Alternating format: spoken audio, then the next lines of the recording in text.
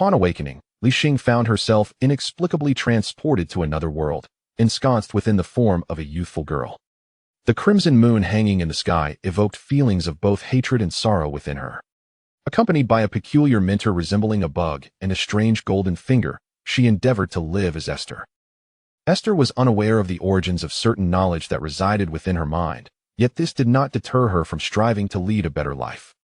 However, her mundane existence was shattered when her powers began to defy logic, compelling Aiste to seek assistance from the Night Church, leading her to the local Nightwatchers team at the Chanis Gate. A year later, Klein Moretti joined the Nightwatchers. The intertwining of destinies and chaos marked the inception of a preordained future. Chapter 1, New Beginnings. November 9th, 1348.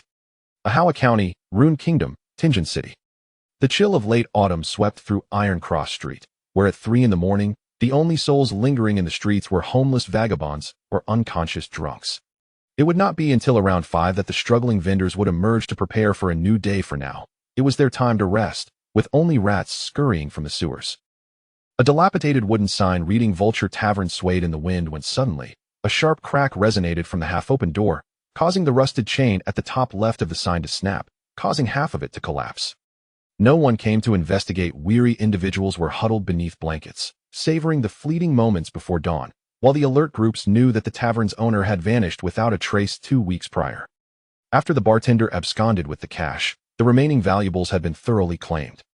In such a place, disappearing was synonymous with death. No one would invest effort into managing the ramshackle establishment. Perhaps in a month or two, a new proprietor would arrive, donning a sign similar to Vulture Tavern, once again filling the basement with watered-down, inferior spirits. At this moment, in the barren underground storage room, a girl was slowly propping herself up from the floor. Xing awakened with a start from the explosion that echoed close to her face. As she opened her eyes, her right hand instinctively shielded her right eye, tightly clutching something within her palm. She did not release her grip, but instead pushed herself up with her fist, gasping for breath as if she had just resurfaced from beneath the ocean's depths. Her body felt incredibly stiff, almost alien, prompting Xing to vigorously shake her head to dispel the disorienting sensation. A solitary candle in the center of the floor provided a flickering light, though it was nearly burnt out. "Where's this? Why am I dressed like this?"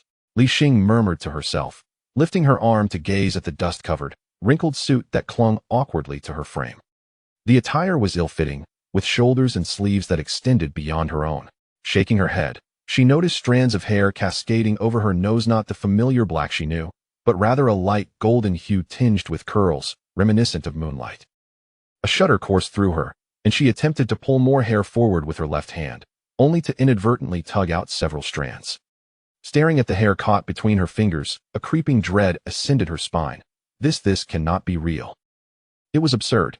Xing had read countless web novels about transmigration, and she was no stranger to spending time on various platforms indulging in fantastical tales that often elicited a knowing smile.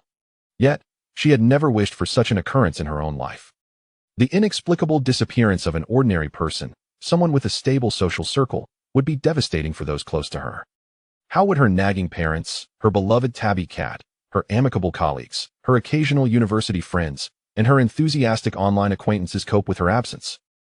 Just contemplating this caused her memories to fade, like grains of sand slipping through a broken hourglass, the faces and names of those she once knew becoming increasingly blurred, leaving behind only painful scenes. Her parents weeping over her possessions, taking her mischievous tabby cat home, colleagues lamenting her sudden absence from work, friends sending messages to her social media accounts that vanished into silence, inquiring when she would return. The overwhelming despair, so deeply relatable yet profoundly tragic, nearly crushed Xing. Unable to contain her tears, she remained alone in this unfamiliar environment, as panic and solitude engulfed her. She stifled her sobs, covering her mouth. Tears flowed from her clenched fist, pooling in her palm. It was then that she sensed something writhing within. Realizing she had been gripping her fist tightly for an unknown reason, as if forgetting to let go, she slowly opened her hand to reveal a translucent little worm. Adorned with concentric rings, it appeared to lack a distinct head or tail, yet it was currently arching its body, swaying back and forth upon her palm. Though the worm emitted no sound, Xing distinctly heard a message from it. It expressed disdain for her tears, conveying an undercurrent of suppressed anger that made her feel inexplicably scolded. Li Xing's cries intensified as she cradled the worm, large tears splashing onto it. I don't know either. I don't know why I'm here, or where this is. I just want to go home. I don't want this unexpected turn of events. To an observer, this scene would appear rather foolish, yet the worm seemed to sense Li Xing's emotions. It gradually lowered itself, curling into a small ball, as if deciding to ignore her, allowing the tears to wash over its body. After the outburst, Li Xing's emotions began to settle. Minutes later, she ceased crying, however. When she attempted to place the worm on the ground, it inexplicably darted into the compartment of her sleeve at an irrational speed. Hey! Li Xing exclaimed in alarm, shaking her sleeve vigorously, but the worm showed no signs of emerging. After a moment of hesitation, she decided to say, just don't move around, okay? Of course, she received no response. Rising to her feet, she stretched her limbs, relieved to find her body largely intact and free of discomfort. At that moment, she yearned for a mirror to glimpse her new identity. After rummaging through the pockets of her ill-fitted attire, she found only a white handkerchief and a dark brown wallet. However, the coins and banknotes within bore no familiar denominations, having no resemblance to the Arabic numerals she knew. Hidden within the wallet's secret compartment were several dangerously sharp blades, nearly slicing her fingers as she reached inside. Beyond that, there was no Thingyo identification or driver's license, nor any item bearing contact information or place names. The absence of a mobile phone perplexed her most. Would someone wealthy enough to wear a suit truly lack the means to purchase one? Then her gaze fell upon the candle on the ground. An unsettling thought struck her. Perhaps this person lacked a phone because there was no electricity or internet here at all. After rolling up her sleeves and pant legs to ensure she wouldn't trip while walking, Li Xing grasped the candle's brass base and made her way up the wooden stairs. Luckily, the wooden boards above the storage room were already lifted, sparing her the effort. She noticed dark brown liquid smeared across them, difficult to identify. Li Xing approached the front room, which was as disorderly as the back, revealing a long bar with holes and several damaged tables and chairs. The floor was coated in a fine layer of dust, and the most distinct footprints matched her shoes. She noticed the absence of any electrical appliances, but a shattered oil lamp lay behind the bar. With a sigh, she stepped outside. Upon facing the crimson moon in the sky, Li Xing shielded her eyes and was unable to suppress the fits of laughter that escaped her lips, which gradually turned somber. Despair weighed heavily on her heart. This world was certainly not the one she remembered. Where could she go now? Li Xing remained perched on a makeshift crate at the entrance of the vulture bar until dawn, silently gazing at the sky as the red moon descended and the sun began to rise. As she contemplated her next steps, fear gripped her regarding the future, preventing her from moving towards any direction. She wished only for solitude, hoping to be undisturbed. A sensation of an invisible barrier enveloped her, isolating her from the outside world, though she did not dwell on it. As the street began to bustle with activity, Li Xing observed a myriad of individuals passing by, their lively banter and footsteps gradually dissolving the chill that surrounded her. However, these people bore a conspicuous commonality. The marks of poverty were evident in their garments, mannerisms, and the shadows cast upon their faces. This environment was rife with criminality, causing Li Xing to curl in discomfort, her gaze fixated on the others as she scrutinized them. Fortunately, she could comprehend their conversations, eagerly extracting any information that might help her understand this world. Imitating a few passers-by, she softly murmured greetings such as "Good morning, the weather is pleasant today, praise the goddess, the storm is upon us, and stay away, you little thief." To her astonishment, she realized she could articulate this language with a fluency that suggested familiarity. However, she soon felt a twitch in her sleeve, sensing that a small insect within was mocking her comprehension. "Do you know where this is?" she inquired softly in the same tone. "Or do you recognize me?"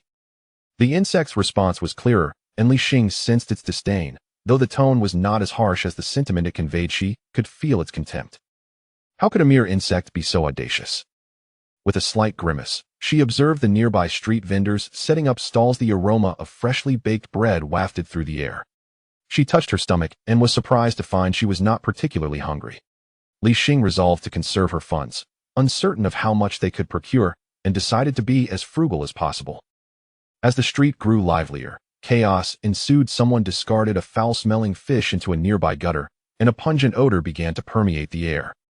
Li Xing was disinclined towards such an environment, yet with nowhere else to go, she remained seated on the uncomfortable crate, absorbing the surroundings. She mused that thankfully, No one seemed to notice her. It felt as though she were invisible. Wait, was she becoming a ghost? Just as her thoughts spiraled, commotion erupted within the crowd. A woman's voice rang out, "Catch that thief! The child over there!" In an instant, as the boy in the gray shirt and beret drew near, Xing instinctively reached out to apprehend him, her reflexes surpassing her thoughts as she accurately grasped his forearm, nearly toppling the swiftly fleeing boy. His hat tumbled to the ground, and he stared at her in shock, as if just realizing her presence. Xing, equally astonished by her own reaction, found herself locked in a gaze with the boy. His gaunt cheeks suggested he had never been well fed, and the bruises on his forehead and chin made her instinctively loosen her grip. The cries from the crowd grew louder, and the boy abruptly shoved past her, dashing forward. In the moment she yielded, her hand instinctively snatched something from the boy's grasp before he vanished into the throng. "Thief! There's a thief!" A middle-aged woman with graying hair panted as she elbowed her way through the crowd, only to lose sight of the boy. Leaning against a crate, she gasped for breath, lamenting her lost wages for the week and the uncertainty of her family's next meal, nearly brought to tears by her distress. At that moment, a rough red cloth bag was thrust before her, and she snatched it greedily, clutching it to her chest as she turned to the girl across from her. Thank you so much." Xing shook her head in caution, opting for silence, and instead offered the woman a smile before she too melded into the crowd, meandering toward the street's end. The previous sensation of invisibility dissipated, replaced by a faint weariness. Rubbing her eyes and forehead, she felt a twinge of hunger, not the everyday craving for food, but rather a bodily reminder to replenish her earlier exertions. Reflecting on her recent actions, Xing pondered the inexplicable abilities she exhibited: her stealth, the rapid response to apprehend the boy, and the swift snatch, all indicative of skills surpassing those of an ordinary person. Yet in her memories, she was merely an average modern individual. As curiosity mingled with a sense of relief regarding her newfound talents, she contemplated the possibility of seeking employment to earn a living. Her gaze swept over a fruit stall, filled with unfamiliar produce. A plump, red, fist-sized fruit resembled an apple, though she wondered how its flavor might differ.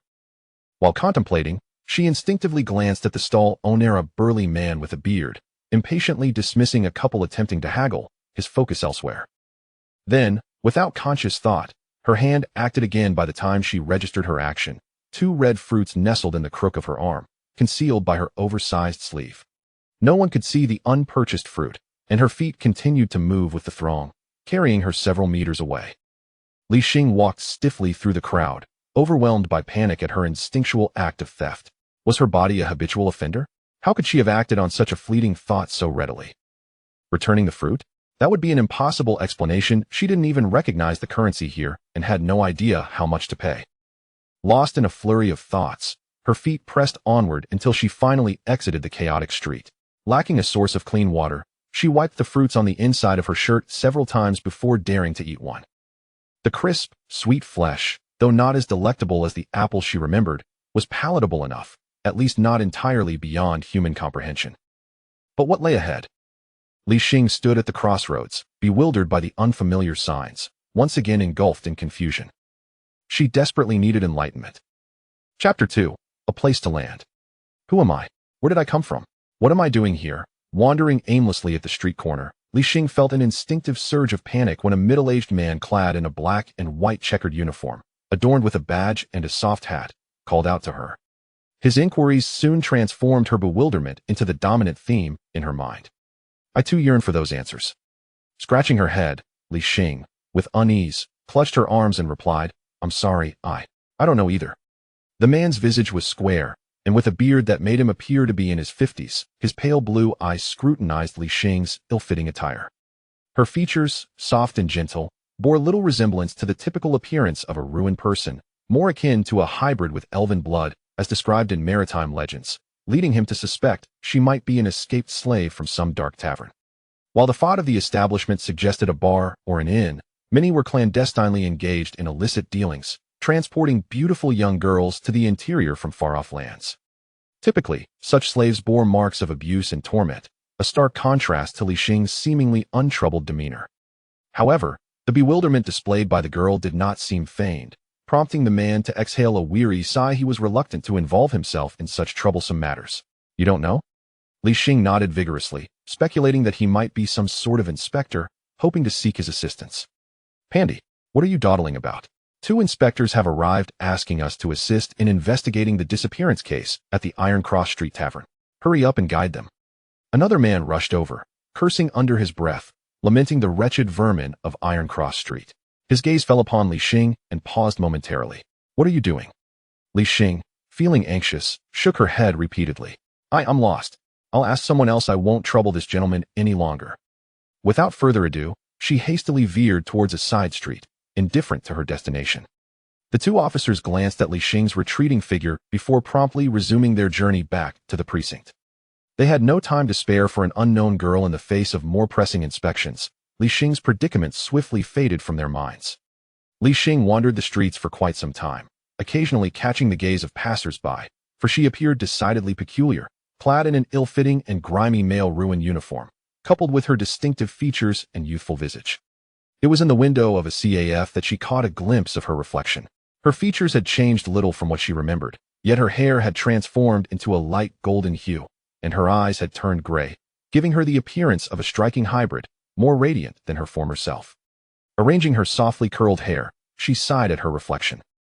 Landing here with natural beauty and a knack for theft? Perhaps it's not so unfortunate after all. Then, under the bewildered gaze of the CAF attendant, she fled the scene. The architecture along the streets bore no resemblance to the styles familiar to Li Xing, being closer to the Western Victorian designs she had seen online, reminiscent of quaint streets from her travels in Australia, yet far wider than those. Simple street lamps dotted the way, but no cars or bicycles were in sight. Instead, she observed public carriages pulled by 2 horses, their tails flicking, which piqued her curiosity as she trailed behind for a considerable distance. There were no mobile phones in sight, reinforcing her belief that the technology here had not progressed to that stage. As the sun hung high in the sky, Li Xing's ankles began to ache, leading her to a greater understanding of her physical condition. In her previous world, she would have been utterly exhausted by now. Rubbing the remaining red fruit in her hand, she murmured softly to her sleeve, "Little bug, would you like to eat? It feels rather selfish to have it all to myself." She received a disdainful response akin to "get lost." Li Xing clicked her tongue in annoyance and bit into the fruit, using it to vent her frustrations. At the end of the long street stood a Gothic black church, modest in size, yet exuding elegance and solemnity. Colorful stained glass windows adorned its exterior, giving the towering spire the appearance of having eyes watching over the street. People occasionally entered or exited the church, where a young pastor clad in a black robe greeted passers-by, engaging in brief conversations with familiar faces. Li Xing observed from a distance, ultimately suppressing the impulse to inquire within. She had no habit of seeking solace in religious institutions and felt uncomfortable seeking help from the church staff simply because she was in distress.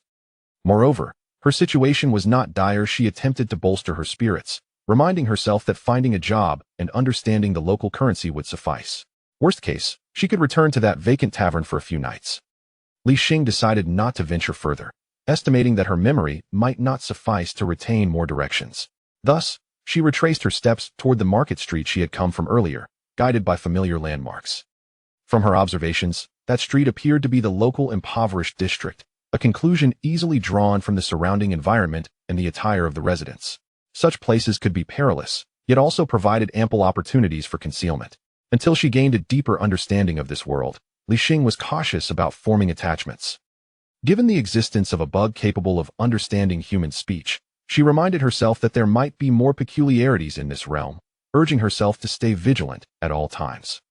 With that thought, a smile crept onto her face as she adjusted her mindset, mustering the courage to step into a nearby CAF. Minutes later, she emerged, disappointment etched on her face. This scenario repeated throughout the afternoon until the sun began to set, and Li Xing made her way toward the entrance of the impoverished district. Suddenly, an odd sensation of being watched washed over her. Instinctively, she darted into an alley, crouching behind a few trash bins, fervently repeating in her mind, "Please don't notice me." That familiar sensation of a protective barrier enveloped her once more, allowing her to breathe a sigh of relief as she remained quiet. She heard footsteps halt at the mouth of the alley. "Doesn't seem to be. Move further?" "Spiritual communication. Quite convenient for you." "Not necessarily. Keep searching, let the captain." Though she could not discern the full details of their conversation, the individuals at the alley's entrance soon departed, prompting Li Xing to relax. She remained crouched for a while longer before cautiously inching toward the alley's exit. The vicinity was deserted, with the golden hues of the setting sun illuminating the fatigue on her face. Alongside the market street, Xing ventured into numerous shops. Even though her requests had dwindled to merely seeking food and a place to sleep, no one was willing to accommodate her, given her appearance, attire, and age. As she exited a butcher's shop, indignation etched on her face. The sky had nearly darkened completely. Thoughts of the earlier sailor's crude remarks, suggesting she could earn money simply by offering her company, ignited a desire within her to tear their mouths apart. Truth be told, Xing was confident that with the skills she had previously demonstrated, she could easily resort to thievery for sustenance, yet her sense of dignity repulsed her from such actions. Frustrated, she rubbed her right brow, pondering if she should become a modern-day Robin Hood of sorts. "Little one, why are you standing here all alone?" An elderly voice broke through her reverie. Startled, Xing turned to find a gray-haired, curly-haired old woman, donned in an apron, standing at the door of a bakery, her gaze curious yet devoid of malice. "Hello, ma'am. I apologize, I was just about to leave." The old woman waved her hand. "Don't be in such a hurry, someone mentioned you to me. Fiona, come and have a look." Xing hesitated as she approached the elderly woman, perplexed by the claim that someone had mentioned her. Could it be that this body still recognized someone? Would it create a conflict if her true identity were revealed? However, observing the gentle demeanor of the old woman, Xing chose not to flee but rather stood quietly at the doorway, awaiting the emergence of the one named Fiona. "What is it, Wendy? What do you want me to see? I still have to wash those trays." "Oh, it's you." The middle-aged woman who stepped out appeared quite familiar. It took Xing only a few seconds to recall that she was the same lady who had helped her retrieve her wallet that morning. The woman stepped forward, gratefully taking Xing's hand, her palm rough with calluses. "I truly owe you for this morning, thank you so much. Those despicable thieves deserve nothing less than to rot." No, it was nothing really." Xing felt her cheeks flush, and without needing to envision it, she was acutely aware of how foolish her smile must appear. To her embarrassment, her stomach audibly rumbled. The old woman chuckled. "If you don't mind, I have some leftover breadsticks. Come, let this be a token of gratitude from Fiona." "Really? Is that really all right?" Xing bit her lip. "Actually, could I work here? I don't need money, just a bit of food. I can find somewhere else to stay." The woman stared at her in surprise for a moment. Then, as if coming to a realization, she grabbed Xing's wrist and firmly led her into the bakery. "No more wandering the streets at this hour, it's far too dangerous for someone like you. First, let's get you something to eat." After swallowing a whole rye bread with some cool water, Xing felt a sense of fullness. Though the bread was dry and hard, her heart swelled with gratitude.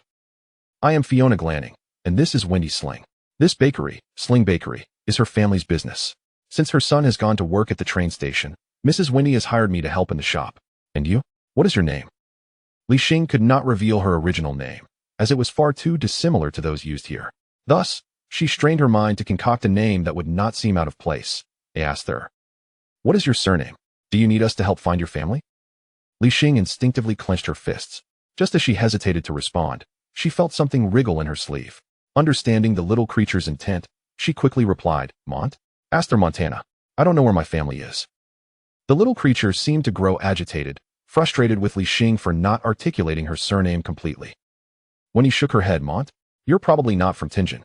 I've been here long enough and have never heard of such a surname." Fiona pondered, tugging at the hem of Xing's clothing, feeling the fabric. "Could you be a victim of human trafficking from the port? Why are you dressed like this? After all, it's a standard formal outfit and wouldn't be cheap." "I don't know. I've been wearing this outfit since I woke up. I came to in some basement, so I quickly crawled out."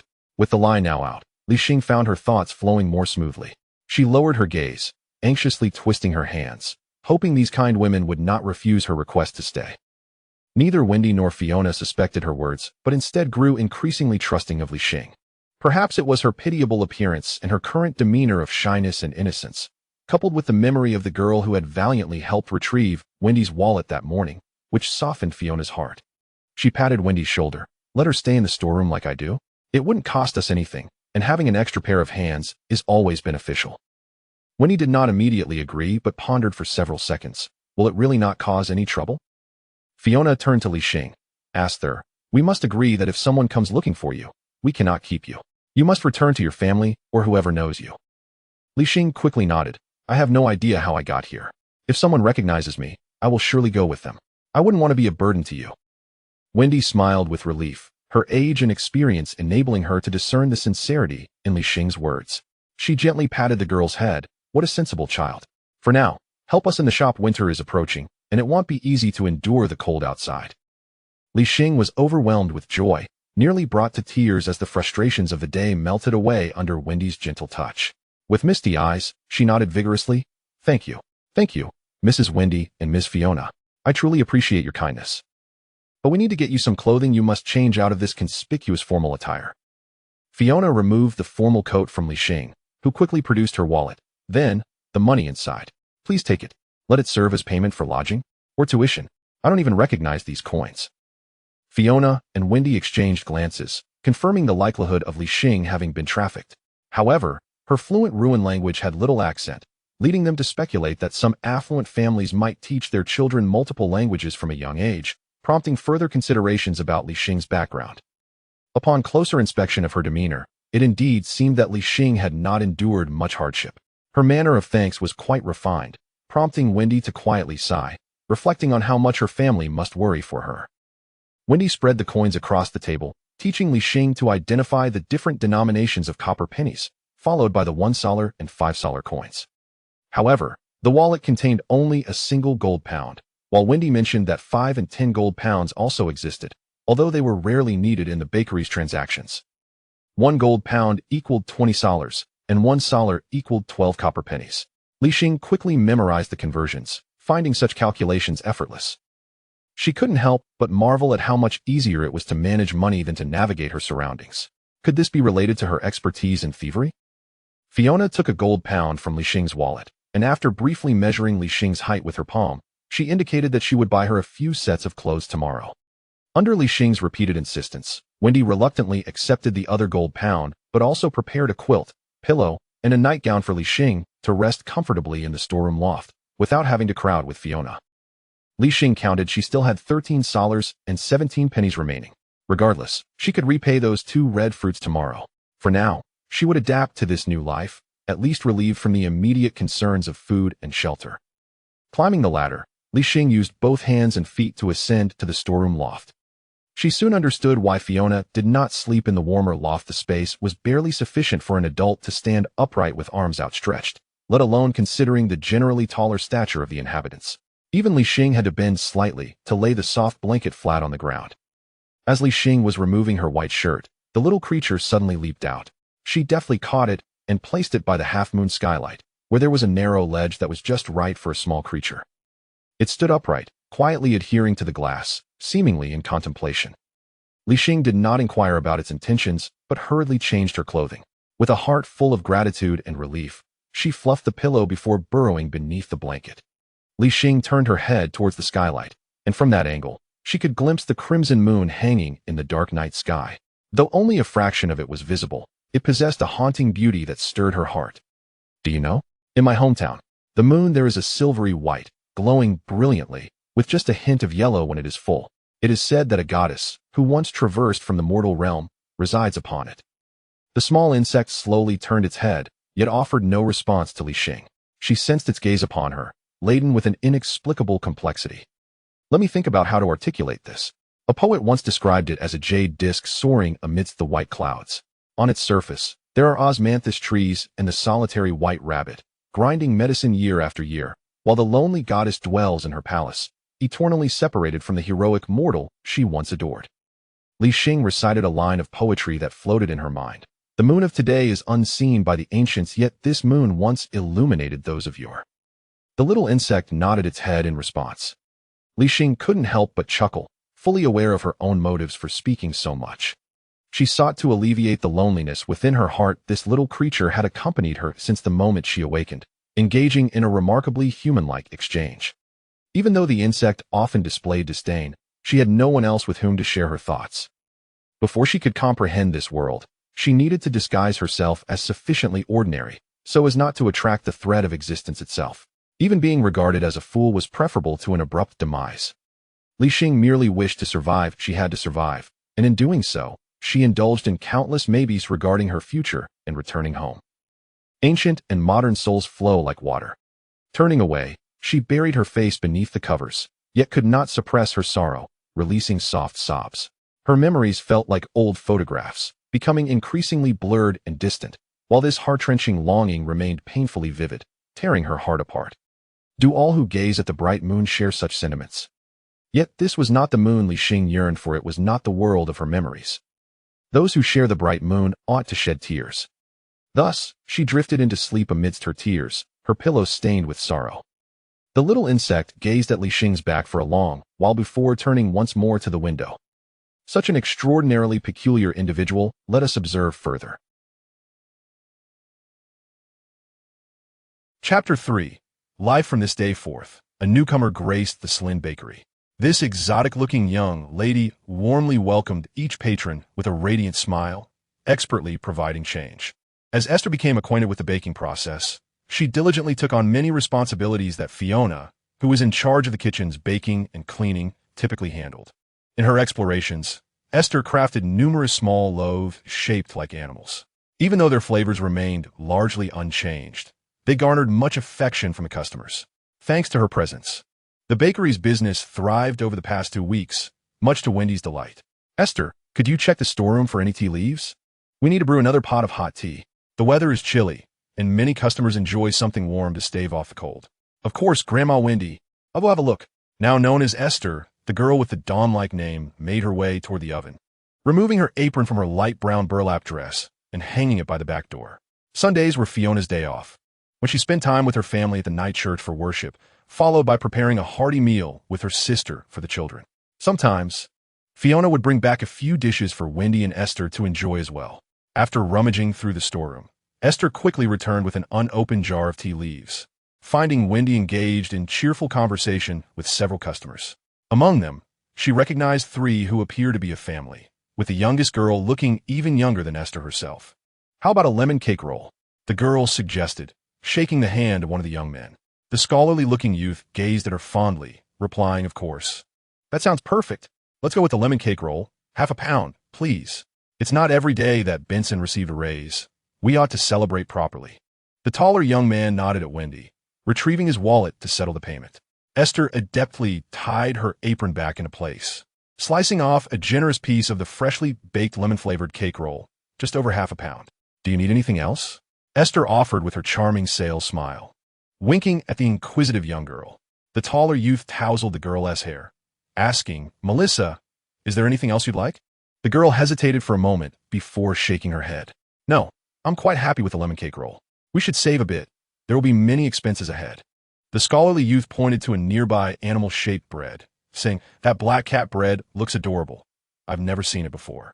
Wendy winked at Aiste, prompting her to blush as she beamed at the group. This is all thanks to our talented newcomer. Since it's a trial sale, the price is currently the same as regular rye bread. Would you like to try a piece? The taller youth nodded and paid for half a pound of the black cat bread, causing the scholarly youth to feel a bit embarrassed.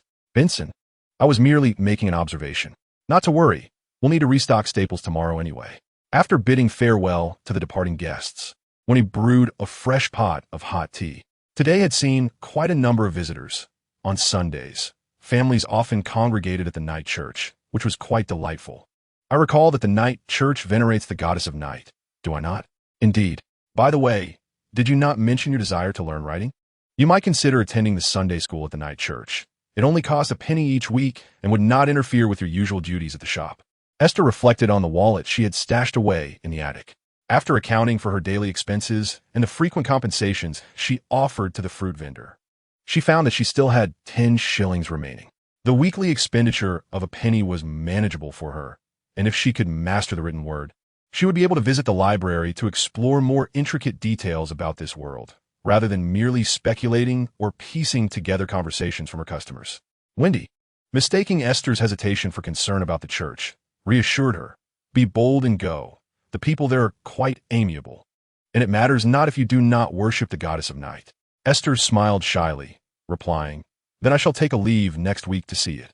I am indeed very interested. The following Sunday arrived swiftly amidst the bustle of daily life. After notifying Wendy in advance, Aiste set out early in the morning.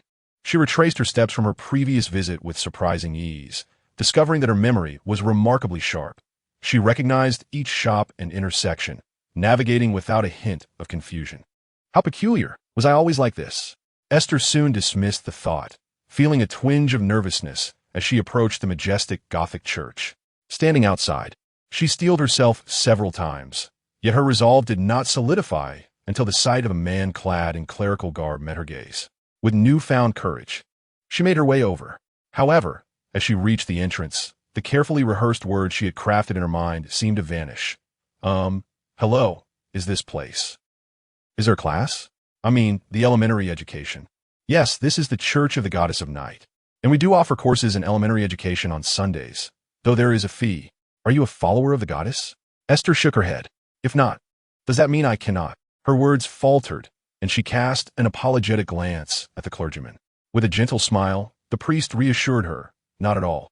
The goddess is merciful and forgiving. You are certainly welcome to learn. Aiste nodded earnestly and, after retrieving a penny from the inner pocket of her coat, followed the priest into the church. Being Sunday, the night church was bustling with visitors. Some were engaged in quiet prayer, while others exchanged hushed greetings with acquaintances. Even in the early hours, the church exuded a dim ambience, steeped in tranquility that naturally induced relaxation. Aiste found her spirits considerably lifted. The priest guided Aiste toward the side door, and, as they traversed the corridor, they passed by two individuals. Aiste paid little attention, her gaze fixated on the footsteps of the pastor, fearful of lagging behind. However, the remarkably handsome young man with dark hair turned back, his emerald eyes casting a curious glance at Aiste's silhouette, then tilting his head as if to listen intently. Yet, he soon shook his head and hastened to catch up with another individual ahead. Under the pastor's considerate introduction, Aiste gleaned an understanding of the church's general curriculum. The morning classes would primarily focus on basic mathematics, geography, and a portion of history, followed by an hour's respite, during which students could bring their own food or dine at nearby CAFS. The afternoon sessions would be grounded in the teachings of the night goddess, encompassing literacy education and writing exercises. Those with a foundational understanding could read independently from the classroom bookshelf, though books were not permitted to leave the church. Students encountering difficulties could approach the church staff during their free time for assistance. The church would supply some paper and writing materials, but only for the first lesson. Subsequent classes would only provide limited sheets, and any additional supplies would need to be brought from home or purchased from the church. You have arrived quite early, with a quarter of an hour until class begins. You may move about the classroom freely and direct any inquiries to Ms. Lanza, unless unforeseen circumstances arise. She will be your instructor here. She is a very approachable person. Thank you, Pastor Lost. In their earlier conversation, Aiste had already learned the name of the kind pastor and had introduced herself without disclosing her fictitious surname. The small creature had been nestled in the pocket of her chest for days. Had it not been for its nocturnal excursions, Aiste might have assumed it was entering hibernation. Regarding the surname she had used to deceive Wendy and Fiona, prompted by the little creature, Aiste felt a sense of unease and thus refrained from mentioning it. Ms. Lanza appeared to be of a considerable age, her chestnut hair meticulously arranged into a low bun adorned with a red rose. Although wrinkles graced her face, they lent an air of dignity to her beauty, harmonizing splendidly with her black Gothic skirt that reached past her knees. Firing, good day. Ms. Lanza performed a simple curtsy, which heightened Aiste's curiosity. Could this lady hail from a noble lineage? Since her arrival in this world, Aiste had ventured little beyond Iron Cross Street, yet she possessed a fragmented understanding of the broader context of the Rune Kingdom. Ms. Lanza, this is a newly enrolled student, Aiste. With a smile, Ms. Lanza turned to Aiste.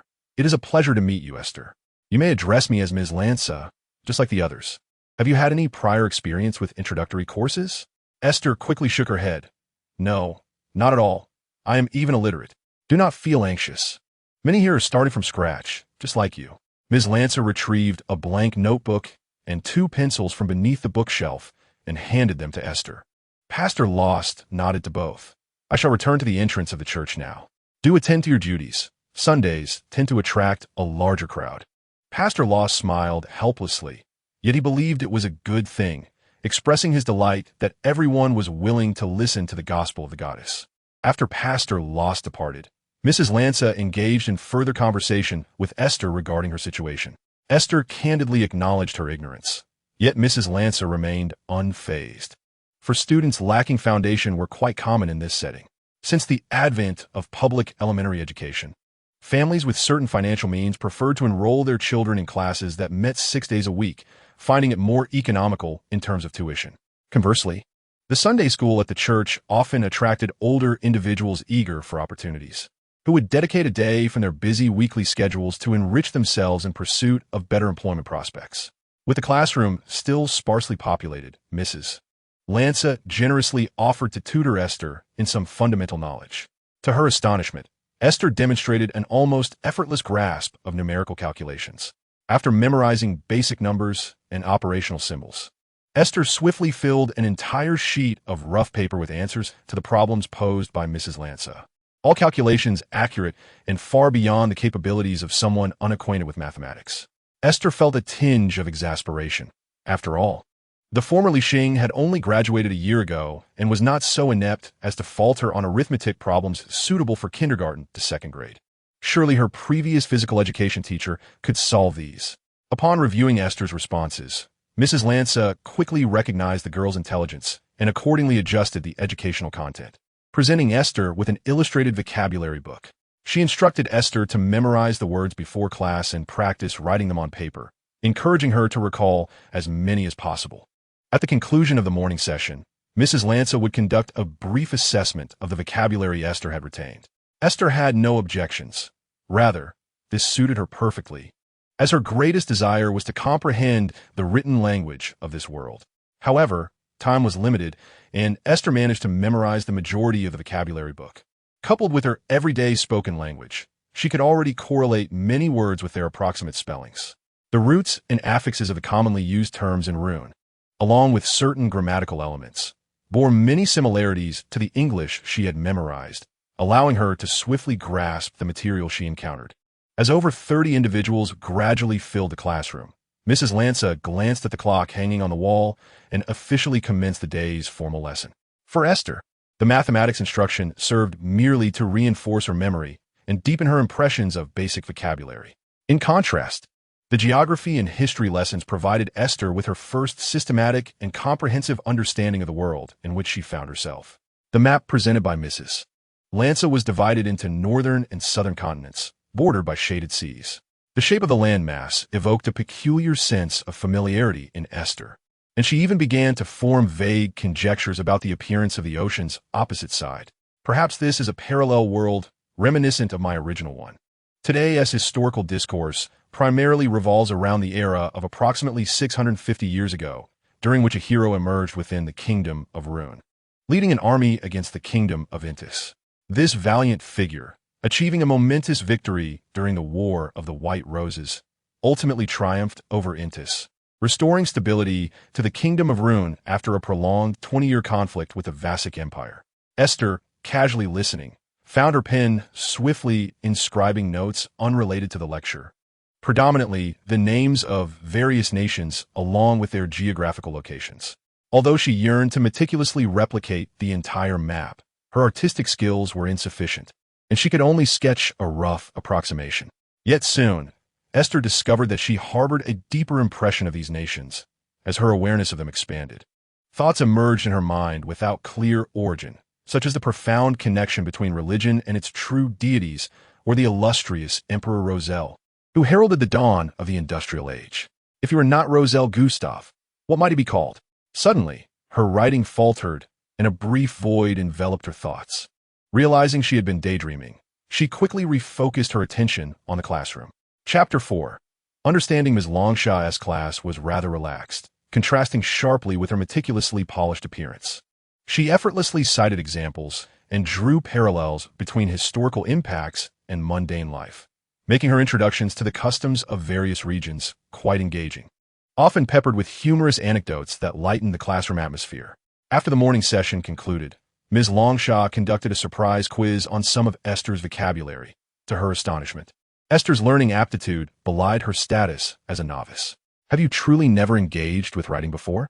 Ms. Longshaw inquired. Esther scratched her head and replied candidly, "To be honest, I cannot recall." "Cannot recall?"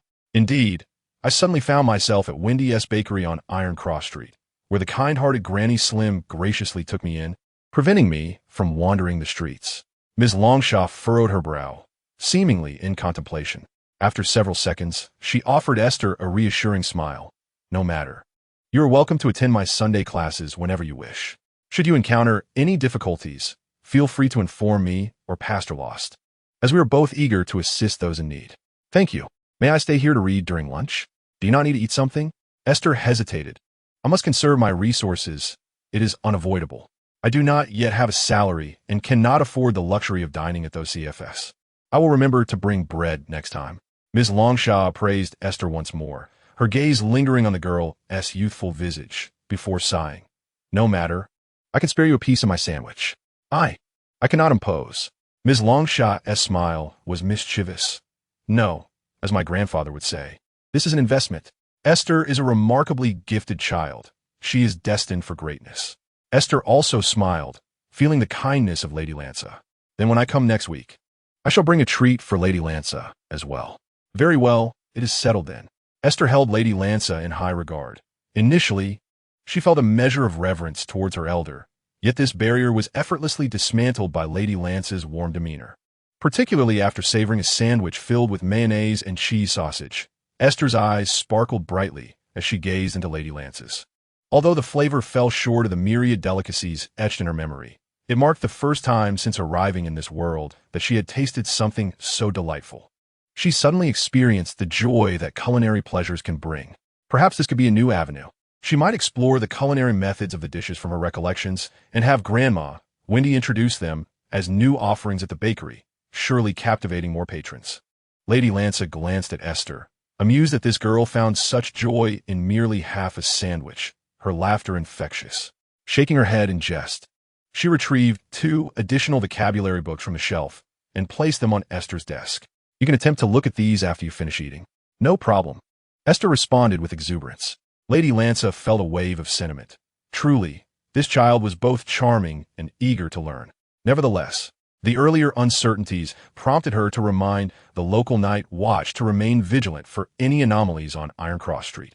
During the afternoon class, Lady Lanza led the students in reading a passage from the night scriptures. Esther, indifferent, recited along, and as Lady Lanza meticulously explained each word and phrase, Esther swiftly grasped and memorized their meanings, including the nuances of grammar. For Esther, this was no arduous task.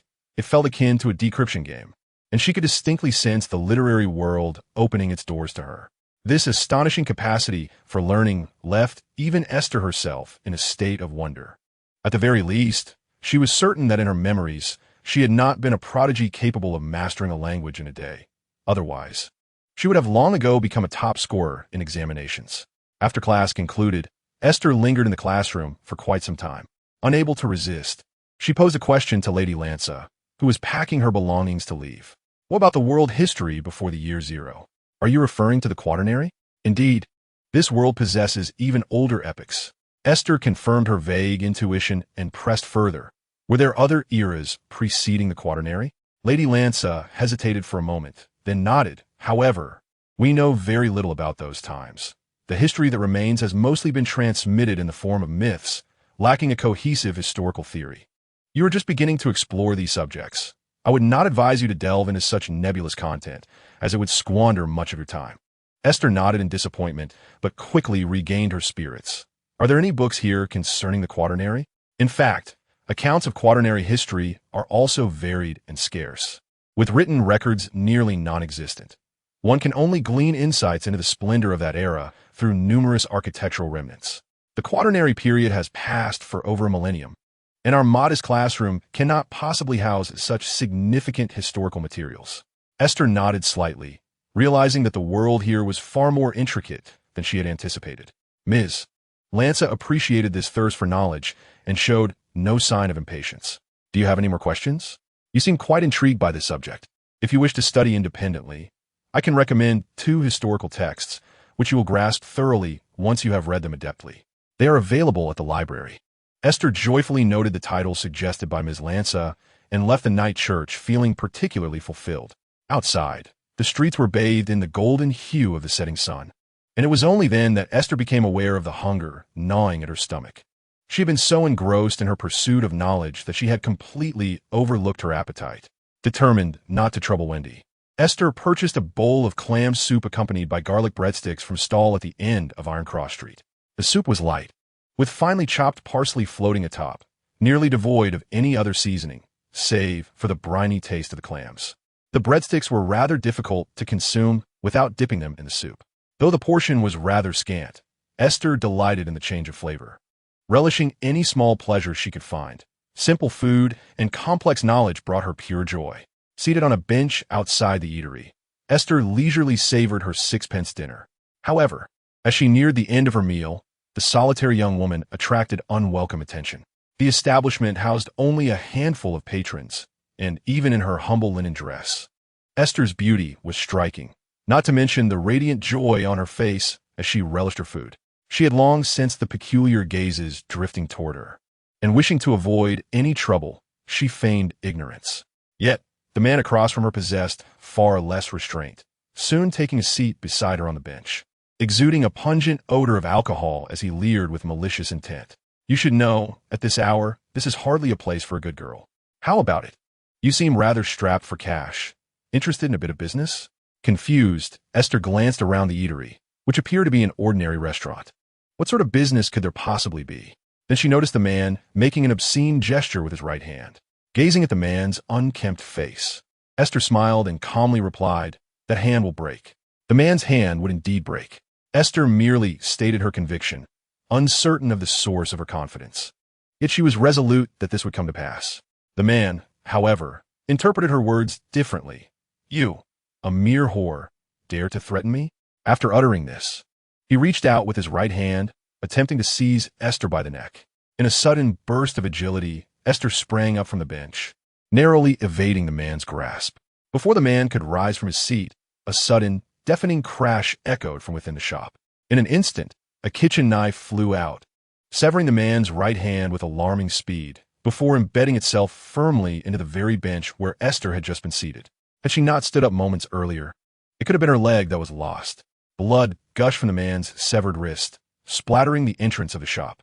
Esther calmly stuffed the last piece of garlic bread into her mouth, sidestepping the man, who was howling in agony while clutching his arm.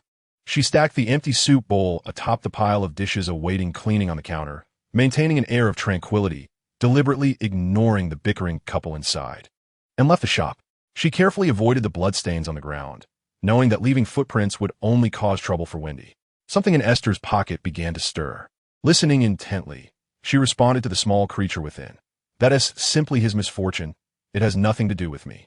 "Extraordinary power? I'm not quite sure what you mean. If you're referring to that talent for thievery or deceit, then yes, I have sensed it for some time. After all, why would Wendy and Fiona trust and accept me so readily? This isn't a fairy tale world. It's filled with an unsettling peculiarity, especially that crimson moon hanging in the sky, which I find utterly repulsive. I wish it would disappear and return to its former state," she thought, unaware of how peculiar her musings truly were. "You ask what I am?" Esther blinked in confusion at the question. "I am merely an ordinary person." "Well, perhaps a bit unique, but still just an ordinary human. What else could I be?" The little creature emitted a scoffing thought. Esther longed to retort, but her instincts warned her that such a response would elicit further ridicule, so she silently endured the malice of the small creature. Why should it, merely a worm, be so audacious? Having only been in this world for a few days and still lacking a clear understanding of it, Esther retained such naive thoughts. Chapter 5. An unexpected turn. Esther's mind was in turmoil as she began to reflect on the strange events that had just transpired, particularly her own reaction. A normal person would likely panic at the sight of blood. Even those unfazed by it would surely feel a sense of dread upon witnessing such a scene. Yet, as she recollected that moment, her heart raced not from the horror of the man's severed hand, but rather from the resounding crash of the knife being thrown. Her emotions had been unnaturally calm, as if she had been a mere observer, detached from the incident before it even occurred. This was certainly not typical behavior. "Perhaps I'm just a touch abnormal, but only a touch," she mused, setting the matter aside. Yet, her desire to remain uninvolved did not guarantee that trouble would not find her. Esther clutched a bag filled with snake fruits and oranges, purchased with her own funds from a familiar fruit vendor. Perhaps it was the novelty of the first bite that endeared her to the taste of the snake fruit, while the oranges were intended as ingredients for her new baking experiments. Not wishing to impose on Wendy, Esther decided to buy some herself. She chose this shortcut, now realizing it was not only her preference. The leading man, unkempt and scruffy, bore a short knife at his wrist, a fitting complement to his menacing demeanor. They met again. The man grinned wickedly, evidently having concocted a plan for Aiste. Her gaze flitted over the group, pausing briefly on the delicate, round-faced man at the rear before returning to the leader. You shall perish from an unforeseen betrayal. The man's expression soured, likely recalling the unusual incident of his severed hand. He immediately gestured for his companions to subdue her, intent on binding this foolish girl and subjecting her to torment. This time, Aiste did not disregard the small creature's instructions. She understood that this was beyond her solitary capacity to resolve. Thus, she decided to follow the prescribed actions, raising her hands and spreading her fingers toward the assailants before her and behind her. The snake fruits and oranges tumbled to the ground. Yet, she altered the small creature's words. I shall steal away your lives.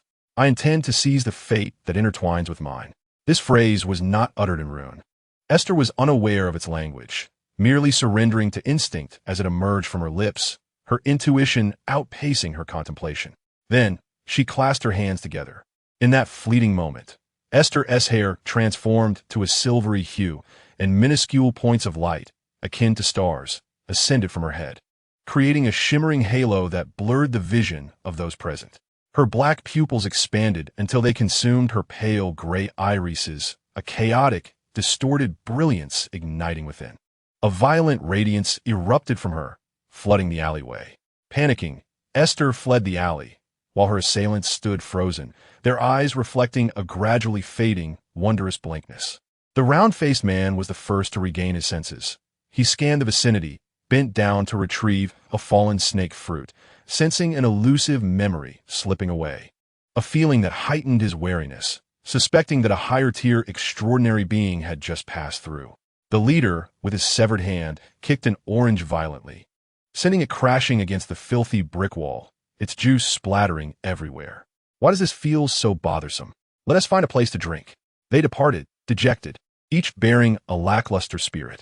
However, the round-faced man glanced back at the alley before leaving, a subtle unease stirring within, yet no memory surfaced. Aiste's heart raced fervently. Her head felt as if it might burst, and she could only rely on instinct to propel her forward, oblivious to any collisions with passers-by.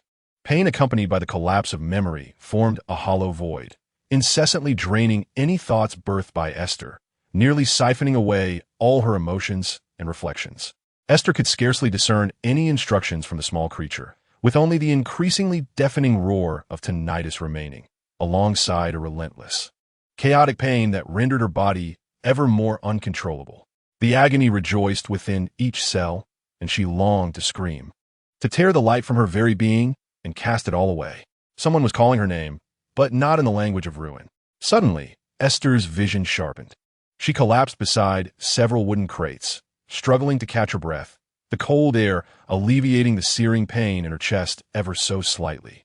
Are you all right? A gentle voice inquired. Looking up, Aiste beheld a strikingly beautiful yet oddly aged young woman, her blue eyeshadow and blush peculiar. With black hair fashioned into a similarly aged bun, the woman donned a well-tailored black robe that exuded an eerie aura. She extended a hand towards Aiste. With her assistance, managed to stand, only to realize in her panic that she had run back to the entrance of the bar where she had awoken. The sign for the Vulture Bar still hung half-heartedly above, yet a barrier had been erected at the entrance, forbidding local residents from entering. But it seemed the woman had just emerged from within. Thank you, I believe I just need a moment, Aiste replied, flexing her palms, hesitant to dwell on the formidable force she had summoned earlier, while the strange voice that had surfaced in her mind lingered. The woman noticed Aiste's gaze wandering over the bar's faade. Do you have a particular impression of this place? Of course. Aiste dared not reveal that she had awakened here. She remained uncertain of the woman's identity, especially given her bizarre attire, which made her wary. It seems to have been abandoned for some time. Indeed, though I have heard tales of wondrous lights appearing here, approximately half a month ago, the woman replied. Aiste's heart skipped a beat. That was around the time she had arrived in this world. Lights? Aiste instinctively recalled her recent erratic behavior in the alley, questioning whether it was the power of that small creature. No, she couldn't quite articulate it, Her thoughts began to spiral until she realized she was still under scrutiny. The woman regarded Aiste thoughtfully, remaining silent, allowing the girl's complex emotions to unfold. "I'm sorry, I don't know," Aiste responded, her voice sounding dry even to her own ears. Remarkably, the woman merely smiled, gently patting the top of Aiste's head, an action that provided her an unexpected sense of comfort, warming her chilled body swiftly. Perhaps Aiste's expression appeared too vacant, for the woman seemed unconvinced. "You look quite frightened. Little one, it's not safe for you to be wandering alone at this hour. Would you like me to assist you in getting home?" "Thank you, but there's no need. I still remember the way to the Klein bakery. It should be fine." "That's good. Just be careful." Aiste nodded repeatedly, glanced at the woman once more, and then turned to leave. Deli Simone furrowed her brow as she gazed at the sign of the Vulture Bar. The girl's ethereal form indicated her emotions were in turmoil, yet after contact with herself, they rapidly improved.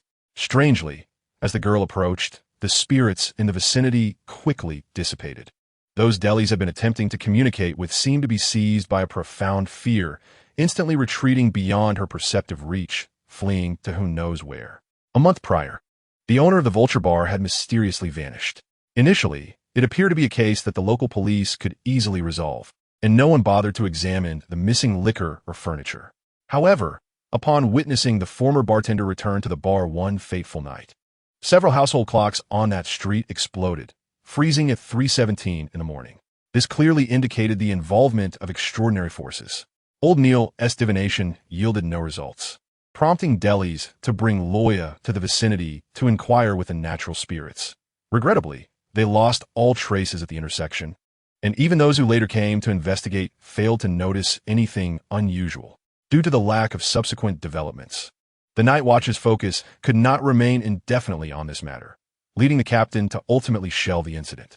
Today, Delis had whimsically decided to wander the area before exhuming a grave, unexpectedly encountering such a peculiar girl. When Delis encountered the girl, she was still using her spiritual sight, noticing that the girl was decidedly odd.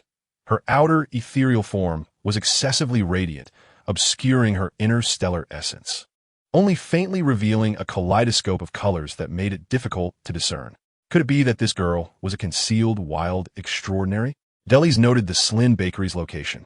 A visit there would reveal whether the girl posed any issue. If the girl remained, she could take the opportunity for closer observation. If she had departed, Delis could rely on the girl's appearance to request assistance from the police in investigating her origins and leads, even issuing a warrant if necessary. Particularly, Delis's spiritual intuition indicated that the girl was undoubtedly connected to the strange occurrences at the Vulture Bar. Upon returning to the Klein bakery, Aiste refrained from mentioning any of the night's events to Wendy and Fiona. She merely fabricated a tale about taking a stroll to clear her mind, claiming she had nearly been bitten by a stray dog and had to run a considerable distance before returning. Wendy offered Aiste some comforting words and encouraged her to rest early. Aiste, too preoccupied to delve into any new recipes for bread or pastries, tidied up briefly and retreated to her modest loft. On the narrow windowsill, a handkerchief lay crumpled, forming a rudimentary nest. Aiste took the small insect from her pocket and placed it in the nest, gazing at it with a complex expression. What is that force, after all? I did not speculate, nor is there need to. The power of thievery emanates from you, yet that light springs from my very essence. I can assert this with certainty. This is not mere absurd confidence, for the extraordinary abilities of this world conceal immense secrets. I speak of remarkable power. It cannot materialize from thin air. I am cognizant of this fact. You make valid points, and I cannot prove whether these insights are mere figments of my imagination. I ought to seek those who possess powers akin to mine. I sense you are toying with me. Why do you now speak in contradiction? Is this not precisely what I meant moments ago? How would you label this? A thief? That hardly seems virtuous. Is this the designation of your extraordinary power? Aiste perceived the disdain radiating from the little creature and could not suppress a sigh. I truly abhor such abilities. Those who steal everything will eventually discover that nothing belongs to them. Consequently, her insect mentor sulked, curling into a ball as if entering hibernation, refusing to engage with Aiste any further, thus bringing an end to this rare dialogue between them. This was the first time Aiste had conversed so extensively with the little creature, which had previously displayed more annoyance and disdain towards her. It seemed astonished by the abilities Aiste had exhibited, prompting it to engage and reveal a modicum of extraordinary knowledge. Nevertheless, the little insect's demeanor during their exchange was insufferably teasing, leaving Esther with a throbbing headache and uncertainty about whether she could trust it. Not a misfortune. Let us deem it a blessing. Esther felt a sense of joy, for this little bug was her first conscious conversational partner, and the opportunity to learn more about it filled her with an inexplicable sense of accomplishment. Yet, it was only when she lay in bed that she realized the little creature had failed to elucidate the nature of the power lurking within her. The topic had been brushed aside. The following morning, Esther busied herself in the back kitchen alongside Fiona. Just after she had shaped a fresh batch of adorable animal-shaped dough, Wendy suddenly entered, calling for Esther to come out. Esther quickly wiped her hands and hurried to the shop, only to encounter someone who astonished her. "You are the one from yesterday." "Ah, that lady, good morning." It dawned on Esther that she did not know the woman's name. "Deli Simone, greetings, little one." Today, the lady donned a black veil and a robe similar to her attire from the previous day. With her garb, she could seamlessly attend a funeral at a cemetery without raising any eyebrows, albeit she might be somewhat frightening at midnight. "Hello, please call me Esther," she replied, instinctively flashing her business smile. "Is there something you wish to purchase, Miss Simone?" Delis curiously surveyed the display, admiring the charming cat-shaped black bread and bunny-shaped white bread. "You may call me Deli, is only proper. Is this your shop's specialty?" "Quite adorable." Wendy proudly patted Esther's shoulder. "This little one designed it all herself. Impressive. Aiste it? She learns exceptionally quickly, a remarkably intelligent child." Esther's cheeks flushed, and her smile became notably more sincere. "Do not speak so exaggeratedly, Grandma Wendy. Have you ever considered releasing this design? If such a dessert were to grace the tea gatherings of the ladies, it would surely be immensely popular." Wendy appeared somewhat perplexed. "Oh, we're not quite certain. We might not be able to handle such a large endeavor." Esther replied, "I merely wish to assist you, Grandma Wendy. I do not envision myself as a private chef. I still have much to learn." Deli did not press further. "That sounds delightful. I shall frequent the place more often, especially if there are cakes in the future. Of course, once I learn to bake cakes from Grandma Wendy and Fiona, I will certainly experiment. Now, please assist me in weighing a piece of black cat bread, 2 pieces of white rabbit bread, and I have heard that this Tinjin cake is a specialty of the shop." Under Wendy's watchful gaze, Esther promptly selected the items Deli wished to purchase and placed them into a paper bag for packing. "Very well, I shall prepare them for you. Is it acceptable to use the shop's paper bag?" Deli nodded, and after making her payment, she swiftly departed from the Slin Bakery. Esther returned to the kitchen, her spirits buoyed by Deli's praise, and she unconsciously hummed a melody, one that Fiona had never heard before. Life seemed to be continually improving, did it not? Chapter 6. Anomaly. Everyone's life is undergoing transformation, and improvement is merely a relative concept. Some individuals forge friendships over shared academic interests, while others, through talent or serendipity, uncover the secrets to advancement. Yet, some unknowingly descend into the abyss under the weight of temptation. Fate is a remarkably wondrous force, and there exists an inherent reciprocity in the universe. Esther firmly believed this as she stepped out of the warm, dark church, tightening her scarf against the gentle flurries of snow, clutching the new notebook she had purchased yesterday. The animal-shaped cookies she prepared for Lady Lanza brought her immense joy, granting Esther an added sense of accomplishment. She had been learning under Lady Lanza's tutelage for nearly a month. If one were to consider the earthly timeline, these days would approximate Christmas, and thus, the cookies Esther baked were adorned with raspberry jam. This week, Wendy had begun to pay Esther for her diligent work. Although her weekly wage was a mere 3 souls, far less than Fiona's 12 souls, it was an unexpected delight for Esther. The moment she received that money, she sought out a blacksmith shop. Pooling her little savings, she spent 5 souls to have several small iron sheets crafted into molds, which she then used to bake cookies alongside Fiona and Wendy. Naturally, these molds would eventually become another hallmark of the Slin Bakery. Esther joyfully envisioned the shop's offerings increasing, bringing happiness to both Fiona and Wendy. She believed this to be her finest recompense, even if one day she were to vanish unexpectedly. The products of Slin Bakery would continue to sell, allowing Wendy and Fiona to earn more and improve their lives. Suddenly vanish? For a fleeting moment, Esther's gaze appeared vacant. Yet she quickly regained her composure. "Did I do something just now?" She had not anticipated a response, but a tremor in the collar of her garment conveyed a strange notion from the little creature nestled within. No, do not even think about making me wield that kind of power again. I have an unsettling feeling that overuse would lead to my malfunction. After all, it is not you who experiences the pain. I loathe discomfort. What does malfunction mean? It signifies a state where my stamina is insufficient to sustain my activities, forcing me into a mandatory rest. It is a phrase from my homeland, a unique local expression that embodies the essence of my origins. I do not even know where my homeland is. At present, it remains a mystery, but perhaps I shall uncover it in the future. You are merely a little worm. How could you have traversed the countries across the continent? There must be places you are unfamiliar with, so consider it a term that has emerged from there. As Esther conversed with herself, she ambled towards the entrance of Daffodil Street. The snowfall intensified, and the chill lingered on the streets, eroding the warmth of passers-by. According to Wendy, this winter was particularly frigid. This new year, Esther celebrated alongside Wendy. Fiona had come to the bakery with her husband and children, prompting Wendy to meticulously prepare the feast. Esther had adorned the colossal cake with a beautiful ring of white birds crafted from cream, leading the two children to eagerly plead for her to shape their cakes into the small animals they desired. Before returning to her bedroom, Esther sliced off a piece of leftover cake, no larger than her knuckles, covered in cream, and dipped a fork in a chocolate sauce. Spending several minutes attempting to fashion a blackbird on top, barely able to discern its shape, she carefully transported this petite cake to the attic, mindful not to damage the design atop, and placed a teacup saucer beside the little worm's nest. The little creature emerged, staring blankly at the cake for a moment before conveying an expression of incredulity to Esther. "Happy New Year," she exclaimed, rubbing her frostbitten hands together and smiling blissfully. "This is for you. Look, it's the crow you mentioned. Do you see how my artistic skills have improved?" The little worm gazed at the dark form, unusually refraining from mocking Esther's folly. After the girl had settled into slumber, the little worm slowly consumed the cake. Compared to the myriad of things it had devoured in its past existence, this cake was not particularly delectable. The sugar was excessive, and the cream too thin, but it imparted a sense of uniqueness. This was, of course, far from the joy and satisfaction experienced when consuming extraordinary properties. But why was that? It had never expected to receive anything from Esther, be it this humble nest or the piece of cake.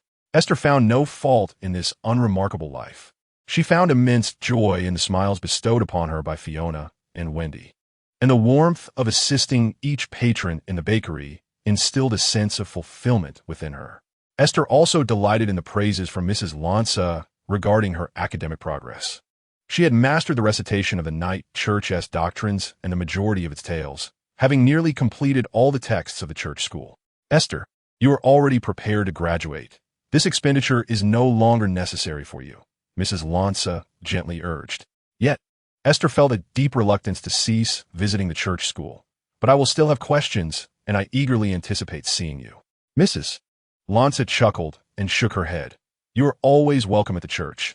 You may worship the goddess without the necessity of formal study, cannot you?" However, Esther was hesitant to embrace the worship of the night goddess, often remaining silent in response to Mrs. Lanza's suggestion. She grappled with the influence of scientific atheism. Despite her awareness of the existence of true deities, she hesitated to place her faith in anything, fearing that profound understanding might pose a danger to her. This peculiar intuition guided her, and since her arrival in this strange world, her instincts had never led her astray, even assisting her in deftly navigating the kitchen to resolve issues with difficult patrons for Wendy. After the new year, the little creature increased its communication with Esther, primarily during the solitary nights, reminiscent of late-night chats with her roommates in high school. Memories of modern urban life grew increasingly hazy, yet the nostalgia felt overwhelmingly profound, prompting Esther to engage in conversation with the little creature. She was indifferent to whether she could articulate her thoughts in rune. She simply poured out her heart, treating the creature as a confidant. Esther also enjoyed humming melodies, as she reminisced about her childhood when she had harbored dreams of becoming a singer. Often, she would let the words blur, merely humming the tunes embedded in her memory, ensuring that even if Wendy and others occasionally overheard her, it would not seem strange. The little creature frequently inquired about the titles of her songs once she finished humming, and Esther would share their translations into rune, which the creature would silently note. Esther's many mysteries provided a modicum of amusement for the little creature in its confined existence. If given the opportunity, it would certainly endeavor to persuade a demigod or higher being to attempt parasitism, seeking to extract all the memories and knowledge that starkly contrasted with this world from Esther's mind. Yet for the time being, it remained ensnared by invisible forces, barely maintaining its form as a temporal insect, unable to stray too far from Aiste, lest that power devour it entirely in an instant. This sensation of being treated as a mere reserve only fueled the creature's desire to lash out at Aiste. It had never experienced such a threat, with even its connections to its true form and other manifestations severed. The term reserve was something it had learned from Aiste herself. The little insect attempted to incite Aiste to misuse her abilities. If the extraordinary powers of thieves were to manifest frequently here, it was only natural that other avatars would be drawn to them. However, Aiste was remarkably obstinate in this regard. She would rather toil like a clumsy, ordinary person, struggling to save money, minimally sustaining her needs for food and sleep, than employ a thief's abilities to ameliorate her circumstances. Such a profound folly of human nature. If one possesses the capability, why not utilize it? Esther's response was resolute. Others are striving to live as well, and I cannot encroach upon the fruits of their labor. Indeed, her stubbornness was quite pronounced, as the little insect mused.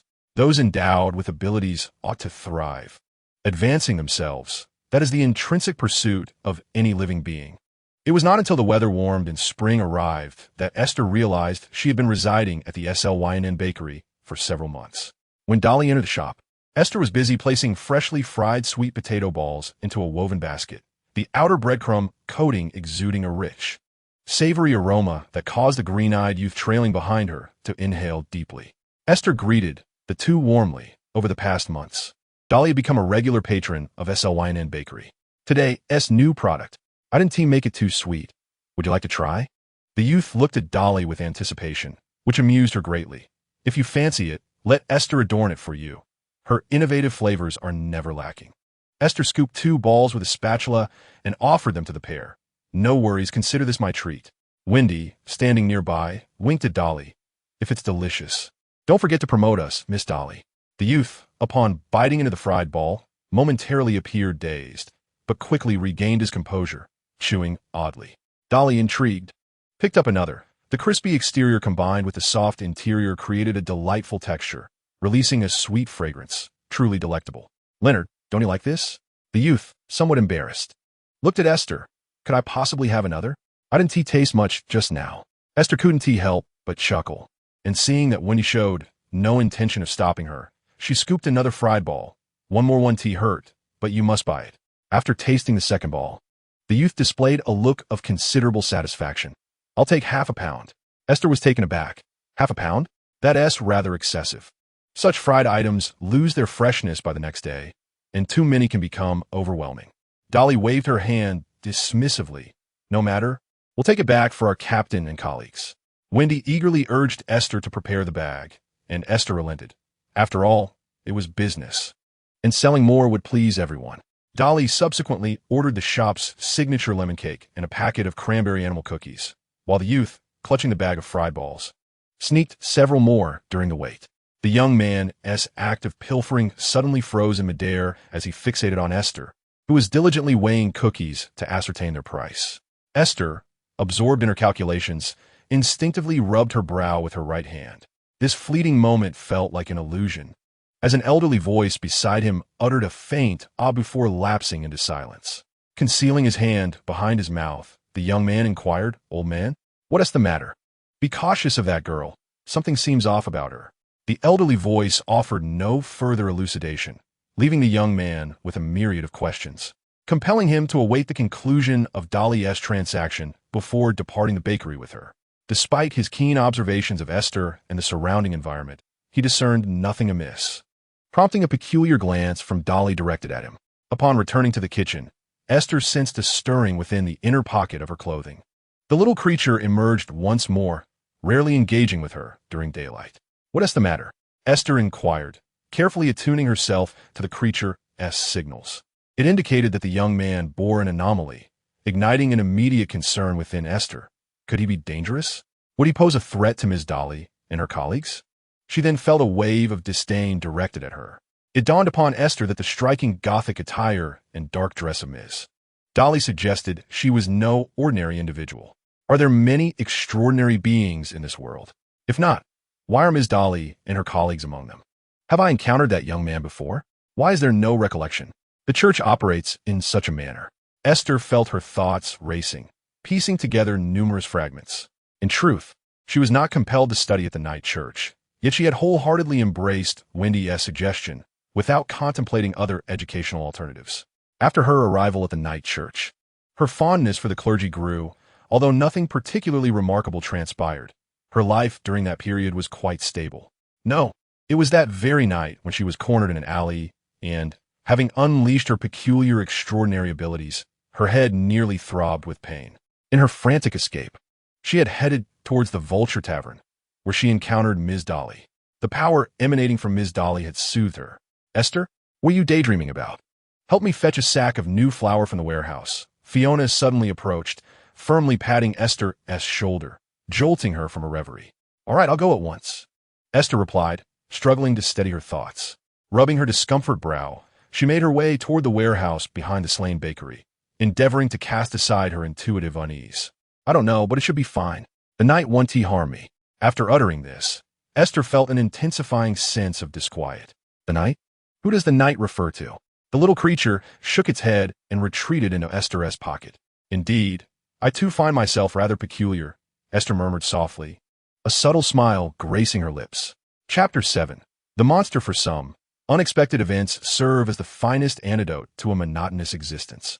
Yet for those who prefer to maintain the status quo, such surprises signify a departure from normalcy, often intertwined with chaos. Esther does not despise the unforeseen, but she harbors a deep aversion to trouble, such as the predicament she currently faces.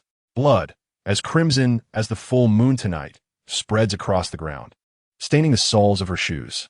The victim is a young girl, her frail limbs grotesquely contorted, a gaping wound exposing her chest and abdomen, where the monster is persistently tugging at her internal organs.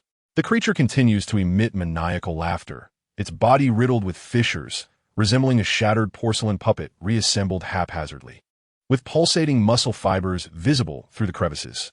Yet, by instinct, Esther recognizes that this is Brick, the notorious leader of a gang of pickpockets from Iron Cross Street, a middle-aged man who has long held dominion over a group of orphans, teaching these vulnerable children the art of theft, then threatening them with his fists and bread to ensure they surrender their spoils to sustain his daily vices of alcohol and lust.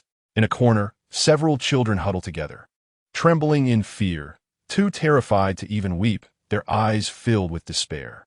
While Brick often resorts to physical violence against these children, he has never truly killed them. After all, dead children yield no profit. Today, however, the situation is markedly different. He appears to have completely lost his sanity. How did Brick transform into this monster? Esther does not know, but she realizes that she has been spotted. The creature turns to gaze at her, its eyes a chilling shade of crimson, shimmering ominously in the sanguine moonlight. The human features of its face are dwindling. Its lips and nose are swollen, threatening to burst and leave gaping, bloodied voids. Esther yearns to flee, rationalizing that the death of others is of no concern to her. Yet the pleading eyes of the children yearning for salvation compel her to resist the insistent whispers of her instincts urging her to abandon the scene. They will all perish. At least she still possesses some agility and nimble fingers to engage in a brief struggle. Ultimately, she had merely stepped out, drawn by the sounds of distress emanating from the back door of the bakery, fearing that her intrusion might disturb Wendy, and now regrets not ignoring the cries, leaving the grisly affair to the police to sort out come morning. The residents of this neighborhood are well aware of the survival truth in avoiding interference, and Esther is no exception to this understanding. Yet, the harrowing cries strike her heart with dread, rendering her unable to turn a blind eye. Thus, she has entangled herself in trouble.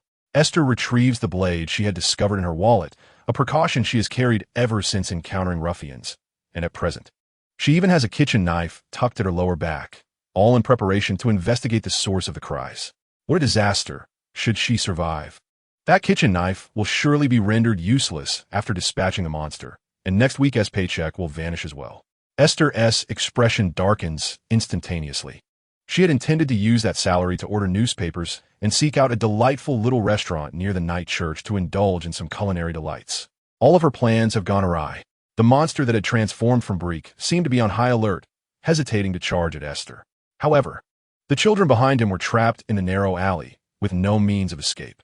Aiste resolved to shatter this stalemate, aiming to create an opportunity for the children to flee.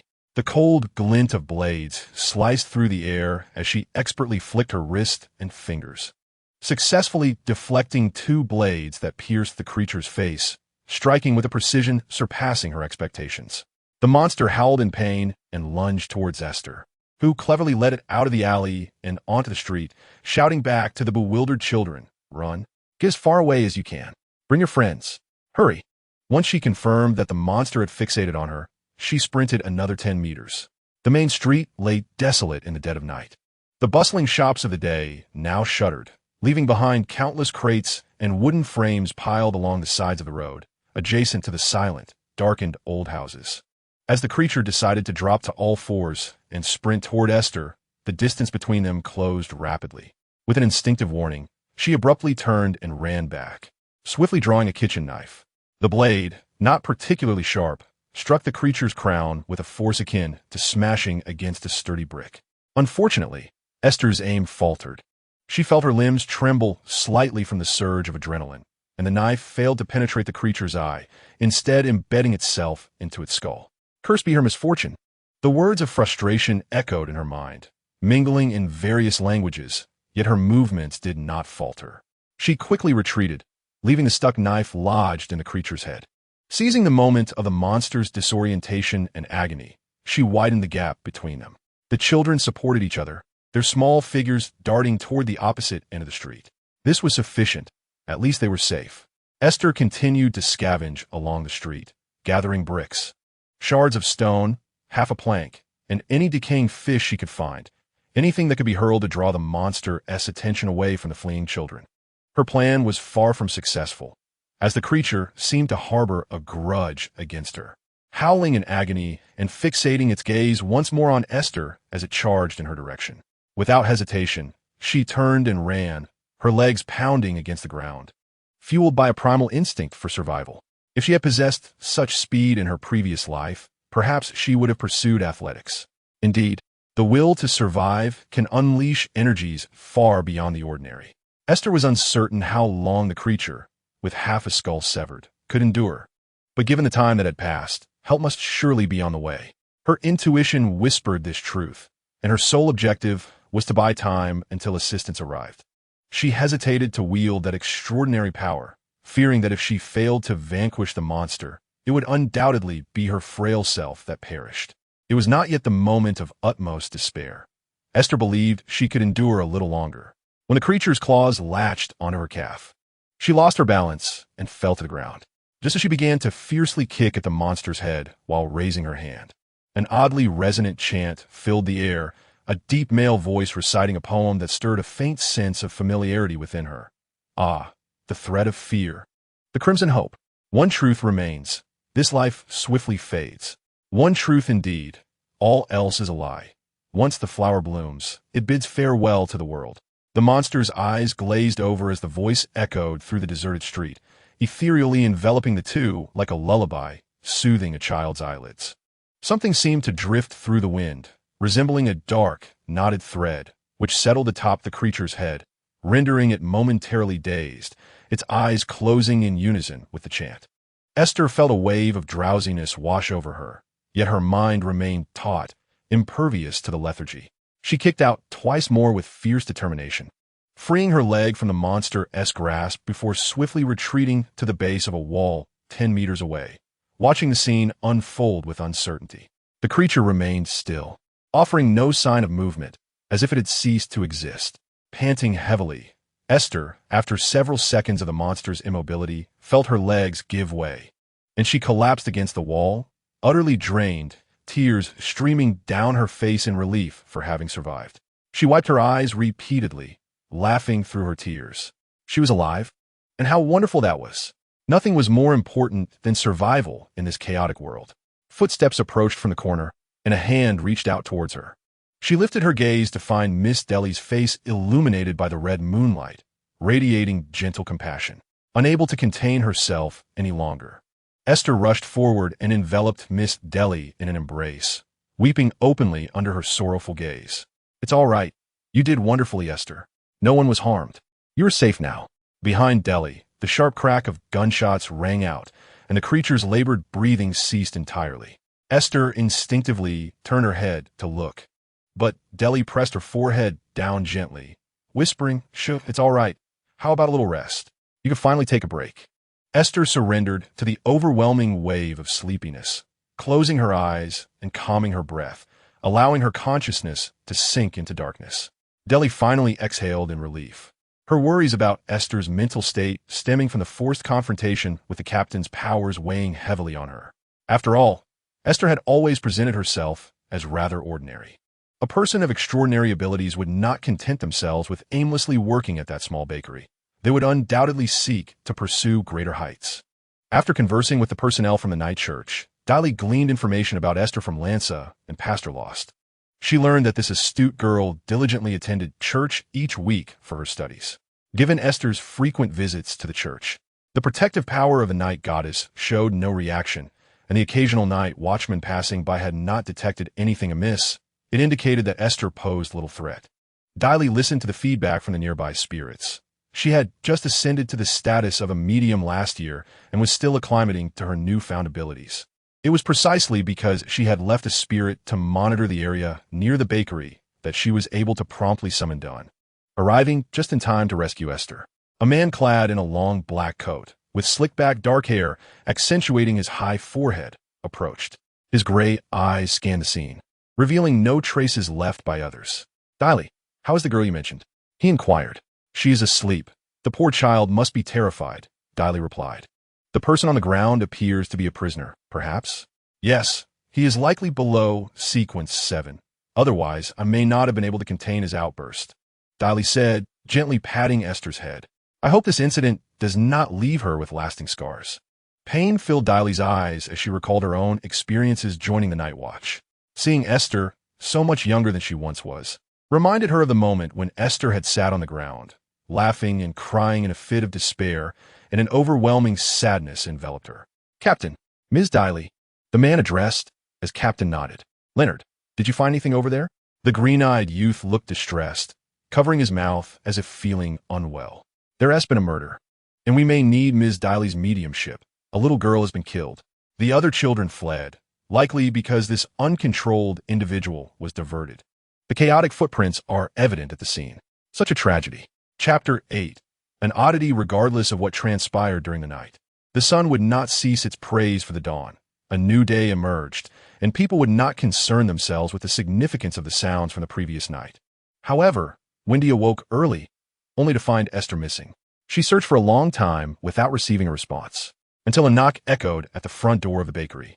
Wendy anxiously went to check, discovering 2 police officers standing outside.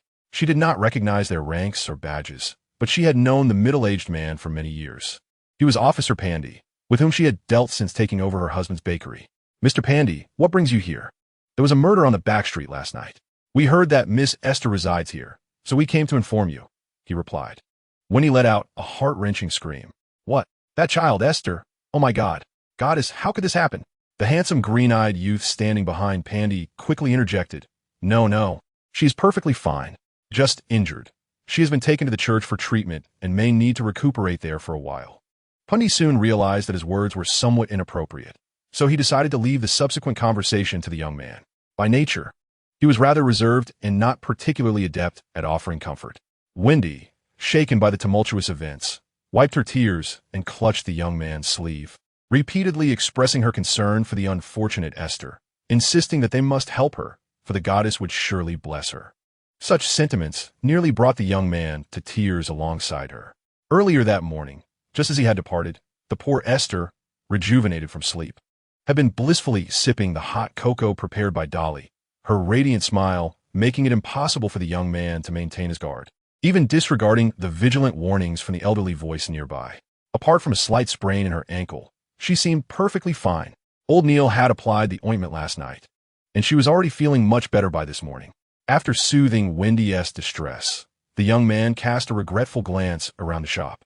This was the bakery frequented by Ms. Dolly, and he had accompanied her on a couple of occasions. Alas, they had arrived too early today. Nothing had yet been baked. Otherwise, it would have been delightful to bring back some fried meatballs or butter cookies to share with everyone. In the basement of the Blackthorn Security Company, Esther cradled old Neil's coffee cup, filled instead with her beloved hot cocoa. The sweet warmth melted on her tongue, stimulating the release of delightful dopamine in her brain. She reveled in the simple pleasures of her sensory experience. Ms. Dolly had gone home to organize her belongings. The sanctuary had sent a telegram indicating that a senior steward would arrive next week to assess Dolly's progress following her promotion and to inspect the ceiling of the Chanis Gate in Tingen. This was a routine inspection conducted each spring, and given the number of seals, utmost caution was imperative. After this, the senior steward would take Dolly to the church in B-Clan for focus training, as the young woman's rapid ascent suggested considerable talent, and the church held high hopes for her future. Old Neil was engrossed in 2 books, while Esther, after surveying the room twice, found her gaze drifting through the air, fixated behind Old Neil, even though nothing was there. This peculiar stare led Old Neil to assume that Esther was simply bored. "My dear girl, can you read? If you have nothing to do, I could let you look at some books. Leonard seems to have left a few poetry collections lying around here." However, Esther posed a different question. "Sir, what exactly does this security company do?" Old Neil regarded her kindly. "I have heard from Dolly that you encountered a monster that kills last night. Is that so?" Esther nodded, listening intently to Old Neil's narrative. "Where one such monster appears, others will surely follow. The Blackthorn Security Company exists for this very reason, to maintain public order and assist those ensnared in perilous situations. Ms. Dolly is always engaged in such perilous endeavors." Esther furrowed her brow, having initially believed that Ms. Dolly would be a fashion designer or an artist, given her uniquely distinctive style. Yet, Esther never imagined that Dolly might be a hero of the night, akin to a figure from some fabled tale. After all, someone must undertake these responsibilities. Most of them have encountered extraordinary events, just as you have, and subsequently chosen to assist others in maintaining a tranquil existence. Esther hesitated for a few seconds, while Old Neil quietly awaited her response, only for the young girl to nearly cause him to spill his coffee with her subsequent question. "Then why not grant everyone special powers? That way, everyone would be capable of self-defense. Ahem, that would incite truly horrifying wars. Not everyone possesses goodwill, and extraordinary powers carry immense risks." Indeed, Esther mused, absently rubbing her right brow, perplexed as to why she had posed such a foolish question. Even with extraordinary powers, there must be limitations, right? For instance, resurrection. Old Neil's gaze momentarily froze upon her, before returning to its usual demeanor. "I cannot say for certain. Perhaps certain high-tier individuals possess related secrets. After all, Tingen is a small place, and at my age, I am still at Sequence 9. I no longer hold any hopes." Esther redirected the conversation. "So, can I join as well? That is not necessarily a good thing, child," Old Neil replied with a wry smile as he set down his coffee cup, swirling the murky liquid within. "While I wish to share more stories with you, these are not tales of princes and princesses vanquishing dragons. I know, I saw that seemingly monstrous figure last night. Is it also the cost of power? Transforming from human to such a state? You are perceptive and astute. Even if you do not become extraordinary, you will undoubtedly live well. You may think I'm trying to frighten you, but the monster you encountered is, in truth, the grim reality of extraordinary power, terrifying and grotesque. To be candid, I have witnessed many who struggle fiercely to survive throughout my life. In the face of extraordinary power, humanity appears so minuscule that it cannot even save itself, be they victims, innocents, or perpetrators." Esther remained silent for several minutes, fidgeting with the hem of her garment. The last sip of cocoa in her cup had long gone cold, and as she swallowed it, she felt its unyielding thickness. "I do not know if I've already become extraordinary," she murmured softly, curling in her chair like a snail retreating into its shell. Old Neil widened his eyes and tapped his forehead with his finger. "Oh dear, is that true? Should we inform the captain about what you consumed last night?" "No, I probably did not gain extraordinary power last night. I have experienced amnesia." Old Neil had just activated his clairvoyance, carefully observing Esther's astral form. She appeared untroubled at first glance, though her emotional aura radiated a dark blue hue of contemplation, tinged with a hint of indifferent purple. From her emotional fluctuations, old Neil could ascertain that Esther was speaking the truth. He sighed and gently tapped his forehead, closing his spiritual vision. "What exactly are your abilities?" he inquired. "Could you describe them? I might recall some relevant information." Esther, with a hint of reservation, divulged part of the truth. "My fingers are remarkably agile. I can skillfully handle small objects like blades. My reflexes and agility seem to surpass those of ordinary individuals. And my capacity for learning appears to be quite exceptional as well." She cast a sidelong glance at old Neil.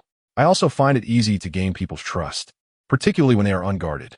Old Neil's expression darkened, yet he maintained a gentle smile. "Well, those certainly sound like extraordinary abilities, akin to those of certain exceptional individuals. I must inform the captain. Hadn't Dally and Captain Dunn interacted with Esther? Did they not detect anything unusual?" Old Neil doubted that this girl, who so candidly revealed her abilities, possessed the capacity to deceive everyone. She hardly seemed the type. He considered this possibility, but before the chill crept up his spine, he dismissed the thought. In the course of their conversation, old Neil had come to understand Esther's character. She was a straightforward and whimsical girl, unlikely to easily deceive the captain and others. Dally had mentioned that she had observed Esther for some time without noting any peculiar behavior, suggesting that Esther had inadvertently become entangled in something extraordinary, perhaps without even realizing it. It was time to investigate further. Resolute, old Neil instructed Esther to wait for a moment as he approached the captain. However, upon entering Dunn's office, he discovered the captain with a grave expression, receiving a telegram from the sanctum, a correspondence that did not even originate from the Becklin Cathedral. Dunn's brow furrowed in suspicion. Before old Neil could speak, Dunn inquired sharply, "Is Esther still in the reception room?" "Yes. She mentioned during our conversation that she seems to have acquired extraordinary abilities, so..." Dunn quickly perused the document in his hand, confirming the instructions written upon it. "I will accompany you immediately. The sanctum demands that we detain her directly behind the Chanis Gate." Old Neil's eyes widened in disbelief. "But she hasn't shown any signs of being a threat. Esther is merely a minor child. She even openly shared her extraordinary abilities with me." His voice gradually diminished. Dunn fixed his gaze on old Neil for several seconds. "Old Neil, think carefully. Has she already influenced you in some way?" The chill that had been suppressed by trust surged forth, and after years as a seeker of secrets, old Neil knew all too well how effortlessly an extraordinary individual could disguise themselves. He had been easily beguiled by Esther's age and demeanor, even instinctively wanting to plead her case. The more he pondered, the more alarmed he became, and he nodded vigorously. Dunn, troubled, rubbed his temples. "It indeed seems that Dally previously advised me to minimize direct contact with her, allowing Esther to rest more, presumably guided by her spiritual intuition. There is something undeniably amiss with Esther." Chapter 9. The Stonehouse. "Esther, come here." "Yes, Mr. Smith." Upon hearing her name, Esther snapped back to reality. Moments ago, she had attempted to communicate with the small insect nestled within her pocket, but received no response. Her thoughts drifted as she stared vacantly at a vase in the corner of the room, pondering whether she had been forsaken by the tiny creature. Perhaps its time had come. After all, it was merely an insect, just as she was about to succumb to melancholy over the loss of a friend, albeit one she had unilaterally deemed such. The door swung open, interrupting her reverie. "Yes, we must await the arrival of the senior steward dispatched by Bakerland to confirm the situation. For the next couple of days, you will need to stay behind the Chanis Gate." Esther did not inquire further, assuming it was some sort of temporary holding facility. She obediently followed Dunn and old Neil, who refrained from unnecessary conversation in her presence, mindful not to arouse her suspicions or hostility. The long corridor echoed only with the sound of their footsteps. Esther examined the grand double doors, intricately carved with 7 distinct patterns. The doors appeared weathered and substantial, suggesting they had stood for many years. Her intuition hinted that the designs held special meanings and powers. The guardian stationed beside the door seemed particularly ancient, his demeanor steeped in a profound sense of tranquility. He nodded to Dunn, and after a brief exchange, the guardian, holding a lantern, opened the imposing iron door just enough for a person to pass sideways. Old Neil remained outside, waiting. Dunn instructed Aiste, "Follow me. Do not stray. The interior has many passages." "All right," Aiste replied, trailing behind Dunn as they slipped through the narrow gap of the door. Curiously, she asked, "This door appears quite unique. Is it designed to prevent prisoners from mutating?" One could say that. Aiste's initial impression of Dunn was that of a reliable silence, his hairline striking, and his gaze deep and serene. His age only reinforced her perception of his maturity and steadiness. She recalled the respect with which Mrs. Daly occasionally mentioned the term captain in the shop, igniting her curiosity about Dunn's own impression of Daly. Yet, her wandering thoughts were swiftly drawn back to the present. The temperature beyond the door was markedly colder than the outside, but what struck Aiste more was the source of this chill, akin to the stillness emanating from the guardian. Strangely, this did not discomfort her. Rather, it swiftly soothed her fears of the eerie environment. She scrutinized the surrounding air, which, though invisible, exuded an uncanny familiarity that left her feeling inexplicably at ease. Was it even somewhat comforting? Aiste pondered in bewilderment. On the wall hung a candelabrum, adorned with intricately carved silver-white candles, their ethereal blue flames reminiscent of the ghostly fire that Aiste had envisioned. The guard closed the door behind her, while Dunn guided her through the corridor. Aiste stifled her curiosity, refraining from glancing around. This place exuded an air of secrecy, and she felt it unwise to appear overly intrigued, lest it displease her companions, for both Dunn and the guard bore unusually serious expressions. They descended a staircase leading further down, the surroundings growing increasingly dim. Were it not for the guard carrying a flickering lantern, Aiste feared she might stumble. Eventually, the guard discovered an unmarked stone door among the rooms flanking the corridor. Upon pushing it open, Dunn gestured for Aiste to enter. Inside resembled a solitary cell, with stone furniture firmly affixed to the floor. In one corner lay a stone bed, its surface slightly undulating where a pillow would rest, and beside it sat an empty iron chamber pot. Apart from these, the room held nothing else. Aiste turned to Dunn at once. "Mr. Smith, may I request a blanket and a quilt? If that is not possible, could you send someone to fetch them from the bakery? I also have a purse in the attic."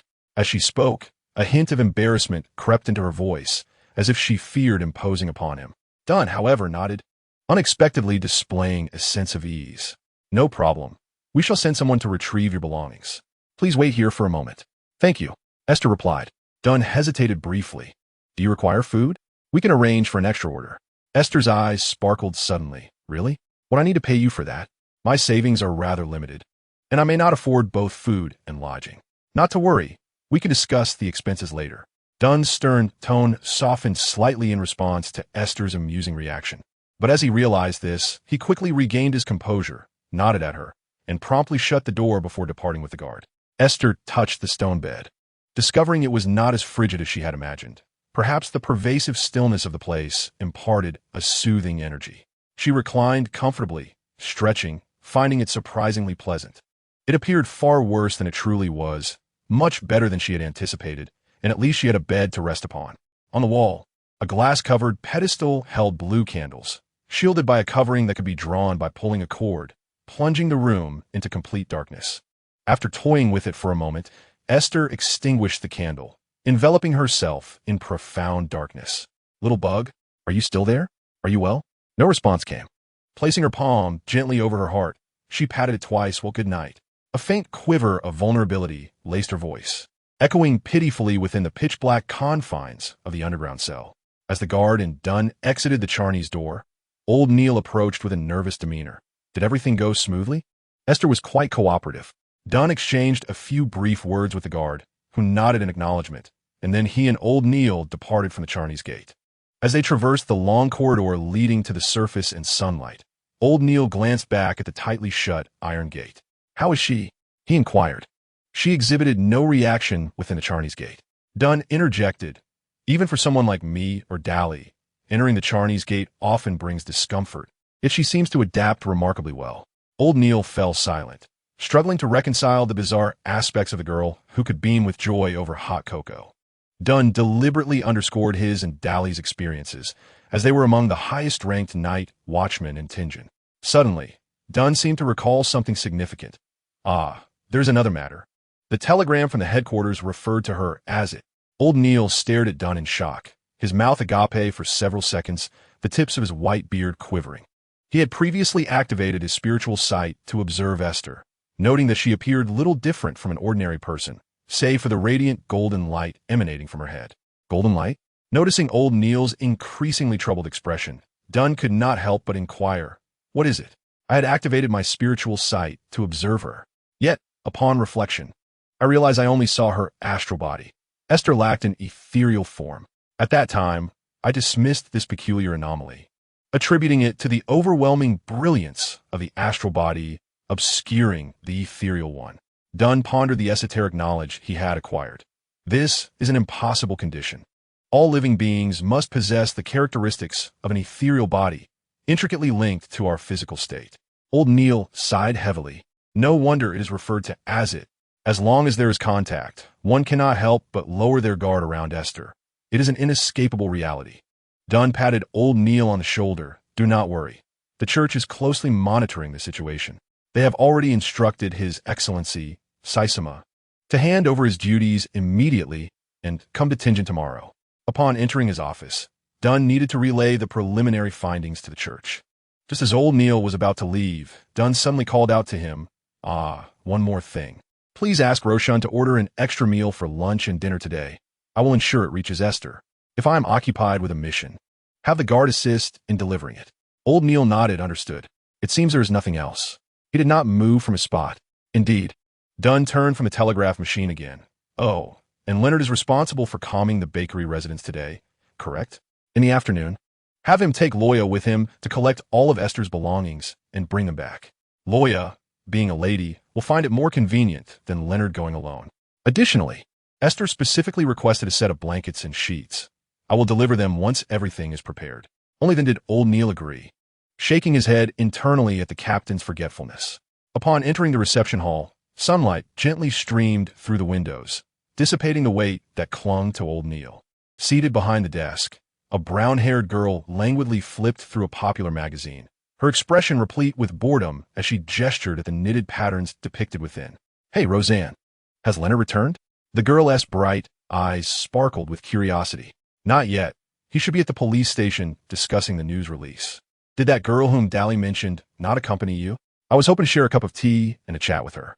Roseanne, the most enthusiastic clerk in the Tingen Nightwatch team, was renowned for her penchant for gossip, which allowed her to quickly engage with everyone. Of course, anything you confided in her would soon be common knowledge. Old Neil chuckled wryly and waved his hand. "You'd best not inquire about that. It involves quite a bit. When you place your lunch and dinner orders, remember to order an extra portion. You can settle the expenses with Oriana and reimburse it along with the other items." "Sure. For that girl, right? Does she have any dietary restrictions?" Old Neil hesitated. "I truly don't know. Just order some standard fare." Roseanne nodded and noted this down in her memo. "So, when Leonard returns, shall I send him to you?" "Yes, let us do that." "And what if Dally asks? Isn't that a friend of hers?" The smile on old Neil's face faded. "If she inquires, let her speak with the captain." Chapter 10. The night Aiste lay upon the humble stone bed, gradually succumbing to sleep's embrace under his soothing force. She dreamed. Since awakening in Tingen, Aiste had not experienced dreams. Her slumber was a placid darkness, and upon reopening her eyes, she was greeted only by the dim light of dawn filtering through the attic window on her face. Yet now, she was acutely aware that she was not within her body, lacking even the ability to move her limbs. It felt as though she were trapped in a vast, empty hall, confined within a transparent sphere, surrounded by a thick, oppressive gray fog, devoid of any other sensations. How long would this dream endure? Aiste lost all sense of time, her feelings of suffocation and irritation intensifying, urging her to escape this confinement. She would rather return to that unforgiving stone bed, enveloped in the cold darkness, where she could still hear the rhythm of her heartbeat and breath. This dream devoid of sensation seemed to stretch on indefinitely, and Esther's frustration gradually morphed into despair. Was she destined to remain trapped forever? She could not even muster a scream, with no one to receive her cries for help. Rendre une communication impossible.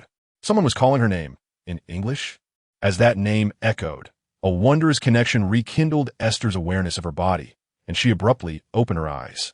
This is yet another dreamscape, where the night-scented herbs and deep sleep flowers at Aiste's feet exude a soothing fragrance.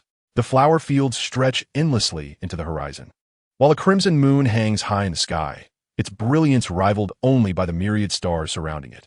Aiste even recognizes several constellations that appear vaguely familiar. In the distance stands a tall, serene Gothic cathedral, seemingly sculpted from black marble, enveloped by the beautiful flower fields and the vast, resplendent starry sky, an exquisite tapestry of wonder. Even as the flower fields naturally part, revealing a narrow path, Aiste dares not make a sound, reluctant to disturb the tranquility of this place.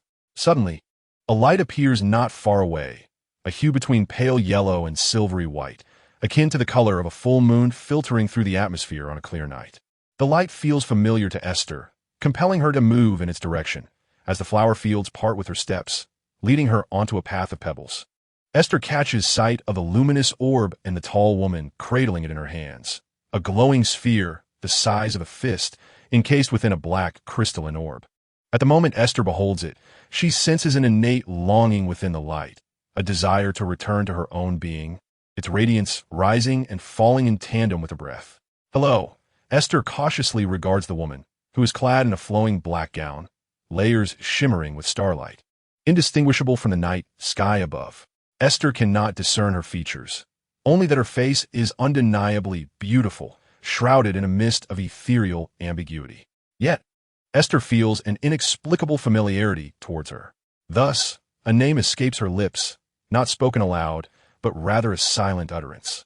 In that fleeting moment, as the name is instinctively conjured, a sharp pain erupts in Aiste's head, causing her to emit a mournful cry, collapsing onto a few sprigs of night-scented herbs. The radiant sphere vanishes from the woman's grasp, and she raises her arm, gently pointing her fingertip in Aiste's direction. A rich fragrance envelopes Aiste, rendering her head heavy yet alleviating her anguish. Who are you? The woman extends a hand towards Aiste, shaking her head disapprovingly. You have fully transformed into a human, Aiste. Supported by the woman's hand, Aiste rises from the ground. The woman speaks not in the tongue of ruin, but in a language far more ancient. Realizing this, Aiste subconsciously shifts to that language. I am human. Perhaps it is peculiar, but I have heard people speak of extraordinary abilities existing in this world. Is that not normal? The woman seems on the verge of a sigh, yet ultimately cannot suppress a gentle smile, her lips curling into a tender and accepting expression. Very well, I understand now. So for where do you come? Wait, what did you say? Aiste cannot help but exclaim in Chinese, utterly astonished that this woman speaks English. The woman scrutinized Aiste for a moment, the smile on her face gradually fading. Is that child over there? Judging by your demeanor, you cannot be very old. Aiste immediately retorted, I am not a child. I have graduated from university. I just do not understand why my body seems to have shrunk since arriving here. She shrugged, adding, it's akin to the tale of Benjamin Button. Isn't it? To Aiste's surprise, the seemingly aristocratic woman made a small jest, which Aiste comprehended. She recalled that it was a romantic film where the protagonist was born an old man, but grew younger with each passing year. However, such physical transformations and the turmoil of life prevented him from sharing his existence with his beloved, resulting in a series of painful separations and regrets. In the twilight of his life, someone found the woman he loved, now aged and silver-haired, who accompanied the childlike man through his final days. That was hardly a fortunate circumstance. What if I were to fall in love with someone whose essence is the antithesis of mine? That would be a tragedy, Aiste lamented, rubbing her temples in distress. The woman nodded thoughtfully, saying, if you encounter such anguish, you may pray to me. Even mere confiding is acceptable. Upon hearing this, Aiste's eyes widened in astonishment as a sudden realization struck her regarding the nightshade and deep sleep flower, frequently mentioned in the nocturnal church's sacred texts. But why are you here? Are you the goddess of night?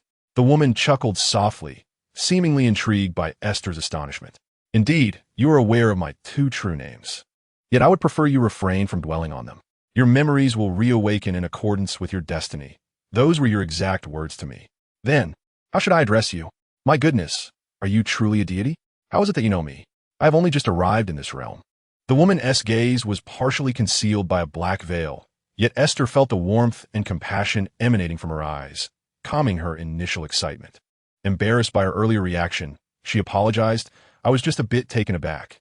You may call me Knight. However, if you wish to address me as goddess and join others in lauding me, I would welcome that as well. The woman's tone was light and inviting, as if she genuinely hoped Esther would do so. The thought of such an acknowledgement in the presence of the divine was mortifying. Esther's face flushed crimson, and she stammered. I am not religious. I am a staunch advocate of science. Knight fell silent for a few moments, letting out a heavy sigh. It has been many years since I have heard that term. Esther suddenly recalled the myriad peculiarities of this world, feeling a shared sorrow with Knight. Do we still have a chance to return to Earth? I have parents and friends there. I even have a cat in my apartment.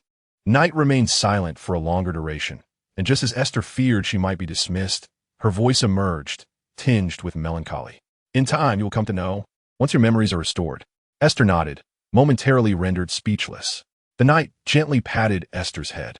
Given their height difference, this gesture did not require him to fully raise his arm. If you need anything, you can always seek assistance from my church. Do you wish to leave or stay during this time? Esther gazed at the Knight in confusion. Stay? In that stone house. Am I taking up too much space? That place is meant for confinement.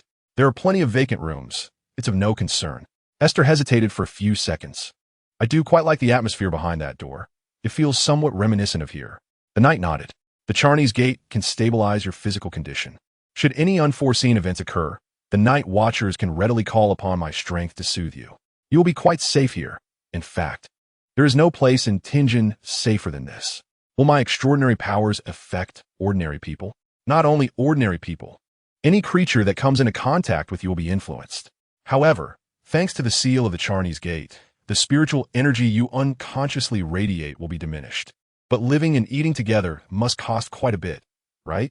The Knight suppressed a smile. It's of no concern. This is all part of our agreement. You need only pursue what you desire. Of course, this was not part of their agreement, but the Knight felt a deep sense of satisfaction witnessing Esther's vibrant humanity. Her innocent yet anxious demeanor, fretting over the well-being of others, was almost a perfect replica of a chosen one. The Knight was unaware of how Esther managed to embody this, yet she was entirely filled with the emotions, thoughts, and worries of an ordinary person, making her presence even more endearing. She resembled a typical girl from her era, just stepping into society, filled with anticipation for the future, believing that each day would bring improvement. Is this a part of some fateful guidance? I cannot comprehend why you are so kind to me. Esther instinctively rubbed her right brow. She felt incredulous. This was an unexpected stroke of fortune, a delightful surprise that led her to question whether there was a catch. The Knight did not respond to this inquiry. Suddenly, Esther sensed the dream beginning to dissipate. Her body felt unsteady, as if being erased by an invisible force, and she started to drift away from that place. The last image the Knight left her with was a gentle, compassionate smile. As darkness enveloped her once more, a light, ethereal phrase echoed from afar, distorted and blurred by the awakening from her dream, which Esther struggled to grasp. Stay away from Amon. Esther's questions multiplied suddenly. She recalled this surname. It belonged to the little worm that had previously tried to entice her into adopting this name as her own to share with others. Was Amon behind the little worm? Why should I stay away? Esther pondered the phrase, noting that the Knight had used English rather than any other language, a language that most of the people in this world did not comprehend, a tongue from another realm. Chapter 11 New Environment. Esther turned over forcefully on the stone bed, but it was not spacious enough to accommodate her movements, causing her to tumble to the floor with a cry of dismay. A voice emerged from beyond the stone door. Esther, are you all right? Quickly regaining her composure, Esther scrambled to her feet and fumbled to switch on the wall lamp, ensuring she would not stumble in the dark and stub her toes against the door. I'm fine. Coming. As soon as the door swung open, Dunn, cradling a bundle of blankets, was met with the sight of Esther, her hair tousled. Apologies for disturbing your slumber. I brought your belongings. Esther hastily accepted the blankets and placed them on the stone bed, only then noticing 2 boxes at Dunn's feet, presumably delivered by someone else who had since departed. Thank you. You've been a great help. Dunn assisted Esther in bringing the luggage inside. If you require anything further, feel free to inform me. Not for now. I'll manage here. Dunn had never encountered such an enthusiastic inmate, momentarily at a loss for words. That's good. Esther gestured towards the 2 boxes. Once I unpack, May I place them outside the door? They take up quite a bit of space. Certainly. I will take them away when I come to deliver lunch. Dunn even brought in a tin bucket, suggesting that Aiste dispose of any unwanted items there, before reiterating his availability for any requests and departing the stone chamber. Is Captain Smith perhaps a tad forgetful? Aiste mused quietly as she opened the boxes, sorting through the contents, most of which were neatly folded garments. Lacking a wardrobe, she decided to keep one box, extracting her belongings from the other, including a handkerchief she had once used as a cozy nest, which she placed on the bedside. With nothing else to occupy her, Aiste focused intently on organizing her possessions at a brisk pace. Her notes from classes at the night church, several newly purchased books, and pens were among the items, along with a green striped scarf adorned with teddy bear patterns, a small collection of colorful threads, and her wallet. Beyond these, she possessed few personal items. And soon the box was emptied. Oh dear, I didn't even have the chance to craft anything, Aiste sighed, placing the colorful threads alongside the books on the stone table, adding a splash of vibrancy to the room. She had intended to try her hand at making little bracelets to earn some extra money, having learned the craft during high school when it was quite the trend, but had not had the opportunity to resume before being brought here. Fortunately, I don't need to worry about making money for the time being. Aiste thought optimistically as she pushed the empty box outside the stone door and sat down in a chair to peruse the unfinished book of selected poems of Roselle. Her assessment of the poetry collection, strongly recommended by the shopkeeper, was, there's a great deal of imitation. This led to a rather nuanced expression on her face as she read. Before long, Dunn knocked on the stone door once more, and Aiste promptly emerged to receive the paper bag he held, which contained a salty bacon and lettuce sandwich, a pouch of fresh water, a muffin, and an apple. Thank you. Please kindly inform Ms. Dolly that there is no need to worry about me. I am quite content here. Dunn nodded silently, grasped the empty box at the door, and departed. Aiste gazed down the corridor towards the other side, perpetually sensing the presence of something raucous within, always whispering. Yet it swiftly fell silent after Dunn's departure, as if it feared her attention. Was there something else imprisoned in this underground realm? A power reminiscent of the night was rooted in every corner, providing Aiste with a sense of assurance. Though curious, she was not reckless. She cheerfully closed the stone door with her lunch in hand, harboring no desire to investigate further. As Aiste enjoyed her meal, she continued perusing the poetry collection of Emperor Roselle. Judging by the plagiaristic nature of these verses, he, too, must have been a traveler of sorts, akin to herself and the goddess of night. Aiste had yet to gather information about Emperor Roselle's biography and was uncertain if he still lived. However, judging by the store clerk's boastful demeanor regarding his anthology, it was likely he had long since departed from this world. The reverence bestowed upon the deceased often surpasses that of the living. Of course, the deities that genuinely exist in this world might be an exception. Contemplating her future course of action, Aiste recognized that her current state was ill-suited for wandering aimlessly outside. According to the goddess of night, she would influence any being she encountered, yet she felt no disquiet about it. Indeed, she seemed to effortlessly earn the favor of others, intertwining their fates with her own. The moment this thought emerged, Aiste keenly noted it, straightening her posture and setting aside her sandwich, recalling the manipulation she had enacted upon the little bug when cornered in that alleyway. Was this the key? It seemed she was beginning to unravel some clues. What had the goddess of night said about the little bug?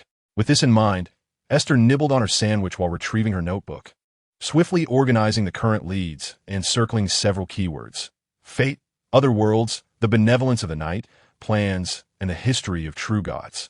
After much contemplation, she inscribed the term Amon in a discreet corner of the page. These were elements she needed to observe and gather clues about. In the short term, they would serve as her objectives. She wondered if Ms. Dolly and her companions were aware of these matters. After rummaging through her pocket for quite some time, Aiste finally grasped the little bug, which was tightly curled up, encased in a black shell, with a faint glow shimmering around it. Curious, Aiste tentatively pressed against the shell, finding it impervious to her touch. Fearing harm to the delicate creature within, she abandoned her attempt at breaking the shell and carefully placed it in a handkerchief on her bedside, wrapping it tenderly. The afternoon felt excessively tranquil for Aiste, to the extent that she found herself reminiscing about the bustling days spent in the bakery. She unraveled a colorful skein of yarn, employing the weaving techniques she remembered, crafting the fine thread into loops that intertwined with one another, slowly forming a bracelet of black and gold. Aiste had randomly chosen these two colors, believing that they added a touch of vibrancy beyond mere black and white, rendering it more aesthetically pleasing. After all, she was merely a test subject, and there was no need to squander too much energy. However, an unexpected incident arose. Aiste heard hurried footsteps outside her door, not approaching her room, but heading deeper into the corridor, only to leave shortly thereafter. Peering out, she found the dimly lit corridor empty, the flickering candlelight casting a stable glow over her limited field of vision. The footsteps belonged to Mr. Dunn, while the other person was lighter, likely wearing heeled shoes, perhaps a woman? Aiste did not consciously keep track of time, but by the time Dunn's weary footsteps echoed, she had already completed a significant portion of her bracelet. He had been gone for quite a while, at least an hour, and according to Mr. Neal's earlier comments, they must have taken something to battle with. When dinner was delivered that evening, Dally descended alongside Dunn. The moment she spoke at the door, Aiste joyfully swung it open. "Lady Dally." Dally quickly masked her troubled expression with a gentle smile. "Good evening, Aiste. This is your dinner. How has your stay here been?" Dally inquired. Aiste accepted the paper bag. "Quite well, though a bit dull. Perhaps after being busy at the bakery, it's difficult to settle down now." Dally sighed with relief. "I checked on Wendy. She asked you to take care of yourself. Everything is fine at the bakery. Do you feel uncomfortable being here?" Dally hesitated, but decided to clarify. "Not all. To be honest, I feel quite at peace," Aiste replied, picking up the bracelet on the table and happily showing it to Dally. "This is my handiwork. Once I become proficient, I can make one for you too. It will surely bring you good fortune." Seeing Aiste's genuine smile, Dally appeared slightly perplexed. "Do you need me to bring you anything?" "Books are fine too. Old Neal has quite a collection of mysticism literature." Suddenly, Dunn cleared his throat, causing Dally's voice to falter. She retracted the words she had almost spoken, shaking her head in frustration. "All right, I remember that Loya has a few novels. I'll borrow some from her." Aiste noted Dunn's demeanor and quickly reassured Dally. "It's all right, Dally. I have books to read. If I need anything, I will let you know."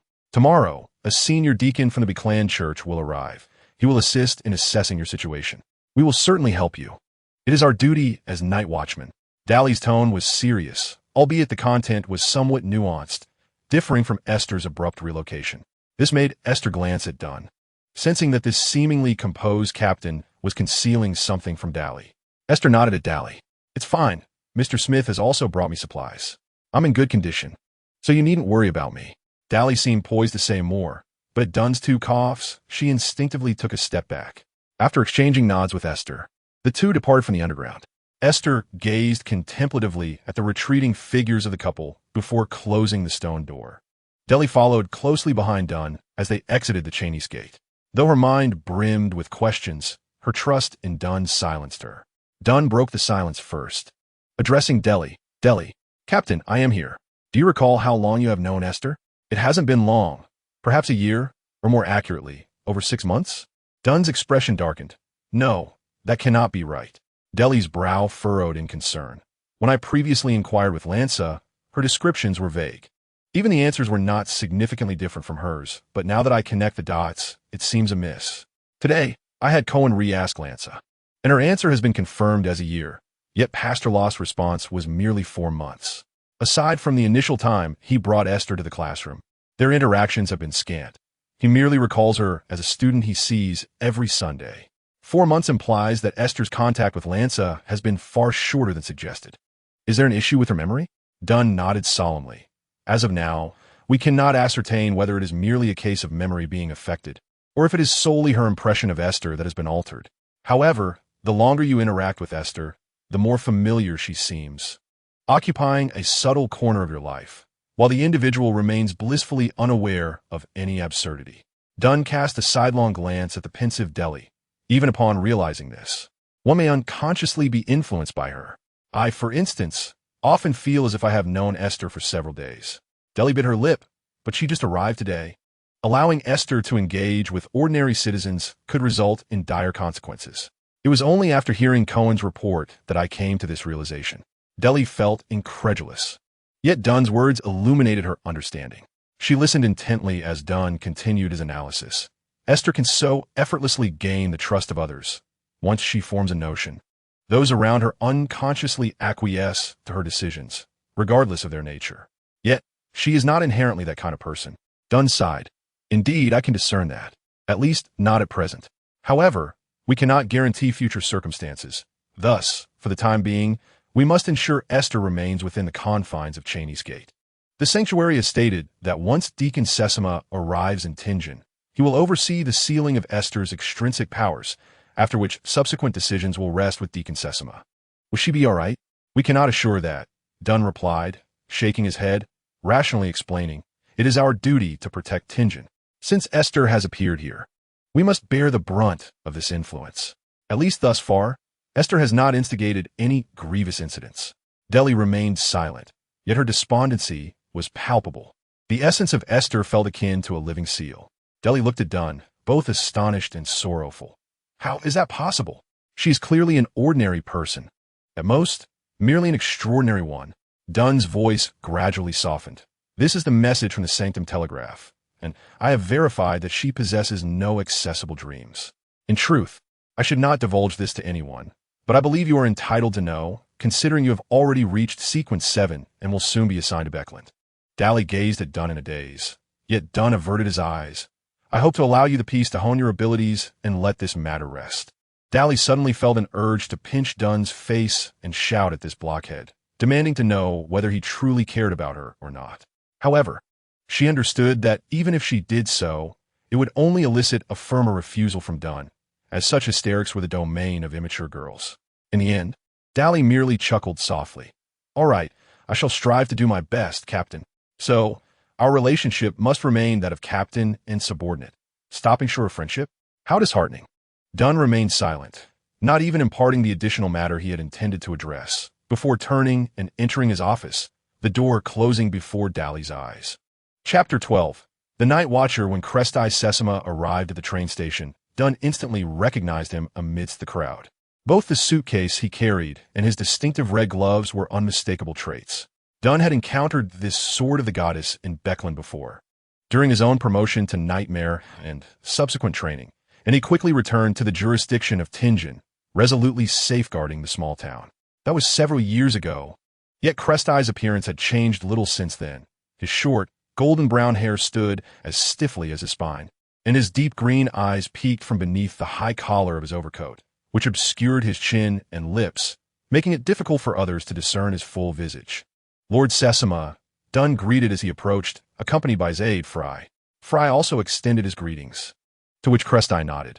It is fortunate that today's steam train was not delayed. We must proceed swiftly. This matter cannot afford to be prolonged. The journey from the train station to the Blackthorn Security Company was expeditious, as Tingen's Nightwatch team had their own carriage. Chanis preferred public transport, yet given the urgency of their mission, he was more than willing to save time on travel. Thus, he exhibited no resistance whatsoever. No, Aiste even seems to prefer remaining behind the Chanis Gate. Is that truly safe? There are still numerous other sealed entities within. I need to see it, to ascertain its threat level with the sword of the goddess before making a determination. Regardless, I will implement sealing measures, so you need not worry. Dunn hesitated briefly before voicing his concerns. Aiste appears to be, well, her appearance and demeanor mirror that of an ordinary girl, starkly differing from the typical sealed entities. It is conceivable that if her power were to amplify to a certain extent, she could undergo a transformation into him. Dunn abruptly sealed his lips. The term had transcended the realm of mere mortals, touching upon the divine, a domain beyond his comprehension. To inquire further would be folly. Chanis cast a sidelong glance at Dunn, stating, I mention this because it will remain here for a while. I shall not take it away. You may appropriately harness Aiste's attributes, which will induce a prolonged slumber, thereby diminishing its intangible influence. After a brief pause, Chanis added, You may regard Aiste as either a human or a sealed entity. For it, the distinction holds little significance. Should any urgent matters arise, do not hesitate to contact the sanctuary. I understand, but how can we utilize Aiste's characteristics? Dunn inquired. You may allow it to join the Night Watchers, though it is advisable to take it out only during perilous missions to avoid attracting the attention of other factions. It possesses the capacity to effectively deter other sealed entities and can navigate dangers through its spiritual intuition. Using Aiste to scout or trace the paths of individuals and events often yields fortuitous results. Ah, I see. Are there any adverse effects to be mindful of? Dunn asked. Merely fulfilling its demands during ordinary times constitutes payment. If you wish, superficial interactions and camaraderie may also serve as prepayment. Just ensure that it rests for a while after passing through the Chanis Gate each day. Dunn was somewhat taken aback by the leniency of these constraints. Yet he betrayed no sign of it, merely nodding in acknowledgement. Upon their arrival at Zotteren Street, Dunn and his companions disembarked from the carriage, leading the way ahead. The sword of the goddess lifted a silver-hued briefcase, trailing behind Dunn. Fry did not follow. After exchanging a nod with Roshan, he retreated to the Night Watcher's lounge, barred from further knowledge of subsequent affairs. As Esther sensed someone approaching, her intuition buzzed, prompting her to open the stone door ahead of the newcomer. There stood a stern man, unfamiliar to her, scrutinizing her as he followed Dunn. She instinctively recognized him as a potential threat. Yet she felt an oddly comforting force emanating from him, a palpable sense of reassurance, particularly from the briefcase he carried. It was the power of the night. "Good day. May I inquire if you are one of the knights chosen?" she asked, though the question was rather impolite. Crestai, however, displayed no particular reaction, merely nodding indifferently. "Indeed. You may call me Sesama. I am but one of the high stewards loyal to the goddess of praise." He gestured with his right hand over his chest, tracing the shape of a crimson moon.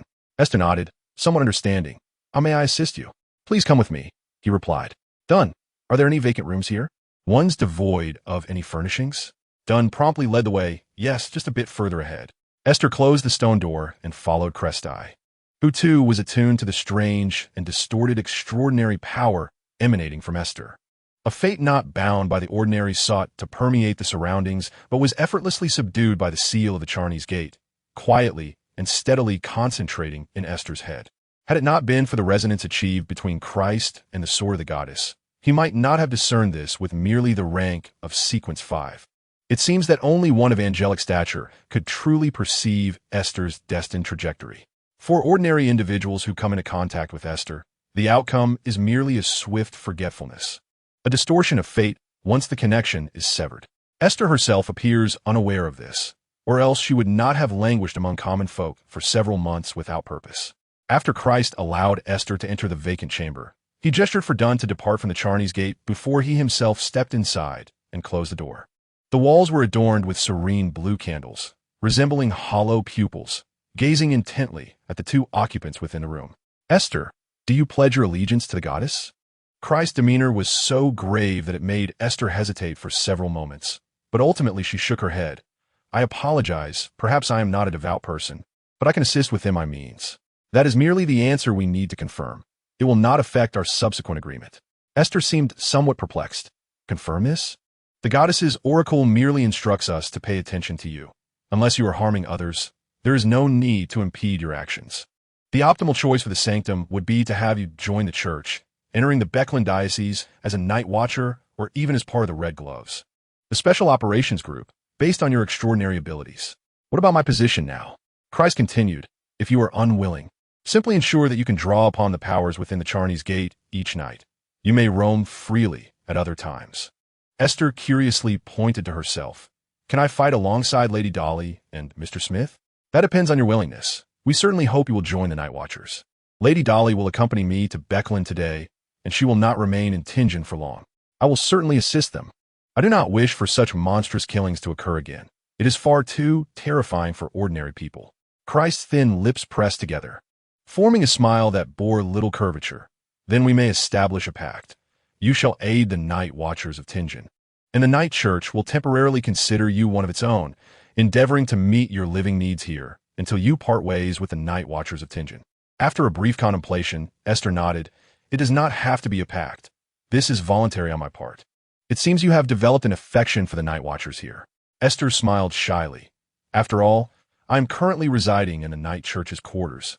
Consuming the Church's resources and doing nothing to assist would indeed be rather excessive." Christ's lips twitched imperceptibly. Had the room been better lit, Esther would have easily detected his exasperation. The Chanis Gate was hardly a pleasant place. How could Esther reside here and still find enjoyment? However, considering the sanctum's description of Esther's inhuman nature, Christ surmised that the Chanis Gate might be suppressing her powers, keeping her lucid and rational. As Esther observed that Crest-Eye remained silent, she hastily added, "Moreover, I hold great admiration for what they do. They are truly remarkable individuals. I hope for their better fate, and it is always a pleasure to offer assistance." Perhaps Esther was unaware of the words that slipped from her lips, merely striving to justify her earlier playful remark at the expense of the church, fearful that the stern deacon before her might harbor discontent. Crest-Eye placed a box between them, gesturing for Esther to lower herself as he had done. "Next, you must repeat your earlier promise in the presence of the sacred relic. Simply place your hand upon it." "Very well," she replied. Crest-Eye unfastened the clasp and lifted the lid, revealing a pristine white blade within, measuring no more than a meter in length. The material appeared not to be ceramic or jade, but rather a pure skeletal structure, intricately engraved with an abundance of complex runes. It glimmered with a divine radiance, emanating an alluring white light. As Esther fixed her gaze upon it, a slight pain pricked at her head, yet she found herself unable to avert her eyes. She gazed tenderly at the bone sword, particularly entranced by its moonlit glow, a hue she deeply longed for. Before Crest-Eye could speak, she instinctively extended her hand to rest upon it. It felt somewhat cold, yet a soothing force enveloped her, reminiscent of the dreams that come in the night. "Esther, do you speak Hermetic?" Crest-Eye inquired. Esther first shook her head, then nodded. "You may speak, and I will recite after you." When Crest-Eye began to speak again, it was in an ancient tongue. "O goddess of the night, more exalted than the starry skies, more timeless than eternity, please witness our oath." Esther indeed understood and echoed his words. "Esther, do you wish to remain at the Chanis Gate, assisting the Nightwatch team, offering mutual aid until destiny guides you away?" "I do." "Do you swear not to harm the interests of the Church of the Night in any way, not to injure its members, nor to reveal any of its secrets to anyone?" "I swear. I shall not harm the interests of the Church of the Night, nor shall I injure its members or divulge any secrets to others. I will aid the Nightwatch team, safeguarding its fate." The light upon the blade suddenly intensified, and Crest-Eye noticed that Esther's hair was aglow, with luminous specks resembling fireflies attempting to ascend from her head, while she remained blissfully unaware. This prompted Crest-Eye to exclaim urgently, "That's enough." Startled, Esther withdrew her hand instantly, and Crest-Eye promptly closed the box. His spiritual intuition had belatedly sensed a foreboding, yet it was not grave, allowing the senior deacon to exhale in relief. "All praise to the goddess," Crest-Eye declared, tracing a red crescent over his heart. Esther instinctively raised her hand to mimic the gesture, but awkwardly lowered it once more. Chapter 13. Convergence and Divergence. Esther had completely settled at the Chanis Gate. Crest-Eye gifted her a pocket watch with a copper cover, claiming it would allow her to keep track of the time outside. The exterior of the pocket watch is adorned with scattered diamonds resembling twinkling stars, while the inner lid bears a black emblem. Esther initially hesitated to accept such a precious gift, yet Crest-Eye insisted firmly. "This is also a token. Should you venture to other cities, it will enable you to seek assistance from the Church of Night. In the event of an emergency, you may shatter it to momentarily awaken the goddess's power, aiding you in either escape or in controlling your own chaos." Reluctantly, Esther accepted the gift, though she found no joy in this exquisitely crafted item. She sensed a clandestine connection between it and the outside world, one that could reveal her whereabouts. While she could comprehend the Church of Night's tactics, it still left her feeling uneasy. Subsequently, Crest-Eye inscribed a rune at the threshold of Esther's room, a symbol she could not decipher. According to Crest-Eye, it was an ancient Hermetic script for sleep. Unspoken was the fact that the symbol, imbued with spiritual energy, would amplify the seals of the Chanis Gate upon this stone cottage, thereby prolonging Esther's slumber. Crest-Eye instructed her to rest, as he had other matters to attend to and would not intrude further. Esther recalled Deli's assessment as she returned to the stone dwelling, sitting on her bed to delve into the Roselle anthology. However, fatigue soon enveloped her. She yawned, placed the book on the bedside, and pulled the covers over her head, succumbing to deep sleep within moments. In Dunn's office, Crest-Eye sat in a chair, shaking his head when Dunn inquired whether he preferred tea or coffee. Regarding Esther's situation, he anticipated she would remain in slumber for some time, though he could not ascertain its duration. "Please knock on her door morning and evening to check if she has awakened. Once she does, she will have free access to the Chanis Gate. effectively becoming half a member of the Tinjin Nightwatch. Dunn pondered, shall we treat Aiste as herself henceforth? Crestai nodded impassively. Indeed, her self-awareness is currently aligned with that. If tasks involving hazardous seals arise, she may accompany them. However, it is advisable for her to undergo the standard training process for night watchmen, including physical conditioning, marksmanship, and weapon allocation, to ensure cohesion with the others. Dunn noted that Crestai had omitted a significant aspect. What of the occult? He could teach her the basics of language and script, but she should maintain distance from spiritual sight, divination, sacrifices, or any matters involving energy from the spirit realm. She could observe, but it would be best not to attempt participation. Dunn made a mental note of this. It is preferable for her to spend over 8 hours within the Chanis Gate daily, with a maximum absence of 48 hours for safety. I have informed her that merely absorbing the power of the Chanis Gate each night suffices. Are there any other considerations? Crestai contemplated for a moment. In truth, her current state is considerably more stable than the sanctuary anticipated, so you may feel at ease in your interactions with her. The intersection that has formed between you is merely an ordinary interpersonal relationship. The peculiar focus of her strange powers has now been redirected towards the entirety of the Tinjin Nightwatch team. What transpired? It was a minor incident. However, she has sworn an oath before the sword of the goddess, so you need not worry. Crestai did not elaborate further, and Dunn understood that this was information he was not meant to know. In truth, Dunn did not harbor a negative impression of Aiste. Setting aside his initial perception of her as a threat and the anxiety caused by Deli's deep influence, he could sense the genuine sincerity in the smile she displayed when she expressed her gratitude.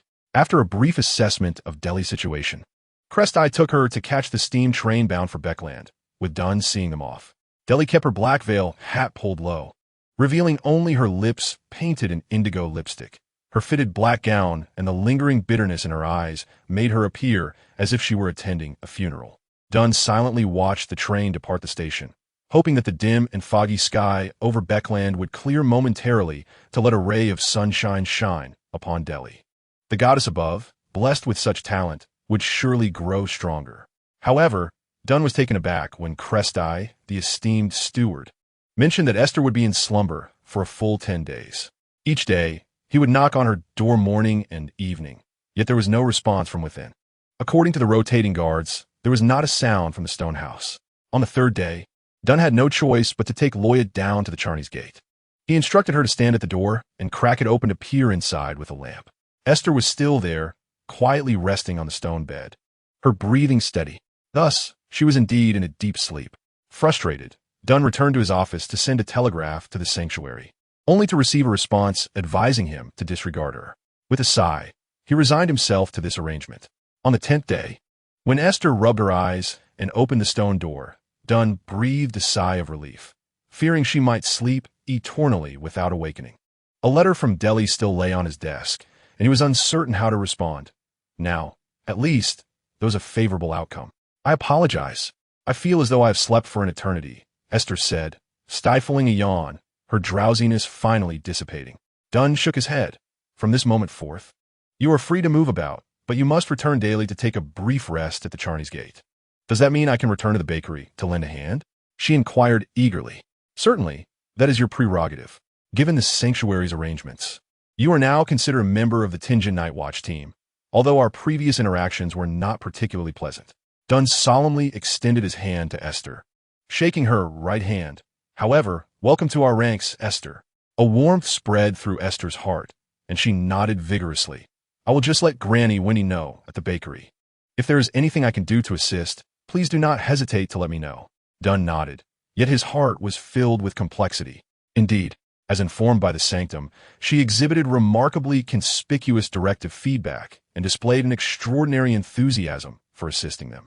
Although Dunn did not entirely relinquish his wariness towards Aiste, he found it increasingly difficult to maintain a demeanor of coldness. Everything about Aiste instinctively invited a label of harmlessness.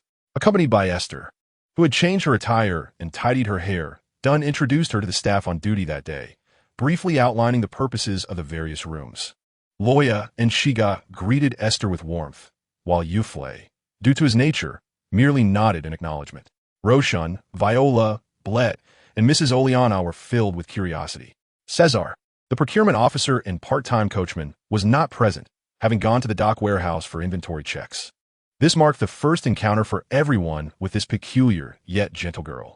When Dolly brought Aiste back, she had not yet met the others that night.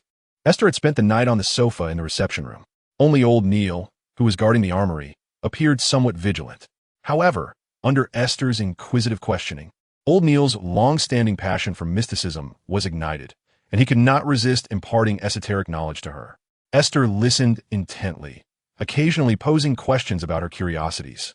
Eventually, Dunn returned from the office and reminded Aiste, there's one more thing. When you go to the Slin Bakery, you may first withdraw a portion of your wages from Mrs. Oleana to purchase some things you like on the way. The wage distribution will commence this week. Oh, how could I? Aiste's eyes sparkled with anticipation. Old Neil chuckled, setting down his coffee cup. If you ask me, the church covers these expenses. Since you intend to stay with the Nightwatch, you are certainly entitled to your share. Dunn nodded, refraining from commenting on old Neil's enthusiasm for reimbursement procedures, and simply informed Aiste, your weekly salary is £1, and consequently, you will not be burdened with too many daily tasks. Apart from emergencies, you may freely arrange your time. £1. Aiste nearly leaped with excitement. A weekly salary of £1 was sufficient for a family of 3 on Iron Cross Street to enjoy fish or meat several times a week, an unimaginable prospect for the former Aiste. Now, she could purchase numerous books that piqued her interest, indulge in baking experiments and cuisine, and even, if she saved for 2 weeks, afford to attend an opera performance and relish the entertainment of this world. Life suddenly brimmed with countless hopes, deepening Aiste's understanding of the power of money. Old Neil, noticing Aiste's exhilaration, winked. You can have Roshan order meals from the restaurant on Front Street. You want tea, have to spend your own money. Ha ha. Praise the goddess. As old Neil traced a red crescent symbol on his chest, Aiste did not follow suit, but she nodded vigorously and echoed, praise the goddess. If the esteemed Deacon Crest had witnessed this scene, he would likely have been rendered speechless. Following Oriana's suggestion, Aiste withdrew £2 of her salary, receiving it in denominations of 10 and 5 sous. She meticulously planned to purchase a lightweight, easy-to-move shirt and tapered trousers, acquire a few novels or poetry collections to pass the time, and pack several slices of Wendy's renowned lemon cake to share with everyone at the Blackthorn Security Company. Additionally, she intended to procure a woven carpet to adorn the stone cottage, allowing her to sit directly on the floor. With a total of only £2 at her disposal, Aiste decided to find the most affordable ready-made clothing store near Daffodil Street when taking the public carriage. Although the garments would be pricier than those from a tailor, they would save her the waiting time. She could forego purchasing some books or, if necessary, postpone acquiring the woven carpet, but Wendy's lemon cake was a non-negotiable purchase. Fortunately, the church's restrictions were quite lenient, enabling her to continue assisting Wendy and Fiona, with the bakery likely overwhelmed due to a shortage of hands in recent days. Aiste mused as she alighted from the public carriage and joyfully traversed the familiar intersection of Daffodil Street and Iron Cross Street, eagerly heading towards the Slin Bakery. Upon stepping through the shop's entrance, Aiste beamed and exclaimed, Grandma Wendy, I'm back. The elderly woman, sprightly yet aged, looked up from behind the counter, gazing at Aiste with a bewildered expression, as if she had never seen her before. However, the routine of running the shop prompted Wendy to muster a smile and nod towards the girl standing at the door, saying, Welcome, little one. What would you like to purchase? Aiste stood frozen, confronted by the gaze of someone who had once been familiar enough to allow her to call her grandma, now looking at her as though she were a stranger.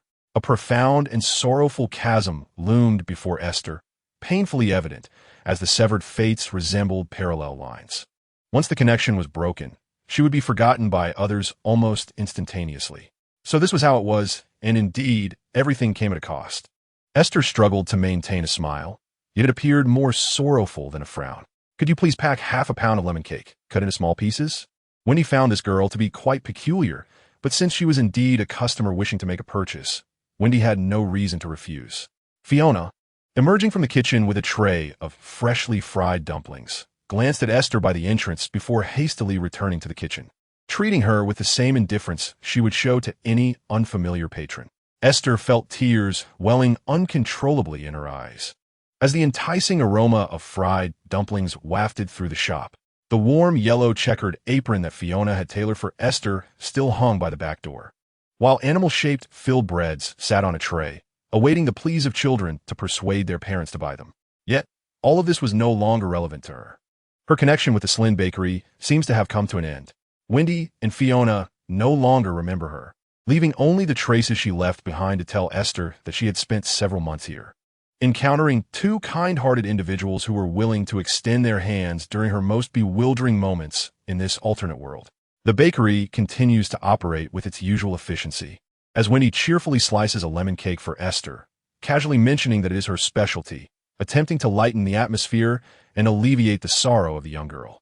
Both Wendy and Fiona appear to be flourishing, emanating an air of hopeful anticipation for a brighter future. Aiste recognizes this clearly, and her tears finally cascade down, like a long-anticipated rain joyfully rushing to the ground. "Oh dear, why are you crying? You could indulge in some sweets. The dumplings here are quite delightful, freshly fried. Would you like me to pack some for you?" Aiste nods through her tears but cannot utter a single word. Wendy, witnessing the girl's continuous weeping, feels a pang of compassion, wondering what troubles the girl has faced. After preparing the items Aiste requested, she accepts a handful of coins from the girl and deliberately offers her a cup of warm red tea sweetened with honey. Life is often fraught with challenges, little one. Yet, there is nothing insurmountable. One day, things will improve. Hold on to hope. Before Wendy could find change for the sobbing girl, Aiste clutched the paper bag and the cup of warm tea, dashing out of the shop. As Wendy counted the coins in her hand, she realized the girl had left an entire gold pound, far exceeding the cost of her purchase. Yet the girl ran too swiftly, and regardless of how much Wendy called after her, she did not turn back. Chapter 14. To accept, Aiste ran into a street corner, spilling honey tea on her hand. Slowly, she sipped the sweetened warm tea, allowing it to flow down her throat. While she preferred milk tea, this sugary beverage effectively soothed her emotions in her current state. Opening the paper bag containing the fried dumplings, a faint warmth wafted towards her face. She popped two in her mouth, chewing vigorously through her tears, savoring the flavors as they were crushed between her teeth and swallowed hastily. Xing once encountered a saying, the source of which she had nearly forgotten. The stomach is the closest place to the heart. As long as it is filled, one's mood may brighten. Humans are indeed peculiar. Merely consuming favored food can uplift one's spirits. This assertion lacks scientific theory, as sorrow originates in the brain. However, it seems strange to recall science in such a world. As she pondered this, she consumed two more still-warm dumplings, and her tears gradually ceased. Aiste, a voice called her name. She quickly wiped the traces of tears from her face and scanned her surroundings, yet saw no one. Have you never considered that this could be the work of the night? All of this is orchestrated by him to control you. Aiste retrieved the small insect from the pocket of her chest, her heart fluttering with surprise and joy as she exclaimed, "You're awake? I thought you might never stir again during this time." Habitually, as she departed from the gates of Chanis, she had tucked the tiny creature into her pocket, and now it coiled around Aiste's little finger, slightly raising its head to face her, emitting a stable sound rather than the faint murmurs it had previously uttered. The night has taken you underground to seal you away. You know this in your heart. Do you truly believe that this is for your own good? Aiste remained silent for several seconds, wiping away the tears that had gathered at the corners of her eyes. "You're not a parasite within me. How can you presume to know my thoughts?" The insect shook its head vigorously, seemingly agitated. "I'm not a parasite. If it weren't for you, I would eagerly anticipate the day the night claims your life. Your reaction would undoubtedly be amusing. The night will not harm me. I have reached an accord with it. This is how it is referred, is it not? Do you genuinely believe that with your current power, you can engage in equal dealings with a true deity? They need not lift a finger to eliminate you. A mere proclamation from them would mark you as a wanted criminal across the entire continent." Aiste positioned the insect close to her ear, where it voluntarily hung from the lobe, resembling a translucent ornament. Embracing it gently, she strolled leisurely toward the nearby bookstore, softly conversing, "At least for now, I do not sense any malice from the night. It even seems willing to nurture me." The insect fell silent for several moments before responding weakly, "I've told you. This is merely a means of control. The more you rely on the Night's church, the deeper its influence will seep into your life. Eventually, you will find that every aspect of your existence is tethered to the church, and once you wish to leave, you will openly become a traitor with no escape. Instinctively, Esther rubbed her right brow. But I have nowhere else to go. I've lost my only job and relationships. I can share a revered name with you. You sound rather pleased, but I want to be able to pronounce it. I can sense your ill intent. The insect sighed in resignation at Esther's peculiar intuition. Very well. Or perhaps you could venture to Jianhai County. I can guide you to someone I know there. Recalling the goddess's words from her dream and the surname the insect had intentionally led her to consider, Esther felt uneasy, having found no information about this being named Amon. After a moment of contemplation, she finally spoke. I wish to stay in Tangendo for a while longer. I really like it here. But in the end, no one will remember you. Regardless of how long you linger, you are merely delaying the process of being forgotten. Esther fell silent, clutching the paper bag in her arms tighter, her footsteps slowing as she walked down the street. The hurried gentlemen and ladies strode past her, leaving the melancholic young woman behind. The tiny creature gently nudged Esther's earlobe, causing a slight itch. Trust me, I'm the only one who can remember you. Building connections with anyone else is utterly futile. Esther resolutely shook her head. Perhaps I will in the future, but for now, I must remain in Tingen. I made a promise to that steward and Mr. Smith. The little creature let out a soft laugh, seemingly pitying Esther's sincerity. Regardless, there will come a day when I shall wait. What is it about me that is so special? You all seem to value me, as does the night. As Esther posed the question, her tone appeared casual, yet her hand instinctively clenched the paper bag intended for fried dumplings. The little creature seemed amused by Esther's inquiry, its languid voice laced with mirth. Who knows? You are certainly not special, are you? This is something you often remind me. Esther fell silent, prompting the creature to nip at her ear. Please let me go back. It's too conspicuous here. This time, Esther complied, reaching to remove the little creature and placing it back in her pocket, just as they arrived at the entrance of the bookstore, bringing their conversation to a halt. Once they returned to the Blackthorn Security Company, the little creature would likely revert to its silent state, which Esther suspected was somehow related to the power of the goddess. As soon as Esther stepped through the door, she spotted a somewhat familiar young man. The reason Esther remembered him was due to his strikingly handsome appearance, reminiscent of a young star, and the fact that he had previously visited the bakery with Deli, who had mentioned he was her colleague. Was he also a member of the Nightwatch? The young man casually flipped through a couple of poetry collections before setting them down to browse the novels. Suddenly, it seemed he heard something, raising his gaze toward the entrance just as Esther walked in, their eyes meeting. Esther offered a friendly nod, quickly recalling that he likely did not remember who she was, and thus abandoned her plan for self-introduction, deciding to wait until they met again at the Blackthorn Security Company. However, the young man approached her directly, and his height of 6 feet put considerable pressure on Esther. She instinctively stepped aside, but he blocked her path with a stern expression. Who exactly are you? Esther was taken aback by his tone. I merely came to buy a book. Her voice was uncertain, as the young man's authoritative demeanor made her feel as though she were a dangerous individual running amok. Well, in a certain sense she indeed was. Yet she had already informed Dunn of her intention to go out, and the night church had granted her the freedom to move about. She had nothing to feel guilty about. Bolstering her resolve, Esther frowned at the obstructive young man. May I ask what your issue is? If there is nothing, could you please let me pass? We are blocking the entrance. Realizing the inappropriateness of his actions, the young man quickly stepped aside, staring at Esther for several seconds before clearing his throat in distress. Ahem, that was a misunderstanding, a mere little misunderstanding. I may have mistaken her. Esther's eyes widened, filled with skepticism towards Leonard. Is there truly such an unreliable individual in the Nightwatch team? Will sending him on a mission not lead to disaster? I apologize for the interruption. Farewell, the youth exclaimed, hastily departing the bookstore, as if fearing Esther might pursue him to unleash her ire. Esther was left in a state of bewilderment. This person was utterly perplexing. Leonard dashed around the street corner, his remarkable abilities enhancing his physical prowess. His breath grew slightly labored, yet he sprinted several dozen meters without experiencing significant fatigue. He pulled up the collar of his trench coat and muttered through clenched teeth, "Old man, why didn't you clarify things beforehand?" She looked at me as though I were a fool.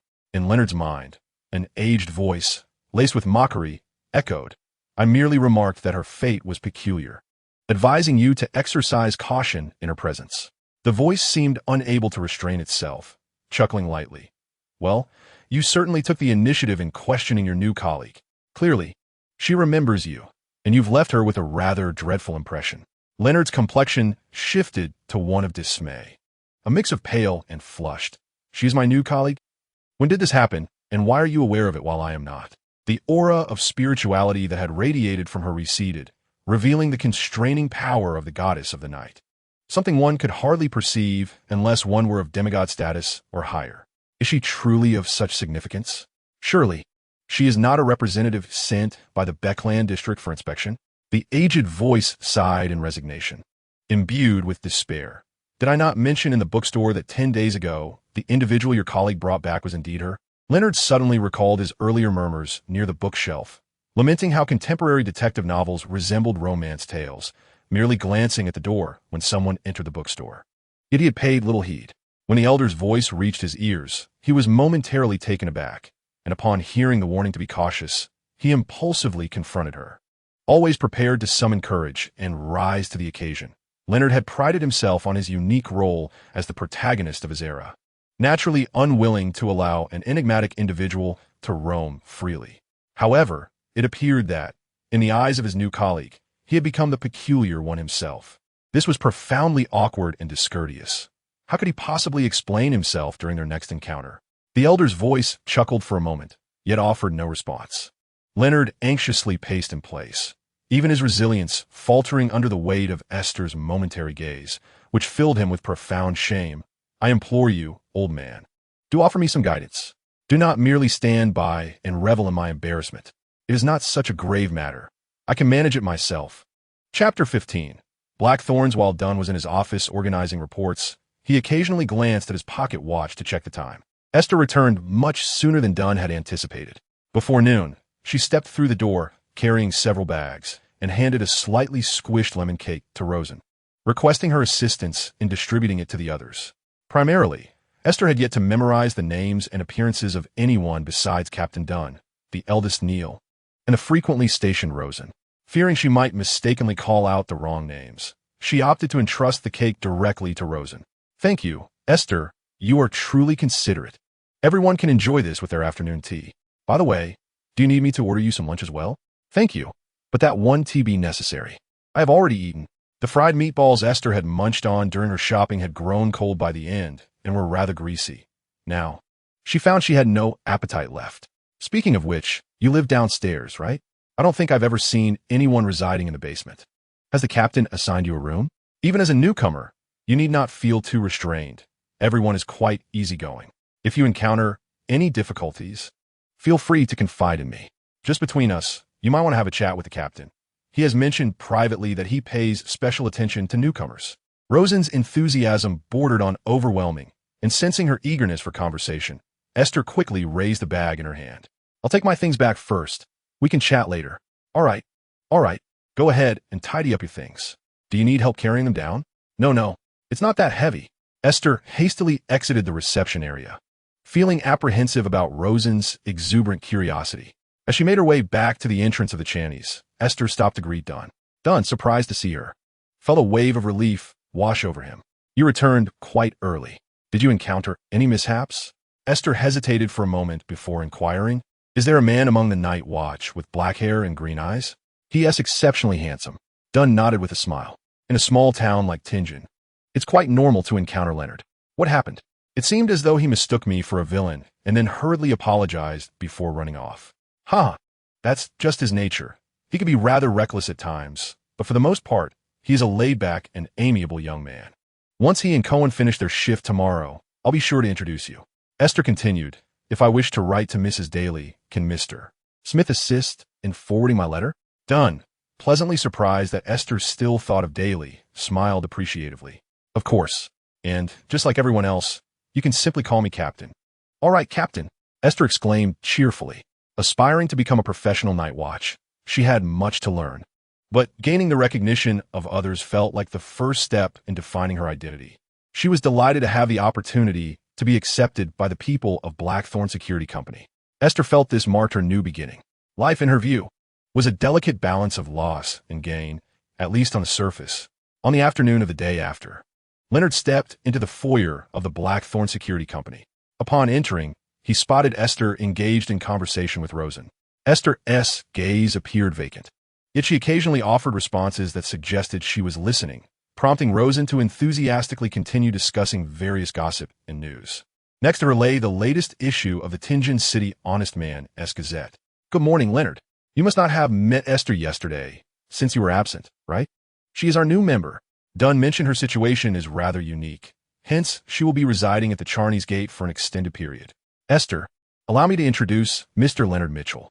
Despite his youthful appearance, he has already attained Sequence 8. Quite impressive, isn't it? Though perhaps not as talented as Delhi. Who knows what the future holds? A faint blush crept onto Leonard's face as he awkwardly nodded at Esther and hurriedly made his way through the door leading to the corridor, eager to escape the awkwardness. How embarrassing. Esther glanced at Rosen with amusement. You are quite young yourself. I recall that both the captain and Ms. Delhi are at Sequence 7. Is it not rare for extraordinary individuals to advance? Rosen's enthusiasm gradually waned. Her smile faded as she looked at Esther with concern. Becoming extraordinary is not necessarily a good thing. It can be perilous. You should be like me, merely a clerk, right? Esther shook her head. I may no longer be an ordinary person. Oh, I see. No wonder the captain has allowed you to stay below. You should know that even the guardians do not spend the night within the Chanis Gate. The night is when the sealed powers are at their peak, which can greatly affect one's body. Esther deftly shifted the subject, as she did not wish to appear too unusual. But Leonard has been at Blackthorn for quite some time, hasn't he? I believe he was also present when Miss Delhi visited me. Indeed, he has been here for nearly 3 years, and this year he ascended to become a midnight poet. Given Leonard's age, there is still hope for further advancement. If it weren't for his rather lackadaisical nature and penchant for sloth, the captain might have considered nurturing his potential further. Do not be deceived by Leonard's serious demeanor. On the day he became sleepless, he struggled to control the powers of his transformed body and attempted to dash down the stairs, only to tumble like a wheel several times. Ha ha ha. Seeing Rosen's spirits lifted once more, Esther couldn't help but laugh as well. Rosen's gossip not only provided entertainment, but also offered her valuable insights. That sounds quite unfortunate. I'm just glad he was unharmed. Viola ascended from below, a tall girl with chestnut hair tied in a ponytail, adorned with a hint of freckles and wearing rimless glasses, exuding an air of grace and refinement. Esther, Captain Dunn requests your presence in his office. Esther promptly rose from the soft chair. Very well, I shall go down at once. Leonard stood in Dunn's office, and upon seeing Esther enter, his nerves intensified, eliciting a stifled giggle from her. Today, Leonard will take you to meet the combat instructor. All right. Is there anything I should be mindful of? Dunn cast a glance at Leonard, instructing him to briefly introduce the training program to her on the way, and to inform her of the address of Mr. Gawain. He added that today he would accompany Esther, allowing her to go alone next time. Then, Dunn turned his attention to Esther, reassuring her that if she feared losing her way, she could take a cab with the fare reimbursable. Esther felt the distinct advantages of becoming a night watcher. I understand. The reason for advancing her combat training was to ensure she possessed the ability to protect herself. Currently, her physical condition stabilized at Sequence 7, although the specific path to the sanctuary remained a confidential matter beyond his knowledge. Leonard gazed in astonishment at the petite girl, who appeared to be scarcely 20, even younger than Dolly. The fact that Esther had reached Sequence 7 marked her as an exceptional individual among the extraordinary, a true genius. No wonder the old man remarked on the peculiar fate that surrounded her. She certainly was not an ordinary person. Reflecting on this, yesterday's scene at the bookstore became dramatically significant. Had he provoked a Sequence 7 extraordinary being? Leonard felt a mix of shock and embarrassment wash over him. Esther, with an innocent expression, confessed, I didn't even know my sequence. I'm not even sure what abilities I possess. Leonard had a plethora of questions he yearned to pose to the old man, but with Dunn and Esther present, he had to stifle his curiosity. Dunn nodded in affirmation. Thus, I intend for you to train under the combat instructor first. This will allow you to gain experience while discovering your physical limits. Esther expressed no objections. She was eager to engage in any activity. Leonard, however, harbored some reservations but felt too awkward to voice them. The thought of spending the entire carriage ride alone with Esther stirred an impulse to bury himself. Dunn glanced at Leonard. I assumed you would relish the opportunity to sneak away. Leonard forced a chuckle. Ha ha, I'll take her there right away.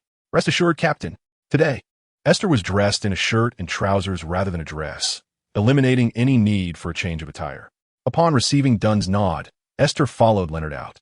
Before they could exit, Dunn interjected, "Wait, there's one more thing. You both need to change into the probationary inspector uniforms. After all, Mr.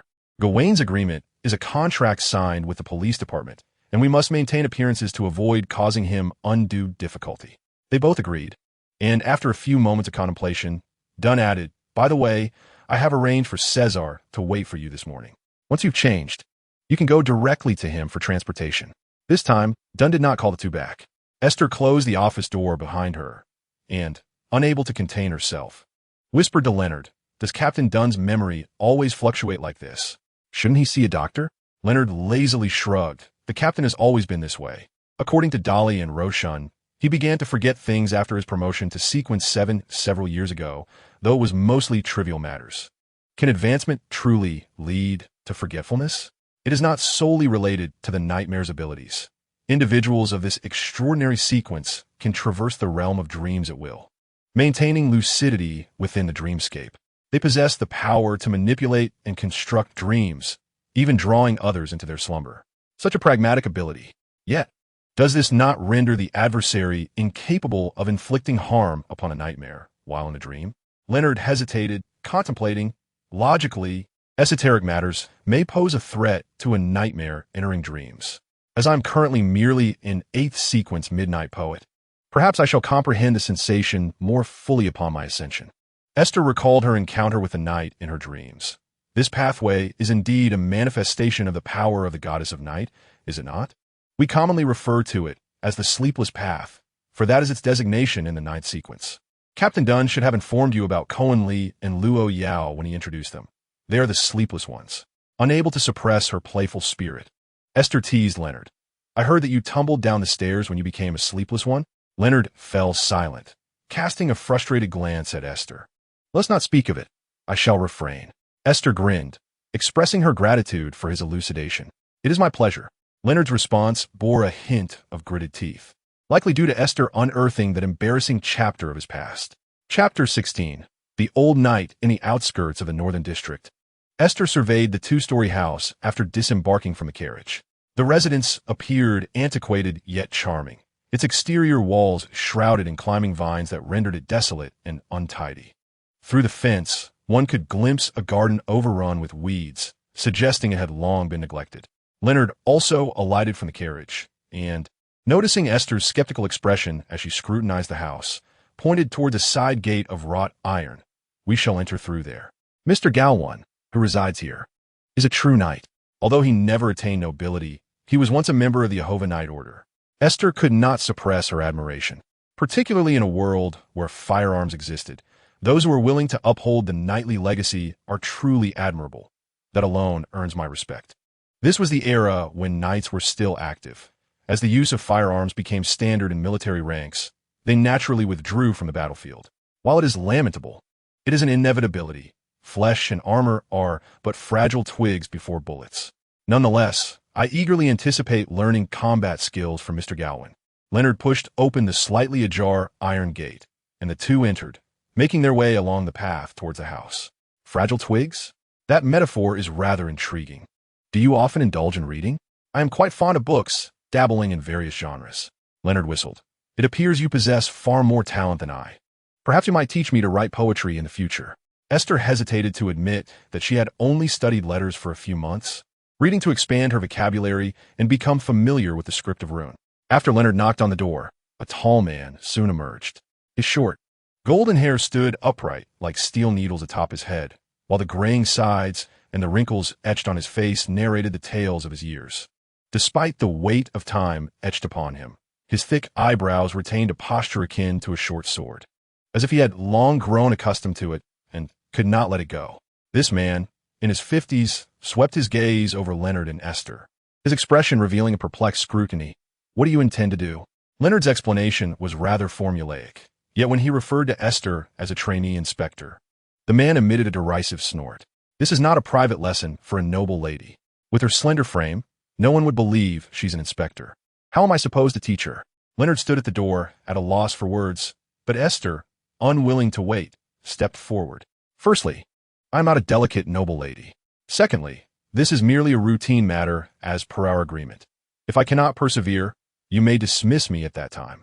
The man appraised Aiste once more, and she stood tall and composed, facing his piercing gaze with unwavering resolve. You would be better off learning to shoot. Those newfangled pursuits are far more popular and would surely be the talk of the tea parties among the ladies. Aiste maintained a stoic expression, determined not to reveal any fluctuation of emotion. I have no interest in tea parties. In contrast, the prospect of understanding the trials of becoming a knight is far more compelling to me. Leonard's mouth twitched as he began to worry that Aiste might provoke Mr. Gawain. How could she so effortlessly strike at a nerve? The man erupted into laughter, only ceasing after several moments. That is, without doubt, the finest jest I have heard in this era. Have you been indulging in too many juvenile novels and dramas? There are no knights and roses in these times. Aiste's expression remained unchanged as she fixed her gaze upon the man. I am entirely serious. The man reined in his laughter, and after a brief silence, extended his hand towards Aiste. Gawain, since you wish for it, let reality deliver its blows upon you. Do not come crying to return home. Aiste shook his hand. You may call me Aiste. I shall not. I have no home to return to. Leonard glanced at Aiste in astonishment, failing to discern any sorrow on her face. She appeared as serene as a stone. Gawain lowered his gaze. Forget what I just said. I shall not utter any chivalrous sentiments. Your training will be of the same intensity as that of other formal inspectors. At this, Aiste smiled. That is most agreeable to me. Gawain cast a glance at Leonard. Are you planning to linger here? Return to collect her in 3 hours. After Leonard departed, Gawain instructed Aiste to hang her trainee inspector's coat by the door and pointed to her sleeves and trousers. Next time, wear something more conducive to movement, preferably that which is not easily soiled. Your stature is a bit short. I fear that the night practice attire here may not fit you. Understood. Aiste felt a sense of returning to military training, responding to Gawain with an involuntary seriousness befitting an instructor. Gawain chuckled softly, shaking his head. If you wish to stay, then exert your utmost and let me witness it. A few minutes later, as Gawain gazed at the splintered wooden board, he pondered the true nature of this apprentice constable. Her display of strength seemed rather exaggerated. Aiste's physique lacked pronounced musculature. She was well-proportioned, soft yet harmonious. A judgment Gawain had formed through careful observation. Yet, it became evident that this young woman was far from ordinary. Aiste flicked her wrist, astonished that her full-force punch had wielded such power. She had anticipated pain in her hand, but instead, the inch-thick board shattered while her hand merely tingled. With little discernible discomfort, she had keenly observed the slight fissures in the board and aimed her force at that point. Yet she had not expected to crush it with her bare hands. Clenching her fist, a surge of fiery excitement coursed through her veins. Gawain had previously been perplexed by Aiste's assertion that a punch required a target, but now he comprehended. Striking with finesse in the air only demonstrated speed, failing to unleash the requisite might. Have you ever trained in combat? He inquired. I have only witnessed others fight. Of course, it was all in films and television shows. Aiste thought to herself. Based on Aiste's condition, Gawain devised a brief assessment across various dimensions. Noticing her stamina and endurance were remarkably stable, he decided to forego preliminary warm-up exercises and directly impart combat knowledge to her against the practice wooden dummy. Aiste listened attentively. After Gawain demonstrated twice, she was able to mimic his movements almost flawlessly, rectifying any minor details or exertion discrepancies upon his guidance. Gawain felt a twinge of regret. Had a child with such strength and talent joined the knights 30 years ago, disregarding her gender, she would undoubtedly have shone on the battlefield. However, the Order of Knights had lost its significance. Gawain recognized that Aiste harbored her own secrets. In this day and age, who did not? Only, with his outdated ideals, had been cast ashore by life, sun-dried by the relentless passage of time. As the 3-hour lesson concluded, Aiste sighed in relief. Her most pressing sensation was hunger. It felt as though her stomach were digesting itself. The soreness from her exertion paled in comparison to the gnawing emptiness within her. Her insides hollow, akin to an empty vessel awaiting fulfillment. Aiste realized once more that her extraordinary capabilities were intrinsically linked to the energy within her. The greater the expenditure, the stronger her yearning for sustenance became. Leonard leaned against the carriage, flipping through a poetry collection with a furrowed brow. Upon seeing him, Esther's initial thought was that Leonard possessed some delectable treat. She was taken aback by this notion and inhaled deeply, detecting only the faint fragrance of wildflowers and the earthy scent wafting from the garden. Why had she suddenly felt that Leonard was hiding something delicious? Esther was uncertain whether her faintness was due to hunger, which was causing her spiritual intuition to spiral. Today's training was quite arduous, wasn't it? She remarked, rubbing her stomach. After exchanging greetings with the driver, Sizzle, she climbed into the carriage alongside Leonard. Actually, it wasn't too bad. Mr. Gawain is truly diligent. I just feel as though I might perish from hunger. Don't worry. Rosen mentioned she would order an extra apple pie for your dinner, as she knows you have a penchant for sweets. Esther nearly drooled at the thought. Let us hurry back. The journey to the Blackthorn Security Company was agonizing for Esther, as she found herself glancing at Leonard far too often, leaving him in a state of unease. Is there something on my face? No, I must be delirious from hunger. Esther mused, still convinced that Leonard possessed something that could replenish her energy. With a sigh, she helplessly rubbed her right brow and turned her gaze towards the scenery outside. This motion caused Leonard to stiffen, for he heard a chorus of exclamations echo in his mind, only to fall silent once more. Fearful of drawing Esther's attention, Leonard refrained from speaking directly. Instead, he feigned dropping a book to the ground and, while bending to retrieve it, whispered, "Old man, what's wrong?" After several minutes of silence, the heavy voice finally responded, "Do not exhibit any peculiar behavior. We shall converse once you are sufficiently distant from her." As Leonard straightened, he found Esther once again fixating on his face, but her pale gray eyes seemed to shimmer with a golden light, focusing not on him, but on some unknown void beyond. "Esther? Huh?" Esther blinked, finally regaining her composure. She realized she had been staring at Leonard again. "I'm sorry. I was a bit too hungry and lost my train of thought. Did you say something?"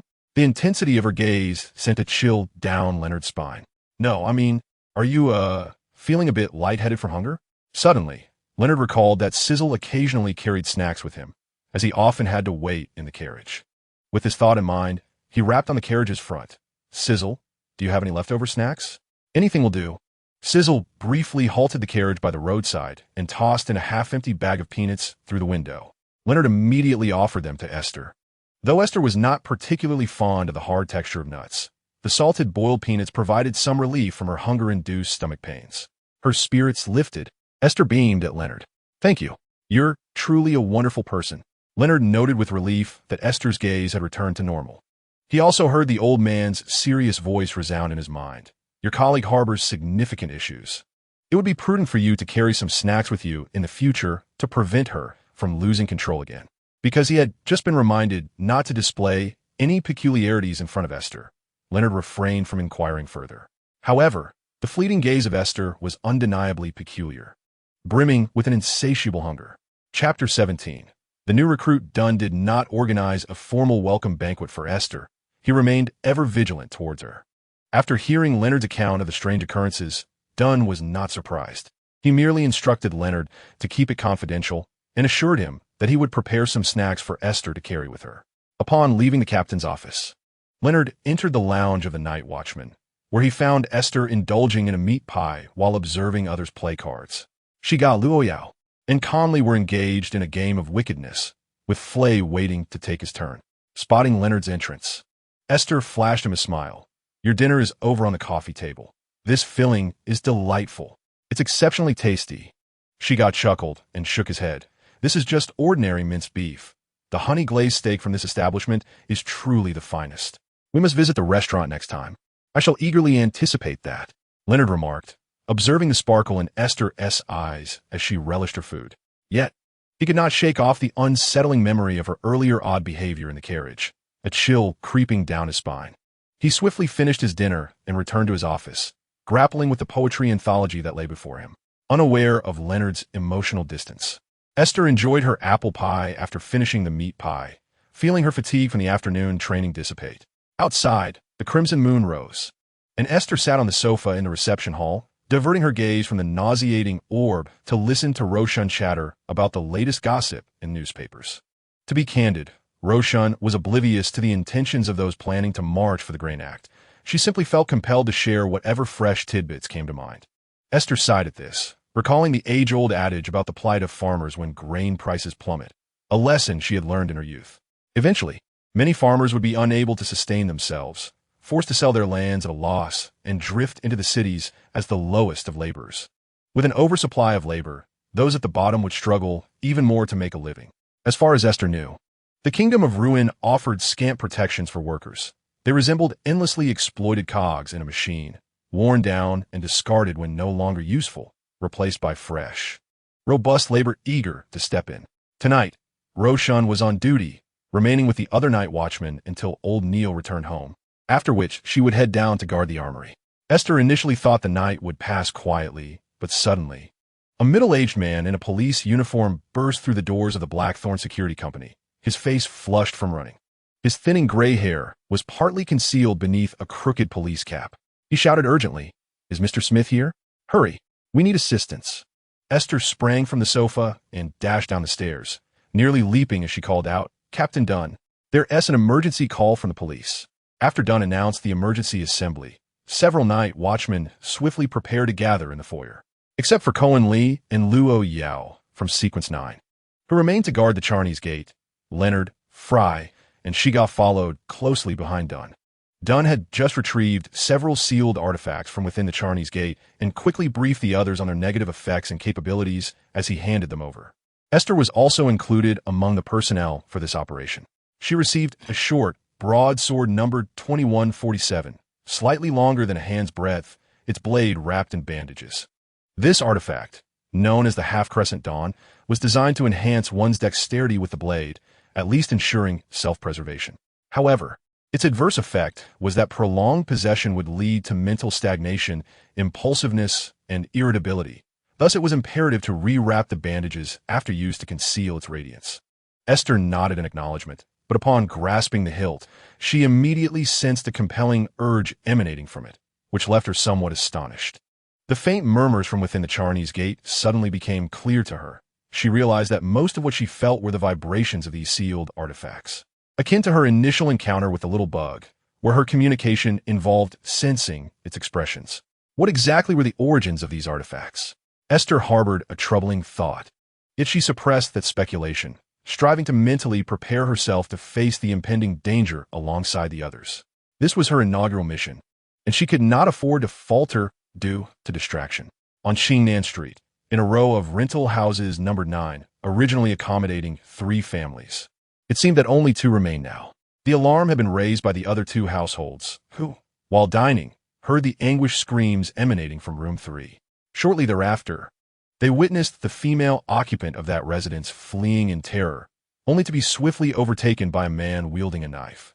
He raised his hand, conjuring black flames that ignited the woman's legs.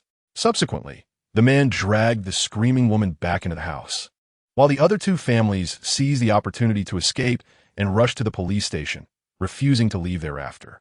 The police grew suspicious of the man's abilities, prompting them to solicit assistance from the Special Operations Division of the Iowa County West District Police, specifically the 7 Squad, comprised of the Night Goddess Church's night watchmen. Concurrently, the police dispatched officers to establish a preliminary perimeter around the block, restricting entry and exit. At this hour, most individuals were still at home for dinner, resulting in minimal activity on the streets. Upon their arrival at the scene, Dunn and his team engaged in a brief exchange with the police regarding the current situation. The driver, Zizzle, hurriedly turned back, needing to retrieve Old Neil to prepare the necessary materials for the ritual magic, as Old Neil had not accompanied Dunn and the others immediately. Standing among the other night watchmen, Aiste appeared notably diminutive, a half-head shorter than the 1.7-meter-tall Shiga. Her sleeves rolled multiple times to allow for greater arm movement. This youthful girl stood out remarkably among the group. No one had emerged yet. It was highly probable that the perpetrator was still inside, due to the likelihood that the adversary might be an extraordinary being. Dunn instructed the ordinary officers to maintain their distance from the periphery. Apart from Aiste, the night watchmen drew their sidearms, while Dunn signaled for Aiste to stay close to Fry, which alleviated Leonard's anxiety somewhat. Fry, a collector of corpses ranked at Sequence 9, was the most taciturn member of the Nightwatch team.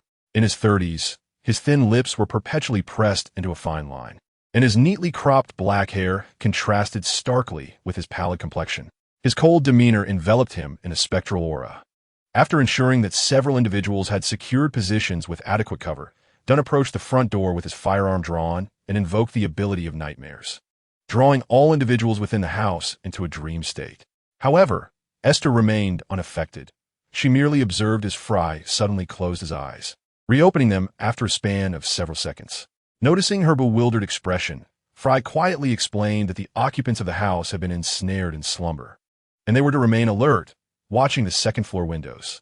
Aiste instinctively lifted her gaze, feeling a peculiar sense within her. She unwrapped the dusty bandages from her short sword, fastening them tightly around her forearm. That individual would not emerge from this side. Fry paused, taken aback. How do you know? Is it a spiritual intuition? He nodded in acknowledgement, though it was apparent that he harbored doubts about Aiste's assertion, for her tone suggested uncertainty.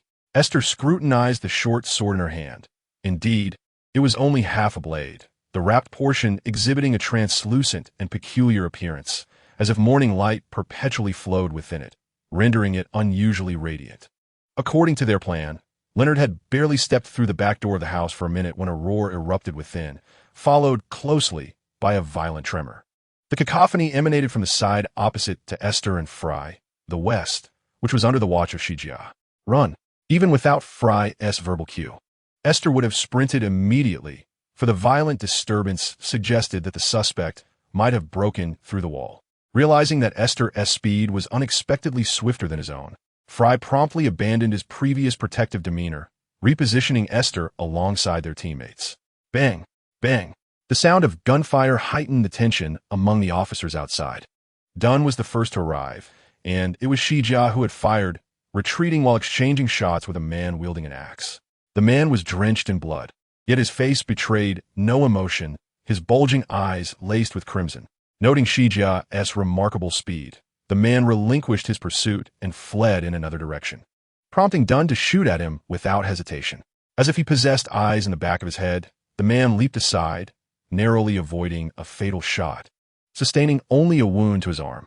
Without looking back, he continued his escape, the redness in his eyes intensifying. Dunn was prepared to follow, but suddenly, a surge of black flames erupted before him, forcing him to halt and navigate around the obstruction. This delay allowed the man to gain several meters of distance, rapidly approaching the alleyway beyond. Upon witnessing this scene, Fry promptly activated the sealing artifact he held, a rust-red whistle. As he blew into it, he simultaneously fired a shot at the man. Yet again, the bullet missed, evaded by the man's swift movement. Nevertheless, the extraordinary power of the artifact was unleashed. The man, gasping for breath, turned to face Fry, his indifferent visage contorted with rage, and he roared as he charged towards Fry, brandishing his axe with a fierce intent to slay him. Aiste felt an eerie sensation reminiscent of her past life, when she had lured monsters in an online game.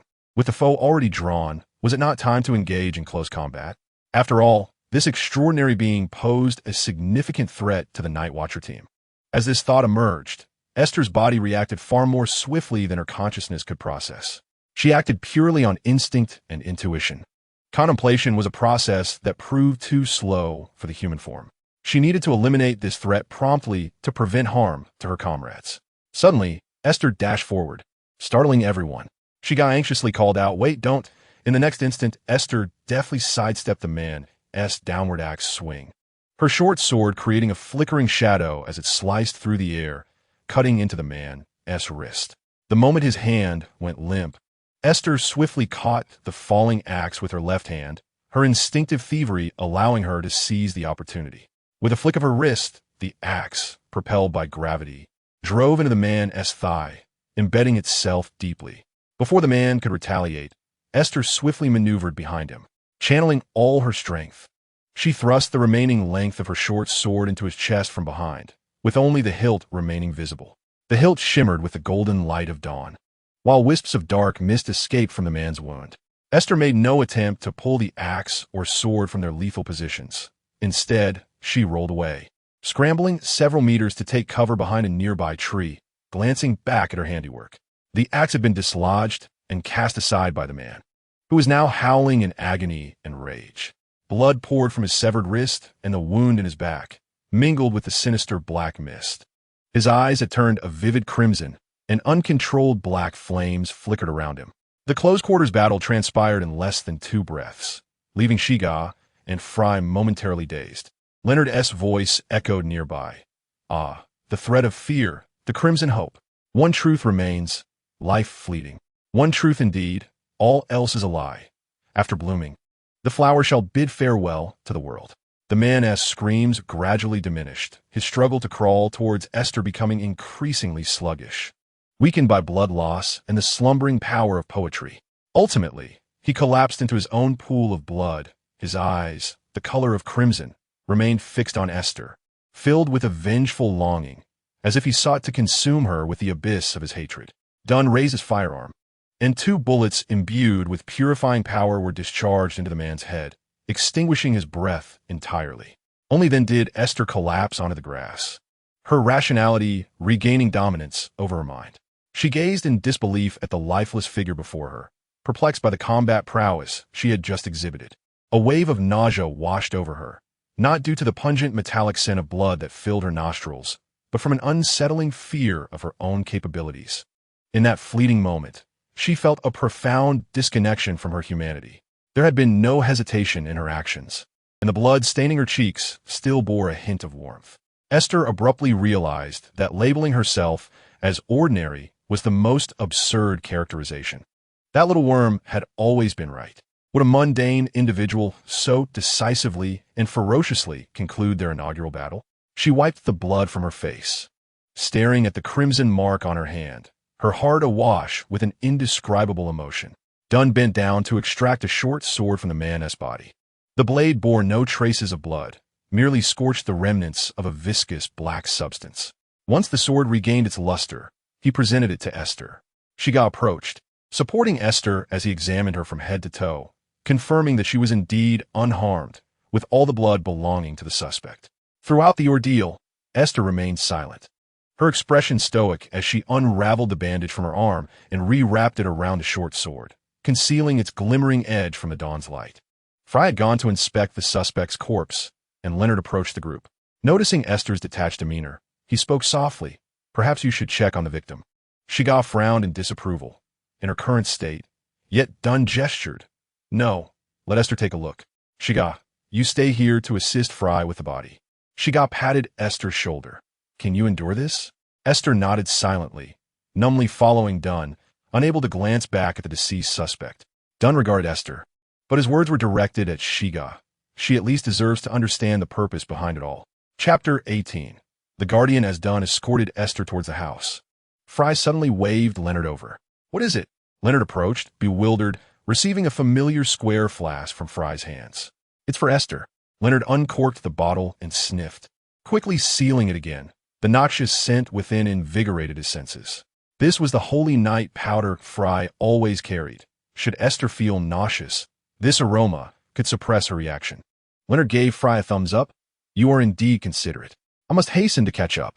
Aiste followed Dunn into the house, with a stench of blood seemed to solidify, clinging to every minuscule particle in the air, twisting her stomach in discomfort. However, Aiste did not feel nauseous. She merely experienced a sense of revulsion. As she traversed the living room, she was met with an even more potent aroma emanating from the dining area. In addition to the omnipresent scent of blood, there lingered the savory fragrance of roasted potatoes and tomato soup, accompanied by the familiar scent of toasted bread, which was particularly dear to her. Aiste cast her gaze upon the wall, where a family portrait hung, a father, a mother, an older brother, and a younger sister, all bearing similar features and adorned with warm smiles. The photograph appeared relatively recent, with a date inscribed in the lower right corner, July of last year. Ah, yes. It was dinner time. They must be joyfully gathered around the table, relishing the evening meal together after a day of work and study. Indeed, they were seated at the table, each victim bound to their chairs with ropes, continuing to feign the serenity of a dinner scene. Opposite the dining room stood a wall that had been breached by the perpetrator, revealing a gaping hole. A vast expanse of crimson had saturated what was once a warmly decorated dining space, while the gas lamps above continued to faithfully illuminate the area. The 5 prepared place settings below were starkly highlighted in blood red. 5 individuals. Aiste's intuitive sensitivity was once again stirred. She turned and fled the dining room. Hastening up the staircase she had previously observed, nearly colliding with Leonard, who was descending. The upstairs was dimly lit, and as Aiste groped her way forward, she pushed open the second door on her right. Her eyes swiftly adjusted to the low light, and upon locating the switch on the wall, she illuminated the room. Inside was a double bed, likely the master bedroom of the couple. Aiste approached the wardrobe and gently pulled open its door. Dunn stepped beside her and, upon seeing the sleeping girl within, allowed a soft sigh. Aiste's numbness finally dissipated, and her tears washed away the bloodstains on her face. Was it always like this? Yes. Ordinary individuals are exceedingly vulnerable before the extraordinary, utterly defenseless against the unprepared onslaught. This is why the Night Watchers exist. This is why we must fight. Dunn extended his arms and lifted the little girl from the wardrobe. We face madness, and behind this madness lies the support that enables more ordinary citizens to live well. Even if their lives are less than ideal, it does not justify their being subjected to cruelty. Aiste's tears flowed more freely. The overwhelming sorrow served to awaken her. But what about her? What will become of her? The authorities will reach out to relatives willing to adopt her. If there are no kin to rely on, the church's orphanage will take her in. Leonard, who had been observing Aiste's condition from the doorway, spoke up at this juncture. I was raised in a church orphanage, and it wasn't so bad. It's far better than the plight of those children mistreated by their relatives. Aiste was taken aback by Leonard's revelation of his background, momentarily at a loss for words, simply staring at him in astonishment. The slightly mischievous smile on Leonard's face appeared particularly charming at that moment. Dunn nodded. She would not remember any of it. Only a vague impression would remain. This was not the first time the church had dealt with such a situation. Aiste cast a final glance at the little girl in Dunn's arms. May fortune favor her. A pang of anguish coursed through Aiste's mind as she wiped away the tears from the corners of her eyes, wearily rubbing her right brow, yearning only to return to the Chanis Gate and sleep deeply without dreams. Leonard had been trailing beside Aiste, and the moment they stepped outside to breathe the fresh air, he quickly handed her something from his pocket, 2 pieces of hard candy. For Aiste, whose stomach was twisting in pain from overexertion, this was akin to a lifeline. She bestowed a grateful glance upon Leonard, unceremoniously unwrapped the candy, and popped both pieces into her mouth. Cecil intended to first escort Shiga, Leonard, and Aiste back to Blackthorn, as a single carriage could not accommodate so many. Upon arriving at the scene, old Neil sighed heavily, following Dunn to the site to gather clues, while Fry was collecting the body of the suspect, which would later be taken back to the basement of the Blackthorn Security Company. After finishing the candy, Aiste quietly thanked Leonard, saying, "Your candy has saved my life." Leonard, casually lounging with his legs crossed against the carriage window, replied, "No, you have no idea how terrifying your gaze is when you're hungry. It looks as if you might just grab someone to eat." Perhaps the shared experience of combat draws people closer. Shiga affectionately patted Aiste on the head, a gesture made easy by her height. It was truly unexpected that Aiste would exhibit such bravery and prowess. Her ears flushed crimson as she lowered her gaze to the short sword in her hand, attempting to mask her embarrassment at such direct praise. Leonard couldn't help but chuckle, only to receive a glare from Shiga. Upon returning to Zotland Street, after returning the sealed items to the custodian, Leonard and Shiga made their way to the Night Watchers' lounge. As the sleepless ones, staying up late was a routine they had grown accustomed to. Aiste, on the other hand, stepped through the Chanis Gate, feeling the soothing energy of darkness envelop her, gradually restoring her troubled heart to tranquility. She entered her stone abode, changed her attire, and nestled under her blankets. As the calming force continued to gather around her, she finally emptied her thoughts and closed her eyes, drifting into sleep. This was the life of a night watcher. The mundane shifts and readiness were one aspect. They would play cards in the lounge, tease one another, and chat about trivial matters ranging from the weather to cuisine, sharing their favorite books or magazines, and wagering on how often the captain and Lady Dolly might contact one another in a week. The tasks represented another facet, such as the murder case Aiste had experienced, which was a rare occurrence. She later accompanied the Night Watchers on several missions, where after Dunn showcased his control over nightmares, the others swiftly apprehended the suspect, making the process rather effortless. According to Dunn, these apparent criminals are not the most fearsome. The true danger lies in the cultists or organizations that operate in the shadows, unknown and unseen. Should they take action, they could potentially unleash a catastrophic crisis affecting numerous residents. Old Neil was present at the time and nodded in agreement as he listened to Dunn's cautionary words directed at Aiste.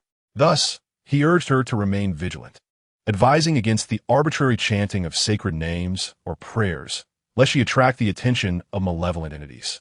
Aiste's combat training continued apace, with Shiga enthusiastically taking her to shooting practice. Upon their return, Shiga effusively praised Aiste's talent to Dunn, employing an exaggeratedly teasing tone that made Aiste wish to hide behind the office door, feeling an overwhelming desire to shrink away beneath her chair. However, Aiste was not authorized to carry a firearm and harbored a distaste for the acrid smell of gunpowder. After mastering the recoil and aiming techniques to the point where she could consistently hit the target 10 times, she decided to forego further practice with Shiga. Meanwhile, the esoteric studies conducted by Old Neil were continuously postponed by Dunn.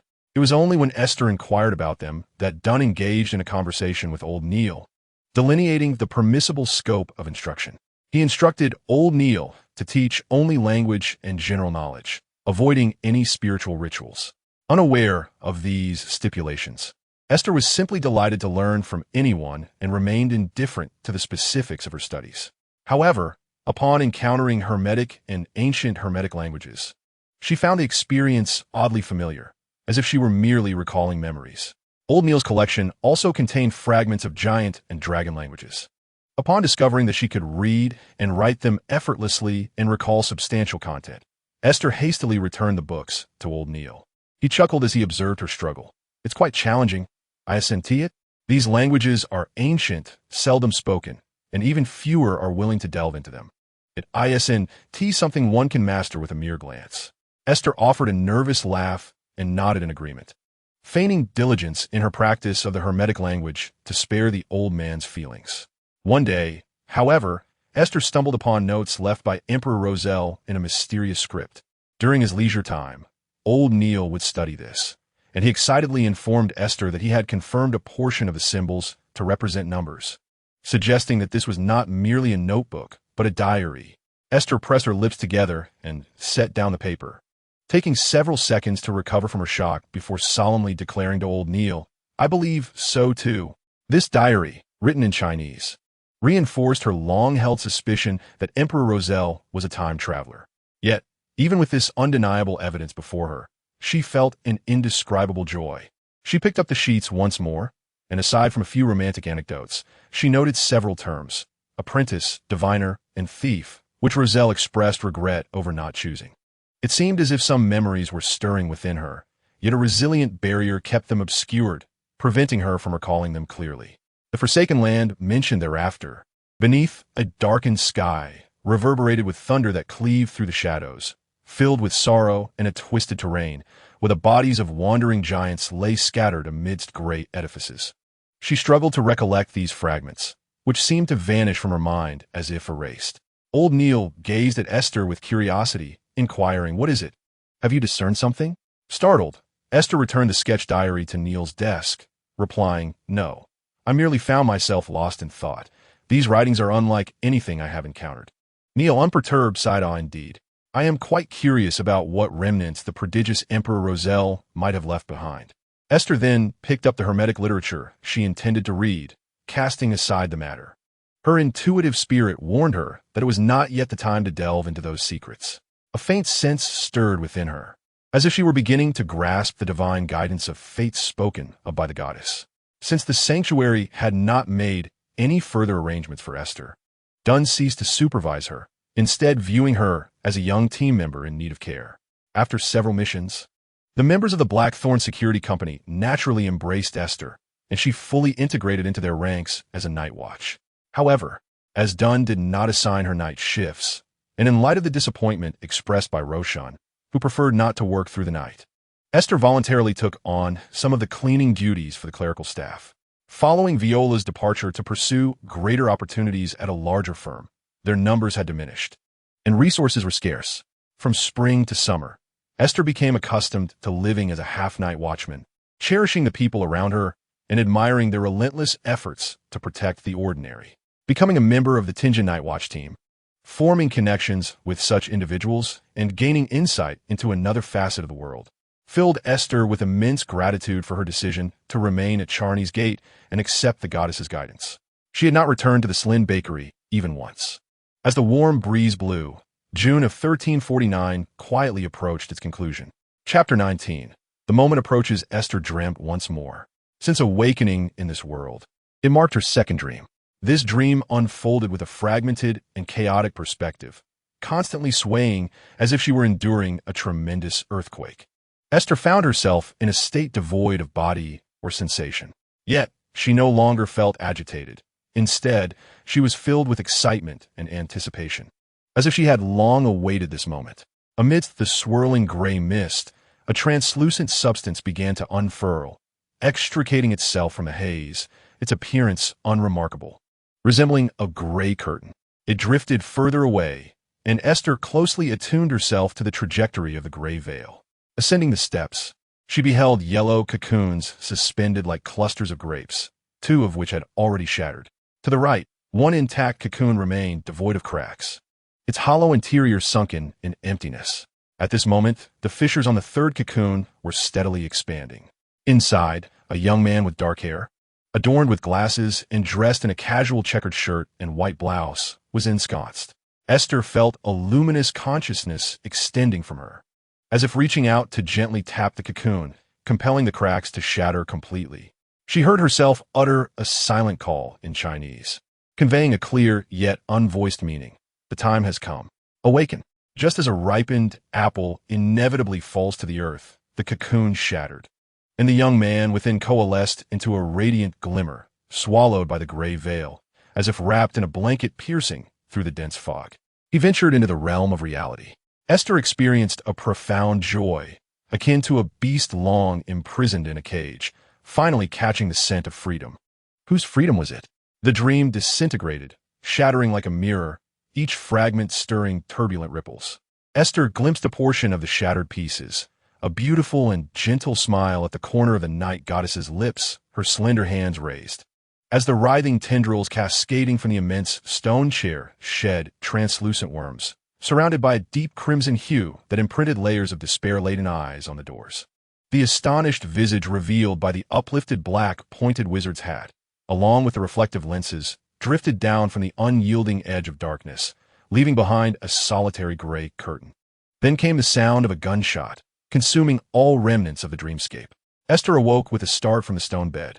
It seemed she had dreamt of a multitude of things, the weight of information causing cold sweat to trickle down her back. Yet in the moment of awakening, those memories were shrouded once more. It felt as though fate had played a cruel trick, leaving her to decipher it alone. She turned over and flicked the switch on the wall, illuminating her surroundings with a ghostly blue light. Thankfully, she was still in her stone abode. On the table lay the recently popular novel Storm Mountain Manor, which Esther found creatively intriguing, albeit excessively indulgent. Although the latter parts of the plot were entertaining, the twists felt rushed. A pile of books on mysticism and history rested nearby, some borrowed from old Neil, others purchased by Esther, who had recently been delving into the histories of the tertiary and even the secondary eras. Scattered beside the stack was a bracelet she had crafted just the night before, intended as a gift for Dolly, who was finally returning from her break to visit everyone in Tingen. However, after months apart, Dolly had likely forgotten all about Esther. Knowing only that Tingen had a new night watchman, Esther hoped Dolly would not spurn a humble token of goodwill. Esther prodded the small creature at her bedside, observing its impatient wriggling. Although the creature never conversed with her in the presence of other night watchmen, Esther occasionally ventured out for strolls or to the library, and when the opportunity arose, the creature would share many insights with her, proving to be far more knowledgeable in mysticism than old Neil. At least her little companion remained by her side. Esther finally felt a sense of relief, exhaling as she settled back on her bed. Why does it feel as though my dreams are awry? Is dreaming truly such a terrifying affair? She longed to indulge in slumber once more. Yet the haunting sensations lingered in her mind, preventing her from regaining her tranquility. That afternoon, Esther was in the foyer assisting Rosen in organizing magazines. Rosen had subscribed to a plethora of newspapers and periodicals, resulting in a chaotic assortment on the living room magazine rack. Esther diligently sorted them in chronological order, grouping the excessively old and unpopular ones together for Cesar to take out later. When Dunn and Leonard emerged from the underground, they were clad in police uniforms. "Captain, are you headed to the precinct?" "Indeed. We have another individual to investigate regarding yesterday's case." Leonard shrugged. "You witnessed that peculiar scene yourself." Old Neil's divination indicated the involvement of extraordinary factors, and the police have just uncovered a lead. We must ascertain the situation of the third individual. Esther, too, was deeply affected by the events of the previous day. The scene was not overtly gruesome, yet it bore an eerie quality that sent chills down her spine. As the deceased had all seemingly taken their own lives in a compulsive manner, Esther furrowed her brow at the two men. "I recall that they were two remarkably young university students. Was there truly a survivor?" Dunn nodded. "Let us hope he is fortunate enough when we arrive, and remains untainted by any malevolent entities." Leonard gave Esther a thumbs up.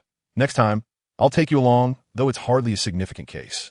"Don't speak as if taking me on an assignment is akin to walking a dog," Esther retorted, detecting the teasing tone in Leonard's voice, rolling her eyes at him. This elicited a giggle from Rosen, who had been observing. Esther felt her cheeks flush and rapped on the bookshelf, urging Rosen to hasten her selection of magazines to keep, lest she inadvertently discard them all. Dunn shook his head at Leonard's frivolity as they departed in Cesar's carriage. The destination a considerable distance from the Blackthorn Security Company. That afternoon, Esther had assisted Rosen and Bright in summarizing 2 reports using a typewriter. Thanks to her extensive experience with keyboards in various recreational and educational pursuits, Esther possessed the fastest typing speed among them all, and her grammar and report content were exceptionally coherent, significantly expediting the others' efforts in organizing written documents. Consequently, Rosen frequently entrusted her with such tasks. After completing the reports, Esther spent some time in the Night Watchman's Lounge reading a short story recently penned by Shiga, offering her personal reflections, and then engaged in a couple of chess matches with Fry, who triumphed magnificently. She returned to the foyer, awaiting the dinner delivery, ready to assist Rosen in distributing the meal boxes and utensils downstairs to everyone. Just as Dunn and Leonard returned, Leonard looked at Esther with a smug expression. "See, I told you it was nothing of great consequence," though that young man's diary was quite peculiar. However, Dunn's expression was notably more serious. "I will enter the dream tonight to investigate him further. Afterward, when Dolly returns, I shall have her consult the spirits for more effective results. The captain has concealed a firearm in his bedroom, so do exercise caution. I shall not act recklessly." Dunn cast a glance at Esther, pondering that not everyone possesses her unique nature, being entirely devoid of dreams. Esther, bewildered by Dunn's gaze, instinctively inquired, "Do you need me to accompany you?" "No need. I will first have old Neil perform a divination, and I can simply find someone on duty to join me later." "Ah, this is the advantage of being an insomniac. One can endure the night without fear." Leonard, arms crossed, reclined on the sofa, crossing his legs. Roshan pouted in discontent. It is only during moments like this that one feels envious. Speaking so lightly, Esther gently patted Roshan's shoulder, refraining from exposing her underlying worry, which stemmed from her envy. Over the past few months, Esther had come to learn that Roshan's father had also been a night watchman, sacrificing his life during a mission. Hence Roshan's complex feelings towards the extraordinary and the vigilantes. Dunn turned to Esther. "Will you accompany me to visit Delhi later?" Esther's expression immediately darkened. "I shall not go." By the way, she retrieved a woven bracelet from her pocket, intertwined with violet and indigo cords, adorned with a delicate, auspicious knot, which at least appeared not unseemly. Esther had crafted several, struggling to approximate the traditional knot that lingered in her memory. "Could you kindly deliver this to Mrs. Delhi for me? Just mention it as a gift from a new team member." Esther hesitated to meet Delhi, fearing she might inadvertently reveal her sorrow, which would be exceedingly awkward. Dunn, having gathered considerable information about Esther from the sanctuary, was aware of Delhi's complete forgetfulness regarding Esther. He nodded as he accepted the bracelet. "Do you require any wrapping for it?" "No. That would make it seem overly formal." Leonard regarded Esther with perplexity. "Are you not going to meet Mrs. Delhi? After all, it is a handcrafted gift. Wouldn't it be better to present it in person?" Esther remained silent, merely shaking her head. Roshan shared the same curiosity, but struggled to recall any intersection between Esther and Mrs. Delhi. In her memory, they had neither met nor known one another. Why did Esther appear so despondent? Leonard tilted his head, and after several seconds, suddenly spoke. "By the way, Roshan, what did you order for dinner tonight?" "I can't recall. Have you also begun to forget?" "Tonight, Everyone ordered roasted steak and scallion bread. You mentioned wanting fried fish fillet, and since Esther desired it as well, I arranged for both of you to have fish fillets instead. Roshan began to enumerate the dinner orders with her fingers, while Leonard nodded along, awkwardly diverting the conversation. Esther cast a grateful glance at him, giving Leonard a thumbs up behind Roshan's back. Dunn sighed, rummaging through a cabinet for an empty matchbox, coiling the bracelet inside before tucking it into the inner pocket of his trench coat. Indeed, Esther's abilities were exceptionally unique. Yet they also unveiled the inherent cruelty of the extraordinary world. She is unable to control her nature of being forgotten.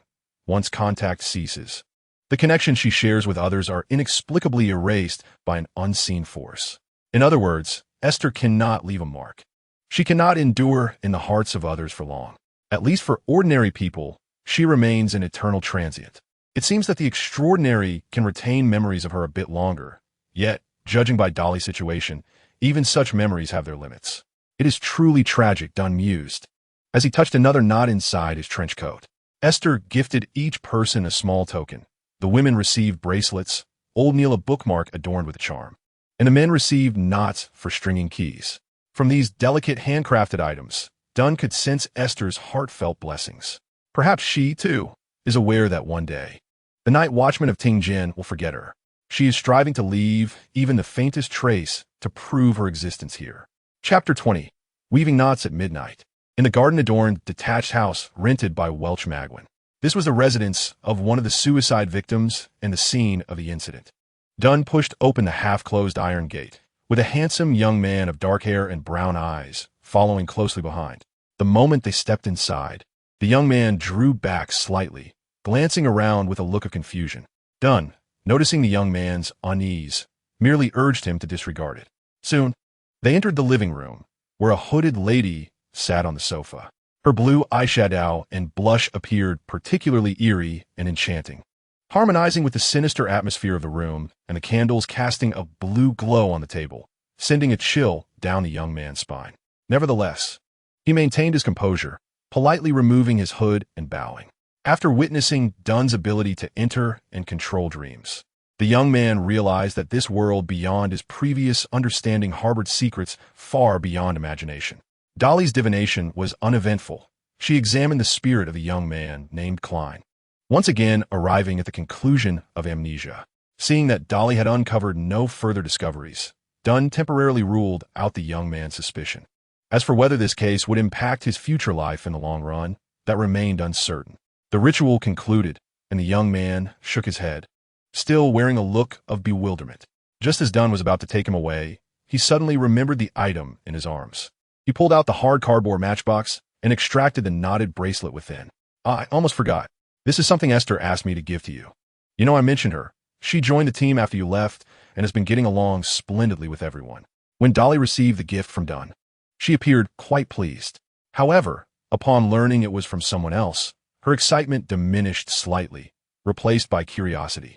Is she really that kind? Do I have one too? Everyone received her handcrafted gifts, and each had mentioned to her that, in fact, you had met her. Dunn decided to probe Dolly's memory further. Yet Dolly shook her head, a smile lingering on her lips as she looked at him. I truly have no recollection whatsoever. Does the memory of nightmares also spread? Dunn received the anticipated response, sighed inwardly, and merely nodded outwardly. Then you should rest well. I must take him back. Ever since Dunn produced the woven bracelet, the young man's astonished gaze had been fixated upon it, never straying. Anyone who has consumed dumplings during the new year must have encountered shapes reminiscent of this, appearing on various bright red lantern strings, suspended beneath golden ingot ornaments, or even as an entire, massive woven not displayed in any visible location. With auspicious characters and couplets adorning the door, heralding the end of the old year and the approach of the new.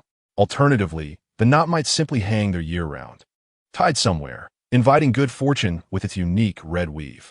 It was only when Lady Dally attempted to wear the knot around her wrist, finding it perfectly sized, that the young man suddenly regained his composure, lowering his head to conceal his excitement.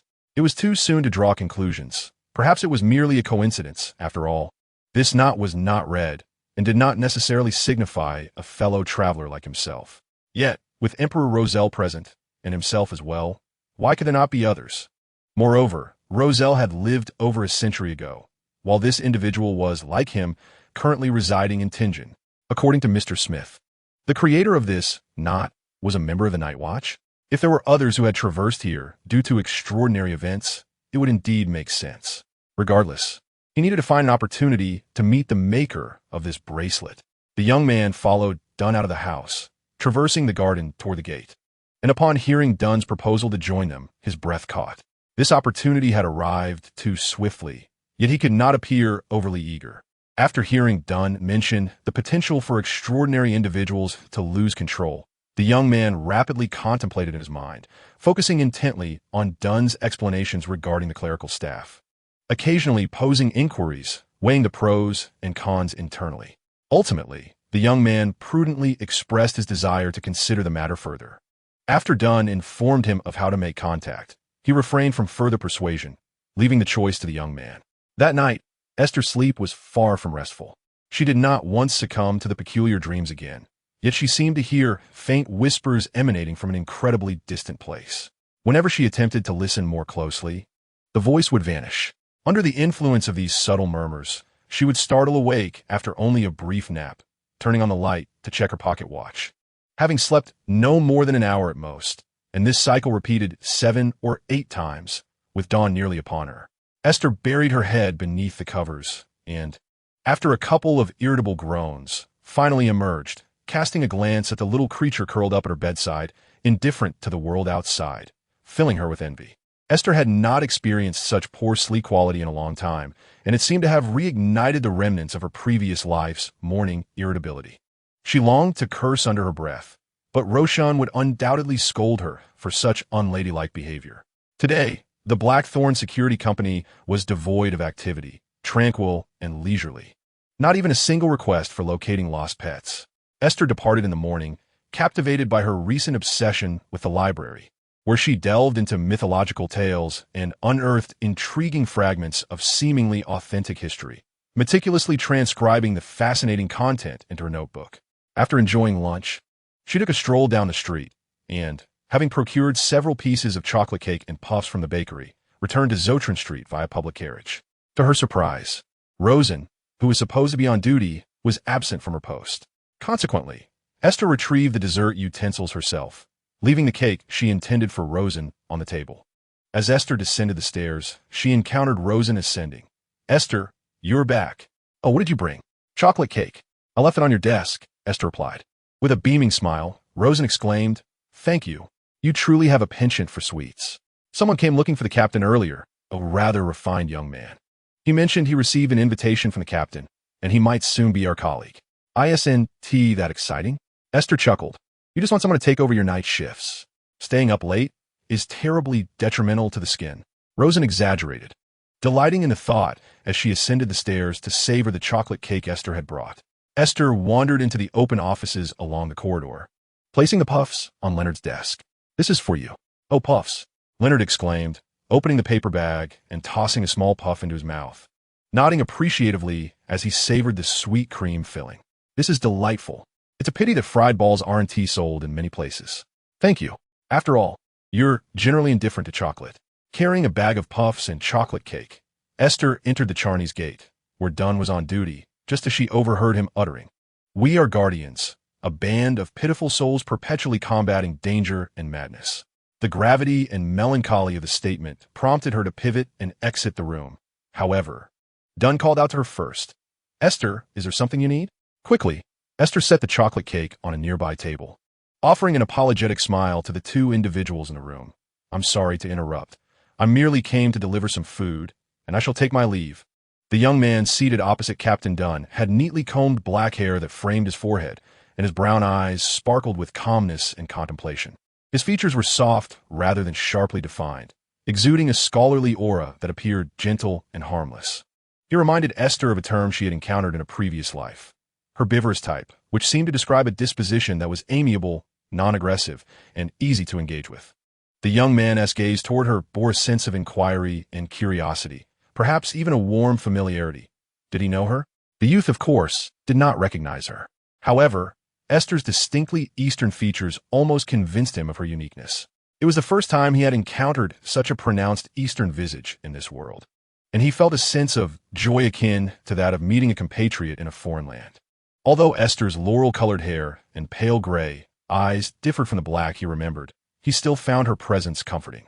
Seeing the two of them sizing each other up, Dunn cleared his throat and said, "Ahem, Aiste, there's no need for you to rush off just yet. This is Klein Moretti, our new administrative staff member. You'll be seeing each other quite often from now on. Klein, this is Aiste, our team's special half-watchman. Due to her affiliation with the sanctuary, she is considered an external member of the Tianjin Watchman team, though she will usually be here with us and only accompany the team on significant missions." Aiste beamed warmly. "So you're the new recruit.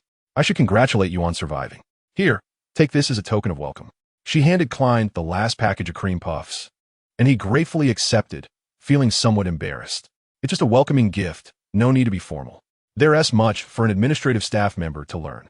I hope you enjoy reading," she added. Dunn nodded. "If you wish, you can also join Old Neil in teaching him.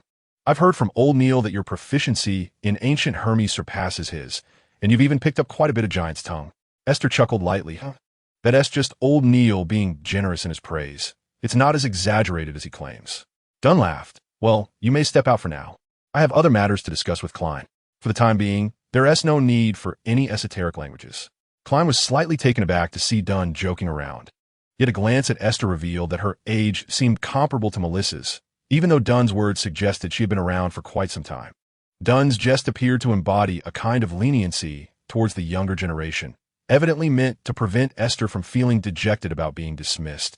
He had serious matters to address. It was reminiscent of adults asking children to play outside while they conversed. Aiste caught on as well, tugging at her lips. "Then I shall go find Roshan. Remember to eat the cake, Captain, don't forget." Once Aiste had kindly closed the door behind her, leaving Dunn and Klein to converse privately, Dunn turned his attention to Klein. "Aiste has no surname. Mentioning her past may bring her sorrow, so it's best to interact with her as you normally would." Klein nodded thoughtfully, beginning to conjure up an elaborate narrative in his mind about a compatriot's journey. Chapter 21. A fellow from another realm. Aiste was conversing with Roshan about the newly inaugurated flight service, primarily listening to Roshan express her regrets. "I truly wish they would establish a direct route to the Dixie Bay. That way, we could go there for a vacation. My interest in travel is somewhat limited, but I've seen recipes for Dixie pies in magazines, and they look absolutely delectable. Don't you wish to explore the outside world?" Roshan inquired with curiosity. "Are you a local of Tianjin?" Aiste furrowed her brow in confusion. "No, I am certainly not a Tianjinite." At that moment, the bell in the reception hall chimed, and Rosen, somewhat displeased, rose to her feet. "Oh dear, I wonder what the captain wants from me. I shall go and see." It was likely that she was to assist a new colleague in finding their way, as the captain needed to remain at the Chanis Gate for supervision and was unable to escort him elsewhere. Aiste popped a cream puff into her mouth and perused the latest edition of the Tianjin Honest Man's Gazette, skimming through the short story column. Alas, Shijia's submission had once again been rejected. Perhaps she could pen a horror tale inspired by the experiences of the Night Watchman, but that would be too perilous for ordinary citizens, considering that spirits and demons truly exist in this world. Meanwhile, Klein, who had just received an advance salary of 12 pounds, followed Rosen's directions to the armory. He spotted an elderly gentleman clad in a classical black robe, seated behind a desk, pondering over several sheets of paper beneath the gas lamp's glow. Before long, Klein discovered the diary of Emperor Russell, written in simplified Chinese, and this time he was certain that this predecessor from another realm was indeed his compatriot. The diary was rich with information, and Klein could only manage to retain a rough understanding of its contents. Had Aiste seen these as well? He was immensely curious, but he could not show it. Having joined a Night Watchman, he would surely have opportunities to inquire further. As Klein exited the underground chamber, he coincidentally encountered Leonard descending the stairs, ready to relieve Dunn at the Chanis Gate. After a brief exchange, Leonard proceeded down the stairs, but paused at the corner, conversing with the air. A voice, aged and familiar, echoed in his mind. "No, I feel nothing. He appears to be an ordinary person." Upon returning to the reception hall, Klein found Rosen and Aiste engaged in a fit of giggles over some topic, and upon seeing him approach, they both shyly stifled their laughter. Rosen waved at Klein. "The captain asked you to come back on Monday. Take care of your household matters first." Klein nodded in acknowledgement and glanced at Aiste. "Also, Thank you for the cream puff. Don't mention it. After all, we are colleagues now, Aiste replied, waving her hands dismissively. Rosen winked at Aiste. You just enjoy feeding others, don't you? Just as you relish gossiping. You tease me, Rosen retorted, her cheeks puffed in mock indignation, though her eyes betrayed no anger. Klein chose not to linger any longer to witness this uniquely feminine exchange. With no opportunity to converse privately with Aiste, he decided it was best to return home. Melissa would surely appreciate the cream puff. Although he wished to inquire further about the extraordinary individuals from Rosen, it seemed inappropriate with Aiste present. Aiste blinked at Klein, a sudden intuition stirring within her. Oh dear, I must return a book to old Neil. Let me go search for it. With that, she departed from the reception hall of the Blackthorn Security Company. Klein promptly seized the opportunity to inquire Roshan about the extraordinary abilities possessed by the church, silently commending Aiste, who he suspected to be a fellow townsfolk. How perceptive she was. The following evening, just as Aiste finished her dinner, Dunn approached her, calling her to join him. Was it a mission? To be precise, it was a protective detail. A newly recruited member was being followed, and Leonard was currently on alert in the shadows. However, given the night's potential for confrontation, they needed to switch shifts. Aiste nodded, understanding that her inclusion was a precautionary measure. She stepped beside Dunn, accepting the half of the dawn he offered, which had become her standard equipment for such tasks. Additionally, Dunn presented her with 2 small boxes. One contained strands of deep black hair, while the other held a feather-shaped brooch. The quiet hair of 30,611 and the shadowy feather of 30,499. You should be familiar with their profiles. Indeed, suppression and concealment, which meant no need for lethal force. Should we extract information through dreams? Yes, without knowledge of the other's capabilities. I prefer not to alarm ordinary citizens, to avoid placing them in danger. Understood. I will aim to incapacitate or subdue the target. Dunn once again felt the stark contrast in Aiste's demeanor when she received assignments. As her missions increased, this transformation became increasingly apparent, leaving Dunn uncertain if it was a positive development. The Sanctum had informed him that this was a normal occurrence, which led Dunn to speculate. Could this be the true essence of Aiste? Yet, her coordination with others was remarkably efficient. She remained unaffected by the spiritual influence of the midnight poet's verses, never succumbing to sleep under the control of nightmares. Her spiritual intuition granted her swift reactions, while her analysis and reasoning seemed augmented by extraordinary capabilities. Although she could not utilize spiritual seals or similar artifacts, Aiste exhibited minimal adverse effects from the sealed objects, allowing her team to deploy more powerful and numerous seals in her presence. The carriage halted a street away, and at Dunn's silent signal, Aiste donned a shadowy feather, her form instantly melding with the darkness, transforming into a light, ethereal shadow. Had it not been for the knowledge of another's presence, no one would have noticed. Dunn found Leonard waiting at their agreed position. After a brief exchange, he patted Leonard's shoulder, signaling that he could return. Just you and the captain? Aiste is also present. Only then did Leonard nod and leave the alley, heading back to the CAF to resolve his dinner. At midnight, someone intruded into the room where the Moretti family resided. Upon receiving Dunn's instructions in his dreams, Klein immediately awoke. Meanwhile, Aiste, empowered by the stealth capabilities of the shadow feather, stealthily approached the door. The shadows enveloped her like a cloak, perfectly concealing her figure from the crimson moonlight. At the end of the corridor stood Dunn, who immediately began to chant a melody as the door was slowly pulled open and then violently slammed shut. Ah, the threat of fear, the scarlet hope. At least one thing is true, this life flies by. One truth indeed, all else is false. Once the flowers bloom, they shall bid farewell to the world. As the verses resonated, Aiste darted out, yet she refrained from immediate attack. Instead, with the agility of a thief, she deftly tucked a clump of black hair into the man's collar. He let out a muffled groan, but the power of the quiet strand suppressed his desire to retaliate, rendering him unable to resist Dunn's chant, and he quietly lay on the ground. Noticing his reluctance to close his eyes, Aiste realized that his yearning for sleep was also stifled by the silent strands. Thus, she struck the back of his head with the hilt of her dawn blade, applying just the right amount of force to knock him unconscious. Dunn remained at the end of the corridor, his eyes still shut. Aiste understood that he was delving into the man's dreams. She crouched beside him, prepared for any sudden movements.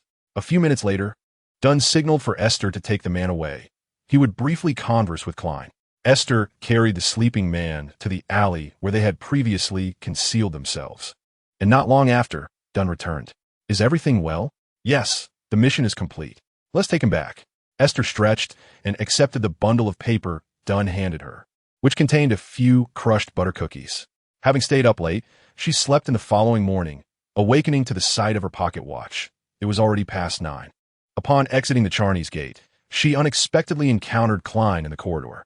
The young man, who had been ambushed the previous night, rubbed his brow, half-closed eyes, unaware of Aiste approaching from behind. Good morning, Klein. Good morning. Klein turned around and recognized the weaver of the knotted bracelet, Aiste, whose features bore an Eastern charm. Is it indeed you, Aiste? Your name seems quite rare. Yes.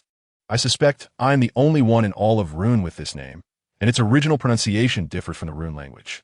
Klein lowered his hand from his brow and paused with Aiste in the corridor, sensing it was an opportune moment to inquire. I previously saw the knot you gifted to Miss Dolly. Its shape is quite unique. Does it hold any special significance? After a moment's contemplation, Aiste deemed it appropriate to speak candidly. In my homeland, people weave knots with red strings, and their shapes are often more intricate, typically imbued with blessings.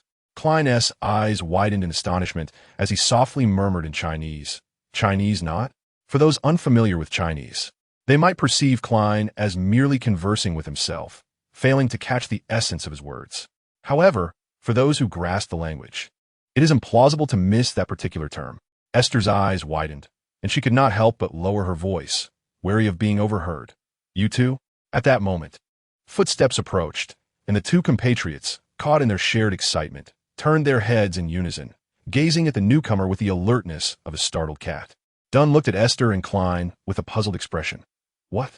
What has happened? Aiste rubbed her right brow. Goodness, Captain, where did you suddenly emerge from? You startled me. I merely descended from above, Dunn replied calmly. Klein endeavored to maintain his composure, lest he appear overly agitated. We were simply discussing, matters pertaining to our hometown. Aiste seamlessly continued the conversation. Indeed, it is my hometown. However, Klein possesses considerable knowledge on the subject. It is rare to encounter someone so well-informed. Upon uttering this, they exchanged a knowing smile, their mutual understanding not even veiled in falsehood. Dunn seemed to recall something. That is true, Klein. You appear to be a history major. However, refrain from casually engaging with ancient texts from previous centuries, as they often conceal peril. Aiste, you too should curb your curiosity. Both nodded in agreement, listening quietly to the captain's admonition. You must remember, curiosity can be fatal for cats, and likewise for extraordinary beings. Do not attempt to delve into whispers that should remain unheard or sights that ought not to be seen. Understood, Captain, Klein replied, not lingering further, as he had matters to attend to that afternoon, and thus took his leave from the Blackthorn Security Company. Dunn turned to Aiste. Does your intuitive sense raise any alarms regarding him? Not at all. In fact, I find Klein remarkably amiable. Aiste replied, her sincerity palpable. Chapter 22. Joyful recognition. It is good that you do not perceive him as a threat. In truth, Klein's reason for joining the Night Watcher stems from a quaternary notebook. The individual we apprehended last night was affiliated with the Esoteric Society, and they too are in pursuit of that notebook's whereabouts. Dunn scrutinized Aiste's expression carefully. Upon hearing about the Esoteric Society, her brows momentarily furrowed and then relaxed, though she exhibited no further reaction. A member of a clandestine organization? Does that mean Klein remains at risk? It is possible, as the whereabouts of that notebook remain uncertain. Aiste's demeanor grew notably serious, a rare solemnity gracing her features. If anything occurs, you must call for me. Dunn nodded. You seem to hold Klein in high regard. Aiste, of course, could not divulge the true reason.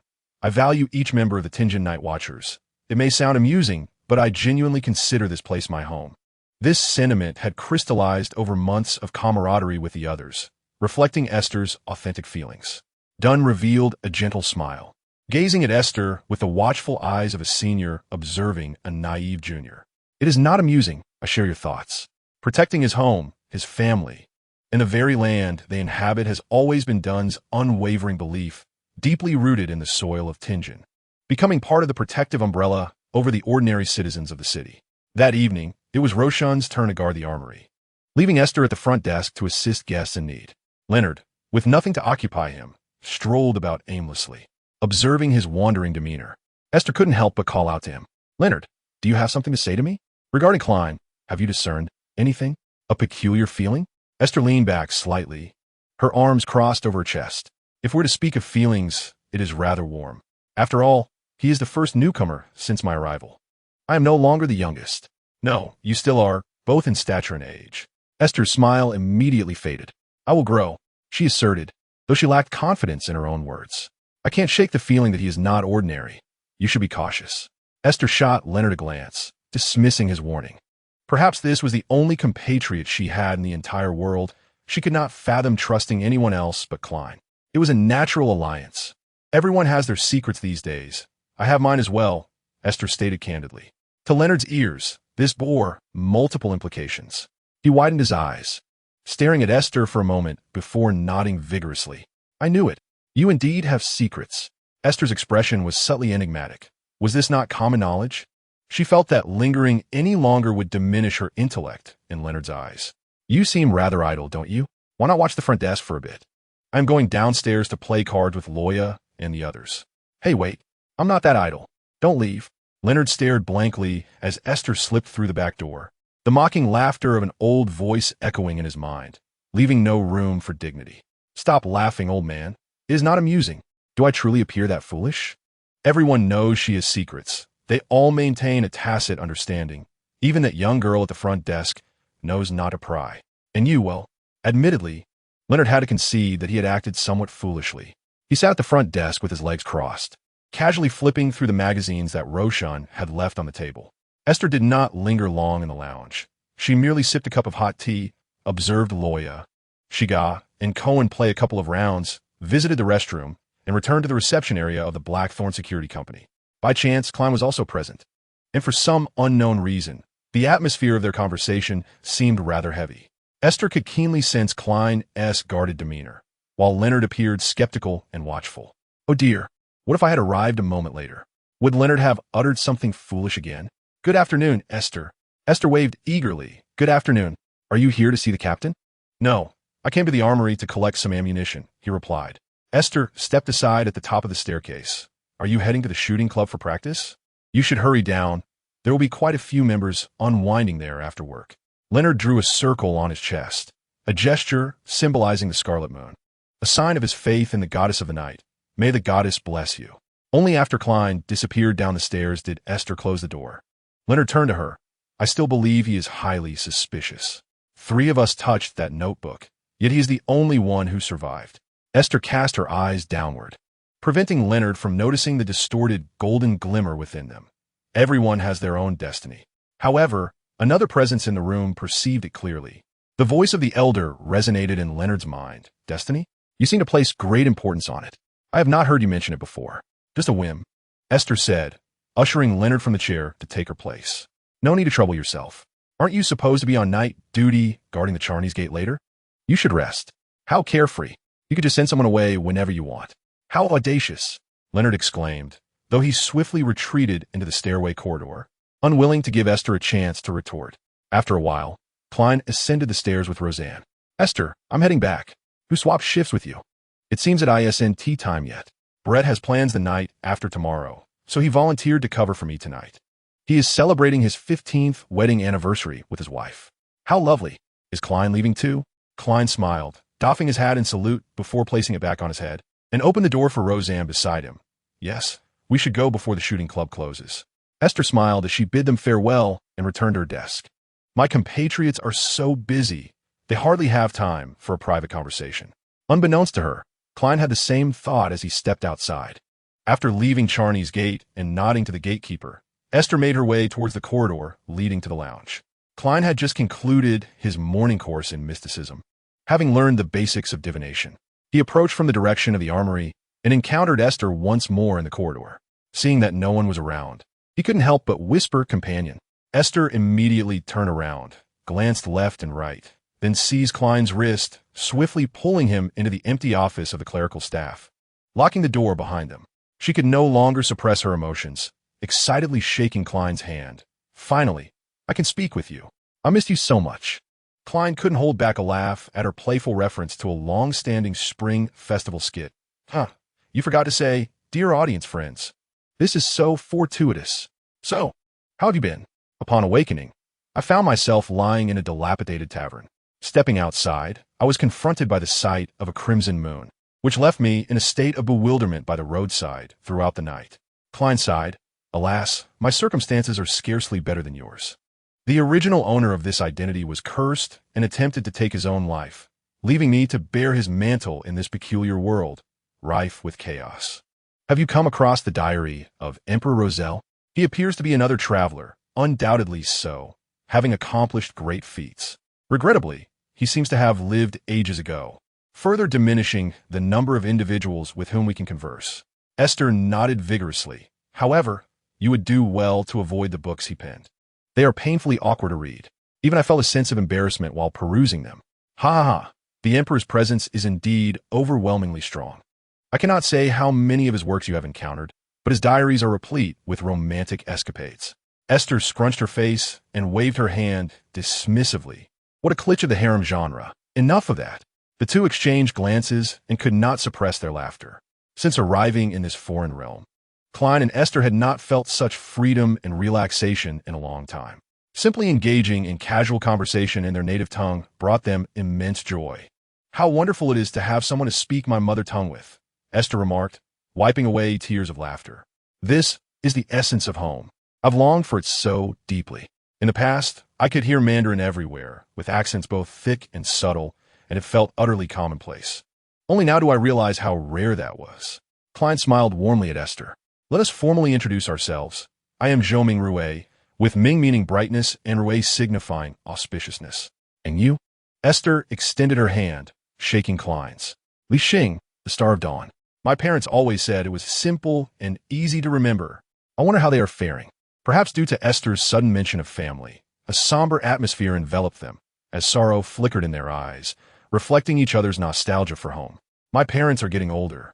I truly worry for their health, Aiste said, biting her lip until it turned pale. After several seconds, she spoke, her voice laced with emotion. But now I can hardly recall their faces. Klein firmly patted her shoulder. Do not lose hope. Let us strive to find a way. This world, with its extraordinary powers, may hold possibilities of parallel universes or shattered voids, akin to the tales of cultivation we've read. One day, we shall return to our world together. Aiste rubbed her eyes, her eyelids red, yet she held back her tears. Yes, you are right. My cat must be waiting for me. I must return to feed her. Klein's smile mirrored her bittersweet expression.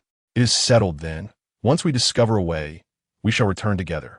At least now, we have someone with whom to converse. Aiste nodded, striving to present a smile. I know, we must both persevere. One day, we shall uncover the answers we seek. Fear not, we are no longer alone. Aiste gazed into Klein's brown eyes, perceiving a trustworthy sincerity within. Their conversation, reminiscent of old friends, reached a temporary halt. Keeping the door locked too long might arouse suspicion from others. After briefly calming her emotions, Aiste departed from the office of the administrative staff, allowing Klein to attend to his funding application. As she strolled towards the sunlit reception area, a memory surfaced in her mind, an encounter with the goddess of night in a dream long ago. It seemed she had never inquired about Aiste's name, instead resolutely declaring her own. Why?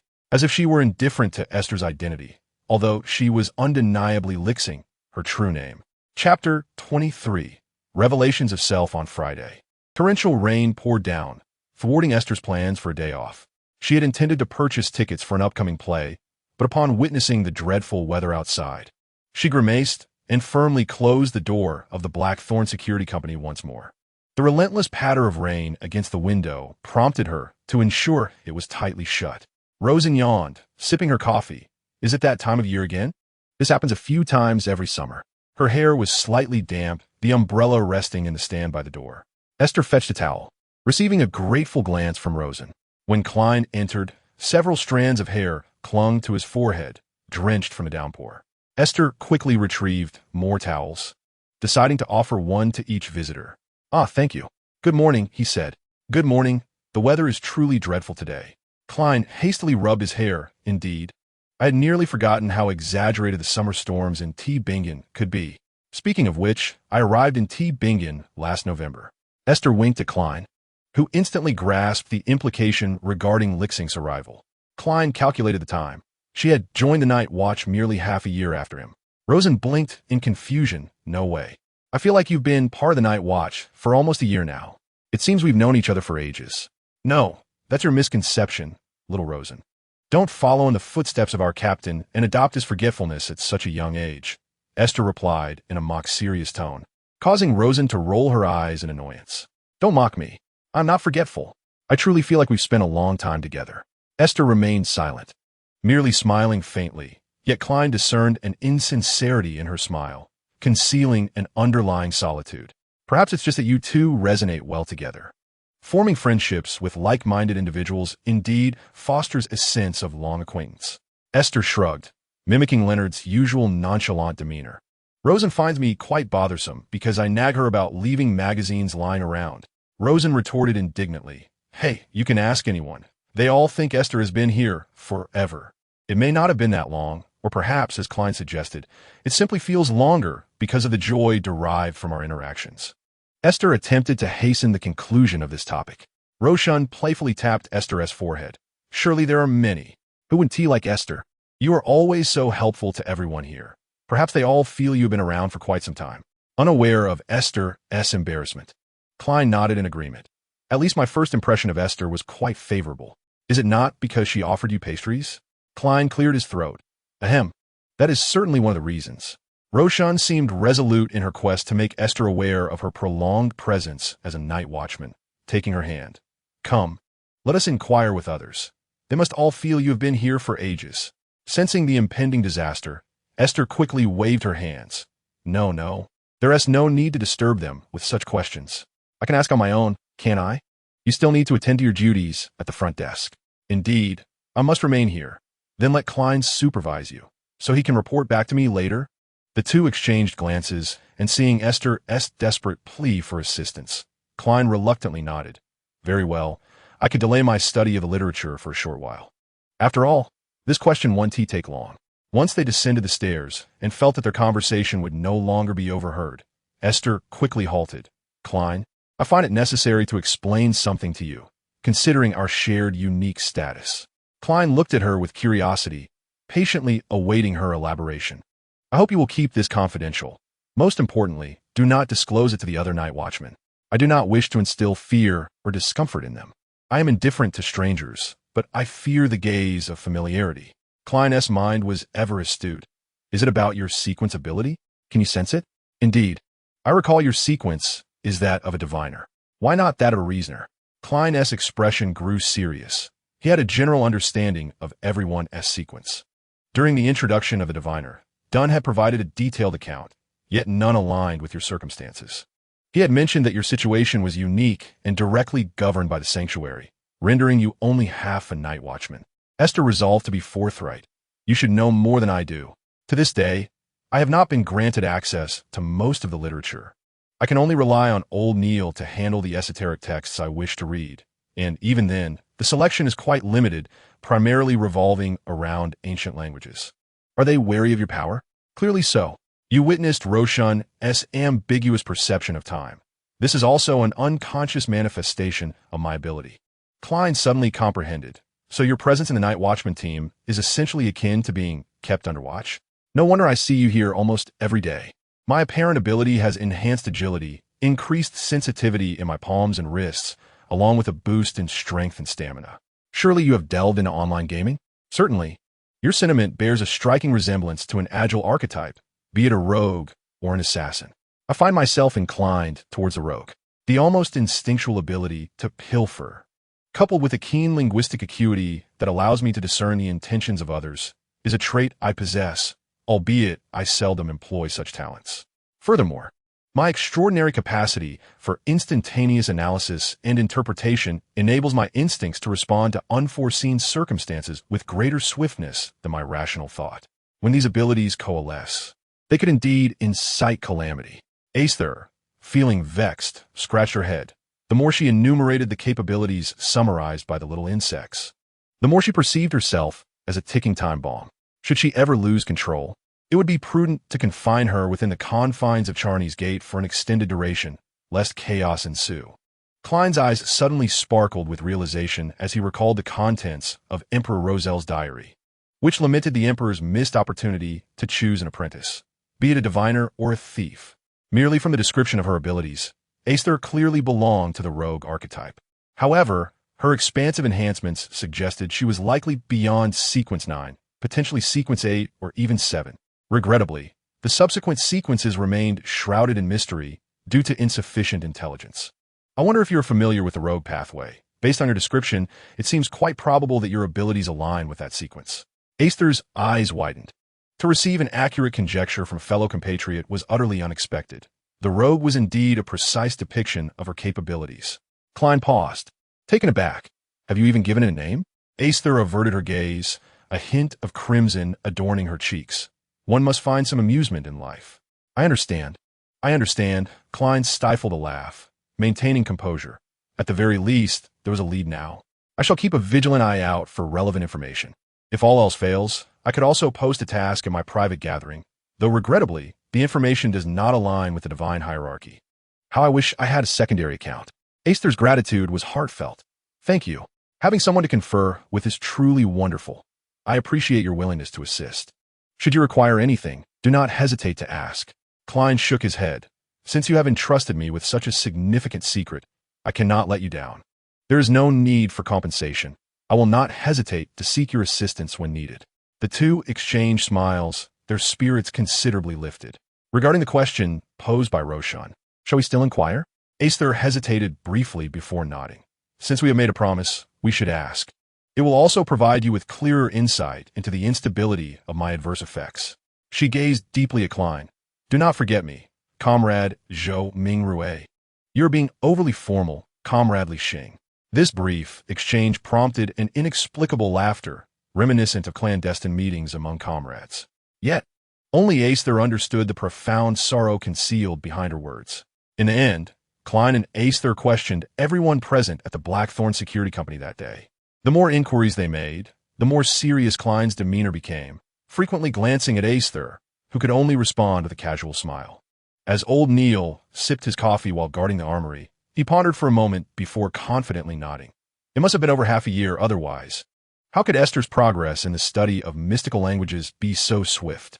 Brett and Fry offered unanimous response. About 6 months, give or take. However, Fry added, she is indeed a reliable teammate. Cohen was off duty today, while Loya and Shiga provided answers similar to Rosen's. Upon hearing the question, Leonard stared into the air, tilting his head, his expression growing increasingly nuanced, until he simply shook his head. I can't recall. Klein regarded Leonard thoughtfully. Why not just throw out an estimate? Perhaps something akin to what Shiga said? Leonard had no intention of being evasive. He genuinely couldn't remember, feeling as though his memories were muddled.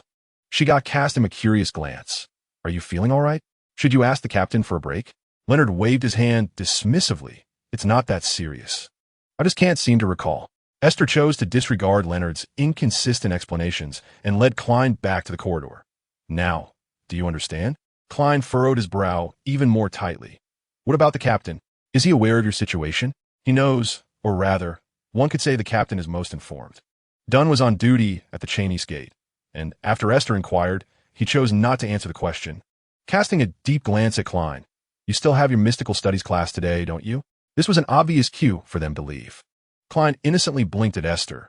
Yes, I'm heading to find old Neil now. Only after the sound of Klein's footsteps faded did Dunn turn his attention to Aiste. Aiste, do you have a premonition about something? Aiste, who had intended to follow Klein, was compelled to halt. Why would the captain say that? You have been getting too close to him. You're even consciously guiding him to sense something amiss with you. Is there something peculiar about Klein? I don't know. It may simply be that I find him rather amiable. Dunn scrutinized Aiste for a moment, his deep gray eyes inscrutable, before finally letting out a sigh.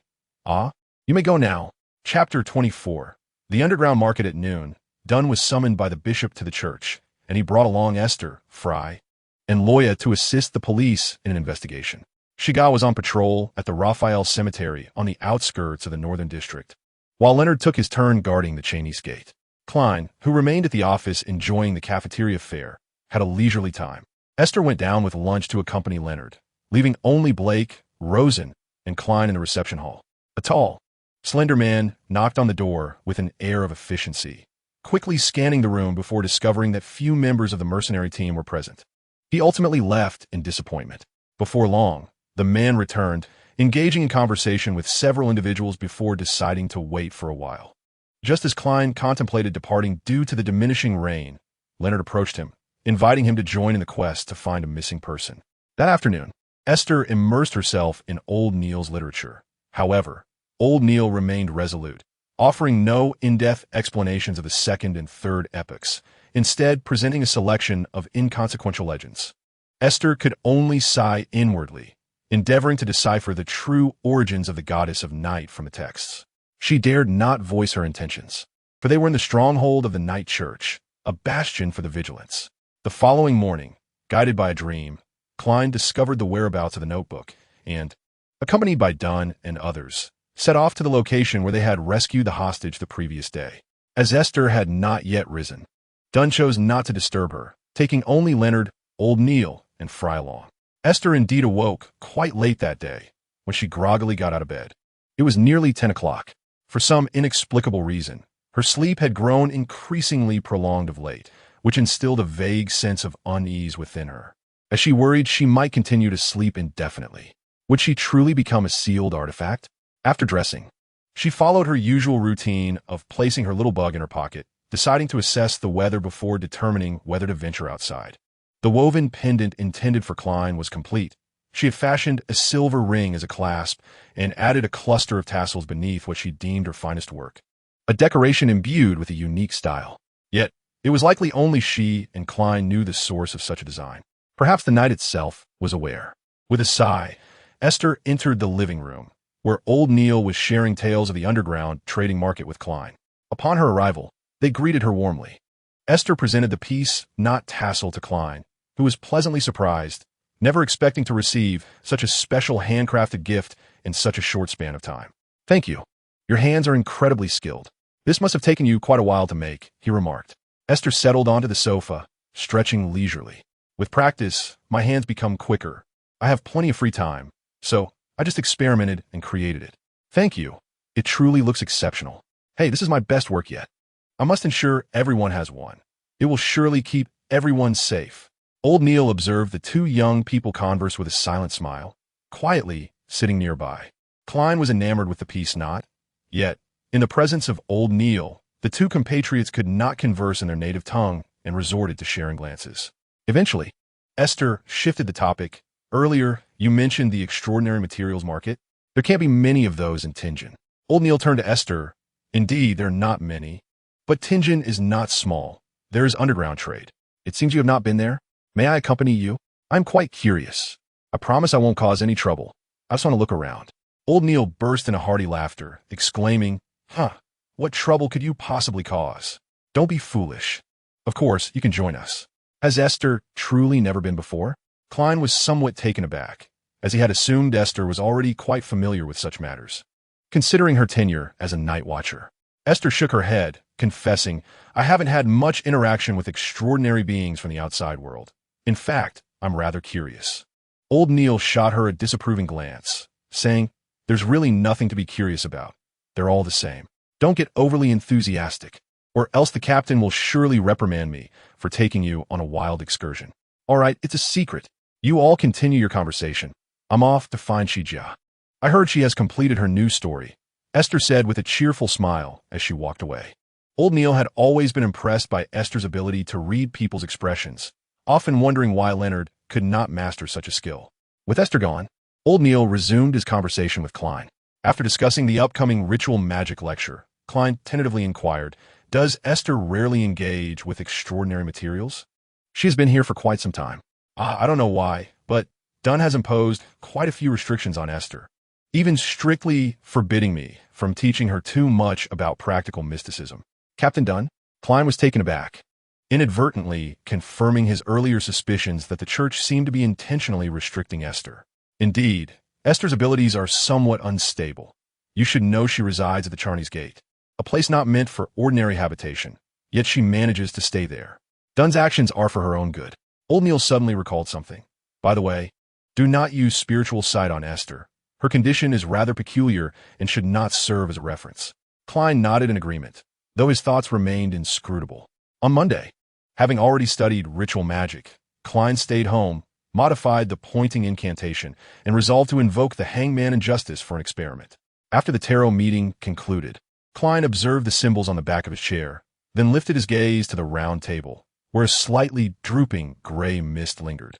Its protrusion was no larger than a bowling ball, making it difficult to notice from below, yet Klein always felt a peculiar resonance with that spot, as if a medium connecting him with the gray mist lay dormant within. He had a premonition that once he ascended to sequence 8, the true nature of that entity would reveal itself. That being said, his spiritual power was sufficient to elevate another person.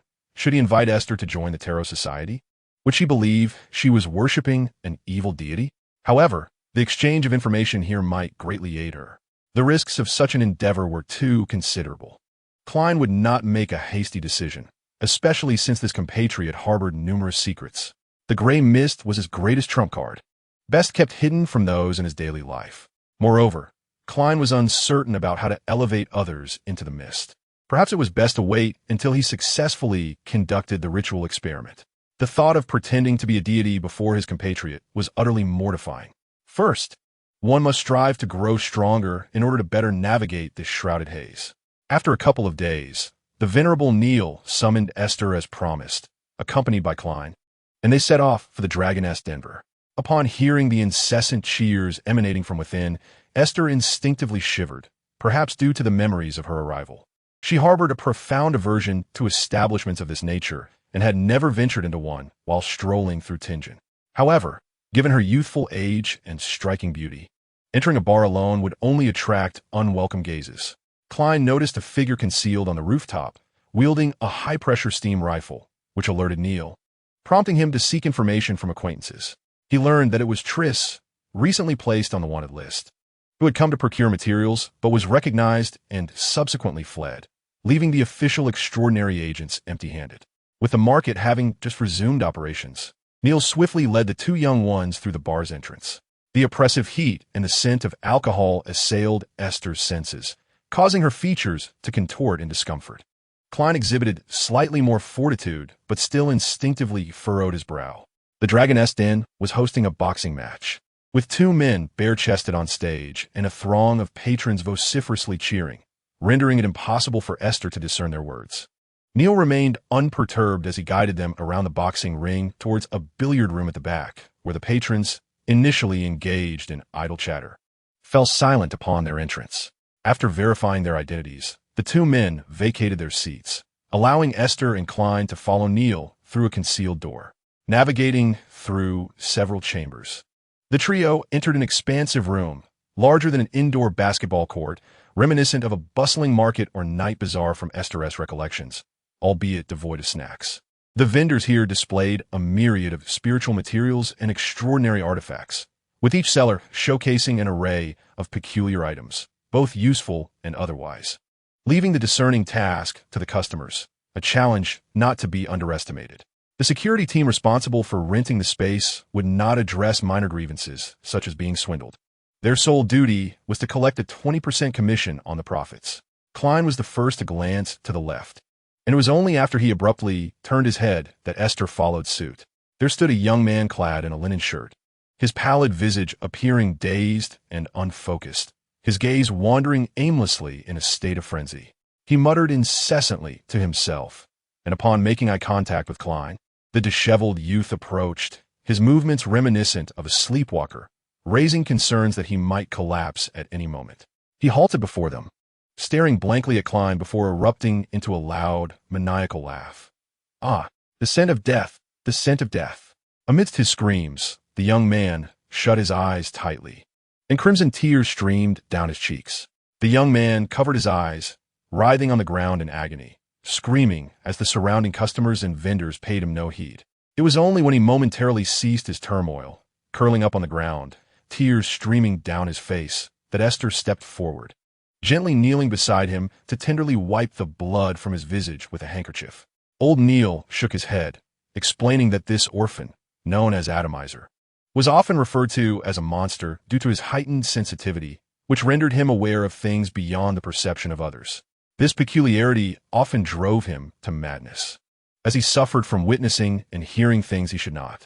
When Klein inquired why the official extraordinary team had not taken him in, Old Neil provided a suitable explanation. They lacked formulas compatible with Atomizer sequence, as it pertained to classified information regarding official extraordinary sequences.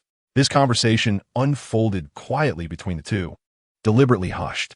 Aiste, though unaware of their exchange, felt powerless, as she herself remained unclear about even the potion formulas, and was still muddled regarding her own sequence. Atomizer was calmed by Aiste's gentle murmurs, clutching her sleeve tightly and whispering something indecipherable amidst the surrounding clamor. "Mr. Neil, do you possess any healing potions?" Old Neil shook his head, replying, "I did not bring any. You need not concern yourself. He will recover on his own. It's all right, you both go on and explore. It's not often Klein visits. I don't intend to purchase anything. I'll stay here with him for a while. If you happen upon any healing potions, could you procure a bit for me? I have some money."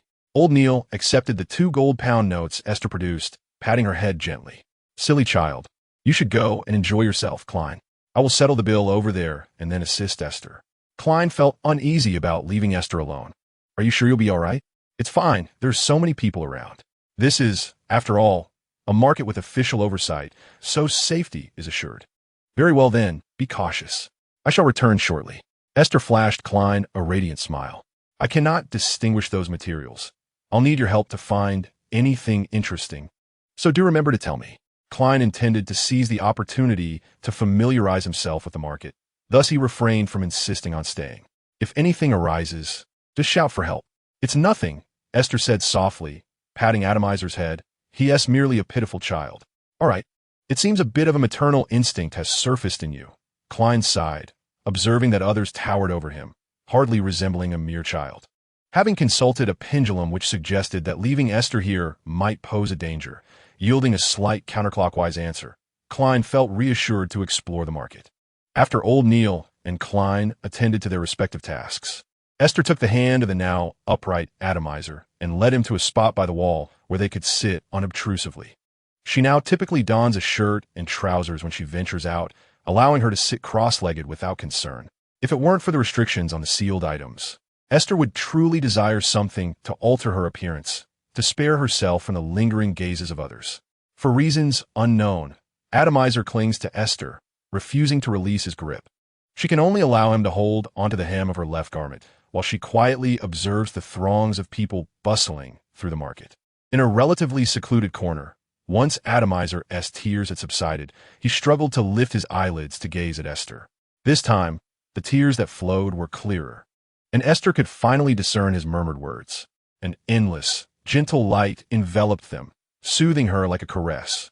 Chapter 25. The Song of Light. Atomizer did not fixate on Aiste for long. He soon averted his gaze due to the intensity of his tears. His awe and longing were plainly etched upon his face, and the madness in his eyes gradually began to subside. He occasionally turned his head to steal glances at her, his gaze akin to that of a fervent devotee.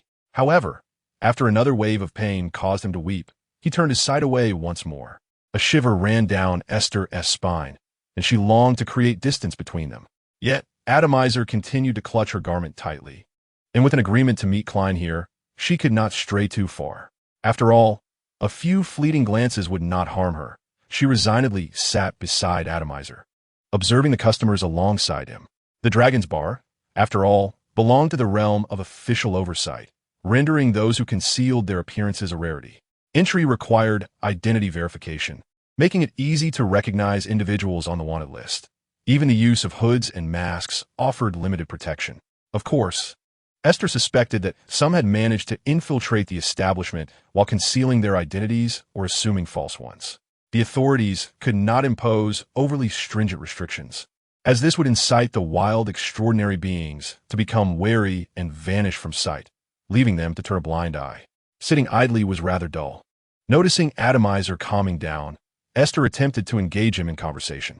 "Are you called Atomizer?" The young man shyly nodded, raising a hand to rub his tear-stained eyes. "Have you been here long?" "Is your eye feeling better?" "Light, it hurts, but it is beautiful." Most of Esther's inquiries yielded either a simple or a shake of his head, or responses of I don't know or I don't remember. She did not expect to glean anything particularly useful, but amidst their dialogue, Atomizer indeed appeared more tranquil. If not for his reddened and swollen eyes from weeping, he could easily be mistaken for an ordinary passerby. Eventually, Esther found herself at a loss for further questions. She emptied her mind and casually hummed a popular tune from her past life, feeling as though she were trapped in a cage. As long as she refrained from uttering the lyrics, no one would know the melody she hummed was from another world. Atomizer tilted his head, fixated on her. To him, her humming seemed to possess a strange enchantment. In his unawareness, a peaceful smile graced his face, as if he were lost in a beautiful dream. As Atomizer suddenly began to hum a melody, Esther was taken aback, nearly leaping from the ground. You know this song? No, it is Light, Atomizer stated, pointing at the center of Esther's brow. The melody of Light could be heard, seen, and felt as a call. Esther struggled to piece together the fragmented words from Atomizer's mouth. Light told you? You sing, Light sings, it's chaotic, guiding the chaotic light. Rubbing her right brow, Esther felt that no communication had been established between her and Atomizer, who appeared rather bewildered. Nevertheless, she thought it was of little consequence to have someone humming along, and thus she inquired, do you wish to sing more? Light sings, I feel it, I follow. Esther was genuinely curious about what Atomizer perceived in her. But apart from Light, he offered no answers, which was rather frustrating. Old Neil was the first to return, clutching a small iron can. He wandered through the suddenly crowded area, hearing the faint melody. Esther and Atomizer's corner had become nearly surrounded, as many passers-by halted, drawn by curiosity or interest in the wares being sold, unknowingly gathering into a crowd of a dozen or more. Neil's spiritual intuition was stirred. He called out, Esther. The melody abruptly ceased, and those nearby turned their heads toward the source of the voice, their expressions a blend of drowsiness and confusion. However, they soon resumed their activities as if nothing had transpired, and the crowd gradually dispersed. Neil's intuition regained its tranquility, and he exhaled despite not comprehending what had just occurred. It was imperative to report this to the captain. Esther waved to Neil, who handed her the medicine jar. Apply this to your eyes. It may feel cool. The rest, you keep. I'll show him how to use it. He probably needs it more than I do. Neil mused to himself, questioning whether mere instruction could truly educate Atomizer, whose erratic behavior had persisted for some time. Yet to his astonishment, Atomizer was remarkably compliant.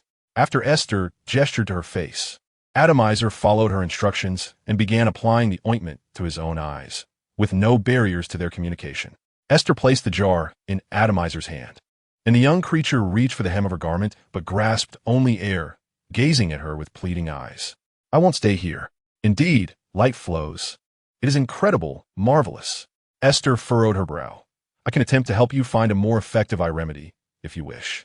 The grace of light giving, then taking in return, I hear this is the cycle of light. Forget it. Finally, Esther relinquished her effort to communicate and approached Neil, who was lost in thought. Thank you for the ointment, Mr. Neil.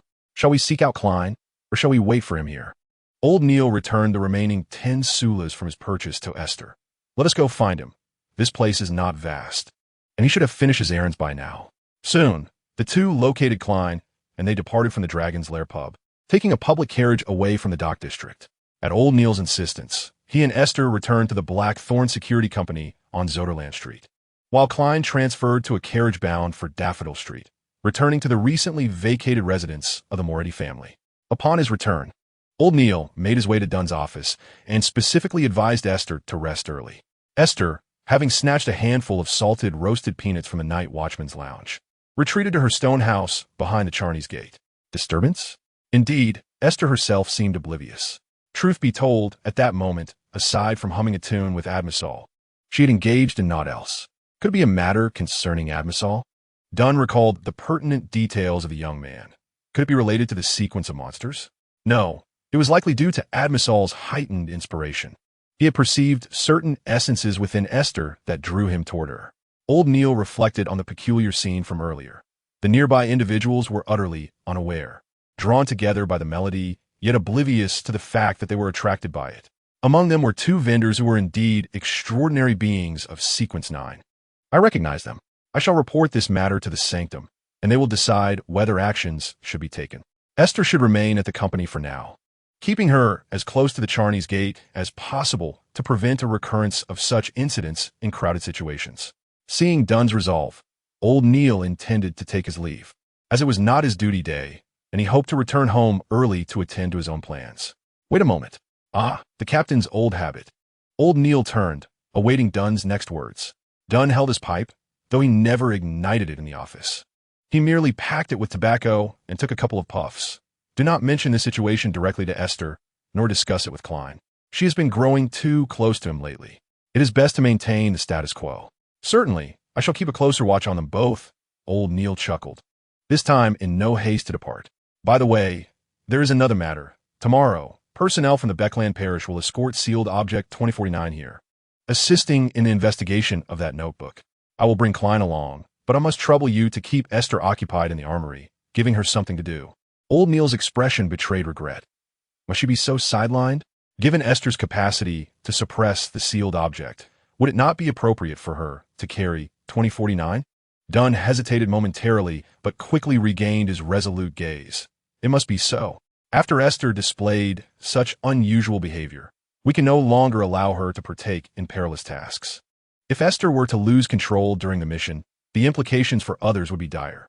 Dunn's subsequent words remained unspoken, yet old Neil comprehended the gravity of his intent.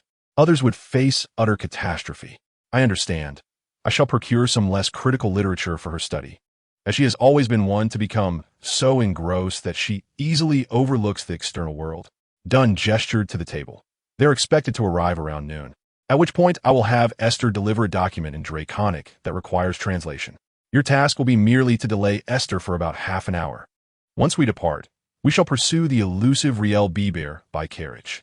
This implies that you, too, are uncertain of our destination, and it is inconceivable that Aiste would accompany us.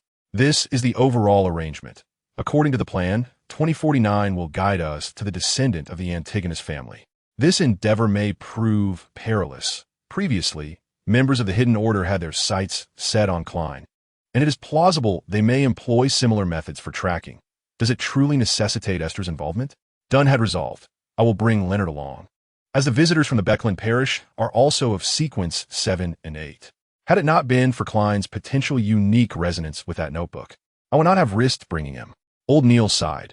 Alas, he could indeed fill the void for the necessary auxiliary personnel, although Klein possesses a rudimentary understanding. He is far from your caliber in direct combat. Dunn nodded solemnly. Some matters are unavoidable. We must exercise the utmost caution. Beyond that, there should be no other concerns. Old Neil waved his hand dismissively, stooping as he exited Dunn's office, his silhouette steeped in wistfulness. Dunn focused on the unfinished telegram before him, drawing deeply on his pipe, letting a wisp of tobacco smoke curl into his nostrils. He fingered the woven cord he kept as a keychain, silently apologizing to Aiste in his heart. Due to the precarious state of her unique existence, Dunn Smith, as the captain of the Nightwatch in Tingen, decided against allowing her to accompany them, forbidding her participation in this exceptionally hazardous mission. However, this cautious decision inadvertently led them into the worst predicament, as Klein Moretti, being a member of Sequence 9, naturally bore the brunt of the greatest risk. The man clutching the quill released a cold chuckle, his demeanor resembling that of a prison cell. Chapter 26. The crisis of resonance the following noon, after Aiste had just finished her meal, Dunn summoned Roshan to relay a message, instructing Aiste to deliver a document requiring Draconic translation to Old Neil, ensuring the ruined translation was prepared promptly for submission by tomorrow. I hear your proficiency in Draconic has improved. Perhaps you can assist him in reviewing it. No wonder he specifically called for her to deliver the document. Aiste readily agreed. For Old Neil, in his advanced years, was someone she was more than willing to assist, as he had always been a commendable mentor. The translation of this document did not consume much time for Aiste.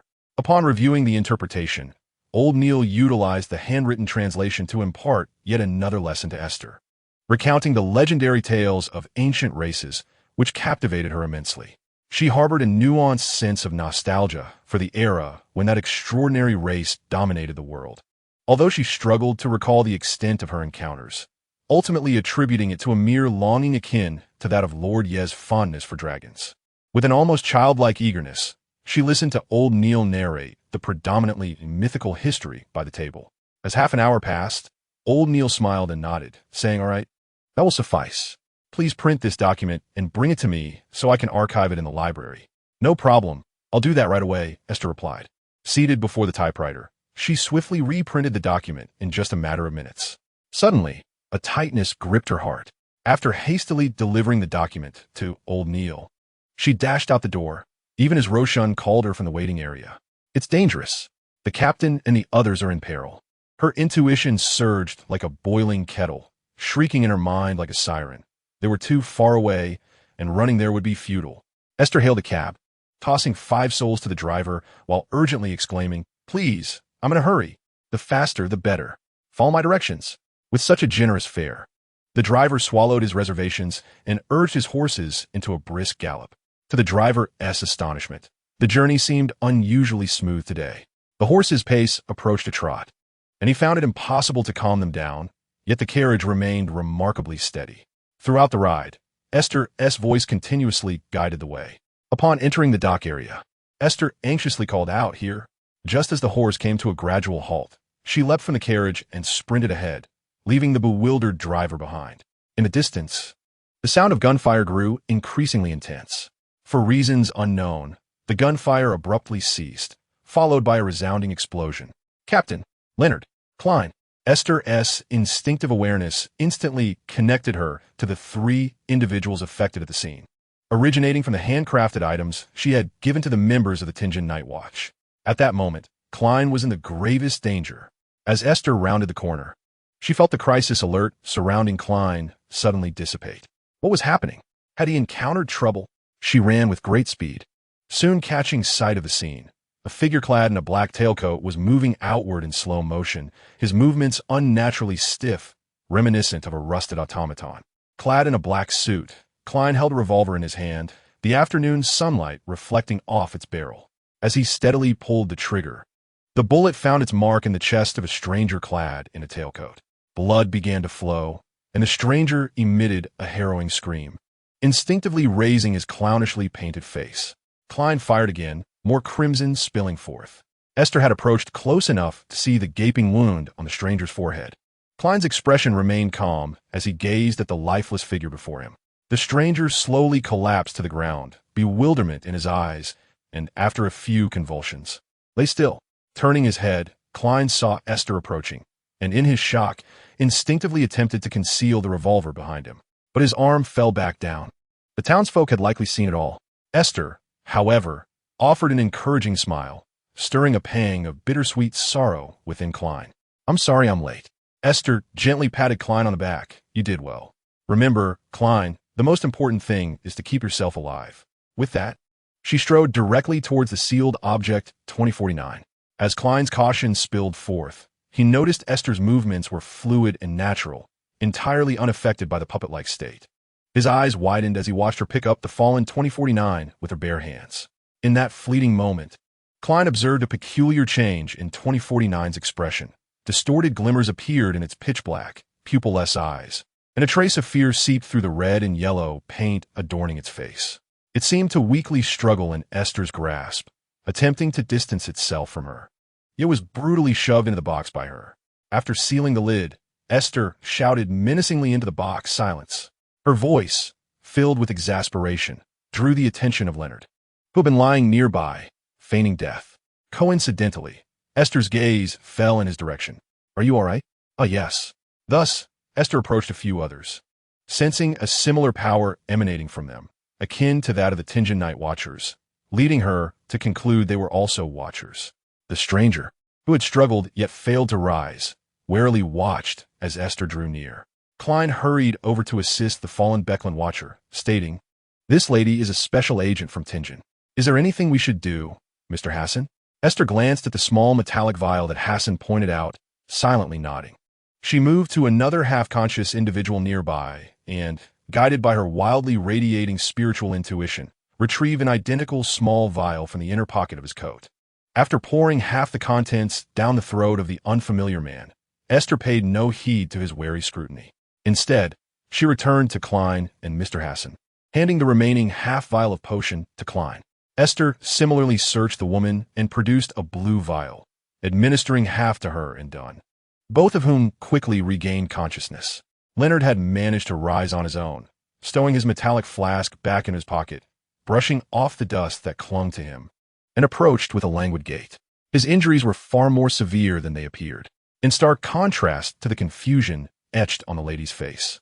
Dunn was taken aback by the presence of Esther. "What are you doing here?" "Because you encountered danger, Captain," Esther replied, her expression tinged with sorrow. "Why wasn't I included in this situation? That sealed object has a widespread impact. This mission was far too perilous." Dunn silently shook his head. "You shouldn't have come. However, this was not a matter open to negotiation, Esther. This is my decision. The battle has concluded. The remainder is ours to handle." Esther fell silent, biting her lip as she stepped aside, her countenance dark enough to evoke the image of rain. "But you nearly lost your lives. Why could you not afford me a measure of trust?" The seeds of discord were sown between the special entity and the Nightwatch captain, destined to culminate in a day when the Tinjin Nightwatch would surely meet their demise at her hands. Suddenly, the quill violently broke free from its grasp, scrawling over the prior lines in a frenzy, the erratic script exuding a sense of exhilaration. The seeds of conflict had quietly taken root. The burdensome guardianship bestowed upon the Night Watch by the special entity would ultimately lead to their own destruction, descending into eternal silence. This farcical drama would soon draw its curtain. That hand tightened its grip on the quill once more, penning the conclusion, and Insang Weir would obtain all that he so fervently desired. Dunn donned his gloves and retrieved the hardbound notebook, now stained with grime and blood. After briefly flipping through to verify its authenticity, he closed it and stowed it away. He turned to Esther, addressing the unfamiliar Night Watch members. "For now, store this alongside the sealed object 2049 at the Chanis Gate in Tinjin City until you recover, or until Beckland sends someone else." Klein cast one final glance at the notebook, aware that this might be the last time he beheld it. The source of calamity was finally on the verge of being sealed away. Though there were regrets, it was ultimately a positive development. Elle and the others mimicked the motion of extending and curling their arms as they approached the iron-black box, yet the puppet within remained utterly still, quiet as if harmless. No one exhibited signs of sluggishness, yet Beckland's Night Watch remained vigilant, meticulously inspecting sealed object 2049 for abnormalities, confirming its sudden silence. Klein couldn't resist stealing a glance at Esther, recalling her fierce admonition to be quiet. It was indeed a curious situation. While Klein assisted Leonard and Dunn in examining the corpses, Esther settled onto a fragment of wall nearby, her gaze shifting from the bustling activity of the others to the warehouse emanating sense of blood and decay, then to the azure sky, which appeared particularly clear following the torrential rain. Yet, Esther felt an unsettling discomfort, as if something twisted were crawling over her, leaving her ill at ease.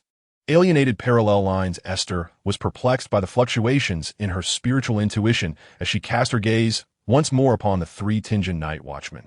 Leonard had unearthed a paper flower from the tailcoat-clad jester, scattering it across the ground, which prompted him to impatiently shake his hand. Klein, wearing a grimace, tugged at the hem of his attire, which had been torn in multiple places during the scuffle and was now smeared with mud. Beside him, Dunn exchanged a few words with Klein, who immediately brightened, nodding with enthusiasm. They were safe. Despite the looming crisis, no one had suffered irreversible harm. Esther rubbed her right brow, uncertain about the anomaly in her spiritual intuition, yet reassured by the current absence of danger. Chapter 27. Spiritual guidance. Esther had been attentively observing the happenings around her and noticed a watchman from Beckland rummaging through the remnants of flesh amid the ruins. Retrieving a peculiar object the size of a fist, a grayish-white mass that appeared quite appetizing in her mind. The thought crossed her, and she couldn't suppress a retch. After all, this brain-like gray mass had been scavenged from the corpse of a monster. Why had she even entertained the notion of consumption? Taking a deep breath, she worried about losing control, realizing she must regain her composure. After all, she had promised Deacon Cresty to assist the Tinjin Nightwatch team. Though she tried to dismiss her fixation, her gaze lingered on the peculiar object until it was sealed within a cigarette tin, completely obscuring it from her sight. "Little snack," Esther muttered weakly, unconsciously voicing her thoughts. "What little snack?" Leonard inquired as he offered her a piece of chocolate, causing Esther's eyes to widen in surprise. Wow, how considerate of you. Are you still the Leonard I know? Leonard smirked. The captain asked me to bring it to you. Gratefully, Esther accepted the chocolate, eagerly unwrapping it and popping the crumbled pieces into her mouth. Thank you. Thanks to Captain Dunn as well. The captain and the others have gone back to escort the sealed item and that notebook. He'll have Loya contact the police to handle the scene, Leonard explained. It's all right. I'll stay here with you. No one will come, he added. How do you know? Esther merely smiled with chocolate in her mouth, refraining from answering. All right. If you say so, Leonard replied, shaking his head. He pointed to Klein, who was following closely behind the captain, and asked, What do you think of that kid? Kind and gentle, Esther replied. Leonard appeared dissatisfied with her answer. Is that it? That's all. Do you have a more serious response? Esther, however, was earnest. He's adept at playing on emotions. He seems rational on the surface, but struggles to refuse others, making him susceptible to being too nice. At critical moments, unexpected occurrences often require swift adaptability, concealing a heart brimming with suppressed emotions. You are aware that my inquiries delve deeper than such vague notions. Leonard gestured animatedly, hoping Esther would provide a different response. Esther's gaze became evasive. Is it that your family background is less than affluent? She yearned to express that a gentleman appreciates wealth when acquired justly, yet articulating this in ruined language felt peculiar. Uncertain if Emperor Rossel had ever uttered such a phrase, she opted for a different mode of expression. Moreover, in these times, earning a fortune is no simple feat. Who could resist the allure of gold pounds? Esther herself was not exempt. Leonard sighed and lazily settled beside Esther on the crumbling wall. Well, contemplating the question of you was a monumental error. Esther scrutinized Leonard, and after a moment, she suddenly blurted out, What is your perspective on him? He harbors significant secrets of a most serious nature. A look of disdain flickered in Esther's eyes. What nonsense are you spouting? Anyone plucked from the street would possess secrets. At this moment, do you harbor any secrets? Leonard fell silent. He had never bested Esther in verbal sparring and was reluctant to confess his own insecurities. Yet, the ancient voice echoing in Leonard's mind chuckled softly, seemingly in admiration of Esther's retort. Later, Esther returned to the Blackthorn Security Company. After Dunn suggested an early rest, she silently retreated within the Chanis Gate. Perhaps a slumber was indeed necessary to dispel the day's emotions. The murmurs emanating from the depths of the corridor, where sealed objects were stored, grew increasingly intense. Esther recognized it was related to that notebook. She paused for several seconds in the corridor, but ultimately abandoned the thought of confronting it. This was against protocol, and with Dunn's growing distrust of her, she should not give the impression of being an even greater threat. Once the stone door was sealed, the symbols from outside would converge the powers of the night, and those irritating clamorings would soon be silenced. With this in mind, Esther entered her stone abode, perusing the volume of prehistoric legends in her possession. She quickly cast the book aside and burrowed under the covers. That night, Esther's sleep was restless. Her dreams resembled fragmented visions, with a laughing dragon casting an ominous gaze before vanishing. Upon awakening, she felt a dull ache returning to her head. It took her a while to rise from her bed, enveloped by a sensation of illness-like fatigue. Reflecting on it, it seemed she had not fallen ill since arriving in this world. Could this be considered a golden finger? Lost in her thoughts, Esther lingered on her bed for an extended period, only realizing that many had passed by, carrying away that particularly noisy sealed object when she heard footsteps and voices receding. What notebook was it again? Esther pondered. It seemed no one had ever informed her of what that object truly was. Esther wrapped herself in a blanket, leaning against the frigid wall, silently attempting to calm her tumultuous emotions. For reasons unbeknownst to her, a sense of unease grew increasingly palpable, tightening around her throat like a noose. This unsettling feeling momentarily led her to contemplate severing ties with the Night Watchers of Tingen. However, once she recognized this shift in her mentality, such foreign thoughts vanished in an instant. Is there an external force influencing me? Esther could only speculate, lacking any evidence and facing this enigmatic situation for the first time. Due to Dunn's wariness towards her, she found herself unable to candidly seek his assistance. As Esther gradually regained her composure, she glanced at her pocket watch, only to realize that afternoon had already descended. With a small insect companion tucked away, she tidied her appearance before venturing out to knock on Dunn's office door. It's you, Esther. What brings you here? he inquired. I wish to step out for a while, perhaps dine and take a stroll, with no fixed time for my return. Dunn hesitated for a few seconds, struggling to find a reason to refuse her request. Very well, do take care, he finally replied.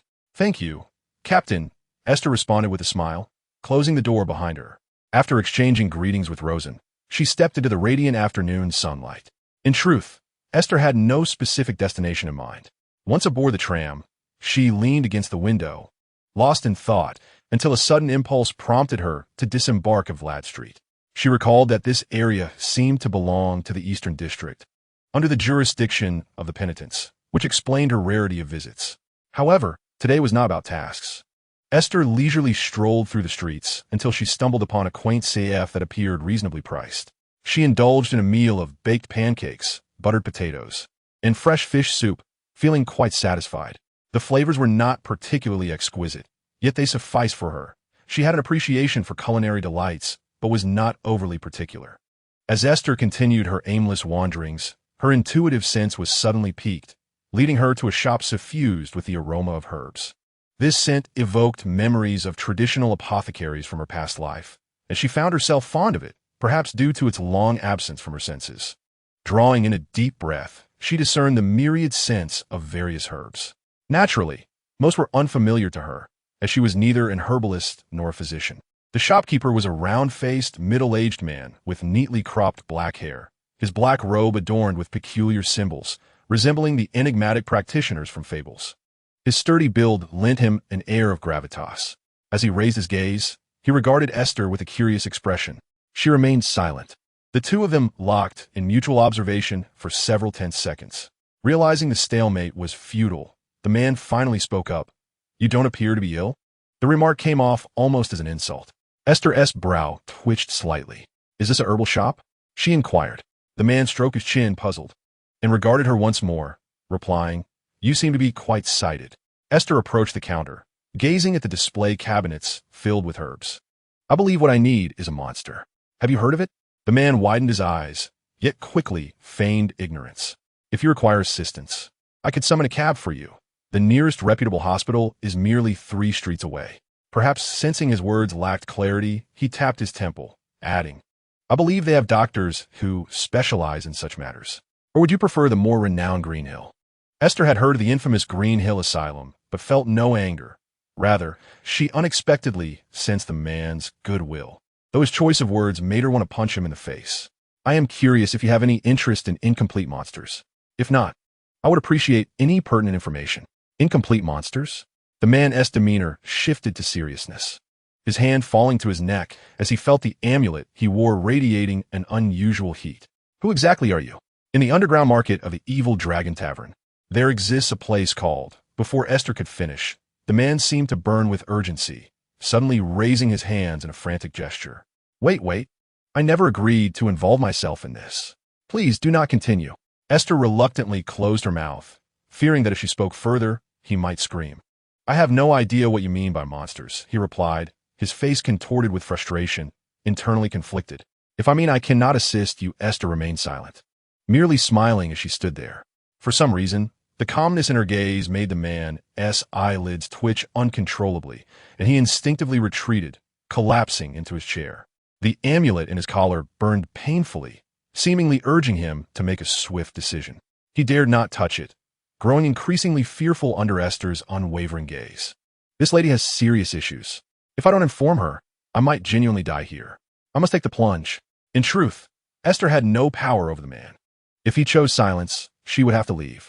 Yet, serendipity, even in miscommunication, could be a fortunate fade, and Aiste had always been quite lucky. The man, like a deflated balloon, slumped further into his chair. I understand. Here, take it. Whatever happens, I shall not concern myself with whether a half-baked creature lives or dies. He was uncertain if his frantic outburst was merely an excuse for his cowardice or an attempt to bolster his own courage. However, Aiste again sensed his benevolence. The sharp-tongued man likely remained unaware that his words were, in fact, heartfelt. Her smile deepened. Thank you very much. Chapter 28. Obtaining the formula in Rosen's folk herb shop. The proprietor introduced himself as Rosendak Wide, a mere alias. His true identity was that of a member of the life school, with his mentor, Roy King, being an extraordinary figure in the realm of monsters, a victor of Sequence 5. Although the shopkeeper is not a creature of the monster path, he is a teacher who strictly adheres to the guidance of fate. Naturally, he possesses an amulet that brings good fortune, a serpentine Ouroboros of jade, which is worn around his neck, concealed beneath his innermost garments, and shrouded by the outer black robe. As a mere Sequence 9, he is an ordinary apothecary, wandering from place to place to operate herbal shops, all in pursuit of concocting potions and amassing funds. However, Rosen could never have anticipated that one day someone would boldly approach him, demanding the recipe for a Sequence 9 potion from the monster path. Fate is truly absurd, he lamented, as he obediently extracted a sheet of oil paper used for wrapping herbs and swiftly scribbled down several ingredients. He then tossed the pen carelessly, and with a clatter, it rolled off the counter. The shopkeeper felt the searing warmth of the amulet dissipate, realizing he had made a more fortuitous choice, and he couldn't help but breathe a sigh of relief. Aiste first retrieved the pen and returned it to the counter before picking up the oil paper inscribed with the recipe. She scrutinized its contents. Main ingredients: 30 grams of twisted starstone fragments, a pair of fangs from the Badura rattlesnake. Auxiliary ingredients: 80 milliliters of pure water, 10 grams of wormwood juice, 5 grams of rainbow butterfly wing powder, and 1 4-leaf clover. Upon seeing the recipe, it was as if a gentle breeze had lifted a corner of the curtain of memory. Aiste instinctively uttered several words it evoked. Monster, machine, fortunate one. The shopkeeper appeared more anxious, exclaiming, "You already know. Why are you still asking me? I am just an ordinary person trying to make a living." Not wishing to prolong his outburst, Aiste interrupted him directly. Yes, you are merely an ordinary shopkeeper." The owner nodded vigorously. Indeed. So if you do not intend to purchase any medicine, could you please make some room? You are rather in the way. No, I meant to say that I truly do not know anything else. Thank you? Aiste blinked. If you seek advancement, I would suggest you go to B-Clan and wait patiently. The shopkeeper's mouth fell agape as he excitedly sat up. Is this a prophecy? No, merely fat. I wish you luck, Aiste replied, suppressing a slight headache as she folded the note and exited the shop. The owner finally exhaled with relief, turning towards the back of the store and shouting in frustration, "Sherman, where have you gone?" A disheveled youth entered, gazing bewilderedly at the flustered shopkeeper. "Teacher, what happened? Did you not hear me yelling at the top of my lungs? Are you deaf?" The boy scratched his head in confusion. "I didn't hear anything at all." Clearly, it was not that Sherman had failed to hear his cries, but rather that some mysterious ability of the customer had rendered him oblivious to the peculiarities of the situation. Had she intended to harm him without a sound, he would have surely been long gone. The shopkeeper came to this realization, his pupils constricting as he wiped the cold sweat from his forehead. "Never mind. Relying on you, my dear boy, seems futile. From today onward, I shall cease acquiring herbs. I'm bound for Beekland." Zielman, perplexed, nodded. "I understand, but why, teacher?" "Hee, you need not concern yourself with such details." The shopkeeper, brimming with excitement, rubbed his hands together. That mysterious young lady was undoubtedly an extraordinary being of considerable rank, possessing the uncanny ability to remain unnoticed. Fortunately, I followed the talisman's guidance, provided her with a monster recipe, and gained invaluable insights for my ascent in Beekland. I must seize this opportunity. Zielman inquired with concern. "Does this shop require transfer?" The shopkeeper chuckled heartily, his spirits soaring. "If you wish to stay, you may take ownership of this establishment. Your skills in identifying herbs and concocting potions are more than sufficient.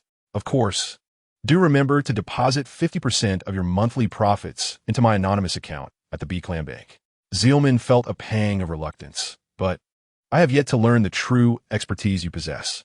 Before the shopkeeper could respond, another figure entered the shop, an impeccably dressed gentleman, surveying the surroundings with skepticism. He cast a wary glance at the shopkeeper seated behind the counter, his unease palpable. "Did you mention a transfer?" The shopkeeper's deep blue eyes swept over the man, a smirk curling at the corners of his mouth. "A liver ailment, I presume? Here for medicine, are you? You've arrived just in time. We shall be closing in 2 days. Do you have a remedy for my condition?" The man, encouraged by the shopkeeper's words, nodded vigorously. "Yes. How much will it cost to cure my ailment?" The shopkeeper retrieved a bundle of herbs from beneath the counter and tossed it onto the countertop. 10 pounds. A fair price. Boil it in ample water, and after cooking, add 10 drops of fresh rooster blood, then drink it immediately. This bundle can be boiled 3 times. After that, you should be just fine." As he spoke, the shopkeeper continued to add various herbs to the brown paper package, strange ones the man had never seen, which reignited his doubts. Is this shop truly trustworthy? Sensing the man's hesitation, the shopkeeper flashed a sly grin. "Would you like something else? How about this package? Once your liver ailment is cured, I assure you and your wife will be thoroughly satisfied." The following evening, Aiste did not join the night watchmen in their leisure, but returned to the Chanis Gate, diligently organizing her belongings. Among them were some drafts containing notes and musings in Chinese, unsuitable for others' eyes. Aiste planned to dispose of these during her next break, lest they be discovered by her fellow night watchmen.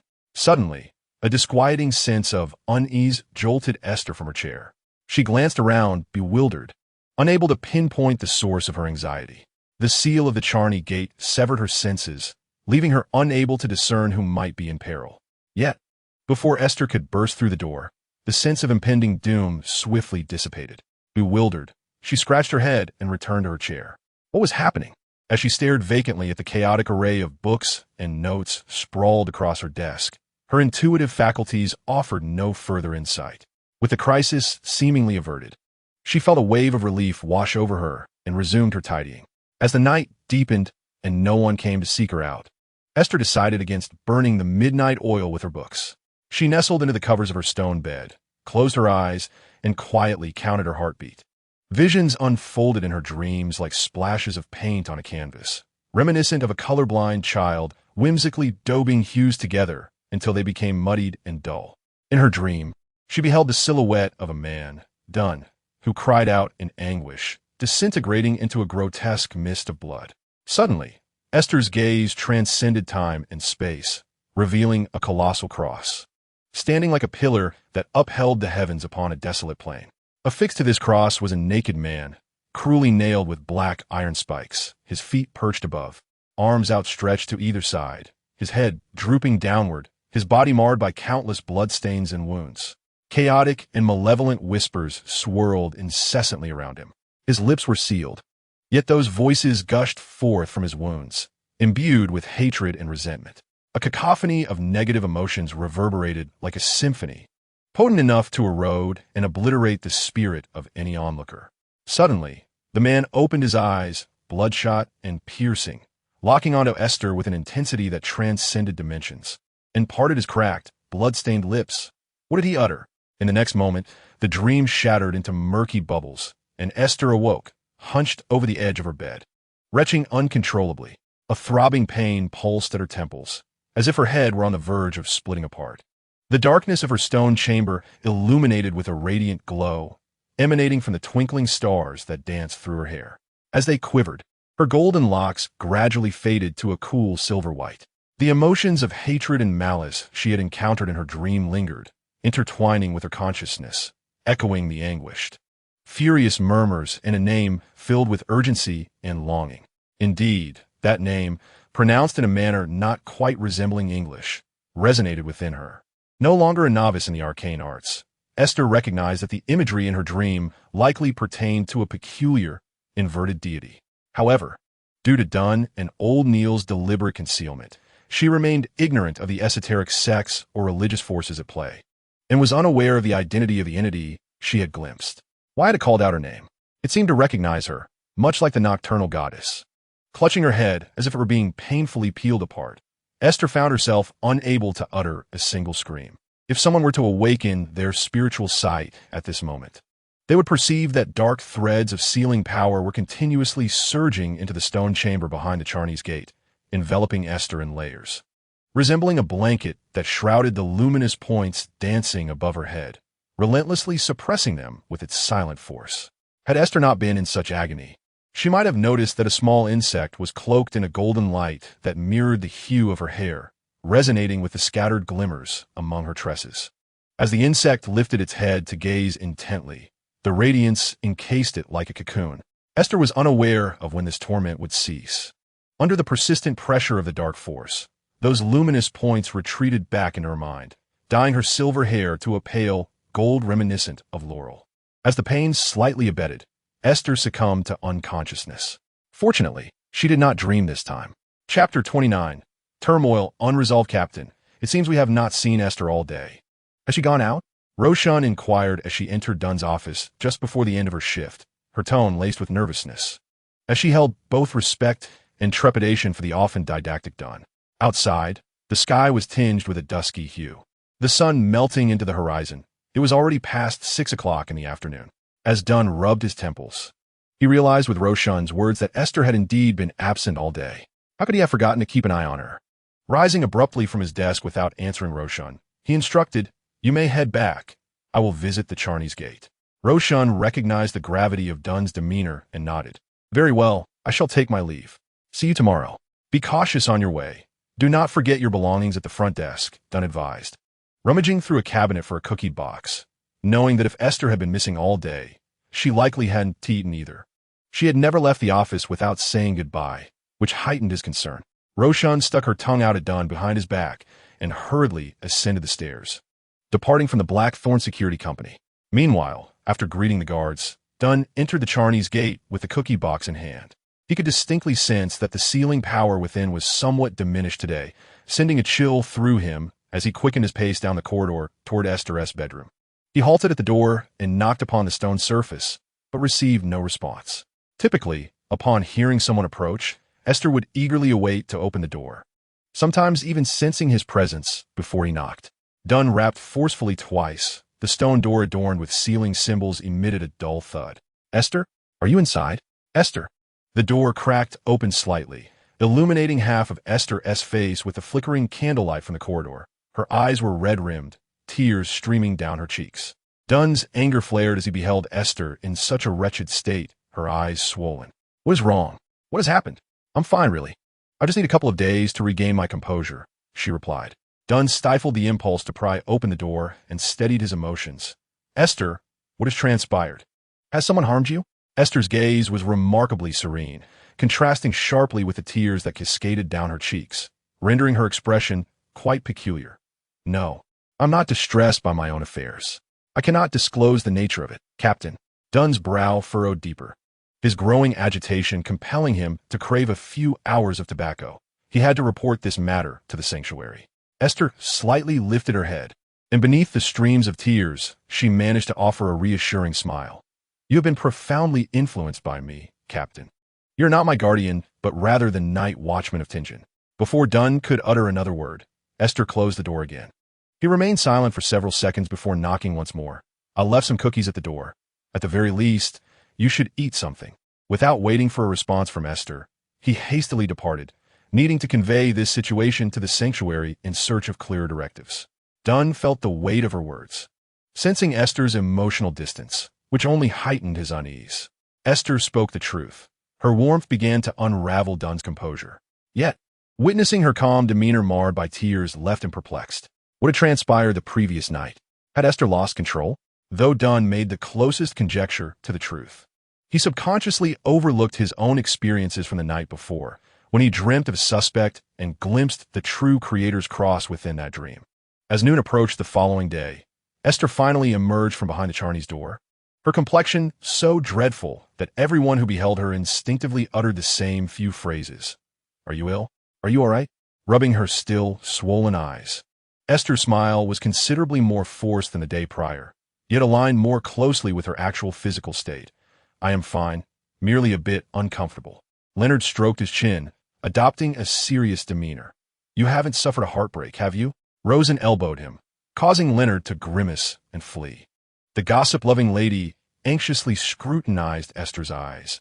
"Shall I fetch some anti-swelling ointment?" "Oatmeal should have some." Aiste shook her head. "It's nothing. A good night's sleep will suffice." Rosen clapped her hands, "Right? There's Klein's welcome banquet tonight. The captain has reserved a table at Old Vale Restaurant, and you must remember to attend."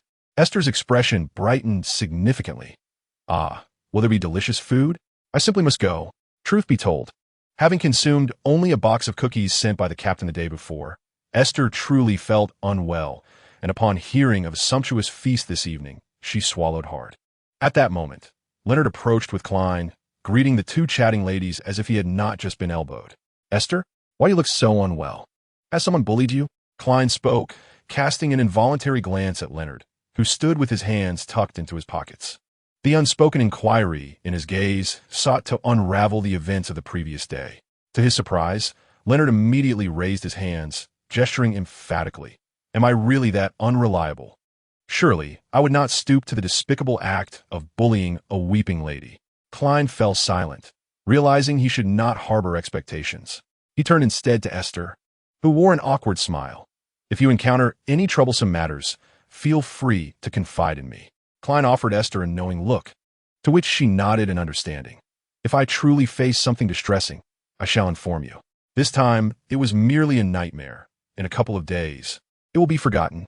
Klein revealed the yellow crystal adorning his wrist. If all else fails, I could assist you with a divination. Aiste instinctively replied, 10 pence for a reading.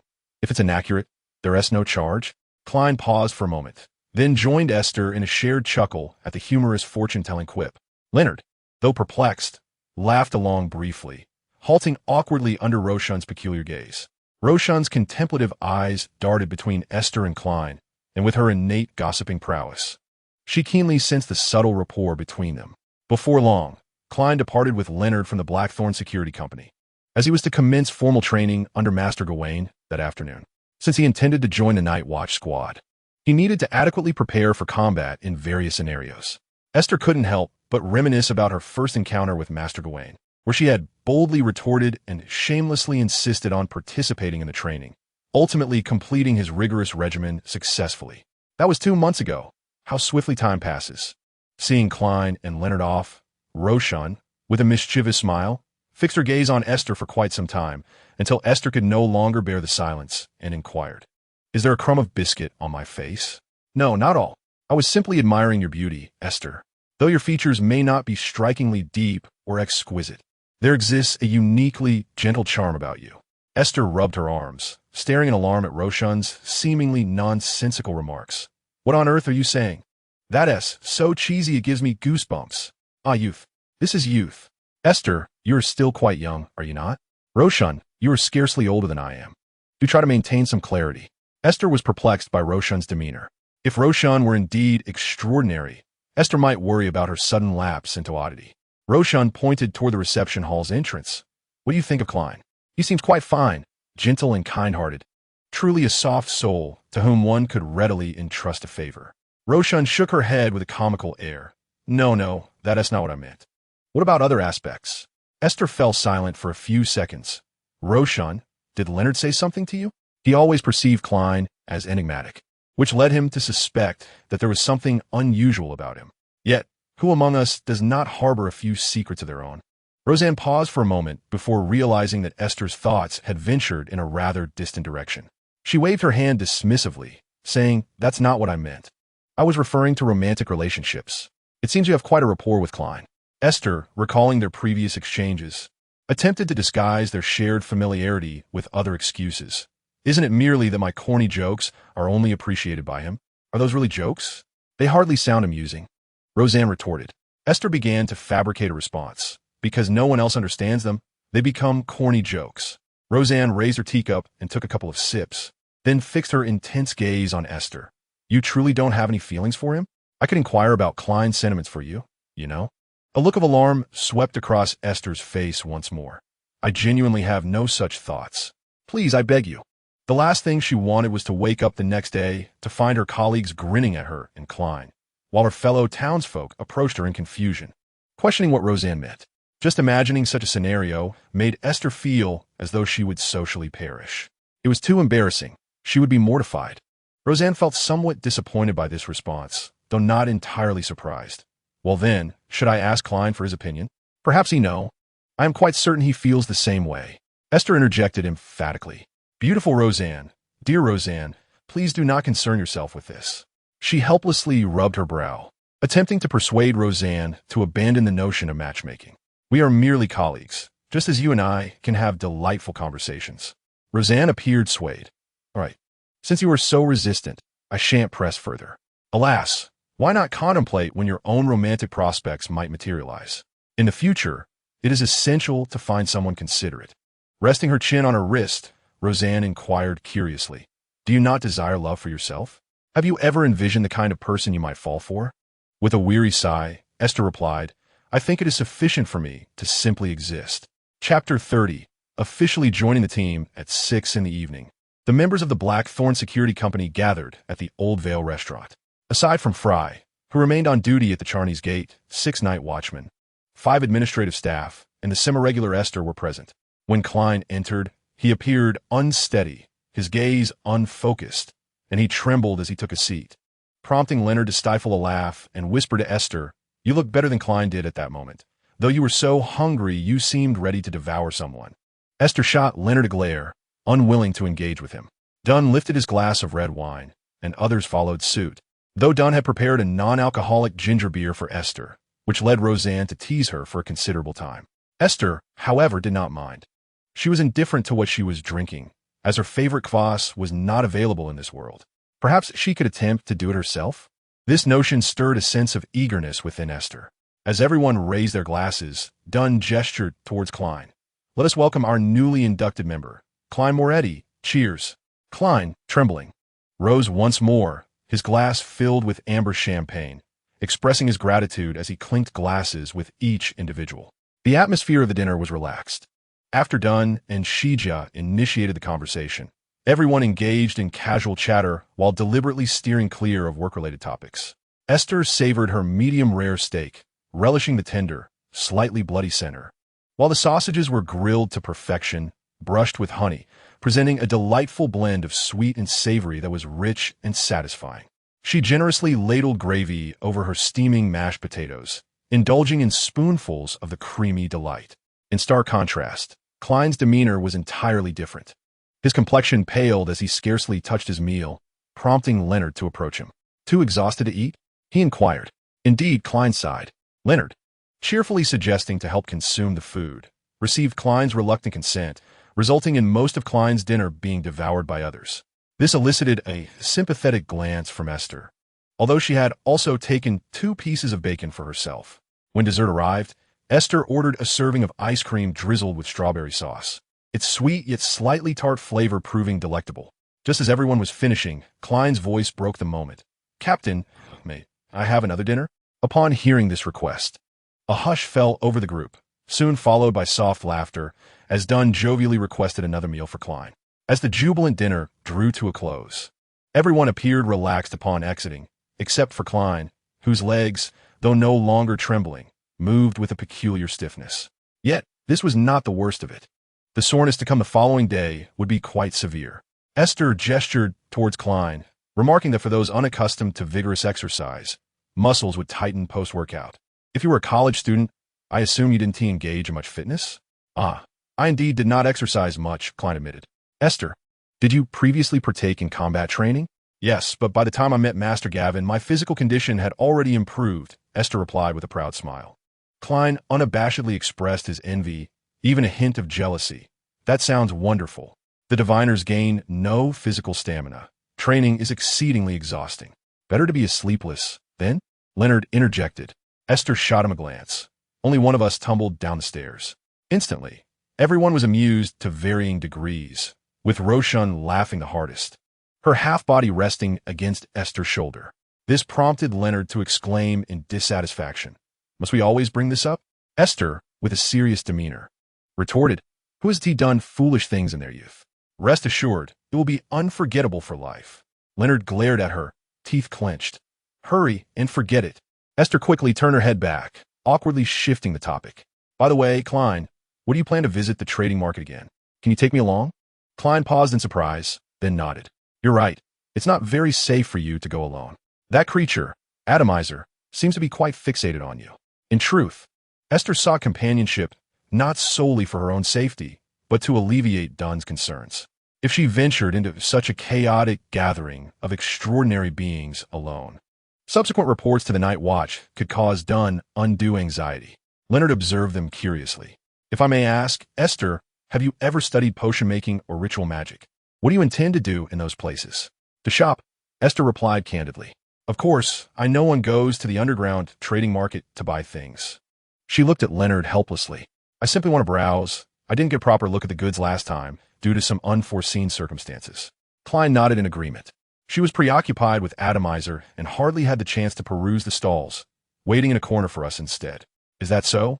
Leonard scratched the back of his head, mumbling a few words in a lower tone, opting not to delve deeper into the matter. However, Esther was taken aback when Klein invited her the very next day. Isn't today your day off? Why are you at the office? Klein emerged from Dunn's office alongside Esther, who had just received Dunn's approval to accompany Klein to the Dragon's Den trading market. Dunn had cautioned her to avoid too much interaction with others to prevent complications. Klein closed the door to Dunn's office and ascended the staircase with Esther. I divined the image of a person, so I took the portrait to my divination club to inquire. He may possess clues related to that notebook, which is why I came to report to the captain.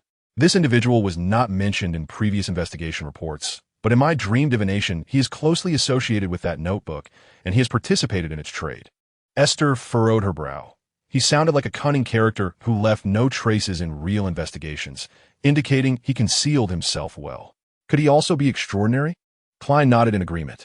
That possibility cannot be dismissed, so we must remain vigilant. Always remain vigilant. I believe anyone extraordinary should remember this admonition.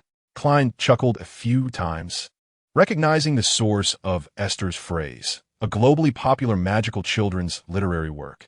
After bidding farewell to Brett, who was on duty at the front desk, the two boarded a public carriage and made their way to the Dragon's Den bar in the dock area, recalling the address from memory. Since it was still afternoon and not a Sunday, the bar appeared much quieter compared to the raucous atmosphere of their last visit.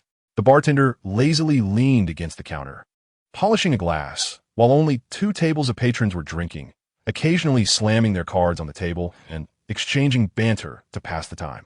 As Klein and Esther were about to enter the billiard room leading to the underground trading market, a burly old man emerged.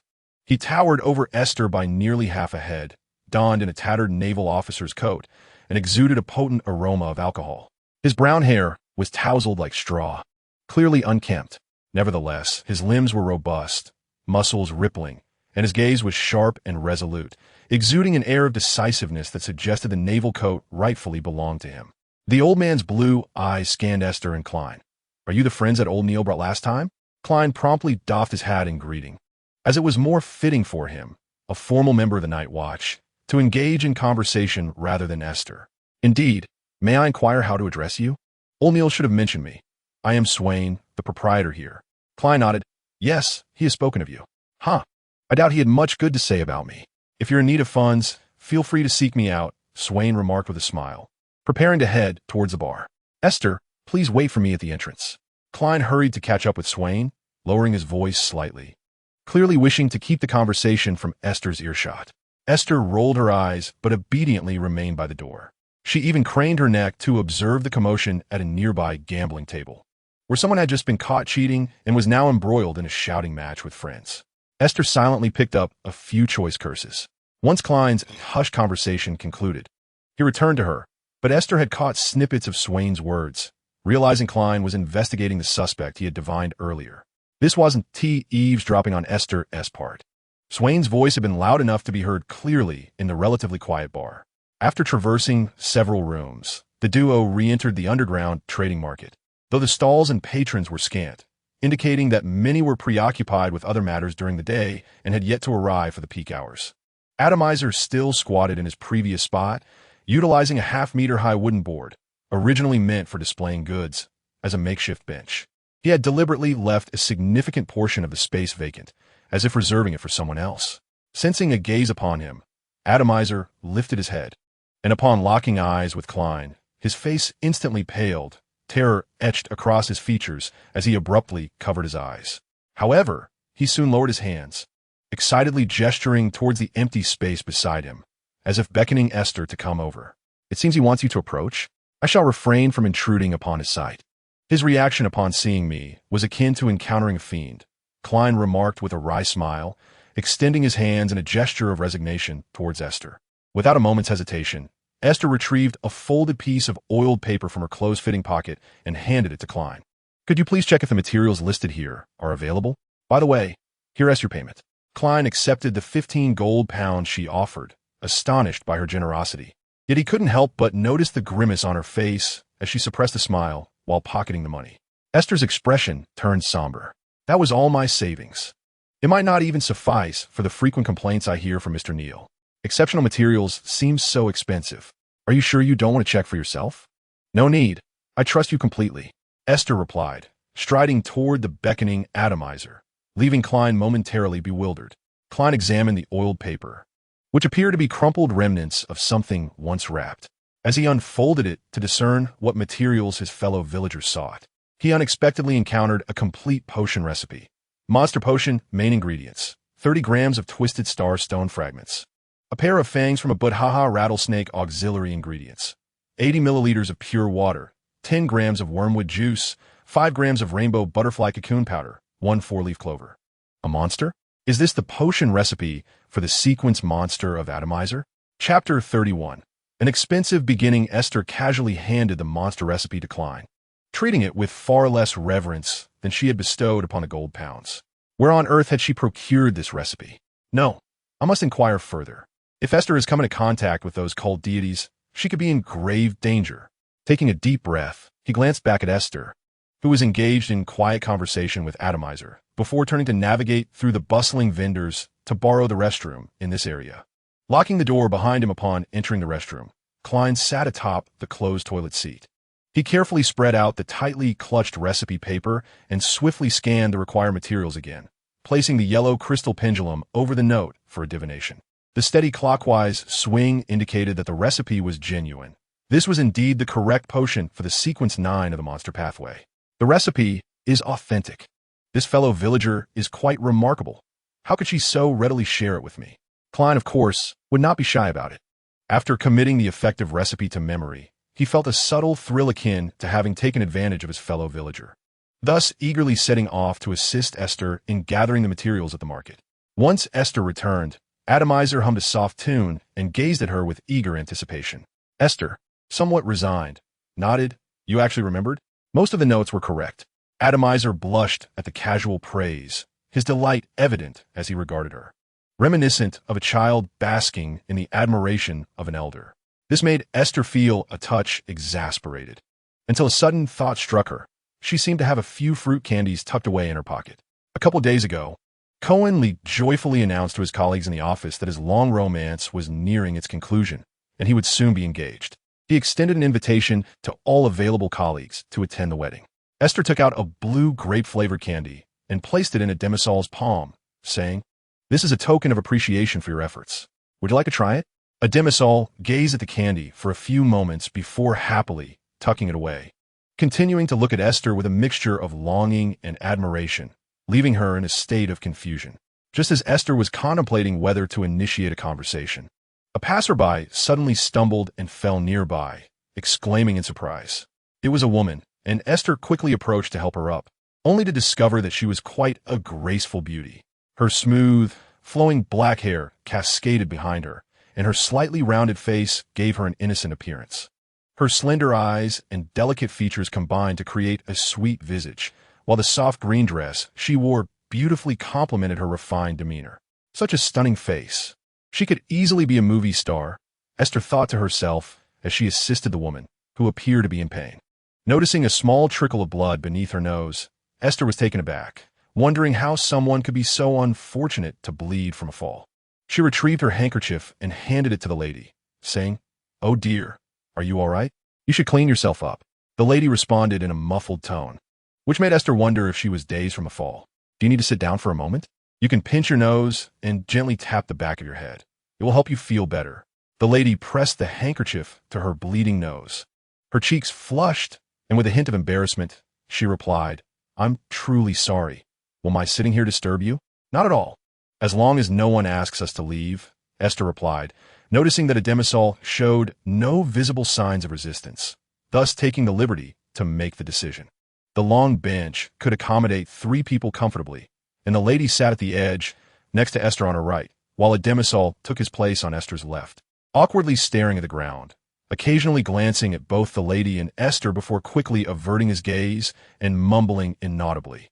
The lady observed Ademisol's demeanor with curiosity, recalling how much calmer he appeared compared to their previous encounters, when he had been quite erratic. Was it the influence of this girl? Noticing the lady's scrutiny of Ademisol, Aiste couldn't help but sigh. "I don't know why he seems so intent on clinging to me. I can only stay here for a moment, as I've asked a friend to help me with some errands." The beautiful lady nodded, remarking, "He does seem more at ease. Have you been here before?" Aiste asked, pleased to have someone to engage in a casual conversation with. The lady neither denied nor directly answered, stating, "I've heard rumors about the monster. I never expected someone could get along with him." Aiste rested her chin on her palm, glancing helplessly at Atomizer, who happened to meet her gaze and responded with a radiant smile. The lady was quite astonished. "Oh, it is evident that he truly cherishes you." An even more surprising turn of events unfolded as Atomizer replied, "No, it is light. A yearning, a belief, something sacred. It's a dazzling light." Aiste, filled with astonishment, waved her hand dismissively at the lady. No, even if you look at me with such eyes, I cannot fathom what he is saying. You see, I am a person, not a candle or a light bulb."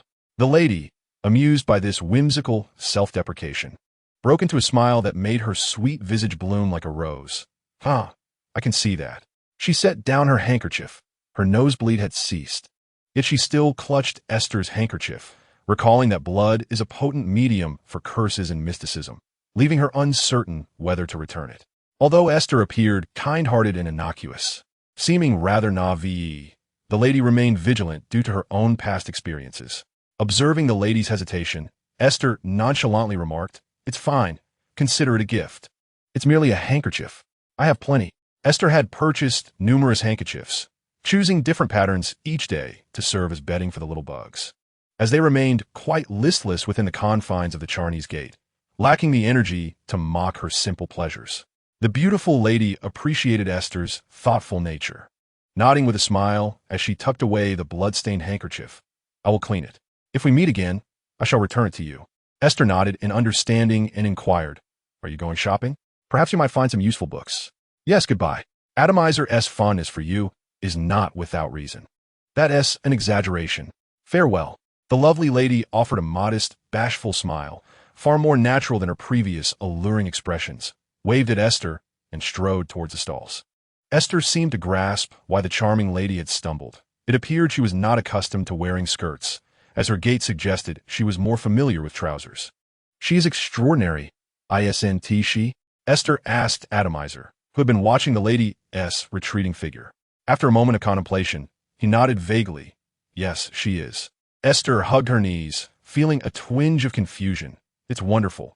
Everyone has a direction to move towards. Everyone has a bright future. Is it truly acceptable for me to languish like this?" Atomizer, of course, did not comprehend the notion of languishing. In fact, he did not respond to Aiste's remark, but instead began to hum the tune she had previously taught him. Aiste refrained from joining in the melody, her gaze drifting past the occasional pedestrians in the marketplace as she stared blankly into the void. Klein traversed the entire market, assisting Aiste in collecting absinthe and powdered rainbow butterfly cocoons. He even ventured into the chamber where precious items were sold. The fragments of the distorted star stone had been extensively procured by others, leaving only 2 grams remaining.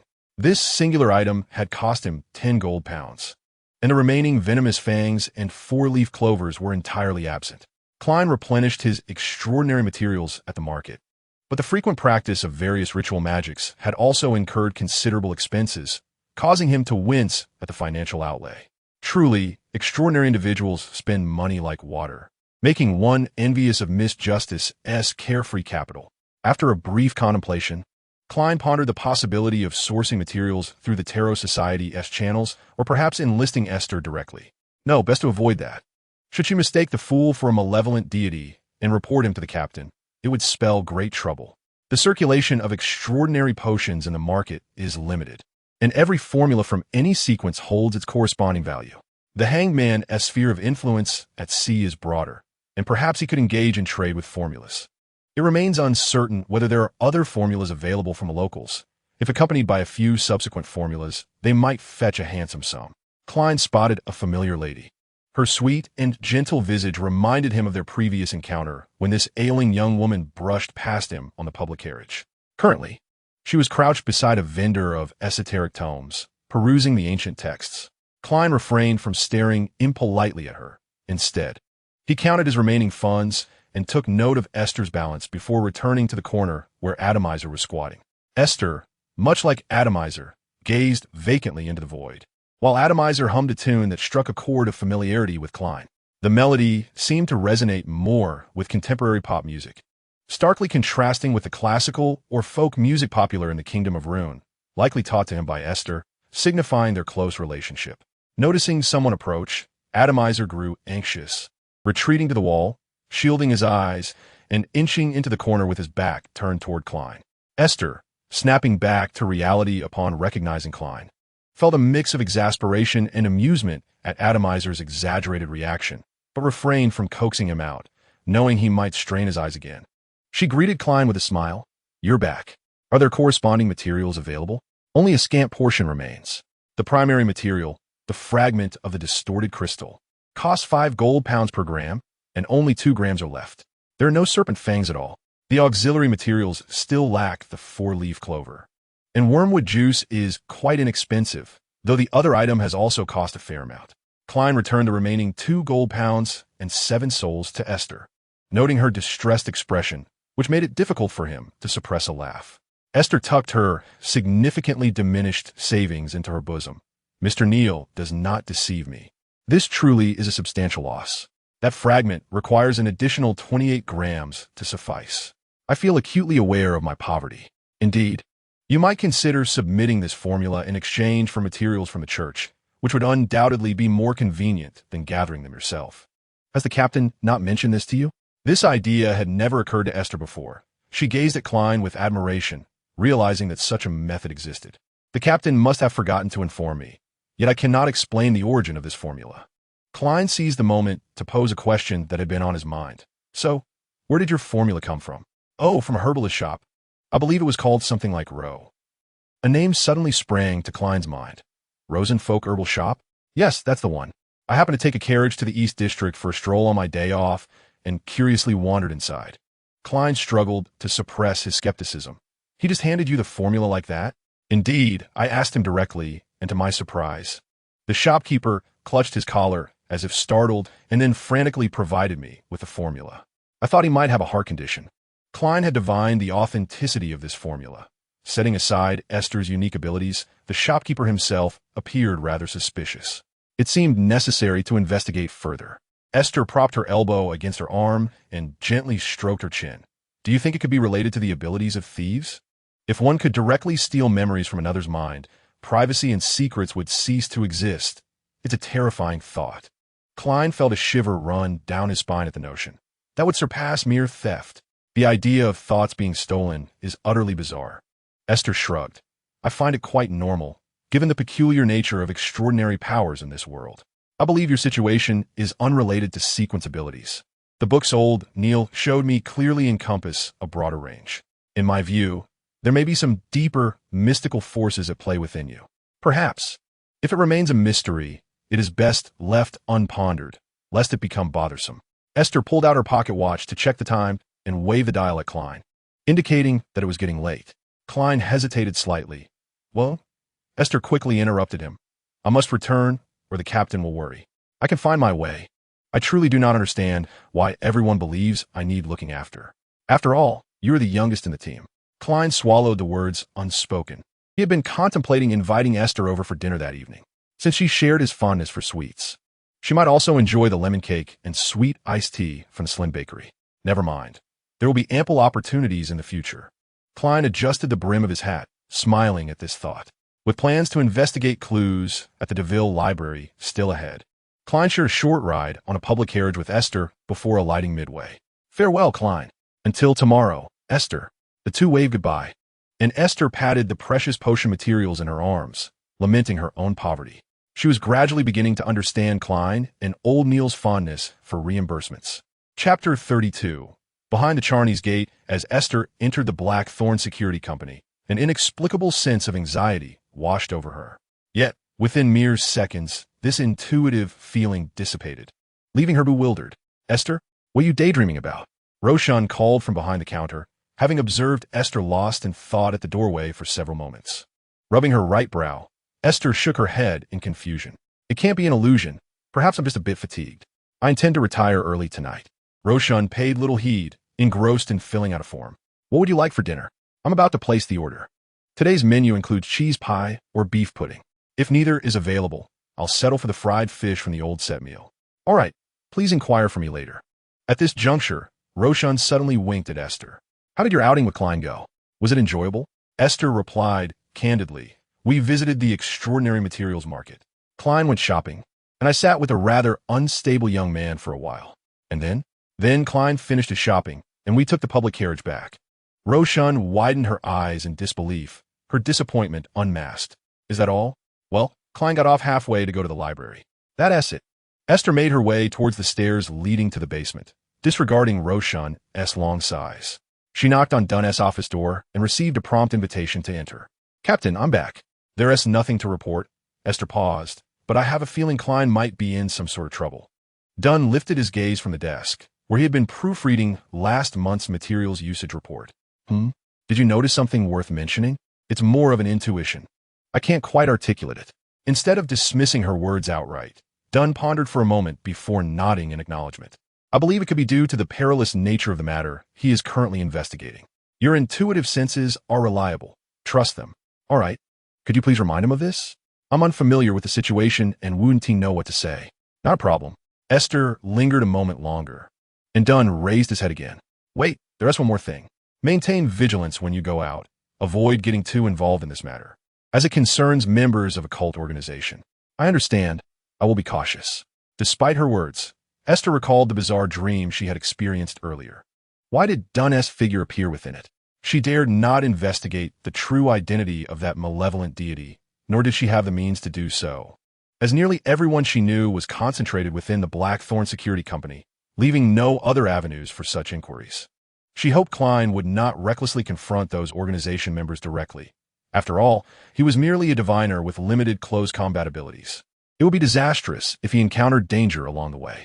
What Esther remained unaware of was that Klein had inadvertently dealt with a member of the organization and had performed a summoning ritual, acquiring the potion formula for Sequence 8 of the diviner.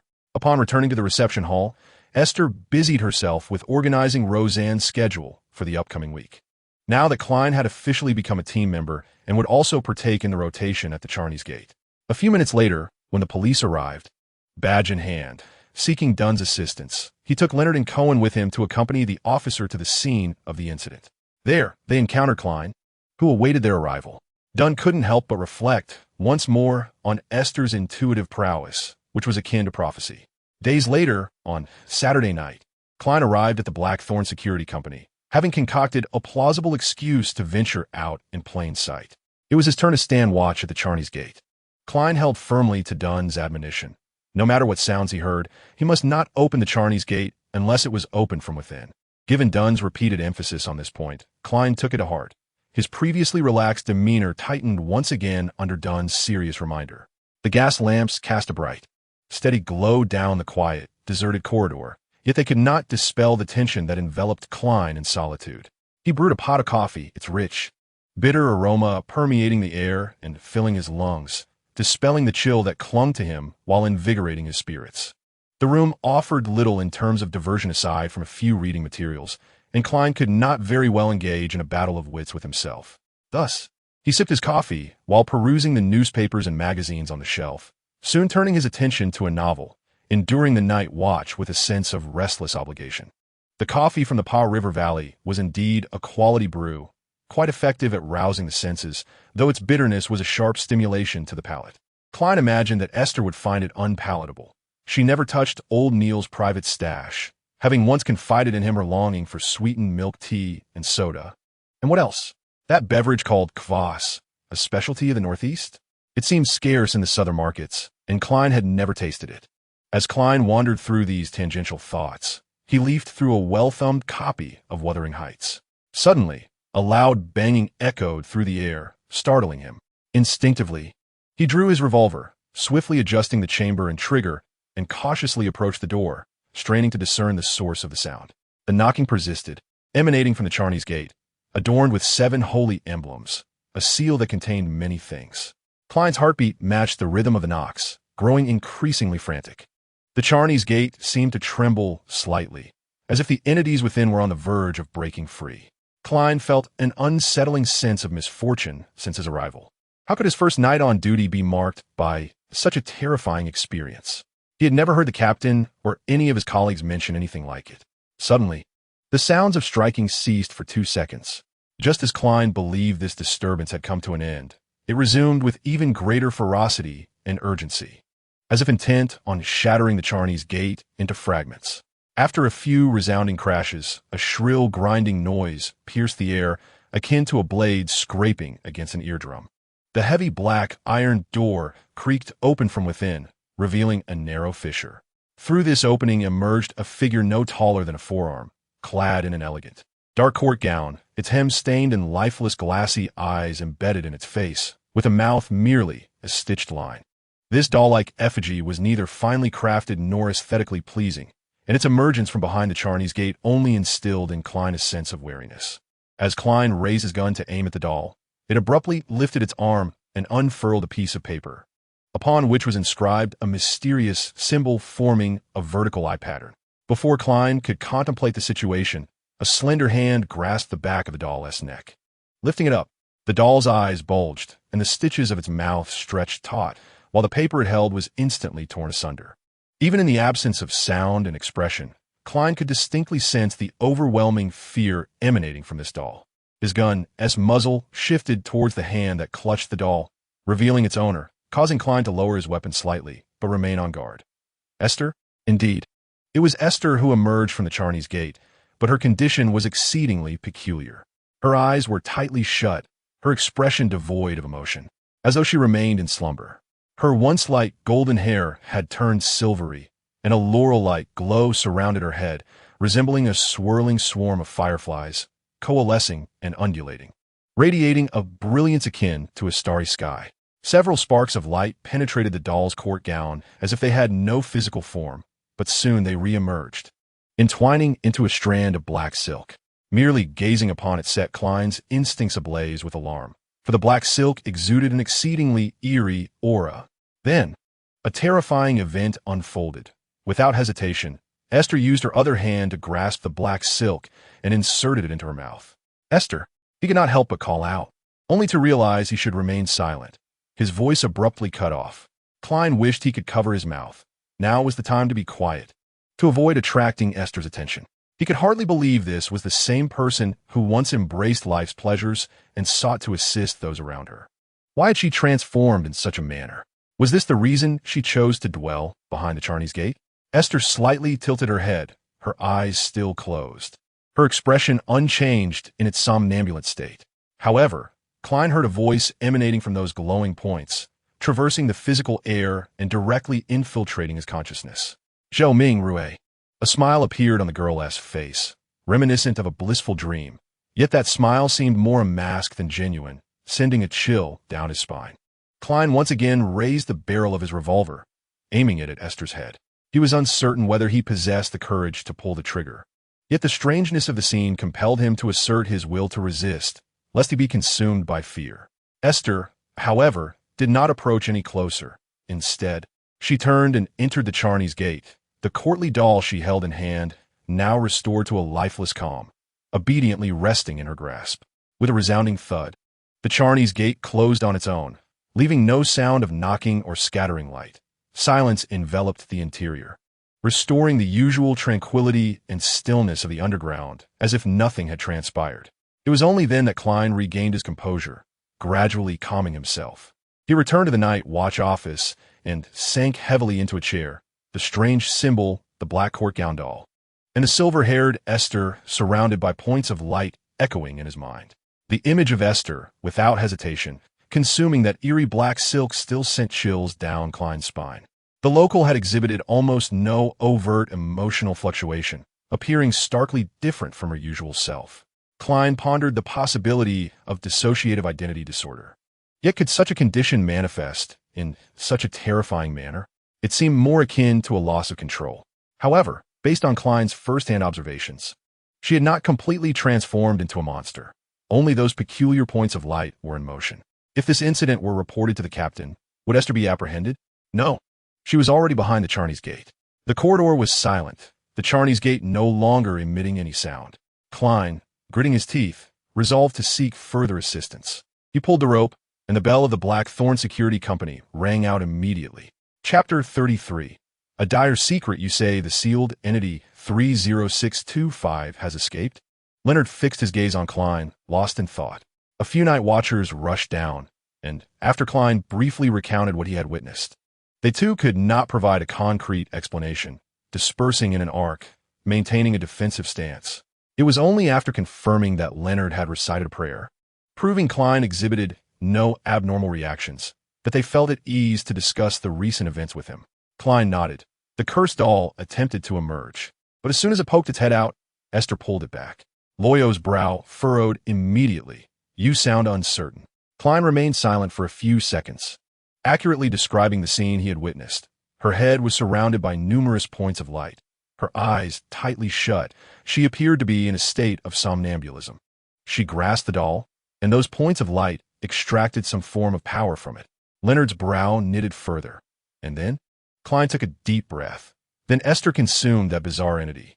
A momentary silence enveloped the group, with Luo Yao restlessly fidgeting with her sidearm. Cohen stared vacantly towards the door of Chanis, while Leonard furrowed his brow, tilting his head in contemplation. Klein refrained from urging them, recognizing their shared confusion. When one person's bewilderment transforms into collective uncertainty, Klein felt a slight alleviation of his psychological burden. Ultimately, it was Leonard who shook his head in perplexity before turning to Klein, remarking that they too were unclear about the reasons behind it all. With the Chanis door securely closed and no other anomalies present, he asserted that they should not recklessly enter at this juncture. They must await the dawn and the captain's decision. Klein sighed inwardly, hoping that when the report came, Dunn could provide a more definitive explanation. Luo Yao interjected, stating, I shall remain here to stand guard with you. Very well, Leonard replied, raising his hands in surrender. As the strongest among us, I shall stay as well. Cohen, you should return upstairs to prevent any urgent matters from the police from knocking on the door. Cohen said nothing, merely nodding as he departed. With time on their hands, Leonard proposed a game of cards among the three, to which Klein had no objections to the diversion from their grim reality. Though he was surprised to find the usually taciturn Luo Yao surprisingly adept at the game. During their play, Leonard brought up the information regarding the cursed doll, speculating it had been influenced by other sealed entities, with the notes from the Anagones family being the most suspect. What force lies beyond the Chanis door? Klein voiced his long-held question. Leonard chuckled lightly. It is not merely a chamber of seals buried deep beneath the earth, nor just a few elderly guardians.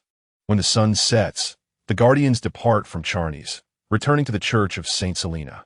The power within peaks at night, becoming inhospitable to living beings, only to wane with the dawn. This is precisely why the captain instructed us not to enter Chanis, regardless of what sounds we might hear. Luo Yao cast a glance at the pensive Klein, adding, Aiste is an exception. Leonard laid down 2 sixes, continuing, we have long speculated that a certain seal resides within Aiste's body. She has long since merged with that entity, which explains her need to sleep within the Chanis door. Klein recalled the villagers who had undergone mutations at that time, sighing, indeed, one could say the villagers have had quite the misfortune. Luo Yao, while drawing cards, remarked, the operation of the Chanis door resembles a magical array, positioned beneath the central church of each city to harness the power of visiting congregants. Their fervent prayers allow a portion of spirituality to enter the array, accumulating over time. Is that so? Klein lamented as he drew a poor hand of cards. His luck is unfortunate, as ever. Leonard added, the protective measures behind the Chanis door extend beyond that. The ashes of St. Selena are interred within. She was a formidable force in her lifetime. Rumors abound that the remains or ashes left behind by powerful beings of high order still harbor incredible strength. However, these are merely whispers of speculation. Klein nodded thoughtfully, feeling he had acquired a fragment of esoteric knowledge previously untouched. The remainder of the night unfolded with an unusual tranquility. Aside from losing a considerable sum of cards, Klein encountered no further incidents. Ah, indeed, I am rather unfortunate, he mused, painfully counting his dwindling funds. Scarcely able to believe that he had lost a full 2 salas. Klein documented the events of the previous night in his notebook and exchanged shifts with Miss Shijia, who entered the watchroom around 6 o'clock. After a sleepless night, Klein appeared visibly exhausted, while Leonard and Luo Yao beside him remained remarkably alert, a distinct advantage of the sleepless order. Just as Klein was about to sever his connection to return home, Dunn entered the room. He promptly relayed the previous night's occurrences to Dunn. Dunn furrowed his brow in silence for a moment, then retrieved the record book from the watchroom, gesturing for Klein to follow him into his office. Once the door was closed, Klein observed as Dunn transcribed his account of Aiste's words onto another sheet of paper, obscuring Klein's handwriting and preserving only the portion leading up to the appearance of the misfortune doll. Klein, recount what transpired last night once more. Omiti no detel concerning Esther, dun instructive. Klein elaborated on everything he had witnessed, including the peculiar smile Esther had directed at him. However, he withheld the fact that she had called out his true name. After listening intently, Dunn scribbled something on the paper, then lifted his gaze, his usually profound gray eyes revealing an unmistakable sorrow. What I am about to share with you must remain confidential, although the church does not intend to conceal this matter. Esther may incite fear and aversion in others. Klein's heart raced. Captain, did you just refer to it? Indeed. Esther must reside beyond the Chanis Gate. I suspect you have sensed how extraordinary this is. Klein nodded. Are you implying that Esther is truly a sealed entity? His words faltered, struggling to articulate the complexity of his emotions. During his tenure as a night watcher, he had encountered numerous records concerning sealed entities and fancied himself somewhat knowledgeable in the esoteric. Yet this revelation far surpassed his understanding. Yes, Esther's essence is that of a sealed entity. ISN, she a person? Klein's voice trembled imperceptibly. He could scarcely fathom what such a being truly was. Old Neil should have warned you against gazing at her with spiritual sight.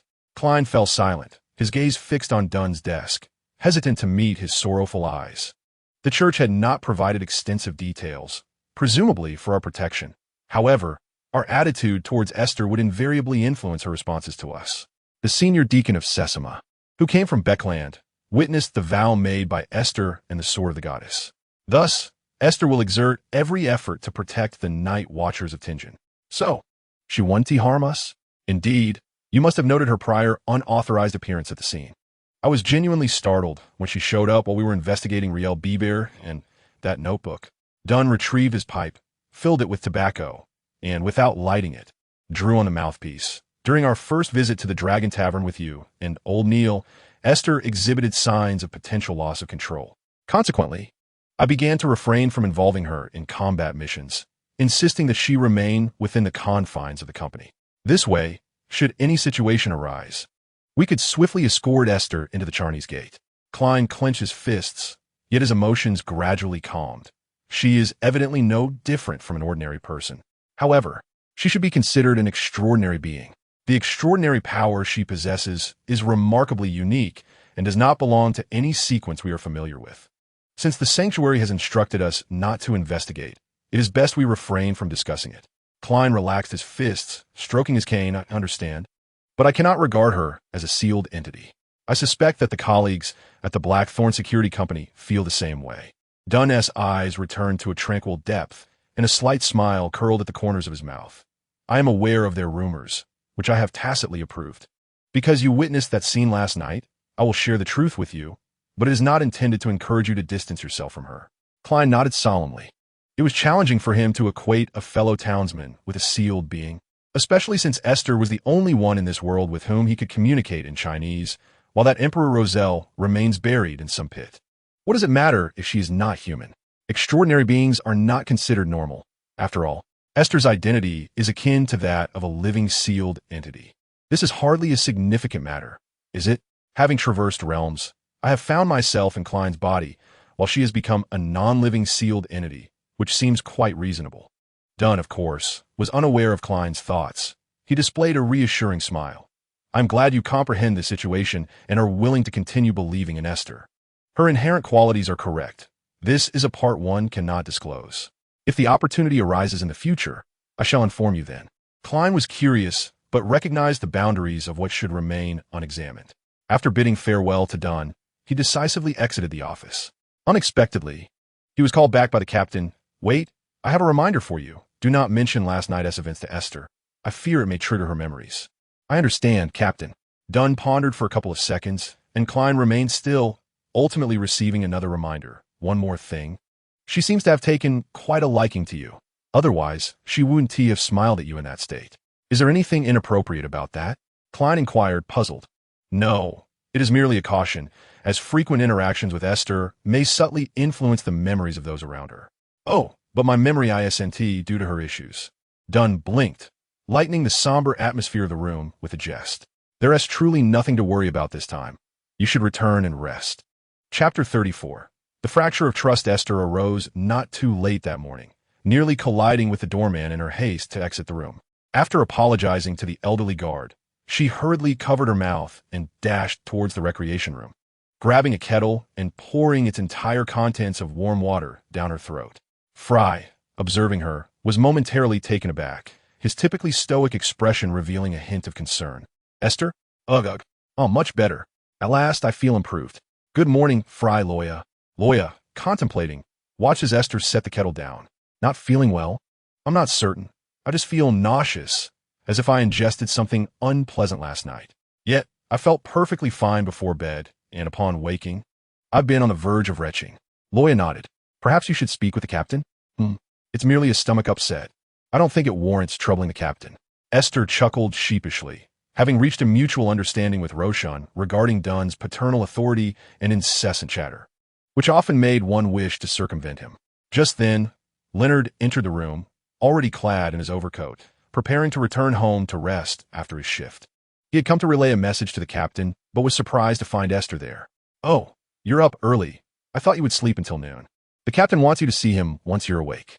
All right, it seems I can't avoid it. Esther followed Leonard out of the recreation room. As Leonard closed the door behind them, he walked alongside Esther for a few paces before suddenly halting her.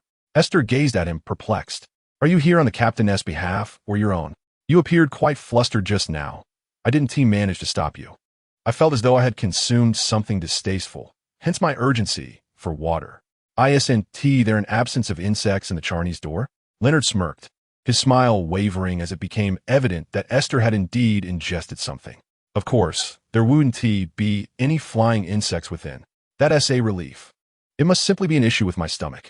What did you wish to discuss?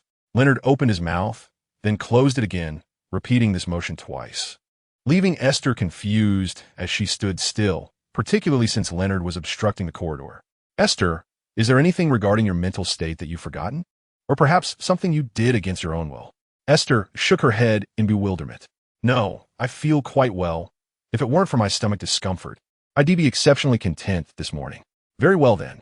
Leonard stepped aside to allow Esther passage, yet his expression remained grim. You should go see the captain. Are you troubled? No. I'm merely contemplating a few matters. You should hurry along. I need to return home to sleep. I'm quite tired. Esther found Leonard's dismissive remarks amusing. You are a wayward insomniac, Mr. Mitchell. Even insomniacs require sleep. Leonard walked away without looking back. Upon hearing Esther approach the captain's office, the sounds of the door opening and closing echoed, and the corridor briefly returned to silence. Leonard quietly inquired, Old man, what do you mean by unable to suppress? Is it true that the Chanis Gate cannot fully contain the sealed entity within Esther? The ancient voice resonated in Leonard's mind. If I were to let you overlook this, would you be able to forget it? Of course not, Leonard replied vehemently. The old voice sighed heavily with resignation. What misfortune I face. The inability to suppress is merely due to the inadequacy of the Chanis Gate status. Do you truly believe that your standing is sufficient to investigate such matters? Leonard clenched his fist suddenly, acutely aware of his own impotence. Reflecting on the captain's enigmatic demeanor, he realized that even the captain was merely following the directives of the sanctum. What if one day they required Esther to fall into a deep slumber? If the Chanis Gate could not manage it, would Esther? Leonard dared not envision such a scenario, as he had already come to regard Esther as a friend. The ancient voice, unsympathetic to Leonard's turmoil, continued to elucidate. Since she has chosen to remain willingly, and the sanctum has issued specific telegrams, this likely involves a clandestine transaction. Given her ability to extract certain extraordinary powers, even devouring them, Esther is the true disguise. Do not underestimate the peculiarities of the extraordinary world. Leonard ruffled his hair, further disheveling his already tousled black locks. Old man, what will happen if that sealed entity fully awakens? What will become of Esther? The elder's voice fell silent. Leonard forced a bitter smile. I suppose so. He refrained from asking whether there was any way to assist her, for he already anticipated the old man's response. Captain, did you call for me? Dunn set down the documents on the sealed entity and gestured toward the armchair beside the bookcase. Esther, please take a seat. How did you sleep last night? Esther closed the door securely and sat upright in the chair. Pretty well. I just don't know what I ate last night. I felt quite nauseous when I woke up, but I feel much better after drinking some water. Did you hear any unusual sounds? Esther pondered for a moment and shook her head.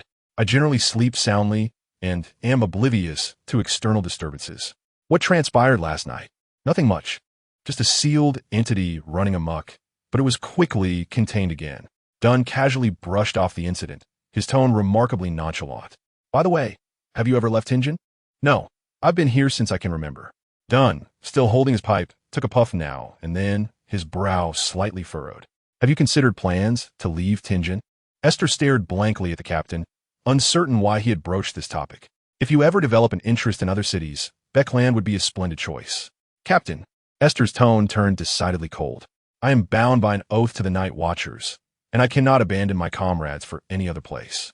For a moment, the office was enveloped in an awkward silence. It was Dunn who finally broke the stillness. I apologize if my suggestion came across as abrupt.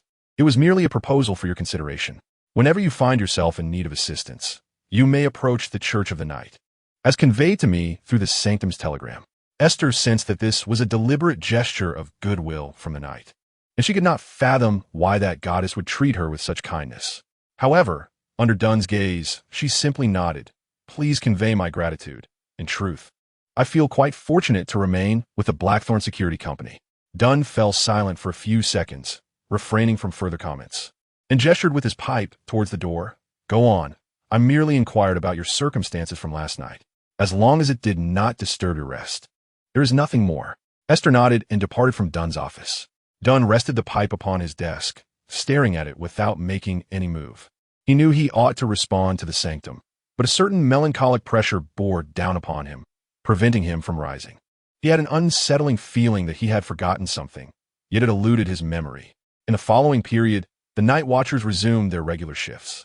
Klein enjoyed a relatively tranquil fortnight, and the Blackthorn Security Company encountered no major cases. Outside of his duties, Klein became aware of the crimes committed by the fraudster Lanris and had a fleeting encounter with his fiancée, My Goss, yet he uncovered no leads for further investigation. On the other hand, Klein managed to investigate Dr. Dasgudrian from the Greenhill Asylum, cultivating him into an informant and reporting this matter to Dunn. Esther reveled in this serene existence, although the elusive monster ingredient she sought remained a source of vexation, compelling her to occasionally follow old Neil or Klein to the trading market at the Dragon's Den, allowing a demisole to serenely hum by her side for a while. However, this tranquil life did not persist for long. Beneath the calm, conspiracies and filth brewed, surfacing with the alarming rise in death cases.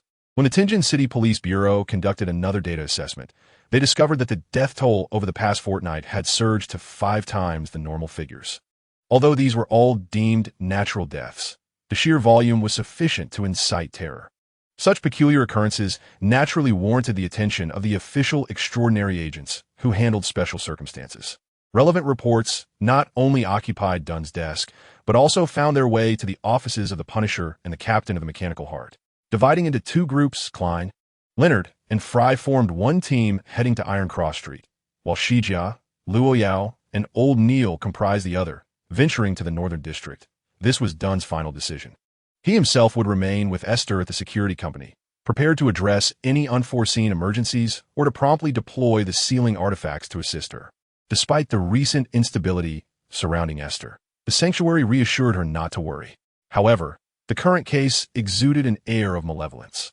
Considering everyone's safety, Dunn advised his team to refrain from taking rash actions and to report any clues immediately.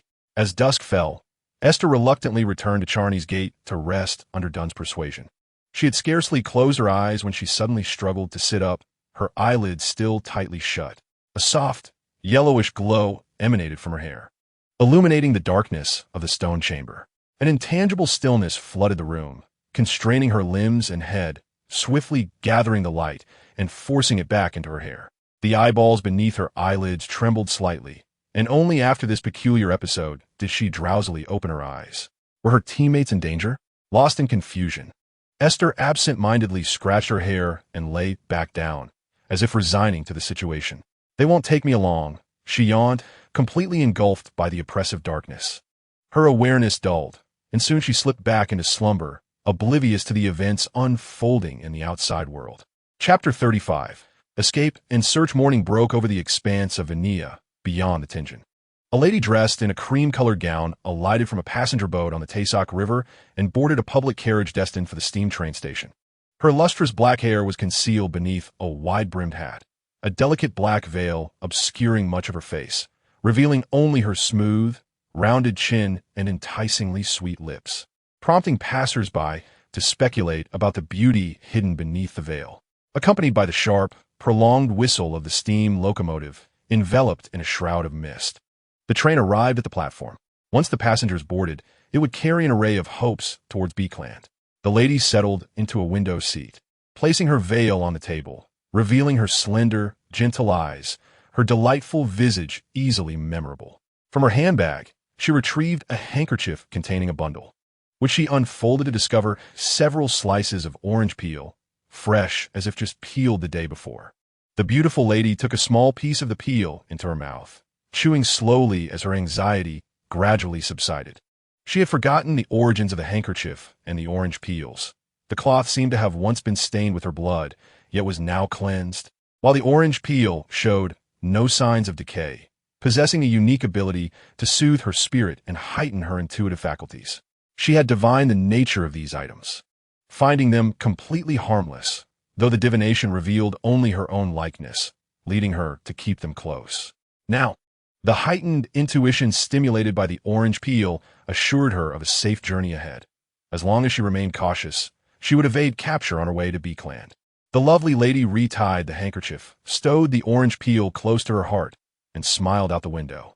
Unbeknownst to her, this very scene had already been witnessed and divined through dreams in the grand hall wreathed in gray mist the previous night. However, fate's clandestine protection allowed her to inadvertently evade capture, leading her to a more unpredictable destination. Noon. Blackthorn Security Company. It was lunchtime, and Esther sat at the front desk, slicing a tender steak while listening to Rosen recount her experience at the opera 2 days prior. A love story, as Rosen described it. A tale of life and death, both heartrending and poignant. Esther silently envisioned it as a melodramatic tragedy. Klein entered through the door, retrieving his and old Neil's lunch boxes and utensils. You two continue your conversation. I'll take Mr. Neil's lunch downstairs. Esther cautioned him. Mr. Neil's stew is still hot. Be careful not to spill it. Klein suddenly remembered, this afternoon, I need to swing by the trading market. Would you like to join? Of course. But I truly have no money left. I can only look, Esther replied with a grimace. Extraordinary materials are indeed costly. Klein lamented, I should start practicing spellcrafting. Do you have any needs? None. I've never used spiritual tools. You should conserve your materials, Esther responded. Klein glanced at his family heirloom pocket watch, estimating the time required for afternoon training. Shall we set time? How about 6 o'clock in front of the Dragon's Den pub? That works. I'll wait for you at the pub, Esther agreed. Rosen disapproved, casting a sidelong glance at Esther. That's a pub. I think you should stay outside. Esther immediately protested. I'm not that young. I just appear a tad youthful. Besides, that's the domain of the Punishers. Their 1T be any troublemakers. In fact, I believe an ordinary drunkard would stand no chance against Esther. Klein assessed candidly. Mr. Gawain mentioned you to me. Rosen tore a round bread roll in half, dipping it into the creamy mushroom soup. All right, I don't understand all this, as long as safety is assured. Around 5 o'clock, Esther exchanged greetings with Dunn before departing from Blackthorn Security Company. She arrived early at the Dragon's Den pub, boldly stepping through the door and seating herself at the farthest edge of the bar, under the curious gazes of the patrons. Esther ordered a serving of fried potato wedges and fish sticks, along with a glass of apple juice. The bartender wore a look of disdain, yet refrained from being overly rude. Young lady, this is a pub, not a CAF. So you do sell it? Esther retorted, producing 2 silver bills. Noticing the bartender glaring at her disapprovingly, she then pulled out a copper penny. The small coin danced between her nimble fingers, full of vitality, as she flicked it into the air and sharply slapped it onto the table. When she opened her palm, the penny had vanished. The bartender heard a clink and looked down at the glass he was polishing. The coin was spinning within, continuing to circle the glass wall until it finally came to a halt after several seconds. This is a technique that Aiste has honed through dexterity, relying solely on her adept control over her hands. It bears little practical application, as coins are certainly not as sharp as blades. If Aiste were to exert even more force, she would soon find herself liable for the cost of a broken cup. However, the bartender instantly recognized her true identity. Compared to a mere magician performing coin tricks, this young woman was evidently one of the extraordinary individuals drawn to the underground trading market. "Please, sir. It's all business after all. I'm merely here to wait for someone while enjoying a bite to eat," Aiste remarked, nudging the two sols forward, treating the excess as a tip. "We don't have potato wedges, only fries," the bartender replied, but did not refuse further. Having accepted the sols and pennies, he filled a glass with apple juice and served it to Aiste. It wasn't too long before her desired fries and battered fish were brought to her. Since the bartender had remained silent and catered to the business, the curious glances from other patrons gradually dissipated. A few eager onlookers voiced their disappointment.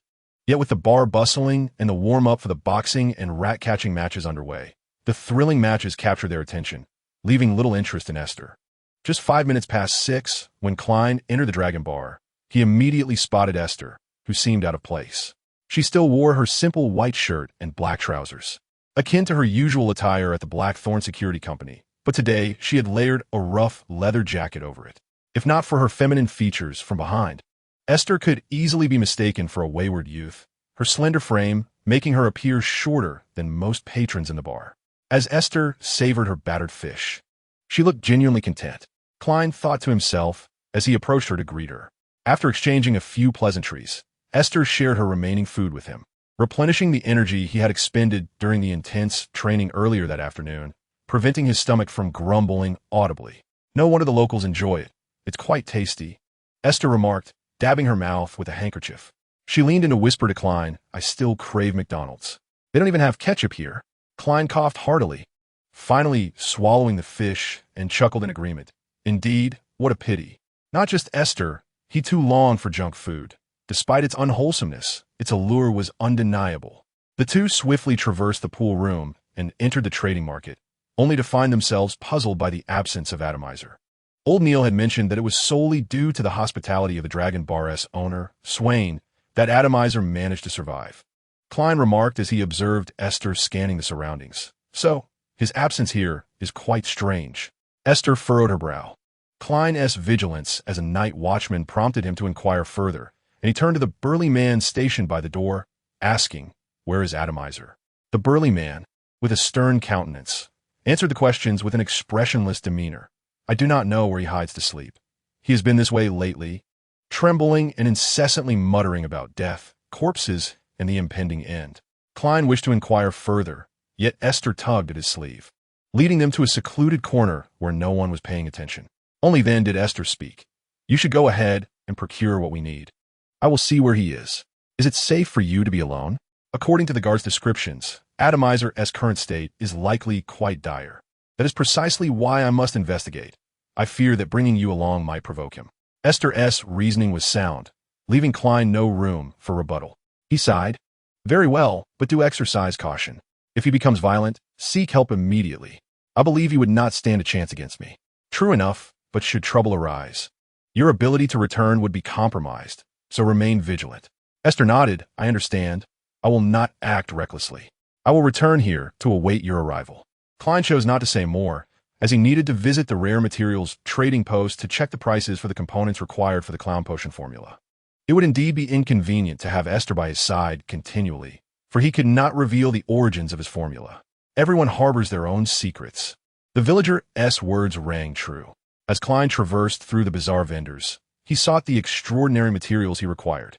Aiste watched his retreating figure before quickly averting her gaze. "Once again, it seems they bestow upon me an unusual amount of trust, despite Klein's previous suspicions." Something in the pocket of her garment stirred slightly. A small insect poked its head out, producing a sound perceptible only to Aiste. "Thus, I had informed you. Your social connections are but illusions. This place is ill-suited for you." Aiste huffed in response. "Humph. By your logic, there exists no refuge for me in this world." The insect's voice carried a hint of mirth. "That assertion holds some truth. You resemble a parasite upon fate, warping those around you from the holes you've burrowed. Do not liken yourself to me. I am no insect. Esther felt an urge to utter a curse, as the statement felt particularly scathing. You may disdain it, yet you cannot deny the truth of my words, since you have willingly entwined your life with a cadre of feeble humans. All that awaits you is the fate of death. Esther retorted through gritted teeth, I shall not succumb to such a destiny. The Night Watchers of Tingen will not perish. Ha ha ha. Humanity is far more fragile than you perceive, especially when they are merely a group of low-tier, extraordinary beings. You seem to know something. Esther's expression darkened. The insect chuckled softly. Take a guess? But I shan't reveal whether you are right or wrong. Surveying the market throng, Esther noted the diverse attire of the passers-by, who ambled or halted amidst the stalls, presenting an outward semblance of tranquility. I shall seek out Atomizer. A small insect turned within Esther's pocket, curling up once more, leaving behind the concluding words of their exchange. You see, you too have sensed something, have you not? Chapter 36. The flickering luminescence. After wandering through the market for quite some time, Esther finally discovered Atomizer concealed in a more secluded corner, huddled behind a pile of empty wine barrels, resembling a snail retreating into its shell. Upon hearing Esther's voice, he suddenly lifted his head, revealing a visage marred by tears and fear. For a fleeting moment, a glimmer of joy appeared in Atomizer's eyes, only to be swiftly replaced by greater terror as he gazed at Esther, stammering. Death, so much death, corpses. Everywhere. Light it cannot. Banish. No, no. I beg you. Esther knelt beside him, grasping Atomizer's hand, an action that gradually focused his unfocused gaze. His once rapid breaths began to steady, though the tears streaming down his face multiplied. Atomizer clutched Esther's hand tightly, drawing her palm to his forehead, while he continued to utter fragmented, fear-laden murmurs. Light, the light of hope. I implore you.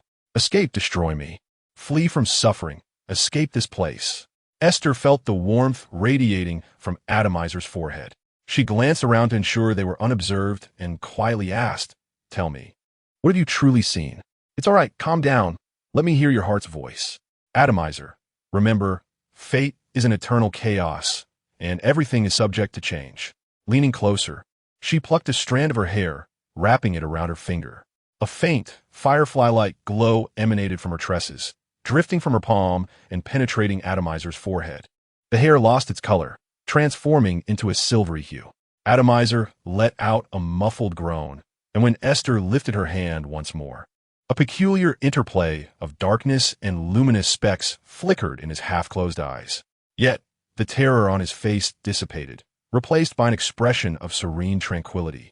As if caught between dreams and wakefulness, he released Esther's hand, his lips trembling unconsciously, while the feverish symptoms rapidly subsided. Atomizer continued to gaze in Esther's direction, and she anxiously observed his condition, uncertain whether her actions might shatter his spirit entirely. Her instinctive intuition suggested this was indeed beneficial. Yet Esther could not fathom the reason behind her actions. The faint glow felt familiar, reminiscent of the orb of light she had glimpsed in the hands of a goddess. Albeit weaker, it was only half a month ago, following a dream of the hanged man, that Esther had unexpectedly awakened to this ability. However, she had never experimented with it, for the influence of this luminescence only affected living beings and bore no reciprocation with ordinary flora and fauna, merely rendering them more affectionate toward her. This was Esther's first attempt to directly infuse a spark of light into a sentient being. Atomizer blinked as he slowly rose from the ground, his perception of the world never having been so stable and clear. The chaotic, frenzied hues and murmurs were isolated at a safe distance. A faint glow nestled within the outer layer of his senses, transforming into a robust shield that aided him in distinguishing the tumultuous divide between reality and the bizarre realm. Atomizer incredulously rubbed his eyes and ears, scrutinizing his surroundings with a newfound, tranquil gaze, and he finally recognized the young woman kneeling beside him, her face etched with concern. You're the one who assisted me. My name is Esther. Will you remember this? Isn't Esther just light? Apologies. I didn't mean to say that, Atomizer stammered, his words tumbling out clumsily. He was unaccustomed to such mundane conversation, his mind so unusually lucid that it left him slightly disoriented. Esther smiled gently. It's perfectly fine. It could be odd to be referred to solely as light. After all, I have a name. I am Atomizer. I know. I am delighted to witness your recovery. Esther extended her hand, giving Atomizer a gentle shake, and then effortlessly pulled him to his feet. Atomizer seemed to have never encountered such social interaction. His face alight with curiosity, flushing as he gazed at Esther's hair, unable to resist pointing and asking, "What are they saying?" Esther, puzzled, tugged a strand of her hair before her eyes, hearing no sound. "I seem unable to hear anything. Perhaps your heightened inspiration allows you to perceive them. Or it could be because I sacrificed a strand of hair. Let us not disclose that to Atomizer." Inspiration? What is that? It refers to an individual's sensitivity to the spirit. Beyond the material world, other realms exist, and you possess an inherent extraordinary power that remains uncontrollable due to its incompleteness. This leads you to subconsciously explore all surrounding worlds, unable to distinctly recognize the rift between the material and the spiritual. Atomizer nodded, then shook his head. Esther, after a moment's contemplation, discerned his meaning and inquired, "Did you not comprehend?" This time, Atomizer nodded vigorously, his pale, gaunt cheeks flushing with embarrassment. Imagine a chocolate wrapped in foil. You once consumed it whole, naturally suffering from the foil as inclusion. Now, you can differentiate between the chocolate and the wrapper, extracting only the chocolate. Atomizer gently nodded. Although he found the analogy rather peculiar, the true world is far more intricate than chocolate. Indeed, the realities of the world can be quite chaotic, Esther remarked sagely, patting Atomizer on the shoulder, which was higher than her own. The scene appeared rather comical from an outsider's perspective, yet it was a warm welcome to see him awaken to the true world. "Thank you, I am truly grateful. Would you be willing to share what you witnessed that instilled such fear within you?" Ademisal fell silent for a few moments, suppressing the terror in his eyes before he spoke slowly. "I saw blood, an ocean of it engulfing the world. Tingen has been obliterated, and from this blood, monstrous and malevolent beings have emerged. Everyone must flee from here. You too shall perish. All will meet their demise." Esther listened intently to Ademisal's words, remaining silent for an extended period. Ademisal seized her shoulders, imploring, "You must leave this place. Tingen has been destroyed. The boundless sea of blood will inundate it. That horrific force is too powerful, and few will survive." Esther gently patted Ademisal's arm, prompting him to release her. Her voice remained calm as she replied, "Ademisal, I have stated before, fate is inherently chaotic. What you have witnessed can be altered." Then, with an easy laugh, she added, "Among my acquaintances, there exists a group fervently dedicated to saving Tingen. They would sacrifice their lives to protect it, and I shall guard them." Ademisal gazed at Esther in a daze, hearing the murmurs that buzzed from her golden strands, akin to a swarm of bees exchanging the same phrase. That is fate. Destruction is but a facet of fate's symphony, while the true source of chaos lies in the disruption of destiny. Ademisal quietly followed Esther, perceiving the bustling marketplace with newfound clarity. His senses were no longer assailed by the spirit realm, and to see the simplest material world in this manner served as a balm for his troubled mind. The world was not a tapestry of endless chaos, whispers, and monsters. A smile, of which he was unaware, graced his lips as he trailed behind Esther like a fledgling chick fearful of losing its mother hen. Esther approached the door leading to the Dragon's Pub, where she had agreed to meet Klein in a corner. Esther, what you refer to as inspiration, is it the extraordinary power they speak of?" Ademisal's hearing remained sharp, allowing him to overhear the furtive conversation between two vendors, prompting him to quietly inquire about various matters, forcing Esther to assume the role of his encyclopedia. With Esther's extensive knowledge of the arcane, she was more than equipped to tackle Ademisal's myriad questions. Inspiration and extraordinary power differ fundamentally. The former is merely an expression of the latter. Your extraordinary power is currently incomplete, which is why you have struggled to control yourself before. Esther paused briefly before continuing. "I will strive to find a potion you can consume. Once you become a complete, extraordinary being, you will be able to master your inspiration, and at that point, you will have dominion over what you perceive." "And what of me now?" Ademisal inquired, pointing to his forehead. "Perhaps I have borrowed from your strength? I am uncertain what it is. I merely acted within my capacity. However, should I vanish, it is likely that this power will also perish. So you cannot rely solely on the strength I have lent you to survive." Ademisal's face was etched with resistance. "I do not wish for you to disappear. You shall not die. All beings must face death, including myself, Aiste remarked nonchalantly, her gaze flickering past a mouse scurrying from the corner. Such is the fate of humanity. Unless we transcend our humanity and reach for a form that defies destiny, the compass of fate will still be anchored to those mythical creatures. Their fates entwined anew as the masses are consumed by madness. It is indeed fascinating, Aiste murmured, massaging her right brow, an undercurrent of fatigue evident in her demeanor. She and Ademisol settled once more at his customary corner, the long board still in place, evoking memories of the last encounter with the lovely, round-faced woman. Time has passed so long. She has likely forgotten me, Aiste pondered, her gaze drifting over the bustling crowd, rendering her expression even more vacant than the clear-eyed Ademisol beside her. Ademisol? A voice, deep and rugged, resonated with uncertainty. Ademisol instinctively rose, flustered as he regarded the man before him. Sir, it is Mr. Swain. Mr. Swain, he quickly replied, his normal, swift reaction and the steadiness he exhibited during their exchange widened the eyes of the robust elder-clad in naval officer attire. You remember your name? You can recognize me? Swain, the proprietor of the Wicked Dragon Tavern, appeared both astonished and pleased, yet his gaze shifted to Aiste, suspicion creeping in. Is this your doing? Aiste instinctively recoiled. Good evening, Mr. Swain. Swain's expression grew increasingly stern. You seem unfamiliar. Do you know me? Recognizing Swain's hostility toward strangers, Aiste understood that he not only failed to recall their previous encounter, but also suspected her of being a rogue extraordinary who had harmed Ademisol.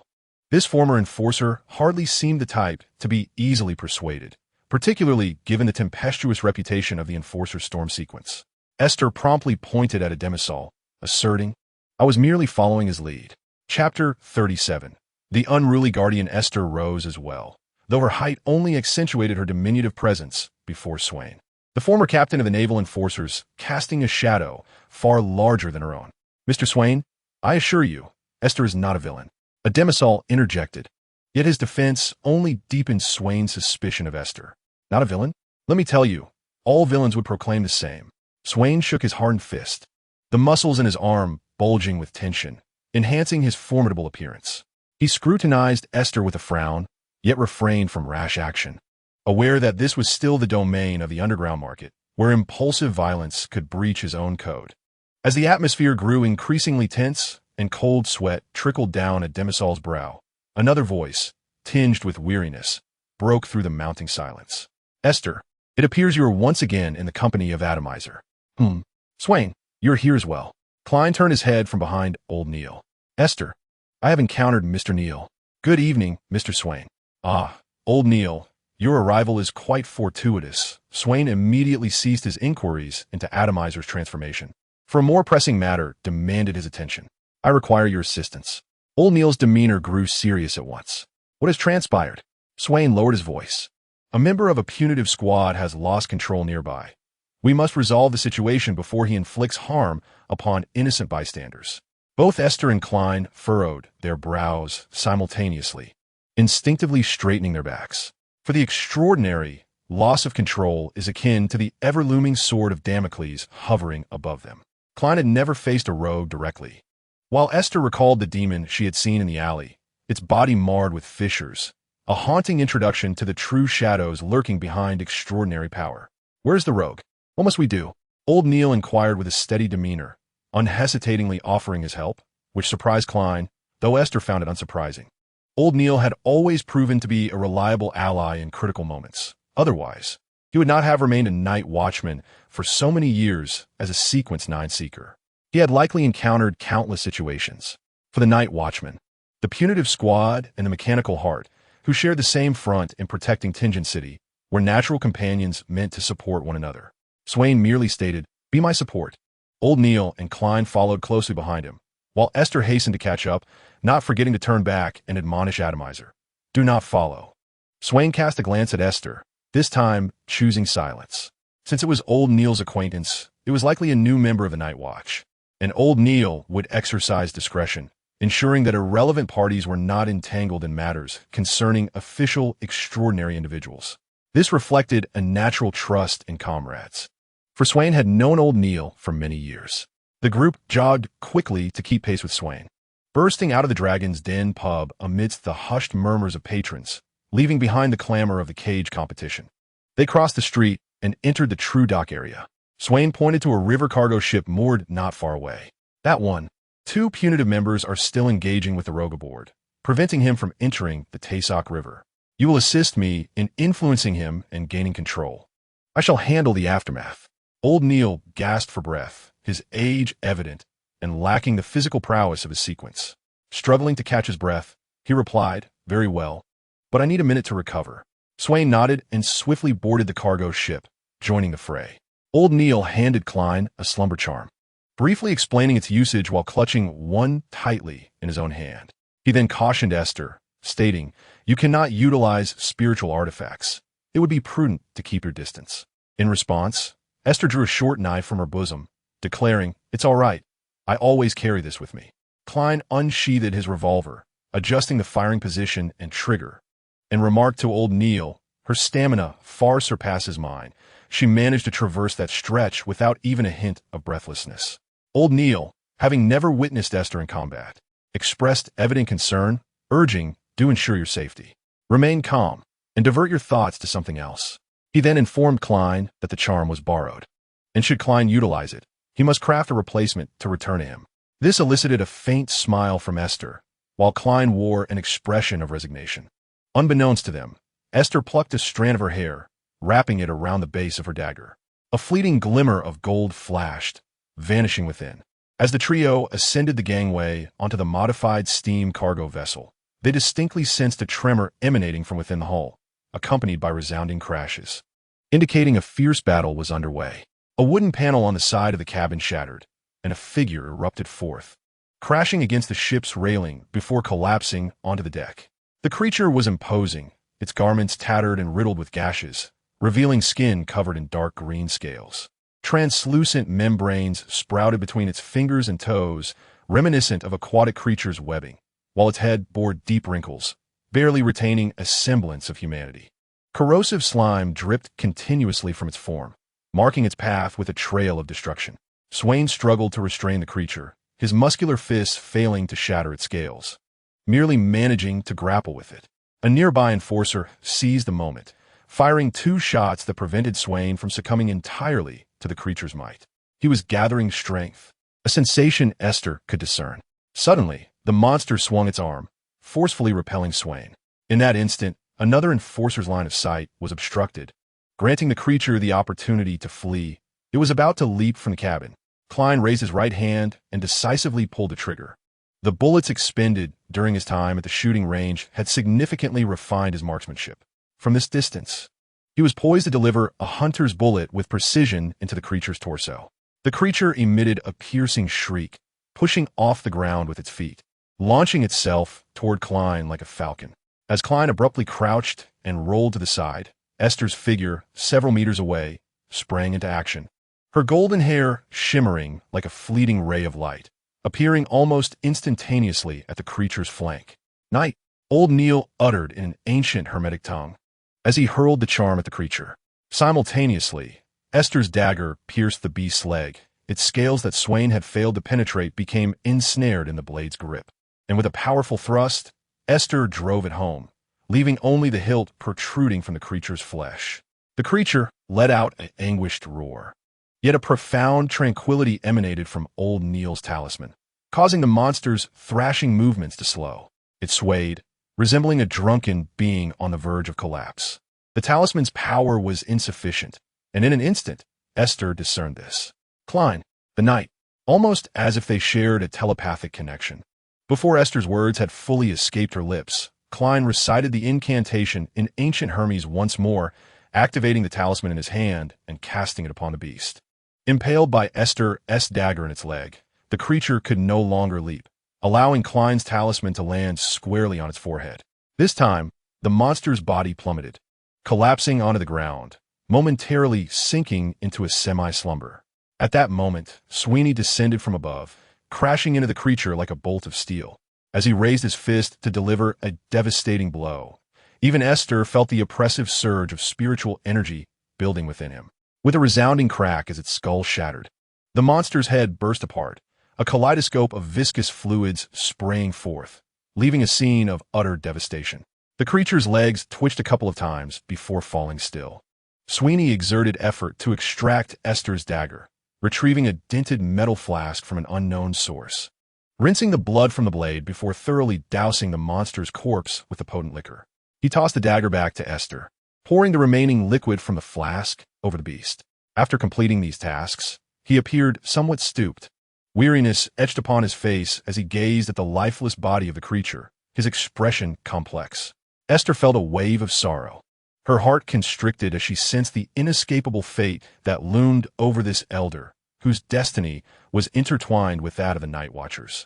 She recalled the words of the little insect, that humanity is far more fragile than one might imagine, and understood the implications of her vow to protect the Tenjin Nightwatchers, a promise all too easily shattered. Gripping the dagger tightly, she exhaled deeply and approached Old Neil and Klein. Old Neil gazed towards Sweeney and quietly remarked, "I recognize this out-of-control Punisher. He has followed Sweeney for 2 or 3 decades. Having eliminated water ghouls that committed murder on land and captured malevolent, extraordinary beings attempting to escape from the Tarsak River." He refrained from elaborating further. Yet both Klein and Aiste comprehended his meaning. Such a valiant guardian, who had achieved much and vanquished numerous monsters, ultimately transformed into one himself. Aiste couldn't help but recall a phrase she had once encountered. The hero who slays the dragon ultimately becomes the dragon. This was not an isolated incident. Such occurrences could unfold within every official extraordinary team, a fate that many Night Watchers, Punishers, and members of the Mechanical Heart might face. Even though Aiste had never been fully acknowledged as a Night Watcher, every member of the team firmly believed she was also extraordinary, possessing a uniquely potent form of extraordinary power. Having witnessed Aiste approaching a state of near uncontrollability, Klein felt a deep unease settle within him. He cast a glance at Aiste, whose hidden sorrow had intensified.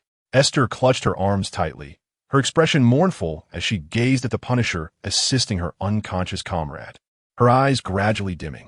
Chapter 38. The normal madman, the trio, departed from the cargo ship, for this was not an opportune moment to be disturbed.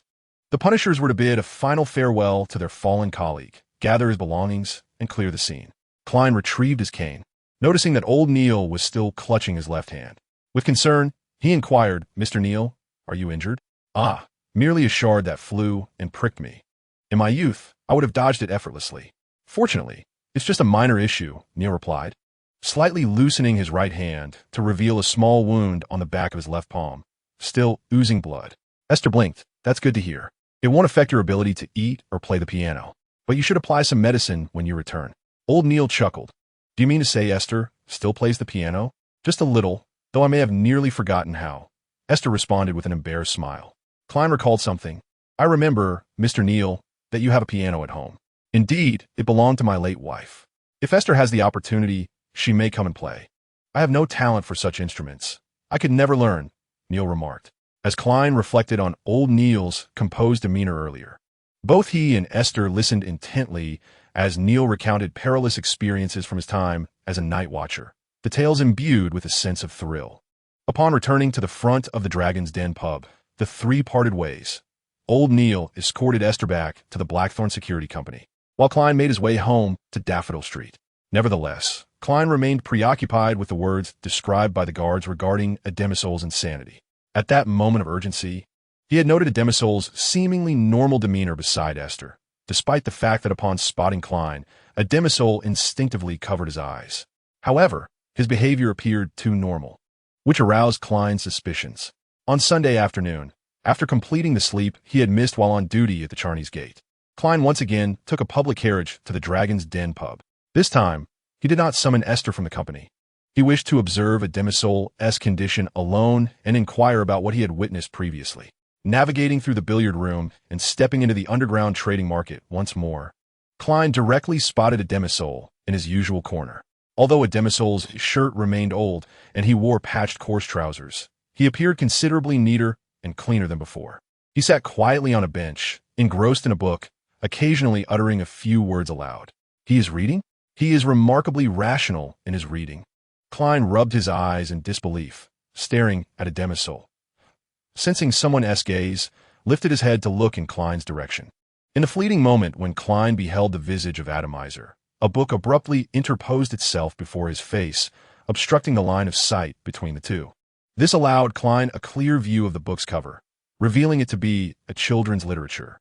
Atomizer swiftly lowered the book, his pallid complexion fixated on its pages, no longer daring to lift his gaze. As Klein approached Atomizer, he lightly tapped his left teeth twice and, through his spiritual vision, began to inspect Atomizer's aura. To Klein's astonishment, the outer layer of Atomizer's aura was enveloped in a delicate golden light, akin to a pure and warm cocoon, encapsulating his entire being. Despite Atomizer's inherently frail health, the colors of his inner emotions vividly displayed tension and fear, yet a streak of rational blue emanated persistently. What should have remained concealed within the stellar spirit extended faint, transparent threads, piercing through the etheric body and merging with the external light cocoon. This connection transmitted a pure radiance from the depths, forming a peculiar cycle with the light cocoon, ultimately reintegrating into Atomizer's stellar spirit. Klein smirked slightly. It resembled a parasitic relationship. Would Atomizer truly not be consumed by that luminous cocoon? Atomizer, all the while, did not raise his head, filled with trepidation at the sound of Klein's approaching footsteps. Suddenly, he slammed the book shut and timidly inquired, "Pardon me, is there something you wish to discuss?" Klein deactivated his spiritual vision and directly asked, "What have you seen recently? The last time I visited, I heard you were hiding in a corner, proclaiming that everyone had perished, that it was all corpses." Atomizer nervously bit his lower lip, his fingers gripping the edges of the book, turning pale as he struggled against the impulse to flee. "I had a dream," he confessed. In it, the entirety of Tingen was drenched in blood. There were corpses everywhere. I too was dead. Everyone had died. Atomizer's Adam's apple bobbed as he continued. Then, light arrived. It bestowed upon me serenity and tranquility, awakening me from that nightmare. It spoke of chaos and guardianship, asserting that fate could be altered, and that all beings would eventually perish, including myself. Klein's pupils dilated in shock, for those words were inscribed in the genuine Klein's journal, foretelling his own act of pulling the trigger against his temple, summoning death. How could Esther know? Was it merely a coincidence? Could such a coincidence truly exist? What else did she say? Atomizer quickly scanned Klein's expression before promptly lowering his head once more. Then you all arrived, and she departed with you. But she lent me her light, remaining by my side, continuously aiding and even instructing me. Klein gazed at the fairy tale book in Atomizer's hands. So, was it the light narrating a story to you just now? Indeed, Atomizer affirmed. The light mentioned a saying from ancestral teachings. Knowledge is power. Klein's eyelid twitched uncertainly, pondering whether the light's claims stemmed from the consciousness of his compatriots or was derived from the numerous profound sayings left behind by Emperor Roselle in this world. He rubbed his temples, overwhelmed by the multitude of considerations at hand. The identity of his compatriot grew increasingly dubious. Upon returning home later, he must engage in divination amidst the gray mist. Why are you so afraid of me? Upon hearing this question, Atomizer shrank back, yet his slender frame offered no refuge. I saw something distant and terrifying, akin to light, yet strikingly different. I remember vast expanses of gray, with something enormous lurking within the fog. Atomizer's narrative faltered as he hugged his arms and began to tremble, clutching the storybook tightly to his chest, as if on the verge of tears. Klein was compelled to inquire about something else. That light, do you know what it is? However, Atomizer abruptly raised his head, eyes still tightly shut, gazing angrily in Klein's direction. I don't know. I know nothing. Please stop asking me. His voice rang out so loudly that passers-by turned their attention towards them. Klein took a step back to create some distance, pondering his next course of action. Perhaps he could consult Mr. Aske, or even bring Esther along on his next visit. Yet, that seemed unwise. If Esther sensed Mr. Aske's peculiar nature and reacted with hostility, a confrontation could ensue. Nevertheless, Atomizer's revelations could be shared with the captain to ensure everyone remained vigilant. If anyone noticed unusual occurrences, it might just save Tingen. What then? Is the true nature of Esther, or rather, Li Xing? Is the light merely an extraordinary power residing within her hair? Is it also a sealing object? Klein departed from the Evil Dragon Tavern, but instead of taking a public carriage to Zotland Street, he made his way to the Divination Club. intending to earn some extra income as per his meticulously planned agenda for the day. In the reception area of the Blackthorn Security Company, Aiste entered exuberantly, carrying 2 bags of paper cupcakes and cradling a takeout bag. I passed by that pastry shop and saw they had new items. However, upon spotting Leonard seated behind the reception desk, her enthusiasm waned somewhat. "Oh, where's Rosen? I brought back the raisin cookies. She asked me to. She is downstairs discussing shift changes with Brett. Next week, the Beckland Symphony Orchestra is coming to Tingen, and she has arranged to go with a few ladies from the same neighborhood." Leonard, noticing the bags in Aiste's hands, could no longer contain his curiosity. He eagerly took the takeout bag from her and began rummaging through it. "Leonard, I told you those cookies are for Rosen, but the raisin cookies from the baking bees are the best," Leonard retorted, biting into a cookie and sidestepping to avoid a playful jab aimed at his ribs. "How are you so quick? I couldn't dodge that." Aiste scoffed. "It's because you're too slow. One day I will dodge it." Leonard swallowed the cookie with some difficulty and caught the cupcake Aiste tossed at him, the chocolate-scented treat still warm and aromatic. He shook the cupcake in his hand. "Why do you love sweets so much? Should I engrave baking recipes on your future tombstone?" Aiste took a bite herself, allowing the amalgamation of chocolate and flour to dissolve in her mouth. This establishment seemed to have added a generous amount of butter, which spread her good mood from her taste buds throughout her being. "How delightful. I adore chocolate. Please, engrave the recipe for chocolate brownies." Leonard slowed his pace while indulging in a cupcake. "Are you serious?" "Immediately." Yet Aiste nodded earnestly. "Let us do it. If someone visits the cemetery, perhaps this recipe could alleviate their sorrow." Just thinking of sweet brownies might elicit a smile. Leonard shot her an exasperated glance. Such matters shouldn't be spoken of so lightly. They are hardly cheerful. Aiste beamed with pride, taking a large bite of her cupcake, her cheeks puffing with food. "This idea is splendid. Aren't you planning to share these treats with them? Take them along." Leonard gestured to the remaining cupcakes. Aiste descended with the other cupcakes, leaving the raisin cookies on the reception desk, the sweet aroma gradually fading as she walked down the steps. Leonard picked up a raisin cookie, a somber expression crossing his face. "Old man, she couldn't have meant that, right?" Aiste's comments on such topics always leave me uneasy. No response came. The aged voice dismissed Leonard's concerns, stealing away the taste as Leonard took a hearty bite of the cookie. "Old man," Leonard whispered in frustration. Chapter 39. Ran to town after delivering cupcakes to the attendants of each room. Aiste engaged in a game of cards with Shiga and Fry in the recreation room for the night staff. After a mix of wins and losses, she managed to win 2 pennies. As Shiga prepared to patrol the nearby Raphael Cemetery, the card game concluded, and Fry returned to his room for a nap. Aiste made her way back to the reception hall, where she listened to Roshan discuss the upcoming concert. "By the way, Mr. Neal has a piano at his home." "A piano? When did that happen?" "I didn't see one during my last visit to old Neal's." "I'm not sure." Aiste shook her head. Klein mentioned seeing it during his last visit. It must be a recent purchase. Roshan suddenly clapped her hands. "So, Aiste, you could join us. Would you be interested in attending the concert?" Aiste hesitated, quickly dismissing the idea as she realized she didn't even own a formal dress. "No, thank you. I'm not that keen on concerts." Of course, this was a fib. She was quite interested, having been passionate about singing since her youth. Reflecting on it, the illustrious Russell the Great primarily penned literary works. Should I leave behind some musical legacy for the Kingdom of Rune? Suddenly, the reception hall door swung open, and both Roshan and Aiste turned to see Klein, elegantly dressed and carrying a cane. Aiste instinctively remarked, "Good afternoon. You haven't encountered any trouble again, have you? I recall today is your day off." Klein paused for a moment, offering an awkward smile and a slight bow. "Sometimes I wonder if you possess the gift of divination." "Aiste, good afternoon, my lovely ladies. Indeed, I have a matter to attend to. I must first speak with the captain." "Good afternoon, Klein. Please do go ahead." "The captain is in his office," Aiste replied. Klein departed with a hurried gait, and Aiste sensed he seemed reluctant to confront her.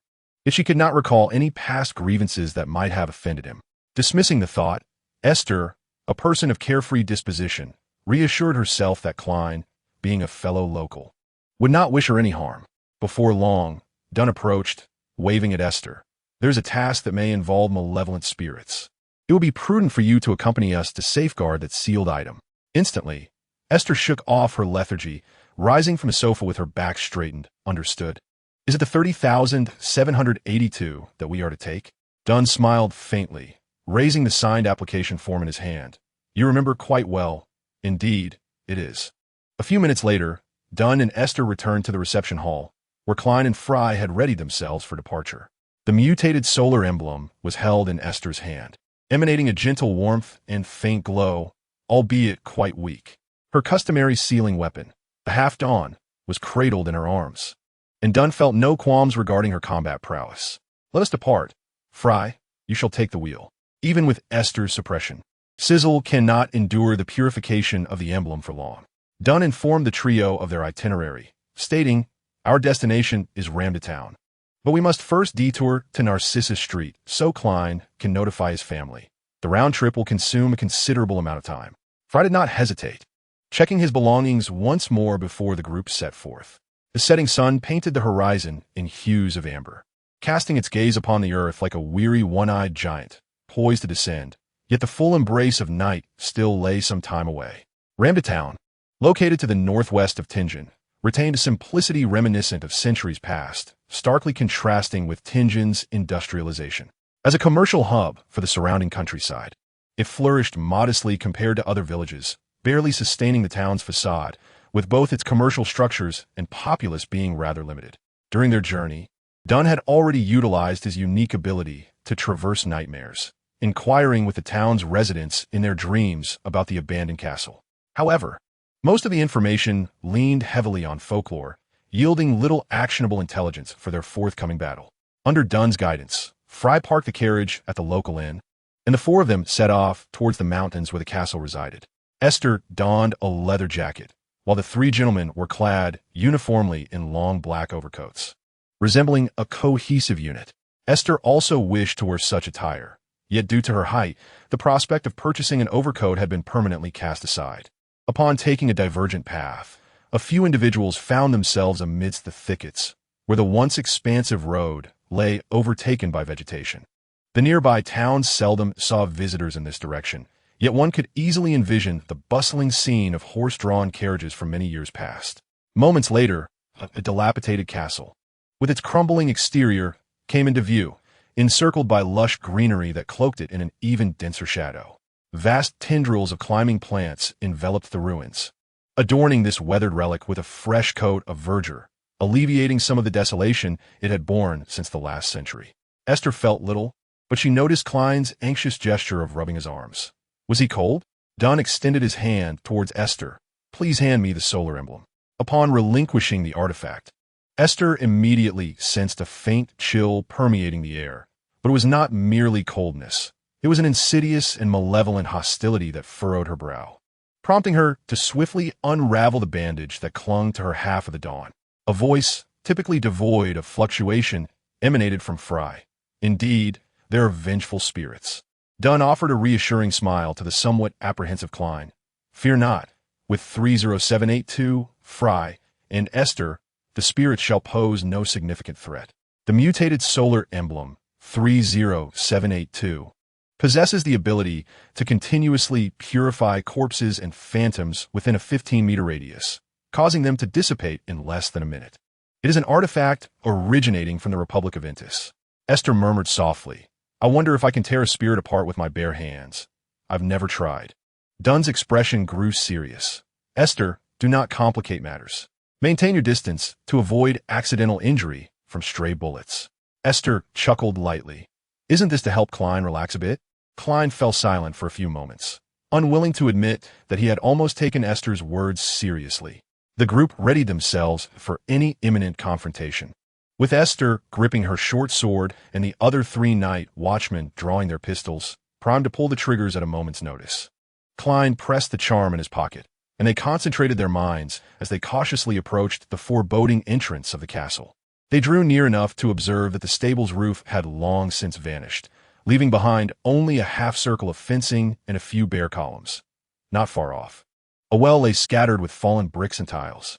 At that moment, a chilling gust of wind swept forth, laden with a palpable malevolence that momentarily stifled Esther's breath.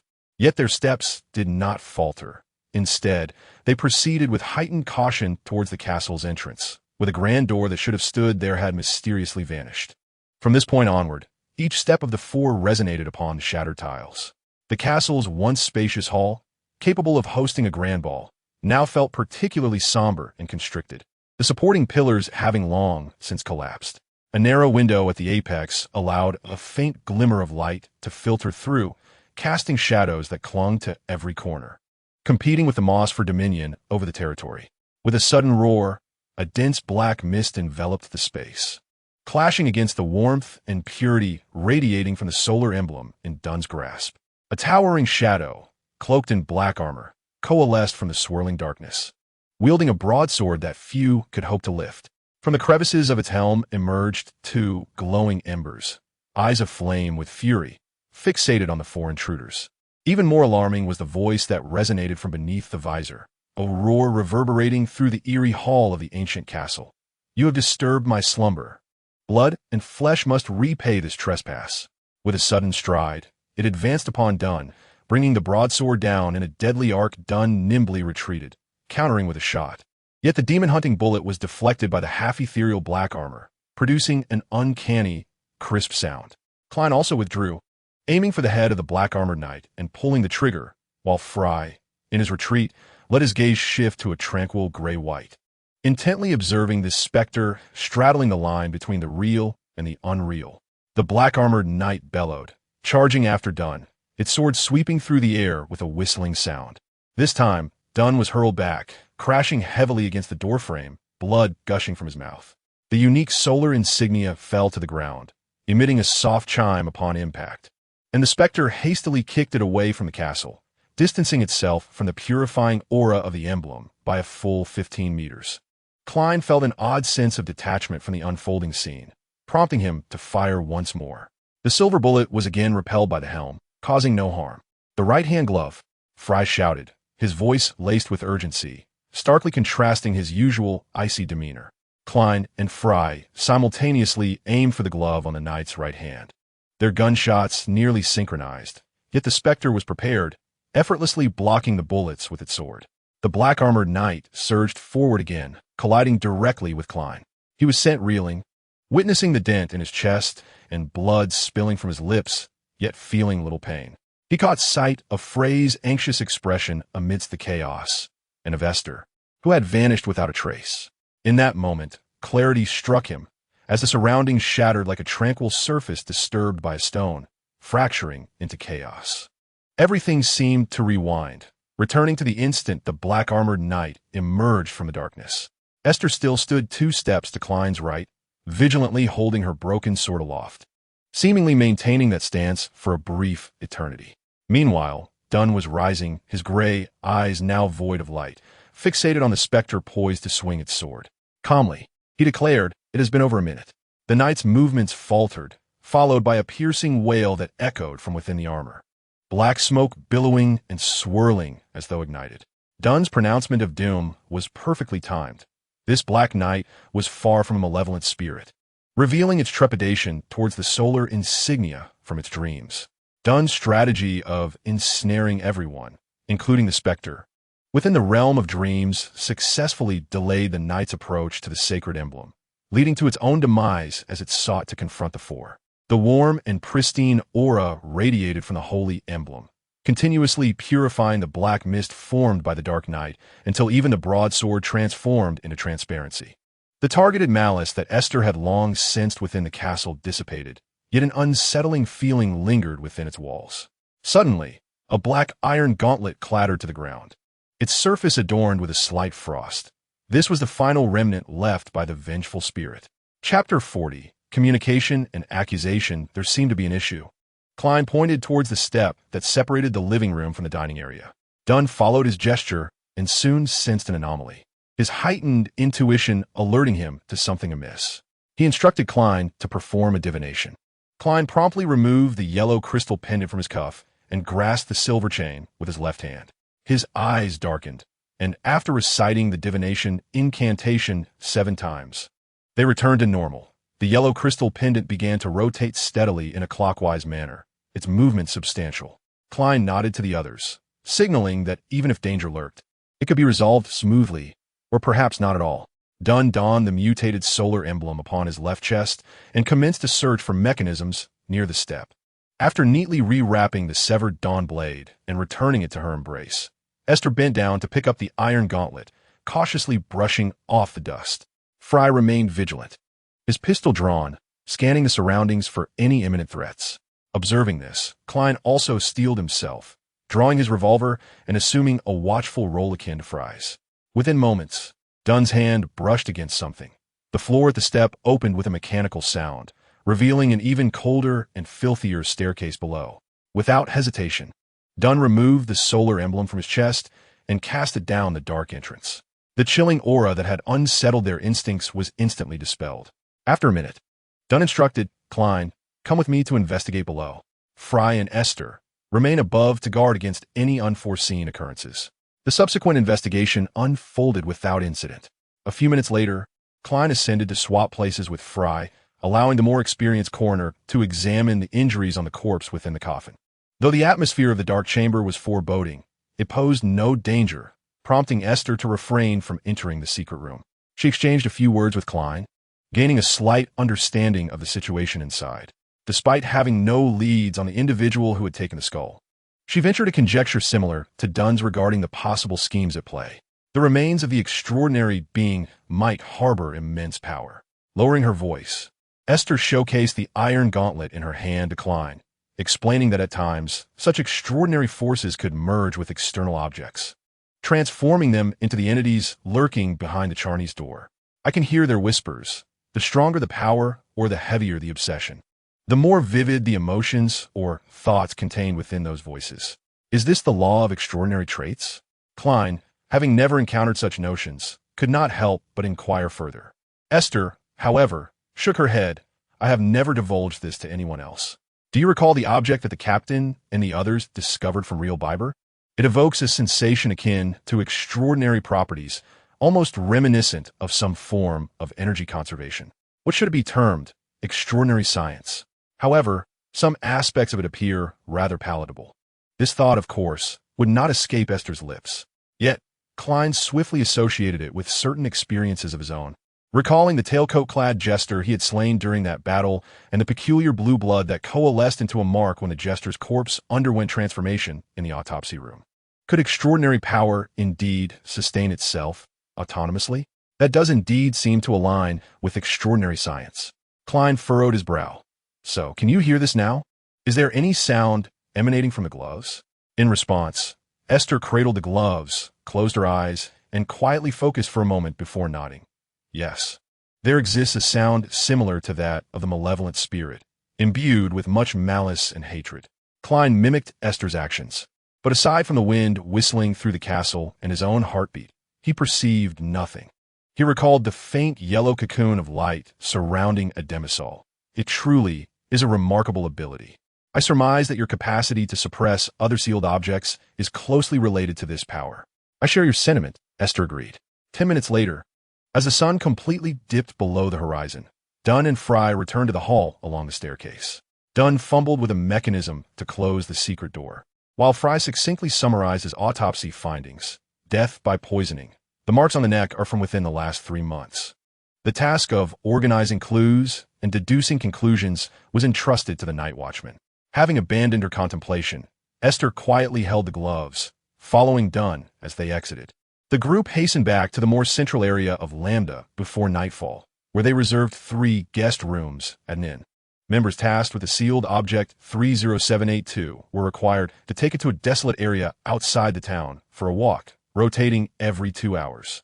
Dunn decided against assigning Aiste a shift, as she would need to carry the solar emblem on the return journey, while the other 3 would gather clues in town, allowing her to rest alone at the inn, keeping watch over the black gloves. Aiste could not help but remark, "Actually, I don't need much sleep. I can stay up late. Watching over the emblem is no trouble." Dunn shook his head.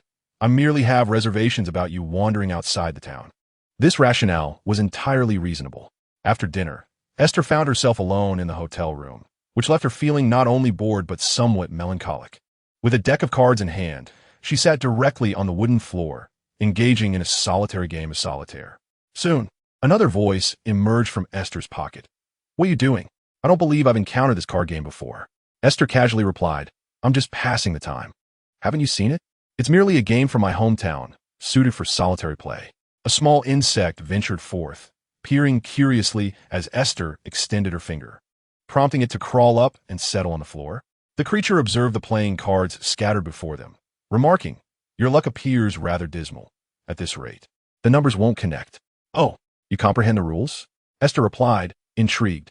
Typically, this game employs multiple decks shuffled together, enhancing the probability of numerical succession. If we disregard the suits, there's still a glimmer of hope for this round. With a decisive gesture, she mixed the cards on the ground, conceding, alas. My fortune is indeed lacking. Is this game not your invention? The insect inquired, elongating its body and rolling over a card, revealing a spade. Not at all. I lack the ingenuity to create games. Crafting new recipes is more within my realm of possibility. What compels your fondness for food? The insect probed. It consists of mere sustenance. Dissipating once energy is expended, it offers no enhancement to your being. Furrowing her brow, Esther replied earnestly, but humans must eat. As the saying goes, man is iron, and food is steel. One meal skipped leaves one famished. The insect shook its head, questioning, Do you truly consider yourself human? Of course. Though I wouldn't very claim to be an ordinary person, I'm undeniably human. With a nose and two eyes, how could I be anything else? By her description, cows and sheep fit that mold as well, the insect noted. Esther, resting her back against the bedpost, stroked her chin thoughtfully and replied nonchalantly, Yet I can savor the delightful sweetness that brings me joy and relish the comfort of satiety. I choose what I love to eat and cherish the emotions tied to enjoying delectable dishes. Surely, even a bird has preferences regarding food? The insect fell silent for a long moment before lifting itself to flip over another card, revealing a heart. Esther observed the insect intently for a moment and asked, Are you hungry? Would you like me to order some food from the front desk for delivery? I have money, so there's no need for the captain to reimburse me. The insect's voice grew noticeably colder, as if deep in thought. No, the night must nurture you, not me. I have long ceased to experience the joy you describe, purely derived from eating, not for extraordinary traits, nor for obsolete physiological needs, but simply to consume flavorsome sustenance, experiencing the most basic pleasures of existence, akin to an ordinary mortal. For reasons unknown, the insect recalled the sizable cake Esther had gifted it, wider than its own body. In retrospect, the cake's flavor was hardly exquisite, unworthy of any grand banquet, yet it had been quite enjoyable. Esther hesitated briefly before suggesting, Shall I share some food with you in the future? Unnecessary, the insect replied abruptly, lifting itself halfway and gazing at Esther with a concerned expression. I am a mythical being. I ceased to require sustenance for survival long ago. Thus, stow away your foolish concern, you naive and self-righteous imbecile. Sooner or later, you shall come to realize your true nature. Esther, of course, could not hear the thoughts of the little creature, and the concern in her eyes deepened. Missing out on a delectable feast is indeed a significant regret in life. The little creature emitted a series of intermittent chuckles, eventually rolling about on the playing cards until it became lodged beneath one. Esther extended her right hand to flip over the card, rescuing it. Is what I said truly that amusing? Haha, no, it is merely you who is amusing, exceedingly so. The little creature clung to Esther's finger, spiraling around the base of her index finger, forming a ring of 12 segments. Why do you take such delight in mocking others? The little creature nibbled at Esther's finger, causing little pain, more akin to a gesture of frustration. That is simply because I am currently powerless to do anything else but communicate with you. Your light has rendered me an external circulation, grazing upon my extraordinary power. My present form is but an extension of your will. Esther plucked the little creature from her finger, laying it in the palm of her hand. Oh, is that so? Have I been somewhat excessive? No wonder you appear to despise me so before. I should be applauding you for finally comprehending this wretched truth. Yet, regrettably, I find myself without hands. A sense of guilt enveloped Esther. The golden touch she had believed to be a gift had, in fact, siphoned the little creature's strength. She had received far too much assistance from it, prompting her to inquire, Is there any way I can help you?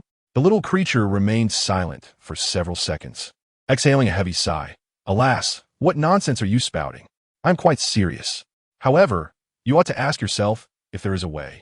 Aiste, feeling somewhat embarrassed, averted her gaze, brushing her fingers through her hair that concealed special light points.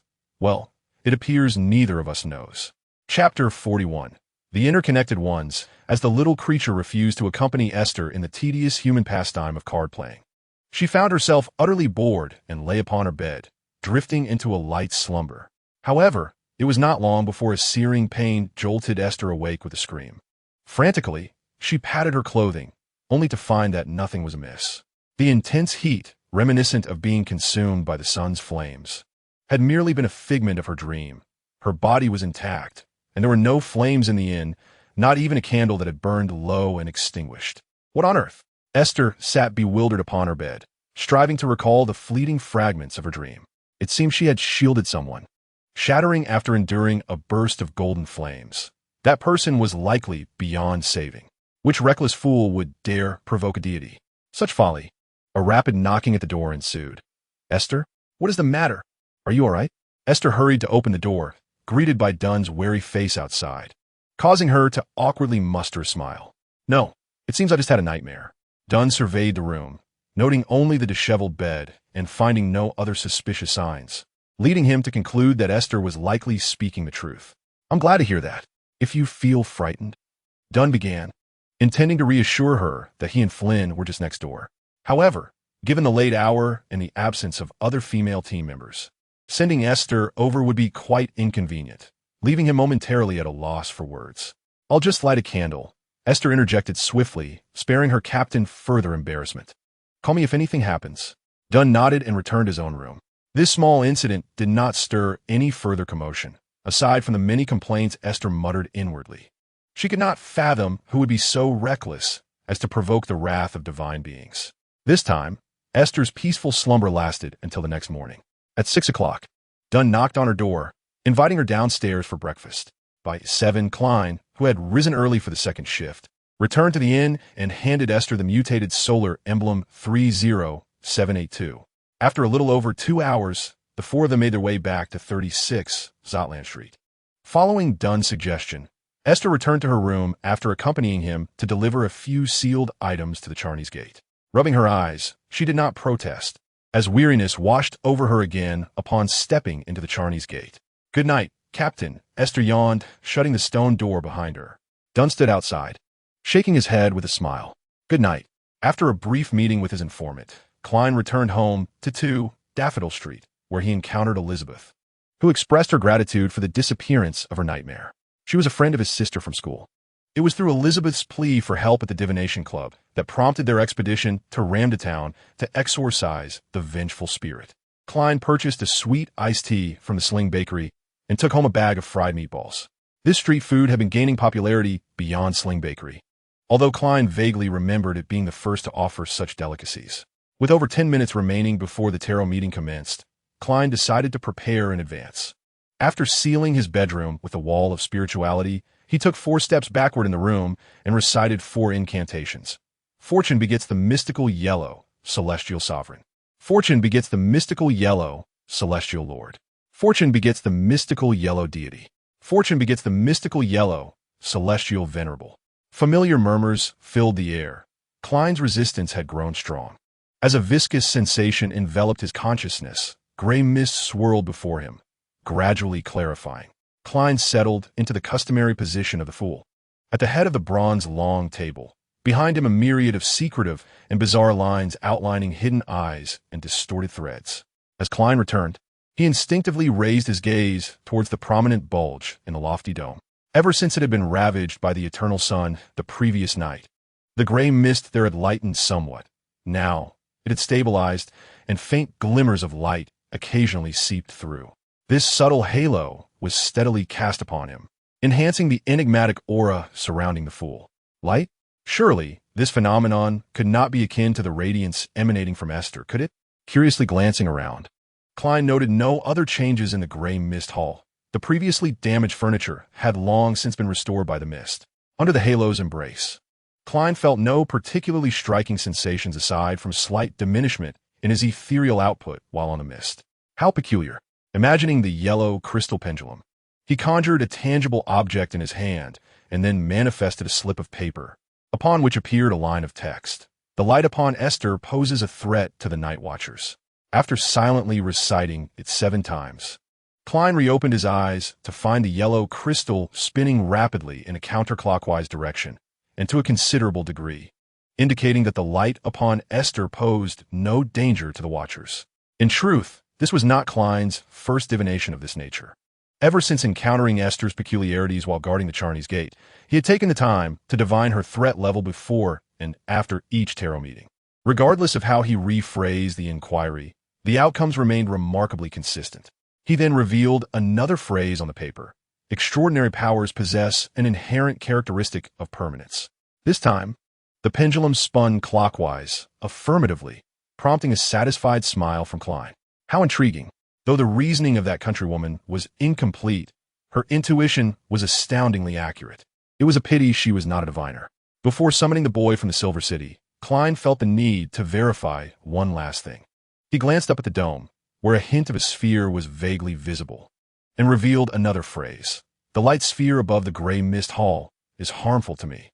After 7 silent recitations, the pendulum swayed and began to spin counterclockwise. Albeit with a minimal amplitude, Klein pondered the possibilities within this revelation and ultimately decided to perform another divination. Only he who commands the gray mist can govern that light sphere. This time, the yellow crystal twirled like a propeller, providing a strongly affirmative answer, which eased Klein's mind. It seemed that the previous divination's outcome was merely a reflection of his current sequence level being too low to effectively harness the gray mist potential. As his sequence ascended, the light sphere would naturally reveal its complete form. What a deal, a 2-for-1 special. He wondered what purpose this light sphere might serve. With these thoughts, Klein swept aside all objects around him and reached out to touch the deep crimson star representing the sun, preparing for the day's tarot meeting. 2 new administrative staff members have joined the Blackthorn Security Company, 1 male and 1 female.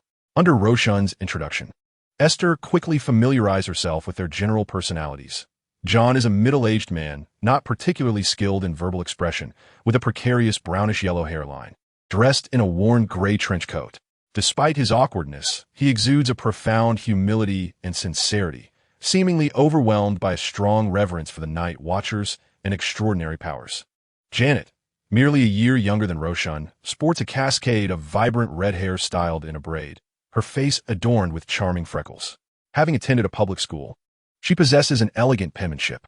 It is a pleasure to meet you both, Aiste greeted the 2 administrative staff members, shaking their hands briefly before taking over from Roshan to show them around the various locations within the Blackthorn Security Company, providing a succinct introduction. Roshan was quite elated about this development. With someone to share the night shifts, she would finally be liberated from the frequent torment of sleepless nights. Aiste merely smiled, choosing not to comment. Since her recent exchange with the little bug at the hotel, Aiste had been somewhat preoccupied, her focus wavering. Today, she felt little inclination to remain at the company and ultimately decided to accompany Luo Yao for their routine patrol of the Raphael Cemetery. "This is my first visit," she remarked as they traversed the sparsely populated path leading to the back entrance. Aiste cast her gaze around, absorbing the scenery. Luo Yao acknowledged her statement with a silent nod, his demeanor stoic. The path featured only an iron gate, a seldom-used route for the gravekeeper. Unlike the main entrance utilized by families bidding farewell to their loved ones, which would be too conspicuous, Luo Yao produced a key and unlocked the small padlock on the iron gate, guiding Aiste into the misty grounds of the cemetery. On this overcast afternoon, the somber cemetery appeared even more desolate and silent, far removed from the bustling city. The only sounds accompanying the gentle breeze were the occasional caws of crows with dark eyes. The gravestones varied in age, many dates reflecting years gone by. Yet due to the diligent maintenance by the gravekeeper, only a few weeds and wildflowers occupied the corners, with hardy moss clinging to the faintly inscribed stones. As Aiste glanced at the unfamiliar names, an inexplicable sorrow welled within her. She noticed several young souls, some not yet in their 20s, even children, whose lives had ended before they truly began. Among the stones, there were also nameless markers, inscribed only with the dates of burial and the physical characteristics of those who had passed. "The fragility of human life is indeed profound," a voice within Aiste whispered. Despite the dreary weather, visitors still came to honor their loved ones. a girl, no more than 14, cradled a bouquet of deep slumber flowers. Standing beside an older woman with graying hair, her face etched with tears, Luo Yao gently patted Esther's shoulder, urging her to keep pace as they walked towards another path flanked by grave pits. I have seen them before. Do you know the identity of the deceased? Luo Yao forced a strained smile, her typically serene visage ill-suited to such a bitter expression. Her brother had assumed the role of a penitent after the husband of that lady met with a maritime misfortune. He had become the pillar of their household, enabling her astute daughter to pursue her education. Frequently, she took on mending jobs in the dock area, her craftsmanship remarkably meticulous. As that location was not far from my previous residence, I often tended to her business.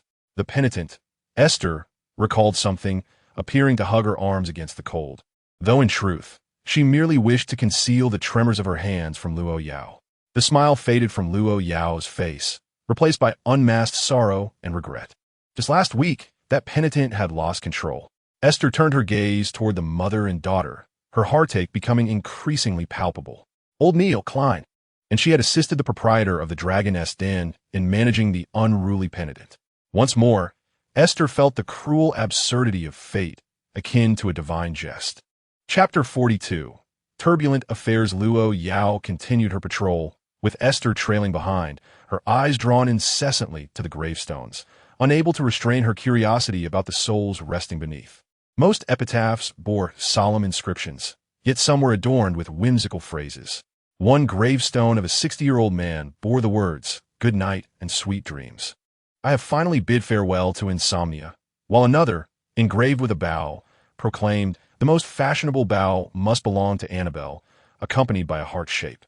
Beneath a finely carved wine bottle, the epitaph read, "One more bottle, and the skeleton-esque cup shall overflow." Esther even stumbled upon a jest. Dear Drake will no longer be troubled by baldness. Though life had departed, the modest earth and stone could scarcely encapsulate the myriad paths they had traversed, yet they reflected facets of their existence, including the aspects they most wished to convey to those who knew them, some evoking tears, others laughter.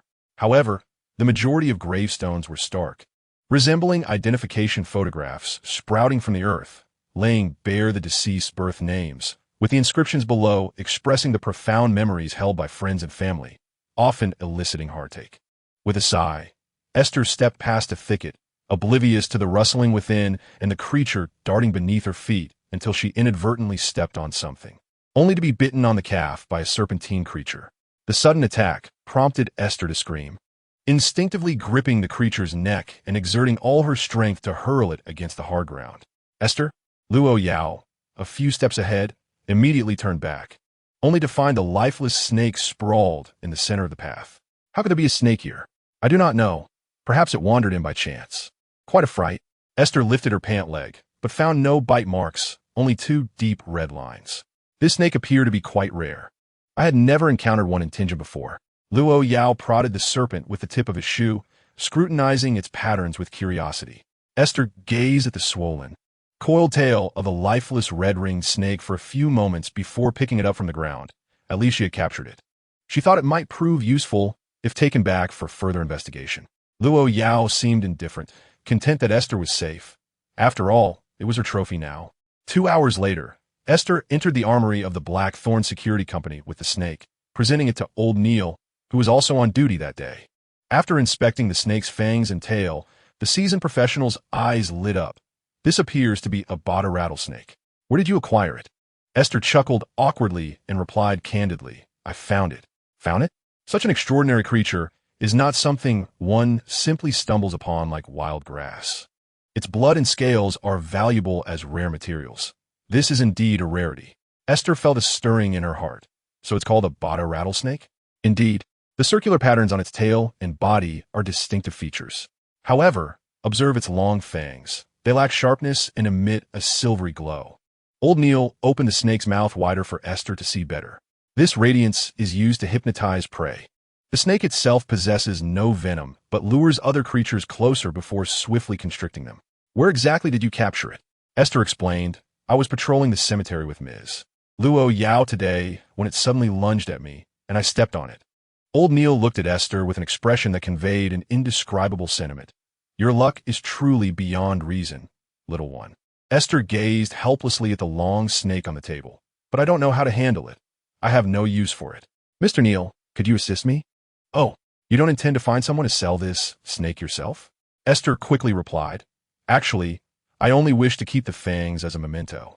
If you could help me with that, I would be willing to give you the rest. You certainly know how to pick. The fangs are the most valuable part, worth at least 50 gold marks. Old Neal hesitated for a moment, then patted the snake's glossy body and nodded.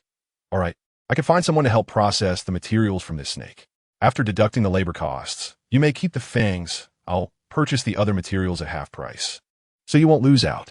Is that acceptable? Thank you very much. Old Neal waved his hand with a smile. I'm merely facilitating a transaction. Ultimately, it is your reward. No, having someone assist me with this is a tremendous help. Esther beamed, though her heart raced with excitement. This was one of the principal ingredients for the monster concoction. Half of a Demisol's potion was secured. The following day, as Esther eagerly anticipated sharing her recent stroke of luck with Klein, she found him diligently typing up reports in the office of the clerical staff. Klein then conveyed his good news to Esther. Indeed, I'm applying for a promotion to Sequence 8 in the sanctuary.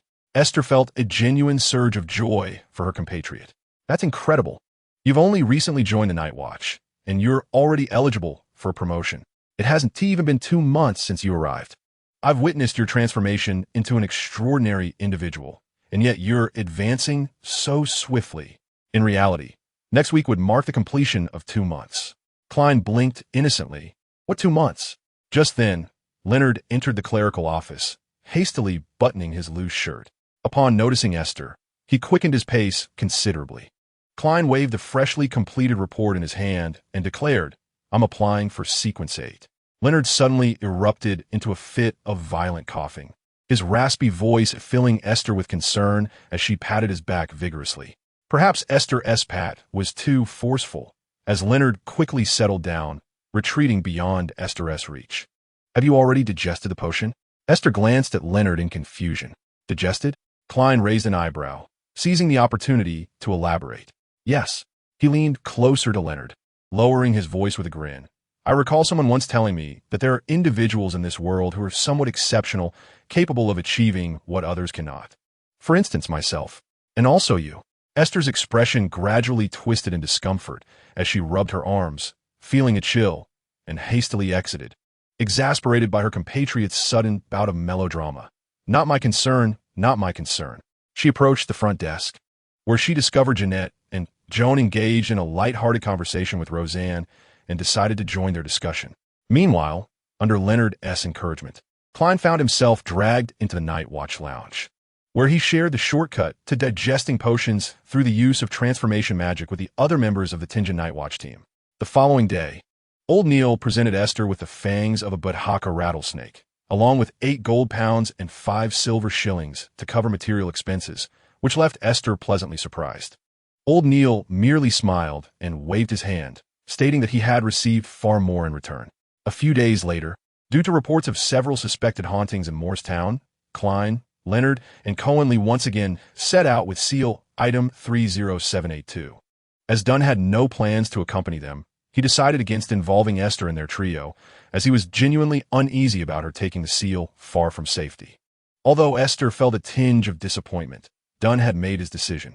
After reminding Klein to exercise caution, she obediently remained in the armory, assisting Old Neal in organizing and revising some ancient texts. Esther, what's the matter? Mr. Neal inquired. Esther lifted her gaze from a translation in Elvish, finding that more than half of the interpretations bordered on nonsense, which caused her considerable frustration. Old Neal was holding a tin bottle, foregoing his usual coffee cup, and his dark red eyes appeared murkier than usual, as if a somber gloom had taken root within, rendering his already aged visage even more sorrowful. Although he called out to Esther, he did not speak further, merely gazing quietly at her, his eyes fixed on the void, lost in thought. Mr. Neal? Esther called out again. Ah, my apologies, I was lost in contemplation, he replied. Upon reflection, it's indeed unwise to involve others. Ha ha. Old Neal's smile was exceedingly gentle, yet somehow, Esther sensed an undercurrent of sadness within it. She set aside the translation and moved her chair to sit beside the desk, anxiously observing Old Neal's demeanor. Mr. Neal, is something amiss? Is there anything I can assist with?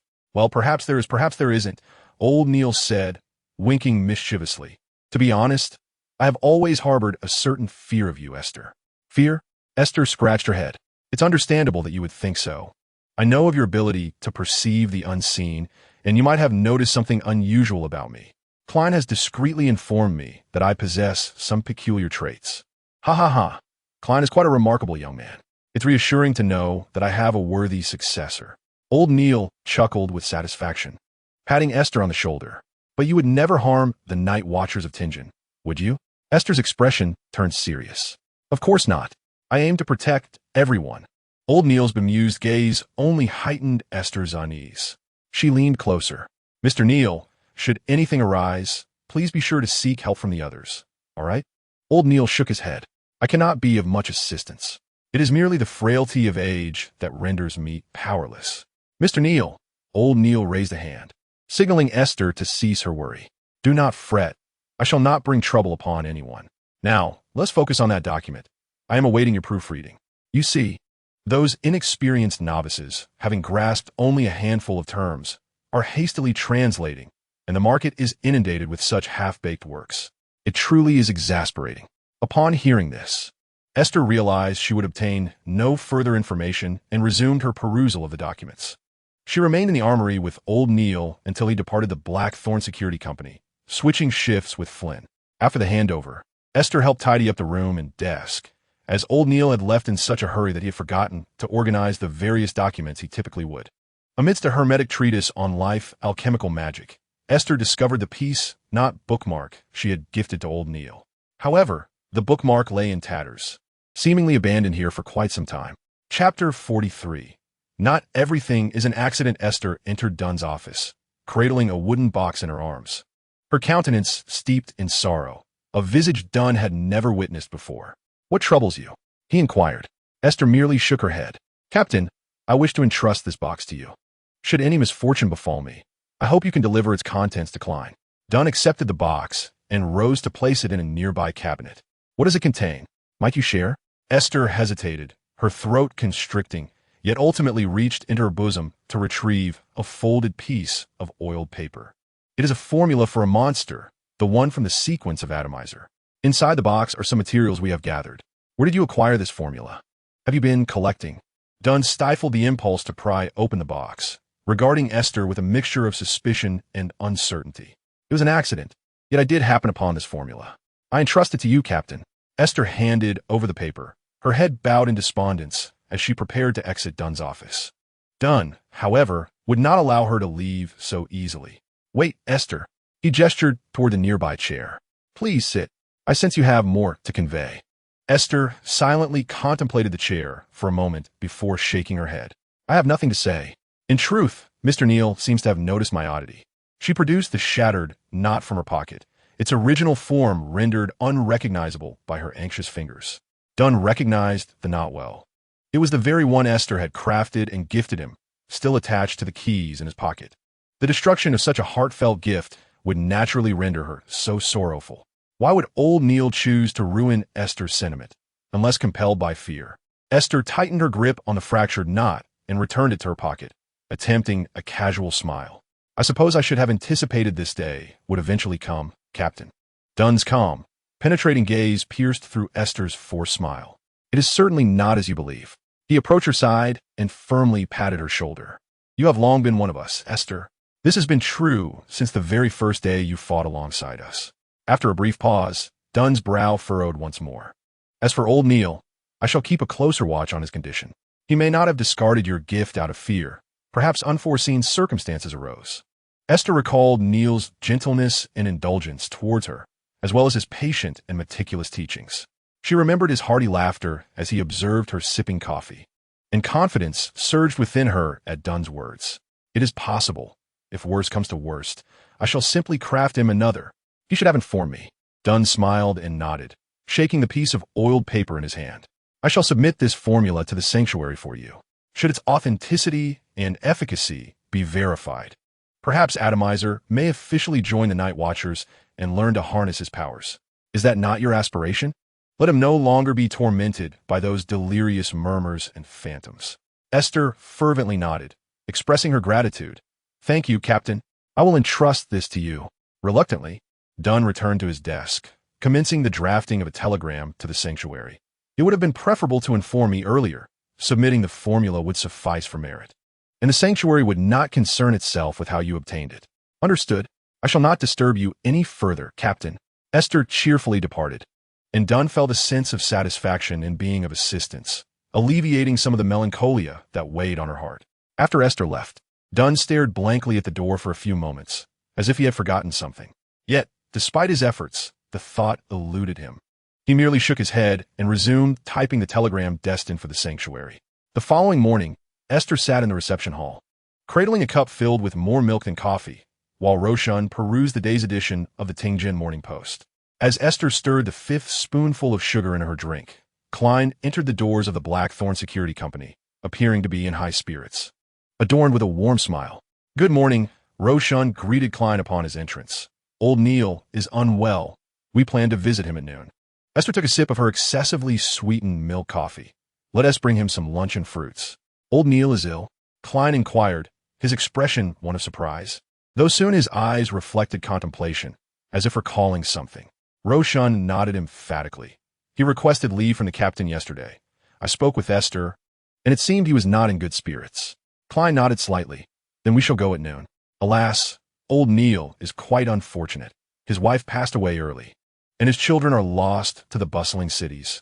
He is likely alone at home now, without anyone to care for him." Upon hearing Klein's lament, Roshan's eyes widened in disbelief. "When did old Neil ever get married?" "I visited old Neil's home just last month," Klein replied, "and there was a piano in the living room. He told me his late wife adored music." Klein's voice gradually lowered, a sense of foreboding creeping in. Esther too set her coffee cup down, gazing at Roshan in confusion. "I recently heard him mention having a deceased wife." With both women having spoken, Roshan's brow furrowed. Yet uncertainty tinged her tone. "But earlier this year, Mrs. Oleana and I visited old Neil's house, and there was no piano in the living room." She distinctly recalled asking him why he remained single, to which he had replied that he had not yet encountered the lady he wished to marry. Klein's body tensed noticeably, his intuitive faculties heightening his sense of unease. "Roshan, how long has it been since you last visited old Neil's home?" Esther answered, "I have not been to old Neil's house, but I recall the timeline. Since around June, she has been quite busy and has not visited Mr. Neil again." Roshan nodded in agreement with Esther's words, affirming, indeed, it was probably during that period. With Viola's departure from the company, the workload for the clerical staff has significantly increased. I find myself either burning the midnight oil or catching up on sleep, leaving me with little time to visit old Neil. After all, we all have to take turns, and Esther cannot substitute for us. Klein withdrew a half-penny coin from his pocket, pinching it between his thumb and middle finger. He inhaled deeply, entering a meditative state for divination, and after silently reciting the incantation 7 times, he flicked the coin into the air. The brass penny spun gracefully upward before plummeting down, landing squarely in Klein's outstretched palm. His expression immediately darkened. He dared not delay, exclaiming, "Old Neil's situation is dire. I must inform the captain." Observing Klein hastily descend the back staircase, Roshan anxiously turned to Esther. "Do you think old Neil has truly lost control? Though he could be rather stingy, he is fundamentally a good person. He jokes with everyone and never genuinely gets angry. No, it shouldn't be this way." Esther recalled the shattered peace talisman, a judgment forming in her mind, yet she concealed her own unease and sought to comfort Roshan. "Do not fret. I shall accompany the captain to check on old Neil. He has not exhibited any overtly unusual behavior or extreme actions lately. Perhaps we can still make it in time. The goddess will surely watch over us." Esther rarely spoke so solemnly of the goddess, and her unwavering words eased Roshan's anxiety somewhat. Yes, with the goddess above, old Neil must not come to harm. Esther embraced Roshan warmly before releasing her, standing quietly by the door, ready for action. It wasn't long before she departed with Dunn, Klein, and Loya, summoning the coachman, Cesar. Together, they boarded the carriage bound for old Neil's residence. Dunn carried with him a sealed object, the tranquil strands of 30,611. Esther had encountered this uniquely functional artifact numerous times, yet the thought of potentially employing it against old Neil caused her heart to ache. Dunn even retrieved a fragment of dawn, handing it to Aiste. Each of them had already envisioned the worst-case scenario, bracing for the most unfavorable outcome. Silently, Aiste accepted the half-broken sword, holding it in her hand without tucking it away. As they traveled, Dunn gazed out of the carriage window at the streets and pedestrians, softly recounting events from the past. In his youth, old Neil had a fiancée with whom he shared a deep bond. However, his beloved suddenly fell gravely ill, and conventional medicine proved powerless against her affliction. Risking the exposure of extraordinary secrets, old Neil attempted to save her through ritual magic, yet he failed at that time. He was merely a novice in the field of mysticism. According to archival records, the Night Watchers were vigilant regarding old Neil's condition, concerned that he might spiral out of control as a result. Fortunately, he ultimately regained his composure and did not exhibit any aberrant behavior. Klein could not help but trace a scarlet moon upon his chest, murmuring a prayer for the goddess's protection over him. Dunn and Luoyao followed suit, uttering the same plea, "May the goddess watch over him." Only Aiste remained motionless, her fists clenched tightly upon her knees, silently cursing herself for not having detected old Neil's peculiarities sooner, for failing to notice that the safety knot she had gifted him had been tampered with. The ominous clouds on the horizon dissipated, allowing the warm afternoon sunlight to pour forth as the Night Watcher's carriage came to a halt before old Neil's residence.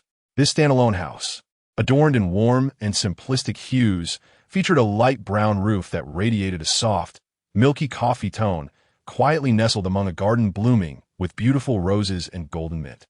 Yet, Aiste felt an unsettling anxiety within her. As she descended from the carriage, her gaze grew ever more resolute and determined. No matter what, I shall not allow any harm to befall old Neil. For the sake of safeguarding the fate of the Tianjin Night Watchers, every sacrifice is worthwhile. A gleam of golden light flickered in her eyes. Chapter 44. The heart of protection. As Cesar was but an ordinary man, Dunn instructed him to steer the carriage away, lest he become embroiled in the impending events. Dunn steadied his heart, reining in his emotions to regain his calm demeanor, and, through his gloves, grasped a cluster of dark hair as he approached the front door. Klein and Luoyao followed closely behind, with Aiste trailing at the rear, her gray eyes deepening in hue, rich as if dark ink were swirling within. However, at that moment, all attention was focused on old Neil's threshold, and no one noticed the subtle shift in her gaze. Upon reaching the door, Klein stepped forward and tugged at the rope connected to the bell within. The cheerful chime rang sharply in Aiste's ears, shattering the heavy silence. Yet no response came. Ding, ding, ding. Klein tugged again several times before retreating to Dunn's side, refraining from further attempts. They waited patiently, but the house remained silent, devoid of any sound of footsteps. Klein managed a strained smile. Perhaps old Neil has gone to see a doctor and is not at home. No sooner had he spoken than a lively melody emanated from within the house, the piano's distinctive timbre weaving a beautiful and fluid tapestry of sound, reminiscent of a gentle breeze caressing the curtains, bringing warmth to those who listened. Yet, the expressions of all present grew grave.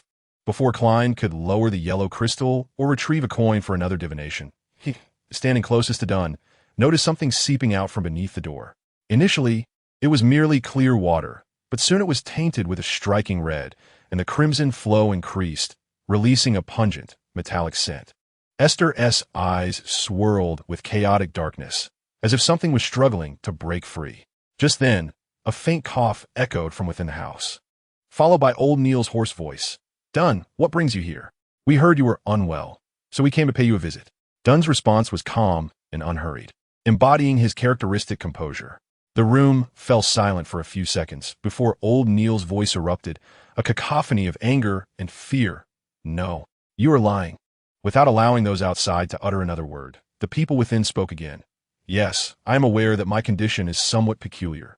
Blood began to seep more abundantly from the doorframe, staining the shoes of Klein and Dunn, cascading over the steps and soaking into the garden soil.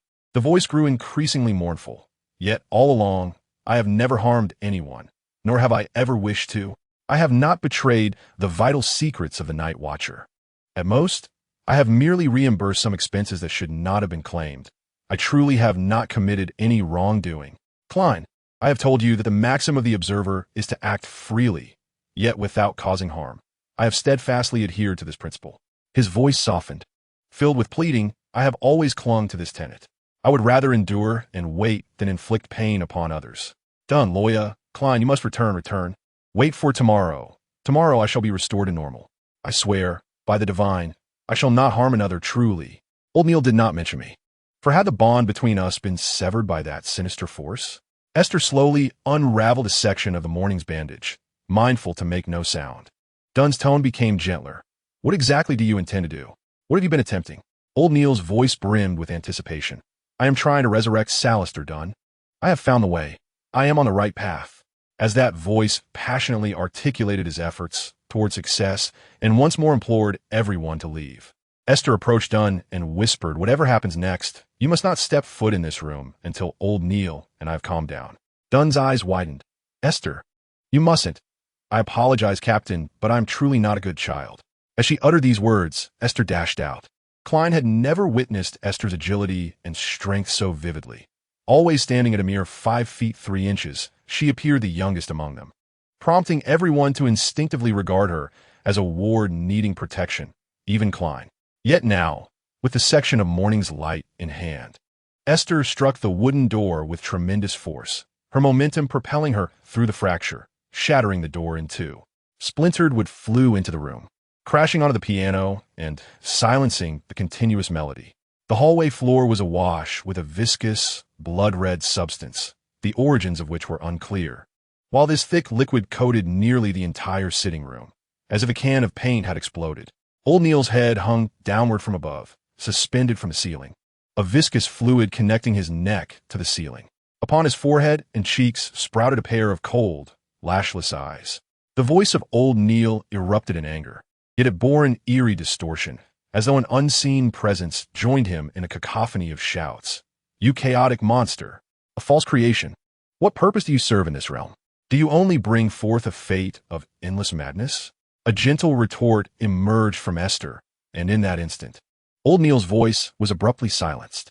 A golden light emanated from Esther's eyes, not resembling the rise of 2 suns, but rather the gentle explosion of 2 diminutive stars. Her pale golden hair instantly lost its hue, with silvery tips releasing luminous fireflies. These lights quivered and spiraled through the air, radiating an even more blinding brilliance in their freedom, tracing the trajectory of biased strips, merging into a singularity, akin to a multitude of delicately winged butterflies fluttering around Esther. Dunn, Klein, and Loya were engulfed in tension, yet their impulse to rush into the room was stymied the moment Esther spoke. Klein found himself unable to retreat even 4 steps towards the mist, trapped in an unyielding confinement. The resolute and serene expression on Esther's face filled him with dread. Old Neil had spiraled into chaos, yet Esther remained steadfast. If this continued, Esther wielded a fragment of dawn, the blade of a broken sword effortlessly slicing a gash into her arm. However, as blood surged forth, it transformed into clusters of blood droplets, suspended around the fragment of dawn, illuminated in a soft golden hue by the dancing lights. As Esther traced patterns in the air with the fragment of dawn, the blood droplets followed suit, with an ever-increasing flow of blood being drawn from her body. Her face drained of color, pale as parchment, yet the golden light in her eyes grew ever brighter, akin to a meteor falling and burning as it raced towards a fated destruction. With her own blood, she inscribed a symbol in the air: infinity, boundlessness, the concepts most commonly associated with mathematics. In that moment, the light radiated outward from the blood-formed symbol, with time and space grinding to a halt. The 3 who had yet to enter the room felt themselves propelled by an unseen force, retreating in reverse through time, resembling a silent play being rewound. The blood across the steps and the splintered door, both retracing their original paths, spiraled and danced with increasing fervor, as if the galaxy encircling Esther was safeguarding the blood-red symbol of infinity, resonating with the unleashed power and reflecting an even more potent and uncontrollable light. The front door returned to its original state, and as Dunn, Klein, and Loya exited the threshold, they found themselves 2 meters beyond the circle of light. They collapsed onto the ground, the dual pressure of body and spirit rendering their extraordinary powers nearly inaccessible. Klein's condition was, paradoxically, the most favorable. He could sense that radiance stimulating his spiritual intuition to an extraordinary degree. Meanwhile, Lo Yao had begun to bleed from his nose, and Dun was drenched in cold sweat. Yet none of the three moved, their eyes fixed intently on the doorway of old Neil's house, where every crevice overflowed with an oppressive luminescence. Thick, viscous blood trickled back through the cracks, and old Niels had descended uncontrollably toward the ground, his gaze fixed blankly upon Esther's actions, reflecting a hint of sorrow. Each dark hair upon the viscous substance writhed and shrank, while the thick sanguine fluid coalesced and solidified, forming a corporeal figure. After a continuous flow and congealing, the tattered remnants of an ancient black robe, long since vanished, materialized from the corner of the room, enveloping the body that was gradually regaining its shape. The incantations and magical arrays, previously obliterated by the blood, re-emerged as if an unseen hand meticulously restored them to completeness. The process of resurrection was nearing its conclusion. Esther's calm voice resonated once more. With her right hand still clutching a fragment of dawn, she extended her left hand toward old Neil, fingers splayed outward. "I shall steal away your fate of chaos and scrutiny." Then she clenched her hand into a fist. Above Esther, a pair of immense, lashless eyes began to manifest, almost coalescing into substance. Within those originally indifferent and ruthless orbs, vibrant points of pale golden light were distinctly mirrored, hinting at a flicker of desire.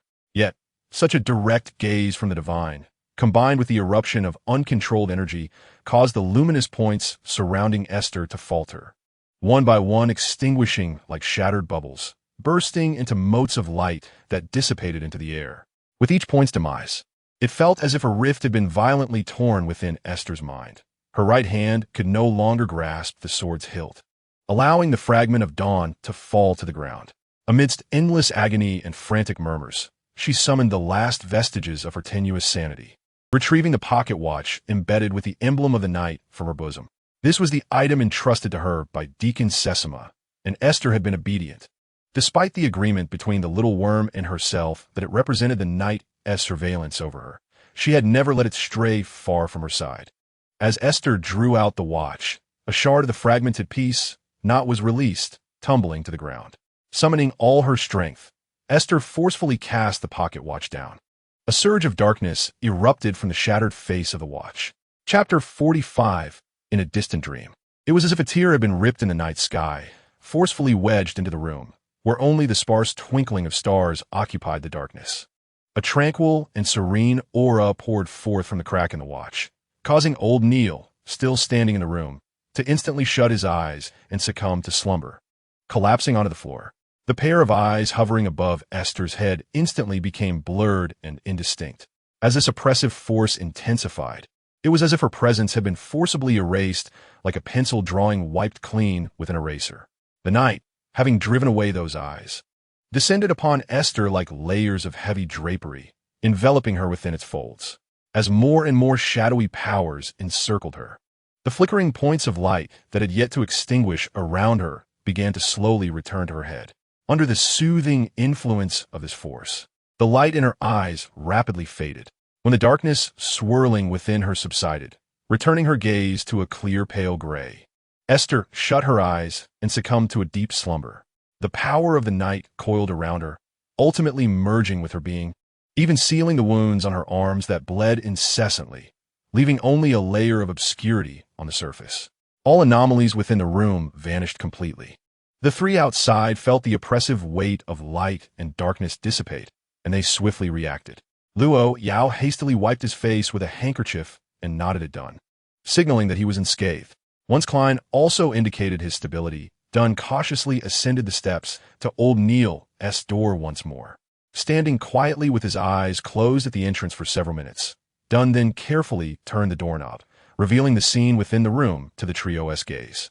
Inside old Neil's home, a serene atmosphere prevailed, with only the shattered piece not on the floor, a broken pocket watch, the unfinished ritual circle, and two newly unconscious individuals on the verge of losing control remaining.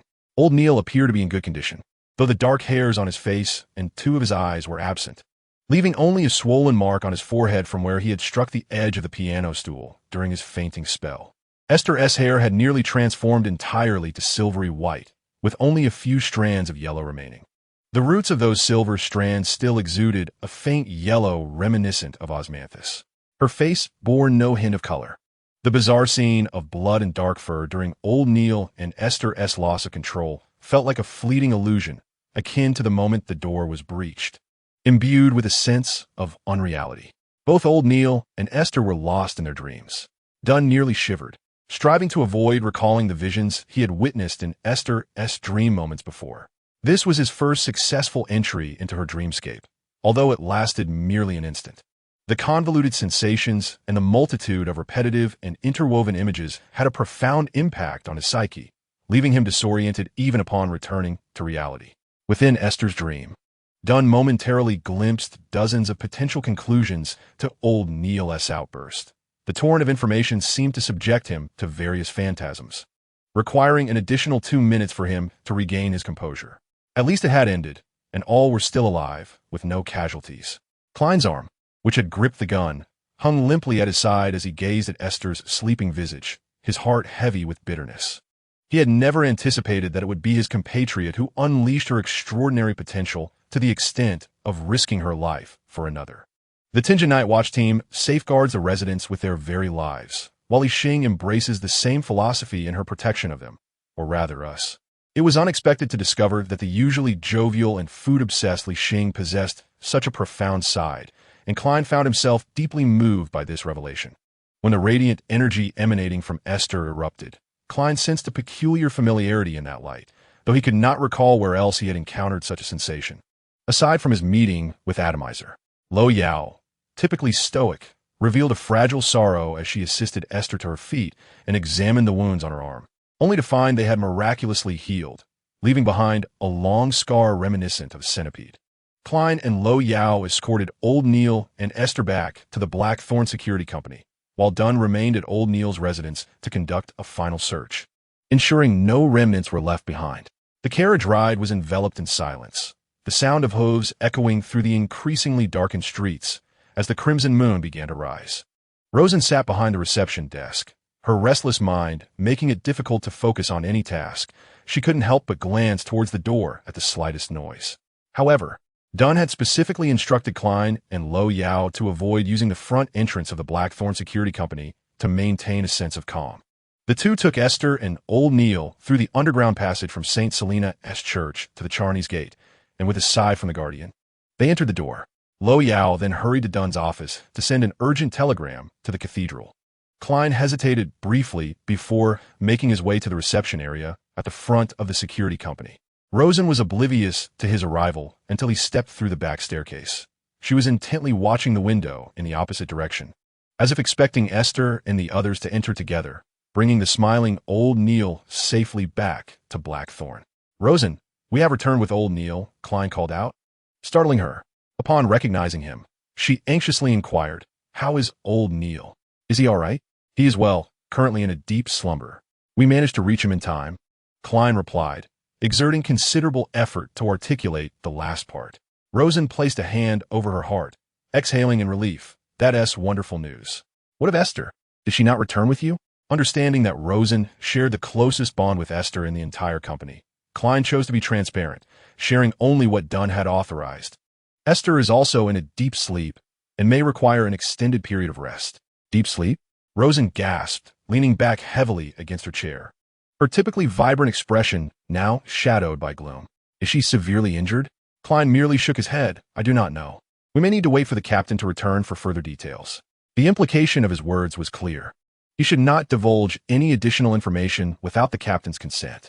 Having worked here for several years, Rosen understood the unspoken message and refrained from further questioning.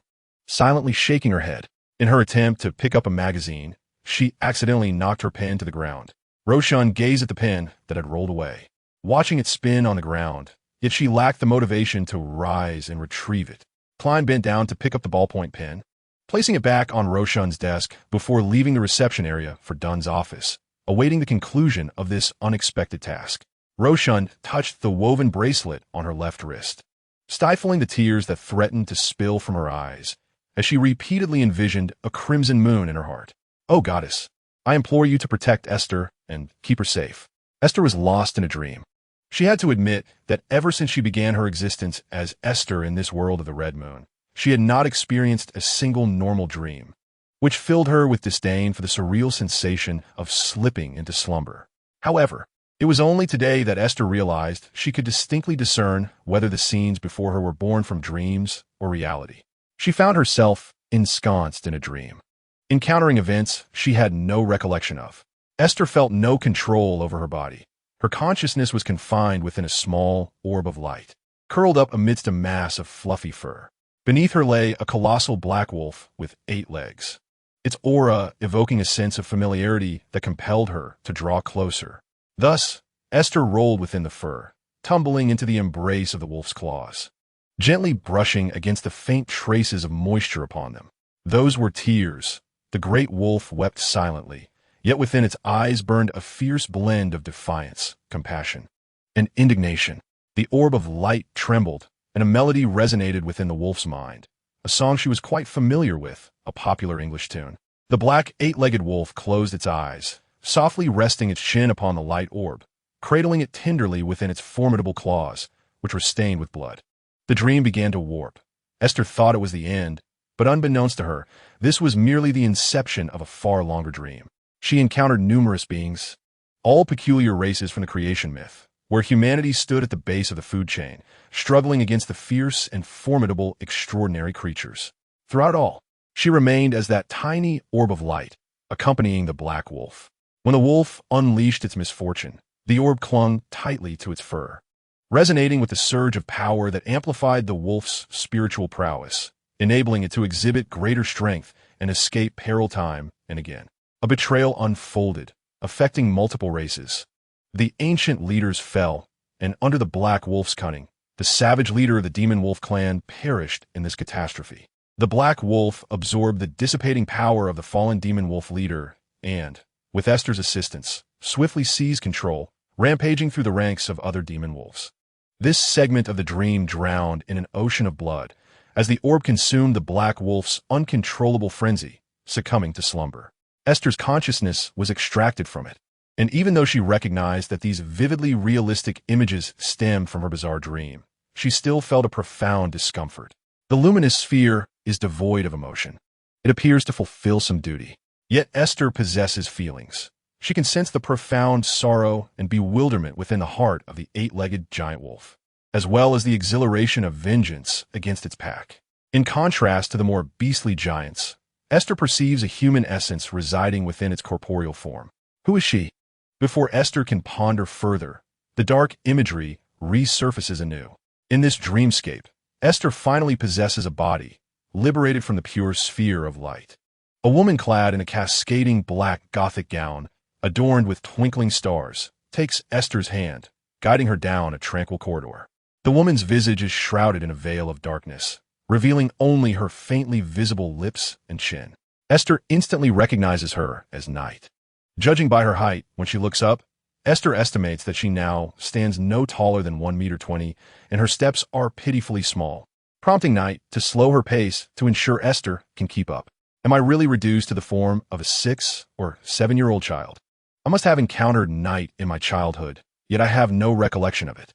Is this all merely a dream, or a memory sealed away? Chapter 46. From Illusion to Reality. Aiste, having learned various esoteric languages from Old Neil, quickly discerns that this phrase is spoken in the tongue of giants. Her body responds uncontrollably to the call, uttering the giant's language, though not through her mouth. This renders her somewhat juvenile voice unclear, emitting a faint hum, Amity. My willingness to assist Daraborg is purely voluntary, not a result of any transaction between you. Feel free to exchange for the benefits you require. Night smiles softly. Though I know you do not comprehend, I will still worry for you. Concern for my safety is of no significance. The actions I am about to undertake will better secure my existence, which is what you worry about. Night gently ruffles Aiste's soft, wavy silver hair and sighs deeply. It is precisely because you focus solely on existence, disregarding other thoughts, that I feel uneasy. The continuation of existence itself is the only purpose for my life form's activities. In your understanding, even devoid of humanity, my master is a being guided by divinity. Night tightens her grip on Aiste's hand, and Esther senses a subtle emotional stir emanating from their close bond. Once again, she conveys her thoughts. To manifest in the form of a child is merely due to my insufficient autonomy to break free from my master's dominion. I am not a mere child, Amini. The history I have witnessed far exceeds the duration of your wakefulness, including your own history, which I have observed. I certainly recall your numerous references to the threads of fate, where you likened yourself to a moth ensnared in a web. I am truly sorry for the fate you have endured. Esther's voice, devoid of any fluctuation, resonated with an icy detachment, rendering her apology utterly insincere, even tinged with mockery. Yet, the knight seemed accustomed to this. You need not apologize at all. You have aided me immensely. Without your soothing presence, I can hardly fathom how I would have persevered on this journey. In you, I discerned potential, which compelled me to offer companionship in exchange for fleeting freedom, thus enabling me to seek a means to escape the dominion of this realm. I must continue to await the turning of fate. The knight fell silent as they approached a corner in the corridor, revealing a brown-red wooden door etched with a cross. A young man with silver hair cascading past his waist stood beside the door, his features gentle, reminiscent of the exquisite craftsmanship of the solitary youth from the myth of Ganymede, who ascended to the temple of Zeus. In stark contrast to his exquisite beauty, he donned only the simplest of linen robes. His similarly silver-hued eyes were soft yet indifferent, his entire being seemingly untouched by the myriad colors of the world, akin to a sketch emerging from a blank canvas. Gradually, the youth lifted his gaze, quietly observing both Knight and Esther for 2 seconds. Then his attention shifted to Esther. Zoya, the master has long awaited your return to this realm. Come back, the master needs you. No, that was not right. The youth's words should have been. Suddenly, Esther lost all sensation of her body, as if she had transformed into a marionette, frozen in this peculiar dreamscape. Knight abruptly positioned herself before Esther, her voice laced with a hint of anger. Well, I did not anticipate encountering you here. As Knight raised her fair hand, the youth's image began to fade, as though subjected to an invisible eraser, becoming transparent from the legs upwards until only his head remained. His expression remained unperturbed as he quietly regarded Knight, yet a luminescent white and bias halo materialized above him, and the ethereal wings behind him unfurled, rendering him increasingly reminiscent of an angel emerging from a classical fresco. A fleeting shadow danced in the youth's eyes, as a silvery river surged from the past toward the future, and his figure restored itself in the order of erasure. Esther was all too familiar with such cyclical forces, yet she sensed something else within the youth that captivated her even more. Throughout, the youth's gaze remained fixed on Esther. Zoya belongs to no one, Knight. Zoya is the scattered, chaotic starlight, destined solely for fate. The youth raised his arm, extending a hand that had been concealed within his sleeve, unclenching his fist to reveal a faintly unconscious lark nestled in his palm. No, it was not merely unconscious. It had perished many years ago, yet by some fortuitous circumstance, it had been preserved, dutifully safeguarded by another. This lark, adorned with silver plumage and a hint of golden sheen upon its brow, flickered incessantly, calling to Esther, resonating with the heartbeat that did not exist. It was a fragment of the countless specks of light deep within her mind. The gentle constancy in the youth's gaze met the darkness, yet his words emerged as a blunt reprimand. Esther does not belong to you, nor to any of you. The darkness raised its hand once more, and this time the youth refrained from resisting, allowing his silhouette to be entirely erased by an unseen force. However, this dream began to unravel as a consequence. Suddenly, Esther shifted her stance, circumventing the darkness that stood before her. At the very moment the youth wielded his extraordinary power, the bonds that had confined Esther were shattered. The darkness did not impede her, merely releasing a sigh filled with poignant lament from beneath its veil. Esther forcefully pushed open the wooden door at the end of the corridor, adorned with a cross, and she sprinted inside with all her might. Catching a fleeting glimpse of a figure standing before the marble cross, just before the dream succumbed to utter darkness, she beheld his dark hair with its radiant golden roots, and a classically styled robe reminiscent of a priest. The man turned to face her, yet, no matter how hard Esther tried, she could not discern his features. Only the benevolence reflected in the curve of his lips was apparent.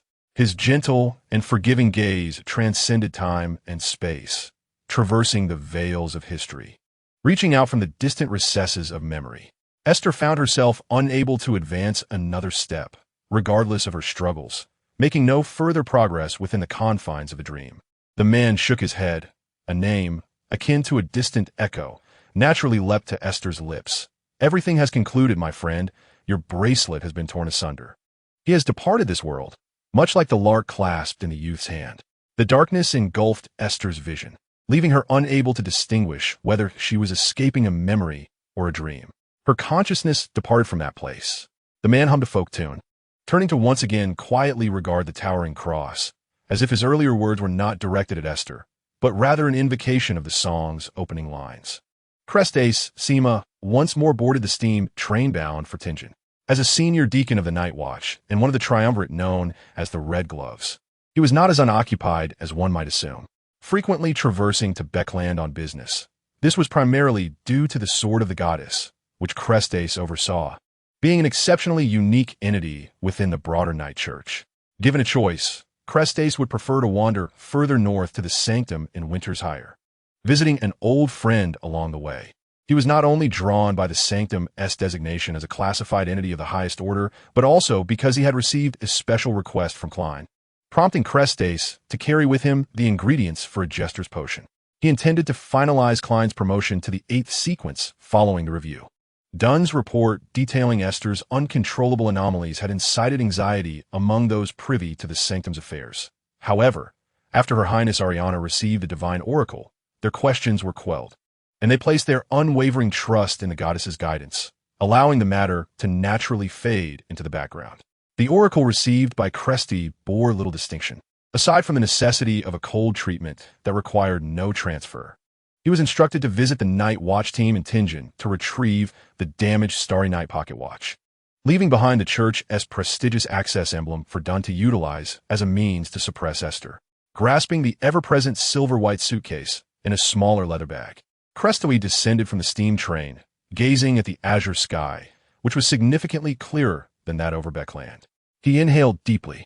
Anyone who had lingered long in Beckland felt that the air in any other place was decidedly more refreshing. Aiste had boarded the earliest steam train, scarcely having the time to dispatch a telegram to the Night Watch team in Tingen before his arrival. As a Tier 5 extraordinary individual, with the unique assistance of the Sword of the Goddess, Aiste had begun to faintly sense the forces that twisted fate. He had received from the bishop the diary he had penned several months prior at the cathedral's behest, and learned that the youthful visage of Esther had once intersected briefly with his own life. A moment he could not recall. The simple pretense of a second meeting posed no challenge. Having perused his own diary, Aiste regarded the events as relevant material for the sealing artifact and memorized them directly. Their prior unfamiliarity left him untroubled by the prospect of revealing any inconsistencies. Upon entering the Blackthorn Security Company, Aiste noticed the brown-haired young woman at the front desk dabbing her tears with a handkerchief, rubbing her woven bracelet on her wrist as she wept. Clearing his throat, Aiste caused the girl to look up in alarm, attempting to bury her face behind the pages of the Tingen Honest Man's Gazette. "Oh, Captain, I'm not crying. Something merely got into my eye. The stories in this newspaper are rather touching, aren't they? You are Aiste Saisama from the Beckland Parish, here to inquire about old Neil and Esther, as well as Mr. Moretti's special request." Just emerging from her melancholic reverie, Roseanne hastily dried her face, her cheeks flushed with embarrassment, and promptly rose from behind the counter to guide the gentleman donned in red gloves. She had certainly heard of his name and knew of the title bestowed upon the Night Watch by the Sword of the Goddess. "What are you so concerned about?" Aiste inquired casually. Roseanne's expression shifted back to sorrow. "It's Esther. This entire situation is profoundly unsettling. She has been apologizing since yesterday, and I lost my composure. I feel as though life is missing a radiant portion of sunlight in her absence." Aiste nodded, making the sign of the scarlet moon upon his chest. "The goddess will safeguard her." Chapter 47. Life Goes On, Captain. This is, Your Excellency, Saisama. Thank you for coming to Tingen. After escorting Aiste to Dunn's office, Roseanne discreetly departed. Aiste placed the small suitcase on Dunn's desk. "These are the potion ingredients required for the diviner's promotion. I can conduct his assessment this afternoon. Please take me to see them, the out-of-control one and Esther." "Yes, both of them are behind the Chanis Gate and have yet to awaken from their slumber." Regarding the out-of-control individual, once Becklin sends someone later today, we will bring him back to the Becklin parish, where he can receive better treatment from the Soul Weavers. Dunn nodded in silence, offering no opinion on this course of action. As for Aiste, we will not be taking her away, but I would like to assess her condition first. Also, keep that holy emblem close at hand. You may use it along with the sigil I left on the stone door to temporarily suppress Aiste, if necessary.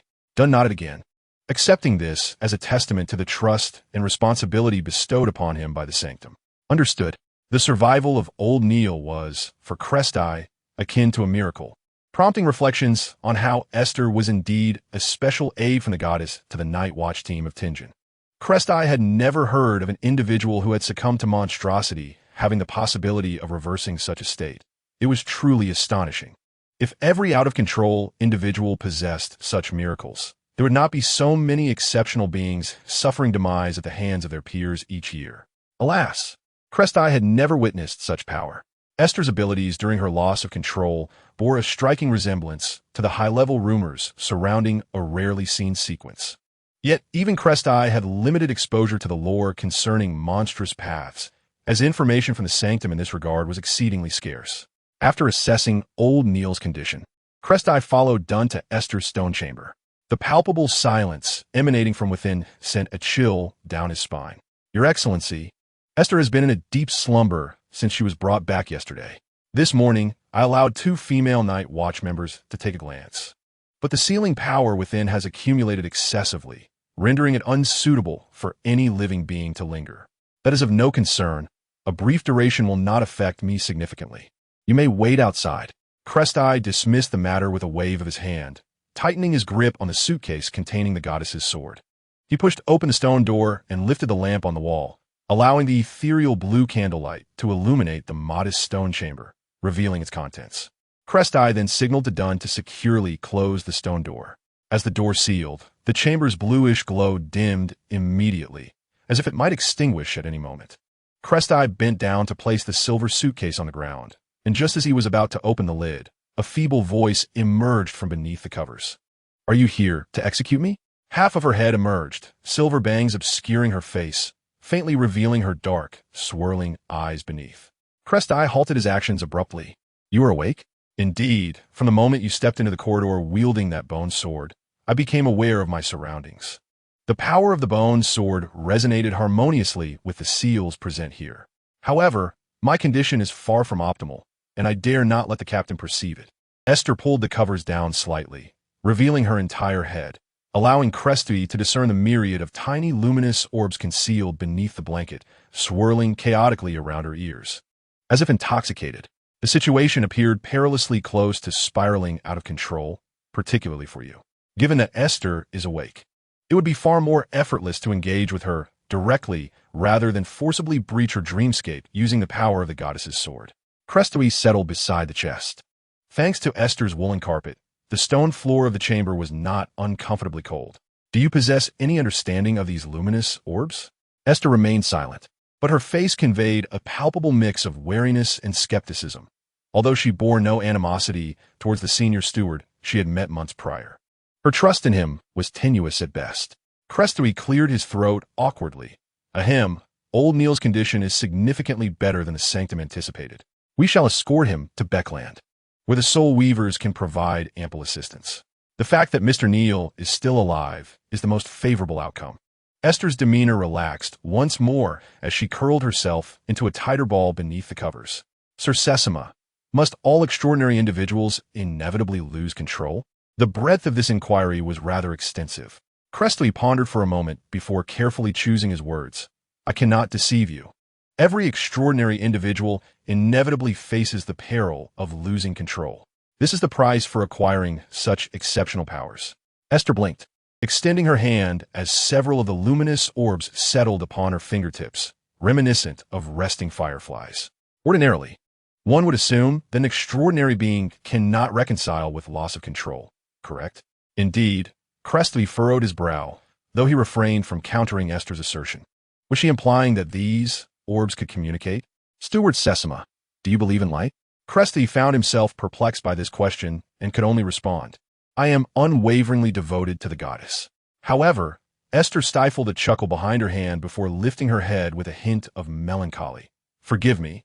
It was merely a poorly timed joke. I intend to continue sleeping after your departure. I require slumber to stabilize my precarious state. Cresty nodded. Since you are aware, I shall not conceal the truth. I will reinforce the seals on the door, which should allow you to rest more soundly. That would be splendid. Esther closed her eyes, letting out a soft sigh. You have no idea how much I currently despise dreaming. Is there anything you wish for me to convey to the night watchman of Tingen? Please inform the captain to cease attempting to enter my dreams. It is detrimental to him. And relay a message to Klein, the one poised for promotion, to remain ever vigilant. Please convey to Leonard not to act so recklessly, and to Roseanne, encourage her to smile more. Once I recover, I shall accompany her for afternoon tea. The next tale from Lady Shijia is sure to grace the pages of the newspaper. As Esther spoke, her voice dwindled to a whisper, akin to the murmurs of a dream, ultimately fading into serene and tranquil breaths. The luminous points swirling around Esther's head retreated beneath her covers, instinctively avoiding Cressy's gaze.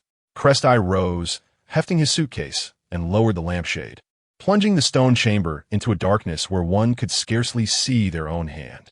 He opened the stone door, allowing the corridor's light to filter in, casting a final glance at Esther's profile, her silver hair obscuring her features. Aside from the seemingly sentient light points, she appeared utterly undisturbed in her slumber. I shall deliver your message. Good night, Lady Esther. Due to Klein being encouraged by Leonard to disclose the acting method to the entire Nightwatch, Cresty found his workload significantly increased. After assessing Klein's condition and ensuring he vowed not to reveal the acting method, Cresty was compelled to admit each individual into the alchemy chamber separately, guiding them to swear fealty to the sword of the goddess. It was not until Henley emerged from the alchemy chamber, grave and perplexed, that Klein returned to the underground, hearing Cresty's proclamation. Night Watchman Klein Moretti, I solemnly inform you in the name of the goddess that you have passed the examination of the sanctuary. Congratulations with your merit. You are now eligible for promotion to an extraordinary of Sequence 8. Klein exhaled in relief. The ease with which he had passed the assessment enveloped him in a peculiar haze. He had anticipated more inquiries or special tasks, never expecting it to be so straightforward. Thank you, Your Excellency, Sesama. Praise the goddess. After revisiting the essence of the acting method with Klein once more, Cresty retrieved another small leather case from the table and laid out its contents meticulously. The adult Hornachi's gray mountain goats, horn crystal, and a complete human-faced rose. Klein compared the formula on the parchment with his memory and, finding no discrepancies, recalled the potion-making process demonstrated by Old Neil, commencing the distillation of pure water and sequentially adding the auxiliary materials. Minutes later, a peculiar tricolor liquid of golden-red hues filled the glass bottle in Klein's hand, appearing exceptionally sweet and inviting, reminiscent of a layered cocktail. After confirming the potion's formulation with Cresty, Klein performed a divination on the potion and decisively consumed it. Despite its alluring appearance, the taste was utterly dreadful. As his body reacted intensely due to its extraordinary properties, Klein endured the whispers of Hornachis and Fregla, entering a meditative state. Once the dissonance between body and spirit returned to tranquility, Klein was acutely aware that he had successfully advanced to Sequence 8. He sincerely wished he could share such joy with Esther. His compatriot would undoubtedly rejoice on his behalf. 2 days later, Esther finally managed to step out from behind the Chanis Gate, much to the relief of her colleagues at the Blackthorn Security Company. Roshan nearly embraced her in tears. She successfully gathered the luminous points back in her mind, yet the strands of dyed gold and the swathes of silver hair remained unmistakable. Esther resigned herself to this, feeling increasingly uneasy about wrapping her head in a scarf, as it evoked a fear of being confined once more within a glass sphere. However, her peculiar appearance was no longer suitable for venturing outside. It was far too conspicuous, given that her appearance already diverged from the local ruin populace. She feared being apprehended by the enforcers or the extraordinary beings of the mechanical heart for interrogation. To her relief, the Night Watchers bore no particular opinions about her. According to Shiga's discreet explanation to Esther, surviving the ordeal was a blessing from the goddess, and the change in hair color was merely a trivial issue.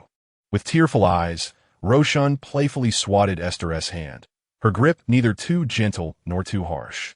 How would you sleep through meals? It's so worrisome. I booked a meal at the Diamond Rose restaurant for tonight. No need for reimbursement. It's on me. Look at me, Roshan. Me perfectly fine. There's no need to fret. Aiste reassured her, though she added, but I want to refuse delicious food. Let us share. Roshan poked Aiste's forehead, admonishing. Don't make me worry like this again. Don't push yourself. I know.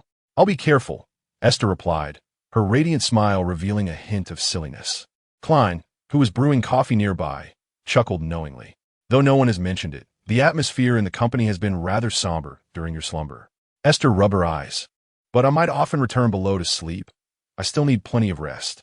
Roshan immediately became anxious, turning Aiste's head from side to side. You see? You still look so haggard. Why did you insist on coming out?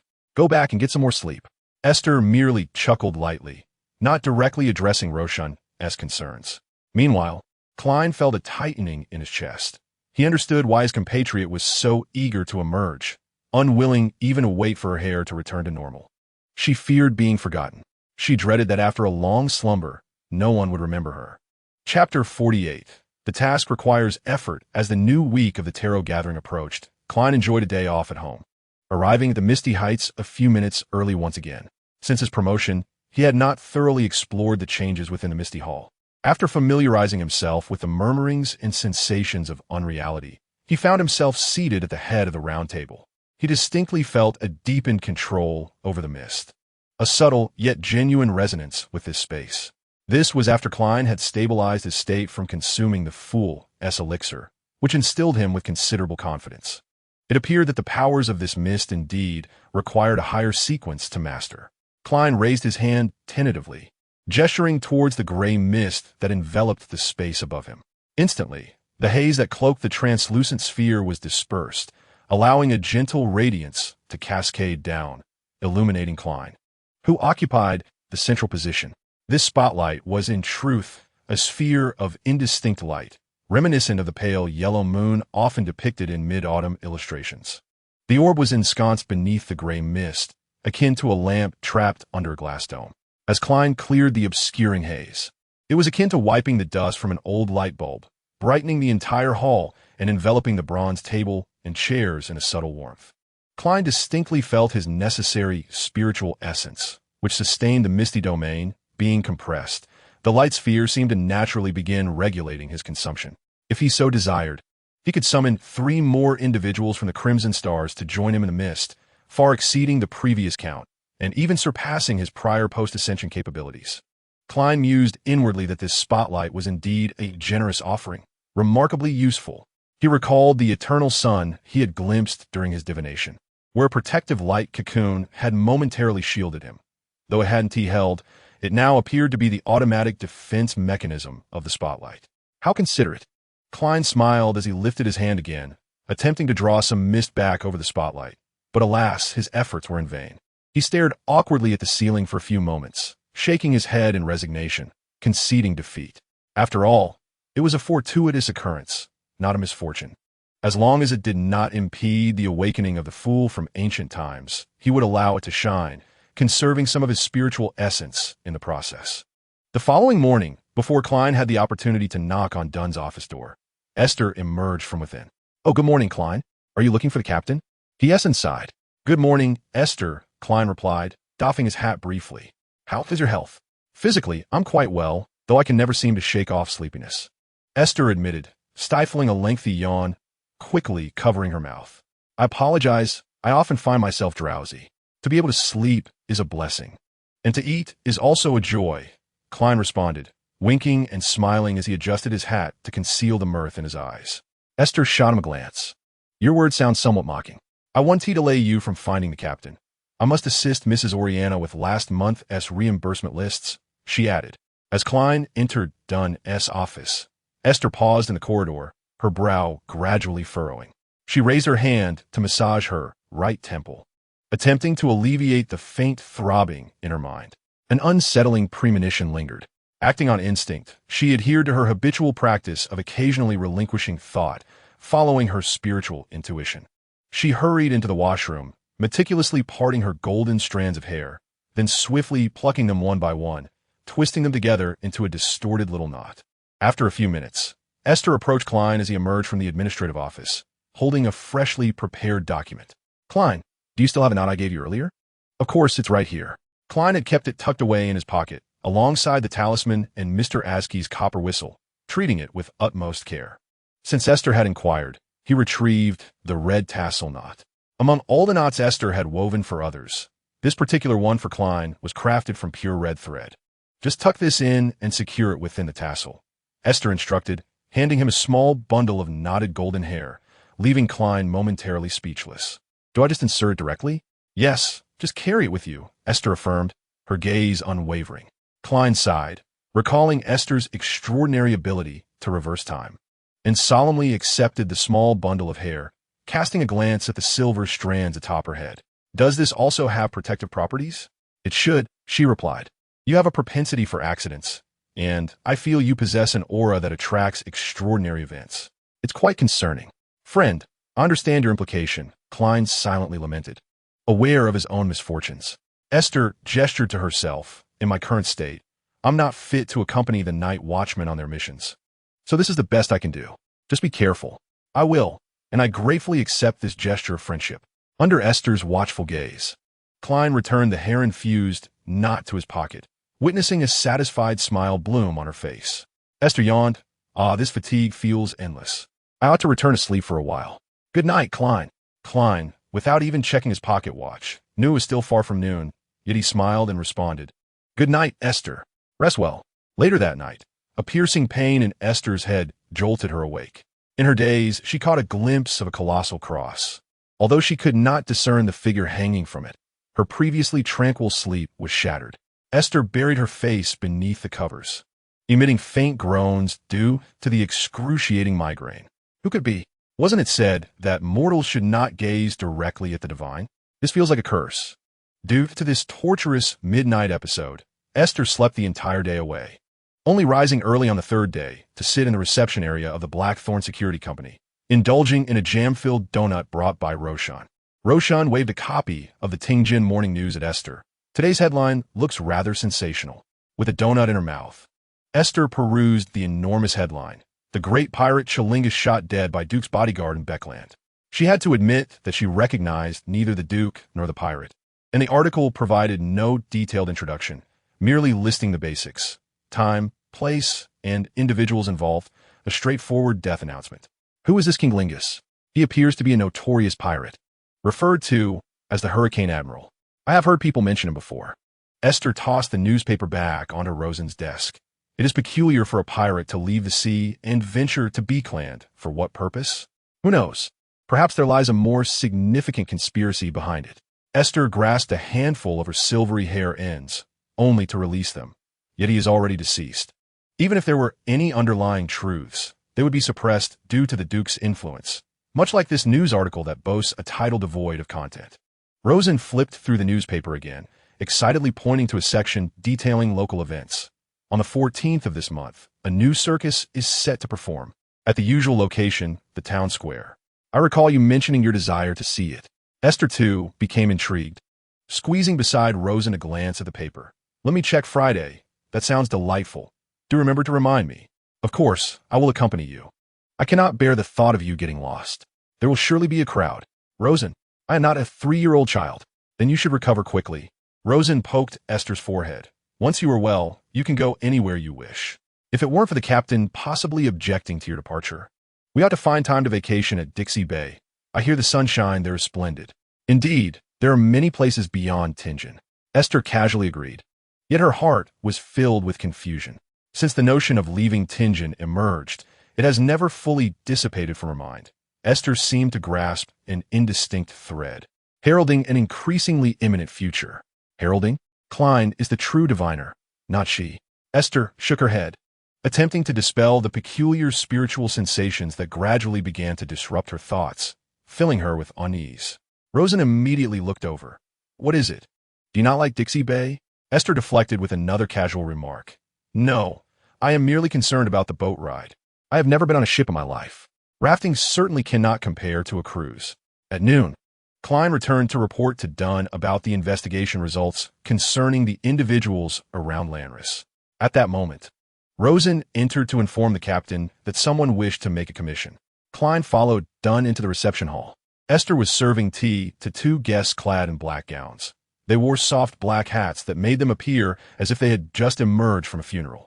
Aiste was softly informing the two ladies that all tasks must be confirmed by the captain before being assigned to team members post-contract signing, demonstrating an extraordinarily professional demeanor. Upon hearing one lady's request, Klein immediately recalled a murder case he had previously investigated. The woman beside her was the wife of the deceased, Senator Maynard. She had arrived at the Blackthorn Security Company seeking to commission an investigation into Lady Chiron. In the eyes of this lady, the notorious Chiron of Tingen City was undoubtedly the architect of Congressman Maynard's demise. Thus, she found it impossible to accept the police's conclusion of death by excessive drinking and debauchery, yearning to gather any incriminating evidence against Chiron. Initially, Dunn harbored considerable reservations. However, this lady merely requested the tracking and surveillance of Chiron's movements, offering a substantial reward in return. Coincidentally, Klein required experience in this domain and had recently ascended to the rank of an 8th-tier joker, significantly enhancing his physical capabilities. Consequently, Dunn accepted the commission and delegated the task to Klein. After the two ladies departed, Dunn returned to his office, while Roshan resumed her position behind the reception desk. Making a new entry in the daily visitor log, Aiste poured herself a cup of tea and also served Klein a cup of red tea, inquiring, "Do you seem to have some inkling?"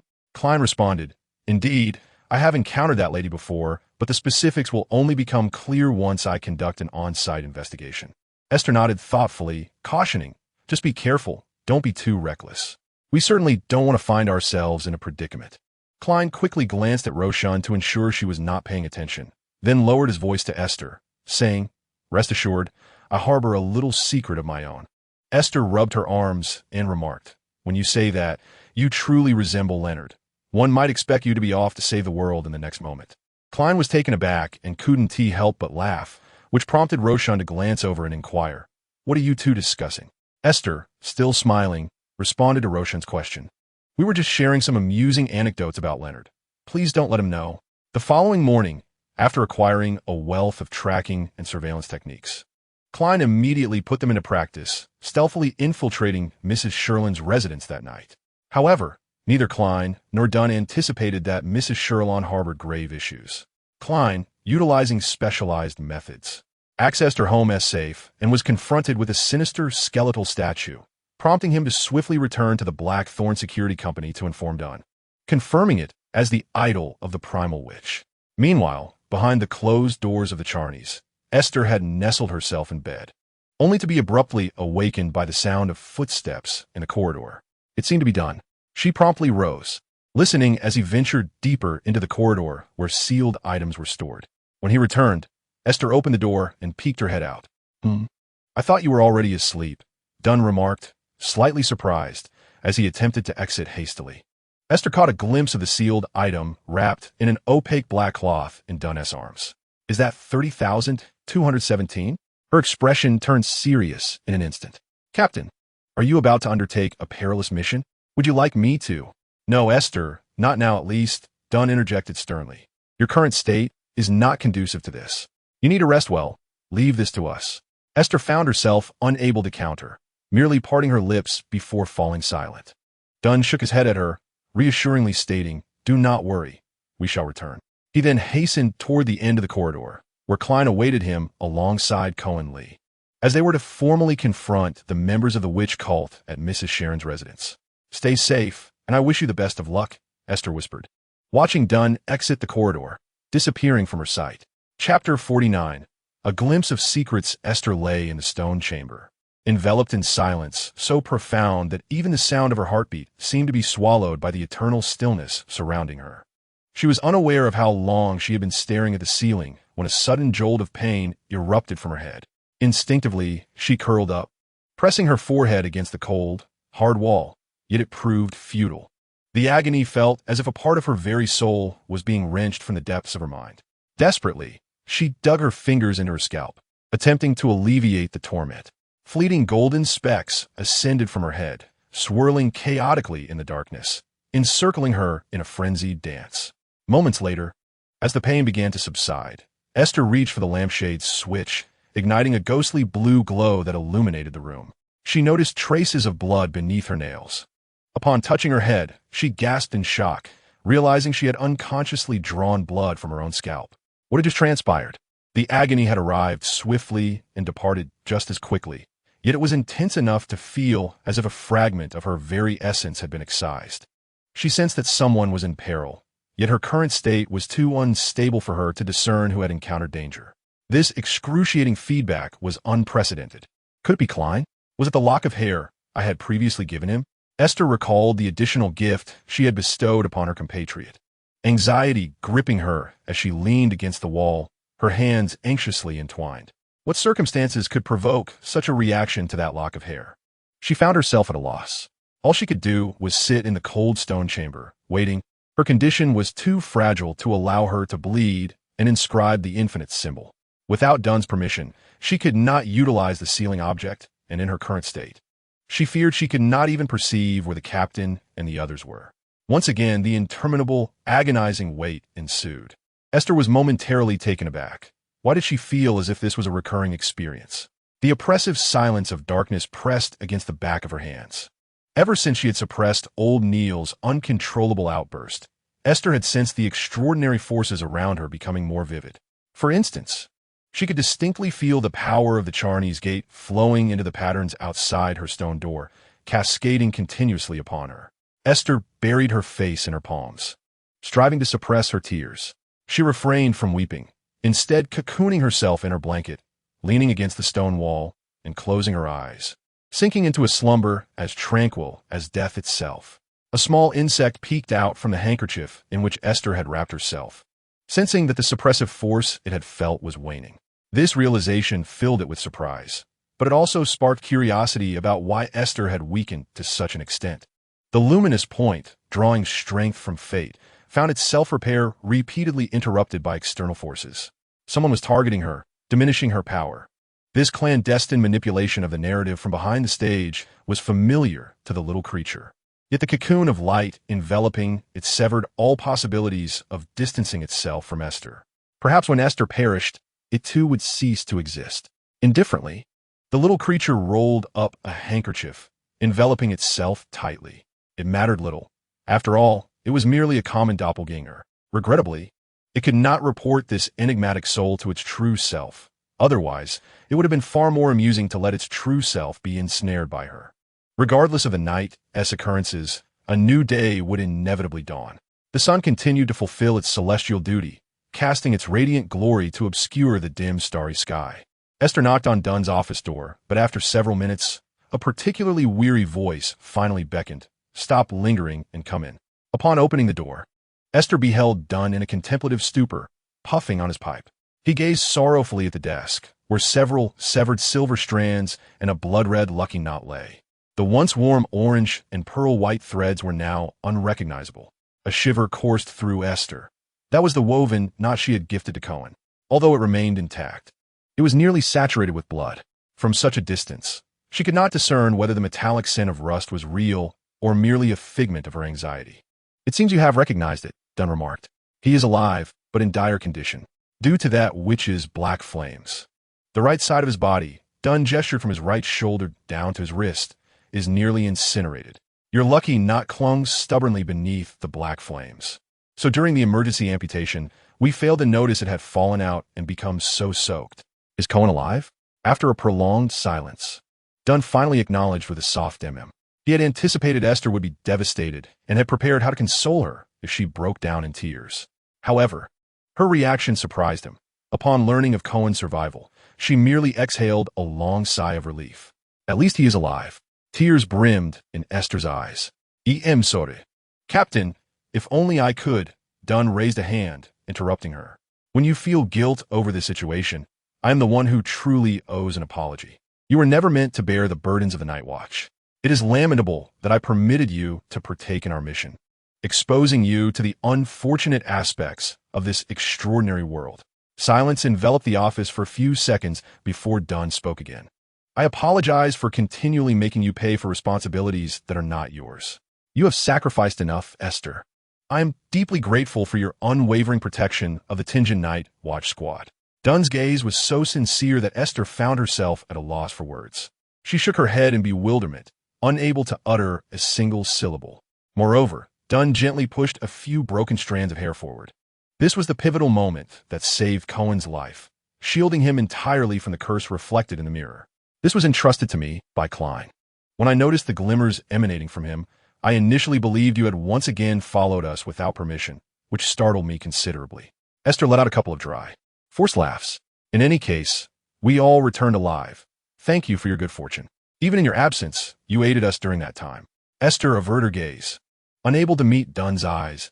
I should have been able to do more, Captain. I wonder if the sanctuary has mentioned my abilities? I wish to seek a promotion. Dunn shook his head. That is not feasible, Aiste. As you know, the sealed objects cannot enhance their own powers. They have already solidified. Sensing the inappropriateness of his words, Dunn quickly added, Of course, this is merely a metaphor, but your situation is indeed unique. While I considered this answer as well, Aiste suddenly smiled at Dunn, as if shedding a weight. In any case, I must first recover. Since I cannot be promoted, I will strive to master the powers I already possess. A sense of unease stirred within Dunn, yet he concealed it, instead gazing back at Aiste with relief. I'm glad you can view it this way. The road ahead is long. There is no need to rush. Extraordinary power is always perilous. Even with one's own abilities, one must approach them with caution, especially when they're overwhelmingly vast. A word suddenly sprang to Aiste's mind. Chaos. What? Dunn did not catch that, gazing at Aiste in confusion. It's nothing. I'm going to find Roshan. I hope she brewed tea and not coffee this morning. Aiste's smile vanished immediately after the office door closed. Her expression turned stoic as she walked towards the armory, entering without knocking. To Aiste's surprise, she did not find Jeanette, who was supposed to be on duty today. Instead, Leonard, the newly appointed administrative staff member, sat behind the desk. Upon seeing Leonard, Aiste instinctively turned to leave, but Leonard called out to her. Why are you running away? Why have you been avoiding me these past few days? Aiste's lips twitched slightly. All right, I have indeed been avoiding you. Is it not normal to be afraid of other secrets? Leonard's green eyes brimmed with disdain. After these months, it is hard to say who harbors more secrets between us. I have always found you to be the more peculiar one.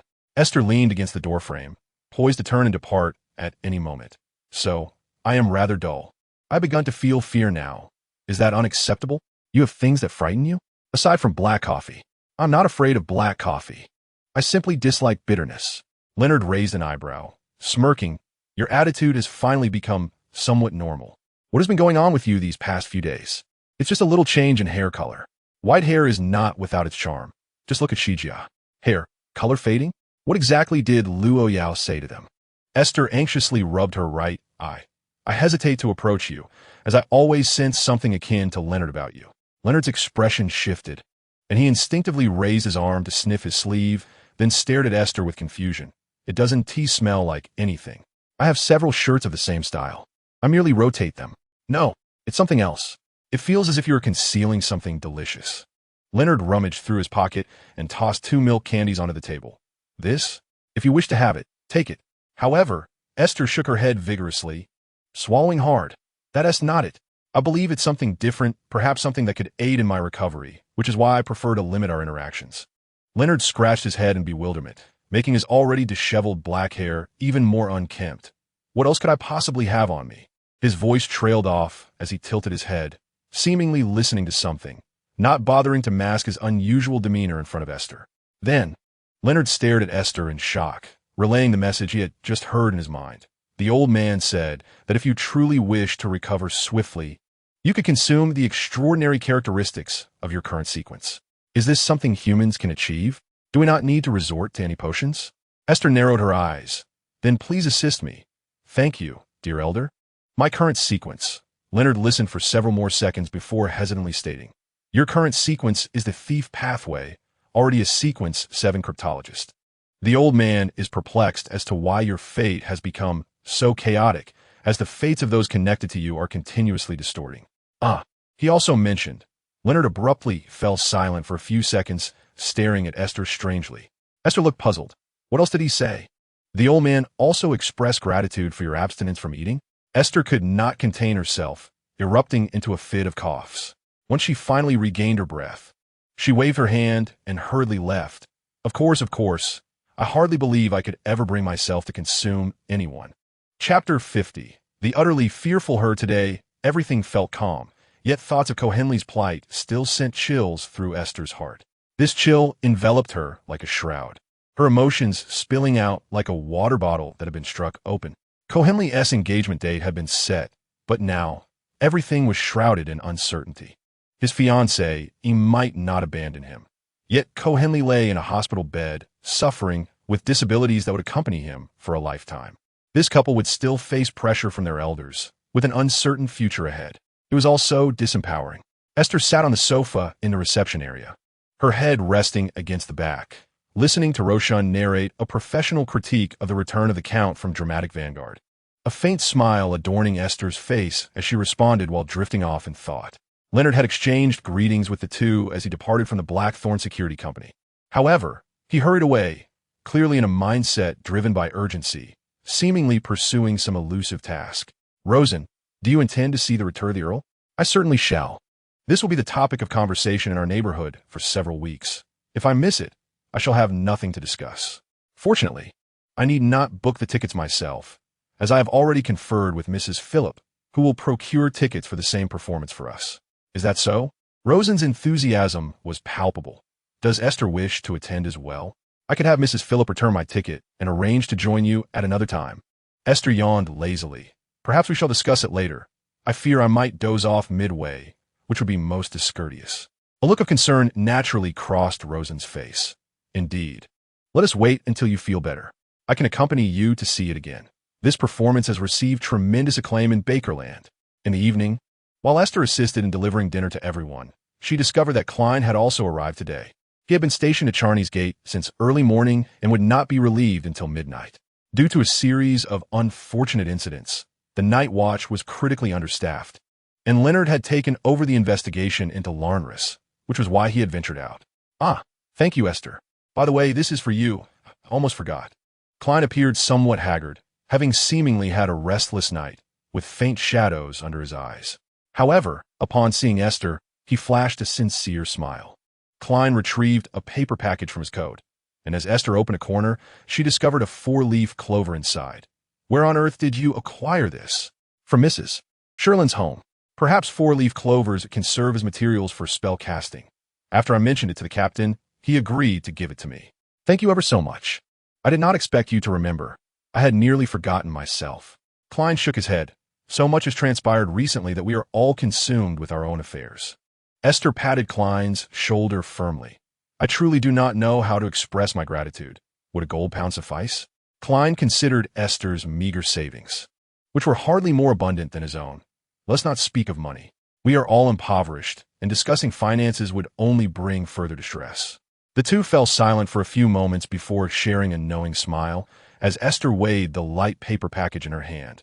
Nevertheless, I must submit this item to the captain.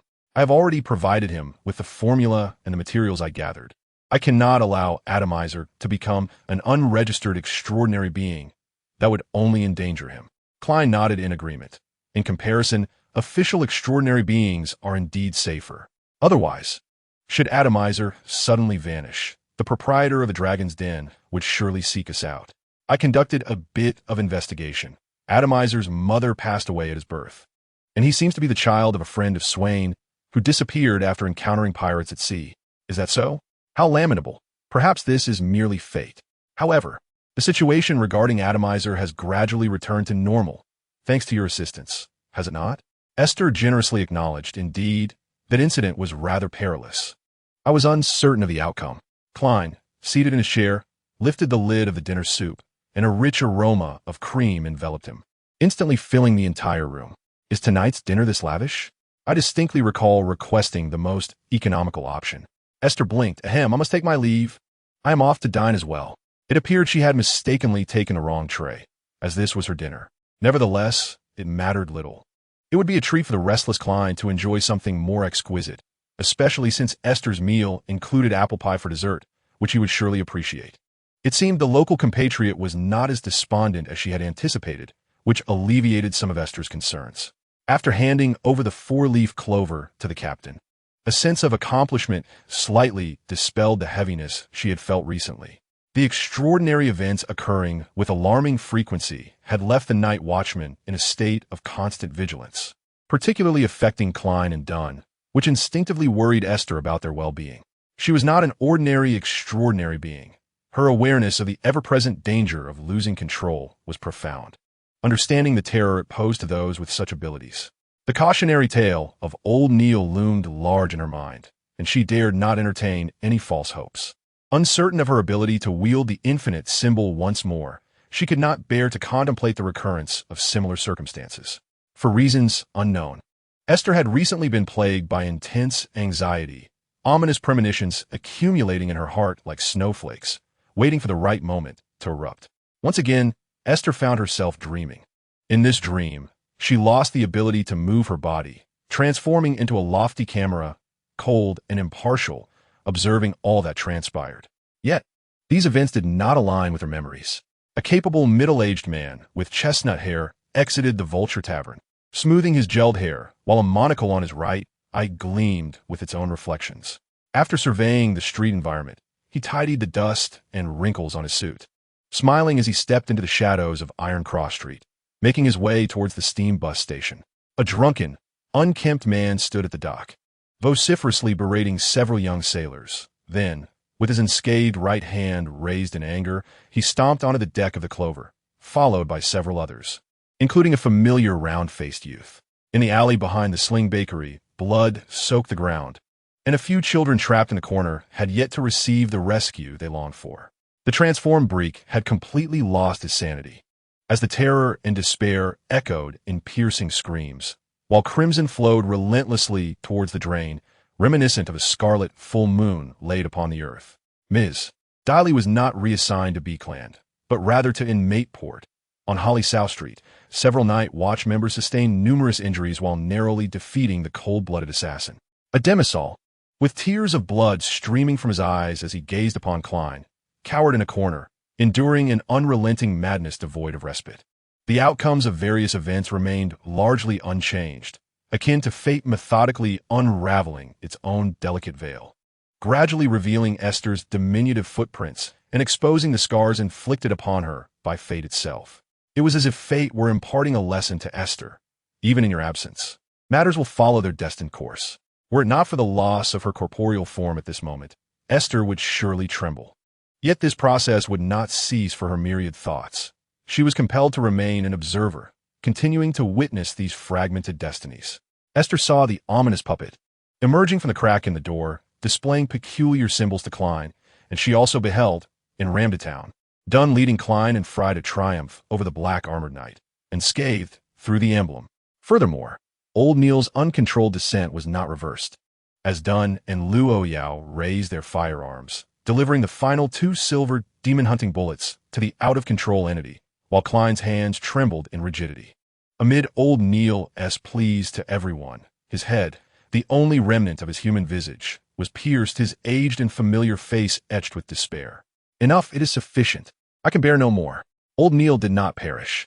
I saved him. This is all a fabrication. Nonsense. I refuse to witness any further. I have had enough.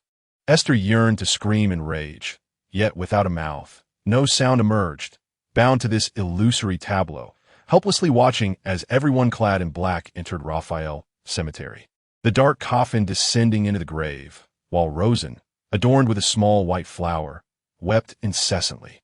The employees of the Blackthorn Security Company traced a scarlet crescent on their chests, offering their final blessings to this colleague and friend. May the goddess protect you. Klein relinquished the deep sleep flower in his hand and gazed at the epitaph beneath old Neil's black and white photograph, prompting Aiste to look as well. If you cannot save her, then accompany her. Aiste felt a profound empathy for the despair of all present. Her anger dissipated, replaced by an overwhelming fear. The vividness of the scene resonated with her understanding, deepening her reluctance to confront the future, on the fated path devoid of her existence. All that was destined to occur was inevitable. At that moment, it seemed she too stood in Raphael Cemetery, shedding tears alongside Rosen, gazing at the serene image on the gravestone with Klein, and mourning in silence with everyone. Why must I bear witness to this? I have already altered all of it. The scene before her shifted once more, revealing an exquisitely beautiful noblewoman reclining in a chair, as Cohen at the door deftly turned the mirror, sealing the spirit medium, directing it towards the enchanting lady.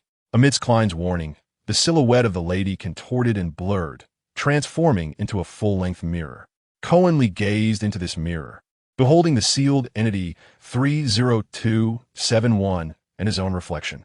In the midst of Klein's intense and fraught battle with the lady, Cohen suddenly rose from the ground, allowing the lady's black flames and frost spear to pierce his body, yet he remained unscathed. However, upon the lady casting her mirror spell, Cohen let out a shriek, blood and entrails bursting forth from his lips, splattering upon the ground. No, the captain had informed me about Cohen Lee. He was merely gravely injured, indeed scorched by those black flames. But he was still alive. Were they all still alive? Esther found her thoughts nearly impossible to process. She merely wished for this dream to conclude swiftly. Chapter 51. Do you believe in despair? In Esther's understanding, the dream ought to have ended here. Yet, as if someone had overturned a palette of colors, after descending into darkness, the images before her once more emerged in vivid hues. At the center of this scene stood a young yet melancholic lady, her serene demeanor paired with delicate beauty, easily leaving an impression on others. She wore a frilled hat, her golden, silky hair cascading beside her cheeks, while her emerald eyes lacked focus. Beneath her loose gown, her abdomen was notably pronounced as she placed a hand upon her belly, a dreamy smile gracing her lips. This lady slowly entered the office of Blackthorn Security. Arriving at the reception hall that was all too familiar to Esther, where Klein, Leonard, and Roseanne were present. They seemed to exchange words, yet this dream held no sound. Only intermittent ringing in her ears. Esther felt as if she could hear a heartbeat. Why was there a heartbeat? Klein rushed through the back door, heading towards the underground passage, presumably to report to Dunn. Leonard poured warm water for the lady, sitting rigidly on the sofa. Esther strained to discern the movements of their lips, barely recognizing the most frequently uttered word, a name, Lanris. When Klein returned, he quietly urged Roseanne to leave, and Esther caught sight of the redness around Roseanne's eyes, filled with admiration. The heartbeat intensified, the pounding resonating directly within Esther's auditory perception, the buzzing sound seemingly competing with it, growing louder as well. Shiga stood guard before the Chanis Gate. After a brief exchange with Klein, she entered to retrieve a sealed object, the blood vessel Thief 2105, a thick, rigid vessel endowed with peculiar thieving abilities. This scene instantaneously clarified the timing of these events for Esther. This was indeed Shiga's schedule for today. So, all of this was to transpire today? The scene shifted back to the reception hall, where Leonard's demeanor remained subtly perplexed. He was not particularly adept at concealing his emotions, especially after the lady directly tore a handful of hair from her head, causing Leonard's expression to darken further. One after another, the lady appeared completely unaware of her peculiar behavior. She incessantly lifted her cup to sip water, taking a mouthful before setting it down, only to grasp at her hair as if compelled by some unseen force. Her expression grew increasingly contorted until her fingers no longer clutched at her hair, but instead reached for a slender, smooth cheek. With ease, she tore away a strip of flesh with her nails, offering Leonard an apologetic smile. The sound of her heartbeat surged with a tumultuous rhythm, a stark contrast to the increasingly clear buzzing that enveloped her. Esther suddenly recalled a similar sound, one that echoed when the luminous specks in her hair whirled vigorously. Leonard abruptly rose and made his way to the back door, where Klein and Dunn awaited. Leonard took the sealed artifact from Klein, while Dunn cradled a silver square box in his arms. They were all poised for battle, with Shiga still guarding the Chanis Gate, and the other clerical staff having been evacuated. According to the protocol of the Nightwatchers, the police should have already begun to disperse the nearby residents. The moment Dunn stepped into the reception hall, the lady pointed at him and screamed, rising to her feet. Her shrill cry pierced the silence, causing Esther's buzzing to momentarily cease. "You want to kill my child?" Instantly, all visuals dissolved into a blur of colors, resembling an abstract painting that obscured Esther's vision. The piercing voice echoed repeatedly, like stones shattering the stillness of a lake, sending ripples cascading outward. "You must die." That voice seemed to be thwarted by some unseen force, as the indistinct color swayed. Just then, Esther beheld everything being engulfed by a sun-like orb of blinding light. She could almost feel the purifying energy emanating from the scene, pure, fervent, and intense, evoking a sense of eerie familiarity. Yet, the turmoil persisted. The chaotic palette before Esther remained intact.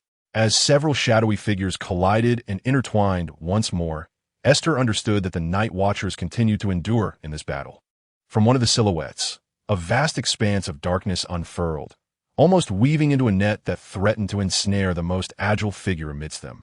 Half black and half white, a sudden infant-esque cry shattered the tableau, dispersing the buzzing that had been straining in Esther's ears. Since this vision began, the heartbeat of the infant had incessantly disrupted her sight, and at the moment of its wail, all visuals and sounds plunged into utter darkness. Esther jolted upright in bed, gasping for breath as if she were a drowning victim on the verge of suffocation. In the stillness of the room, only the frantic pounding of her heart echoed against her chest. The instant she opened her eyes, Esther beheld the peculiarities surrounding her. The black stone chamber illuminated by dozens of luminous specks, all moving in circular paths, methodically tracing countless rings in the air, slowly spiraling around her. Esther gazed in a daze at the peculiar, yet beautiful spectacle before her for several moments. Only after a while did the luminous points gradually cease their erratic dance in the air. She rubbed her throbbing brow, feeling utterly drained. Upon beckoning with her hand, the flickering lights obediently gravitated towards her, reattaching themselves to her hair and burrowing into her mind. What was this? A parasitic relationship. In that moment, Esther managed to regain her composure and restore her thoughts. Although her head still throbbed painfully, at least the terrifying voices had ceased. What was the significance of the beautiful pregnant woman and the child within her? The name Lanris, frequently mentioned in her conversations with Leonard, resonated with an unsettling familiarity.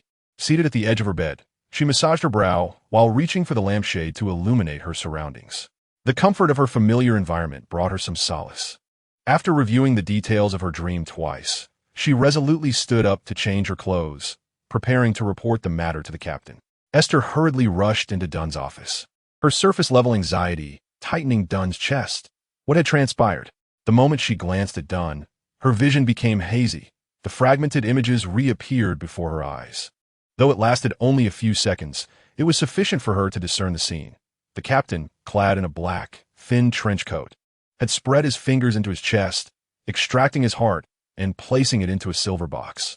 The heart still pulsated, yet ultimately, its vitality was entirely siphoned by an object within the box that emanated black threads, dissipating into motes of light. The bloodied figure, hollow in the chest, tumbled backward, collapsing against the ruins of the Blackthorn Security Company, which lay in ruins after battle. Chapter 52. Do you believe in history? Esther, calm down. Dunn's exclamation jolted her back from the fleeting vision. She realized that the luminous points had once again drifted around her. A mere glimpse into fate had sent her spiraling out of control. Esther turned her palm upwards, drawing the lights back to her head. Dunn's hand was already resting on his firearm. Had it not been for Esther's timely retraction of the dissipating lights, the ominous barrel might have been aimed squarely at her. Taking a deep breath, she endeavored to soothe her chaotic emotions. Dunn scrutinized her expression. I believe it would be best for you to return to the Chanis Gate and rest. Your condition seems to be deteriorating. Captain, no matter what happens, do not utilize that box behind the Chanis Gate, the one imbued with the power of the night. Esther spoke rapidly, not allowing Dunn to interject. If you encounter any dangerous individuals, please, I implore you, call for me. I beg of you. Dunn widened his eyes, furrowing his brow several seconds later. Do you sense something? Esther anxiously wrapped her arms around herself, her hands tightly clasped on her arms. Yes, but I cannot articulate it. Dunn took a couple of steps closer, maintaining a distance of about a meter. Esther, lift your gaze. Instinctively, Esther straightened her back, feeling a nervous apprehension akin to being called out by an instructor. Yes, there's no need to be so tense. Would you be willing to share what you witnessed? Death. The death of several individuals, Captain, including mine. Summoning her courage, Esther spoke, her words fragmented by anxiety. Yes, it just happened. It suddenly emerged in the dream. I cannot quite comprehend what I saw. It seemed to be a world that does not exist. Yes, that is the trajectory I witnessed. I do not understand what it means, but Tinjin's Nightwatch team faced numerous crises. Old Neil and Cohen. Esther, Do not conflate dreams with the reality. Dunn interjected, a flicker of clarity crossing his features. Old Neil is perfectly fine in Beckland. If you're truly concerned, I can request the sanctuary next week to allow you to visit him. Daly wrote to me, mentioning that old Neil expressed remorse over his negligence and feels deeply sorry for us. Furthermore, Daly has discovered the spirit lingering beside old Neil is indeed his lover. Although they no longer communicate, they remain together.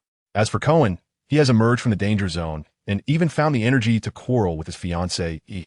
That young woman wept and shouted, refusing to agree to their dissolution of engagement, insisting that even if she had to carry him down the aisle herself, she would vow before the divine insignia to remain steadfast. Dunn reached out and gently ruffled Esther's hair. Esther, cease your tears. They are all well. They are alive. Your dreams are mere fabrications. Esther was unsure at which point she began to weep, but the terror within her heart finally found solid ground. She altered the tragedies of her dreams, and the outcomes were remarkably different. But Captain, I should return to rest. I apologize for my uncomposed demeanor. Esther fervently wiped her tears with her sleeve and made her way toward the door of Dunn's office. If anything happens, you must call for me, all right? Dunn merely smiled, offering no response.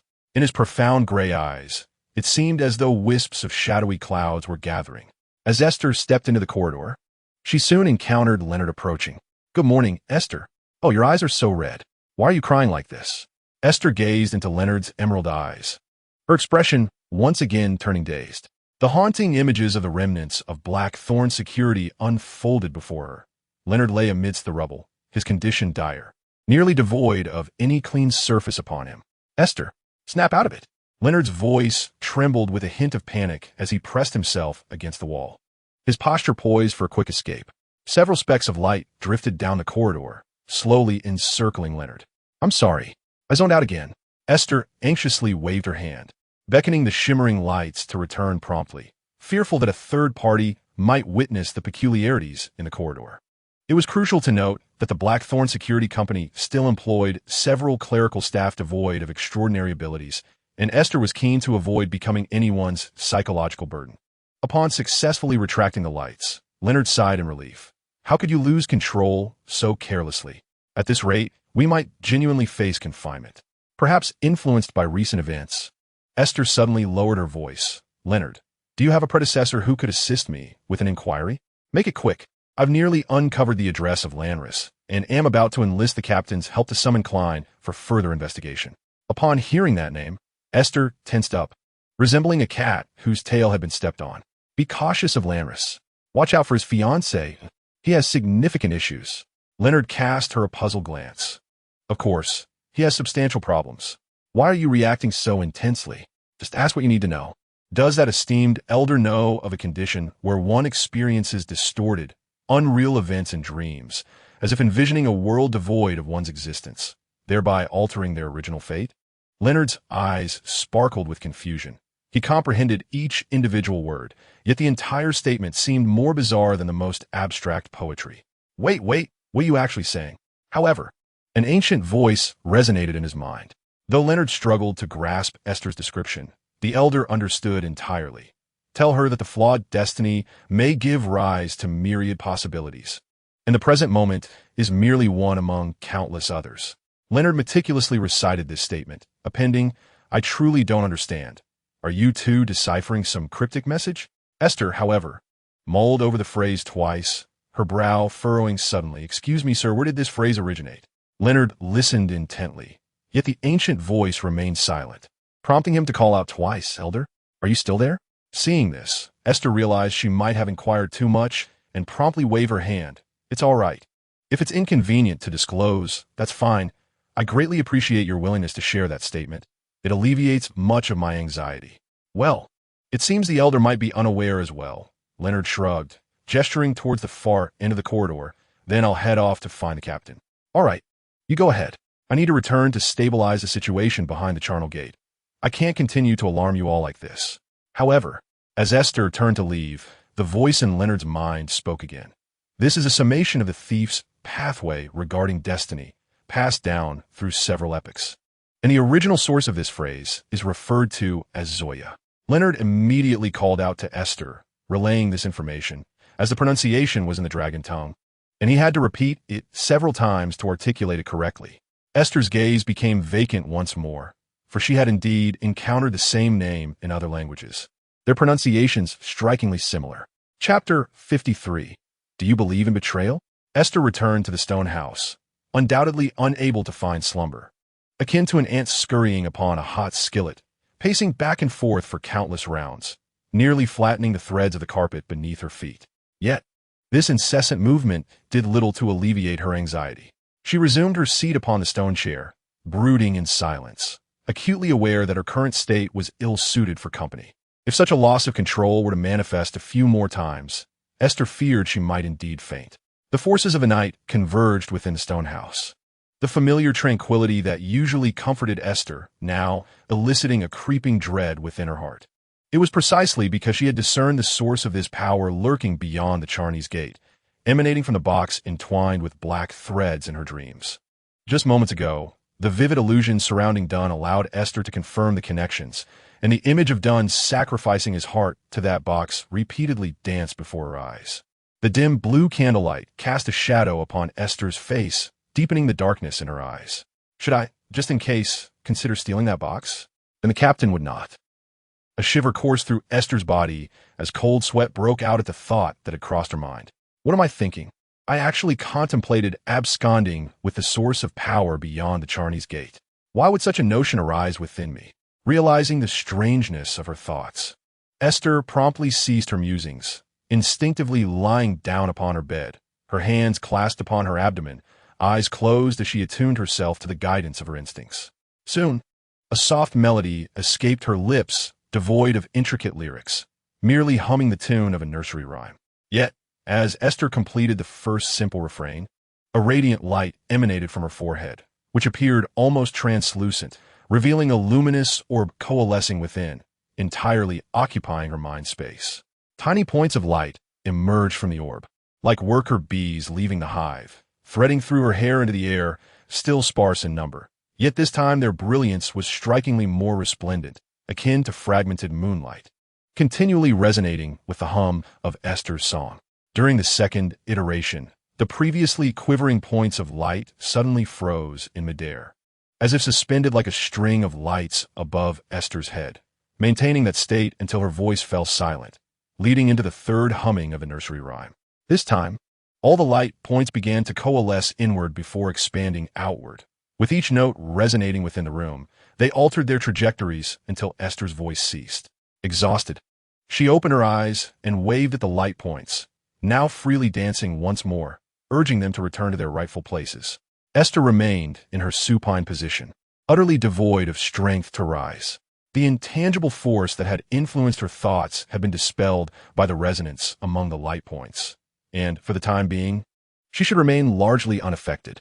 In an imperceptible manner, the ability to alter others' thoughts and spur them into action left Aiste both perplexed and strangely familiar. Yet she could not recall where she had encountered it before, nor could she discern the identity of the individual involved. Truth be told, even Aiste herself struggled to comprehend the limits of these luminous points, had their utilization not rendered her body frail. She would have long since embarked on an exploration of how to harness these peculiar lights. A single point of light drifted from the center of Aiste's brow, and as she instinctively raised her hand to approach it, it lingered delicately at her fingertips, pulsating softly with the rhythm of her breath. Each of these points existed as an individual entity, yet they were intricately connected to the depths of her mind. Aiste had to concede that this sensation was extraordinarily enchanting. Suddenly, it dawned on her that the spiritual intuition she had assumed she possessed over the past, while was merely the whispers of these lights within her subconscious, akin to the sounds emanating from the sealed objects, yet uniquely hers. What exactly are you? Aiste withdrew her finger, and the point of light retreated back to the crown of her head, leaving the room illuminated solely by the serene blue glow of the candlelight. With her eyes partially closed, she gazed at the stone ceiling, the fatigue enveloping her spirit, rendering her unable to contend with the sealing force beyond the Chanis Gate. She exhaled softly, surrendering her consciousness to the overwhelming silence. As her understanding of the luminous points deepened, and her interactions with them became more frequent, Aiste sensed the power of the extraordinary world crystallizing before her, akin to a myopic individual donning glasses tailored to their prescription. What had once been nebulous knowledge in her mind began to clarify as her engagement with the lights intensified, allowing her to discern more sounds and insights. Time became elusive, and before long, the corridor beyond the Chanis Gate echoed with hurried yet steady footsteps, drawing nearer to the stone dwelling. The moment Aiste heard the sound, her eyes flew open, and with great effort, she rose from her bed and opened the door, blocking the newcomer in the corridor. "Captain, is something amiss?" Dunn observed the fine beads of sweat on Aiste's forehead and the pallor of her cheeks, illuminated by the bluish candlelight, rendering her appearance almost ghostly. He closed his gray eyes for 2 seconds, reopening them to reveal a depth of resolve and complexity. Dunn nodded gravely. "Yes, you should prepare yourself, perhaps by donning more practical attire, for a daunting battle lies ahead. Until reinforcements arrive, we will resort to any means necessary to stall the guest in the reception area. Klein is evacuating the civilian personnel. I must retrieve a crucial sealing artifact. Time is of the essence." "I understand. I shall change my clothes immediately." Aiste promptly retreated into the stone house, but just before she closed the door, Dunn's voice floated through. "Forgive me, Aiste." "Captain?" She turned back, catching a glimpse of Dunn's apologetic smile through the narrow gap. Dunn exerted considerable force to push against the stone door, and a pure black ecclesiastical insignia of the highest rank slipped from his pocket into his palm. In stark contrast to the time, it was embedded within the inner side of his pocket watch. This emblem now reflected scarcely a glimmer of light. He pressed the insignia against the door. Upon touching the seal left by Crest-Eye, the emblem dissolved like salt in water, instantly awakening the extraordinary power it harbored within. An impenetrable darkness enveloped the stone door, rapidly extending its reach throughout the entire stone chamber, engulfing all objects within its grasp. This shroud of darkness also consumed Aiste, rendering her devoid of physical control as she collapsed helplessly to the ground, despairingly staring towards the door, yet perceiving only an endless, roiling expanse of ink. Even her final exclamation of shock and anger was swallowed by the obscurity, her voice silenced and rendered invisible. She lost her sense of her surroundings. The only sound remaining was the deepening rhythm of her own heartbeat. Everything succumbed to silence. Chapter 54. Do you believe in miracles? Like being submerged in ink, the darkness layered upon Aiste, severing all perception, though she had only briefly succumbed to slumber. The colossal tremor outside the Chanis Gate awakened the other sealed artifacts in the depths of the corridor, which, deprived of their source of power, began to murmur with increasing agitation. These whispers were not true voices, but rather a resonance unique to extraordinary forces, predominantly imbued with the tumultuous emotional imprints left by the deceased. They represented another projection of chaos within the destinies of the extraordinary. Even fate, in fortuitous circumstances, can be imbued with a compelling force, not to mention those entities grounded in extraordinary power. As Aiste lay in slumber within the stone chamber, she was once again roused by these artifacts, now unshackled from their suppressive force. Her heart brimmed with fury, the source of which she could scarcely discern, whether it stemmed from the cacophony of the artifacts or from Dunn's disregard for her will, forcibly sealing her in this place. Aiste had once believed that the fear of death was her greatest dread, yet now she realized that her deepest terror lay in the knowledge that those familiar, diverse faces would no longer grace this world. Merely contemplating this ignited the pent-up rage within her. The darkness erupted with a sound reminiscent of bubbling fractures, and as this sound crescendoed, points of light began to materialize around Aiste, drifting outward from her head. The dormant power surged anew, and the luminous points quivered with increasing intensity, pushing back the encroaching shadows. They congregated in clusters, audaciously tearing apart the very essence of darkness. More and more shadows were shredded, and behind many of the light points, profound black holes began to coalesce, swirling and dancing in tandem with the luminous points, as if the shadows of the lights themselves. Aiste opened her eyes once more, revealing a peculiar sight. Her left eye shimmered with a dark, swirling shadow, while her right eye radiated a delicate golden hue, more brilliant than the myriad of twinkling lights surrounding her, resembling the interplay of moonlight and night within her gaze. Amidst the celestial constellation of luminous points, Aiste gradually rose to her feet. With each movement, her skin would randomly tear, shedding flesh and blood. As the radiant orbs not only dismantled the darkness enveloping her, but also ravaged her fragile human form. Her arms, cheeks, and legs bore the marks of lashes, crimson streaks staining her pale linen dress. Yet, she persisted, inching toward the stone doorway, pressing her hand against the obsidian-hued portal. This formidable and weighty stone door was being washed by invisible ripples, fissures emerging from the center of Aiste's palm and extending like a spider's web, all without a sound during its shattering.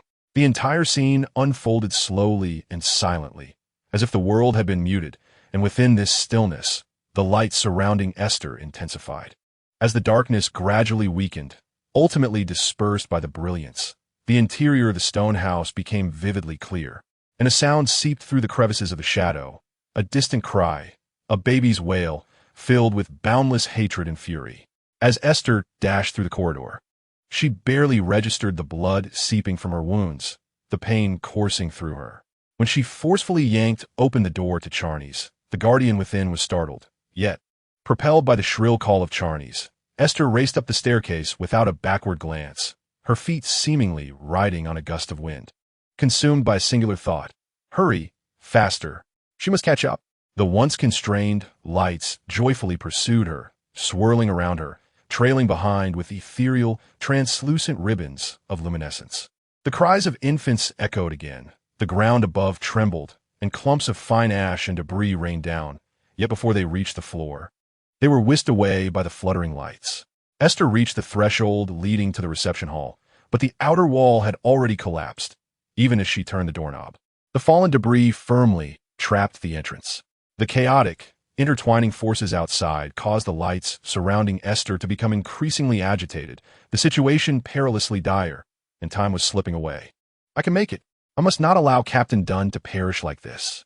The lights heeded her fervent thoughts and responded to her will, pressing against the door as she braced it with all her might.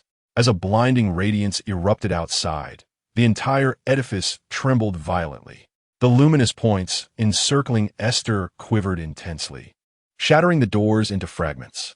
These luminous orbs surged forth, coalescing into a chaotic torrent of light that obliterated the crumbling walls outside. The world beyond the threshold was dazzling, as the shockwaves from the sun radiated outward, while a luminous sphere at the epicenter transformed into intangible ashes.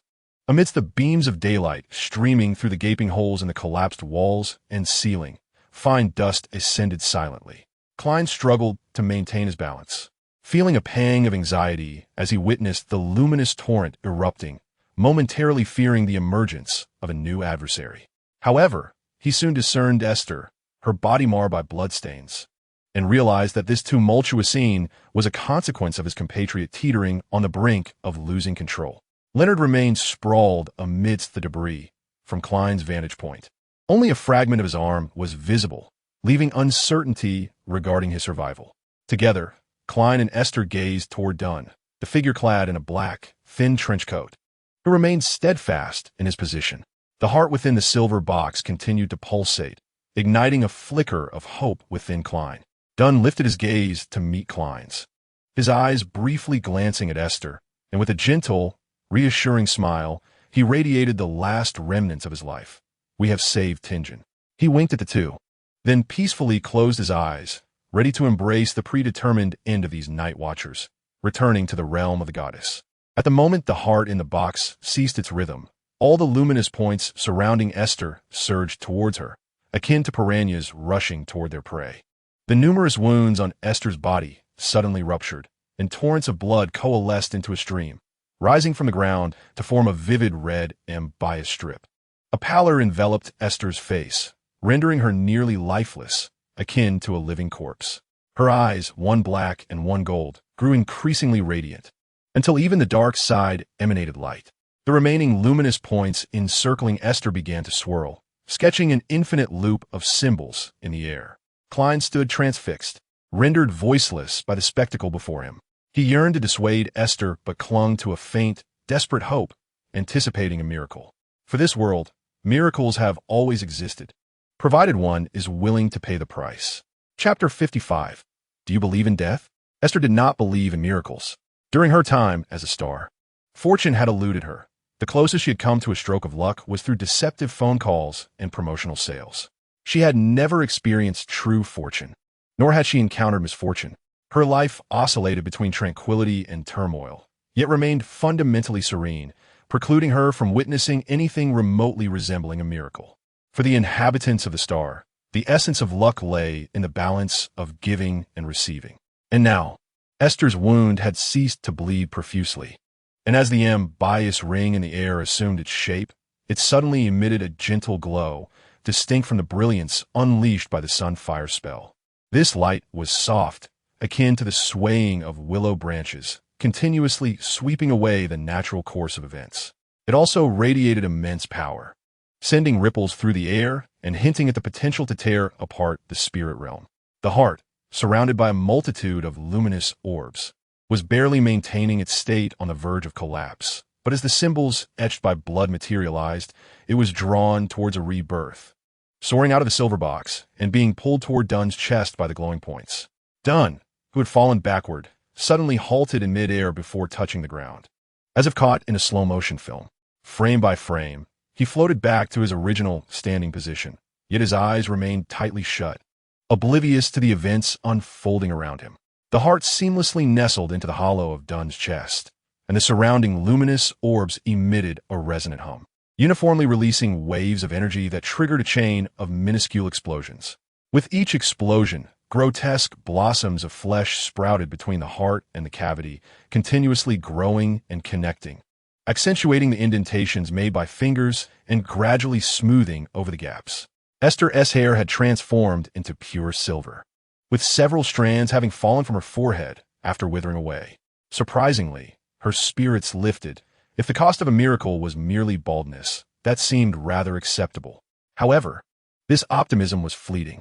As Dunn's chest healed to conceal the wound, Aiste felt a release within her heart, unable to sustain such extraordinary power that surpassed her limits. The symbols formed from blood shattered into fragmented points of light, vanishing into the air.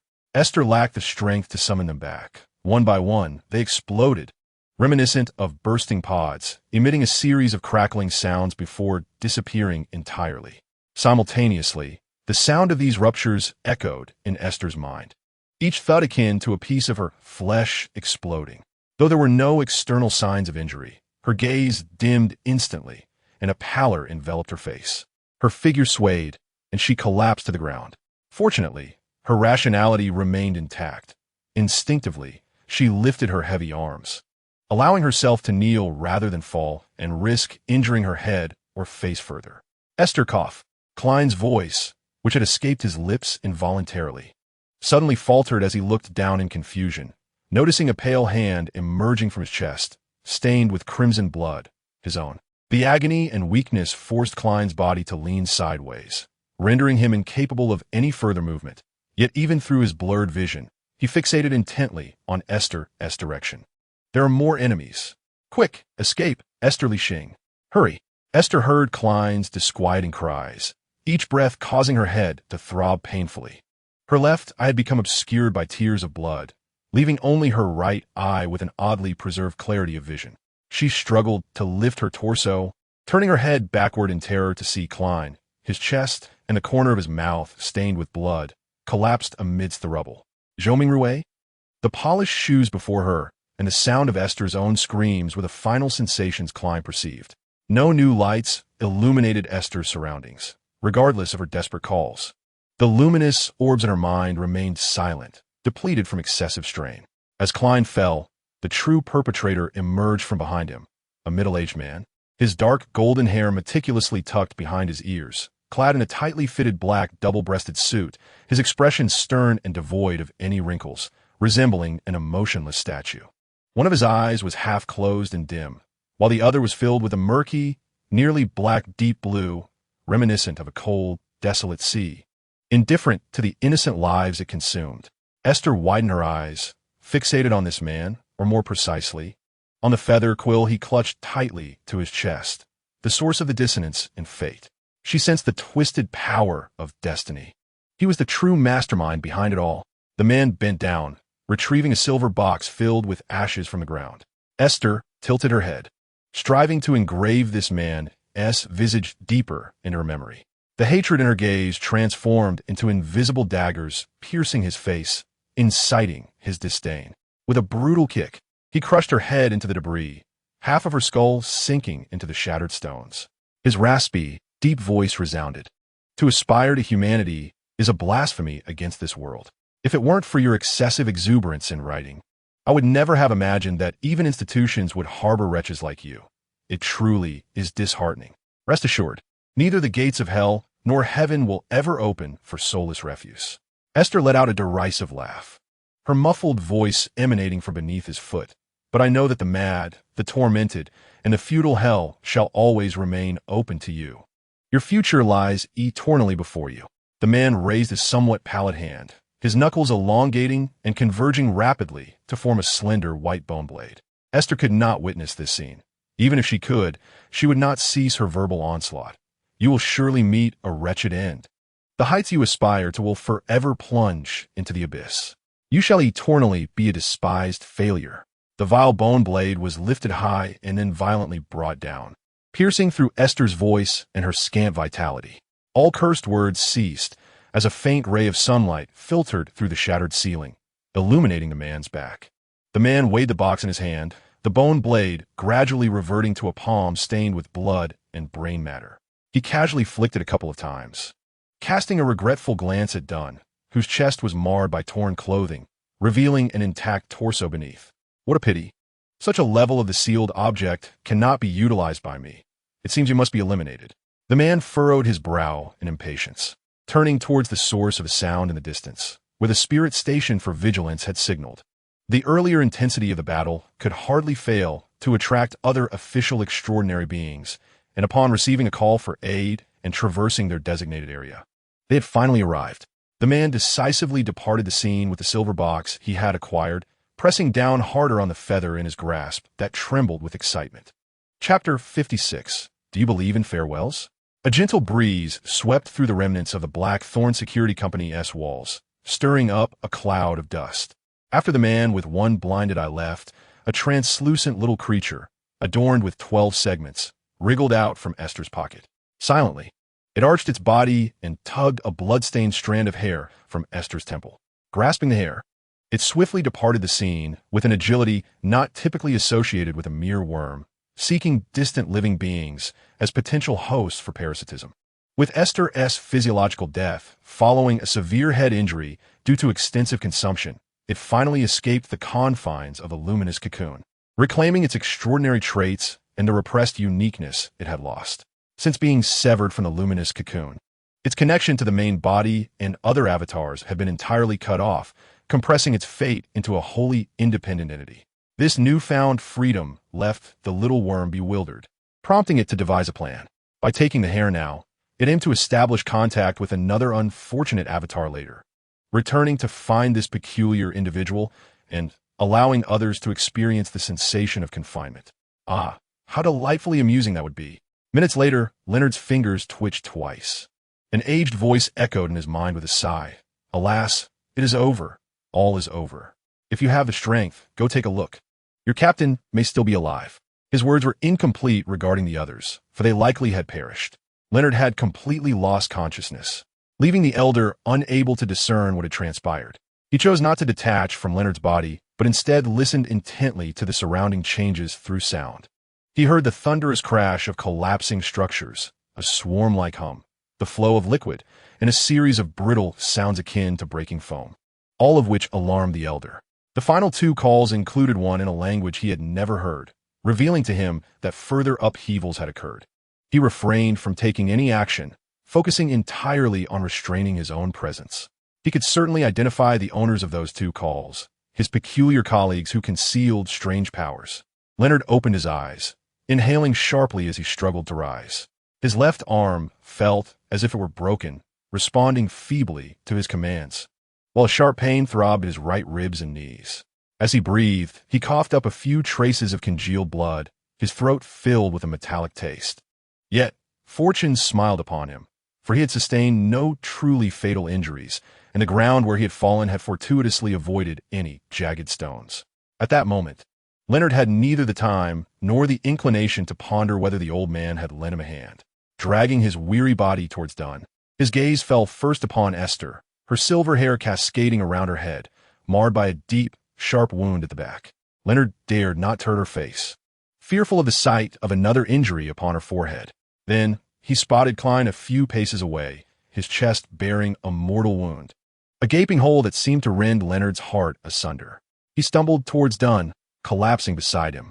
Dunn's chest still exhibited faint rises and falls, and upon hearing his labored breaths, Leonard could no longer contain the swell of emotions within him. His emerald eyes brimmed with tears, which soon traced clear paths down his face, washing away some of the grime and blood. Why? Why had this transpired? Aiste, Klein, how could they have perished so? They harbored so many secrets, and he himself remained unharmed, the captain still alive. Why them? The voice of the old man echoed. Klein and Dunn fought valiantly until the very end. Dunn had used his own heart to unleash the power of the sacred relic, banishing that infant. Aiste, in her fervent desire to save your captain, had lost her ability to resist the enemy. This was all part of the adversary's scheme. From the very beginning, it had been a trap. The enemy's objective was the ashes of Saint Selena, and everyone had been ensnared by such a conspiracy. Leonard's fist struck the ground with force, yet his pent-up rage found no outlet. Only an overwhelming tide of sorrow surged forth. He had never felt so acutely his own impotence, and he began to loathe his long-standing complacency. If only he had been stronger. Would the outcome of this battle have been different? In the dock area at the Dragon's Lair Tavern, Admisol sat in a corner, his body trembling. If any extraordinary being nearby had the ability to perceive the unseen, they would witness the light cocoon surrounding him dimming abruptly, as the chaotic murmurs and visions from the outside world crystallized once more. Yet, nothing compared to the profound grief Admisol felt. He shook as he held his head in despair, weeping uncontrollably, repeatedly murmuring that the light had vanished. Admisol's eyes soon swelled with tears, and he suddenly remembered the gift Aiste had given him. Reaching into his pocket, he sought to retrieve the unspent ointment, only to pull out something else, a blue-purple fruit candy, exuding the scent of grape juice, wrapped in sugary paper. Alas, the candy had shattered into pieces, spilling from its outer wrapping and falling into the dust on the ground. Broken? Why? The thread of light has been severed. Ademisaur yearned to scream and rush outside, to weep and let all who beheld him hear the dreadful news that the light had vanished from his place. The luminescent cocoon enveloping him flickered faintly before dissolving entirely into transparency. Tears began to cascade down Ademisaur's cheeks once more as he fell to the ground, grasping the shards of candy, disregarding their filth, stuffing them into his mouth. The sweetness that unfurled on his tongue mingled with the bitterness and astringency of the dust, all intertwined with the saltiness of his tears. He buried his face in the crook of his arm, his back trembling intermittently as he muttered incomprehensible words, seemingly transported back to a time of inescapable confusion. Yet if one were to draw near and listen intently, they would hear him repeating, "The light will continue to guide me. The light is eternal." Narcissus Street, the Slin Bakery.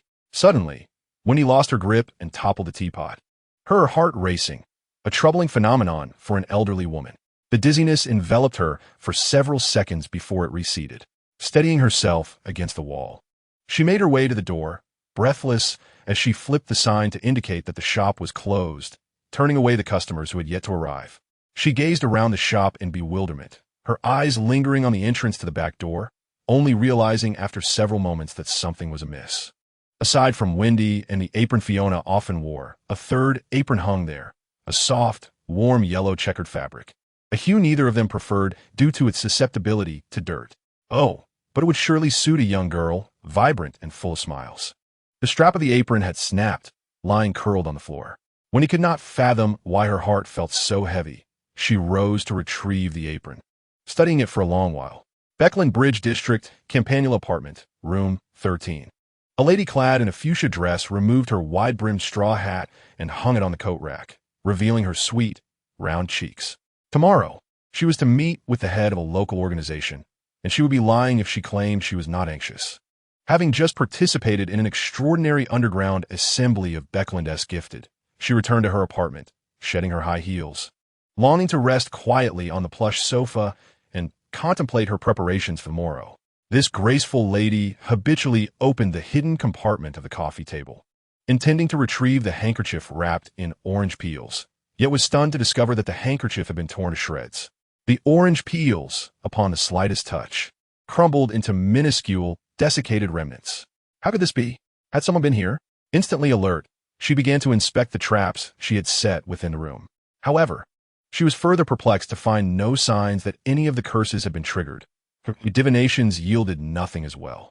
Apart from herself, no one had entered the room, and if someone had, they had deftly evaded her magical defenses, surely possessing a rank significantly higher than her own to infiltrate so silently. However, why would a person endowed with such abilities come here solely to destroy an utterly unremarkable handkerchief? Is this a warning? Or is it related to the owner of the handkerchief? Yet, who exactly is the owner of this handkerchief? Even the lovely lady could not conjure a single relevant memory, no matter how hard she tried. In the basement of St. Samuel's Church in the North District of Bakerland, within a tidy lounge adorned with numerous bookshelves, old Neil's consciousness experienced a fleeting pause. The opera story he held slipped from his grasp, sprawling across the woolen carpet. Halting at the moment of confrontation between the heroine and death, darkness was about to descend, and night would soon replace the dawn. A strange chill emanated from the locket containing his fiancée E's photograph, rousing him from his vacant reverie. He absently touched his heart, casting his gaze around the room, feeling an inexplicable sense of something missing in the world before him. Yet, nothing had transpired in the room. Only the book that had just fallen from his hands lay awkwardly on the floor. Before old Neil could bend down to retrieve the book, the door was suddenly flung open, revealing a lady with black lipstick. Though still youthful in age, she had deliberately applied a rather aging makeup, with pale blue eyeshadow and blush that lent her an eerie allure. The woman at the doorway appeared exceedingly anxious, tightly clutching a broken woven bracelet in her hand. There's been a grave incident. Deacon Sesama has urgently summoned a portion of the night watchmen. We must depart immediately. I thought it prudent to inform you. And I too must hurry to gather, she said. Old Neil smiled, a clear light shining through his dark red eyes. Go ahead, Diley. Do not waste time with an old man. Remember to send my regards to everyone. He hoped that the earlier unease was not due to any misfortune befalling them. Picking up the book, Neil fixated on the line of dialogue, feeling as though he had forgotten something important. Chapter 57. Do you believe in mourning? A few days later, at Raphael's cemetery, a delicate mist wove through the standing gravestones, rendering the distant scenery indistinct, compelling those who walked here to focus solely on their present sorrow. Although the sky bore no rain, the attendees of the funeral harbored an inescapable melancholy in their eyes, their black garments appearing as silhouettes against the backdrop of the deceased's final act. Leonard, Dunn, Benson, and Fly bore the coffin, placing it gently into the freshly dug grave. Dunn's body had not fully recovered. An extraordinary, peculiar strength lingered within him, causing his recuperation to be unusually slow.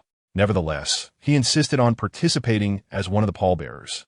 Diley stood a few paces away, sorrowfully watching Dunn, who, unnoticed by anyone, silently coughed into his hand.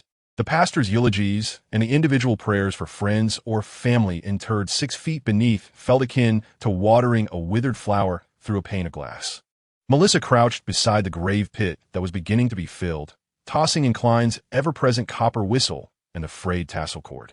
She remained oblivious to the significance these items held for Klein and would never glean such knowledge from her brother. Leonard clenched his teeth once more, increasingly resolute in his decision to join the Red Gloves. Mastering the art of disguise, he believed he could ascend higher and journey further. He had to grow stronger to avenge his innocent colleagues and others affected. Upon hearing of Klein's demise, Melissa steeled herself, refraining from tears or outbursts, silently assisting Benson in preparing for the ensuing matters, sending her beloved, gentle, and diligent bookish brother to the grave where the departed could find eternal rest. The grave pit was filled in. Beside her stood her friends, Selena and Elizabeth. Elizabeth gently leaned her head against Melissa's ear, her face streaked with tears, her cherubic features appearing gaunt.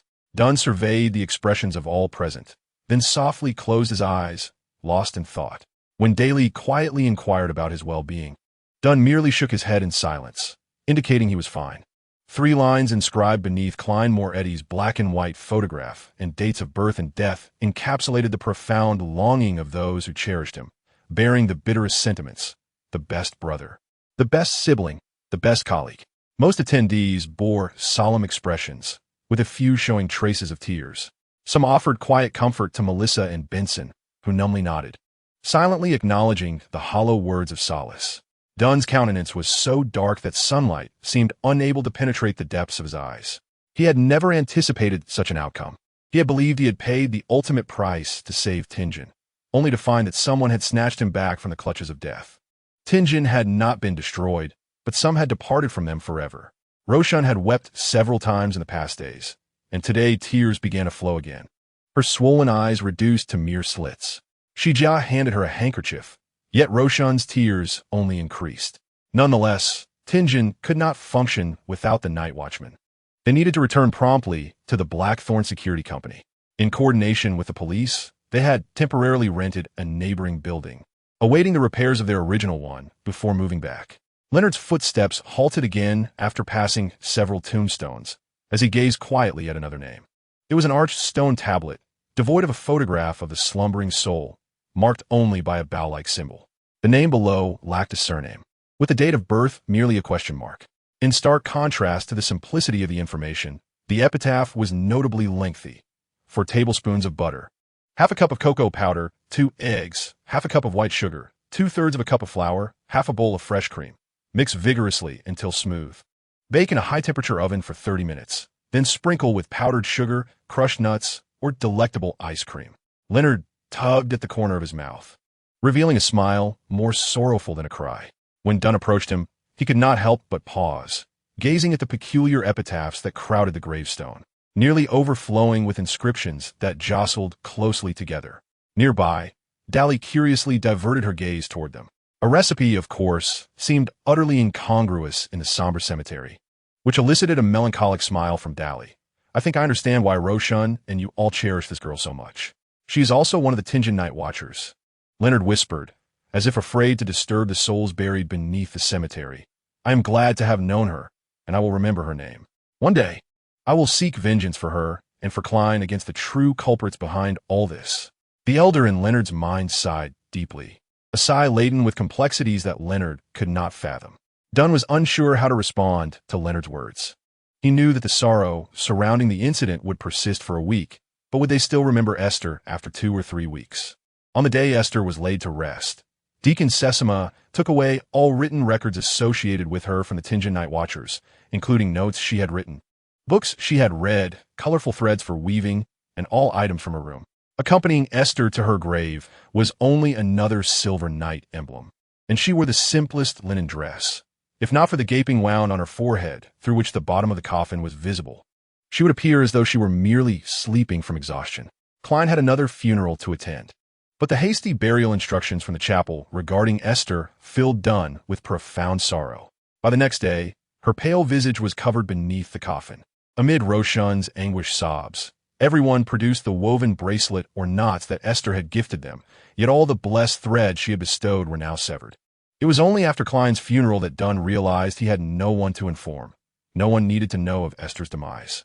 She had been effortlessly erased by Insang Weir, having relinquished her life, completely departing from the Tinjin Night Watchers. When we have all forgotten her, who will pray in her stead or commemorate her death?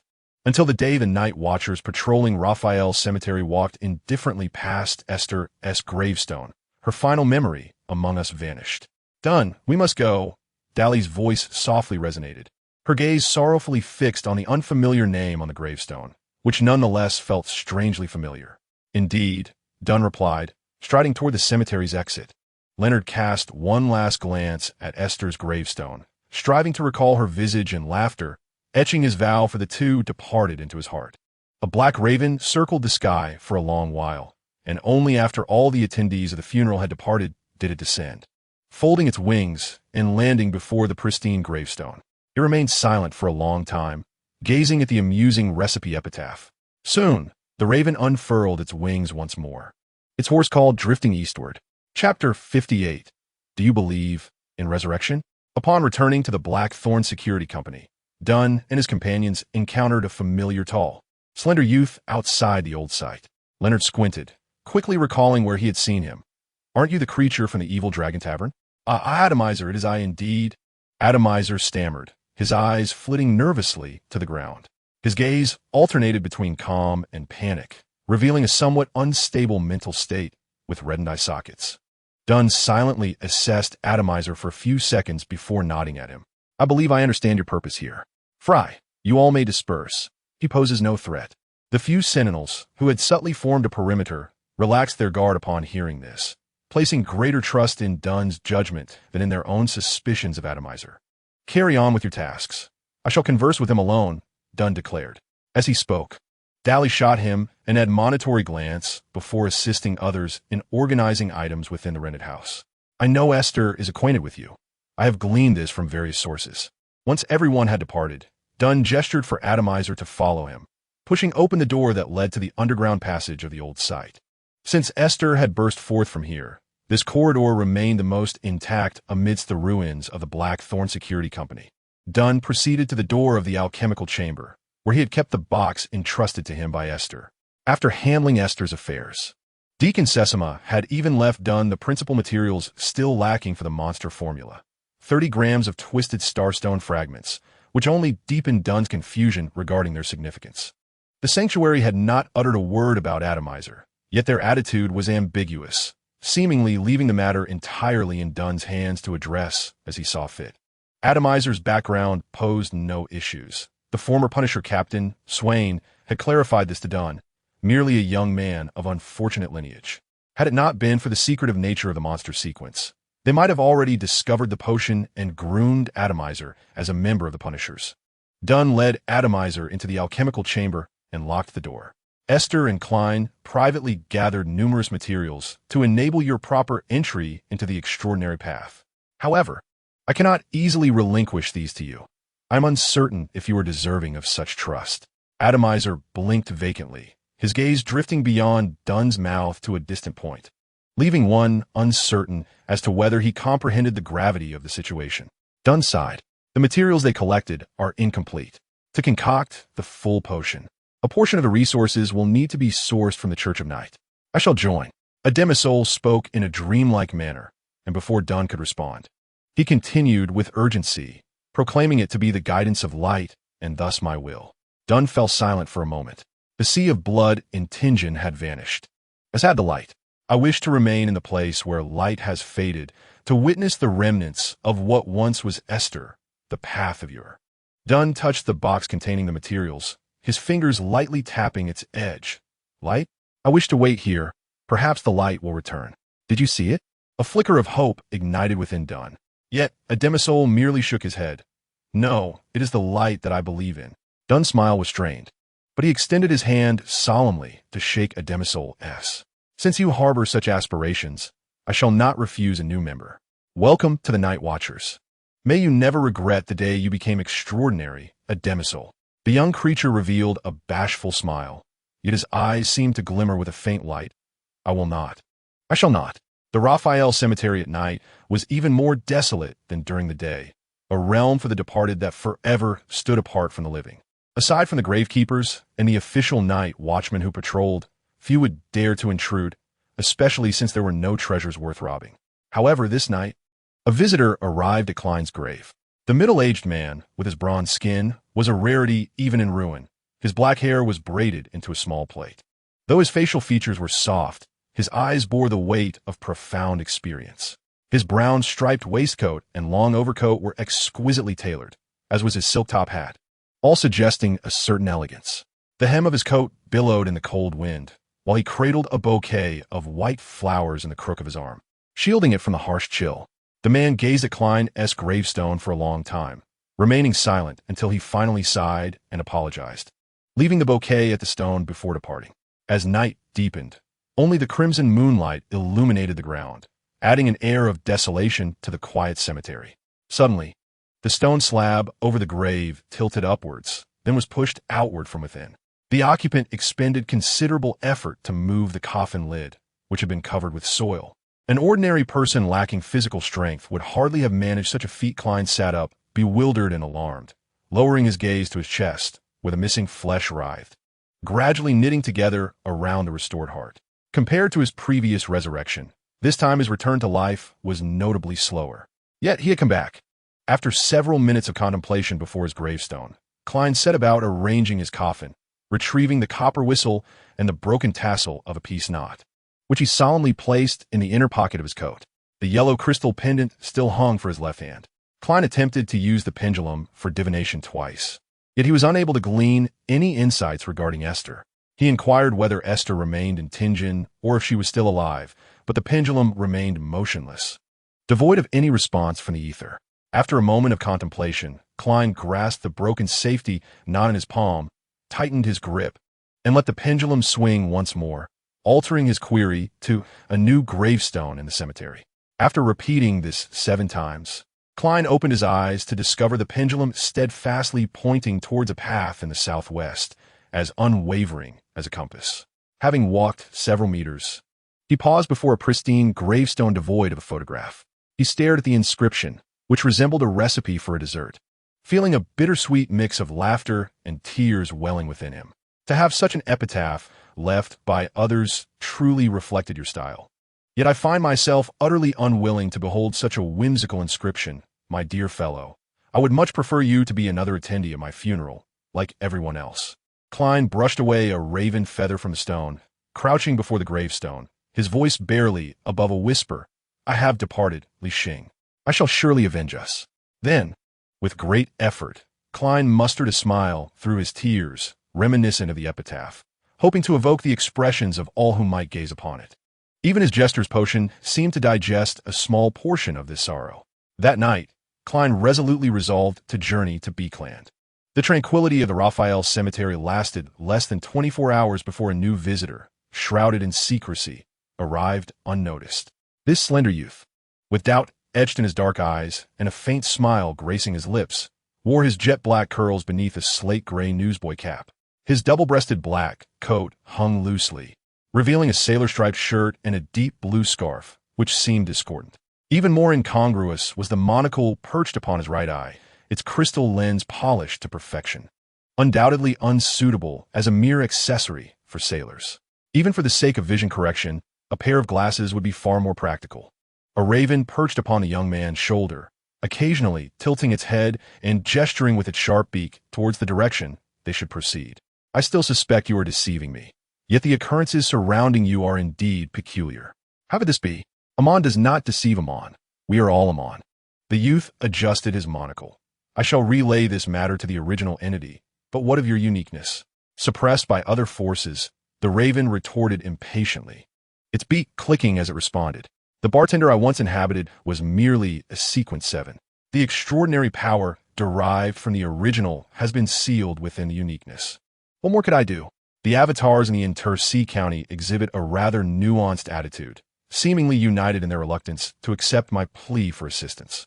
I shall have to divert my path to Inmat Port to seek you. In your current state, you certainly lack the authority to speak. There are numerous peculiarities about you, prompting my rather indecisive choice to investigate, which seems the most rational decision, especially since the other almonds have suffered no losses. The crow realizes that it too possesses aspects it despises, though most of what it says is largely truthful. The almonds cannot deceive one another. This is not your decision. Is it? You are here against your will. A detached avatar from its original form is inherently a dangerous entity, yet you undeniably are an almonds. Who else could I be if not an almonds? Afraid of less? At that moment, the original would have directly seized me in Jianhai County, leaving no room for me to engage in this deductive game with you. The youth chuckles lightly, adjusting his monocle as he swiftly traverses a significant portion of a cemetery. You possess a remarkable self-awareness.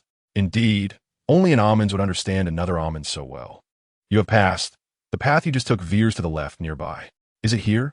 The young man halts before a rather new gravestone, bending down to scrutinize the name and date inscribed upon it, then reciting a lengthy epitaph, sprinkle with powdered sugar, crushed nuts, or delectable ice cream. A moment of silence ensues. The crow awkwardly turns its head away, feigning nonchalance as it tends to its feathers, though it is merely a facade.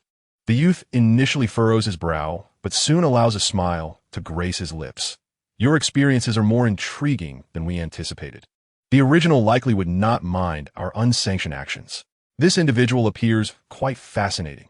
Might she be a candidate for parasitism? She is not human, and I remain uncertain about what Aiste truly is. She resembles a mythical creature inhabiting a human shell. The crow elucidates the anomalies it has observed, adroitly sidestepping the youth's question regarding parasitism. A parasitic entity of the same ilk? Impossible. I have no idea when the time worm could metamorphose into a firefly. The youth turns away from the gravestone, and as the crow takes flight from his shoulder, it disgruntledly snatches away his hat, to which the youth merely casts an amused glance. The crow alights upon the gravestone, tossing the hat onto Aiste's grave. Are you not going to verify? I must find some tools, mustn't I? Am I expected to excavate with you? Chapter 59. Do you believe in traps? The gravekeeper has forgotten tonight's patrol.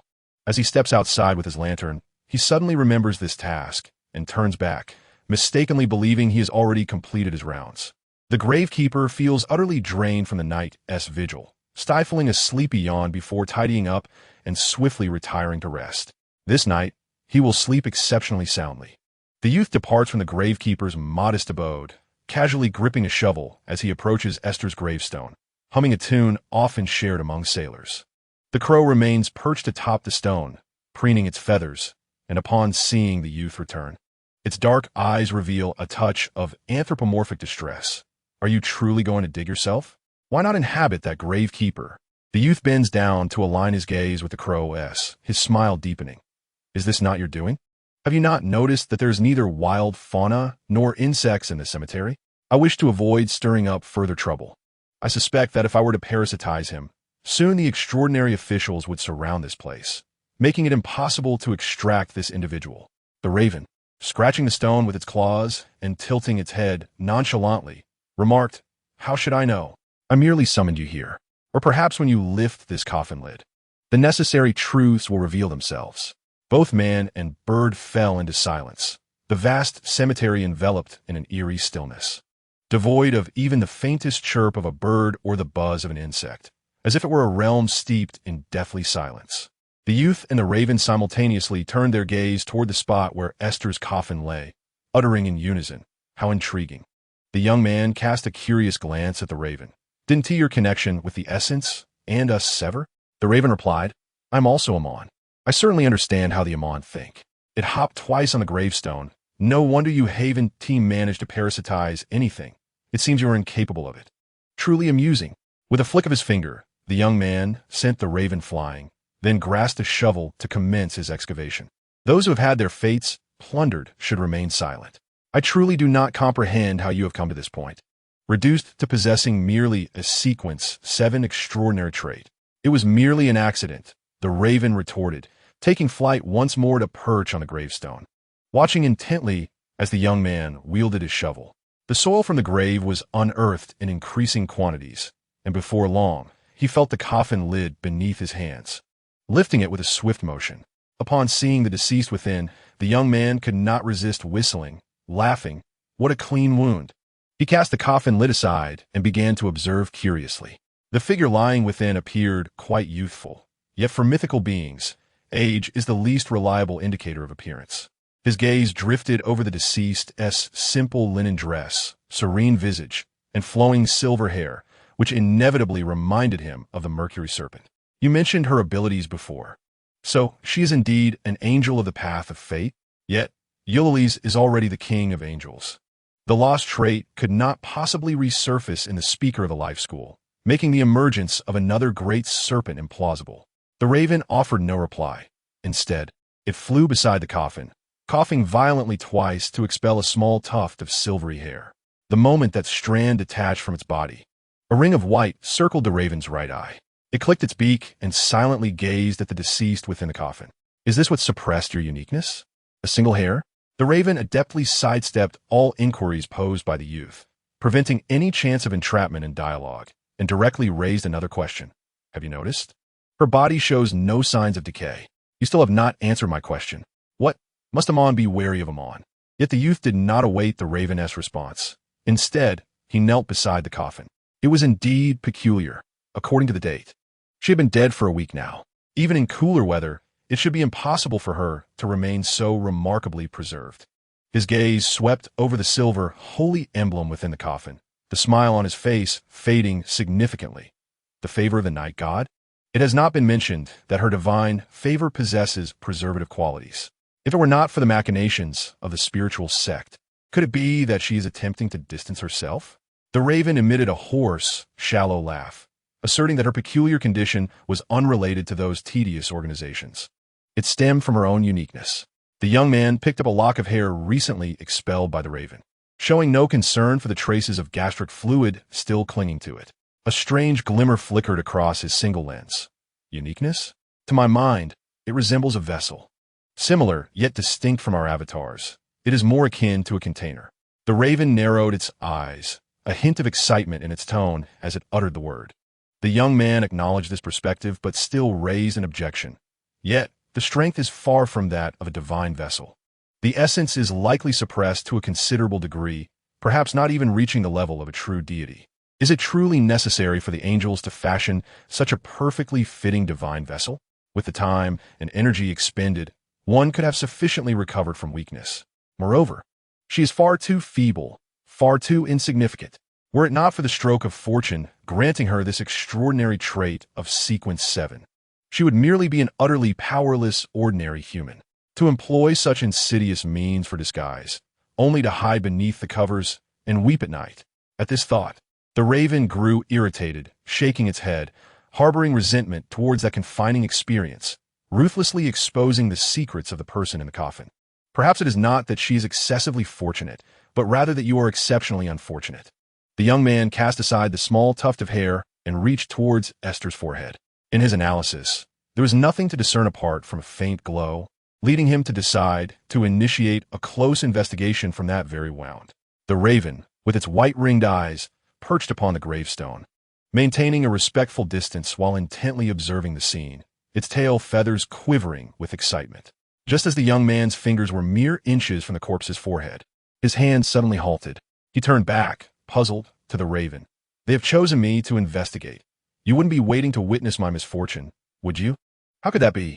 I genuinely hope you can help me and the others understand what kind of being this Aiste truly is. To urge the young man to act more swiftly, the raven even added, yes, the essence would certainly think so as well. The young man's hand lingered in the air for 2 seconds more, a broader smile creeping upon his lips. I should use you to dig the grave. Then, as if resigned to his fate, he no longer hesitated and gently parted the strands of hair on Aiste's forehead, revealing the wound that pierced her head. Upon his fingers grazing the edge of that wound, the anticipated surprise erupted. A faint yellow orb burst forth from his fingertips, instantaneously expanding into a colossal cocoon of light that enveloped him entirely. What startled the young man even more was that his avatar, previously parasitizing nearby microorganisms, was instantaneously suppressed by an unknown force, forcibly retracting back within him. It was a natural suppression of the parasite. The young man's right eye's lens ignited uncontrollably, reflecting a blinding radiance, multiple times more intense than before. Within this brilliance, chaotic streams of light swirled, devoid of any discernible order or even the faintest semblance of symbols. They emanated an eerie binding force. As an increasing number of these rays rapidly penetrated his being, he lost dominion over himself. These lights seemed to exist beyond the realm of reality, causing no harm to his physical form, yet rendering his silhouette indistinct, morphing into a mass of thickly compressed paint. Ultimately, the young man condensed into a minute point, ensnared tightly within the ever-shrinking cocoon of light, causing his coat to fall to the ground. Amidst a haze of indistinct buzzing, the gathered point of light shattered, splitting into 3. 2 beams of light embedded themselves into Aiste's forehead, while the third, reminiscent of a discarded fruit pit, was carelessly tossed onto the ground. The raven, which had perched upon the gravestone, erupted into a hoarse fit of laughter, nearly choking on its mirth, its claws struggling to maintain grip. The cackling raven eventually toppled from the gravestone, yet continued to laugh, its triumphant caws echoing hauntingly through the midnight Raphael cemetery. Chapter 60. Do you believe in accidents? Amon does not deceive Amon. Certainly, this is not a complete falsehood. However, this statement holds true only if one of the Amons is the original. The memories among the replicas are not shared.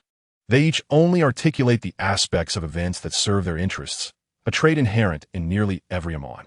Ultimately, only the original possesses the authority to reclaim the worm of time, which includes obtaining all memories of its replicas. While honesty is a noble trait, absolute transparency is unattainable. The raven, its right eye encircled in white, laughed uncontrollably on the ground, its black wings caked with dirt, which it paid no mind. To another unfortunate Amon, this laughter rang out as a harsh cacophony. It found itself bound in the form of the worm of time, its inherited sequence 4 attributes compressed into a singular projection. While the devoured sequence 5 extraordinary traits and unique projections had all been forcibly removed, fixed in a state of impending release, yet unable to escape. This rendered any possibility of its complete dissolution impossible, unbeknownst to the original. To pilfer from the king of thieves, one must concede that the occupant of this coffin has a remarkable future. The worm of time righted itself, attempting to crawl toward the raven, which appeared oblivious to its movements. Instantly, the raven flapped its wings and soared into the air, leaving the Amon in the form of the worm of time entirely out of reach. Come down. Come up here, friend. If you come up, I will come down. We are not friends. I am you. The raven perched atop the gravestone, while the worm of time could not scale the smooth surface. The raven, looking down with a derisive cackle, exclaimed, "Ha ha ha ha! Not anymore. Have you not yet realized?" The worm of time hesitantly lifted half of its body. Shaking its head, "Has my connection to the original been severed as well?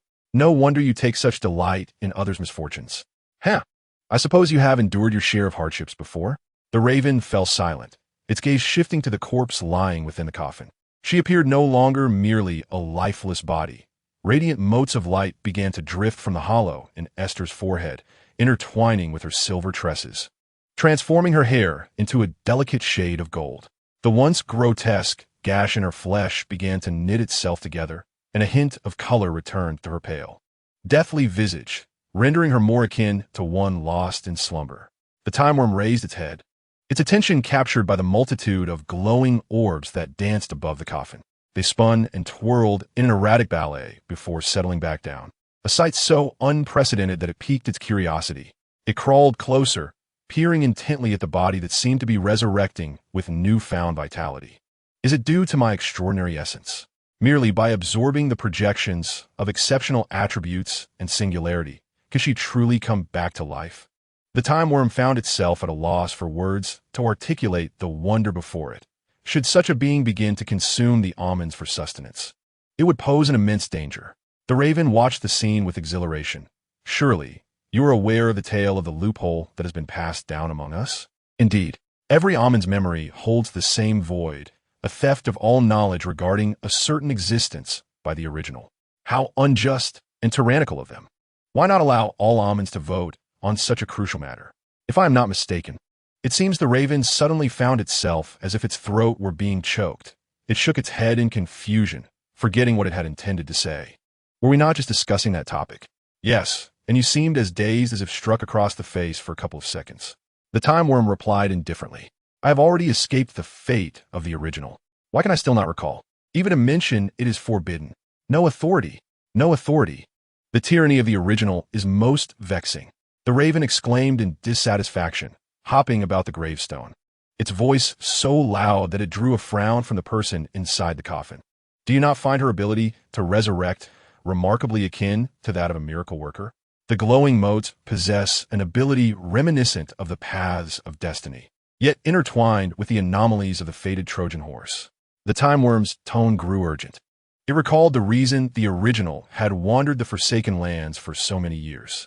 Who would have thought that clues seemingly related to the source fortress would appear in Tingen? Why did you not mention this sooner? I would have told you. But would you have believed me? Certainly not. Your fate renders you a suspicious time worm. No, I'm merely a raven now. You are the time worm. The time worm simmered in silence for a few moments before responding in a more cordial tone. Then would you allow me to fly you for a ride so that my companion might hitch a lift? We could seek out the almonds in Jinhai County or Plitz Harbor who hold authority. They would surely believe you upon witnessing my condition. You are far too naive. If I were to consent to take you away, you would swiftly become a lifeless worm indeed. Does that not echo the adage among those foolish thieves? It signifies that I am a good Amons. Indeed, the deceased Amon is the true Amon. The raven gazed upon Aiste within her coffin, casually dismissing her. The time worm leapt from the coffin, crawling up Aiste's sleeve and laboriously positioning itself at her collar. If my perception still exists, is she? Hush, do not speak. The raven's dark eyes sparkled, brimming with anticipation. In the stillness of the graveyard, in this corner isolated by strange forces, a heartbeat echoed, a sound too intense. It was as if this heart, unaccustomed to pulsation, was attempting to rediscover the rhythm of its own beat, to learn anew the function it had long forgotten. Then came the deep, steady thump, the rhythm within the chest quickening, more fervent. Aiste opened her eyes, and with them, her mouth. You vile traitor! You shall not die the good death. In Sangwir, this furious outburst soared skyward, seemingly intent on awakening the other, slumbering souls. The raven tumbled from the gravestone to the ground, displacing a fair amount of earth, as the deceptive words it had been contemplating were frightened away. The time worm also fell from Aiste's collar, curling up in the corner of the coffin, still and motionless. As Aiste's emotions reached a fever pitch, it sensed the luminous cocoon enveloping her. This force, straddling the line between spirit and matter, allowed it to perceive her emotions with remarkable clarity. This overwhelming humanity stirred within it a desire to curse, particularly at the insolent raven that had witnessed the entire spectacle. However, the time worm recognized the source of the raven's peculiarity. The humanity it exhibited bore marks of excessive influence, out of sync with the emotions Amon should typically possess. Aiste sat up in the coffin, examining her palms, instinctively touching her forehead, finding no wound, not even a trace of the bloodstains that had long vanished. I am not me. I should be dead, right? Then she beheld a raven, entirely black, yet with white fur around its right eye, gliding gracefully to land upon her knee, folding its wings. The raven opened its beak, its voice gentle. Indeed, you have died, and for quite some time. Aiste rubbed her eyes, astonished that the raven was speaking.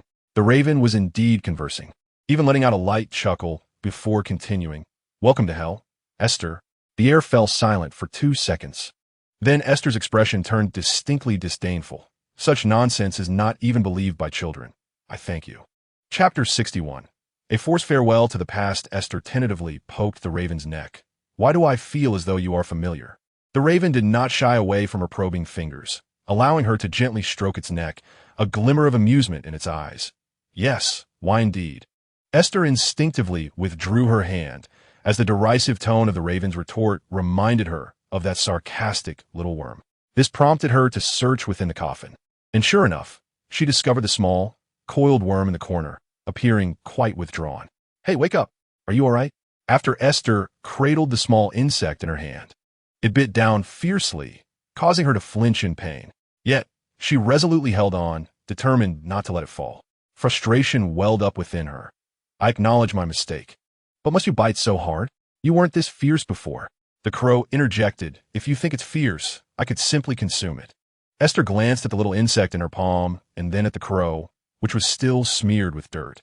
Suddenly, she waved her hand vigorously to shoo the crow away from her lap, instinctively protecting the insect close to her chest while casting a wary gaze at the white-eyed bird.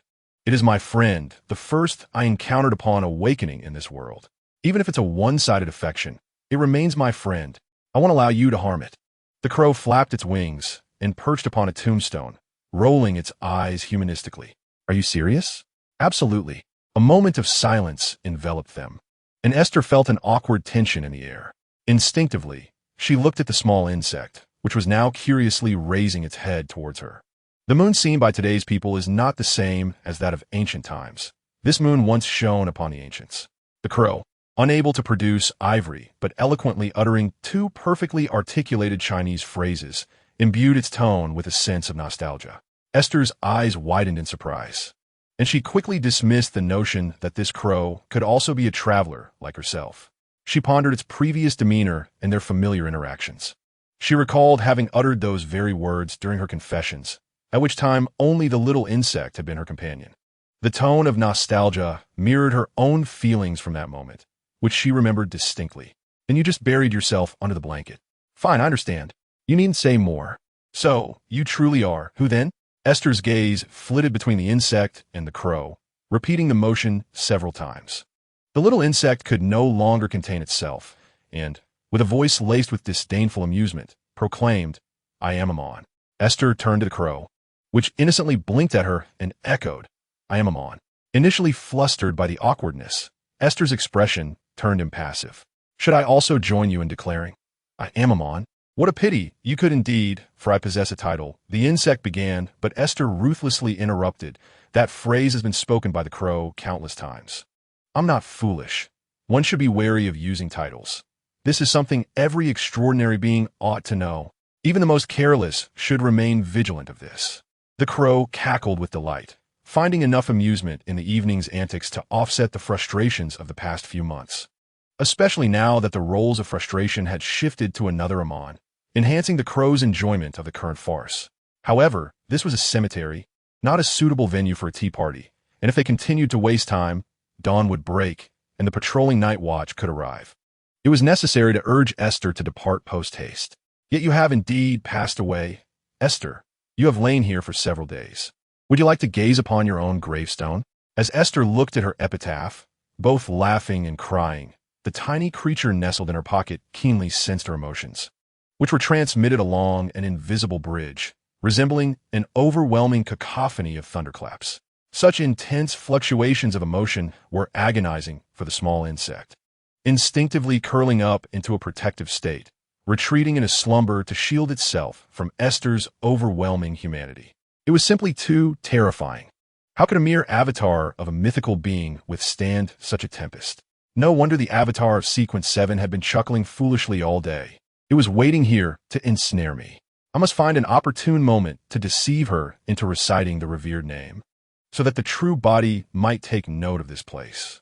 The crow, blissfully unaware of the insect's intentions, watched with amusement as Aiste wiped her tears with her sleeve. "You might want to consider your next steps while you prepare your own coffin," it remarked. Aiste was well aware of its implication. Returning from the dead was hardly a blessing, but rather a spectacle that would instill terror and wariness in those who witnessed it. What a peculiar experience this is. I must inter my own coffin. Better than digging my own grave, I suppose. You speak as though you have actually done so. Aiste gathered the items from the coffin. Apart from a silver insignia and the handful of sulas in her pocket, she was left with nothing, returning to a state of utter destitution, which sent a pang of pain through her head. Nevertheless, the tasks at hand must be completed.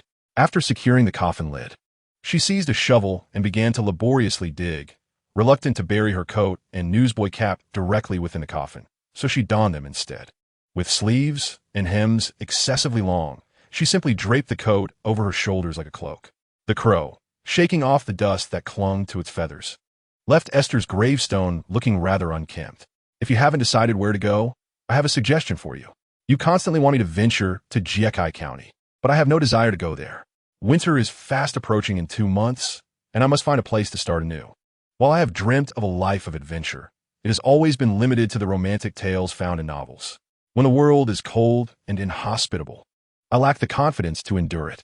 Perhaps you could seek assistance from the Ammon family over there." Aiste smirked slightly, compacting the soil atop her grave with the shovel, even stamping it down twice. "Don't tell me your entire family is named Ammon? How do you distinguish one another?" She shook the shovel in her hand. "Where did you acquire this? It needs to be returned." The crow perched upon Esther's shoulder, gesturing towards the direction of the gravekeeper's hut with a flap of its wings. "But before you return the item, you might be interested in another unfortunate soul?" Another unfortunate soul? Just as Aiste contemplated heading towards the gravekeeper's hut, she halted, suddenly realizing who the crow was alluding to. A look of sorrow crossed her face. "You know where they are, don't you? Please lead me to them." "Thank you." The raven gestured with its wings toward another direction, leading past several rows of silent gravestones. Esther's gaze fell upon a black and white photograph of a young man. His unwrinkled visage exuded an air of scholarly charm, with dark hair neatly combed to frame his forehead. Merely gazing at the photograph evoked memories of Klein's gentle hazel eyes, always accompanied by a hint of politeness and a shy smile, yet he never hesitated to share a jest that enlivened the atmosphere. "The finest of colleagues," Aiste murmured softly. Yet, beyond being a fellow traveler, he harbored many other secrets, Aiste lamented, pondering that perhaps she would never uncover the truths of his past. They could have been the closest of friends in this world, supporting and uplifting one another, encouraging each other to venture further together. But before such a bond could blossom, fate had decreed their parting. Farewell, my friend.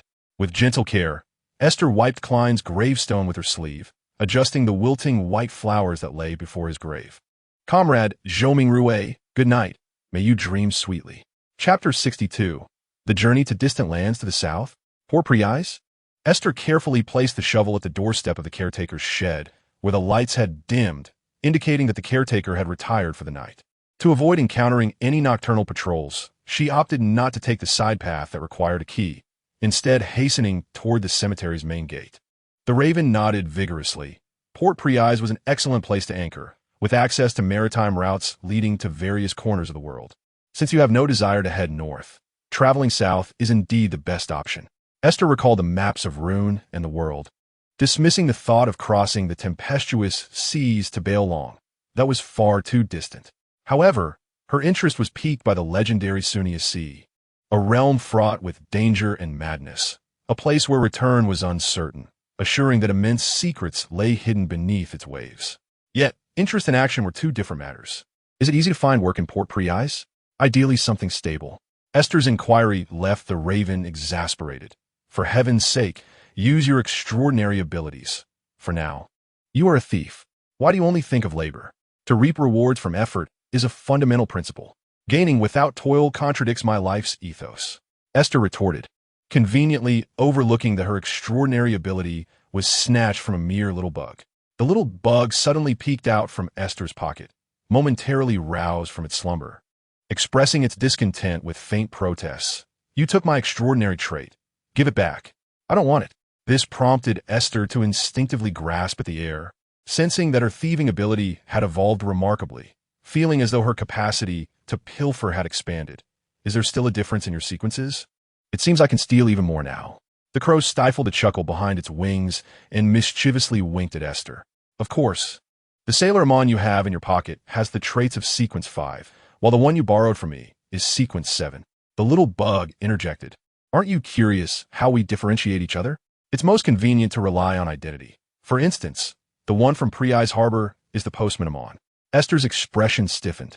So, Mr. Crow, are you suggesting that Priais Harbor still harbors ill intentions, wanting me to seek out members of your family? How can that be construed as ill intentions? Isn't it entirely natural to seek assistance from one's kin in times of unexpected need? This reasoning left Esther momentarily speechless, prompting her to change the subject. Then what Amon are you? The crow turned its head aside, feigning indifference. The little bug immediately burst into laughter. He has no identity yet. Before he could become Bartender Amon, you usurped his extraordinary traits, so you may call him Bug Amon. The crow fell silent, even closing its eyes. Since I was Sequence 7 at that time, I shall call you Little 7 and you Little 5. I cannot address you all as Amon. If everyone were Amon, then no one would truly exist. How peculiar. The little bug suddenly fell silent as well, having assumed Esther's humanity was merely that of a naive young girl lost in a world of pink bubbles. Yet, her perceptive remark about the recognition of Amon's avatars unsettled it, making it squirm uncomfortably. Instinctively, it wished to refute her, yet found no words. After all, each avatar's recognition of Amon was an established norm for them. The crow, however, ruffled Esther's hair, saying, there is a significant misunderstanding. We are neither Sequence 7 nor Sequence 5, but rather your extraordinary traits have their limitations. However, I don't mind if you refer to us in that manner. Hey, Little 5, do you object? The little bug scoffed, curling into a ball and retreating into a state of isolation and slumber. The lack of a response only delighted the crow further, its round eyes lazily half-closed, observing Esther's contemplative profile. You see, Little 5 has no objections. Esther, still pondering the enhancement of her thieving abilities, found herself at a loss regarding the theft of memories and thoughts. Thus, she turned to the crow perched on her shoulder. May I steal your thoughts? If you must ask before stealing, it's hardly stealing. The crow scolded, pecking at her ear with a mix of frustration and exasperation. I get it. Stop it. That hurts. Your beak is quite sharp. The sky was at its darkest, the crimson moon hovering in distant silence. It would not be long before the sun's rays illuminated the earth. A new day awaited the town of Tingjian. Esther slipped into an alley, avoiding two patrolling officers early in the morning. She hesitated to employ her ability to steal thoughts, deciding that the best course of action was to evade all forms of trouble. After conferring with the cunning little raven, Chi-Chi, she resolved to venture to the steam train station, not for any particular reason, but simply because it was a good 10 kilometers closer than the dock area. To embark on a private boat that required no identification, she would have to seek out a small wharf on the outskirts of the city. Following the Taesak River downstream might indeed be swifter, yet Esther, feeling the weight of her meager coins in her pocket, harbored doubts that such funds would suffice for her to set sail. Why not resort to theft? Queried the little creature, aptly named Wu, nestled in her pocket. If it is so easily attainable, why not choose a more efficient method? Humans must have principles. Esther retorted. What nonsense are you spewing? You hardly resemble a human. The words rendered Esther silent for several moments before she forced a chuckle. Haha. Indeed, who can truly rise from the dead? This world is utterly perplexing. Maintaining a lackluster demeanor, Esther fell into a contemplative silence, only exchanging hushed words with Chi-Chi to confirm their direction. This intersection leads west. No, it's the right turn that heads west. I distinctly recall you having perused numerous geography texts. How could you not have studied the map of Tianjin? True, I have.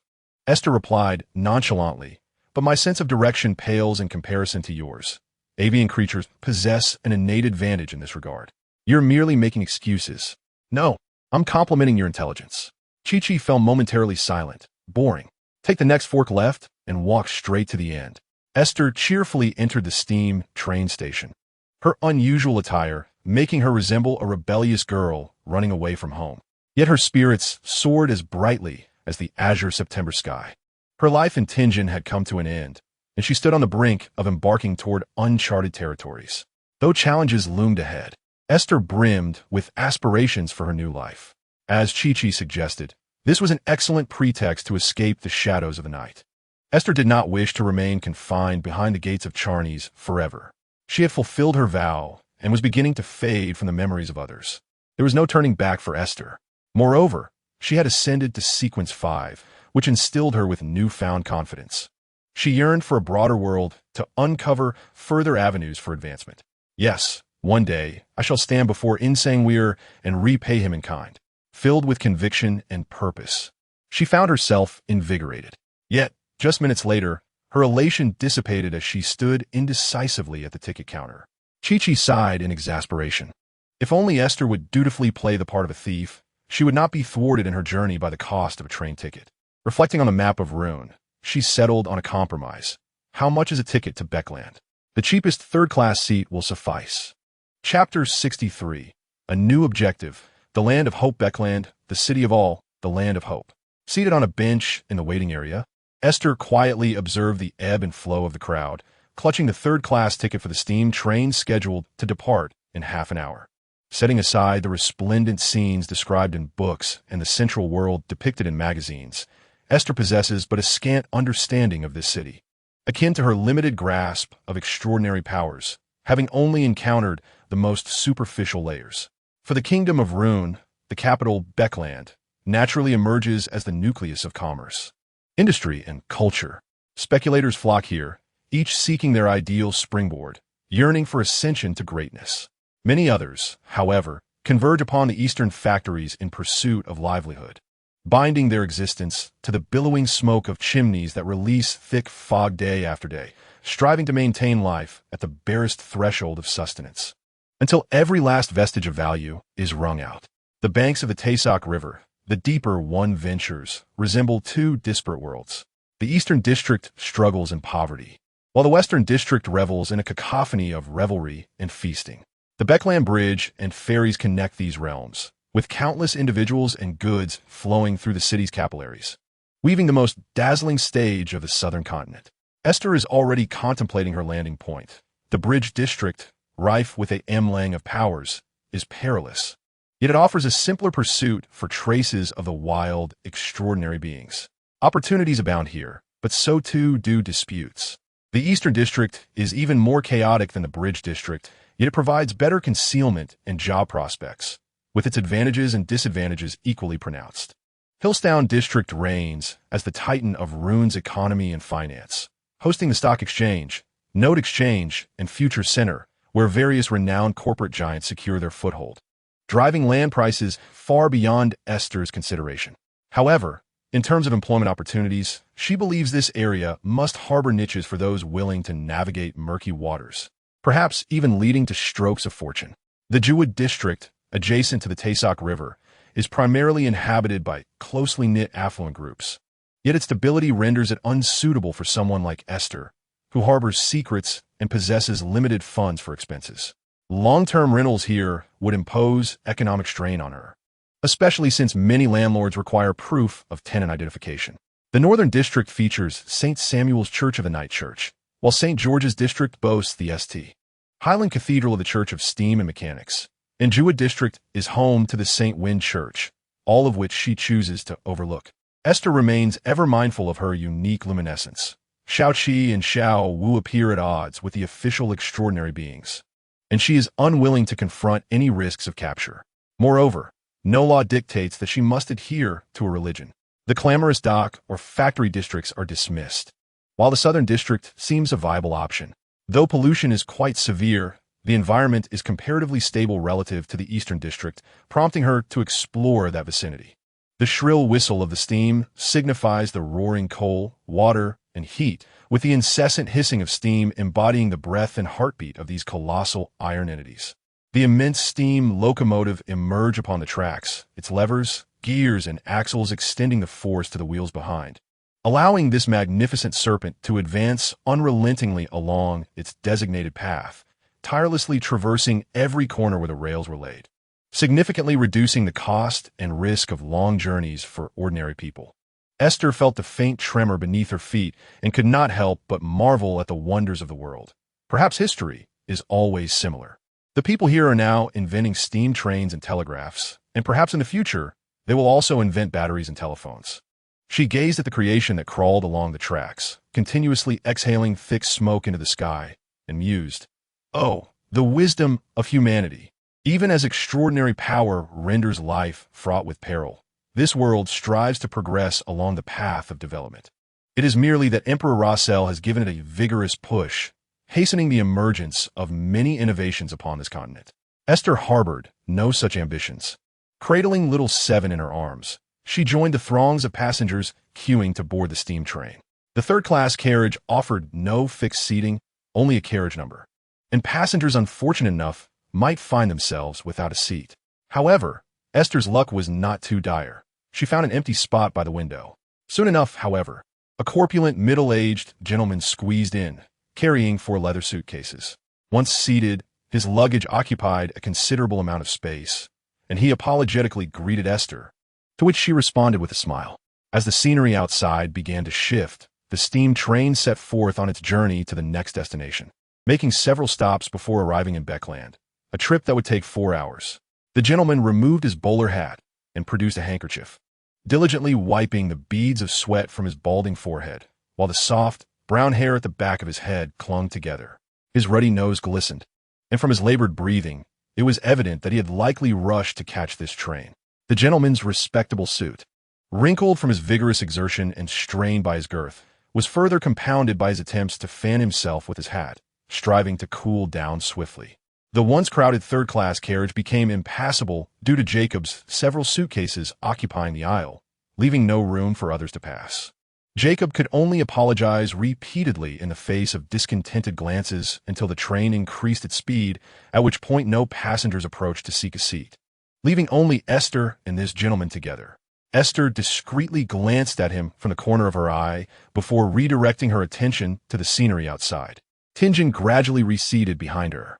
Yet, the gentleman seemed restless. He cheerfully greeted Aiste once more. "The weather in Tingen is rather pleasant, is it not?" Aiste tightened her grip on little Seven, donning a smile imbued with social pretense. "Indeed, it was only after the heavy rain some time ago that we could enjoy such a blue sky. Where are you headed? To Baltiing? I am bound for Beckland. I have heard that the weather there is far from as pleasant as in Tingen." "Oh, how fortunate! A storm is brewing above." As the middle-aged gentleman laughed heartily, he patted his thigh with vigor. "My purpose for coming to Tingen was to conduct business, and now I can finally return to Beckland. Once the delivery is made next month, my presence will no longer be necessary." He glanced at the boxes, noting their weight. Pray tell, what line of business do you engage in? Ha ha. Most of these boxes contain blueprints and models, though a few materials are rather heavy. The man replied while rummaging through his belongings. Soon, he produced a slightly crumpled business card from his pocket. We specialize in the trade of ironclad ships, which might not pique your interest, unlike perfumes or jewels that captivate the ladies. Aiste accepted the card, embossed with the insignia of Duke Steel Company, and inquired with curiosity, "But why did you not travel by ship? One could simply follow the Taysock River to reach Beakland." The man's face flushed with embarrassment. That remark truly invites ridicule. Although I am somewhat of a veteran in this ironclad company, I suffer greatly from seasickness. It is indeed a rather dismal predicament. Aiste stifled a laugh with considerable effort, while little Chi nestled in her arms, blinking innocently as he discreetly listened to the trivial exchange. The man shook his head in distress. Thus, after all these years, I remain bound to the land. Perhaps I should regard it as a form of travel? Haha, I share that sentiment. I do not mind wandering about, especially thanks to the advent of steam trains.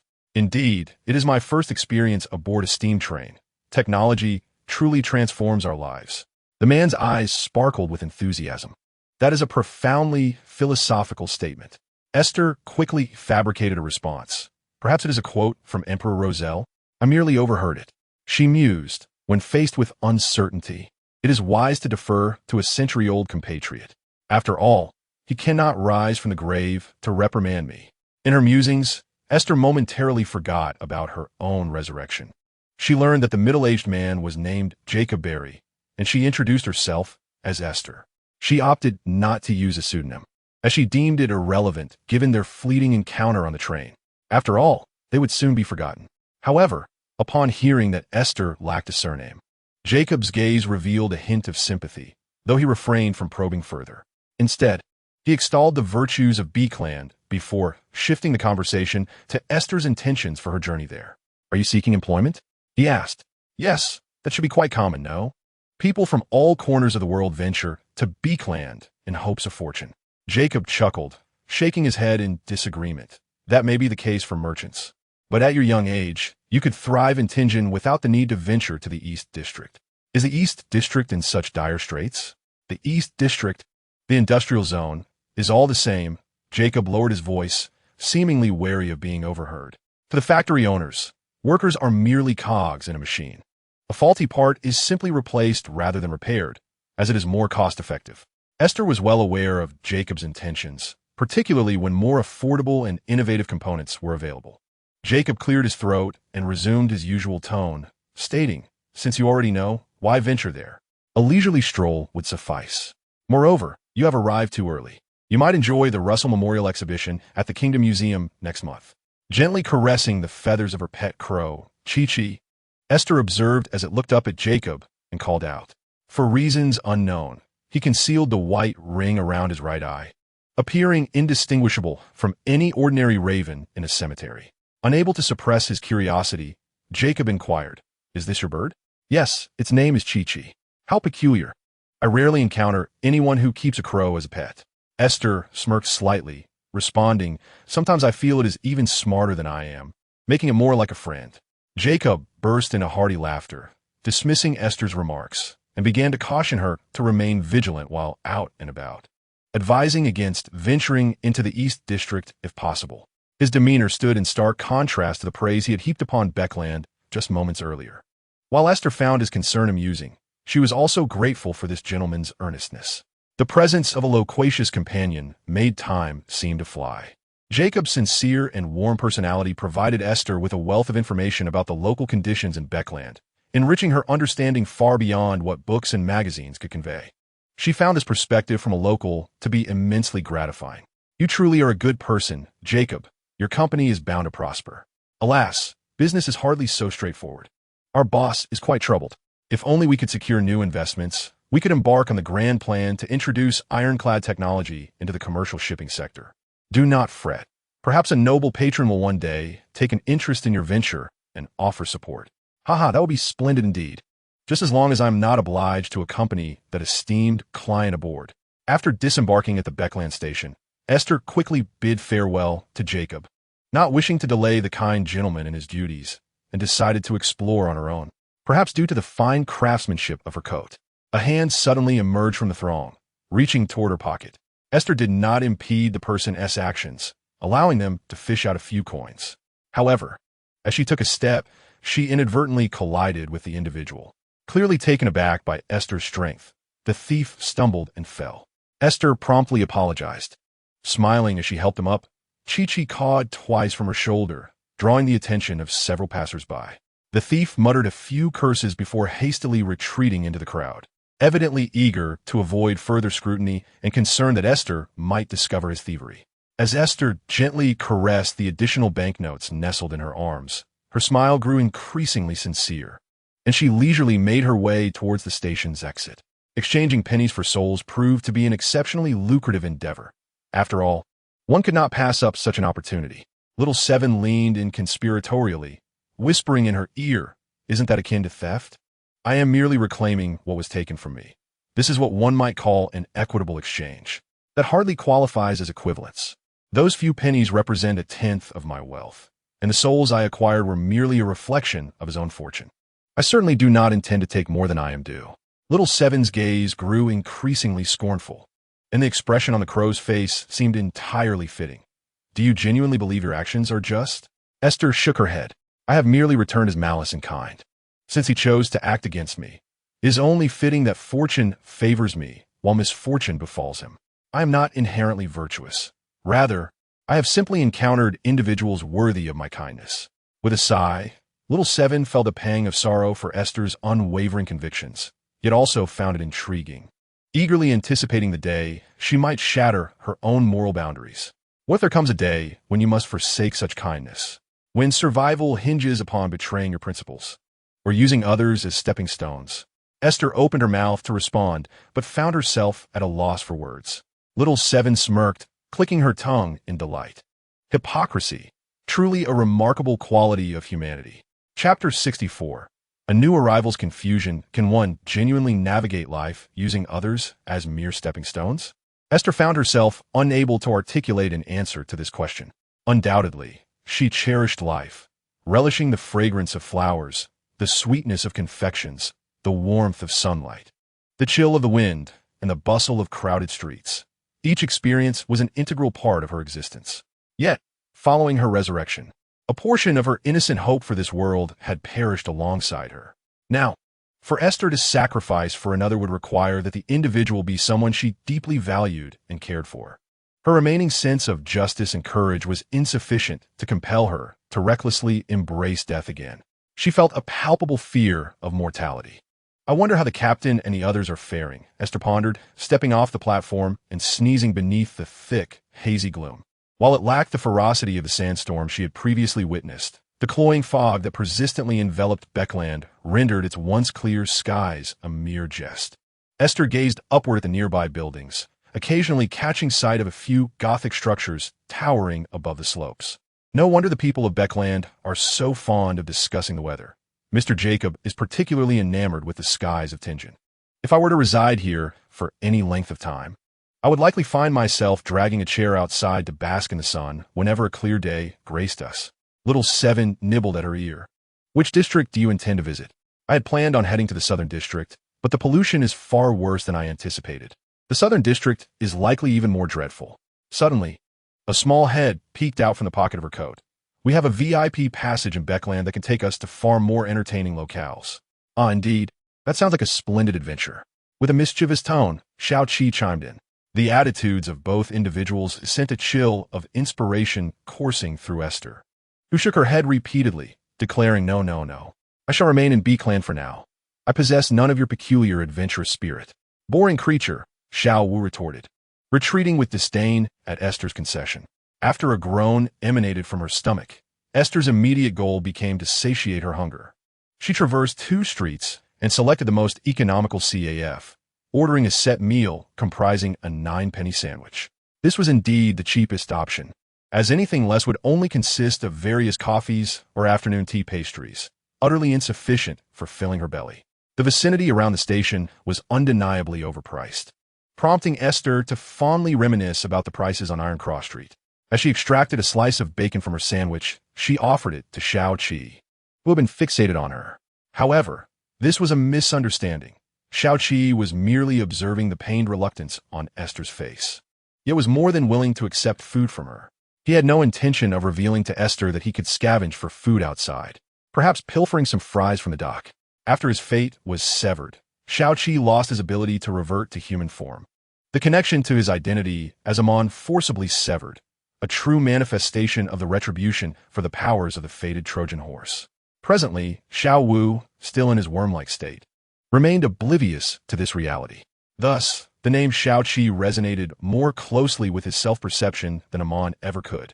Seeing that Xiaoqi accepted the bacon, Esther joyfully tore off a piece of bread for him, and then plucked a corner of lettuce, her face radiating delight at this act of feeding. Only when Xiaoqi viciously nipped at her finger did she cease treating him as a mere pet. Upon leaving the CAF, Esther wandered into a nearby bookstore, selecting a detailed map of B-Clan's transport routes. The shopkeeper, seemingly recognizing her as an outsider, eagerly handed her a local tourist brochure, highlighting numerous unique shops and renowned performances. Of course, charging her an additional 2 pennies. As Esther casually flipped through the brochure, she donned her coat, rolling up the cuffs for ease of movement. To her surprise, the Return of the Earl was scheduled for year-round performances, with concerts frequently held, and even a book signing event featuring a famous novelist. Roshan would surely relish the entertainment options here. How delightful. Is this what a grand city is like? Esther picked up the map, quickly orienting herself, and then rubbed her right brow, suddenly recalling a question she had forgotten to ask earlier. Xiaoqi, you are a decipherer of Sequence 7, correct? Indeed. Did someone inform you while I was napping? It's astonishing to find such knowledgeable individuals among the Night Watchmen.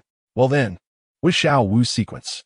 He is a dream thief of Sequence 5, transitioning the ability of theft into conceptualization. Esther's eyes sparkled with intrigue. What a lovely name. It sounds so romantic. Xiaoqi, momentarily taken aback, flapped his wings at the back of Esther's head, exclaiming, such extraordinary abilities would be wasted on you. Esther brushed her disheveled hair and quickly analyzed the route to the southern district of the bridge, if given a choice. I would certainly opt for an easy path where I might stumble upon a dropped wallet. No sooner had her words left her lips than a flower pot plummeted from above, landing perilously close to where she had just stepped. Xiaoqi buried her face beneath her wings, stifling a chuckle before suggesting, perhaps you should consider learning divination. Specializing in misfortune, guaranteed to make a fortune. Oh, forget it. No one wishes to hear about misfortune. Everyone craves good luck, Esther remarked, glancing up at the ceiling to see a balcony adorned with several flower pots, for which a watering can protruded, held by an elderly woman. Madam, your flower pot, Esther called out loudly, while passers-by cast fleeting glances at the unfolding scene before veering away. The elderly woman peeked over the railing, her eyes widening at the sight of the shattered pottery and soil on the ground, and she hurriedly waved at Esther. Before long, the woman descended the stairs, broom and bucket in hand, and Esther bent to assist her with the bucket. Swiftly, the woman swept away the debris and dirt. I truly apologize. I hope you weren't harmed. My husband is quite stubborn. I've told him that placing flower pots like this is perilous, but he never listens. No, I'm perfectly fine, Esther replied, brushing off the dirt that clung to her clothes. Fortunately, it didn't hit anyone. The woman nodded, her face a mask of regret, as she fished out 2 souls and pressed them into Esther's hands. You must have been frightened. I'm so sorry. Please take this. Young one, this is really unnecessary. Your attire clearly marks you as an outsider who has sneaked away from home, doesn't it? Ha. Who hasn't had their youthful whims? The woman chuckled slyly, as if envisioning a plethora of romantic narratives, though increasingly detached from reality. Thank you so very much. Esther accepted the 2 souls, not wishing to refuse further, and bade farewell before making her way to the nearest subway station. Xiaoqi stared in astonishment at the sudden turn of fortunate events, leaning closer to Esther to whisper, I believe I know where you could earn some money. Esther smiled as she walked beneath the overcast sky of B-Clan, the serendipity of unexpected wealth uplifting her spirits for a while. Have you thought a good idea? You should go to the casino. I shouldn't have expected much from you. Chapter 65. The Evangelist of Rose Street. The subway of B-Clan is, quite simply, a network of iron tracks and steam trains laid throughout the city. Esther, however, opted for a third-class seat this time. Yet, Rather than jostling with others for the limited seating, she sought a corner by the window, unfurling a map to facilitate easier communication with Xiaoqi and Xiaowu during the journey. Once again, Xiaowu suggested that Esther seek assistance, despite his repeated emphasis on the mutual aid regulations of the Amon family. Esther could easily discern the malicious deceit hidden beneath his words, thanks to Xiaoqi's derisive attitude. Even the mention of the anonymous bank account by Xiaowu was swiftly dismissed by her. Her intuitive instincts were almost buzzing with clarity, prompting her to adopt a stance of complete rejection. You possess no intuition. Do not deceive yourself. Xiaowu cursed under his breath, subsequently retreating into a state of isolation and slumber. Were you as angry as Xiaowu at that moment? Xiaoqi inquired innocently, blinking with wide eyes, appearing quite endearing. No, it is merely that he is more profoundly affected by you. He is an Amon with a stronger sense of pride than I, perhaps due to our respective experiences. Isn't it different even when we were both mere insects? Esther mused. Indeed, just as every strand of your hair, despite their similarities, possesses its own uniqueness. Gazing out of the steam train's window, Esther observed her own reflection, both alien and familiar. A few specks of light escaped from her temples, swirling twice before retreating. With a sigh, she folded her map, conceding, I must admit, you make a valid point. Honestly, you ought to purchase a newspaper. Staring at a map for so long might lead others to question your sanity. Xiaoqi whispered softly in her ear. Esther glanced at the man seated beside her, a robust, middle-aged figure clad in a deep blue work uniform, which strained against his muscular frame. The moment Esther's gaze fell upon him, he averted his head, feigning interest in the tunnel outside the window. However, Esther had already noted through the reflection in the glass that he was scrutinizing her.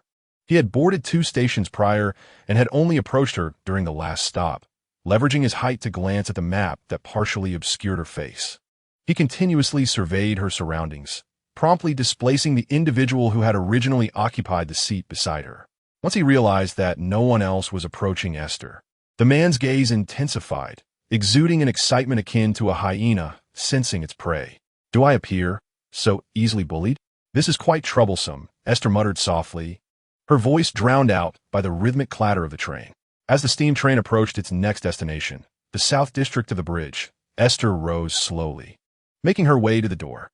The moment the doors swung open, she discreetly gestured towards the man as if to seize something. While using her trench coat as a shield, she suddenly straightened her posture, mimicking the act of standing from her seat, before hastening down the steps of the steam train. The man remained momentarily dazed, lost in thought, until the steam train's whistle signaled its departure. Only then did he regain his senses, feeling a void in his mind.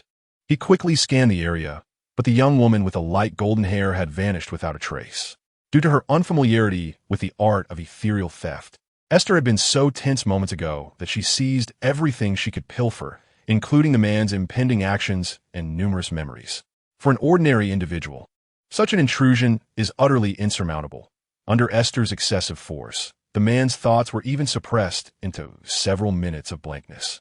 As she exited the station, Esther processed the items she had just acquired, utilizing her skills as a cryptologist to conduct a rudimentary analysis of this man's identity. The chaos of human trafficking in the East District was shocking. The security there was far worse than she had imagined. It was evident they primarily targeted young girls and maidens. A vile business indeed. How could I not have stolen his wallet? Are you now admitting to theft? Xiaoqi drawled lazily, showing no concern for Esther's safety.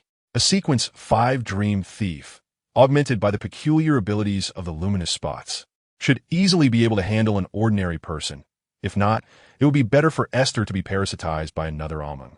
Tilting her head, Xiaoqi suddenly anticipated the amusing predicaments Esther might encounter in the face of greater troubles. Amid Esther's convoluted justifications about plundering the rich to aid the poor, and acting as a divine enforcer of justice, she made her way to the streets of the southern district of the Grand Bridge. Compared to the vicinity of the steam train station, the prices displayed at the storefronts here were considerably more comforting, and the additional sols she possessed offered her a modicum of solace. Naturally, items here were still pricier than in Tingen. Strolling through a few blocks, Esther stumbled upon a church in the southern district of the Grand Bridge, located on Rose Street.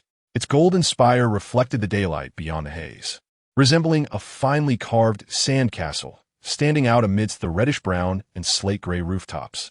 The outer walls were adorned with symbols of the sacred emblems of life, wheat, flowers, and springs, encircling a simple depiction of an infant, embodying a message of profound beauty and gentleness. As Esther passed by the entrance, she glanced inside. The Harvest Church of the Mother Earth was rather desolate, with not a single soul in sight and only a handful of worshippers. This reflected the marginalized state of the Mother Earth Church in the Kingdom of Ruin. After all, its stronghold was in Phenobot. And even among the churches of the righteous deity, the conflicts were quite intricate. The enmity between the Church of the Storm Lord and the Church of the Eternal Sun was particularly intense, filled with historical legacies that Esther scarcely understood. Yet, at this moment, those matters seemed far removed from her existence.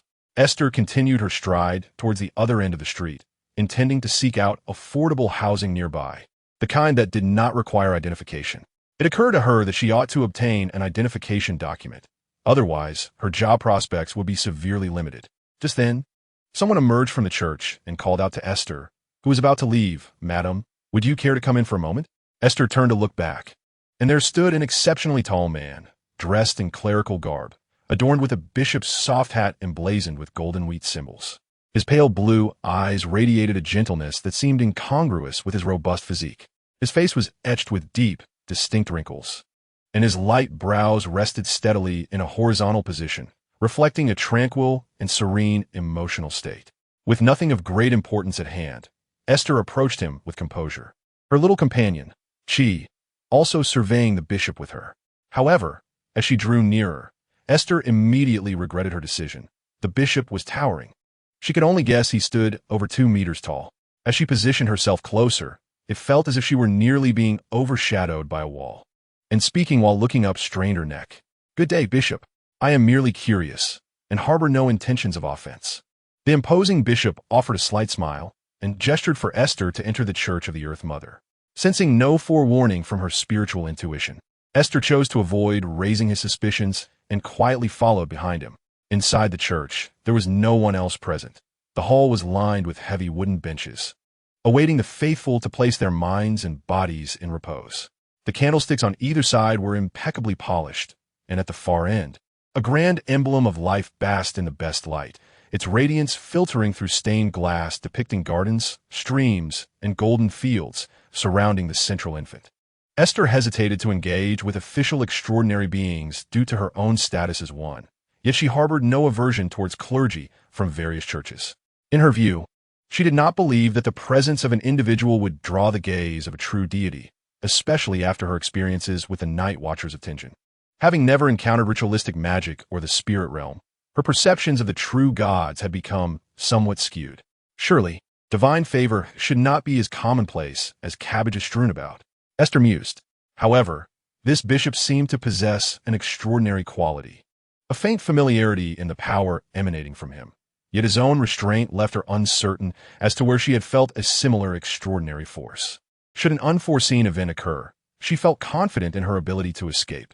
After all, the prayer hall was devoid of others, and she had sensed that upon entering. If she could not overpower him, surely she could outpace him. Esther struggled to maintain her silence. Yet as she walked through the prayer hall, she instinctively lowered her voice. "May I inquire if you sought me for a particular reason?" The bishop glanced at her with curiosity and replied, "I merely thought that since we have a guest, it is my duty to fulfill. Rarely do we receive visitors, but the Church of the Mother does not turn away anyone. You may choose a spot that pleases you." Esther decided to take a seat in the front row, watching as the bishop moved towards the emblem at the front. He stood just a few steps away from her, and with this distance, she could better observe the entirety of his presence. Positioned in the brightest part of the prayer hall, it seemed as though a soft golden light enveloped his silhouette.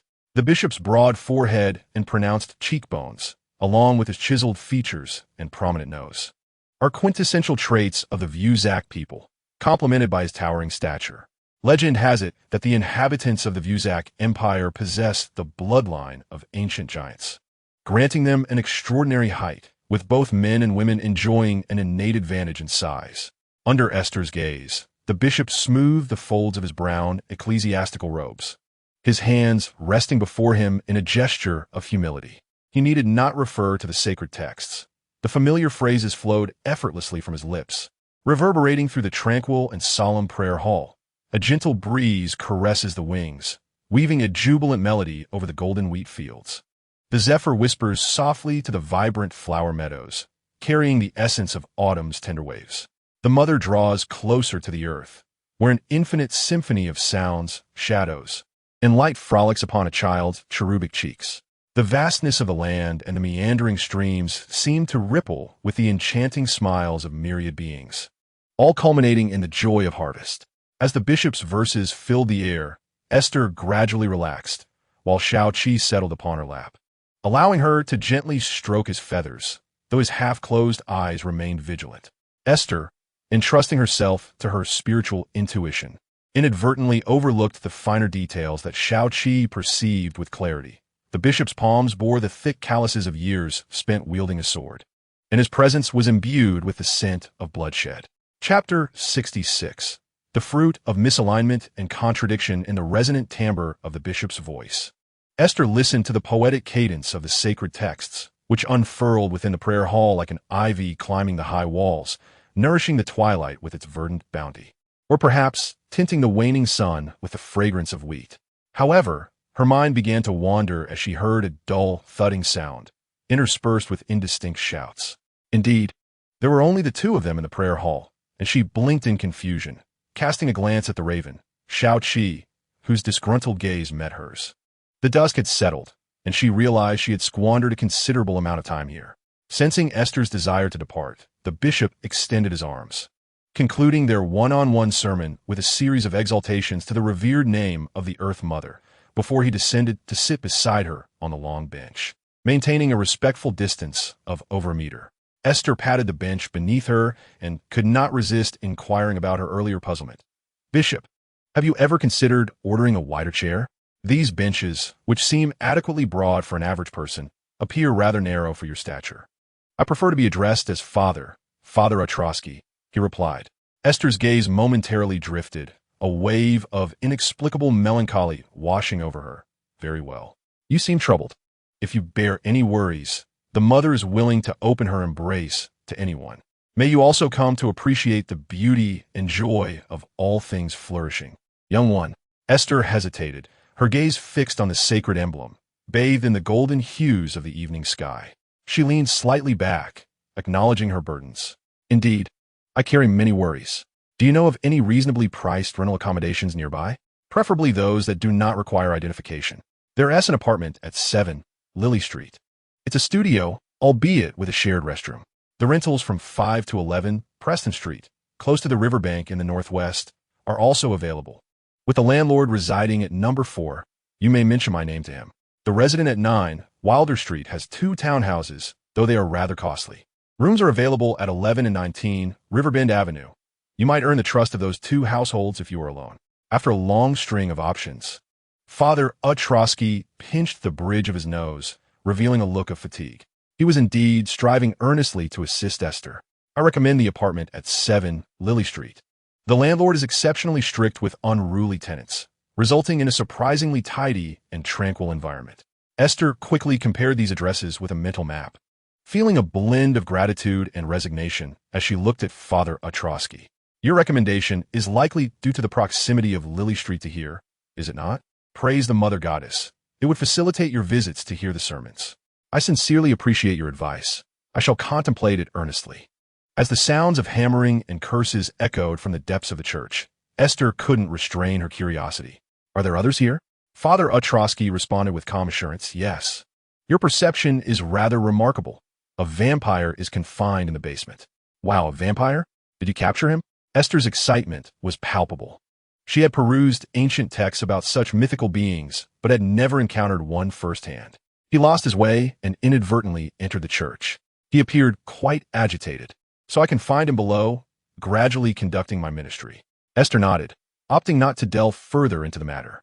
She stood, cradling her small companion. "It's late. I should take my leave and not disturb you any longer." Father Ostrowski remained seated, pressing his nose, seemingly battling a headache. "I shall not see you off. May the Mother Goddess's vast and nurturing spirit accompany you." Esther paused for a moment, then replied softly, "But I do not adhere to any faith, Father. May the peace of the Earth Mother be with you." This unusual response caught Father Ostrowski off guard. his hand stilled momentarily. He regarded Aiste with surprise for several seconds before sitting up straight and solemnly performing the gesture of the Earth Mother over his heart. "Thank you for your kind reply." Little Seven remained quietly in Aiste's embrace, yet his expression grew increasingly somber. The priest's demeanor did not resemble that of a typical missionary. Rather, it felt as though he were testing Aiste. Even unwittingly, Aiste's blessings often bore a distorted power, a fact she remained blissfully unaware of.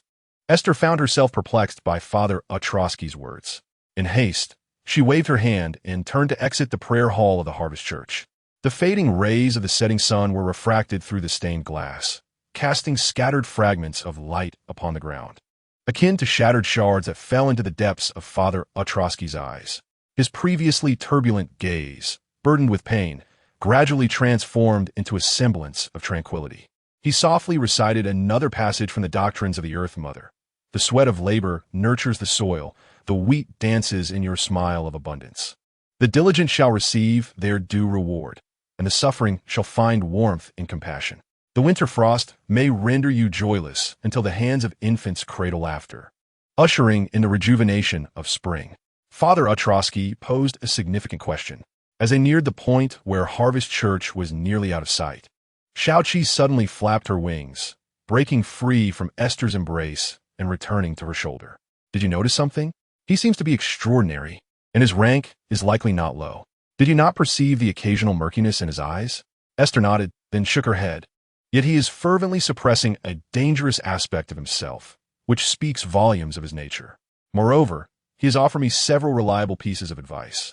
I cannot believe that the head of such a grand Earth Mother Church could be a rogue, at least not in this moment. It is disheartening that you trust such a person yet harbor doubts about me." Aiste mused, her fingers brushing over the money she had in her pocket, estimating her cash. "The reason is that every time you mention that family's name, I feel a chill run down my spine, a sensation that has intensified since my brush with death. Why does he always become perceptive at the most inopportune times?" Xiaoqi grumbled, scratching at Aiste's hair with her claws, indifferent to Aiste's clear understanding of her words. Yet, Aiste was contemplating other matters. "Besides the warnings from my dreams in the night, I have also dreamt of someone else, a striking figure with long silver hair, carrying a deceased lark that shone with light, who spoke of his master." Before Aiste could finish her thoughts, Xiaoqi's tail feathers flared out in alarm. She took to the air, landing atop a nearby lamppost, her black eyes filled with vigilance. Without uttering a word, she fixed Aiste with a hostile gaze. Under Aiste's bewildered stare, Xiaoqi distanced herself, even preening her feathers like an ordinary crow, brimming with caution towards the humans below. "Xiaoqi, what are you?" Aiste stepped forward, but the crow emitted a hoarse caw, soaring into the sky, quickly circling several pointed Gothic towers before vanishing into the gloom of Beckland. "What on earth?" Aiste seethed with frustration at the capricious crow, utterly oblivious to what she had said to provoke Xiaoqi into such a sudden turn. She gazed at the overcast sky, feeling her mood descend into the same somber depths. As she jogged along the dimly lit street, Aiste endeavored to cast aside the vexing farewell that lingered in her mind. Chapter 67. The apartment on Lily of the Valley Street. From the moment she acquired her special title, Little Seven believed herself to be a different Ammon, intentionally distinguishing herself from the others and relishing her independence and freedom. Yet, she retained numerous shared memories with her original self and her other manifestations, such as fragments of recollections from previous eras, as well as a profound vigilance and aversion towards her true creator and his subordinates. With silver hair and accompanied by a lark, the only one who served that madman was none other than Eurolius. Little Seven's inherent suspicion led her to question Aiste's true identity. Her arrival was peculiar, perhaps a trap set by another knight, seeking to draw out the Ammon, including the original, by exploiting any potential connection Aiste might have to the Source Fortress. Aiste's sudden appearance was a direct manifestation, a clear indication of the Trojan horse of fate, possibly manipulated by Pale Soreth. Could it be that the knight, that madman, and Pales had conspired together? How audacious of them! Did they not fear the repercussions from the other true gods? Reflecting on the events and outcomes concerning Tingen, Little Seven realized that, aside from the unfortunate soul who had inadvertently entered the Watchmaness realm, the rest had evaded mortal peril. The possibility of Aiste working for the knight was indeed plausible. Little Seven could never fully trust the facade that Aiste presented, although it acknowledged a certain degree of trust in the face of overwhelming suspicion. Such trust was as fragile as a soap bubble, easily shattered. The eighth sequence of a thief's pathway was, after all, the domain of con artists. Still, Little Seven would not truly depart. A strand of Aiste's hair was entwined in its claws. This resilient filament, distant from its source, emitted a faint glow, attempting to call Aiste back to where she truly belonged. The night and Euryalus surely would not allow that paranoid one to fixate on Aiste at any moment. Little Seven thought disdainfully as it soared toward the outskirts of the northern district. There stood a secluded manor that once belonged to the Ammon family, now inhabited by a small merchant who had constructed a vineyard, blissfully unaware of the hidden chambers beneath his estate, which harbored remnants of the Ammon nobility's legacy. Little Seven sought to uncover items that might illuminate the cognitive void left by its original self. According to Aiste's description, the lark carried by Euryalus also emitted light, presenting a new avenue for exploration. Aiste ultimately made her way to the nearest lily of the valley street, where the surroundings exceeded her expectations, perhaps due to its proximity to Rose Flower Street, home to the Harvest Church, imbuing the atmosphere with a gentler and more tranquil essence compared to the station area. The people passing by are not confined to formal attire, casual wear, or work uniforms. Rather, they exude a sense of tranquility, their conversations imbued with a light-hearted ease. The curious gazes directed at Aiste are predominantly inquisitive, with little malice evident. At the end of the street lies a modest fountain square, where one can observe a number of leisurely strollers. The sound of a slightly off-key flute and the laughter of conversations ride the gentle breeze, meandering beneath the slowly descending sunset, infusing the gloomy sky with a touch of warmth. Number 7 is a 6-story brick building, its whitewashed walls showing signs of peeling paint. Several windows on the upper floors emanate a soft glow, and the rich aroma of freshly baked bread wafts from within. One window, adorned with wind chimes, occasionally produces a cheerful tinkling sound. Flanking the entrance are 2 rows of flower beds, brimming with an array of potted plants: purple rosemary, a large cluster of hibiscus, a string of firecracker flowers, and numerous blooms that Aiste cannot identify, along with some still in bud, all crammed into the neatly defined flower beds. The mingling scents of the delicate flowers fill the air, prompting Aiste to inhale deeply, pausing to examine these plants. Many do not belong to the local flora of Beakland, yet they thrive in this increasingly polluted environment, blossoming fully in season. Aiste gently brushed the leaves of the firecracker flower, which is not even a native species of ruin, but hails from the distant shores of East Byre. "Hey you, stay away from Mrs. Romano's treasures." Aiste swiftly withdrew her hand, turning towards the source of the voice, which belonged to a young woman with dark brown skin, not much older than Aiste herself. Her tousled black hair was gathered into a high bun at the back of her head, and she donned a gentlemanly ensemble of a shirt, vest, and trousers. A cloth bag slung over her shoulder and a leather suitcase in hand completed her appearance.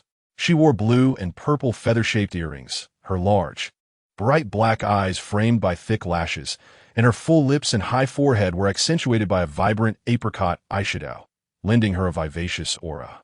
From her position, it appeared the lady was about to ascend the steps to the apartment's front door, perhaps noticing Aiste's similar age and her somewhat different appearance from the locals. The woman tightened her grip on her bag strap and forced a rather exaggerated smile. "Mrs. Romano can be quite temperamental. You should be mindful of your behavior." Aiste returned her smile. "Thank you for the warning. Do you live here?" "Yes," the woman replied, seeming ill at ease with small talk. She nodded curtly, inserted her key, twisted the doorknob, and briskly stepped inside the apartment, leaving Aiste uncertain if she should follow. Rather than trailing directly behind the woman, Aiste contemplated her choice of entering or not, repeating the options in her mind, guided by her instinctive feelings. She opted to knock on the door and see what might unfold. Observing the meticulously cared-for plants, Aiste found it hard to believe that Mrs. Romano was as irritable as the woman had suggested. Rather, she seemed to possess a character that cherished and defended her beloved possessions. She was concerned that Mrs. Romano might be rather particular. Without any form of identification, it would be difficult to earn her trust. After Aiste knocked on the door, it was opened within mere seconds, as if the occupant had been anticipating her arrival. The one who opened the door was a stooped, elderly woman, no taller than 5 feet, clad in a floor-length, high-waisted dress adorned with lace at the neckline and draped in an earth-tone knitted shawl. The delicate wrinkles on her face told tales of the years she had endured. Yet her dark green eyes shone with remarkable clarity. Her coarse, dark brown hair was gathered into a bun secured with a net, embellished with a myriad of colorful gemstone hairpins and floral clips, rendering the back of her head reminiscent of a vibrant garden display. Most amusingly, a slender gold chain hung from her neck, upon which dangled both a golden emblem of the life-giving deity and a bronze triangle symbol of the god of steam and machinery. For a devout follower to simultaneously profess faith in two deities is a profoundly blasphemous act, not to mention the audacity of displaying both emblems so openly. I have been observing you for quite some time, but the children seemed fond of you, so I did not see fit to turn you away. What brings you here, idling about? She inquired. I heard this place rents rooms. The old woman scrutinized Esther from head to toe, boldly appraising her. Do you possess an acceptance letter from a grammar school or Beckland University? Your letters of recommendation, please. Show them to me. Esther hesitated. Beckland University? The woman's eyebrows shot up, her tone sharpening immediately. This is not some haphazard shelter. It's not a place for strays to wander in. Who allowed you entry? Bring that person forth to take responsibility. She continued her tirade. What do you think this is, that you come without any proof of recommendation? Seeing the old woman becoming increasingly agitated, Esther quickly interjected. It was Father Otrowski, the bishop of the Harvest Church. The elderly woman's vitriol ceased abruptly. She wrapped her shawl tighter around herself, mumbling a few unintelligible words before beckoning Esther to enter. Then do come in. Do not just stand there foolishly. That brute doesn't he properly oversee the Mother Goddess's church. It still finds time to trouble me. Chapter 68. A temporary refuge on the 6th floor, 3rd room indeed. The old woman's temper was quite formidable, yet upon hearing Father Otrowski's name, her demeanor softened considerably. It appears you do not have any identification either, do you? Do you worship the Mother Goddess? Esther hastily shook her head. No, I do not worship any deity. What is he up to then? Without even a title, how bothersome. The old woman glanced at the visibly uncomfortable Esther. Of course, I am not referring to you. Where do you hail from? I come from Tingen. Such a close distance? Why endure life there when you could thrive in this grand metropolis? Why do young people seek out hardship for themselves? As the two ascended to the 2nd floor, they discovered a plethora of potted plants adorning the corridor, adding a lush vibrancy to the indoor passageway. The elderly woman retrieved a key from her pocket and unlocked a door facing the staircase, gesturing for Esther to make herself comfortable. As she prepared floral tea, she engaged in lively conversation, her words flowing incessantly. Amidst occasional complaints about Father Otrowski, the woman provided Esther with a brief overview of the situation here. The apartment at number 7 Lily of the Valley Street was originally established through the support of the Church of Steam and Mechanism for impoverished yet promising students, in collaboration with the Beckland Technical Institute. Such modest apartments were scattered across various districts and the South Bridge area adjacent to the St. George district, where the Church of Steam and Mechanism was located, offered relatively affordable housing. However, number 7 Lily of the Valley Street was particularly unique, as it even accepted international students, provided they presented a guarantee and a recommendation letter certified by a mentor. Yet, the elderly woman still wore the sacred emblem of the Earth Mother, which left Esther quite perplexed. That big fellow didn't tell you anything, did he? I am the former Archbishop of the Harvest Church. Then how did you come to be responsible? Esther began, but the woman interrupted her with a smile. This house was left to me by my father, who was once a member of the church's special operations team. My parents separated when I was very young due to irreconcilable differences, and my mother took me back to Fenabad. It's quite laughable, really. They would argue for an hour just because my father always placed engine oil on the dining table. Her voice softened as she reminisced about those times, revealing a hint of sadness. The heart of machinery? Esther quickly grasped the essence of the matter. The woman raised an eyebrow, scrutinizing Esther. I didn't expect you to be so knowledgeable. What do you do? That big fellow didn't even send me a letter and just allowed you to come. Esther rubbed her head, awkwardly chuckling. I've said so much, yet I haven't introduced myself. How forgetful of me. As she handed over a cup of floral tea, the elderly woman extended her hand. Aletta Romano. But you must call me Mrs. Romano. Respect your elders. Esther took her hand. All right, Mrs. Romano, I am... Wait, are you certain your identity is suitable to disclose to me? After a brief pause, Esther continued. Luna Du Bois. How embarrassing. Thankfully, no one would recognize that name. Mrs. Romano's expression turned peculiar. All right, if you say so. I shall call you Luna. Are you one of the extraordinary ones? No need to tell me what you are. A nod or shake of the head will suffice. To express her sincerity, Esther could only nod. Good, then I am also one of the extraordinary. So I hope you do not bring any calamities from outside into this apartment. Since that big fellow was willing to point you here, it at least indicates you are not among those vile individuals. Remember, you're not the only extraordinary one here. Though Esther did not fully grasp the underlying implications of Mrs. Romano's words, she diligently took note of what was said. The ensuing process unfolded even more smoothly than Esther had anticipated. Mrs. Romano did not interrogate her regarding the details or inquire about her profession. Instead, she produced a neatly printed stack of contracts, presenting 2 copies. With a gentle tap of a pen against the table, she gestured for Esther to read through the documents and subsequently sign and make payment. Aside from stipulations concerning the upkeep of the apartment and its furnishings, the contract primarily consisted of a series of prohibitions aimed at avoiding disturbances.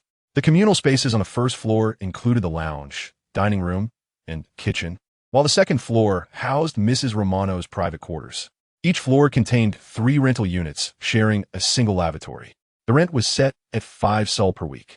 After signing the contract, Esther promptly paid for 2 weeks' rent in advance. Mrs. Romano, with a grave yet earnest tone, advised her, since you are literate, it would be prudent to secure stable employment as soon as possible. Of course, do not overextend yourself. Not every room is currently occupied. Do you prefer a higher or lower floor? A higher one, please.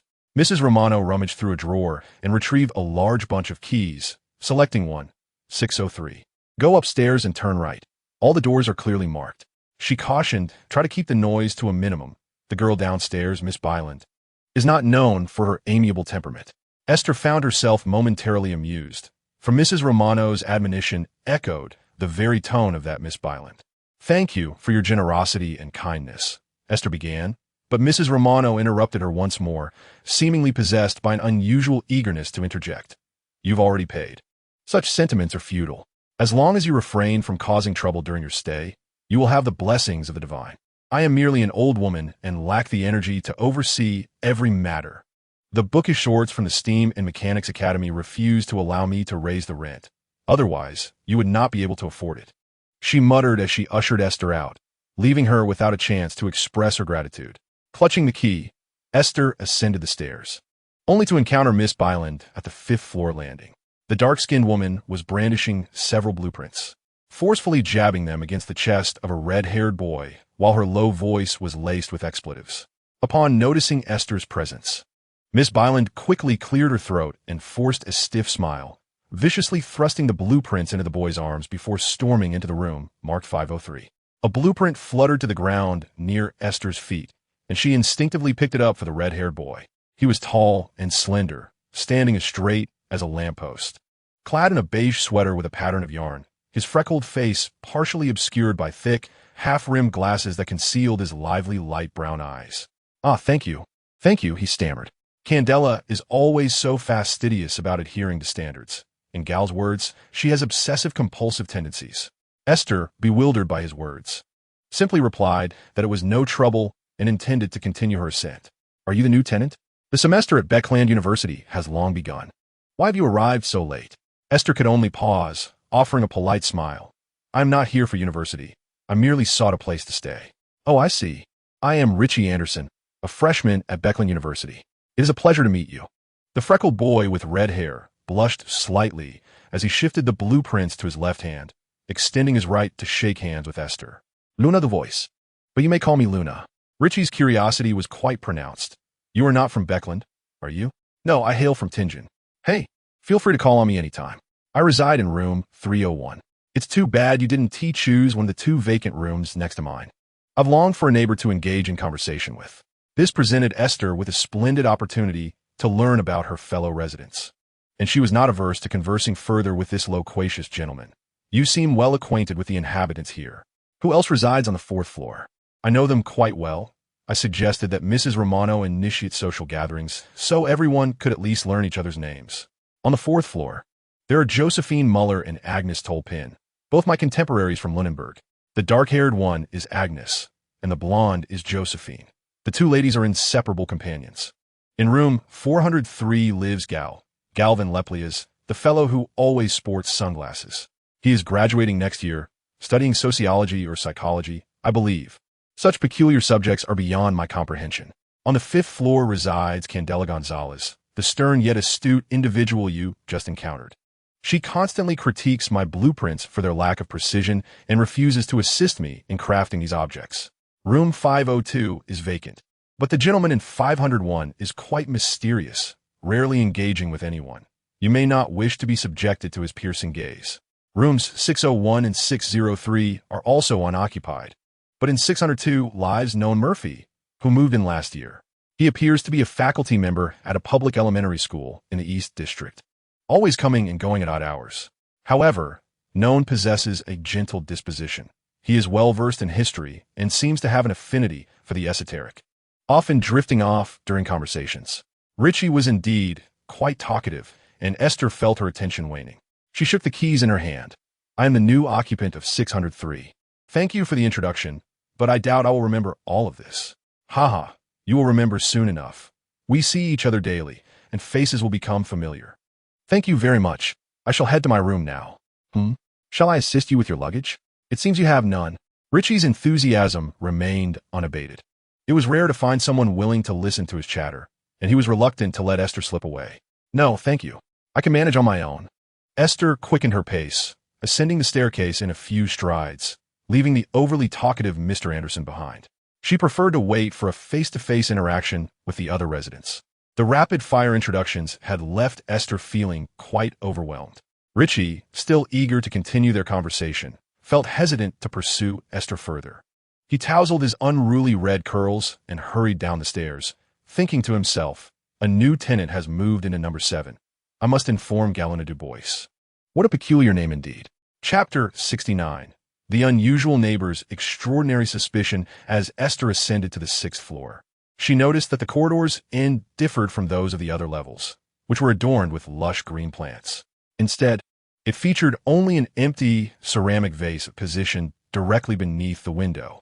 Outside, the sky was gradually darkening, revealing a distant horizon painted in hues of orange and purple, casting the last remnants of light through the hazy dust. As Esther aimed her key at the doorknob, she sensed an unspoken gaze and instinctively glanced towards the door of apartment 602 across the corridor. The crack of the door revealed an impenetrable darkness. The occupant had drawn all the curtains shut. Only a single eye, bloodshot and wild, peered through the narrow opening, fixated on Esther amidst the corridor's dim, yellowish light. Then the door slowly closed, and that bloodshot, frenzied eye vanished from sight as if it had never existed, leaving Esther to wonder if it had merely been a fleeting illusion. The chill that had crept up her back dissipated swiftly, yet her intuitive senses remained unperturbed, as if they had entirely dismissed the unsettling gaze. Esther turned the doorknob and stepped into apartment 603, her heartbeat quickening as she assessed the situation. Since her instincts had not issued any warnings, she reasoned that any potential threat was likely minimal. Moreover, Mrs. Romano must have allowed him to reside there for a reason. Perhaps someone had vouched for him. She could sense a palpable energy emanating from his apartment, unmistakably indicative of some extraordinary power. It seemed that the extraordinary individuals in Beckland were astonishingly numerous. One might as well throw a brick and hit 2. Yet, Ritchie's characterization of the gentleman in 602 as exceedingly mild-mannered appeared dubious. If the man opposite posed a significant threat, Esther was confident in her ability to manage any ensuing conflicts. Whether deemed arrogant or simply self-assured, she held an unwavering trust in her intuitive powers. Shaking her head, she surveyed her new room, which would be her sanctuary for the next 2 weeks at least, as she had no means to relocate until she amassed sufficient funds. Mrs. Romano's contract was non-refundable. Upon entering, Esther promptly locked the door behind her. The room was far more spacious than she had anticipated, furnished in a simple and unpretentious manner. The walls, painted white, showcased a landscape oil painting, while a half-length mirror stood by the door. A bed, adorned in a vibrant green reminiscent of bamboo, faced the window, with pillowcases embroidered with clusters of rhododendrons. The room also contained a double-door wardrobe, a writing desk accompanied by a wooden chair, a square coffee table, and a low sofa. The light-colored furnishings imbued the entire space with a cheerful and bright ambience. As Esther passed before the half-length mirror, she was astonished to discover that her visage seemed to have aged by 2 years, completely shedding the youthful innocence of her earlier days. Yet, her stature appeared unchanged. Approaching the window that overlooked Lily of the Valley Street, she beheld the pedestrians below, most of whom were trudging homeward, weary from the day's endeavors. Among them were couples strolling hand in hand, as well as parents with children, creating a scene of serene harmony.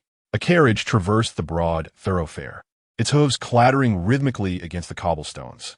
In her pocket, the small creature, Little Five, wriggled slightly, prompting Esther to retrieve it. "Where has that fellow gone?" she mused. "He left after I mentioned an uncertain remark." Little Five tilted its head. What was said at that moment? Esther recounted the conversation, speaking of the silver-haired youth and the radiant lark. Little Five fell into a contemplative silence, offering nothing more than a casual, "I need to sleep a bit longer," before curling up once more.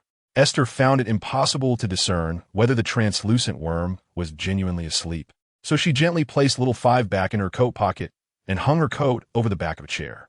She settled into a low sofa, tenderly massaging her brow as she pondered her next steps. There were many items still to purchase, not to mention the daily expenses of meals. Perhaps she could consider resuming her role as a baking assistant, for there were numerous shops along the street. She was still reeling from Little Seven's abrupt departure. The night crept in from the horizon, casting deeper shadows upon Esther's face, while the street outside shone brighter under the streetlights than her own abode. Knock, knock. Someone was rapping at the door, startling Esther from her half-slumber.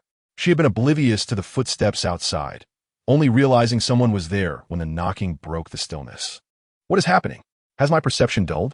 Nevertheless, Esther promptly rose and opened the door. Standing before her was a man with chestnut gold hair. He was not particularly tall and wore a loose striped shirt paired with relaxed linen trousers. A conspicuous blush adorned his cheeks, and his thin lips were pressed into a tight line from nervousness. His sea-blue eyes, with their gentle upward tilt, contrasted sharply with the frantic glimpse of terror that had just crept through the door. "Good evening. I am your neighbor," he greeted. Esther's response was somewhat lukewarm, which the man perceptibly noted. He offered an apologetic yet friendly smile, his natural elegance transforming his otherwise unremarkable features into something quite captivating. "I am Noah Murphy from apartment 602, delighted to make your acquaintance. Luna Du Bois, but you may call me Luna." "Ah, yes, and you may refer to me as Noah." The man hesitated, gathering courage to continue. "I can sometimes come across as irritable, as some children can indeed be quite trying. By the way, I am a teacher at the East District Esprit Public Primary School. I apologize for startling you." Esther also smiled, recalling how she had initially failed to see clearly, mistaking her vision for an illusion, yet fortunate enough to possess a measure of courage. The truth, however, was that her financial constraints had left her no choice but to stay. She expressed her apologies, having heard from Richie that she had not left her room since returning upstairs in the afternoon. Taking the initiative, she procured dinner as a token of her contrition.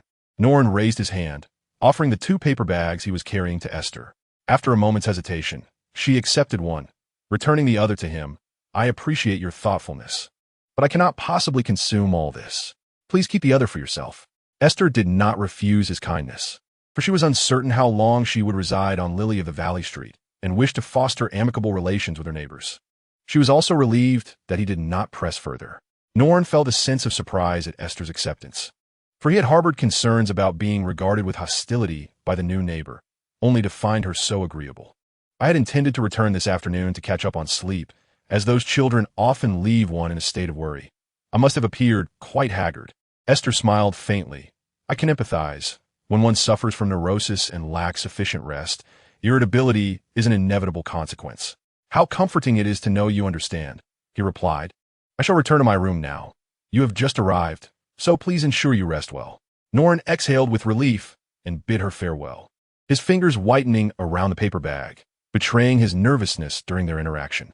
After closing and locking the door again, Esther settled onto the sofa, opening the paper bag to reveal 2 jam sandwiches, a croissant, and a small jar of milk. Mr. Norn was indeed quite considerate. The contents of the other bag were likely similar. With her eyes closed, Esther took a moment to sense the items in her mind, confirming their safety before prioritizing the croissant and milk, saving 1 jam sandwich for breakfast the following morning. Norn Murphy. Was he an extraordinary being of the wild? Esther lazily chewed her sandwich, aware that Xiao Wu largely ignored her, while Xiao Qi had departed with such resolve that she found herself without a companion to discuss these matters. Why was he so anxious? Could he sense that I am extraordinary? I had made a point to tread quietly upstairs, and he hadn't been peering at me the moment I ascended, but rather when I opened the door. Shaking the empty milk jar, she attentively tuned into the growing hum resonating in her mind. As a few specks of light drifted from her hair, scattering randomly throughout the room, disappearing silently into the corners. Chapter 70. The Mundane Nature of Life, Mrs. Romano delivered towels and a bathrobe, grumbling about Esther once again, yet her sharp tongue masked a tender heart, a truth Esther recognized clearly. A night of tranquility passed, and as the first light of dawn emerged on the horizon, Esther awakened instantly. The sound of fluttering wings reached her ears, and when she rushed to the window, she found a few small larks perched on the ledge, tilting their heads and emitting sweet, melodious chirps, gazing at her with curiosity. Esther crumbled the leftover sandwich from last night into small pieces and scattered them on the windowsill, then stepped back to observe the dainty birds pecking at the crumbs. After a brief visit to the washroom for a quick touch-up, she prepared to venture into the nearby neighborhood, feeling fortunate as she often did, pondering whether such serendipity could be deemed a form of extraordinary power. As she contemplated this notion, a flicker of brilliance danced in her mind. Upon exiting her apartment, she noticed Mrs. Romano tending to her flowers in front of number 7 on Lily of the Valley Street. "Good morning, Mrs. Romano," Esther greeted her. Mrs. Romano, still clad in her floor-length dress, adorned with an extravagant floral hairpiece and wrapped in a pink woven blanket, seemed unconcerned about the dirt smudging the edges. With a watering can in each hand, she meticulously attended to every flower pot and square garden bed. "How did you sleep last night? You're up quite early. At least you're not a sluggard. Plants are all early risers, dear." Though Esther found the comparison between humans and plants somewhat ludicrous, she couldn't help but smile. Plants do possess many admirable qualities worth learning from. "Is there something you need me for? Do you have any preferences? Flowers or such? I could plant a few more. Whenever new tenants move in, I like to add something new, so when they see these plants, they feel happy and a sense of belonging, you know?" Mrs. Romano raised her watering can, causing the stream of water to break, and shot a frustrated glare at Esther. "What are you talking about? When an elder asks a question, you ought to know how to respond." Esther nodded vigorously. All right.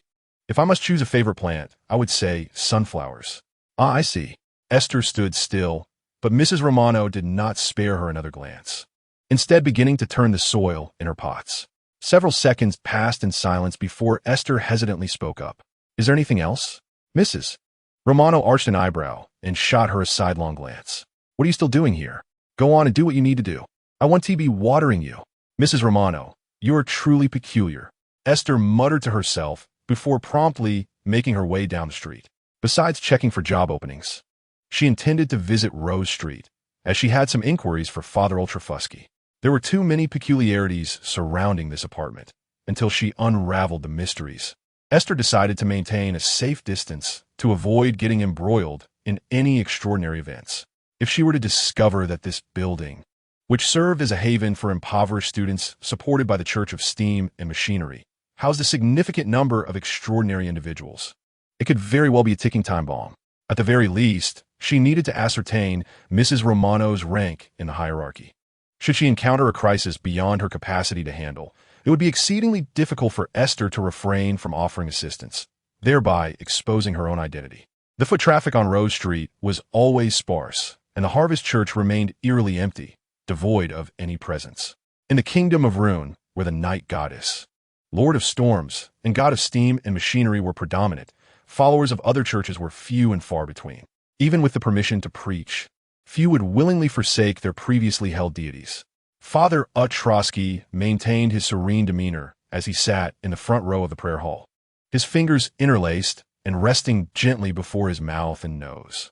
The murky depths of his eyes seemed, if anything, even more tranquil than the day before. "Good morning, Esther. Has the mercy of the Mother Goddess moved your heart?" "Good morning, Father Ostrowski. I wish to inquire about the apartment on Lily of the Valley Street." A hint of surprise flickered across Father Ostrowski's face.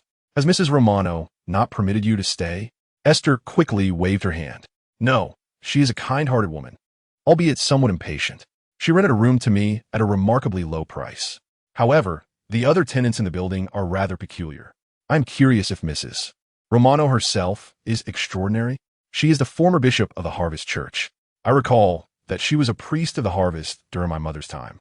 Due to personal reasons, she chose not to pursue further advancement in her middle age, remaining at rank 7. In this era, rank 7 is often associated with the saying neither high nor low. Attaining such a level indicates that Mrs. Romano possesses a certain talent. Esther pressed further. Why did she not seek further ascension? Due to some family matters, Father Ostrowski succinctly quelled Esther's curiosity.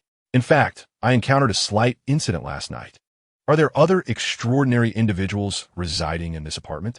It would be rather inconvenient to inquire directly with Mrs. Romano, primarily because I would prefer not to face her wrath. Esther silently mused, recalling Mrs. Romano's rather fearsome demeanor. As far as I know, aside from Mrs. Romano and yourself, there are at least 2 other extraordinary individuals. Beyond that, I'm unaware of any others. Esther felt as if her secrets had been laid bare. You know I am extraordinary? Have I displayed any peculiarities? Father Ostrowski shook his head. It was only after you bestowed your blessing upon me that I could confirm it. Esther fell silent for a moment. It seemed prudent to refrain from speaking carelessly in the future. She had not anticipated that merely offering a casual blessing could expose her hidden truth. Surely, she thought, if she were to express her joy one day, it wouldn't bring misfortune upon her. Thank you for your willingness to share this with me. I was previously unaware of it. Father Ostrowski raised his gaze towards the sacred emblem of life at the front of the church, his eyes filled with warmth and reverence, a stark contrast to his robust and powerful form. Were it not for the grace of the Mother Goddess, I would not have perceived this. Esther nodded silently, bidding farewell to Father Ostrowski before hastily departing the church, resolutely deciding that she would avoid returning if possible. While she was grateful for the assistance rendered by Father Ostrowski, she truly wished to distance herself from any divine affiliations. For placing herself beneath the watchful eyes of a true deity was the most perilous endeavor for one who harbored a hidden light within. She instinctively caressed the silver emblem of the night, a relic that both Xiao Qi and Xiao Wu had urged her to discard. Esther was well aware that she ought not to carry anything from the Church of Night, yet she found it difficult to part with it. Her fate, destined to be severed from all, compelled her to grasp at remnants of her past life. Noah Murphy, en route to the Aspiri Public Primary School in the East District, commenced his day of teaching by stepping into a dilapidated iron shack near the school. This shack bore no distinction from the other inexpensive dwellings in the vicinity, save for its door, which had been lavishly painted a vibrant red, an extravagant waste of paint for the impoverished residents of the East District. Yet, the people there were too weary from the grind of daily existence to concern themselves with how others lived. If one could not earn sufficient wages, there would be no shelter to shield them from the elements.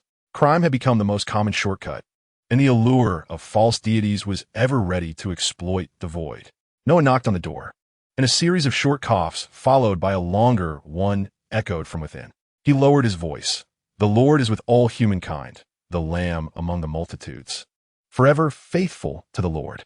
The sound of the latch scraping against the door was heard before it swung open, revealing a middle-aged man with graying temples, clad in tattered work attire. A lifetime of toil in the docklands had etched more wrinkles on his face than those typically seen in a man of 60. He stepped aside to allow Noah entry, swiftly closing and locking the door behind him. "You always arrive so early, Noah," he remarked. The interior was dimly lit, all windows barred with iron sheets, with only a few rays of sunlight filtering through the edges of the ceiling. The sole source of light was a red candle flickering on the table, accompanied by a solitary table, a stack of wooden benches in the corner, and 2 precarious storage shelves. The room bore no superfluous adornments, save for a curtain marked with a red inverted cross, which barely separated it from the adjacent room. Everything within was remarkably clean. The middle-aged man clutched a damp piece of fabric, evidently torn from something, which he was using as a rag. Noah raised his hand, tracing an inverted cross over his heart. His face still bore that refined and captivating smile, his gaze sincere. My apartment is not conducive for prayer, nor would I wish to waver in my devotion to the Lord. It is only fitting. You must know, the Master has great faith in you. The man's face was illuminated with fervent zeal, his pupils dilated with excitement, his reverent gaze reflecting a hint of crimson in the candlelight. The Master visited a few days ago. Noah appeared somewhat anxious. The middle-aged man shook his head. He merely sent someone to convey a message. It seems that a fleeting manifestation of the Lord's power occurred in Tingen, urging us to remain vigilant and to be wary of any visitors from Tingen. Visitors from Tingen. But the East District was rife with transients. Noah licked his lips and sighed softly, despite the challenges ahead. We must dedicate ourselves to hearing the Lord's gospel with utmost diligence. Middle-aged individuals have etched an inverted crucifix upon their hearts. Initially, I questioned your devotion to the Lord. But it is evident now that the Master has long seen through us. Nothing escapes the gaze of the Almighty. You should be able to journey further. Go forth. After your morning prayers, you must teach the little lambs. Noah smiled as he lifted the curtain leading to the chamber. May the Lord be with you and me, and may all beings coexist in his presence. The chamber was darker than the outside. Those unfamiliar with the layout would require several moments to acclimate, barely able to discern their surroundings. At the farthest end of the cramped room stood a simple yet immaculate shrine, upon which was an inverted cross, bearing the figure of a one-eyed man, suspended upside down. The sculpture was no larger than the length of an adult male's arm, yet its material seemed to be composed of deep crimson flesh, the body of the suspended figure riddled with densely clustered, protruding veins, through which a steady flow of blood meandered. Noah knelt beneath the shrine, bowing his head and closing his eyes tightly, softly invoking the name of the Lord he worships. As the endless cacophony of madness surged into Noah's mind, the eerie sculpture suddenly opened its tightly shut eyes. A name, slightly clearer than the rest, gradually coalesced upon Noah's tongue. Upon the conclusion of his prayer, drenched in cold sweat and with bloodshot eyes, Noah finally found the moment to articulate the name summoned by the Lord. Zoya? Chapter 71. Shadow's approach, unbeknownst to Esther's fortune in job hunting, remained remarkably favorable, albeit not quite as she had anticipated. I'm sorry, but we currently have no plans to hire, was the response from a proud woman, the owner of the CAF, whose hawk-like nose and slender brows appeared obsequious when she smiled. However, upon hearing Esther's intentions, her demeanor instantly hardened. I apologize for the intrusion. Yet, before Esther could step outside, a head poked through the window leading to the kitchen. Wait, can you play the piano? Thompson, I warn you, stop yearning for that wretched thing. Next month, I'm taking it to a second-hand store to dispose of it. At least I could buy a new pot, rather than have it take up space in the shop. The round-faced chef, with a neatly shaven head topped by a flattened chef's hat, beamed cheerfully. Trust me, dear, if we had a little musician, our CAF would surely become more popular. There is no better marketing strategy than music. A cloth used for wiping tables was hurled at the chef's face, prompting a startled yelp as he withdrew. The owner shot Esther a fierce glare, gesturing towards an object covered in dust cloth in a cramped corner, which occupied nearly the space of a small table in the already limited CAF. Did you hear what he said? Can you do it? That is something only the wealthy can afford to learn. I can't fathom why he bought it. I can give it a try. I learned before. I knew it. Look at your shabby appearance. You couldn't possibly have learned. Wait, can you really play? The owner's hawk-like nose lifted slightly, scrutinizing Esther anew. Well, give it a try. Regardless, my foolish husband would never play it himself, and he was deceived into spending a considerable sum. It is truly infuriating. From the kitchen, a voice retorted, I acquired it for a mere pittance. It once genuinely belonged to a noble family many years ago. Bah, I believe you've been thoroughly misled by those dubious second-hand dealers. Esther approached the piano nestled in the corner, lifting the dust cover, which also unveiled some old memories from her past. When she was very young, quality education and artistic tutoring were still the norm among children. Ultimately, at her parents' behest, she took up piano lessons and even passed several exams. However, as the college entrance exams loomed, all of that was cast aside, and the piano was soon sold to another, leaving only the melodies etched in her memory and her increasingly rusty finger techniques. Yet, for Esther, these were trivial concerns. Her fingers possessed the dexterity of a thief, and her analytical prowess as a scholar allowed her to swiftly replicate the scores from recollections. The extraordinary indeed proves to be quite convenient. As Aiste mused, she ran her fingers over the surface of the piano, noticing several sword-like scratches on its sides and numerous scuffs from its transport. She lifted the lid and pressed a few keys. There was little deviation in pitch, indicating the piano had been well maintained. It seemed the chef had taken care of this old instrument with genuine affection. At first, Aiste was reacquainting herself with the touch, but as the gentle melody in her mind became clearer, the speed of her fingers gradually increased. The elegant and tranquil notes spiraled forth, resonating through Narcissus Street outside, akin to a youthful maiden lifting her skirts, singing and dancing near the Seth, her face a blend of melancholy and hopeful anticipation. It was the first movement of Beethoven's Moonlight Sonata. As Aiste's gaze slowly lowered, the melody in her mind grew increasingly vivid, and the concentration required for her performance diminished, immersing her in a state of ethereal meditation, her movements becoming ever more fluid. The hook-nosed proprietress and the chef fell silent, captivated by the young lady's performance, even forgetting to continue their debate over whether the piano had been purchased with personal funds.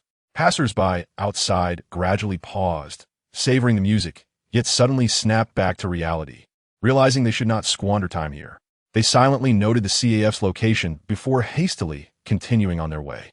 Once the piece concluded, Aiste slowly withdrew her hands, staring blankly at the black and white keys for several seconds, somewhat incredulous that she had actually played it through without a hitch, even more effortlessly and naturally than in any of her previous practices. The fervent applause erupted. The chef had come from the back into the CAF, his short-bearded face nearly splitting into a grin that reached his ears. He clapped excitedly, rubbed his hands together, leaped joyfully in place, and then gazed at the hook-nosed proprietress with a pleading expression, his sparkling eyes nearly overwhelmed by the immense smile on his face. The proprietress let out a sigh. "Very well, let us commence with a trial period. We shall evaluate after a week whether to retain her." Thus, the three engaged in mutual introductions. The self-proclaimed music aficionado, a chef named Thompson Monet, was accompanied by his wife, the hawkish and somewhat miserly proprietress, Martha Monet. The couple had run their establishment on Lily of the Valley Street for a decade, and despite frequent quarrels, they supported one another and managed to maintain a thriving business, cultivating a loyal clientele. Listen well, should you remain, it will not be without cost. Even though the customer count is limited during times of understaffing, you will be required to assist with serving or washing dishes. "Understood, Mrs. Monet. That is my duty," came the reply. "Call me Martha." Monet is rather unappealing, she insisted, casting an irritated glare at the service window. Thompson, who had just poked his head out with a silly grin, promptly retracted it. "Shall my duties commence today?" Aiste inquired, gesturing toward the piano nestled in the corner. It now appeared increasingly charming to her. Martha nodded. "If you wish to play, then do so, but remember, I shall not increase your wages for the agreed-upon week of 9 sous. Any tips from patrons will be yours alone. You may arrive later tomorrow." 11 o'clock is when the crowd tends to swell. Aiste happily acquiesced, as sound from the kitchen echoed, "If you don't mind my culinary skills, the CAF can provide some complimentary food. Thompson, you shall have us lose our shirts at this rate." Martha bellowed, turning her attention back to Aiste. "His skills are quite commendable. Otherwise, we would not have embarked on this CAF venture, would we? Do not share this with others. The CAF can afford your bread, but other items will incur a charge." Aiste nodded enthusiastically, developing a fondness for the couple's banter. "Is your residence far from here?" Martha inquired with a huff. "Not far. It is just at the entrance of the next block, number 7. "Oh, the apartment at number 7? Do be cautious. The elderly Romano woman speaks to her plants. She is rather peculiar. Since you live nearby, do stay longer in the evenings to help me with the dishes. To employ a young pianist for such menial tasks is not kind to her delicate hands, my dear." A rag flew through the air, arcing toward the kitchen window. "Thompson, are you feeling feisty today? Always contradicting me." Aiste chuckled lightly. "No worries, I can manage washing dishes." Martha muttered as she retrieved the rag, casting a sharp glance at Thompson's foolish grin. "As long as you can handle it. It saves me from spending money and laboring alone." As evening descended, no one emerged from the crowded subway station, burdened by a shoulder bag filled with books and notes, wearily traversing the unchanging lily of the valley street. However, something seemed amiss. No one perked up, opting not to pause at the base of apartment 7, but instead proceeded toward the corner of the next block, intrigued by the gathering of several individuals. The Tianlai CAF has celebrated its 10th anniversary on the 29th, earning a modest reputation despite the ridicule it faces for its name, as the establishment features no musical performances. It has become a well-known jest among the neighborhood. Even when the owner, Thompson, in a fit of exasperation, brought back an old piano he had sold years ago. They could not afford to hire any genuine musicians. Thus, the owner himself attempted to play, culminating in a farcical episode that only elicited more joyous laughter from the regular patrons. However, today proved to be an exception. Passers-by were drawn to the CAF, and as no one approached, he could hear the lively, spirited melody wafting through the air, gently caressing his weary soul. The piano, positioned beside the glass window, was singing today. This description, however, was somewhat misleading, for it was the performer seated at the piano, whose hands deftly danced over the black and white keys, creating a sound reminiscent of raindrops tapping against a window pane, relentless and enchanting. No one gazed at Luna, who sat before the piano, her eyes half closed, her expression imbued with a serene and devout quality, resembling a bouquet of flowers meant to be placed before a shrine, offered to the divine. As this thought crossed his mind, Noan felt a jolt of surprise and quickly inhaled deeply several times to suppress the unsettling notions that had begun to stir. He refrained from entering the CF, instead standing outside like several other bystanders, quietly listening to the artistry of the performer. Suddenly, a man from behind reached out, draping his arm over Noan's shoulder in an exuberant greeting. "Hey there, our esteemed teacher. That blonde lady is absolutely stunning. Isn't she? I've never encountered features like hers before, nor such exquisite piano artistry. It's simply enchanting. She is the very embodiment of art and beauty. Noan, you seem rather glum." He continued, "Haven't you been on a date today?" "I am currently on a date with music. This must be a fateful encounter," Noan replied, attempting to create some distance from the overly enthusiastic man to prevent himself from reacting violently. The man, sporting sunglasses and cascading golden hair that glimmered like sunlight, laughed heartily, flashing his porcelain-white teeth as he pointed toward the piano and its player. Now that a new target has emerged, how could Master Lepels not pursue it? "I must remind you, she is our new tenant in the apartment." The man's hand froze momentarily in the air before he forcefully tossed it aside. If not for Noan's quick reflexes, the slap would have landed on his shoulder. "Is this the Miss Luna Du Bois that Richie mentioned? Now I'm even more intrigued." He pushed his sunglasses up onto his head, revealing a pair of clear, innocent amber eyes filled with earnest admiration, unabashedly fixated on the performer within the glass. "You might frighten Luna. She is not one of those Navi girls at the university who can be won over with flattery. She likely harbors many secrets." "You wouldn't understand, constrained teacher," the man retorted. "I admire gentlemen like Rune, but that does not mean I will stifle my passion for beauty."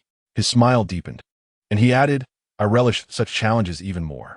Noan refrained from articulating his final warning. She might not be an ordinary person. If this dandy were to be thoroughly bested by the petite Luna, it would indeed be a source of great delight for him. After all, it was Luna's extraordinary identity that would be exposed, not that of Noan Murphy. Chapter 72. At the CAF in Beckland, how splendid. My heavens! Has that fool Monet stumbled upon a treasure? How could such a remarkable young individual find herself in this dilapidated CAF? Is she a patron? Goodness! Has Monet truly found an inexpensive pianist? By the divine, this is simply marvelous. She appears to be a fresh face, one I have not seen around these streets before. The murmurs within the CAF were hushed, as patrons were keen to avoid disturbing the engrossed musician, lest they disrupt the others who were savoring the performance. They would only exchange a few words with those beside them, expressing their astonishment and admiration. "Madam, 2 more pints of new Welsh beer, please." "Might I inquire about that young lady?" Martha refilled the empty glasses of the 2 men at the bar, her smile oozing flattery. 2 pints for 10 pence. But do not entertain any notions of mistreating the young lady. We spent a considerable sum." The man in the suit pushed a suler across the table, saying, "The remainder is for her as a tip. She plays exceptionally well. In a West End concert hall, a single performance would command at least a dozen sulers." The other man, unkempt and bearded, burst into laughter. I have yet to see you actually visit those places. Tony, I always keep up with magazines and newspapers. News is the lifeblood of commerce. Old Pep, the bearded gentleman, then handed a penny to the cheerful barmaid, saying, "This is for the old neighbor." I'm not like Tony, who lacks any sense of human decency. He knows nothing of business. So, will she return after this? Martha, smiling, gathered the coins on the counter, proudly lifting her hooked nose. Of course, she will undoubtedly be here all week. Old Pep drained his glass in one gulp, dusted off his recently fashionable dark blue cap, and pressed it firmly onto his head, rising with a grin. Then I must congratulate you. Just observe the expressions on the faces of these old friends in the shop. Those benches will soon be insufficient. Martha's smile grew sincere as she cast a satisfied glance at Esther's silhouette, then retrieved 2 steaming plates of fried potatoes from the kitchen window. Though Martha possessed little understanding of music or art, she adored the sound a young lady produced on the piano, far surpassing Thompson by millions of times. Nay, even comparing the two would be an undue elevation of Thompson. The man in the suit, however, did not depart, instead sipping his beer in small sips. His eyes closed in enjoyment, even moderating his breathing slightly. His fingers rested against the glass, tapping gently in time with the rhythm of the piano, again and again. As the performance drew to a close, the patrons of the CAF erupted in applause, with several guests rising in enthusiastic appreciation. They watched the performer bow awkwardly in gratitude. And soon, voices clamored for an encore. Martha, balancing a tray with a serving of roasted chicken wings, set it down and gestured to Esther to continue playing. Since the guests were enamored, there was no need for Esther to attend to the dishes. After all, everyone relished the music. Esther, of course, had no objections. She flexed her fingers, recalling the sheet music of another piece, and found that even unfamiliar melodies could now manifest clearly in her mind. All that remained was to bring it to life through her performance. The CAF finally resonated with true melodies as a joyful and buoyant waltz floated above the tables, ensuring that the Monet couple's revenue for the evening far exceeded the norm. Throughout the night, a smile never left Martha's face. When the business day concluded, Esther received her week's wages directly. While washing dishes and cups alongside Martha, she was playfully reminded that the money was hers, and she ought not to seek employment elsewhere. Unable to contain her amusement, Esther burst into laughter, and nearby, Thompson joined in, prompting Martha to deliver a couple of playful kicks in mock annoyance. Martha, still smiling brightly, classified the dried plates into the cupboard, wiping her eye with the sleeve that reached her elbows. To be honest, if our son had survived, he might have followed his father's wishes and taken up piano lessons or something similar. I don't understand much of this, but Thompson always brings it up. It was then that Esther learned that the Monet couple had once had a child, who had tragically passed away at a young age. Martha's health no longer permitted her to bear children, and thus they continued their lives together. In addition to her weekly wage of 10 shillings, Esther received an impressive 10.5 pence in tips, and this was merely the outcome of her first day, excluding the half deducted by Martha for the use of the piano. Although withholding tips was not particularly honorable, Esther did not mind, considering Martha had generously advanced her an entire week's salary. Esther saved her earnings, along with a generous bag of egg sandwiches Thompson had given her, and ventured to the second-hand clothing store on the adjacent street, where she purchased 2 changes of clothes. She also ordered undergarments from the tailor. After this round of purchases, her funds had dwindled significantly, now transformed into a collection of bags she carried. Thanks to Mr. Thompson's benevolent support, her food expenses were less burdensome, and the remaining money was barely sufficient for her preliminary expenditures. According to the agreement between Martha and Esther, she would have 1 day off each week, starting the following Wednesday, with Martha ensuring that no losses would be incurred. As Esther approached the apartment building at number 7 Lily of the Valley Street, she immediately spotted the newly added sunflowers among the potted plants. Their golden petals encircled the flower heads, standing tall like sentinels with their long stems, a striking contrast among the shorter blooms. Even against the chill of the September winds, they blossomed vibrantly, unperturbed by the elements. This is truly unscientific. Extraordinary power is indeed capricious. Esther mused, her lips curling into a smile. She began to wonder where Mrs. Romano had procured the flowers. No, she seemed to be some sort of harvest priestess. Had Mrs. Romano conjured them herself? One could only imagine how this technology might alleviate the hunger of countless souls if applied to rice or wheat cultivation. As Esther entered the apartment, she was startled by the thunderous sound of confetti cannons at the door. Her instinctive intuition did not raise any alarms. The presence was not hostile. Esther stifled her instinct to evade with agility and stood frozen at the threshold. Amidst the fluttering paper flowers, a gentleman she had never encountered before knelt on one knee, holding a bouquet of white roses aloft. His oversized sunglasses obscured much of his face, rendering his features indistinct. Ah, it must surely be the benevolence of the god of steam that allows my solitary soul to behold your brilliance, to listen to that exquisite voice of art. Galvin Leprous, I hereby offer my name to the spirit upon the piano. Esther took 2 steps back and, with a resounding thud, shut the door again. Chapter 73. An unexpected welcome party. For several awkward seconds, Esther stood in silence at the door until a burst of laughter erupted from within. The door to apartment 7 on Lily of the Valley Street was finally pushed open from the inside. Norn grasped the doorknob, his genuine smile casting a warm glow upon him. Come in. That eccentric fellow is currently the subject of everyone's jest. You're just in time to witness the most amusing scene. Norn stepped aside to allow Esther to enter. The astonishing gentleman in sunglasses was being scolded by the diminutive Mrs. Romano, who was tugging at his ear, rendering his imposing height of 6 feet ineffective against her fierce reprimands. The others gathered around, laughing uproariously, causing the corridor to become quite crowded. The loquacious and enthusiastic fellow from the previous day had a gleam of mirth in his freckled face, the mist on his glasses hinting at his amusement. The dark-skinned Mrs. Kandra shielded her face with her palm, yet intermittent bursts of laughter escaped her lips. 2 unfamiliar young women were nearly rolling on the floor with laughter, supporting each other to avoid collapsing, with the blonde, heavily made-up one even shedding tears of joy, while the dark-haired one leaned against the wall, her laughter ringing like wind chimes, sweet and melodious. Noticing Esther's entrance, Richie clapped his hands vigorously. All right. Let Galvin fully embrace Mrs. Romano's lessons in etiquette, just as we agreed. 3, 2, 1. The group chimed in unison, including Norn, who stood beside Esther at the door, and the bespectacled gentleman still being reprimanded by Mrs. Romano. Welcome to apartment 7 on Lily of the Valley Street. A surge of intense, fervent emotion welled up in Esther's eyes. In a moment of reverie, she seemed to be transported back to that night when all the night watchmen gathered together to celebrate Klein's induction as a formal member, each one raising their glasses under Dunn's lead, their voices brimming with joy and anticipation akin to that of these spirited young souls. Esther unveiled her most radiant smile since leaving Tingen, expressing her heartfelt gratitude. Thank you all. Mrs. Romano's lips curled into a gentle smile, her eyes shimmering with warmth.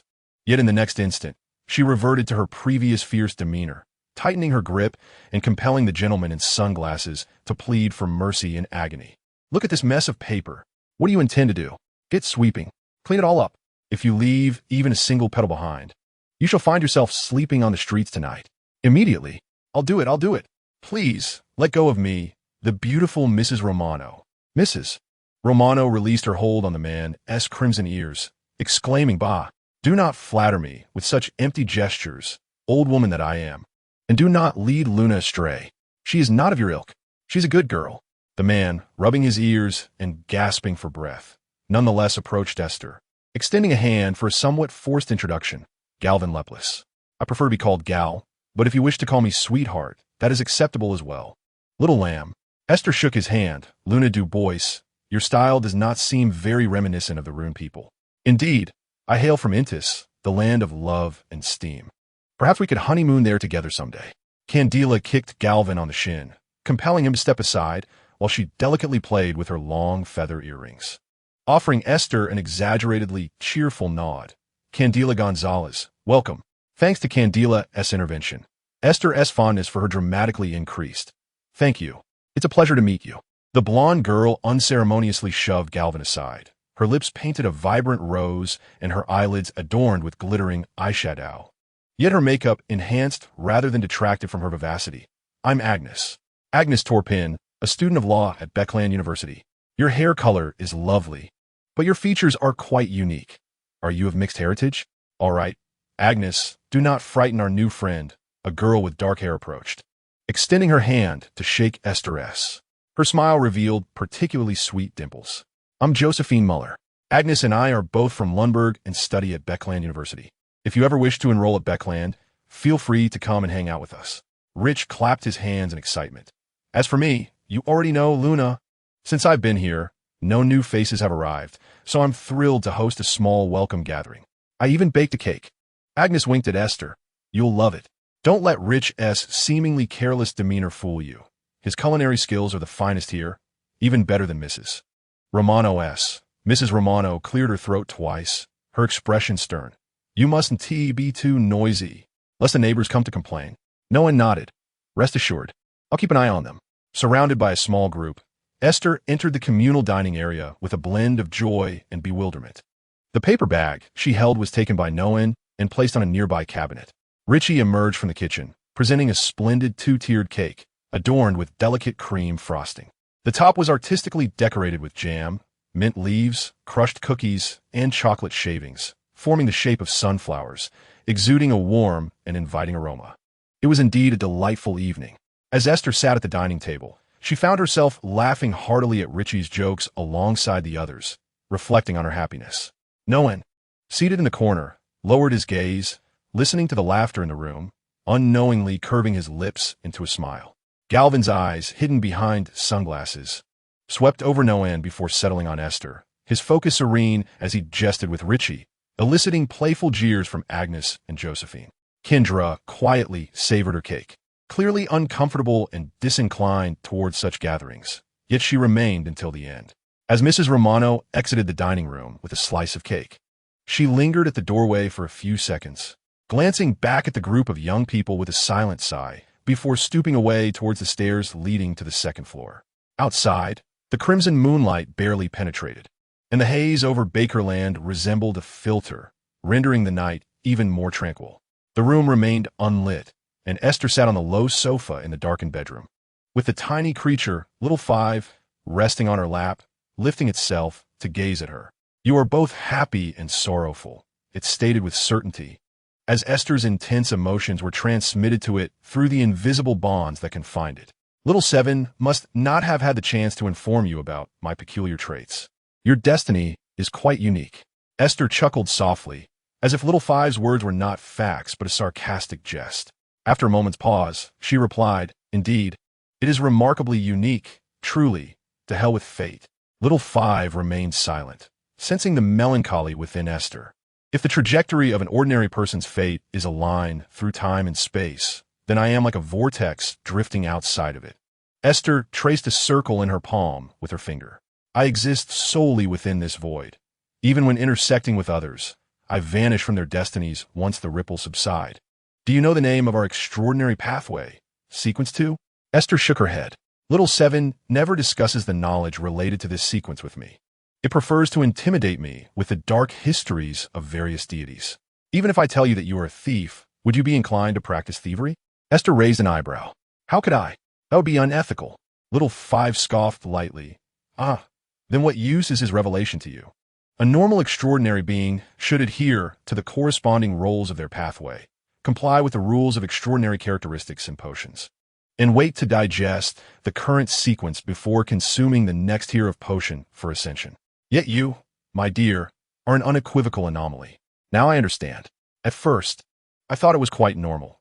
After all, Esther interrupted the conversation, feeling the need to carefully conceal her identity as a traveler. Xiao Wu and Xiao Qi exhibited slight personality differences, and she was no longer as naive as when she first arrived.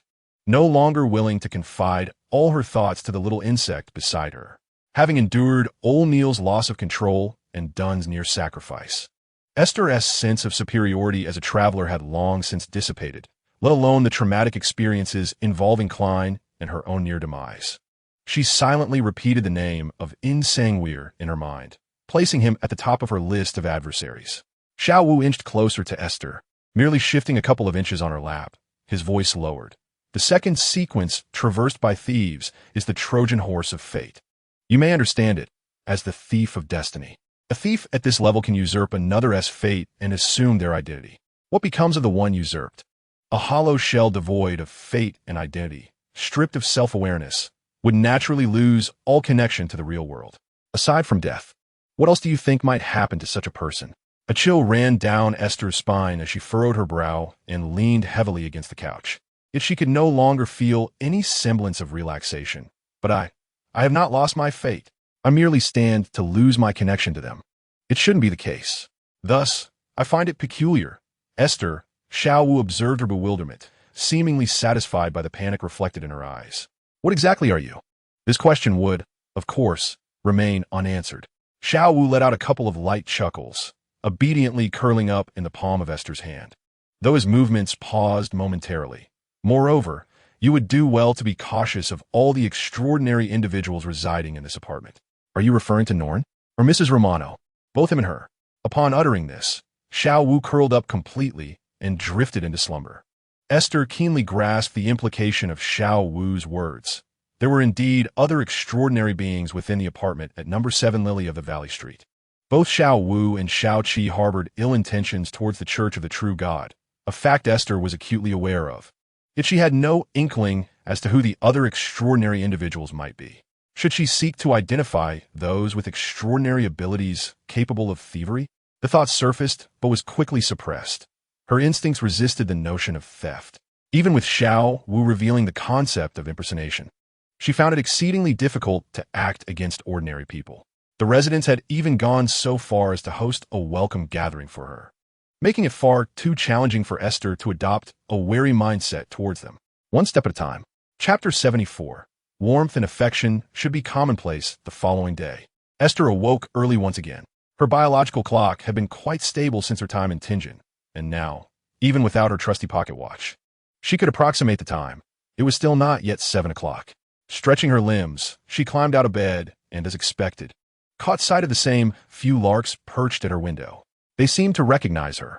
Upon seeing her standing on the floor, they immediately burst into melodious and enchanting song. Esther smiled gently as she retrieved the leftover sandwich from last night. She opened the entire window and scattered some breadcrumbs onto the sill. The little birds, under her watchful gaze, flitted about joyfully, wagging their tails as they scavenged for food. Yawning, Esther made her way to the washroom. A dark shadow swooped down from the neighboring rooftop, a crow, significantly larger than the larks, which it easily flapped aside with its wings. Amidst the furious chirps of the larks, the crow devoured several sizable morsels of bread smeared with scrambled eggs before it pushed off the sill and soared towards the northern direction of Bakerland. When Esther returned, the larks were still chattering and flapping their wings. Bewildered, she pulled out the sandwich again, broke off more crumbs to appease the little birds, and then stuffed the remainder into her mouth. Why did they appear so angry? This was merely a brief morning incident that would not disrupt Esther's day. She still had plenty of time before heading to the Celestial CAF for work. After spotting Mrs. Romano descending the stairs with a pot of fertilizer, Esther kindly inquired if she needed assistance. Such free time? Have you found a job? Don't emulate that good-for-nothing Galvin who idles away his days, Mrs. Romano chided. Yet she unceremoniously thrust the fertilizer into Esther's hands. My job won't require me for a while yet. It's just around the corner at the Celestial CAF, and they don't have many customers in the morning. Oh, it's quite astonishing that miserly Martha would actually hire a new employee. Mrs. Romano led Esther outside, instructing her to water the square flower bed with a spray bottle, ensuring not only the soil was soaked but also the leaves, as the air pollution in Bakerland often left a layer of dust on the plants. Not bad. I can see you are quite meticulous, much better than Richie. He broke 3 of my flower pots. Can you imagine? 3. I've never let him near my children since. Before long, no one emerged from the apartment, his old, oversized backpack slung over his shoulder. He greeted the two with a cheerful, "Good morning, Mrs. Romano Luna." "Good morning, Noan." Noan approached Esther, gazing at the upright sunflower. "Well, I must say, the sunflower truly suits you. Does it? I wonder what flower Noan favors." With a slight smile, Noan pointed to the low-growing red geranium beside the sunflower. "When I was young, it was the most common flower at my doorstep. My mother used to tell me that its language signifies happiness is right beside you. Before the incident, my family owned a flower shop." Esther paused in her watering, a look of sorrow crossing her face. "I'm so sorry. No, I spoke too much. I must be on my way." Noan waved his hand, bidding farewell to the two. The subway will be more crowded later. See you later. I hope you have a delightful day. Noan chuckled wryly. As long as the children don't ask too many peculiar questions, it should be fine. Until Noan vanished from sight, Mrs. Romano cleared her throat. Ahem, I had no idea Noan could be so glib. Glib? Surely not, Esther replied, bewildered, as she continued to tend to the flowers. Youngster, do not underestimate the observational prowess of the elderly. While Noan is not a bad child, I would advise you against getting too close to him. Esther's movements faltered, recalling the frenzied gaze she had glimpsed through the crack of the door that day. I understand.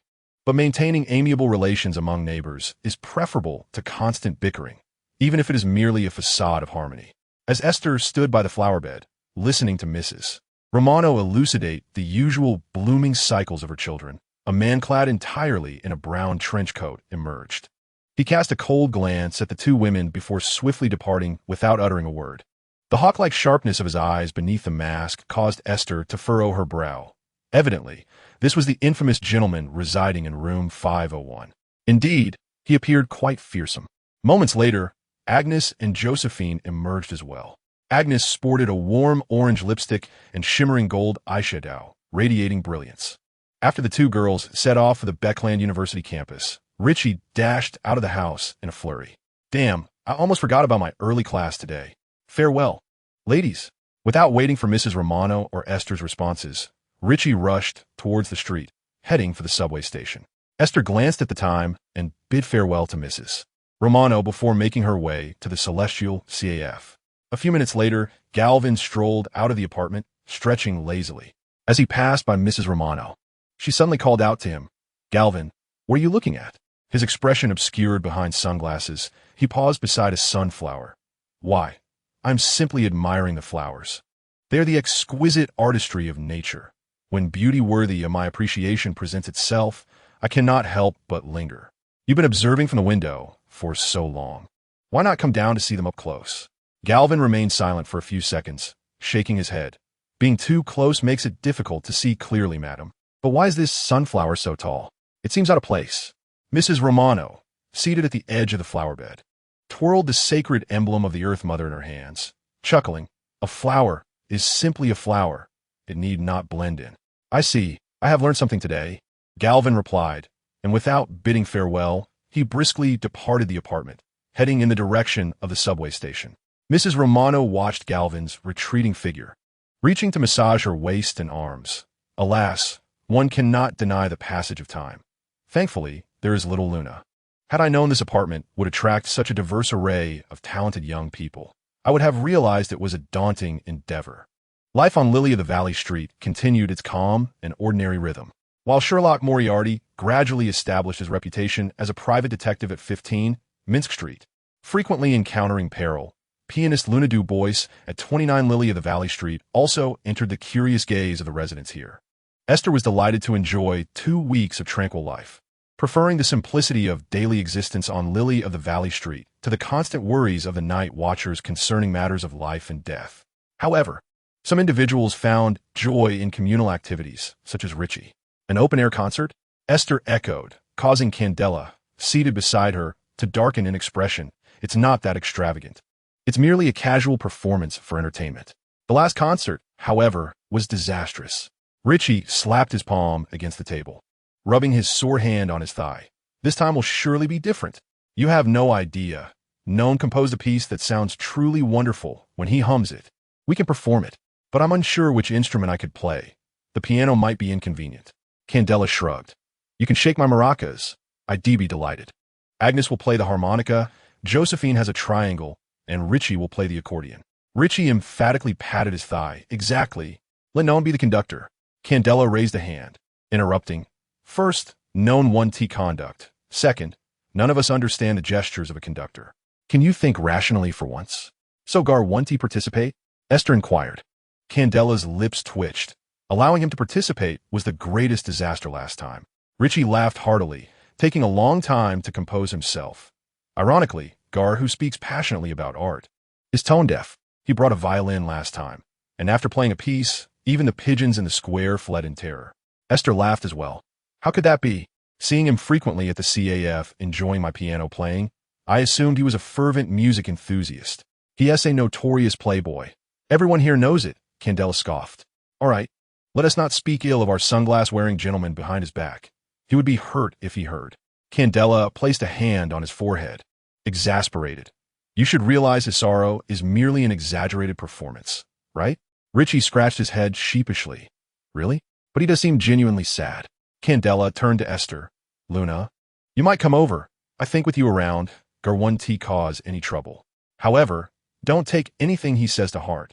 According to Richie, Gar has never had a girlfriend that lasted more than 2 weeks. Esther nodded vigorously. I understand. I will be cautious. Then Candela pointed at Richie.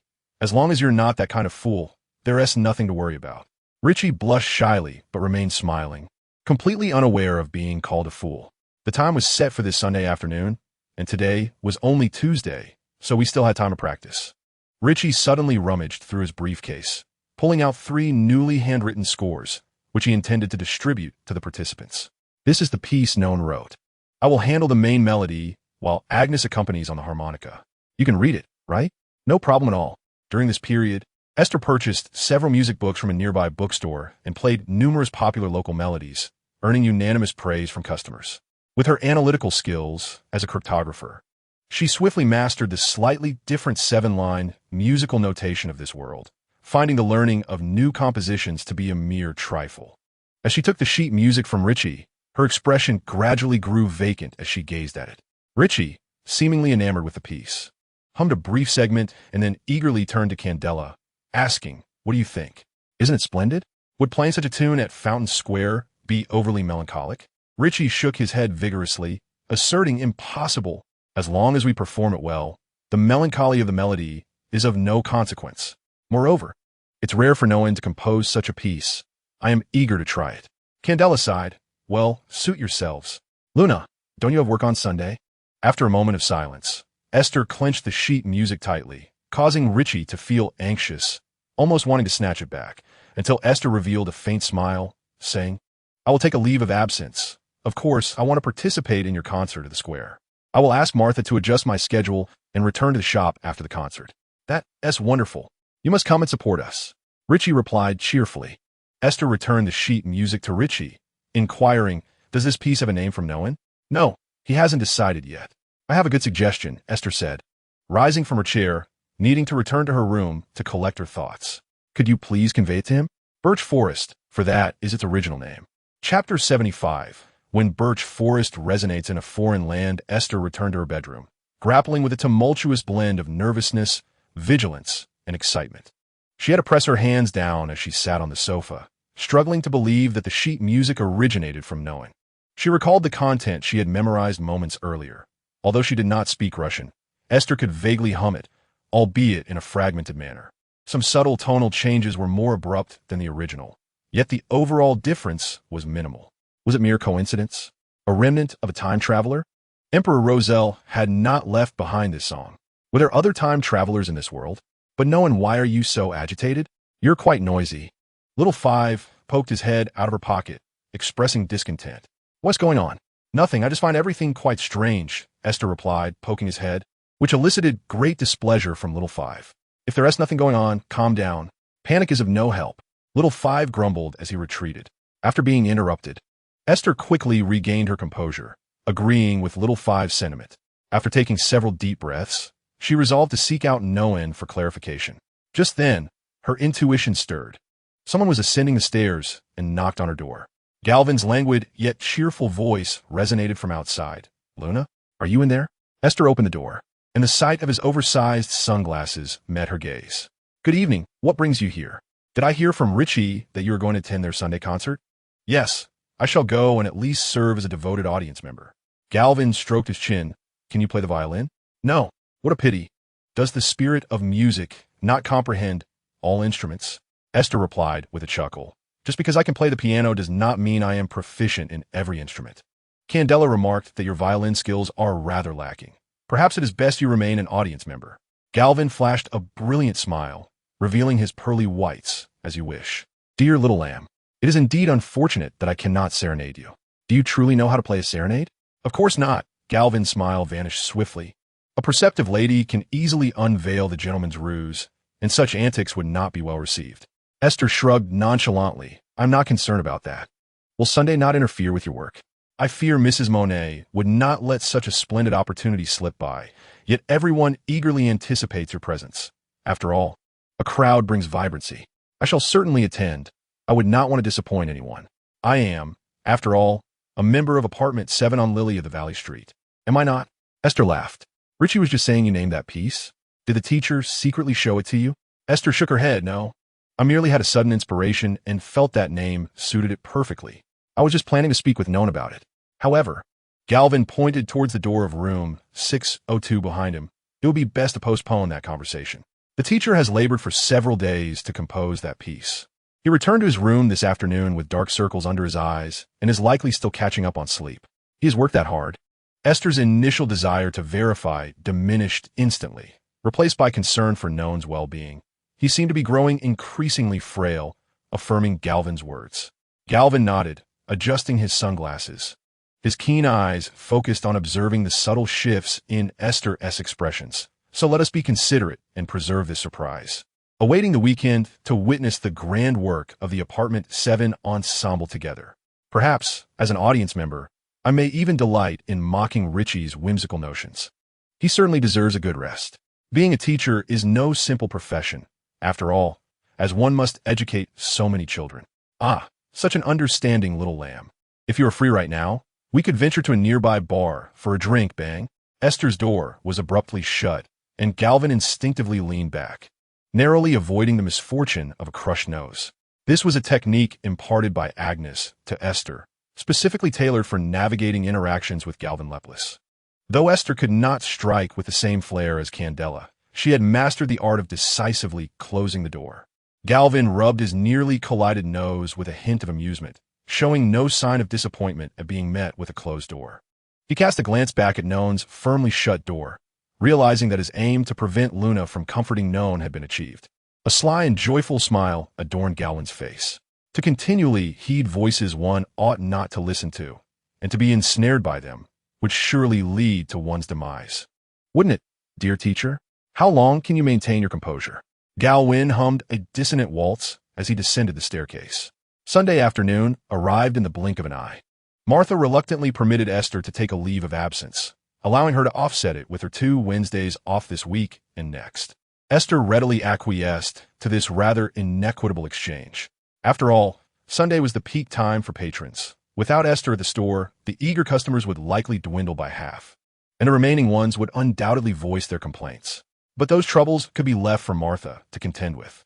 Esther had secured her day off and planned to spend it with friends from the apartment. Adorned in her familiar linen long skirt and fitted vest, Esther donned the wide-brimmed bonnet she had purchased just 2 days prior, woven with sunflower embellishments. She had spotted it in a shop, and, after spending 8 sols, felt it had caused significant strain on her already meager finances. Why was saving money so arduous? Each time she spent, these thoughts crossed her mind, yet they did not deter her from cluttering her desk with novels and papers, filling her wardrobe with new garments, or covering the sofa with a freshly woven wool blanket, all while reminiscing melodies in her mind and humming them softly. Once she was ready, Esther descended the stairs to find Richie eagerly awaiting her at the door, his face alight with excitement.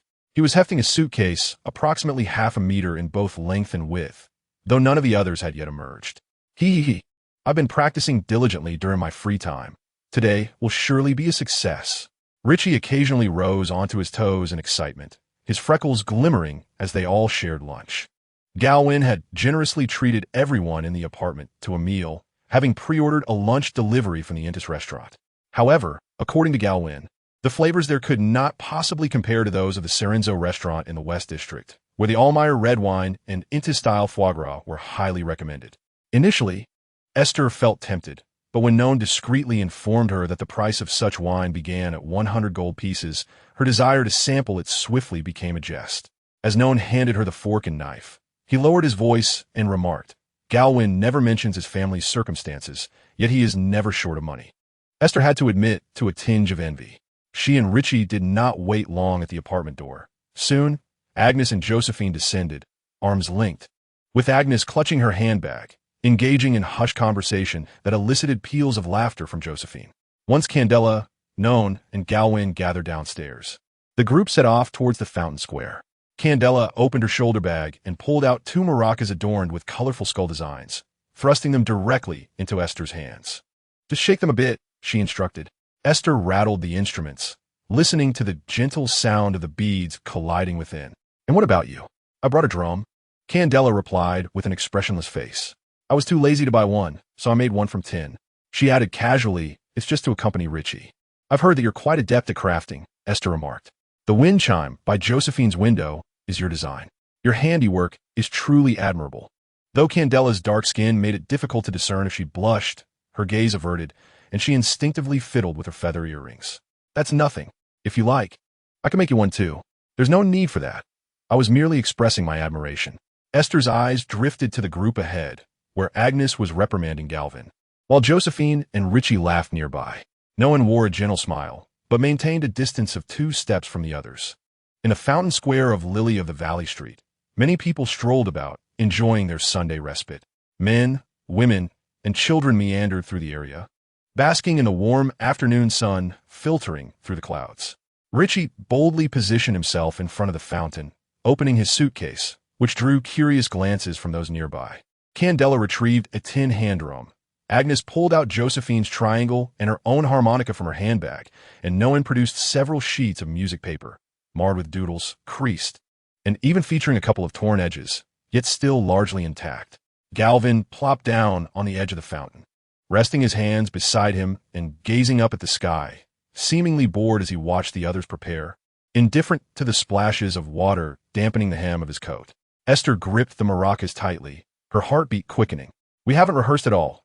Is this really okay?" "Of course it's fine. We're not professionals," Josephine reassured her. "Just follow the rhythm of Richie's music." The harmonica initiated the accompaniment, its low tones resonating with a peculiar hum, soon replaced by the melodious accordion that took center stage, guiding the song's melody and direction, infusing the atmosphere with a lively spirit. The tin drum produced a rhythm of 3 light beats followed by a pause, while the triangle chimed in with each gentle interlude of the accordion. It was chaotic and amusing, a rendition of Birch Forest that slightly veered off-key due to the lack of a unified conductor, bringing a warmth to Aiste's eyes. As the performance neared its midpoint, during a harmonica interlude, Richie glanced over in confusion, and Josephine cast a curious look at Aiste, who had yet to begin shaking her maracas, nudging the daydreaming band member with her elbow. Aiste instinctively stepped forward, raising her arms as if she held not a decorated maraca, but a microphone. She closed her eyes, suppressing the discomfort of a sharp pain in her brow, rapidly revising the lyrics in her mind and translating them into rune. Within mere seconds, she completed this translation. As the next segment of accordion music began, Aiste opened her mouth to sing. "Seated beside my beloved companion on the path, know that I shall return. Do not mourn." The old woman waves farewell as the small gate behind me slowly closes.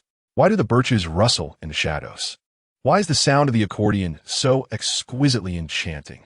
The wind's fingertips caress, leaves drift like whispers, and the final leaf, too, descends to the ground.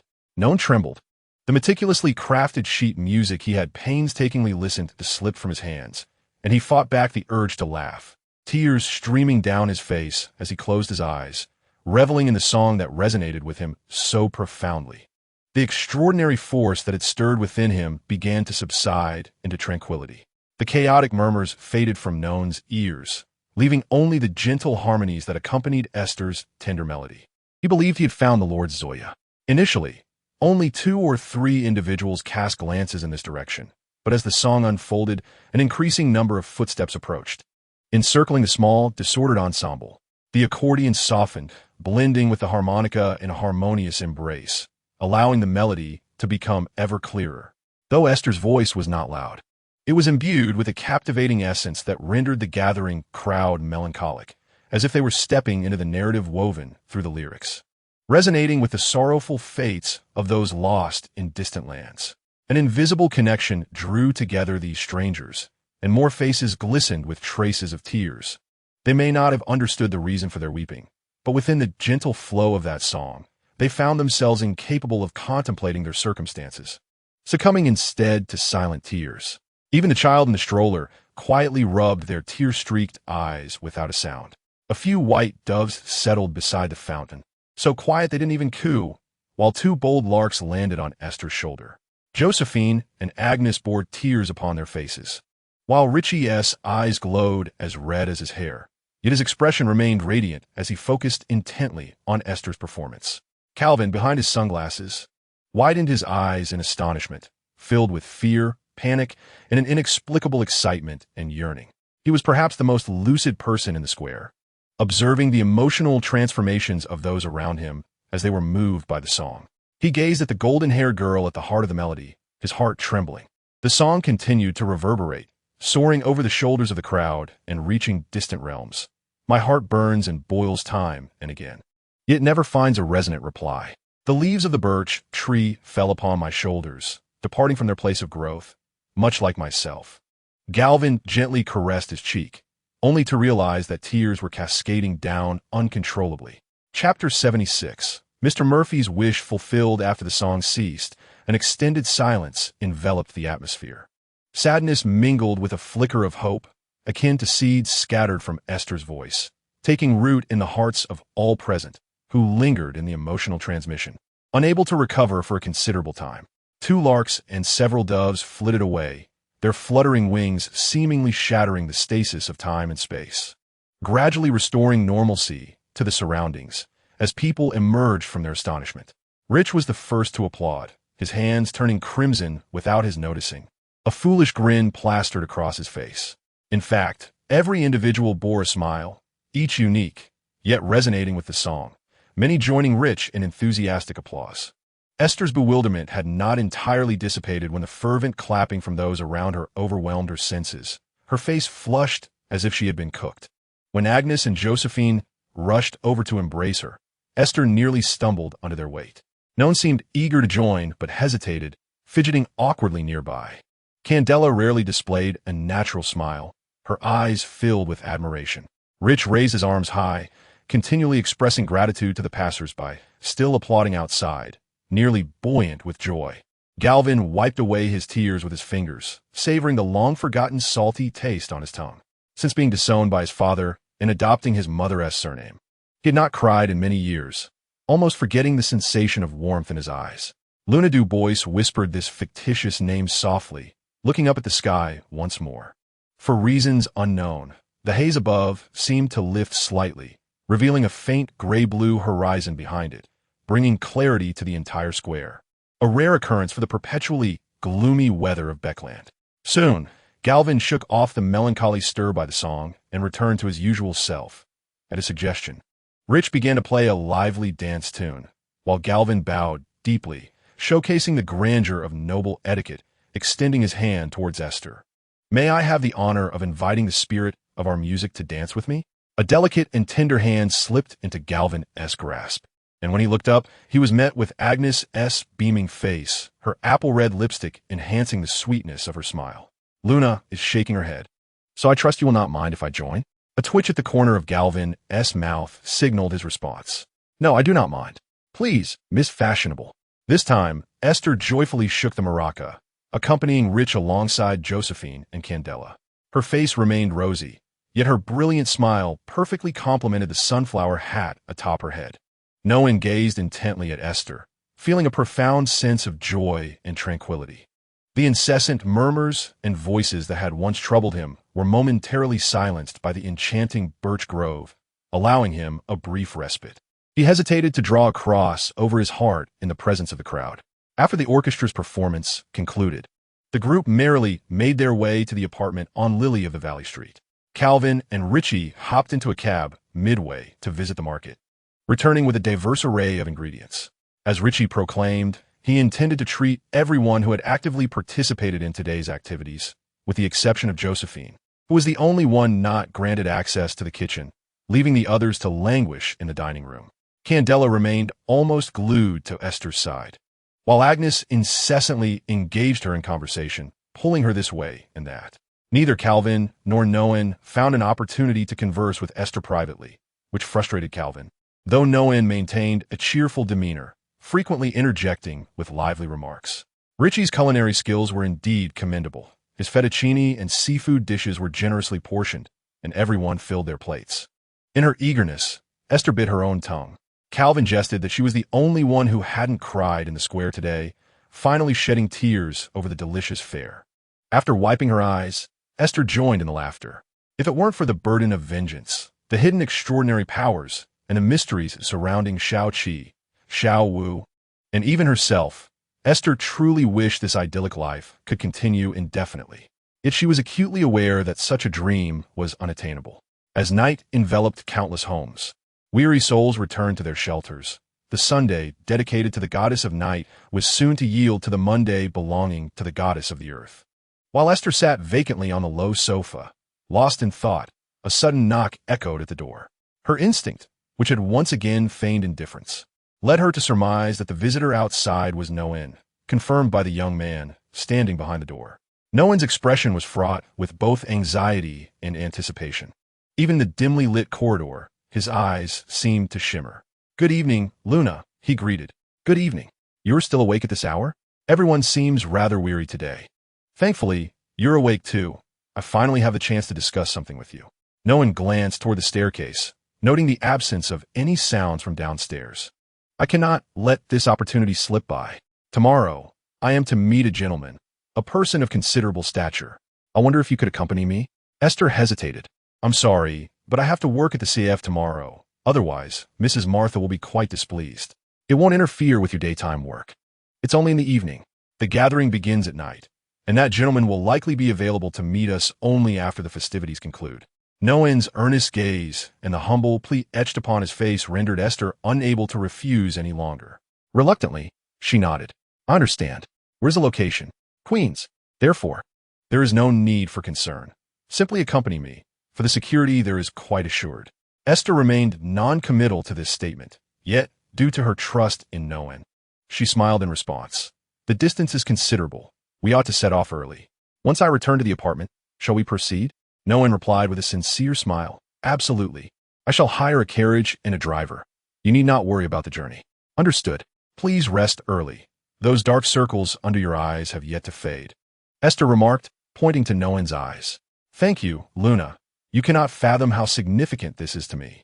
Noen rubbed his eyes, shyly gesturing with his hand. "Good night. I shall surely enjoy a restful sleep tonight." "Good night, Noen. May you have sweet dreams."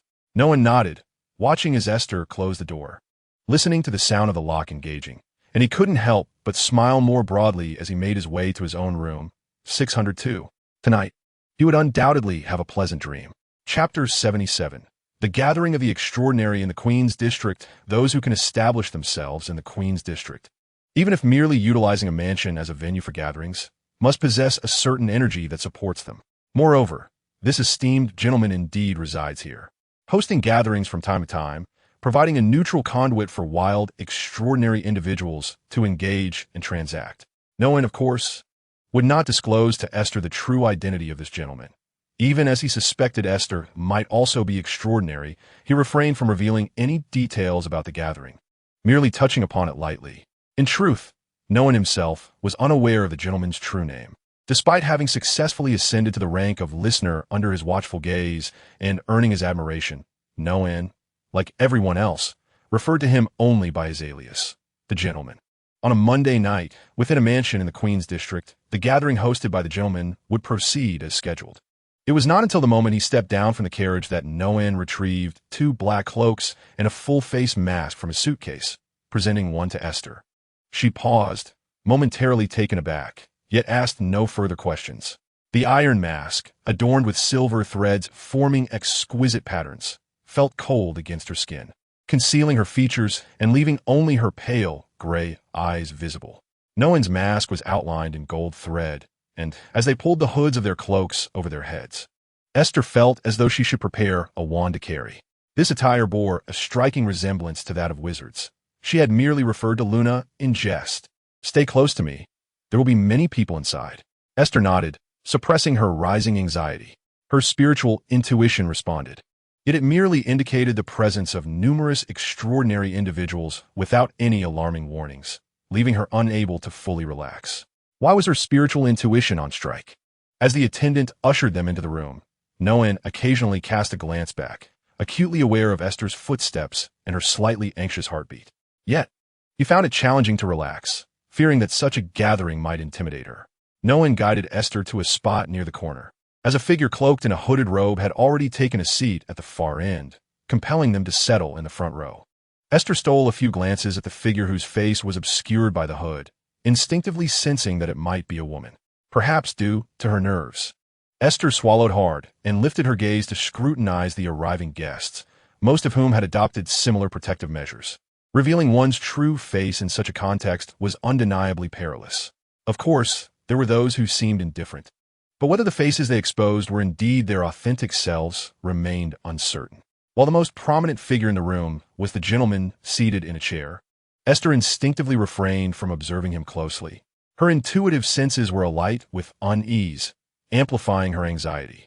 Noticing Aiste's restless gaze flitting between the center and elsewhere, Noan softly introduced the gentleman to her. "That is the nobleman I mentioned, my guiding light. Everyone refers to him simply as Sir." What a peculiar appellation, she mused, steadying herself as she finally directed her attention to the initiator of the gathering. The gentleman's visage was entirely ensconced in the shadows cast by his hood, his upper body leaning forward slightly, akin to a taut serpent poised to strike. An oppressive and formidable aura emanated from him, as if he were a volcano on the brink of eruption. Had he not remained composed since their entrance, Aiste would have doubted his stability. Even as the gathering commenced and the attendants began collecting notes from the guests, the gentleman retained his stillness. Noan quietly elucidated the formal proceedings. Requesters or sellers would hand their notes to the attendants, who would then display the corresponding items on a board. Interested parties could either communicate through the attendants or finalize transactions directly. Minutes later, Aiste's intuitive senses stirred once more. She closed her eyes and tilted her head slightly, whispering, "Noan, is the gentleman unwell?" As if he had heard her inquiry, the gentleman suddenly lifted his head, turning toward their corner with a stiff and taut motion. His face still shrouded in shadow, rendering him inscrutable. A chill coursed down Aiste's spine, as if she had become the frog ensnared by the gaze of a venomous serpent. Yet her intuitive senses fell silent, prompting her to refrain from any hasty movements. Could her instincts truly be so unreliable? Rapidly, Aiste envisioned the corridor and entrance they had traversed, plotting an escape route and preparing herself for a potential confrontation with the gentleman. She lacked the confidence to take Noan away. After all, he was acquainted with the gentleman, and surely he wouldn't meet his demise here. Aiste flexed her fingers, almost as if preparing for a piano performance. However, the anticipated harsh confrontation did not materialize. The gentleman's gaze, concealed beneath his hood, gradually softened, and the menacing aura surrounding him retracted. He leaned back against the plush backrest of the armchair, seemingly exhaling a long sigh of relief, then resumed his commanding demeanor, surveying the room with an air of superiority. Many, including the lady behind Aiste, appeared to breathe easier at the sight of the gentleman regaining his haughty posture. For reasons unknown, the lady had seemed even more panicked than Aiste, who was under scrutiny. Aiste was tempted to glance back at her, yet she feared startling the anxious woman, so she dismissed the notion. Perhaps she too was one of those extraordinary individuals capable of sensing the gentleman's unsettling state. Hence her evident trepidation. After their brief exchange of glances, the gentleman did not look back again, nor did he acknowledge Aiste's gaze any further. The lady behind her left a note for the attendants regarding a transaction, and although Aiste studied the blackboard at the front, most of the information was utterly foreign to her. As someone who had never engaged with ritualistic magic, Aiste was unfamiliar with the extraordinary materials circulating in the market. Her encounters with extraordinary formulas had only been with creatures of Sequence 9. Sitting amidst this congregation of extraordinary beings, she felt overwhelmed by the staggering figures in gold pounds that loomed before her. The taste of poverty was truly heartbreaking. Before long, another attendant brought a different transaction note, but the lady behind her seemed dissatisfied. After waiting a moment, she even vacated her seat, only to return shortly, presumably from the restroom. She did not linger long and departed well before the gathering concluded. As Forth exited the assembly, she felt her legs wobbly. Although she had not secured the miraculous item from the solar realm that the gentleman desired, obtaining the formula from the master of tricks in exchange for gold pounds was a worthwhile endeavor, alleviating other complications. As long as she gathered the materials, she would soon ascend to Sequence 8. The gentleman's presence today had been overwhelmingly frightening. More unsettling was the fact that he had turned to glance towards the corner where she sat. In that moment, Forrest felt her soul almost leave her body. She, merely a bystander, felt suffocated. She could hardly comprehend how the person under scrutiny remained composed, seemingly unaffected by the gentleman's gaze. Was this what it meant to be a master in a duel? Forrest reflected on the peculiar sense of familiarity she felt towards that individual. Though she could not pinpoint where she might have encountered them, she could only continue to conjure scenarios in her mind to alleviate her inner tension and pressure. It was only after all the guests had departed, leaving the gentleman and his attendants behind, that Noan guided Aiste to the armchair. The gentleman gestured, and all the attendants exited the room, providing the three of them a space for private conversation. The gentleman rose, and the kerosene lamp cast his shadow forward, prompting Aiste to instinctively take a step back, evading the shadow that loomed before him. She felt a surge of relief for her caution. As the gentleman's shadow began to glow a deep crimson, akin to a delicate layer of flesh emerging from his silhouette. Yet, under Aiste's watchful gaze, this unsettling phenomenon gradually subsided, the pulsating flesh retreating back into the hem of his robe, as though nothing had transpired. A faint scent of blood wafted through the air, solidifying Aiste's understanding of the alarming reality that had just unfolded, providing her with a more visceral awareness of the gentleman's inherent peril. Without confirmation of his rank, intelligence, or extraordinary abilities, she retreated 2 more steps, widening the distance between them, her hands slightly raised, prepared to seize his consciousness in a bid for escape. "I bear no hostility. I apologize for disturbing you," she murmured, even as the gentleman took 2 steps back himself, his androgynous voice tinged with a hint of tension. "I'm merely a bit overwhelmed. This is indeed a rare occurrence. The master eagerly awaits news of you and is even willing to forgive my foolish misstep." The eyes beneath the Noan mask glowed crimson with fervor, gradually mirroring the madness Aiste had glimpsed through the crack of door 602 that night. He stepped aside, respectfully glancing at the gentleman, then eagerly turning his gaze back to Aiste. "Are you the gentleman? You appear to be a remarkably powerful, extraordinary being, and I must consider my own safety."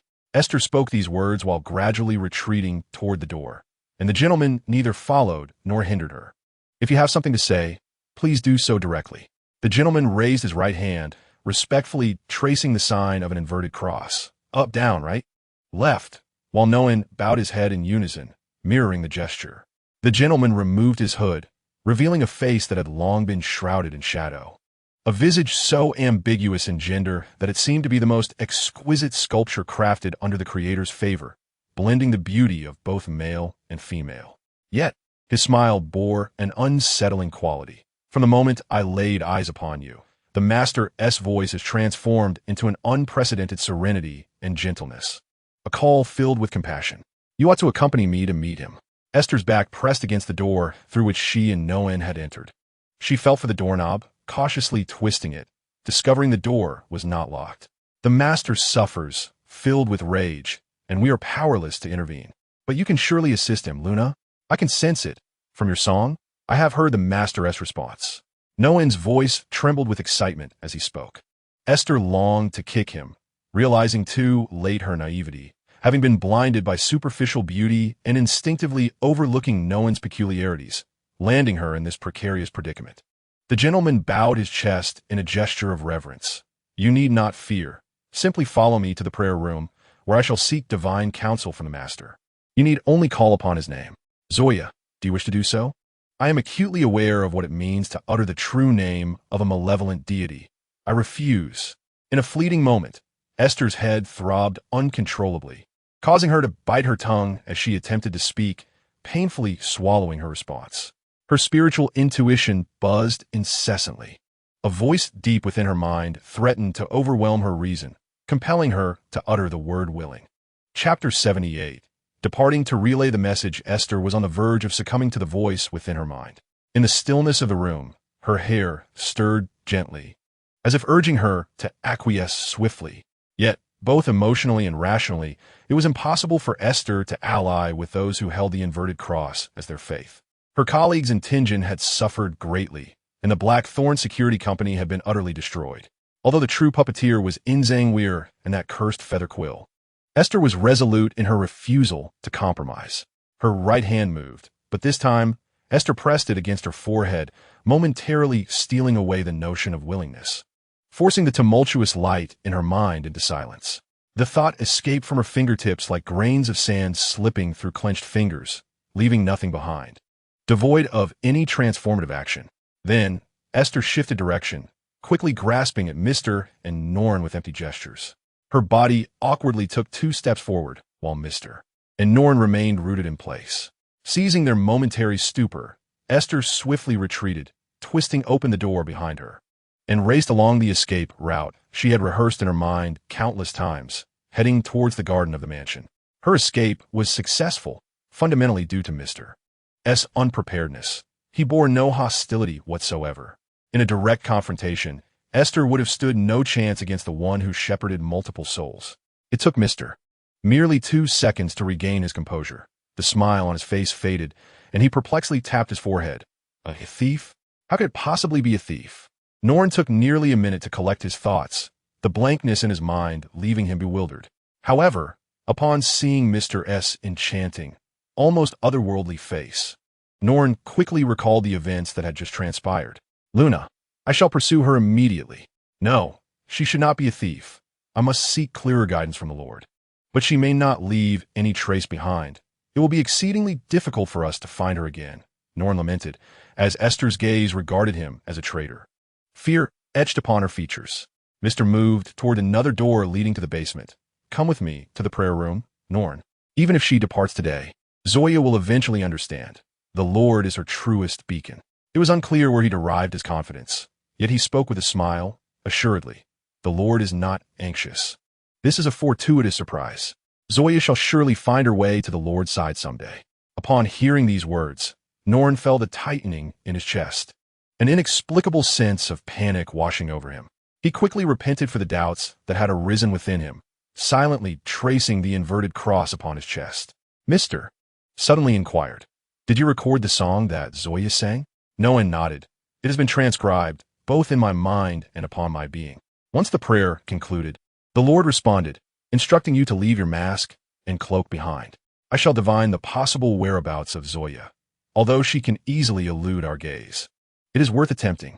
Esther wrapped herself tightly in the cloak, oblivious to the distance she had traversed, and flagged down an empty cab, promptly diving inside. To the nearest subway station, please, quickly. The cab driver found it peculiar that a woman from Queens was so frantically rushing at this late hour, muttering a few words under his breath. However, when he beheld the 5 solar banknote, he quickly sealed his lips. After all, it was more than double the standard fare. If questioned, he could simply claim ignorance, for the actions of passengers were of little concern to a cab driver, especially in a city teeming with eccentrics like those from Beakland.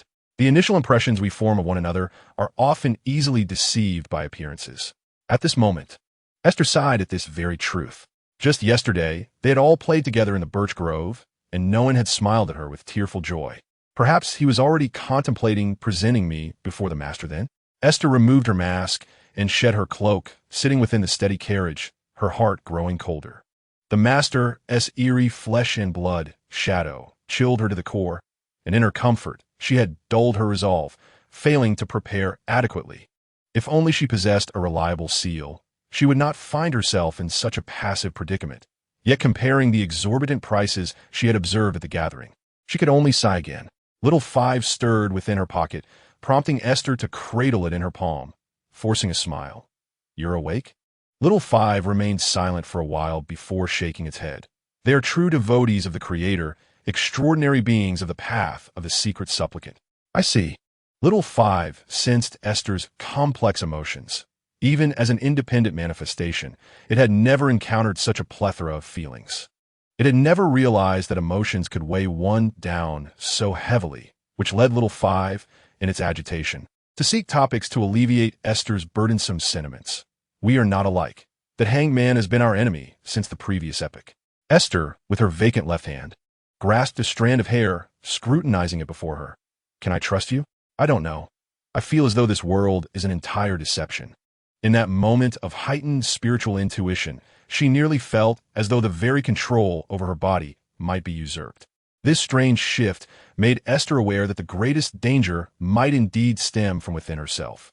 Little Five fell silent once more at the mention of trust, only breaking its silence after several seconds. You would not wish to utter the names of any existent deities, would you? This time, Esther fell silent, her gaze fixated on Little Five's gray eyes, which had grown hazy and somber. Disregarding the matter is indeed perilous, especially when attempting to forge a connection with extraordinary beings of divine stature. Once you have gathered your belongings and departed from Lily of the Valley Street, we shall seek out Xiao Qi. A flicker of hope ignited in Esther's eyes. Wait, did you mention Xiao Qi? You still have contact with it? Xiao Qi has visited apartment number 7 several times in an effort to maintain some semblance of communication with you. Your obliviousness is truly remarkable. But why did it leave so abruptly? Xiao Wu revealed without hesitation. Xiao Qi is not wary of you. It fears the devourer from your dreams. The Angel King under the Hangman's command. At that moment, Xiao Qi merely sought an excuse to depart. In truth, it was investigating the ancient texts pertaining to the Third Age. The Angel King? I must express my gratitude to this wretched dreamscape for offering no respite. Esther leaned softly against the carriage, gently swaying with its motion. The intricacies of the B-clan forces are formidable. They cannot encroach upon this space, rendering you relatively safe here. Esther felt an urge to curse, yet she recognized that these misfortunes bore little connection to Xiao Wu. With a weary sigh, she lamented, alas, you should have witnessed my desperate escape. If you harness that power within your mind, you could evade even the demigods. What is there to fear? Strength is your assurance. I lack such assurance myself. From whence do you derive your confidence? Just as Xiao Wu was about to respond, the driver rapped on the carriage, signaling Esther that they had arrived. Upon reaching the steam subway station, Esther procured a ticket, deliberately leaving her mask and cloak beneath the seat. After arriving in the South District of the Grand Bridge, she queued at the window, where the impatient ticket clerk informed her of the public carriage route to Rose Street. Time was of the essence. She had no leisure to rejoice that the gentleman had not pursued her. Esther was compelled to inform Mrs. Romano that Norn had taken to worshipping a peculiar deity, potentially endangering the others in the apartment. However, she could not return directly to Lily of the Valley Street. Instead, she opted to inform Father Otrowski of this matter. Esther discerned that he, too, was an extraordinary being, even disregarding his height. The sense of pressure he exuded was far more profound than that of Mrs. Romano. The crimson moon cast its glow beyond the overcast skies of Beekland, illuminating the street with the flickering light of kerosene lamps, elongating the shadows of hurried passers-by. Within those shadows seemed to lurk countless formless eyes, instilling a deeper dread in those already gripped by fear. Esther had intended to purchase another hooded cloak, but at this hour, few shops in the South District remained open. Even in the night, the architectural style of the small church stood out, despite its modest size. Upon glimpsing the emblem of life, Esther hesitated only briefly before resolutely stepping toward the entrance of the Harvest Church. The candles in the prayer hall still flickered, indicating the presence of someone within. In comparison to dealings with the seemingly divinely favored Father Otrowski, the safety of the residents of Lily of the Valley Street took precedence, allowing Esther to make her decision without second thought. She knocked on the heavy doors of the church, and to Esther's surprise, they opened much more swiftly than she had anticipated. The peculiar odor wafted from afar, and indeed, it was you. Esther's cheeks flushed. What strange smell. Instinctively, she raised her sleeve to her nose, detecting no scent. It was then that she took a moment to scrutinize the somewhat unfamiliar, yet eerily recognizable voice. The young man who opened the church doors was strikingly handsome, appearing to be in his late 20s. His refined features bore a hint of softness, and his habitual upward gaze elegantly displayed his proud demeanor. His thin lips were pressed into a line of dissatisfaction, and his dark hair was swept back, with only wisps of bangs framing his forehead. The young man pinched his prominent nose, as if the strange odor was somewhat overwhelming for him. He was even clad in the priestly robes of the Mother Earth Church. Esther distinctly remembered that the last time she visited, she had not encountered this young man. Yet, in just over a month, a new member had appeared. Father Otrowski must be pleased. Was this priest a local or an assistant sent by the Mother Earth Church? Esther sensed that he, too, was extraordinary. But this was not the moment for such distractions. I apologize for the intrusion, but I urgently need to speak with Father Otrowski. Could you summon him for me? It is quite pressing. Oh, please come in and make yourself comfortable. After all, not many people sit here in a day. The prayer hall was still illuminated by candles, allowing Esther to discern the young man's features more clearly, particularly his unusually pale complexion and those naturally blood-red eyes.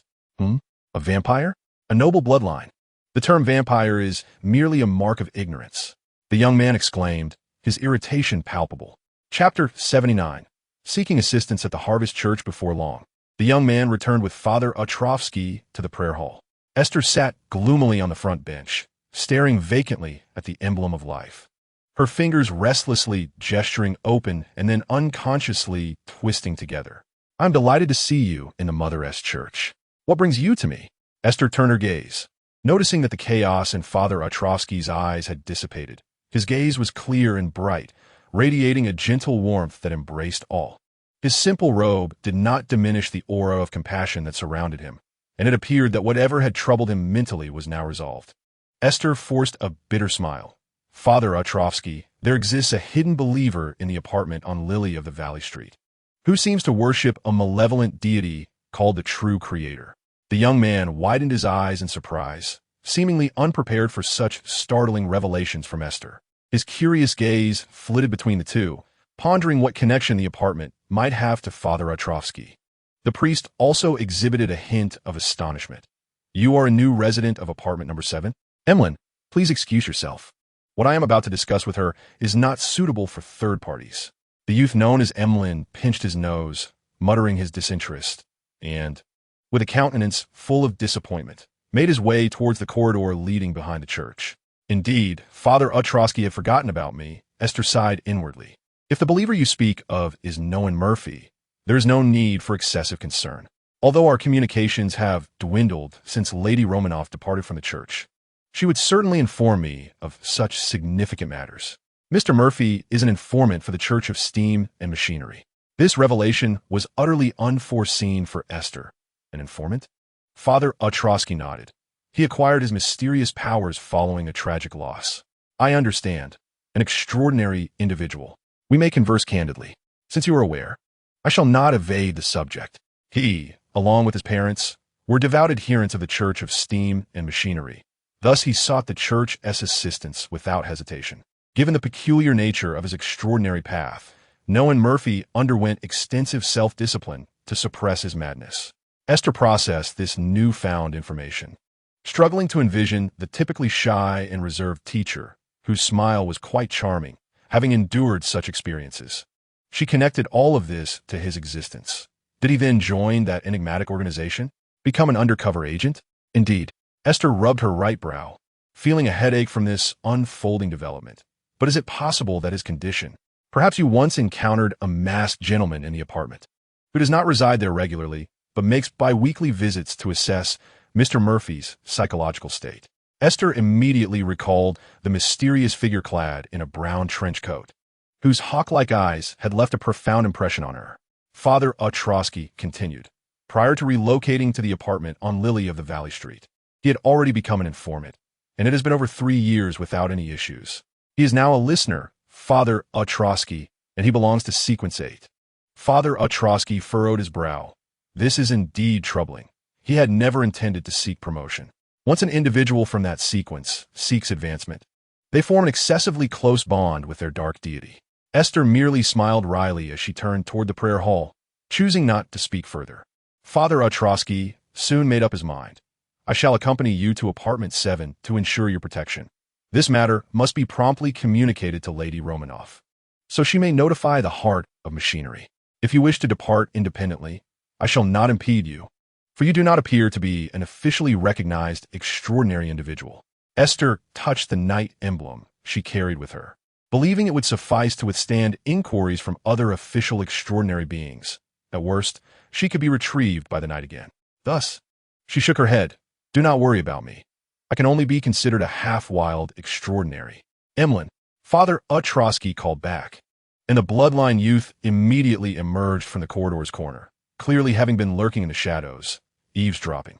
The youth, unashamed and nonchalant, tossed his head back and declared, Hey, I haven't heard a thing.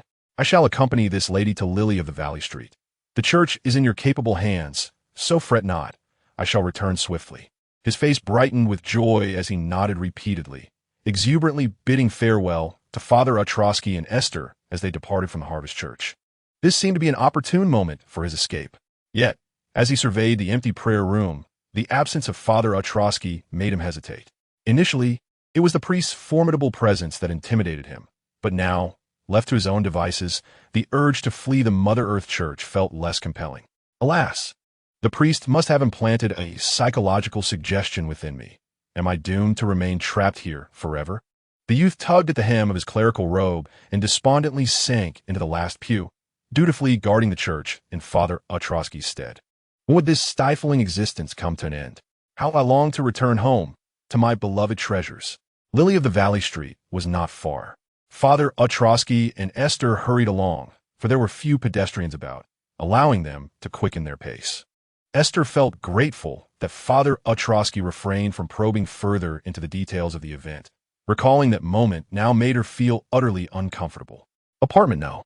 7 was eerily silent, as if its inhabitants, like those in the neighboring buildings, had already retired for the night, leaving only the faint chime of Josephine's wind chimes to break the stillness, rendering the shadows outside less desolate. I will head to the second floor to find Madame Romanoff. Will you accompany me? Esther shook her head. I shall wait for you here. Father Otrowski acquiesced, entering the apartment and leaving Esther alone outside. She was reluctant to enter, fearing an encounter with the other residents. She had no way to explain her experiences and fears. They were likely ordinary individuals, not part of the extraordinary realm. The more they knew, the more perilous their situation could become, and Esther wished to avert such a fate. However, she soon found herself unable to resist the urge to investigate. A muffled thud echoed against the glass of the tightly shut window of room 603. The sound was not loud, but dull as if stifled. Esther stepped back a couple of paces, narrowing her eyes as glimmers of light danced in her hair. Yet the interior offered no response. She could sense that someone was inside, employing some means to isolate the room from the outside. A vague shadow by the window unfurled its wings, but, unable to escape through the closed window, flitted to the other side. Black feathers fell helplessly from its form, disappearing at the edge of the window. It was a crow. Chapter 80. The Battle Within Room 603. Lily of the Valley Street. Apartment number 7, room 603. Galwin grasped a vividly crimson bow tie, though it bore several darkened bloodstains, resembling an intricate pattern of spots. As the raven soared once more, he raised the bow tie to his lips with his right hand, while simultaneously thrusting his left hand forward and uttering an incantation in ancient Hermetic. Flight is forbidden in this place. The raven descended in response, and he sprang from the chair onto the desk, toppling several tomes of history and mythology, whereupon the pages revealed Esther's delicate annotations in fine script. Little 7 had not even the time to expel Esther's hair and regain its extraordinary abilities. It had merely intended to seek out Little 5 to share crucial information it had recently acquired. The room was dimly lit and devoid of inhabitants, prompting it to push open the window and enter. However, it was unanticipated that a formidable extraordinary being, wielding the power of a judge, lay in ambush within. Galwin recited another restriction, pushing his hand forward once more. No avian shall move in this place. Alas, the raven's body stiffened upon the desk, its wings frozen in a half-raised, threatening posture. Galwin lowered the bow tie, a smug smile gracing his features. Fortunately, I possessed the secret weapon bestowed upon me by my teacher. I had anticipated the arrival of a little lamb, or perhaps the teacher himself, but I never imagined a visitor more astonishing. He seized the raven in his grasp, pushing his glasses higher to reveal his amber-hued eyes, which exuded a serene calmness, as if observing the unfolding of worldly events without a ripple of disturbance. My teacher has imparted that the audience should not become the actor. Yet, I have always believed that the most exceptional audience ought to be the finest actors. A chill flickered in the raven's ebony eyes. I survey all who dwell in this apartment, relishing my stage. And you, perpetually drawn to the window of room 603, certainly do not escape my notice. Larks are common in the neighborhood, yet ravens are typically found in graveyards. They ought not to appear so frequently on Lily of the Valley Street. Galwin's grip tightened. Will you remain silent? I am aware that you can speak. At that moment, someone forcefully kicked open the unlocked door, storming into the room. Release it. Do not enter. Esther and Little Seven shouted in unison. Esther wielding a sharp boning knife she had just retrieved from the communal kitchen. Its gleaming blade aimed squarely at Galwin's smug countenance. Galwin shrugged, slightly loosening his grip to allow Little Seven to breathe easier. You actually managed to return alive, little lamb. Is it your prowess, or has the teacher grown indifferent? Perhaps I simply ran faster. Esther retorted through clenched teeth. Please, release my friend. A raven. That dark and ominous pet hardly suits you, Galwin remarked casually, as if conversing about the weather's potential chill the following day, disregarding the fact that it was an extraordinary creature. I shall ensure it is delivered to where it rightfully belongs. It is my friend, not my pet. Galwin shrugged. It seems you disagree, which complicates matters considerably. Esther inhaled deeply. I do not wish to be adversaries with you or Noan. I seek to avoid trouble. Once this night has passed, I shall take my leave. Father Utrzowski is just downstairs, and should you persist, your identity as an extraordinary being will be revealed. Noticing the tone of her voice, Galvin's brow furrowed, his formerly tranquil gaze now rippling with unexpected turmoil. You are truly remarkable, Luna. Like an illustration that has unexpectedly emerged from the pages of a text-only novel, distorting my narrative. Galvin tilted his head, lost in thought. After a brief silence, he suddenly hurled the raven in his hand towards Esther, drawing her attention as she instinctively extended her arms to catch the stiff little Chi-Chi. Seizing this fleeting moment, Galvin raised the red bow tie to his lips, pushing forward with his left hand as another word from the ancient Hermetic language escaped his lips. Imprison. Esther had no time to evade. Just as her feet lifted from the ground, a transparent, viscous liquid coalesced from the air, swiftly transforming into a massive water sphere that enveloped her, immobilizing her every movement. Galvin, despite his outwardly calm demeanor, exhaled in relief upon witnessing Esther truly ensnared. His combat experience was not extensive, and rather than attempting to discern Esther's strength through battle, he opted for direct confinement, ensuring that his final strike would land precisely. Alas, little lamb, I genuinely do not wish to take your life. A peculiar humming sound arose, vague and elusive, reminiscent of a ringing in the ears that one might hear in a state of half-sleep. The transformation of Esther's eyes from gray to black occurred with greater swiftness than the effect of the confinement, and then a gentle light swept through her gaze, akin to a brilliant meteor streaking through the shadows of the room. Esther's hair began to swirl, luminous points of light escaping from her strands, accompanied by the resonating hum. Vibrating chaotically, her hair turned half silver, half white, as she consciously regulated the number of external light points to prevent excessive depletion of her energy. The invisible confinement surrounding her trembled in response, and, as more light points burst forth, the scene around her began to distort, the interior of the imprisonment rippling increasingly like a boiling surface of water, on the verge of collapsing under the strain. Galvin quickly regained his focus amidst this transformation, his body tensing as his empty left hand clenched into a fist. Just as he prepared to swing his arm and open his mouth, Esther's right hand broke free from the confinement, releasing the knife from her palm, and she made a feigned grasp towards Galvin. The one who had intended to strike and utter the ancient Hermetic words was now Esther. Death. Naturally, nothing transpired. Galvin, momentarily robbed of thought, stood dazed for a few seconds. By the time he regained his composure, Esther had already retrieved the sharp bone knife. The force that had bound her was utterly shattered by the wildly swirling motes of light, which danced throughout the room like a tempest of gathered stars. Galvin merely stood, entranced by the wondrous spectacle, softly murmuring, "It's so beautiful." At this moment, Esther reached for the wardrobe beside her, shoving the still motionless Shao-Chi inside. Freeing her left hand once more, when she felt a surge rising at her feet, Galvin immediately swung his arm. Whip. Esther braced herself for the blow. A crimson line, as though carved by a lash, extended from her shoulder to her right arm, skin torn and raw, yet she steadfastly gripped the dagger without relinquishing her hold. Before Galvin could complete his incantation, Esther's left hand darted with agility, and the remainder of the phrase escaped her lips. Exile.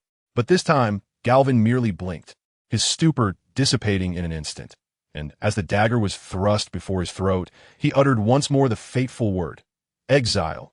Esther seemed to be struck by an invisible force. Her arm swung down with all her might, yet it merely grazed Galvin's cuff, and she was propelled backward. The distance she had just closed, now stretching wide again. The room, already confined, saw the back of her head collide forcefully with the half-length mirror, warm liquid cascading down the nape of her neck. Yet, a smile crept upon Aiste's lips for the first time since entering the room, her mouth curving upward. Galvin slowly lowered his gaze to his right hand, which was empty. The fundamental act of a thief is to steal what belongs to another without their awareness. The blood-stained red bow tie was firmly clenched in Aiste's left palm.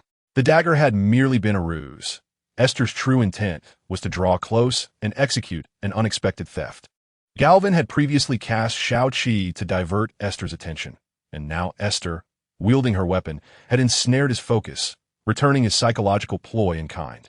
The sole difference being, the outcome was now sealed. The prohibition in this place was lifted.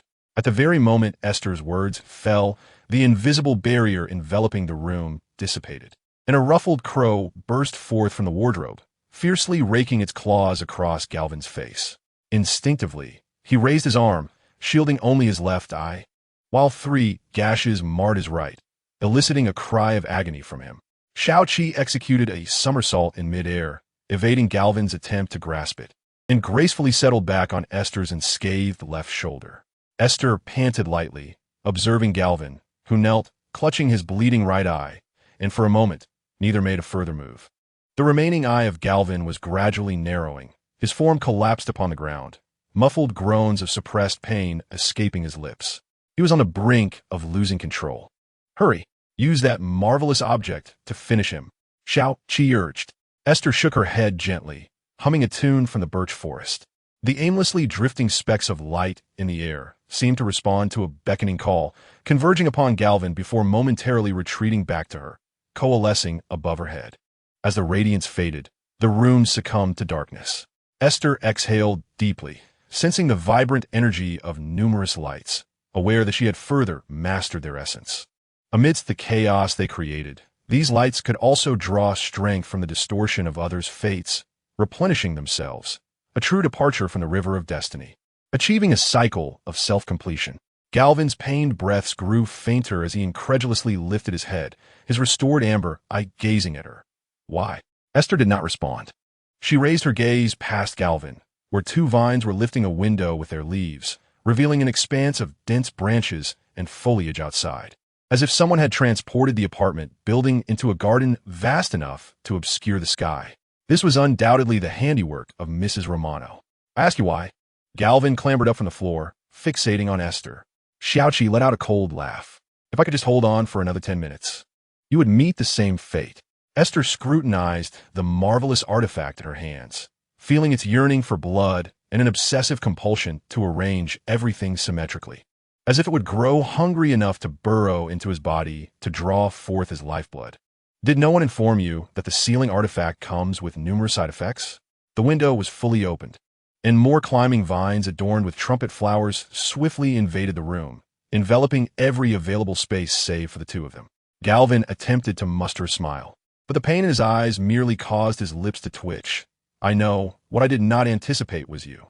I had thought you to be a witch or a beast tamer.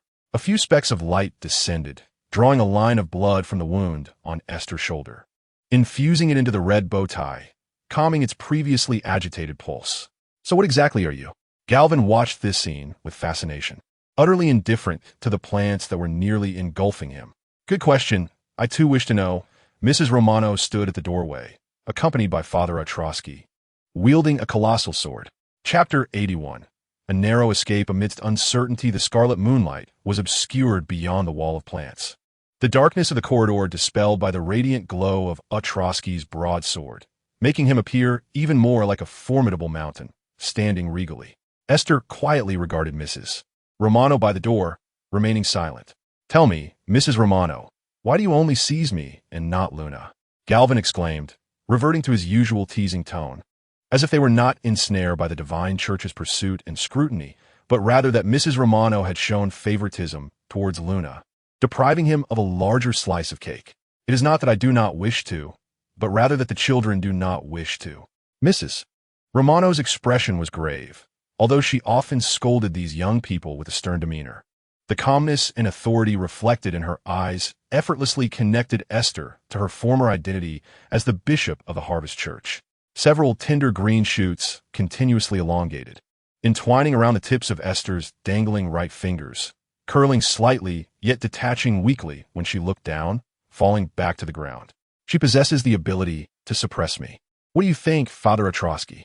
Mrs. Romano decisively tossed this hot potato to the imposing figure of Father Ostrowski behind her, leaving the judgment to him. Let her go. Mrs. Romano was quite displeased. Her children had already noticed the peculiar lights inside the room while peering in from the window, which sufficiently indicated Luna's dangerous nature. Regardless of whether the source of that disturbance was a magical artifact or her own abilities, such a perilous individual should not be allowed to roam free, especially now that she appeared increasingly weakened due to her injuries and the toll of battle. Mrs. Romano's tone was indifferent. Is this your judgment? No. By the Mother Goddess, we shall grant her one chance. Mrs. Romano's hand instinctively grasped the life emblem hanging at her chest, realizing Father Ostrowski had not clearly stated his intentions. She sighed deeply. Very well, I understand, and I hope this does not lead to grave errors. The plants in the room parted slightly, creating a pathway for Aiste to the door. You must leave now, my dear. We shall not bid farewell to Luna. From the outset, this was a mere alias. Both Mrs. Romano and Aiste were acutely aware of it.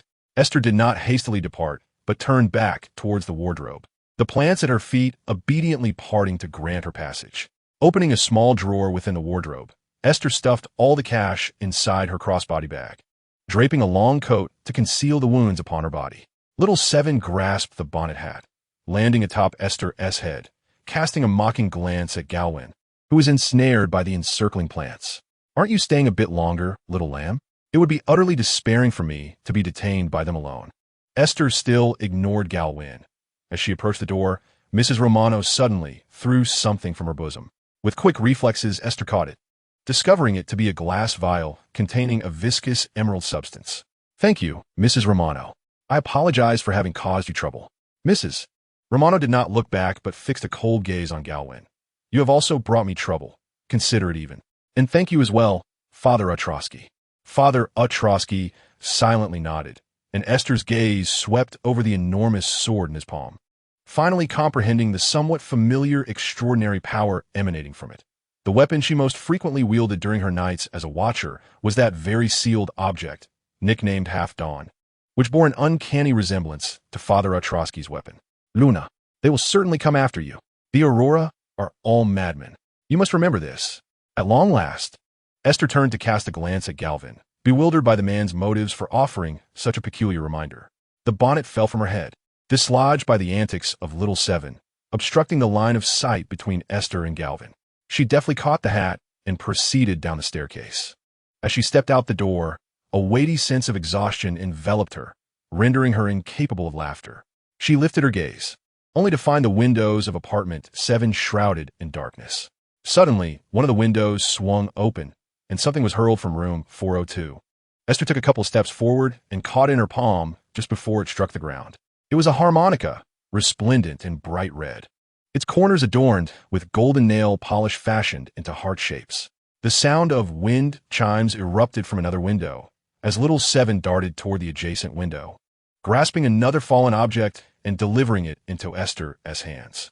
In contrast to the wind chimes, it resembled a collection of metal pieces strung together by soft wire, affixed to a perforated square board. Several hollow glass pieces dangled from the center, producing a delicate sound when they collided with the outer metal fragments during vigorous movement. Then, the window of room 503 swung open as well, and Aiste caught a fleeting glimpse of Candela's face, obscured by the night. A maraca flew out, striking Aiste on the forehead with precision, leaving a small, swollen mark. This left her in a quandary, as 2 tears streamed down her cheeks, the cause of which, whether from emotion or pain, remained uncertain. Nevertheless, she picked up the maraca, decorated with a skull motif, and hastily stuffed all the items into her satchel before dashing toward the end of Lily of the Valley Street. She found herself unable to look back, with no possibility of lingering here, nor did she leave her true name for those with whom she had crossed paths. But it mattered little. She would inevitably be forgotten. Wuntishi, the sunflowers in the garden, their heads drooping, turned their blooms toward Aiste as she sprinted around the corner, their leaves trembling in the cold breeze as if bidding her farewell. What do you plan to do now? Little Seven coughed twice, expelling a small clump of hair that had turned silver, and before Aiste could notice, it kicked the clump to the ground, the white fur around its right eye re-emerging. I do not know, Aiste replied with calmness, though her pallid complexion betrayed her physical discomfort. If either of you has suggestions, do share. I am truly weary. Little Five ceased to feign unconsciousness, obediently climbing onto Aiste's outstretched finger. She hung him from her left ear, as Little Seven occupied that side, while the whip marks extending from her right shoulder to her back remained untreated, though faint glimmers clung to the wounds, providing a meager effect of staunching the bleeding. Every breath elicited pain from the slight friction of her garments. Yet, Little Five maintained his silence this time, seemingly wavering in his insistence that Aiste venture to Port Preis. Little Seven cleared its throat. Well, in fact, there's a place you could go. It would be best to find a nearby inn. You need to tend to your wounds. Xiao Wu lifted herself slightly. Perhaps it is time to share the little information we have gathered with her. Although my findings are scarce, it does not impede our capacity for reasoning and deciphering, as this is my area of expertise. Xiao Qi proudly flicked her tail. The Ruin language, unlike the Hermes or giant tongues, does not evoke extraordinary powers. Thus our conversation is unlikely to attract undue trouble. Your light can, to some extent, create distortion, shielding you from the perceptions of the real world and the spirit realm, thereby constructing a different kind of spiritual barrier to ensure the security of our dialogue. Xiao Wu added, "What a conventional spiritual barrier." Xiao Wu lazily responded to Aiste's inquiry. That requires materials. Setting aside the cost of materials, you have never studied ritual magic, have you? Xiao Qi glanced back, detecting no pursuers, and found herself questioning why Aiste was seemingly left unpursued. Of course. This includes counter-divination abilities, which can aid you in evading others' tracking. Aiste nodded. I understand. Once we reach the banks of the Taisok River, we shall find a tavern at random. Do you plan to wait until morning to find a ferry to the Eastern District? Yes, it is quite chaotic there, but at this moment, a bit of chaos suits me better. Xiao Wu playfully nibbled at Aiste's ear. If you feel embarrassed, we can stay by the window while you weep. Aiste laughed in surprise. Weep? Why would I weep? Yet the emotions emanating from the connection were otherwise. Her sorrow, pain, and anger made Xiao Wu feel as though she had been tossed into a frying pan, utterly distressed. Xiao Qi chuckled softly before speaking. It's all right. When heavier burdens descend upon you, you will forget the notion of weeping. Why does it sound as if you're cursing me? The crow's black eyes reflected innocence. More tragically, I speak only the truth. Aiste hurried across the street, hurrying toward the Taisok River amidst the curious gazes of two patrolling officers. The night deepened, and the perpetually overcast sky spared her from the sight of that loathsome moon, perhaps the sole advantage of the smoggy weather. Xiao Qi adjusted her disheveled feathers, having lost several during her earlier entanglement with Galvin. Her tone was far from cheerful. The Eastern District may not be entirely safe either. Indeed, Norn also teaches in the Eastern District. I recall this. However, the Eastern District has a substantial transient population. With so many eyes and ears, it is rather suitable for someone like me, who has no destiny. In such places, one need not engage with the neighbors. No one has the leisure for that. Xiao Qi shot a fierce glare at Xiao Wu. Have you already divulged everything? We merely discussed the capabilities of Sequence 2.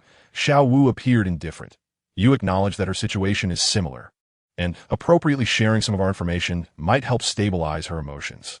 Thank you very much. I'm still right here, Aiste muttered softly.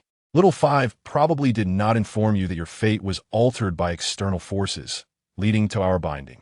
Little Five suddenly lifted his body, nearly slipping from Aiste's ear. Is this truly the case? Have you really uncovered evidence? However, Little Seven shook his head. This matter, unless Aiste is willing to establish a connection with a certain entity through the invocation of the revered name, we may never attain a genuine answer. I will not chant it, Aiste interjected indifferently.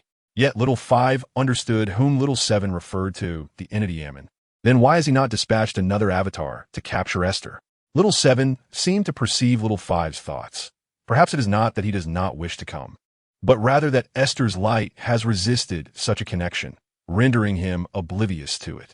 Little Five had long harbored a lingering question regarding its own current state. Isolated from the external world, Even chanting the revered name would yield no response. Why does the liberated Little 7 not promptly contact the entity? Yet in an instant, Little 5 discerned the hidden answer within the inquiry, precisely because of the freedom attained. Chapter 82. Little 7's Tales of the Past, the Old Calendar Untraceable. Fortune favored Esther as she encountered a grocery store that remained open, purchasing bandages from within. From the bustling bar nearby, she ordered a portion of fried fish to take away, deftly evading a few drunken patrons who followed her with ill intentions. Ultimately, she found a relatively tidy inn, not uncommon along the banks of the Taysok River, albeit at a rather steep price. Many merchants passing through often chose to rest briefly here, as the conditions were far superior to those in the factory district across the river and the eastern quarter. Fortunately, the inns here did not require identification. After the weary front desk clerk tossed her the key, Esther disregarded his scrutinizing gaze and ascended the stairs directly. Upon entering her room, the first thing she did was fling open the window. Then, shaking the wind chime in her backpack, Little 7 fluttered in through the open window, after which Esther promptly locked it and drew the curtains closed. Dim lights from her hair cascaded down, scattering across the walls and ceiling, creating a play of light and shadow in the unlit room, as if floating amidst the stars. After confirming the ointment's safety through her spiritual intuition, she applied it to her shoulder, delegating the unreachable spots to a few light particles that busily flitted about, a cool sting radiating from the wounds, accompanied by a slight itch. All right, it is temporarily alleviated. What do you wish to tell me? Esther retrieved Little 5 from her pocket, setting him on a nearby stool. Having placed him back in her pocket just before entering the store, Little 7 descended and settled beside Esther, where she laid a soft cushion. Little 7 attempted to fan 2 light particles with her wings, yet they remained unaffected, quietly emanating their glow as if they were non-existent. If I do not compel them, they will not coalesce into a tangible form. Such an endeavor is highly taxing, Esther kindly explained, smiling faintly at Little 7's efforts. Little 7 lifted her head. Have you discerned what this light truly is? No, I still do not grasp their essence. Yet they seem to possess a consciousness of their own. It is indeed peculiar. Esther gestured with her hands. They resemble fragments of a collective. They resonate with my thoughts while retaining a modicum of independence, though they lack substantial autonomy. Are they manifestations in the original self? Asked Xiao Wu. It appears so. Esther replied with uncertainty. Xiao Qi shook his head. Let us focus on the matter at hand, regarding the results of my recent investigation. Xiao Wu lazily turned over. The Aurora Society is also searching for her, and they are extending VIP treatment. They wish for that hangman to establish contact with her. No wonder you were targeted by that observer, considering there were members of the Aurora Society present. Observer? Esther inquired, perplexed. Xiao Wu provided clarification. The sunglasses sequence is referred to as the observer, though he seems to be beyond just sequence 9. He is not at sequence 7 either. He lacks any proper mental offensive means, relying entirely on that extraordinary item bestowed upon him, likely backed by another organization. Esther instinctively rubbed her right brow. Why does it seem that everyone is a wolf in sheep's clothing? Which organization stands opposed to the Aurora Society? In a sense, Xiao Qi replied without further elaboration, seemingly reluctant to delve deeper. Esther, do you possess memories from a more ancient era? I have read some mythological tales, but I suspect you're not referring to those. Indeed, not those distorted narratives. Xiao Qi began to recount tales of an ancient time, establishing a wondrous tone for the conversation. He spoke of the supreme deity who created all, bringing light to the chaotic earth, redemption, and civilization. He reclaimed his dominion lost to the world and led humanity in battles against other mythological races until all beings bowed beneath the sun, bathed in his compassion and might. That ancient deity is the father of our Mon family. Esther furrowed her brow. Are you implying an ancestor? Surely no one could live that long. Xiao Wu shook his head. Lifespan is a trivial matter in the extraordinary realm. Are you truly a family? Seeing Xiao Wu and Xiao Qi maintain a tacit silence, Esther waved her hand. Very well, please continue. I visited the back entrance of White Cliff Town, where I encountered many arrangements left by the Time Angel. However, due to the perilous nature of that place, I did not linger long. Nevertheless, one mural contained some hints. Wait, this Time Angel, Esther interjected. Xiao Wu answered. It is the true Amon, the creator of your family? Xiao Wu suddenly chuckled twice, leaving Esther perplexed, then nodded. Indeed, it is he, the time angel. Angel? Esther's fragile stomach seemed to twist again, despite having encountered the goddess of night and the possibly malevolent hanged man in her dreams. Her deepening understanding of the extraordinary world made her unable to suppress her anxiety. So, that mural is related to the ancient sun god? Indeed. The mural vividly depicts the scene from the tertiary period, where he welcomes the birth of two divine offspring, surrounded by a multitude of angelic kings. The ensuing details are particularly fascinating. Several larks descend, bearing a crown of thorns upon his left hand and an olive branch upon his right, with one also clutching a floral wreath. This suggests that the larks appeared even before the birth of Ammon. Esther felt an urge to empty her mind. When inundated with overwhelming information, the emotional self-defense mechanism often leads one to perceive profoundly shocking events as mere jest, in order to avoid succumbing to despair. Sensing Esther's bewilderment, Xiao Wu gently reminded her, "What we speak of is not delusion. The history of this world surpasses what the public can readily accept." Esther pressed her trembling brow, continually urging herself to remain calm, telling herself to treat it as a mere story. Indeed, as long as she did not immerse herself in it, it would be fine. After all, it was just a tale. I cannot possibly have lived for so many years. I only arrived in Tianjin last year.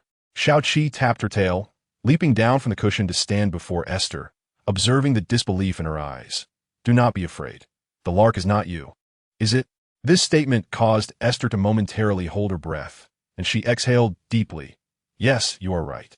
I'm a person, not a lark. This is merely a clue, perhaps related to my appearance in Tianjin, right?" Xiao Wu disapproved of Esther's feeble avoidance of reality. "You are not a beast tamer, yet you can attract those larks to visit you daily. Do you not find that strange?" Esther's previously relaxed body stiffened anew. "Isn't it because I feed them?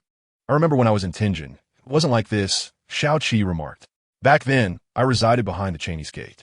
Esther's hand instinctively rested upon the emblem of the night concealed within her bosom, as she thought that the night would consent also to aid her in stabilizing her state.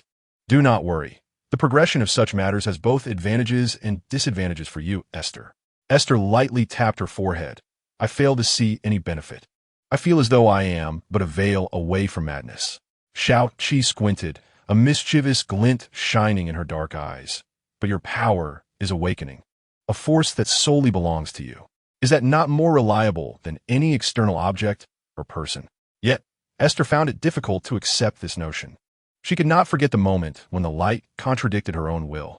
She even began to speculate whether another consciousness resided within her. She did not confide this to Xiao Qi. Chapter 83. The magic mirror observes, all who pass are mere visitors upon receiving an urgent alert from apartment No. 7 on Lily of the Valley Street. The on-duty steward, Xing Bernard, promptly led a team into action, each member equipped with a complete set of combat tools.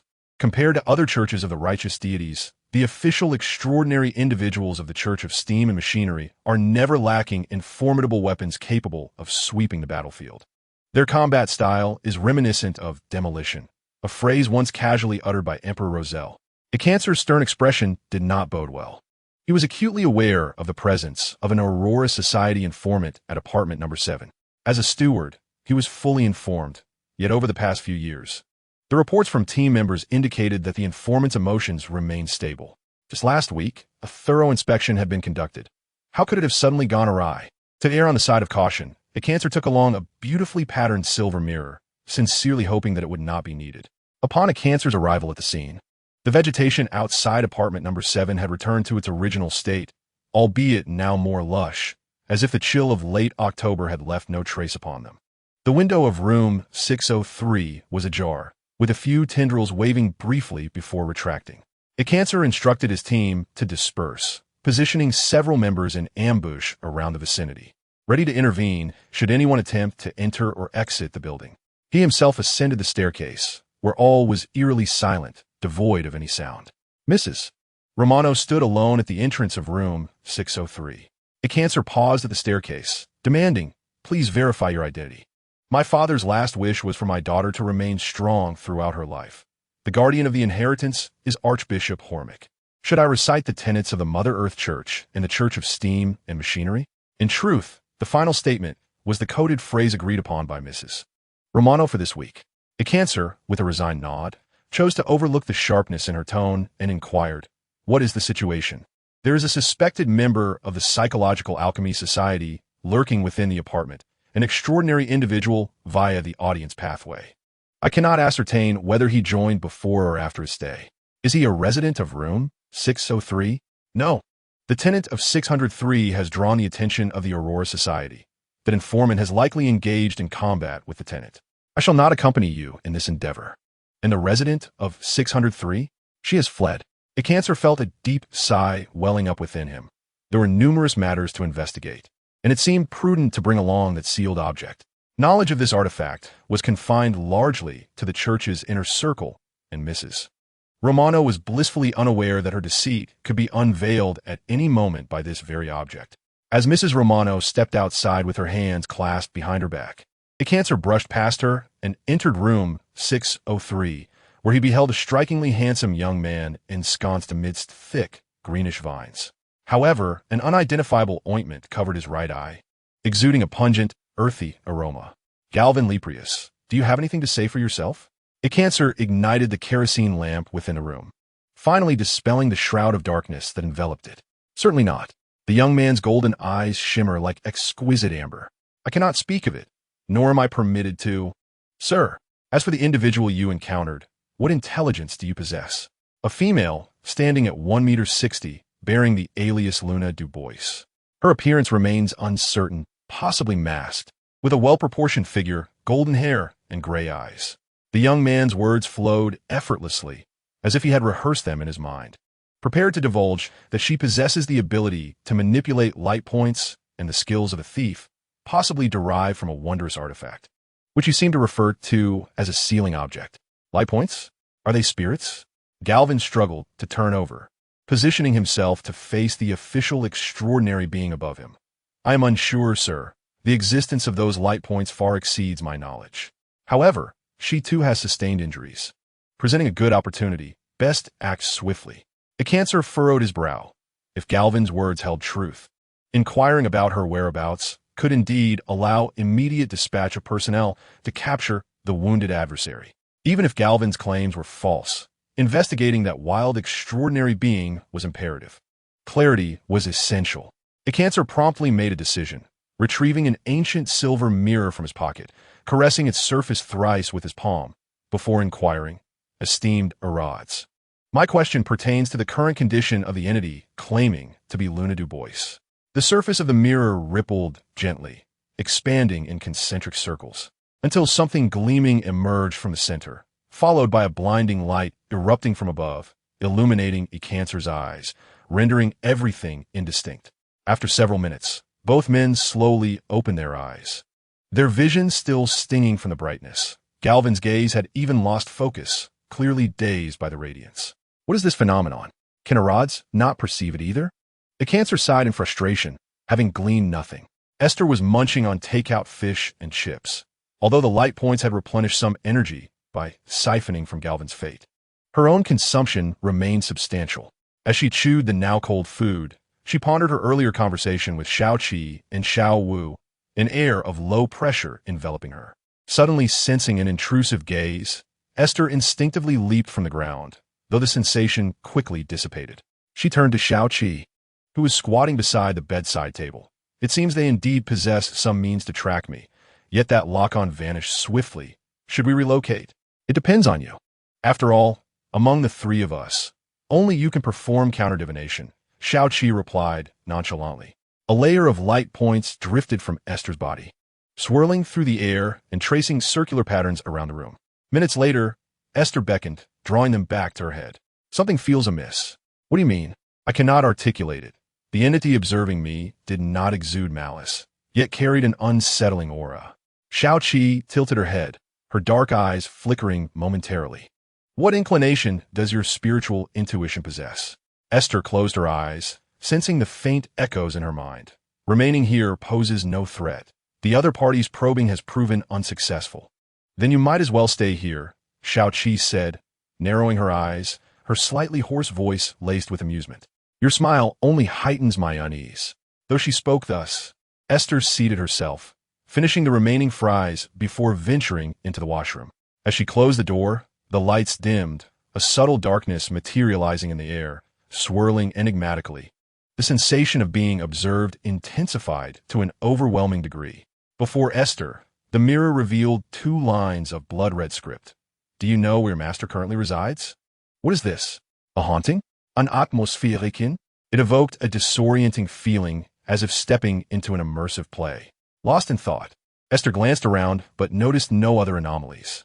Suddenly, her spiritual intuition was slightly stirred, and she instinctively uttered, "Beckland?" The blood-red letters faded, and a ripple danced across the mirror, giving way to silver text. Very well. By the principle of reciprocity, it is now your turn to inquire. After several seconds, Esther finally grasped the implication. If I hadn't answered just now, would there have been a punishment? Indeed. Instantly, the eerie atmosphere dissipated, leaving the mirror devoid of any inscription. Esther then realized her folly. She tapped the mirror. Wait, what kind of question was that? I never stated that was what I wished to inquire about. You ought to clarify. This was nothing short of trickery. Of course, there was no reply. The entity that had instigated the anomaly swiftly departed after addressing her retort, leaving Esther alone in the washroom, filled with confusion. Rich groggily rose from his bed, yawning widely, only to find Mrs. Romano standing beside him, her expression dark and imposing. "Mrs. Romano, what are you doing here? You scare me half to death." Rich nearly toppled from the bed in his panic, becoming entangled in the covers and struggling to extricate himself. "No need to rush. You've missed all your classes today." "What? Why would I skip class? I have a paper due today." Startled, Rich kicked out forcefully, sending both himself and the blankets tumbling to the floor. But he finally emerged from the warmth of the bedding. It was then that he noticed the dim sky outside. The room was gradually succumbing to darkness. "How long have I been asleep?" "A night and a day. Fearing you might sleep away your life, I employed some stimulating herbal concoction," Mrs. Romano explained, raising a small spray bottle and administering a couple of sprays to his face. A blend of mint and various other botanical scents invaded Rich's nostrils, prompting him to sneeze violently. All right, I'm awake now. Please, no more spraying."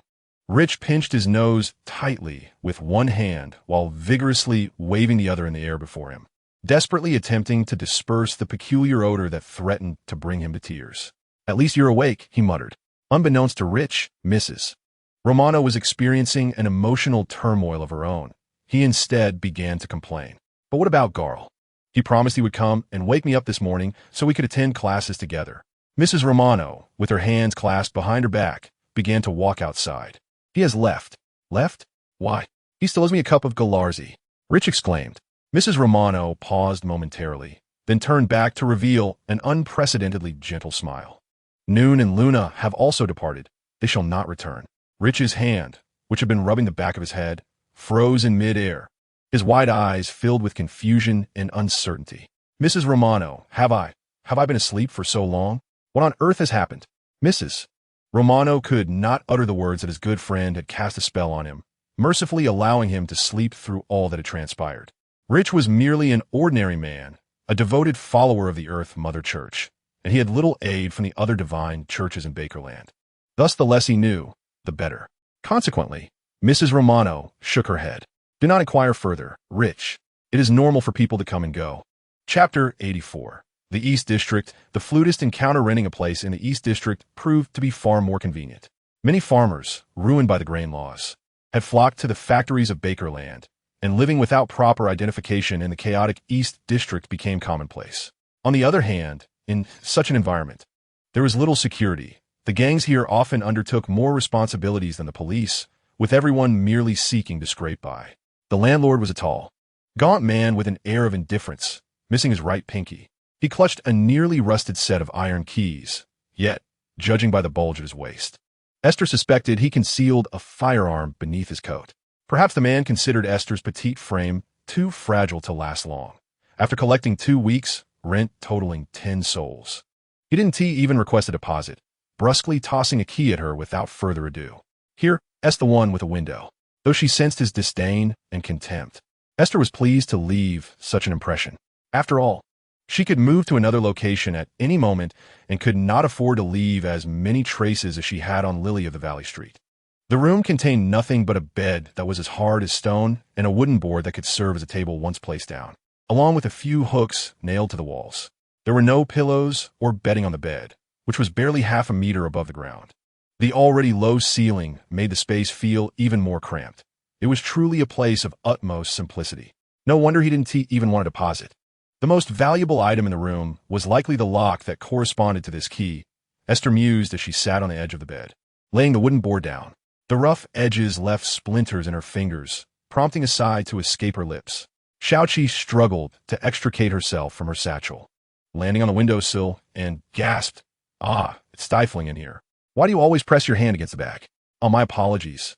I'm a bit anxious," came the reply. "I truly wonder how long your temperament will allow you to survive in the East District." Xiao Wu poked his head out from the small pocket of the satchel, delivering a caustic remark. "I don't intend to earn a living in the East District," Aiste said, gently polishing her harmonica after retrieving it from her backpack. "With the steam subway, I can perform in various areas, wandering about to evade the officers' reprimands, and return to the East District to rest at night." Xiaoqi tilted her head. "I won't linger here for long. I need to leave for the outskirts of Bakerland for a while." Do you have a plan?" Aiste inquired, examining the window's latch. However, as she pulled it open, the acrid smell from the street rushed in, mingling with the damp, musty odor of the room, prompting Aiste to hastily close the window once more. "I'm going to seek out someone who might have information." Xiao Wu seemed taken aback, as if he understood whom Xiaoqi intended to visit. "Are you serious?" "Of course. How many of us from the Third Epoch are still alive today? He is the most likely to be informed." Esther's curious gaze flitted between the two, but this time no one provided her with an explanation, leaving her with a plethora of unanswered questions. Yet, she took note of Xiaoqi's use of the pronoun he once more. This was troublesome. "Are you departing tomorrow then?" "Yes, for I do not wish for him to notice you. It is far safer to seek him in the outskirts than in the urban area of Bakerland. However, I can only find him if he is willing to meet me." "That sounds quite mysterious. Is it due to some extraordinary ability?" Esther's brow furrowed. "Will you be in danger?" Xiaoqi chuckled. "There is no such thing as complete safety in this world. I shall be fine, but I will need a strand of your hair." Aiste reached up and plucked a lock of fringe from her forehead. "No wonder you always remember me and can find your way to Lily of the Valley Street. So that is how it is. Sooner or later, you'll leave me bald." Xiaoqi let out a peculiar cackle, swallowing the hair. As the whiteness around her right eye receded once more. "I can hardly wait for that day. I will surely delight in mocking you." A few days later, Klein accompanied Mike Joseph on an interview in the East District, guided by Old Kohler. At Mike's insistence, he hired the middle-aged dock worker for 2 souls a day to provide a more detailed introduction to the conditions in the East District. Not long after leaving the CAF, they reached an intersection where Mike spotted a group of ragged, hollow-eyed children clustered by the roadside. Wiping his mouth with a handkerchief, he intended to approach them and offer some pennies. However, the homeless Old Kohler halted Mike. "Those are thieves." "Thieves? Well, their parents. Were they all under gang control?" As a seasoned journalist, Mike had heard tales of gangs exploiting homeless children for theft or begging. Controlling these vulnerable youngsters was, of course, far easier and cheaper than managing adults. Old Kohler recounted his insights, much of which stemmed from his experiences in a poorhouse. These children were either orphans or offspring of thieves, with the gangs behind them even instructing them in the art of theft. Occasionally, these young ones would find themselves apprehended for their misdeeds. He recalled the youngest thief caught on this street, a mere 6 years old, a poignant memory that momentarily silenced him. Klein squinted, noticing a gathering around someone. Kohler took a whiff of the crumpled cigarette in his pocket before cautiously returning it. "It must be little Hamill. She appeared a couple of days ago, bringing those children black bread. Today should be no different." Mike seemed taken aback. "A philanthropist? Huh, that's uncertain. No one in the East End pays attention to such matters." Kohler chuckled, his weathered face softening with laughter. When she first showed up, many speculated she was more likely a human trafficker than a benevolent noblewoman. Mike's curiosity was piqued. After all, such figures were rare in the East End, and no rumors had previously circulated about her. "Shall we venture closer? Perhaps we could interview her along the way." Kohler's brow furrowed instantly. "I can't say if there's any risk. She appears to be quite the enigma, as evidenced by her presence here. And with that group of children nearby, you must keep a close watch on your wallets." Mike turned to Klein. "Since she is willing to share food, she must be approachable." Klein initially disagreed, yet his acute perception caught the sound of a harmonica drifting in the air. The melody was familiar, though it took him a moment to recall its origins. Don't ask me where I come from. My hometown is far away. Why wander afar? Even with only the harmonica's notes, Klein conjured the lyrics in his mind. Did the great Rossel still lead behind this song? He had no recollection. Let's see for ourselves. However, we must remain vigilant to avoid falling into any traps. The East End operates under the law of the jungle. Simple kindness only attracts wolves. Klein adjusted his glasses, suppressing his excitement. Thanks to the clown's ability to mask facial expressions, he could maintain the rational demeanor of Sherlock Moriarty, the great detective, without revealing any inner turmoil. Yet, deep within, an unbelievable suspicion stirred. A notion so bizarre, yet it ignited a faint ember of hope, compelling Klein to uncover the true identity of that mysterious lady. Mike's pen danced swiftly in his hand, seemingly inscribing the sentiment. It makes perfect sense. If that particular Hamel is overly perilous, we can merely observe from the sidelines. The tales circulating through these streets suggest that her voice is remarkably youthful. Hamel is her self-designation, yet we commonly refer to her as Little Hamel, while the group of children affectionately calls her the Angel of Hamel. Klein, knowing that angels truly exist in this world, couldn't help but smirk, sincerely hoping this was merely a nickname rather than the true identity of that Hamel. As they approached, the scene became more vivid. Mike, of course, was unaware, but as Klein listened to the increasingly melodious sound of the harmonica, he observed the children deeply engrossed in the music, their expressions gradually lighting up. This easily reminded him of the tale of the Pied Piper of Hamelin, who lured away the town's plague of rats with his enchanting melodies, only to attract and abscond with the town's children when the mayor refused to pay him. The sole exception was a child left behind, leaning on a cane, unable to walk. In this light, she appeared more like a trafficker than a benefactor. After silently mocking this thought, Klein's gaze drifted past the group of children munching on dark bread while obediently listening to the tune, scrutinizing the individual they surrounded. Were it not for old Keller's use of her pronouns, it would have been difficult to discern that this was a lady from the figure shrouded in a black cloak with green lining. She was not particularly tall, and her fingers resting on the harmonica did not possess the rough, swollen appearance of a laundress. Instead, they were slender and well-groomed, with neatly trimmed nails. Beneath the hood of her cloak, she even wore an iron face mask, revealing only a softly curved chin and a gentle smile. Her footwear was practical, laced leather shoes, while the coarse fabric of her trousers peeking from beneath the cloak indicated her financial situation was not particularly favorable. The side of her cloak bulged slightly, suggesting she carried a satchel within. Upon observing her attire, Klein's initial instinct was to label her a witch. Indeed, her furtive appearance hardly evoked the image of a philanthropist. However, the admiration reflected on the children's faces was genuine. They truly cherished this lady, especially her melodies. As one piece concluded, and the lady set down her harmonica, Klein's second reaction was that her smile felt oddly familiar. The ragged children did not consume the entire loaf of dark bread at once. Rather, they each saved a portion to tuck away, continuing to cluster around the lady. The oldest child, whose face was the cleanest, stepped forward and tentatively asked if she could play another piece. His voice was cautious, his cheeks flushed with a deep crimson, radiating an almost reverent adoration. The voice of this Hamel indeed sounded very youthful, gentle and soft. I apologize, but it seems there are a few guests today. Let's disperse for now. The children remained silent. Even the two youngest, despite their evident disappointment, refrained from speaking out. A group of irate children, all no older than 10, glared at the old man and his companions. One stumbled clumsily, nearly colliding with them. As Klein instinctively reached out to assist him, a woman's voice rang out, "Rabbit." For a moment, both Mike and Klein were puzzled by her words, yet the child who had nearly bumped into Klein swiftly darted away, evading his outstretched arm. The boy, just over 10, lifted his head and made a face at the two men from beneath his unkempt, seaweed-like brown hair, before disappearing swiftly down the street. In search of his intended target for the day, it seemed that the boy had aimed to make his first score, but paused upon hearing the lady call out his nickname. However, even had he not halted, Klein would have apprehended him. Now, a seventh-tier magician, it was impossible for him to be outwitted by such trifles. Still, the scene was hardly conducive to communication with the lady, who tucked her harmonica beneath her cloak, revealing a glimpse of her patterned waistcoat and white shirt. Klein sensed her gaze, concealed beneath the hood, scrutinizing him with skepticism and contemplation. Her voice remained gentle and composed. I apologize. Is there instinct for survival?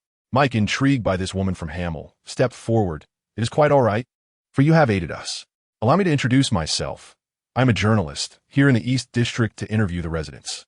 You do not strike me as an ordinary worker. Would you be willing to converse with us? However, the response was destined to disappoint Mike. As the woman shook her head, I've only just arrived in the East District, and my understanding of this area pales in comparison to that of the old gentleman beside you. Ah, I see, Mike replied. Were you distributing food to those children just now? I can only offer a bit of black bread. Anything more would lead to my misfortune. Curiosity piqued. Mike instinctively retorted, Misfortune? Why would you say that? The lady chuckled softly, her familiarity with Klein becoming increasingly apparent. Because there will be those who covet it. Even if it is not the black bread that stirs their desire, it could be my belongings or my usefulness. Such is life in the East District, Mr. Journalist. If a resident here cannot protect themselves, flaunting their wealth is tantamount to self-destruction. Klein adjusted the brim of his hat, casting a shadow over his brows. Then why engage in such conspicuous actions? The woman fell silent for a few moments before responding. If I must provide reasons, there are many. Out of pleasure, out of desire, and also because I am fortunate enough to escape those dreadful circumstances to avoid attracting misfortune. She lifted her head, her hood sliding back slightly to reveal a metal mask covering most of her face, along with a pair of pale, clear gray eyes. Moreover, I am utilizing those children. Gentlemen, I do not deny this. Chapter 85. Farewell to the Great Detective. Recognizing an old friend from afar, Aiste's gaze was perpetually fixed upon the bearded gentleman adorned with gold-rimmed spectacles. Beneath his beard lay a visage that must have been quite youthful, with features that, while not sharply defined, exuded the essence of an intellectual. She had long observed the stark contrast between the two young men, though both donned the attire of laborers. The air of hope they carried in their demeanor distinctly marked them as not being residents of the East District. In juxtaposition stood the weathered middle-aged man beside them, a quintessential representation of those who toiled endlessly in the East District. Such individuals often bore the scent of alcohol, smoke, or the stench of decaying seafood, and perhaps concealed sharp implements within their garments. Yet their eyes were seldom alight with vitality. Aiste felt an inexplicable familiarity with the man in the gold-rimmed glasses. She contemplated inquiring about his name, yet hesitated, fearing such a quest might lead to naught but disappointment. Mike seized the opportunity to speak. Are you exploiting those children? Whose interests are you serving? Aiste shook her head in response. No, it is for my own sake. Their youth often leads people to dismiss their words. Yet the experiences these children encounter daily far exceed the expanse of land I have traversed. Moreover, their reverence stems from other reasons. She ambled closer, placing a gentle hand on Mike's shoulder, her right index finger raised to her lips. Do not be deceived by my appearance. I, too, am a thief, Mr. Journalist. You ought to exercise greater caution. What? Mike's right hand grasped at the air, utterly oblivious to the fact that the pen had already begun to twirl deftly between Aiste's fingers, a movement he failed to register entirely. Klein, however, witnessed this swift exchange with clarity, yet what astonished him even more was the implication of her words. She was a thief. Precisely the avenue he and Aiste had previously speculated upon. The overwhelming convergence of such uncanny coincidences could only lead to one conclusion. Old Kohler chuckled from the side. Your demeanor while speaking hardly befits a thief, Amel. Upon hearing this familiar appellation, Aiste's lips curled upward slightly. One must always possess a skill for survival, good sir. Yet in the East District, everything has become exceedingly arduous. Mike accepted the pen Aiste returned, at a loss for words. Well, I do understand your craft now. Thank you for the caution. Aiste shrugged nonchalantly. I wish you success in your interview. I must now earn my daily bread. Should you desire to glean insights from the streets, the Beckland Post is also a commendable choice. Past issues contain a wealth of information. Klein interjected unexpectedly, leaving both Kohler and Mike bemused. That was the newspaper where he advertised the detective persona of Sherlock Moriarty. Aiste fell silent for a moment, mentally noting the name of the newspaper and the specific past issues he referenced. Mike, misinterpreting the intent, assumed Klein was suggesting a veiled reminder to advertise. Hastily added, the Daily Observer is also quite good, featuring numerous in-depth reports. If you have an interest in the news, you might consider visiting a bookstore or CAF to purchase a copy. It enjoys a stellar reputation in Beakland. Klein concurred, remarking that interacting with those children carries an inherent risk, as they are invariably under the watchful eyes of gangs. Aiste smiled and nodded appreciatively at Klein, expressing her gratitude for the caution. Thank you for the reminder. I will look into it. She then waved goodbye to the group and turned towards the public carriage station. Old Kohler watched Aiste's retreating figure and shook his head, reflecting on how someone so young and seemingly amiable could have strayed onto the path of thievery. A feeling of emptiness washed over Klein, and he felt a pang of sympathy for Aiste. He swiftly changed the subject, suggesting, shall we venture deeper into the East District? This segment of the interview appears devoid of substance.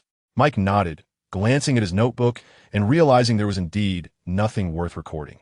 That woman was shrouded in secrets, much like an urban legend. Very well, then, let us hasten, and we shall request Old Kohler to introduce us. Suppressing the urge to glance back, Klein continued onward with Mike and Old Kohler towards the far end of the street. In the Hillsdon district, outside a CAF. After a brief exchange with the proprietor through her performance, Aiste secured permission to play at the outdoor seating area to attract customers. However, she would ultimately have to split her meager tips with the owner to cover the performance-based fee. For the past 2 days, Aiste had been doing just that, discovering that showcasing her music directly was far more efficient than engaging in idle chatter. During her performances, she shed the furtive guise she wore in the East District, revealing her true self. She harbored little concern about running into acquaintances, for Beakland was vast, and one could feel inconsequential, akin to a grain of sand in the Taysok River while wandering through the city. Loneliness was an unavoidable companion. Since that fateful conversation, Little Five had lapsed into a deeper slumber, and Aiste sensed it was evading communication with her, though she remained uncertain of the reason. As the midday performance concluded, the lingering patrons reluctantly returned to their bustling routines. Aiste used her tips to order lunch at the CAF, requesting a copy of the Beakland Gazette and the Daily Observer to read while she dined. The owner kindly offered Aiste a discount of 30% and invited her to return for another performance the following day, to which she politely declined. She would not linger in one place for too long. Her fate seemed difficult to entwine with others, for hiding her whereabouts could not be more convenient. The tips given by the merchants here were significantly higher than those in the South District's Lily of the Valley Street, closely tied to their standard of living. Within just 2 days, Aiste had recouped the money she spent on her East District lodging. Although her earnings were not stable, her performances possessed a natural allure that resonated with her audience, even if it lacked the overt power of song. As long as she did not attract the attention of the official exceptional beings, Aiste felt this venture was quite promising, and at the very least, she was personally satisfied. The newspaper contained little of particular interest. Aiste skimmed through the anecdotes about Beakland and the myriad advertisements before deciding to conclude her performance early and seek out the public library to peruse past issues of the Beakland Gazette. Hours later, armed with a copy of the Gazette from 2 weeks prior, she meticulously searched for several minutes until, nestled within the narrow fold between pages 7 and 8, she discovered a small, crowded announcement that nearly left her gasping. Sherlock Moriarty, a private detective adept at handling various matters, charges reasonable fees and strictly adheres to confidentiality. Residing at 15 Minsk Street in the Jewwood district, the name possesses an aesthetic of a struggle against oneself. The advertisement was indeed quite discreet, suggesting a modest cost. Aiste mused briefly, silently noting the address from the newspaper before returning it and stepping into the dimming evening. She was eager to meet this Holmesian figure. The Jewwood district, situated near the Taysok River, was marked by a significant economic disparity from the Southern Bridge area. Though not as bustling as the financial hub of Hillsdon, it attracted numerous small businesses and boasted abundant residential properties. However, Aiste had long since dismissed the notion of settling here after perusing the exorbitant housing prices in the newspaper. The weekly rent approached £1, far beyond her means. She lacked even the necessary identification to establish residency, let alone maintain amiable relations with neighbors in those detached or terraced houses. The thought of the expenses required to integrate into the community filled her with despair. The chaos of the East End offered a certain advantage. No one seemed to care about your existence. nor would they pay attention absent any vested interests. After a lengthy steam subway ride, Esther mentally reviewed the Beckland map before disembarking from a public carriage near Minsk Street. A few luminous particles escaped from her temples and slipped into her pocket, effectively severing Little Five's connection to the outside world. Out of self-interest, she preferred to keep the unique nature of her revived colleague from Little Five. Esther could trust Little Seven, yet found it difficult to fully trust Little Five, whose personality was both similar and distinct. With resolve, Esther donned her cloak and mask once more, walking along the elegant gas lamps lining the road until she reached the door of number 15, where she pulled the cord. The bell, summoned by the rope, chimed and echoed through the parlor. The door was opened swiftly, as though the occupant, too, was eagerly anticipating a visitor. "Good evening, Mr. Detective." Esther struggled to utter the name, a smile threatening to escape at the mere thought. The face of the man who appeared, adorned with a scruffy beard, also broke into a grin. Were it not for the peculiar abilities of the clown, Klein might have found it difficult to suppress a blush. "Welcome. May I inquire if Miss Hamill has a matter she wishes to entrust to me? Please, come in, and let us sit down and discuss." As they entered the reception room, Klein guided Esther to a long sofa before inquiring, "Would you care for a drink?" "Anything but coffee," Esther replied softly. The familiar content and tone of her words sent Klein's heart racing. Could it truly be her? Klein responded, "Regrettably, we lack sweet iced tea. My hospitality falls short. I still prefer hot cocoa." Esther lifted her hand to remove her hood, revealing her golden hair like laurel leaves, and then took off the mask that obscured her face, unveiling features that were gentle yet distinct from the locals of Rune in Klein's memory. However, there were subtle changes in her appearance. The young girl he remembered from Tingen had matured significantly. "You seem somewhat altered," Klein remarked, maintaining a hint of caution. "We have both changed considerably, Mr. Zhoming Rue," Esther replied, no longer suppressing the excitement within her, her smile radiating genuine joy. This phrase in Mandarin made Klein smile in return. It has been a long time. Li Xing Chapter 86. Confiding departures, suspicion in each heart as their reminiscences began. The two secretive individuals tacitly avoided the topic of resurrection. Despite their immense curiosity regarding one another's experiences, they mutually chose not to delve into it. Cherishing their hard-won camaraderie as fellow townsfolk and feeling a sense of relief in their unspoken understanding. The adage that distance breeds beauty may not entirely apply here. Yet they both opted to respect one another's privacy while safeguarding their own secrets. Nonetheless, they could share their experiences in Beckland, which had been quite remarkable. After setting down his red tea, Klein decisively retrieved materials to construct a wall of spirituality in the living room, enhancing the secrecy of their conversation to the utmost. Had it not been inconvenient to draw Esther into the gray mist directly, that would have been the ideal venue for their reunion. Finding someone only to become ensnared in Ambassador Intis's espionage? "You truly have had a stroke of bad luck," Esther mused, having thought her own apartment was chaotic, only to discover that Klein's experiences were far more convoluted. "I share your sentiment. However, I later hired a Sequence 5 extraordinary individual. If it weren't for her, I might have truly fallen prey to that Sequence 5 master of divination." "But what was your sequence at that time?" Esther inquired. Klein smiled slightly. Unable to conceal his pride, "I was a Sequence 8 fool then, and now I have ascended to a Sequence 7 magician." Esther's eyes sparkled with excitement, her demeanor mirroring that of her somewhat naive colleague in Klein's memory. "A magician? That sounds like an array of abilities. How did you not audition for the circus?" "The circus has too many performers. Being exposed as a mere illusionist could lead to being sent to the church." "What about you? Have you uncovered any information about your sequence?" I have found some. I now know that during my time in Tingen, I was already a Sequence 7 cryptologist." "A cryptologist? I would never have guessed," Klein teased. "I suspect you are insinuating that my intellect is lacking, though I possess no evidence." Esther retorted with a hint of irritation. Strangely enough, it seemed that my sequence bore no relation to my other abilities. Klein felt a wave of relief wash over him. He had finally caught up with a fellow compatriot. "So, are you still at Sequence 7? "No, I am now a Sequence 5 dream thief." Silence lingered like a delicate dessert accompanying the evening tea. Noticing a flicker of disappointment in Klein's demeanor, Esther hastily interjected, "My situation is quite different.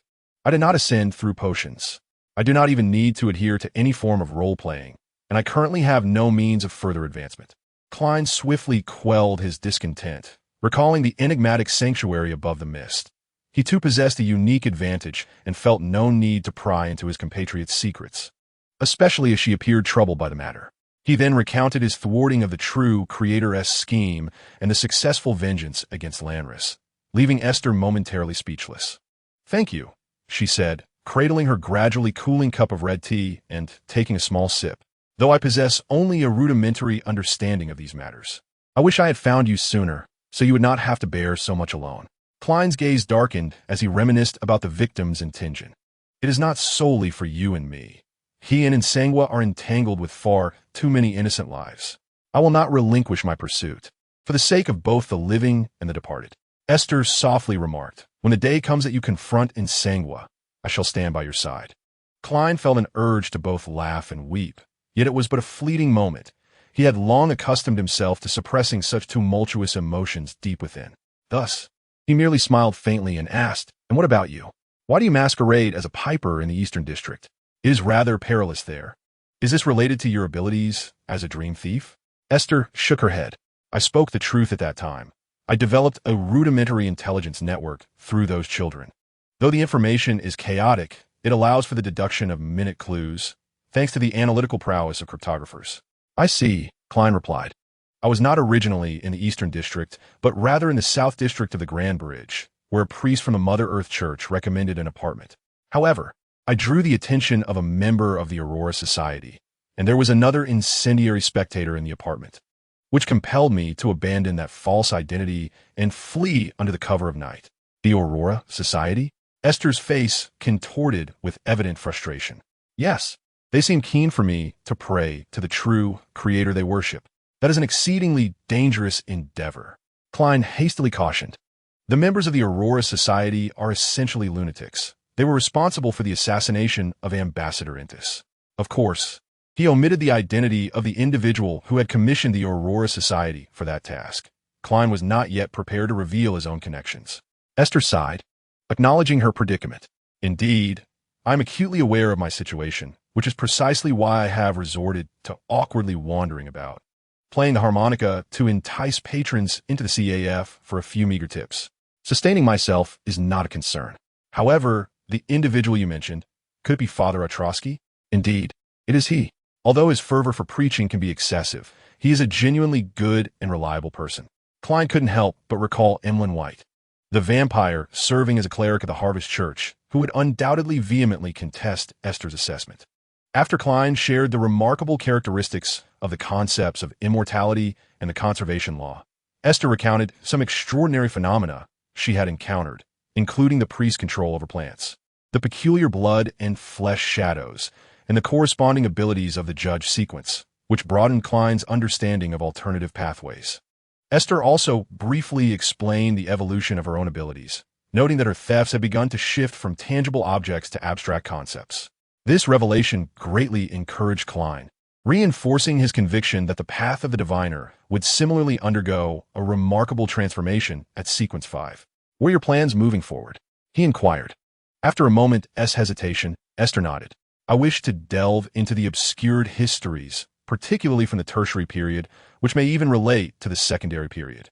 Klein instinctively thought of the tarot meeting convened by the Fool, noting that a member from a forsaken land was present, and the Silver City of the Sun preserved many ancient scrolls from that era.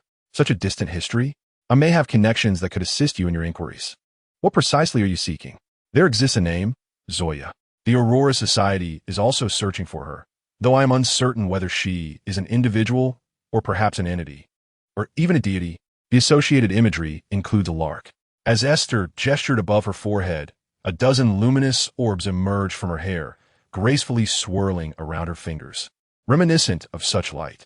"Is this related to your abilities, that power to traverse time and space?" Klein became notably serious, instinctively organizing potential clues in his mind. "Yes, I fear it may be an ancient deity or a similar entity, perhaps even residing here." Aiste tapped her forehead, her expression tinged with a wry smile. Klein remained silent for several seconds, the gravity of the situation weighing heavily upon him. It was far more severe than he had initially anticipated. If it were to awaken fully, it could very well be me who has slept for a millennium, Aiste continued. Klein nodded solemnly. Understood. I will assist you in gathering intelligence. By the way, do you know of any other locations where extraordinary individuals convene underground? I can no longer attend the meetings held by the Aurora Society. The gentleman seems to sense my uniqueness. Moreover, their location may be exposed at any moment. And I fear that official extraordinary beings will soon mount an assault. Do you require anything? Aiste asked, nodding. While I possess an item at hand, I wish to prepare some extraordinary weaponry, ensuring that I am not defenseless in the face of future dangers. This indeed reveals a fragment of information regarding Aiste's sequence abilities. She seems to lack direct means of confronting adversaries, which is why she appears quite anxious. Klein pondered that he was certainly willing to offer assistance to his compatriot. Allowing Aiste to select more suitable items herself would be far more prudent than procuring them on her behalf. Thus, in Aiste's presence, after performing several coin divinations to ascertain that this matter would not endanger the venerable Mr. Eye of Wisdom, Klein informed Aiste about the extraordinary gathering that was to take place at the Brave Man's Tavern. As for the specific timing, you should keep an eye on the B-Clan Early News if the 5th edition features an advertisement from the Ernst Trading Company regarding goods acquisition. You may come to find me. At that point, we can arrange a time to meet outside the tavern the following day, and I shall escort you inside. No problem. I will trouble you then, Mr. Detective. Klein nodded, resolutely deciding to approach the World-S facade and propose a private transaction with the Sun at the Tarot meeting, requesting him to inquire about relevant information in the Silver City. Should he involve his compatriot in the Tarot gathering? Klein wrestled with this dilemma for quite some time, ultimately deciding to set it aside for the moment. It was not that he feared his compatriot would report him. Klein believed that Aiste's trust in him far surpassed that of the true God Church. However, the mere thought of masquerading as an enigmatic ancient deity before his compatriot made him feel quite uncomfortable. How utterly embarrassing. The day was drawing to a close, and the two soon bid farewell. Aiste had to catch the subway back to her residence in the East District. After seeing her off, Klein returned to the living room and sat beside the sofa, feeling as if he had overlooked something significant. Did I forget something? It seemed related to Aiste's peculiarities. He should have long since forgotten her. Yet here he was, still remembering her. A cold sweat suddenly broke out on Klein's back as he stared at the teapot on the table, now cold and untouched, for a prolonged moment. Why could he not cease to remember Aiste? Klein could not verify this with the people of Tingen and could only retreat to his room, taking 4 steps backward, to conduct a divination amidst the gray mist. The result of the dream divination revealed nothing but a soft, endless light. Chapter 87. The Lark Bears the Ring. Crisis approaches. Stealthily, Aiste disembarked from the subway in the East District, shaking off 2 unidentified pursuers before returning to the housing she had paid rent for. The public order in the East District seemed to have deteriorated further. Human traffickers were growing increasingly audacious, and she encountered stalkers almost daily. According to the children, there were reports of someone capturing young girls who possessed decent appearances. Although such incidents occurred weekly, the frequency had escalated recently, causing the already beleaguered residents of the East District to live in heightened trepidation. Klein had also revived, which astonished Aiste but also filled her with doubt. After pondering for a moment without clarity, she realized her clues were too scant, and thus she had no choice but to temporarily set this enigma aside. Well, the notion of revival itself is rather bizarre. Ensuring one's safety should undoubtedly take precedence. There are numerous secrets that both individuals conceal from one another. Although Aiste yearns to divulge everything to Klein, she fears that it may embroil him in trouble. Consider Klein's experiences. He has scarcely had a moment to breathe. So perilous have they been. Even if Aiste wishes to assist, she finds herself at a loss as to how. Perhaps pondering if she should inquire what extraordinary materials Klein might require. Should she be able to procure them or afford them? At least now, she feels less alone. With this thought, Aiste smiled and hung her cloak on a hook by the wall. Seated beside the wooden bed, she retrieved the small insect-like creature, Little 5, from her pocket and placed it on the windowsill. It groggily lifted its head. You returned so early today? It's not early. It's nearly 10, Aiste replied, gesturing toward the faint crimson moonlight outside. You simply slept longer than usual. Is that so? Little 5 seemed oblivious to its own movements, which relieved Aiste. A new week had commenced. On Monday afternoon, Klein arrived at the gray mist to tidy up some clutter, stacking it in a corner and shrouding it in mist. At precisely 3 o'clock, he activated several red stars. Today's tarot meeting was about to commence on schedule. Initially, Justice noticed something amiss in the son's demeanor. After the hangman pointed out the dangers posed by the prisoner next to the little son, he shared details regarding the Amon family, cautioning the son to remain wary of that peculiar survivor. Minutes later, at the conclusion of the trading segment, Klein manipulated the world to solicit the cerebral mutations, pituitary glands, and blood of the faceless hunter, the characteristics of the human skin shadow, as well as the hair of the deep-sea naga. He refrained from hastily mentioning the information Esther sought, waiting until the exchange segment was well underway before once more allowing the world to rasp. The Aurora Society of Beakland is in pursuit of an entity referred to as Zoya, whose image is associated with either a lark or a cluster of light. Derek's eyes widened, as if recalling something, yet he remained silent due to uncertainty. Justice mused internally. Seemingly Mr. World was considering the collective interests of the Beakland populace, revealing a side to him that was unexpectedly thoughtful. Curiously, she pressed on, why are they in pursuit of this Zoya? It is said to be connected to their belief in the fallen creator, Derek replied, gritting his teeth and raising his hand, resembling a student filled with doubt over the answer lurking in his mind. If it pertains to the lark, there exists a brief description in the legends of our Silver City, albeit only a scant one. The magician Forsyth expressed great interest in the son's dwelling, as such an environment would undoubtedly serve as an ideal source of inspiration for stories. Whether or not to transcribe them was an entirely different matter. What does that legend recount? The omnipotent Lord encountered the first lark, which marveled at his compassion. It brought forth an olive branch, a symbol of peace, beseeching the Lord to quell the calamities upon the earth. The second lark, in awe of the Lord's might, submitted itself, presenting a thorny branch that represented obstacles, imploring the Lord to heed the lamentations of the powerless and to remember the sorrows of all sentient beings. The third lark extolled the Lord's glory, offering a garland of happiness. Yet, the Lord graciously declined this gift, responding, "The world is still rife with countless sufferers. How could I accept this alone?" Moved by this response, the third lark chose to remain by the Lord's side, listening to his sacred words, singing his holy hymns, and witnessing the Lord disseminating the gospel to every corner of existence. This tale is a quintessential religious parable. Klein pondered silently, unraveling the threads of the story, discerning a profound connection between the larks and the creator of Silver City. In other words, the name Zoya, which Esther sought to uncover, might very well correspond to one of the larks in the narrative, though it remained uncertain which one, or if perhaps all three were manifestations of the same being. The magician nodded to himself, contemplating how the roles in the tale could easily be transposed onto a valiant savior and his earthly beloved, culminating in a story of enduring love and companionship. Yet Justice sighed quietly, noting that according to the story's conclusion, the third lark had remained, only to witness the fall of the creator of Silver City. The hanged man did not dwell on this too deeply. He merely speculated on the potential implications of such news for the world.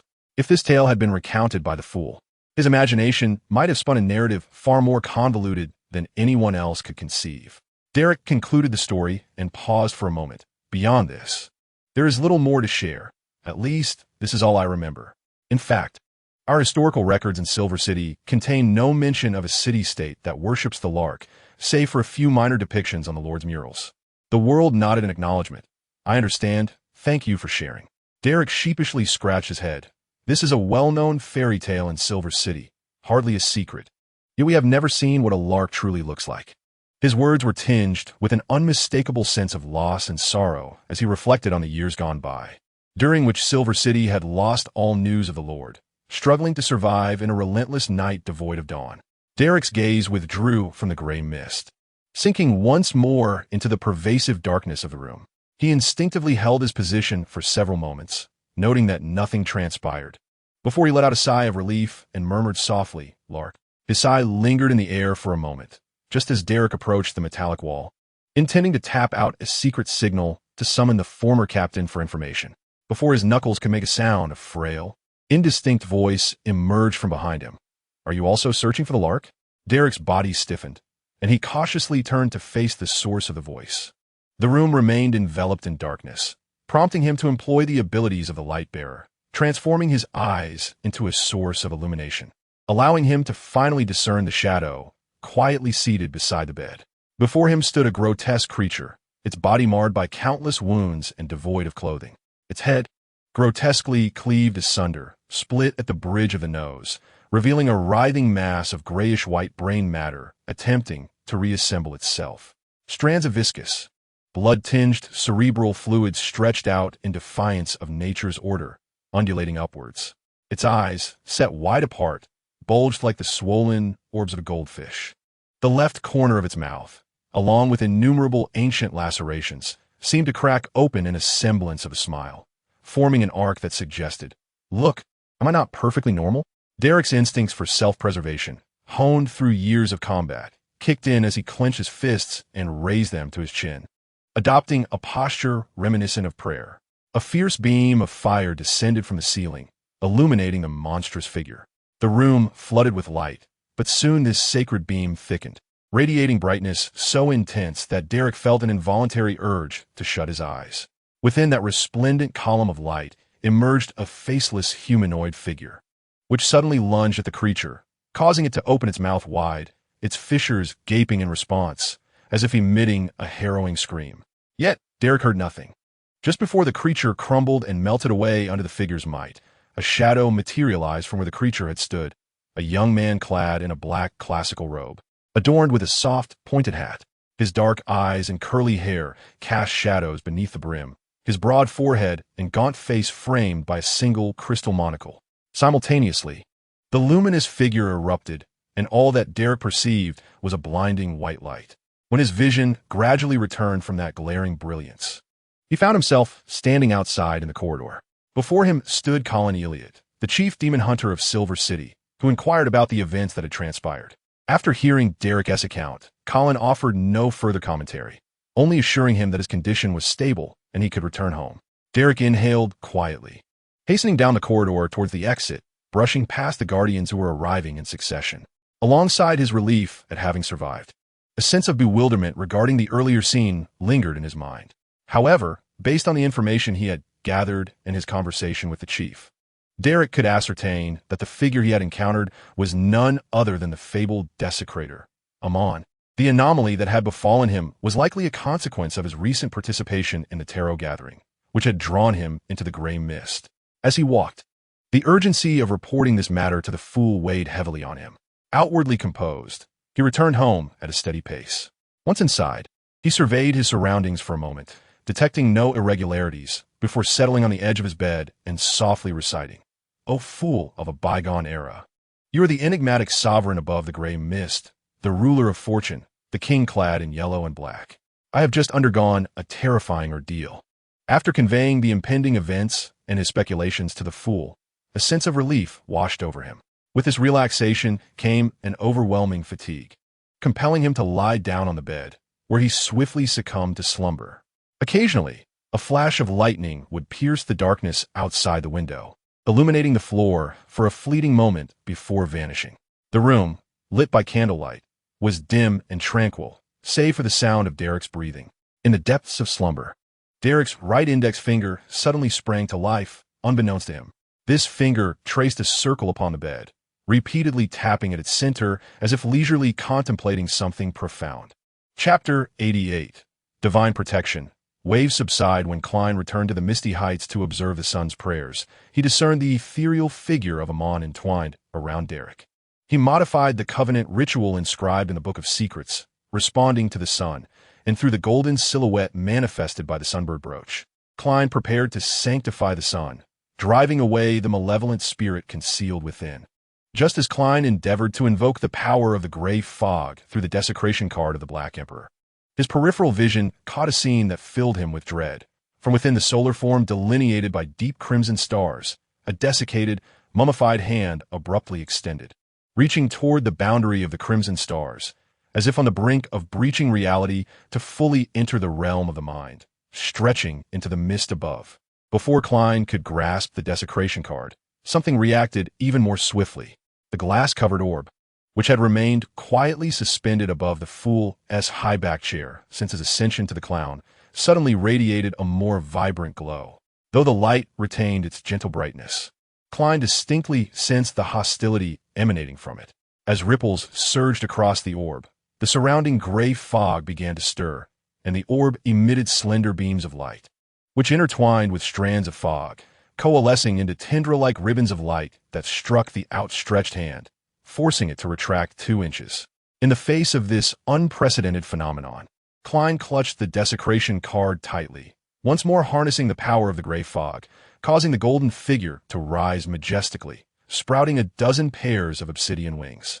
The figure, woven of gold and black, towered to the very apex of the fog-laden hall, its angelic form flapping, merging with the deep crimson stars of the sun.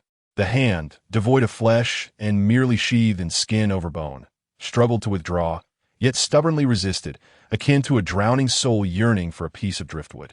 Another ribbon of light coalesced, but this time, bolstered by the towering angel suppression of the phantom, it pierced through the hand. In the midst of an ethereal hum, a cascade of light and shadow erupted, the desiccated hand engulfed in this tempest, severed from the support of the sun, and instantaneously disintegrated into fragmented spiritual essence, vanishing entirely between the unyielding passage.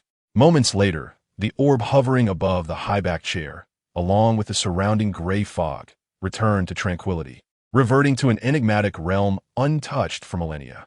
The distorted and sinister entity once entwined with the sun had vanished. Klein finally managed to calm his tumultuous emotions, manifesting fragments of the recent events and casting them towards the deep crimson light of the sun.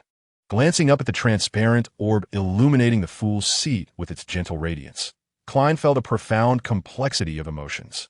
What is this akin to an automatic firewall? An antivirus software? In the forsaken land, in a distant corner, the corpse of a single-eyed giant, dark as the abyss, wandered endlessly, cursed by ancient deities. Even after millennia, it was compelled to move through this desolate terrain in a state of numbness and mechanical repetition. Beside a deeper chasm on the plain, a figure clad in a long, black, classical robe stood at the edge, gazing serenely into the abyss below.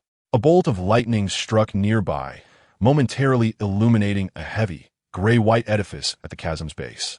Of course, it also cast light upon the gaunt visage of a young man, a glimmer reflecting off his monocle. He adjusted the lens with a delicate touch, turning his gaze towards the horizon. The fool, the young man, who spoke in ancient Guffasack, curled his lips into a habitual smile.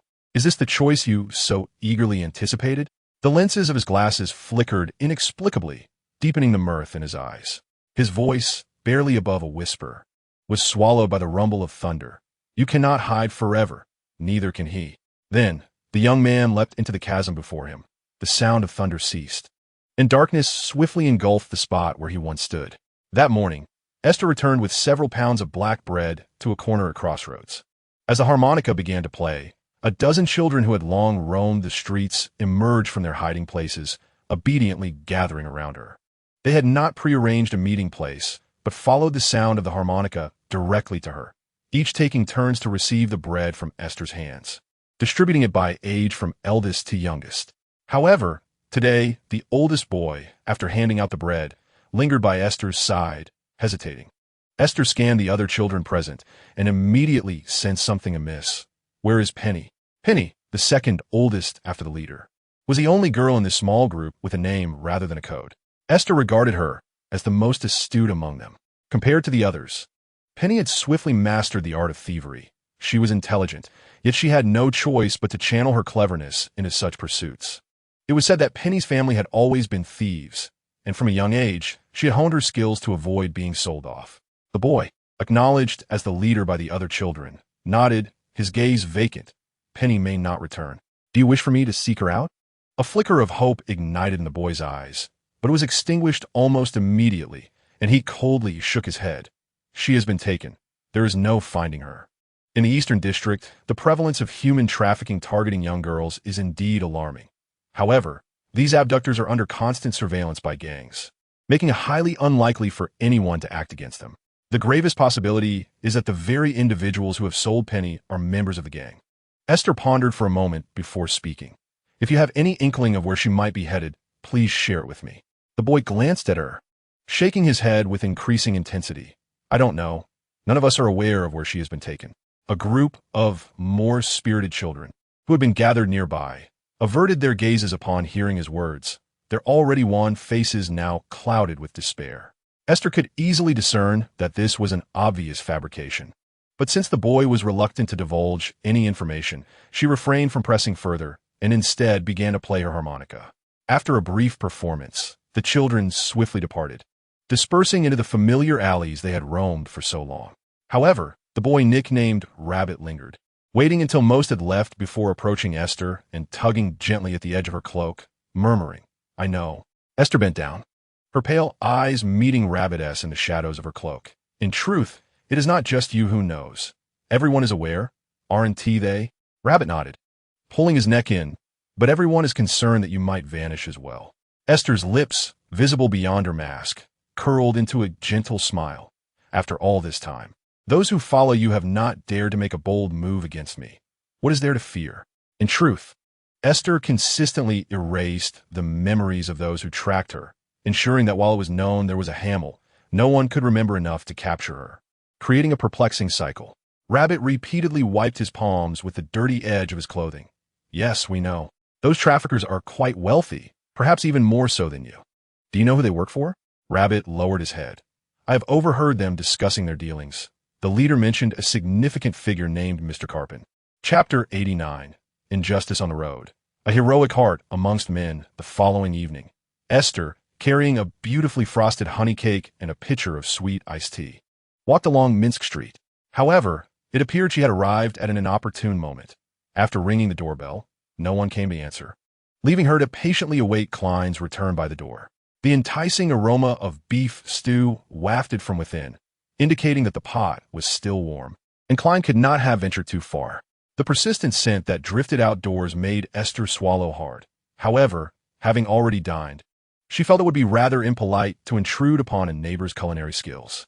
As Klein approached number 15, he was accompanied by a young man with black hair and red eyes, possessing a rather delicate appearance, clad even in the brown robes of the Mother Earth Church. As the young man stood several meters away, he pinched his nose and glared at Esther with a distorted expression, exclaiming, "What are you doing here? Aren't you a resident of that certain apartment number?"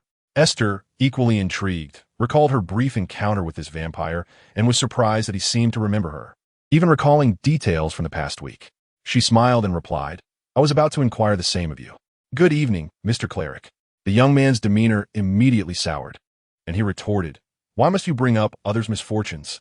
Esther, puzzled, scrutinized his clerical attire. She had not misspoken, but in an effort to avoid further provoking him, she retracted her comment, saying, "My apologies. Let us pretend I said nothing." Klein promptly introduced the two.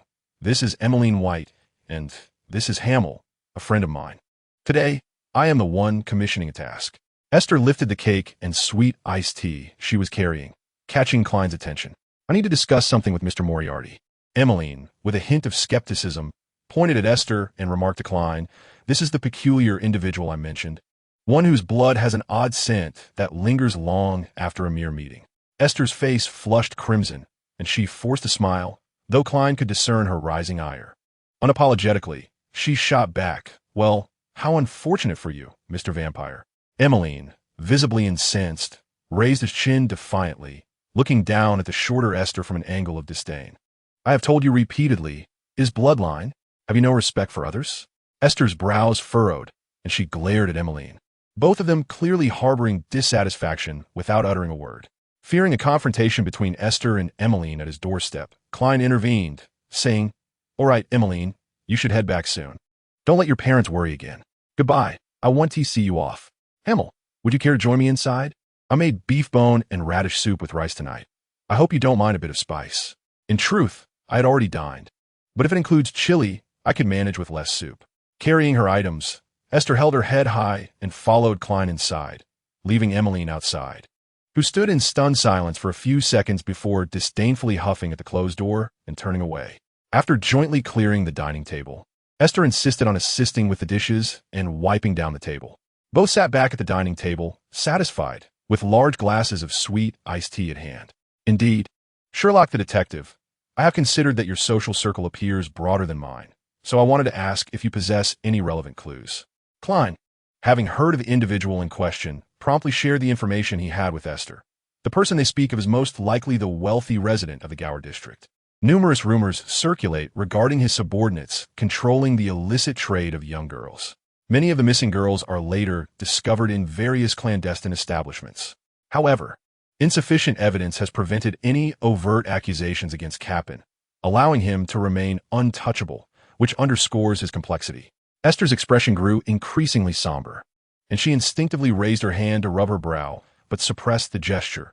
Could it be that other forces are backing him? Klein nodded in agreement. As of today, he remains at liberty and is acquainted with numerous influential individuals. I find it hard to believe he lacks support from powerful aristocrats. In fact, the larger gangs in the East District generally operate under similar circumstances. Aiste remarked casually, I need to strategize on how to proceed. It would be exceedingly difficult for you to act alone in rescuing anyone. This endeavor is far too perilous, Klein cautioned her. Alas, the likelihood of me taking action is quite slim, given the nature of the East District, Aiste replied softly, yet I still feel indignant. I might as well cause them some trouble. Klein pondered for a moment, and suddenly recalled that he had an appointment with Old Kohler at a CAF in the East District the following morning. He promptly inquired of Aiste, I have a meeting with an elderly informant from the East District tomorrow. The same gentleman who guided us during our last encounter when I met you. His name is Old Kohler. I remember him. Do you think he might have some information? Although Aiste did not distrust the elderly gentleman, she believed that his intelligence would likely overlap with the children's, rendering the chances of acquiring new information rather slim. It could be worth a try. Meeting there would likely be more convenient for you. Wouldn't it? After all, I am uncertain where to find you, though it may consume some of your daytime hours. That is inconsequential. Street performance does not require time management. Let us convene in the East District then. There is a CAF on Black Palm Street with a slightly better ambience. You should be familiar with it? Aiste reflected briefly and pinpointed the CAF's location in her mental map. I know it. It's the tittiest establishment on the street, albeit still rather greasy. Klein estimated the time. Then you should go there to find us. No need to arrive too early. I will likely depart from Minsk Street around 7:30. No worries. I can grab breakfast as well, Aiste replied with a smile, and thus the plan was set. On Thursday morning, just before Aiste stepped out, several luminous orbs quietly descended, enveloping the recently slumbering little five, and although Aiste felt a tinge of regret, it was not substantial. An array of unexpected events had rendered her trust in others increasingly tenuous. Since she was merely meeting Klein, Aiste did not don much disguise, simply wrapping herself in a newly purchased scarf to shield against the autumnal chill of Beckland. Upon entering the CAF, Klein had yet to arrive. However, Aiste noticed the middle-aged man, wrapped in an old jacket, seated in the far corner, sipping on the insipid tea and nibbling at the edges of a dark loaf of bread. She made her way to the front counter first, ordering pancakes, hash browns, grilled sausages, and hot cocoa, which she instructed the server to deliver to that table before she approached and sat down opposite Mr. Kohler. Her actions startled the elderly resident of the East End, leaving him uncertain of the intentions of this young lady before him. Just as Aiste could effortlessly recognize Mike and Klein that day, Mr. Kohler could instantly discern the incongruity of Aiste's presence in the East End atmosphere. Especially after she discarded her hood and iron mask, her demeanor bore no semblance to that of an ordinary person scraping by in the East End. Good day. May I address you as Mr. Kohler? She inquired, her tone slightly bold. I hope you don't mind, but I'm a friend of Detective Sherlock. Aiste blinked, signaling her goodwill first. Mr. Kohler, however, appeared even more vigilant. I might not understand what you were saying, madam, aware that Mr. Kohler might have misinterpreted her meaning. Aiste chuckled lightly. There is no need to be so tense. He sent for me. When he arrives, you may inquire with him directly. Mr. Kohler nodded a couple of times, but fell silent, gripping his cup with knuckles that turned white, his hands rough and broad, bearing the subtle yet traceable marks of a life spent laboring at the docks. Aiste lowered her gaze, her fingers instinctively tracing circles on the table. And though her expression remained serene, it was challenging for anyone to decipher her thoughts. Before long, the server brought forth the array of dishes Aiste had ordered. She forked a small portion of the hash browns and sausage, pushing the remaining food toward the center of the table. I ordered too much. If you don't mind, please have a bite, perhaps with the dark bread. Mr. Kohler's eyes fell upon the glistening sausages, his throat constricting as he swallowed. Moments later, he suddenly raised his gaze to fixate on Esther. I know who you are. Yes, I am indeed that Hamill. However, I kindly request that you keep this matter confidential. Esther replied playfully, winking at Mr. Kohler as she articulated his unspoken thoughts. If it weren't for you bringing the detective to interview me that day, I might never have reunited with him. Fate is indeed a curious thing. Consider this my token of gratitude to you, sir. I am delighted to have crossed paths with the detective once more. There is no need to thank me, Mr. Kohler responded, though he had already surmised Esther's identity. He was taken aback by her nonchalance in stating it outright. To mask his embarrassment, Mr. Kohler accepted Esther's kindness this time, continuing to nibble at the dark bread alongside the sausage. When Klein stepped into the CAF, Esther was only halfway through her breakfast. He scanned the CAF briefly, nodded towards Esther, and made his way over.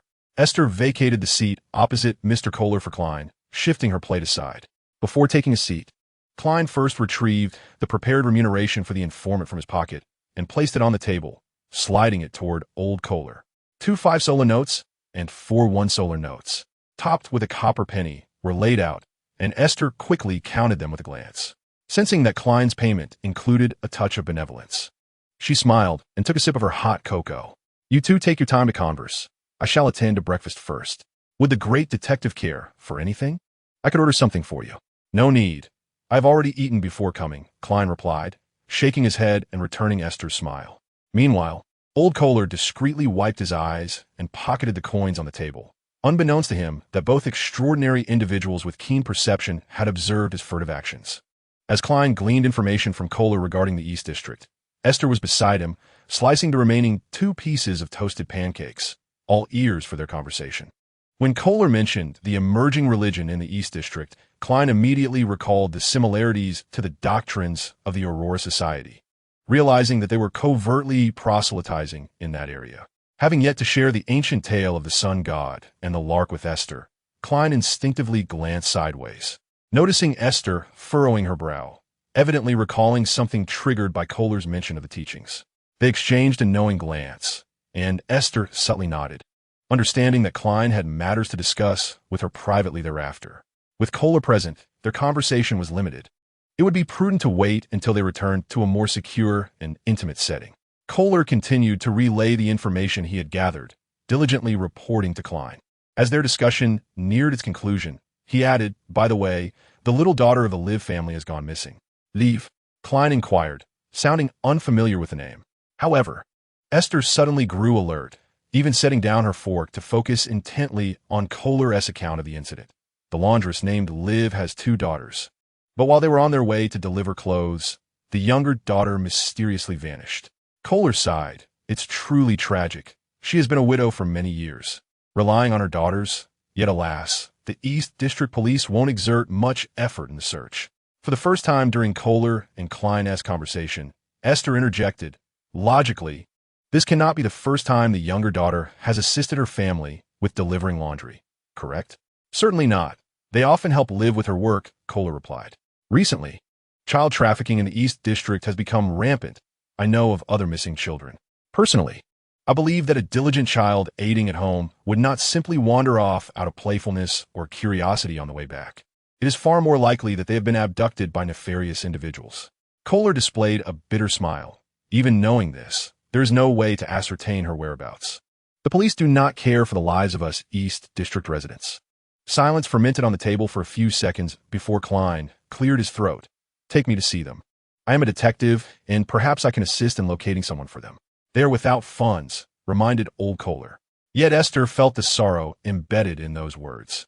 Poverty clung to the bones of these marginalized individuals like a parasite, extracting their vitality and exuding an inescapable despair that rendered them powerless to alter their plight. She picked up her cup, only to discover that the hot cocoa had been entirely consumed. Klein donned his hat and grasped his cane, stating, I occasionally engage in volunteer work. Though this notion was exceedingly kitsch, Esther felt that, at this moment, Klein shimmered with a certain brilliance. Chapter 90. Empty Hands and Bitter Struggles, a reluctant rescue under old Kohler's guidance. Klein and Esther arrived at an antiquated apartment in the East District, entering a damp room. An elderly woman, her face a tapestry of wrinkles, stood amidst piles of clothing, her demeanor withered like a parched, dying tree, her skin creased and cracked. her eyes devoid of life. A girl of around 17 or 18 sat weeping by the bed, her tears accompanied by self-reproachful confessions. The woman, evidently Liv, turned with a fierce glare towards her eldest daughter, bellowing, "What are you crying for? Get up and do the laundry. Do you wish to starve?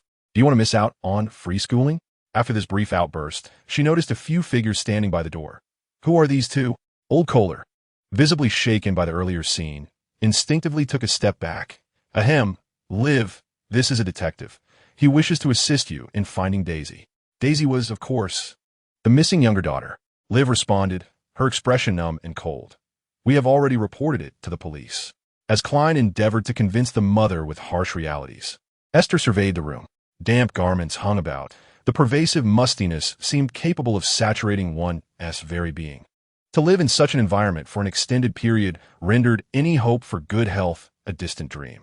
Liv's appearance, though merely in her 30s, bore the weight of age, a testament to her arduous life. Exhausted by her circumstances, she had placed all her emotional support in her children, yet now Daisy had vanished. Ultimately, Liv recounted the events to Klein and provided a belonging frequently carried by Daisy. When Klein mentioned he could procure a police dog, Esther instinctively turned her head away. She understood Klein intended to employ divination to locate her, and the pretext elicited a suppressed laugh from her. As they departed, Klein held in his possession Daisy's vocabulary book. After bidding farewell to old Kohler, Klein inquired of Esther, "I shall pursue the leads now. Do you wish to accompany me?" Esther readily nodded. "I have a premonition that this matter is intertwined with the investigation I wish to pursue." Klein immediately grasped the implication. "Do you believe it could be the same individuals orchestrating it all, with Capin pulling the strings from behind?" "We currently possess no evidence. Let us chase the leads for now," was the pragmatic response. After departing from the Eastern District, the two hired a horse-drawn carriage. Esther witnessed Klein's cane divination, once again marveling at the peculiarities of the extraordinary world. After a half hour, the carriage, having intermittently adjusted its direction, came to a halt on Iris Street, located on the western edge of the Jewelwood District. This place was not far from the Western District, and the cane had accurately pointed towards a lavish house adorned with expansive lawns and gardens. As Klein gazed out the window, Esther was mentally cross-referencing the map of Beckland, marking this location within the regional confines. When Klein instructed the driver to proceed, the driver glanced into the carriage and suddenly lowered his voice, saying, "Sir, if you intend to visit Mr. Caping, it would be unwise to bring a lady along." However, with Esther's keen hearing, she caught every word, even in the driver's hushed tone. Yet, she maintained a facade of disinterest, staring out the window, granting Klein the opportunity to inquire further. Klein quietly retorted, "Why do you believe that? There are often individuals from the Eastern District who take my carriage to this location. This is the residence of the affluent Mr. Caping." Esther's gaze sharpened. The two missing persons cases were now intertwined. Indeed, it was Caping. Klein instructed the driver to continue onward, exchanging a knowing glance with Esther, and they both nodded in silent agreement. As they progressed, the opulent villa receded from view, remaining serene and exquisite, yet now perceived through a drastically altered lens. "There is an extraordinary gathering tonight. Will you attend?" Esther shook her head. "Not for now. I intend to investigate the matters concerning Caping first. I shall accompany you to the next extraordinary gathering." "Very well. Do you wish to return home first? This matter cannot be rushed. Let us disperse at the nearby steam subway station. I still need to research some information." The carriage swayed gently, yet Esther remained silent, her gaze fixed on Klein. He felt a twinge of guilt. Had it not been for his ability to control his micro-expressions, he might have revealed his unease due to his vague response to a fellow compatriot. However, the sharp perception of the con artist and the cryptologist regarding deception led Esther to sense that Klein harbored ulterior motives. He indeed sought to gather information, but also intended to devise further actions on his own. Should she directly expose Klein's intentions, it could create a significant rift between them, a scenario Esther wished to avoid. "All right, but if you find yourself in a perilous situation, remember to call for me." Klein nodded earnestly. "If things become truly dangerous, I will seek you out. In the event of any exposure of the special mist, that would be utterly unacceptable," he silently added. Suddenly, Esther whispered, "Is it related to your special abilities?" Klein paused momentarily, then reluctantly nodded. "Truly, nothing escapes your keen perception, Esther." Aiste tapped her right brow and remarked, "The seventh sequence of thieves is known as the Decryptor. From its title, you can surmise the scope of its capabilities." Indeed, Klein mused, though it appears inconspicuous. The range of this ability is quite extensive. The essence lies in its subtlety, perhaps because one could easily be apprehended if their theft methods were too overt. Aiste casually noted, "Do you require any magical artifacts? However, I must warn you, the side effects can be rather severe for others who utilize them." "What kind of artifact?" Klein inquired. "Originally, I intended to name it the Conan bowtie," Aiste revealed, retrieving a blood-red bowtie corresponding to the Arbiter's sixth sequence, the Judge Pathway, from her satchel. Its design bears a striking resemblance, but eventually I simply referred to it as the obsessive-compulsive bowtie. Aside from its compulsive nature, it has a more dire side effect. After use, one must feed the fresh blood of a living creature, with the quantity dictated by the number of times its power is employed. Klein's curiosity was piqued. Given such severe negative effects, does this sealed item possess particularly potent abilities? "Please wait a moment," Aiste said, glancing toward the coachman, who was utterly oblivious to the happenings within the carriage. Several luminous orbs floated from Aiste's hair, gracefully descending onto the bowtie. They circled and dissipated upon contact, diminishing the bloodstains until they appeared nearly black. Aiste then thrust the item into Klein's hands. "You may take it for research. Thus far, I have only discerned some of its capabilities: prohibition, confinement, banishment, whipping, and death, all of which require specific gestures to activate. As relayed by the previous user, I sense its influence extends beyond this. Should you uncover additional abilities, please inform me, as I believe you may have a clearer understanding." Initially perplexed, Klein recalled that Aiste had been selectively taught by old Neil and Tingen, realizing she likely had not encountered any ritualistic magic. Aiste probably could not investigate various extraordinary items through divination as he could, and furthermore, even if she sought to understand the judge's corresponding abilities, she would find no avenue to do so. "I understand. I will merely borrow it for research and will return it promptly," Klein assured her. Aiste waved her hand dismissively. "If you find it particularly useful, feel free to keep it. If it weighs on your conscience, you may exchange it for some extraordinary items suited for close combat." Klein chuckled softly. "You truly have a penchant for direct confrontations." "It's rather straightforward, but alas, I am not an assassin," Aiste replied, flexing her fingers and wrist, creating ephemeral hand gestures in the air. "I have always admired assassins. It sounds like a high-skilled profession that involves acrobatic feats." Klein's gaze shifted to the window. Refraining from further dampening the curiosity of his compatriot, he directly addressed the matter of the witch's ability to change gender. No. The assassin pathway is perilous. You must not entertain such notions." As time progressed, their abilities increasingly diverged from those of assassins, easily inviting calamity. Aiste merely voiced her sentiments without dwelling on them, yet she was amused by Klein's reaction. "However, the sequence is fixed and cannot be altered until I discover a means of advancement. I shall continue to embrace my role as a dream thief." After parting ways with Klein at the steam subway station, Aiste chose not to return to her residence in the Eastern District, but instead proceeded to the banks of the Taysok River, where she found a modest inn. Just as Klein harbored his own intentions, Aiste too devised her plans. The duration for which the abducted girls could survive in the Carpin household was utterly unpredictable. Penny had been taken away even earlier, and her situation was likely to be more perilous than that of Liv's young daughter, Daisy. Should Penny be transferred elsewhere, it might very well result in her being lost forever. Aiste's instinctual acuity compelled her to resolve to investigate that very night.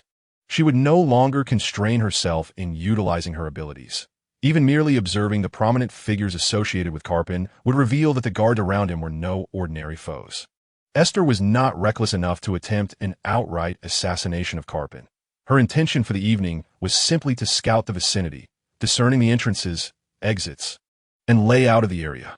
She planned to conduct a peripheral infiltration, as understanding the internal structure of the Carpin residence would undoubtedly facilitate the task of locating the dungeon where the girls were imprisoned. Ordinary individuals stood no chance against the thieving prowess of a dream thief, but Aiste needed to remain vigilant against potential extraordinary beings. The optimal outcome would be to ascertain the layout of the Carpin estate without alerting anyone, and then devise a means to instigate chaos, seizing the opportunity to rescue the innocent captives. Although Esther was empty-handed and lacked confidence in her ability to confront Carpin and any potential guards, acquiring knowledge of the internal circumstances would allow her to share this intelligence with Klein. At that point, their combined efforts would significantly enhance both safety and the likelihood of success. These were Esther's reflections while resting at the inn. However, unbeknownst to her, someone indeed planned to assassinate Carpin directly. Chapter 91. Serendipitous encounters. During the nightly operation, the magician had meticulously prepared for this extreme performance. Yet he had no intention of bringing along an assistant. Unaware of this, Esther departed from her hotel room at 7 o'clock in the evening, transferring from a subway to a public carriage, which brought her to the vicinity adjacent to Ira Street. Slipping into an unoccupied alleyway, Esther swiftly turned her black cloak inside out, revealing the green side, and donned a different black mask, leaving only her eyes and nostrils exposed. Soft yellow specks cascaded from Esther's hair. After just a few breaths, her locks transformed entirely into silver. Meanwhile, those drifting specks converged upon her face, layering chaotic yet mysterious light upon the mask, as if forming an endless interconnection of wheels and streams, creating a bizarre shell that was both ethereal and corporeal. What troubled Esther was that the shimmering lights, upon piercing her visage, had inexplicably fused the black iron mask to her face, rendering it nearly part of her being. Beneath the mask, the lights intertwined chaotically, forming what resembled the synapses connecting nerve endings. Only after this process concluded did Esther exhale in relief, for she had not anticipated such bizarre consequences from the sudden relocation of these lights. As she passed a heap of refuse deep within the alley, she caught a glimpse of her reflection in a few shattered mirror shards. To her astonishment, the material of the mask had transformed significantly. Yet, beneath the translucent shell imbued with an eerie luminescence, it was not her visage that shone through, but rather the lights that fluctuated in brightness with each breath she took. Should anyone seek trouble afterward, they would likely focus on the mask and the lights, as well as her silver hair peeking out. However, as Esther nimbly vaulted over a fence and her toes grazed a corner of the caping garden, a thunderous roar erupted from within a nearby building. Boom! Flames danced wildly, leaping from the room and voraciously consuming everything in their path. The external wall of that room collapsed significantly, with shards of glass and rubble scattering like the remnants of fireworks, propelled outwards by the blinding blaze. The resounding explosion reverberated throughout the entire street, and Esther's heart raced. If she missed this golden opportunity to save someone, she could only wonder when another chance might arise. She cast a distant glance at the restaurant, her vision blurring over a figure adorned with a pitch-black crown and encased in dark armor, standing amidst the flickering flames like an ancient sovereign materializing from the mists of time. Silently, Esther let out a whistle, her excitement surging as she darted across the garden, making a beeline for the nearest unlatched window. Regardless of who this formidable individual was, she felt compelled to commend him. Having previously surveyed the layout of the estate, Esther discerned that the ground-level structures offered little in the way of holding cells, leading her to speculate on several possible entrances to the dungeon, which she intended to investigate post-haste. Her luck had always been remarkably fortuitous. As she neared the vicinity of one such passage, gunshots suddenly rang out from below, followed by a peculiar shriek, and a man scrambled out in a panic. Instinctively, Esther extended her right hand in a grabbing motion, and the posture of running immediately took hold of her. Without hesitation, she sprinted toward the man, her dagger, which had long been poised at her waist, unsheathed with swiftness. Before he could fully regain his senses, a glimmer of cold steel grazed his throat. Suddenly, Esther's mask illuminated, an invisible force drawing upon one another, and several dancing filaments emerged from the man, swiftly merging with the myriad lights on her mask, drawn in completely. Wiping the blood from the dagger onto the hem of the man's garment, Esther once again surged toward the now-confirmed entrance to the dungeon, only to be astonished to find the lock had been shattered. One after another, the cell doors below swung open unexpectedly, as if an unseen hand were forcefully tugging at them, restoring freedom to the bewildered young women confined within. The sudden appearance of Esther at the doorway caused the initially daring young girls to halt in panic, casting fearful glances at the enigmatic figure adorned with a shimmering mask and cloaked in green. Esther tapped the forehead of her mask, releasing a flurry of luminous specks that swiftly coalesced into a radiant path leading outside, illuminating the ground beneath the girl's feet. Among them, she perceived Penny's vigilant gaze. Instinctively shielding two younger children, her exposed arms marred with bruises and lash marks. "Go forth and embrace your freedom as chosen by the hero," Aiste intoned softly, her voice resonating through the light-dappled mask, imbued with an eerie hum. She bowed deeply before them, extending her palm towards the luminous pathway that beckoned. Suddenly, Penny's eyes widened, and she was the first to dash toward that route, ensuring to grasp the hands of the two younger girls beside her. With the first brave soul leading the charge, the others swiftly followed, escaping the dungeon that resembled a nightmare, racing through the hall where the bodies lay in watchful repose, fleeing from the house engulfed in shadows and burning under the crimson moonlight. Only when they reached the street did the girls dare to glance back. Atop the house, a formidable figure, clad in black armor and crowned with a black thorn diadem, surveyed the scene, his cloak billowing silently behind him. Meanwhile, the radiant path continuously disintegrated into firefly-like motes, completely dissipating into the air after the last girl descended. A second figure, also cloaked in green, flitted past in the hall. Aiste did not depart immediately. Instead, she navigated through the increasingly stifling warmth of the house towards the direction of the caping bedroom, guided by her observations of the layout. To her delight, she discovered several hidden compartments filled with cash, rapidly emptying them into her capacious satchel. Then, she promptly exited via a narrow path behind the caping garden, her instincts warning her that lingering too long would lead her to confront a formidable adversary of high rank. Circles of energy emanated from her mask, sending out invisible ripples that swiftly erased any detectable connections, nullifying the possibility of divination or tracking. Even the traces left in her wake quietly vanished.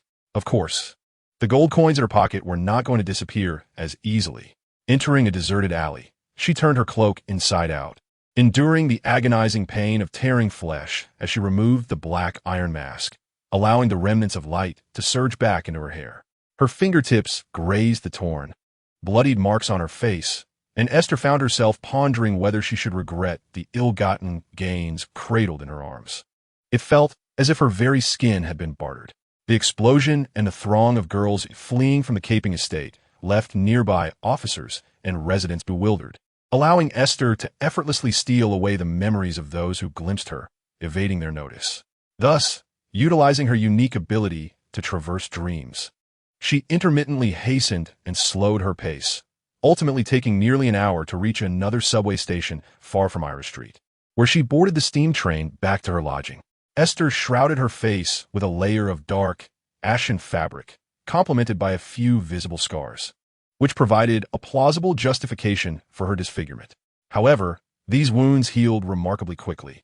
As Aiste languidly prepared a bag of roasted bean sandwiches and returned to the inn by the Tayssac River, she removed the veil to inspect her face once more, discovering that the injuries had transformed into mere scars, with even the blood crust having dissolved. Aiste finally exhaled in relief, collapsing onto her bed in agony, silently lamenting that this ability to conceal her identity must never be employed again. The potential for irreversible consequences was a risk she was unwilling to bear. Meanwhile, Xiao Wu remained in a state of isolated slumber, suppressed by the light. Aiste absent-mindedly scratched the edges of her scars, hoping they would heal swiftly, as she intended to visit Klein the following day with a substantial sum of pounds, seeking his assistance in acquiring extraordinary weaponry. She could not possibly present herself with these blemishes, as it would undoubtedly cause concern among her compatriots. The next morning, as dawn broke, Aiste vacated her room at the inn, quickly locating a nearby CAF where she consumed 2 slices of peanut butter toast before squeezing onto the early subway bound for No. 15 Minsk Street. Perhaps due to the conspicuousness of her bulging backpack, after stealing from the third thief, Aiste delivered a sharp kick to his calf, then blended into the throng to transfer to a public carriage heading to her destination. Fortunately, her early arrival spared her from the risk of Klein disguising himself as a detective in the East District. While his spiritual intuition was piqued, Klein, with a mouthful of jam-covered white bread, was momentarily distracted by the morning's freshly delivered newspaper, which bore the startling news that all valuables and cash had been stolen from the Carpent safe. Klein, having endured a long night, felt quite innocent, For as the true embodiment of the Black Emperor, he had not taken any treasures at all, setting aside the remaining half of his bread. Klein rose at the sound of the doorbell. Upon seeing Aiste, it was difficult for him to discern whether he felt surprised. After all, during his nocturnal escapades in a spirit form, he had encountered a radiant figure cloaked in green. Judging by the familiarity of that luminescence, it could only be Aiste stealthily infiltrating the Carpin estate. Klein found it somewhat amusing to recall their mutual declarations of planning, only to inadvertently converge upon each other during the night. He had even appropriated the unique qualities of the extraordinary individual Aiste had dispatched, thereby acquiring an additional sequence 7 interrogator. Moreover, before the official extraordinary personnel arrived, Klein had deliberately lingered on the opposite side from Aiste's exit, granting her ample time to vacate the scene. After bowing in gratitude to several official figures, Klein concluded this remarkably effective performance, which yielded substantial feedback for the magician's potions. Thanks to the bow tie lent by Aiste, which was imbued with an obsessive charm, Klein was able to unleash his full potential during the confrontation. Yet, as both parties restrained each other, the battle nearly devolved into a turn-based verbal sparring match. If it weren't for the superior standing of the Black Emperor, Klein would have found himself considerably challenged. However, when Aiste laid a substantial pile of gold pounds on Klein's dining table, the half slice of jam-covered bread he had just brought to his lips tumbled to the floor. Fortunately, Klein was quick enough to retrieve it before it hit the ground. He unfurled the newspaper he had been reading and pointed to a particular phrase. "So all the valuables in the safe are what you pilfered?" Aiste, lacking the composure of a jester, quickly flushed with embarrassment. "Thievery has its principles. I only took the cash." "You're being hypocritical," Klein internally scoffed, countering, "It would be more accurate to say a thief never leaves empty-handed." Although this phrase, when spoken in rune, morphed into a peculiar assertion that a burglar cannot depart without something in hand, both understood its implication. With a complicated expression, Klein grasped the teapot filled with simmering Siberian black tea and poured a cup for Aiste. "Let me guess, you only found the cash in the safe?" "Indeed. I filled my bag and made my escape," she replied. "Was it truly you who played the Black Emperor last night?" Klein smiled, telling a small fib. "It was someone I know." "I see. You must convey my gratitude to him. Now that I've been rescued, I stand to profit immensely. Why does my compatriot always have such luck? I found no hiding place for cash myself." Klein sighed and raised his teacup to his lips for a sip. Aiste, gleefully observing the stacks of gold pounds on the table, shook her head in delight. How did the newspapers put it? The gallant Black Emperor and the elegant female thief? Why does mine sound so unflattering? It should be the Bat and Robin of the capital of Bakeland. Klein choked on his tea, erupting into a fit of coughs. Chapter 92. The one who escaped from the vanishing memories. Since you know the gallant Black Emperor, could you kindly deliver half of this money to him? It is all meant for you anyway. For me? Klein suddenly felt uneasy, although the gold pounds on the table fell woefully short of 10,000. The bundled 10-pound notes amounted to over 2,000. It was not commonplace for fortunes to fall from the sky. Klein was not so naive as to be dazed by such wealth. "I cannot accept this. It is far too much." Aiste chuckled as she lifted her teacup. "It's not exactly for you. I'm merely asking you to help me procure extraordinary weapons. With ample funds, the choices are plentiful, and it's more convenient for you to keep them than for me. At this moment, I dare not deposit such a sum in the bank, especially since I lack any form of identification. Carrying this much cash back to the East District is quite inappropriate. Are you still planning to give half to the Black Emperor? If you didn't know him, I wouldn't concern myself with this matter. But he was the one who took the lead last night. It's only right to express gratitude to him. I assent it." Aiste waved her hand dismissively. "I leave it to you." As the conversation reached this juncture, Klein would not let financial matters hinder his assistance. "Very well.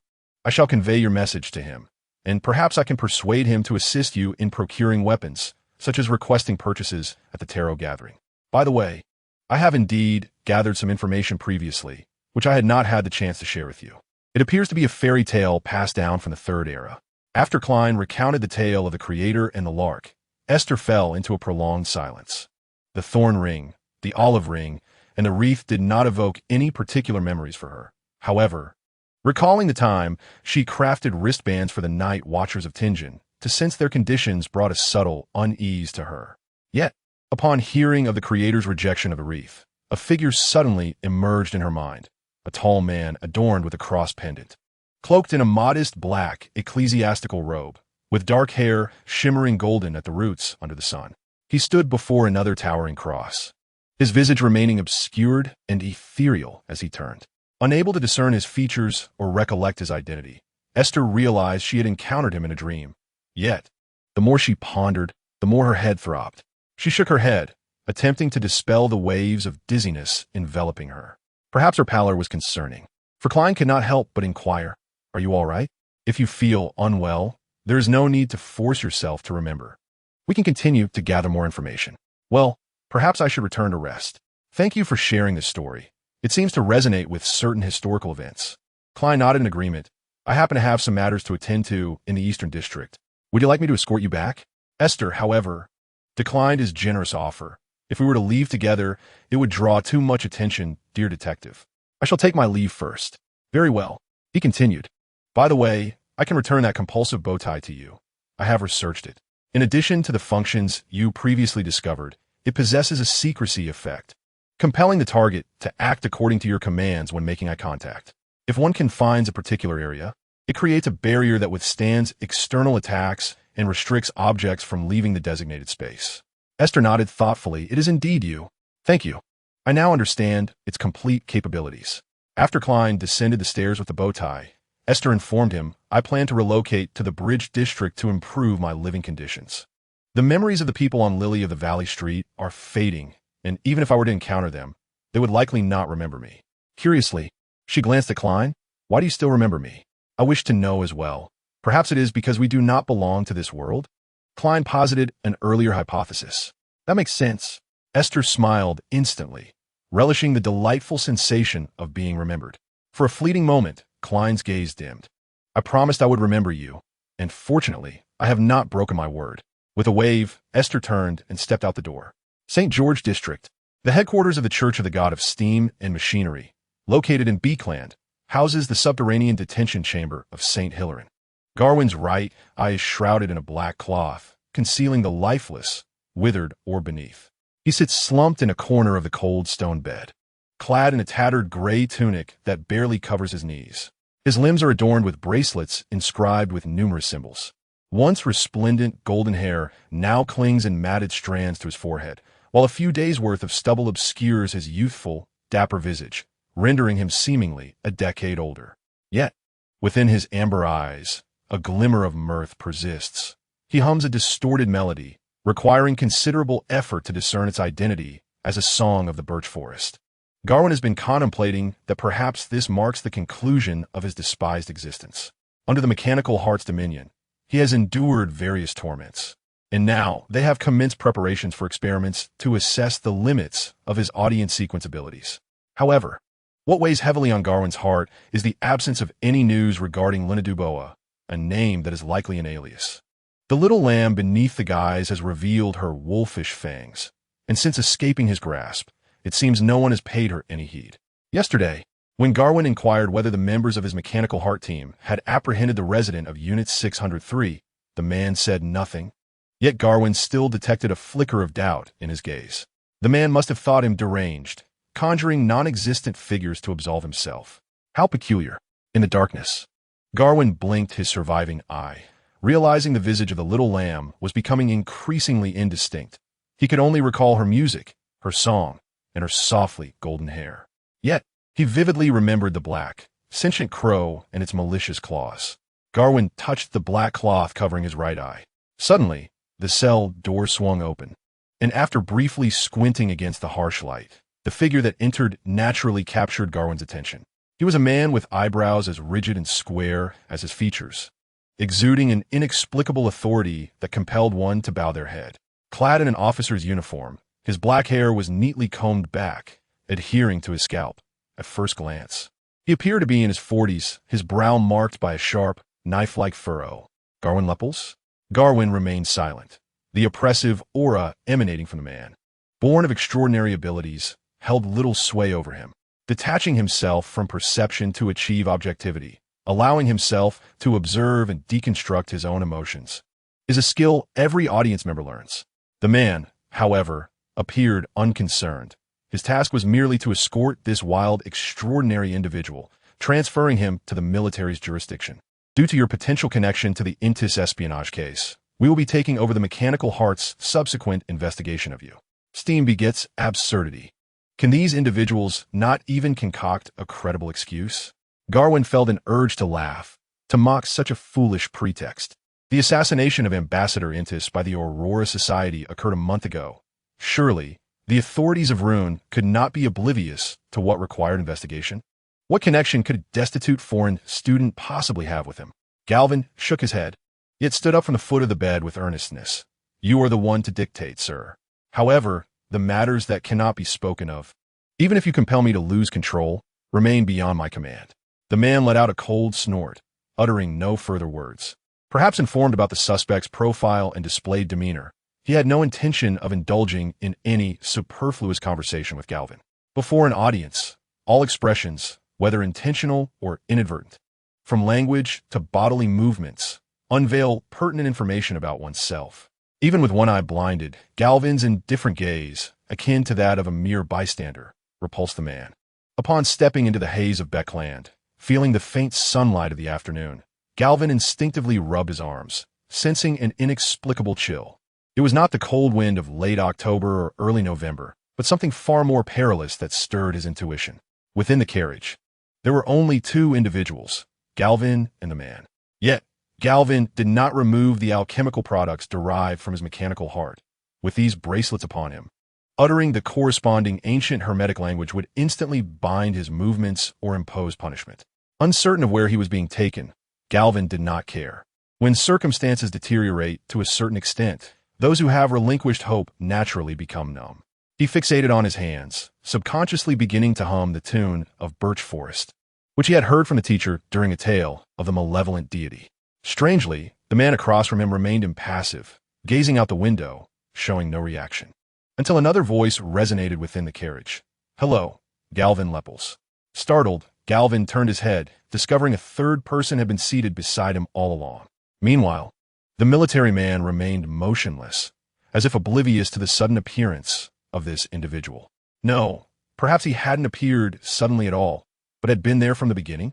This man resembled an ordinary passing priest, his light golden beard obscuring half his face, clad in a plain white robe, with a crucifix dangling from a half-embedded olive branch at his chest. What unsettled Galvin the most were his eyes, those equally golden orbs, clear and innocent, radiating an essence that should belong to an infant in a cradle, certainly not to an adult male. The priest offered a smile, as though about to guide him through a confession. Do you know the name of this song? Galvin's wariness melted beneath that smile, like snowflakes falling into a furnace, dissipating without a trace. With the same respectful and obedient tone he would use with a teacher, he softly replied, Birch Forest. Indeed. Then who proclaimed it by that name? Luna Du Bois, he responded, resembling the young lady of elven legend, accompanied by a rather malevolent crow. The priest's eyes betrayed no sign of emotion. Do you recall anything else? I beheld her radiance, reminiscent of starlight scattered across the earth. Galwin's face was a canvas of obsession, revealing the tumult of his heart, presenting the most exquisite sight I had ever witnessed. The priest's fingers traced the cross, gently brushing over the eternally verdant olive branch. You must remember her, cherish that light. Galwin, still entranced, nodded dreamily, his gaze fixed upon the priest. The priest's smile deepened. Your fate no longer resides within this era, my child. You shall become a wanderer, drifting upon the earth. At the utterance of these words, Galwin's eyes widened, yet his solitary, intact, eye reflected nothing. He was utterly alone. Chapter 93. Roaming yet finding nothing. Esther's new residence in the Bridge District was swiftly confirmed. Her belongings were few, possessing merely a single suitcase, more than when she ventured to the Eastern District. In addition to the gold pounds she entrusted to Klein for safekeeping, Esther retained around 100 gold pounds in cash, primarily in denominations of 1 and 5 gold pounds, reserved for her daily expenditures. By day, she tirelessly sought CAFs in economically prosperous, bustling areas to perform and attract patrons, refusing to grow complacent with her newfound wealth, as she had future plans to consider. Where did you acquire such wealth? The recently awakened Xiao Wu, who had been in a prolonged slumber, expressed astonishment at Aiste's sudden affluence. Have you finally decided to embrace your role as a thief? Not quite.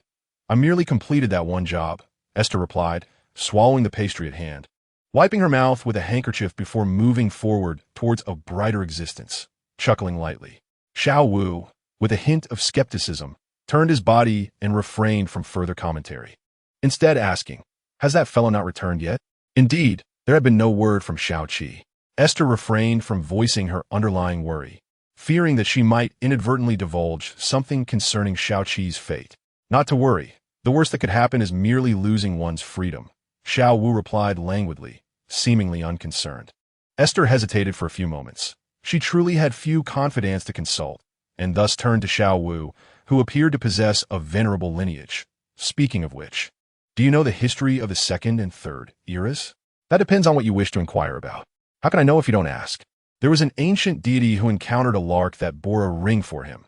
Aiste almost entirely omitted the story's details, sharing only the most mundane summary. What do you know of it? Xiao Wu pondered for some time, until Aiste finished the last 2 cream puffs, then slowly shook his head. I am not well versed in that, for I am not privy to such knowledge. Not privy? You could consider it a secret of the Amon family, of which I am merely a mid-tier member. The head of the family is also a thief, and he has appropriated most of the thoughts of the family members. Aiste furrowed her brow. Is he still alive? Certainly, upon reaching the level of a sage. One's lifespan can no longer be measured by human standards. The Ouroboros of your dreams serves as a prime example, having survived since the Second Era. However, what Little Five did not mention is that Aiste herself may very well be a similar case. Currently, there is no evidence, only speculation. It turns out his name is Ouroboros. Aiste silently noted this name. Yet why does your master wish to pilfer thoughts related to this lark? No wonder you and Little Seven often found yourselves in a stupor during your discussions. Just a sinister and obnoxious fellow, who deceives even his own kin. Little Five seems to harbor considerable grievances.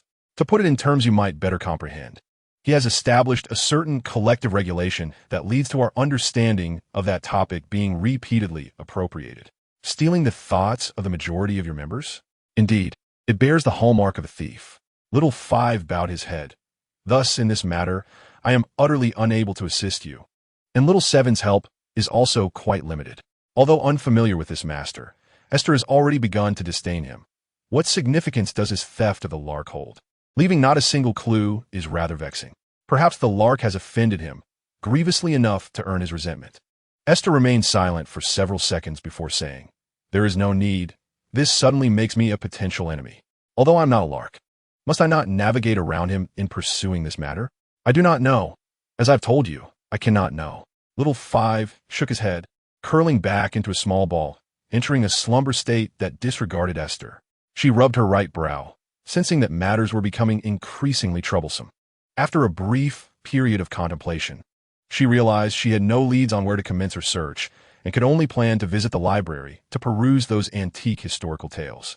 With no information available on the Fifth Era, it is likely this family prospered in the Fourth Era, or perhaps even earlier. If no clues can be found, I may have to trouble my compatriots. On Monday evening, Aiste, bearing apple pie, almond cookies, and sweet iced tea, once again made her way to Minsk Street, knocking on the door of number 15.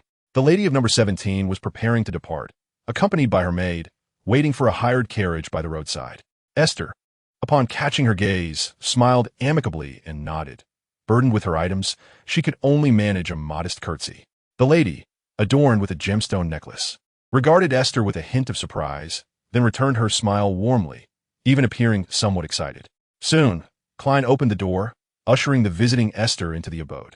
Aiste smiled and inquired, "How are you? I hope I'm not intruding." "Not all. You have brought so many things again. How very kind of you." Food is always more delightful when shared. Klein accepted the items from Aiste's hands, brewed a pot of Siberian black tea, and placed it on the low table in the reception room, aware that Aiste does not enjoy coffee, a fact established since their time in Tianjin, rendering any inquiry unnecessary. The extraordinary gathering has yet to yield any news, and I have not found the time to procure the weapon you desire. Aiste then recalled this matter. Perhaps it should be the priority dagger or short sword, as my extraordinary sequence grants an enhancement to hand control abilities. Larger weapons are cumbersome to carry, firearms depend on the circumstances, and I am uncertain if there exist extraordinary weapons that do not require ammunition. Klein nodded. I understand. However, you have come today for other matters, have you not? Upon entering, Aiste appeared somewhat restless, and Klein deduced this from the way she stared blankly at her teacup. Indeed, your network of extraordinary individuals far exceeds mine, and I am curious if you have heard of a certain family. An ancient family, you say, not from the 5th epoch, but rather one from the 4th epoch. I searched the public library and found almost no remnants of information. You are aware that official records seldom document the history of the 4th epoch. Klein did not mind sharing what he had gleaned from the diary of Emperor Roselle and the tarot meetings. I can assist you in your inquiries. Perhaps I have heard something as well. I have great faith in the breadth of knowledge possessed by history students, which is precisely why I sought you out, Aiste smiled. Gazing at Klein, having heard that the family in question bears the surname Amon, a chill immediately coursed down Klein's spine. The experience of fending off the gray fog during the sun's exorcism had left a significant shadow upon him. He struggled to maintain an outward calm, nodding gently. This does indeed seem to be a family from the 4th epoch. At a secret gathering of extraordinary individuals, I heard some related rumors. I am quite curious about this family and the circumstances surrounding its members and head. Klein refrained from divulging what he knew immediately. The casual mention of the name Amon by Aiste sent a strong shiver down his back. I can inquire further, but I cannot guarantee the extent of my findings. Aiste, relieved that Klein seemed to agree, reminded him. If you happen to encounter a member of that family, exercise utmost caution. Their head is, after all, a saint. Having survived to the 5th epoch, he has long transcended the bounds of humanity. Noting Klein's silence, Aiste added, even if their family members have distanced themselves from society for ages, they have left no trace. This is exceedingly unusual. Indeed, it is quite strange. I worry that Zoya may have a conflict with him, which could draw attention to me, so I will temporarily set aside the investigation into this name. Should your divination forewarn of danger, we can forego delving into the Amon family. I do not wish to involve you in any trouble. Klein nodded silently, spinning a copper penny between his fingers, yet he did not cast it away. Chapter 94. The peculiar honorifics at the extraordinary gathering on Wednesday morning. While dining in a CEF, Aiste spotted an advertisement for Ernst Trading Company in the newspaper. She remembered that this was the very code Klein mentioned for the extraordinary gathering. Thus, Aiste, once again, visited number 15 Minsk Street during the evening hours, bearing desserts in her hands, eliciting a resigned smile from Klein, which he had anticipated. After agreeing to meet at the entrance of the Braveheart Tavern in the Bridge District the following night, Klein took the time to remind Aiste to bring her cloak and mask for her disguise. Following a brief yet cordial exchange, Klein escorted Aiste to the door. I will carry a portion of the pounds you entrusted to me, in case you find something you wish to purchase. I appreciate it. See you tomorrow night, she replied. Indeed, see you then. As the temperature continued to drop, Aiste tightened her beige knitted shawl around her shoulders, feeling a tinge of fatigue.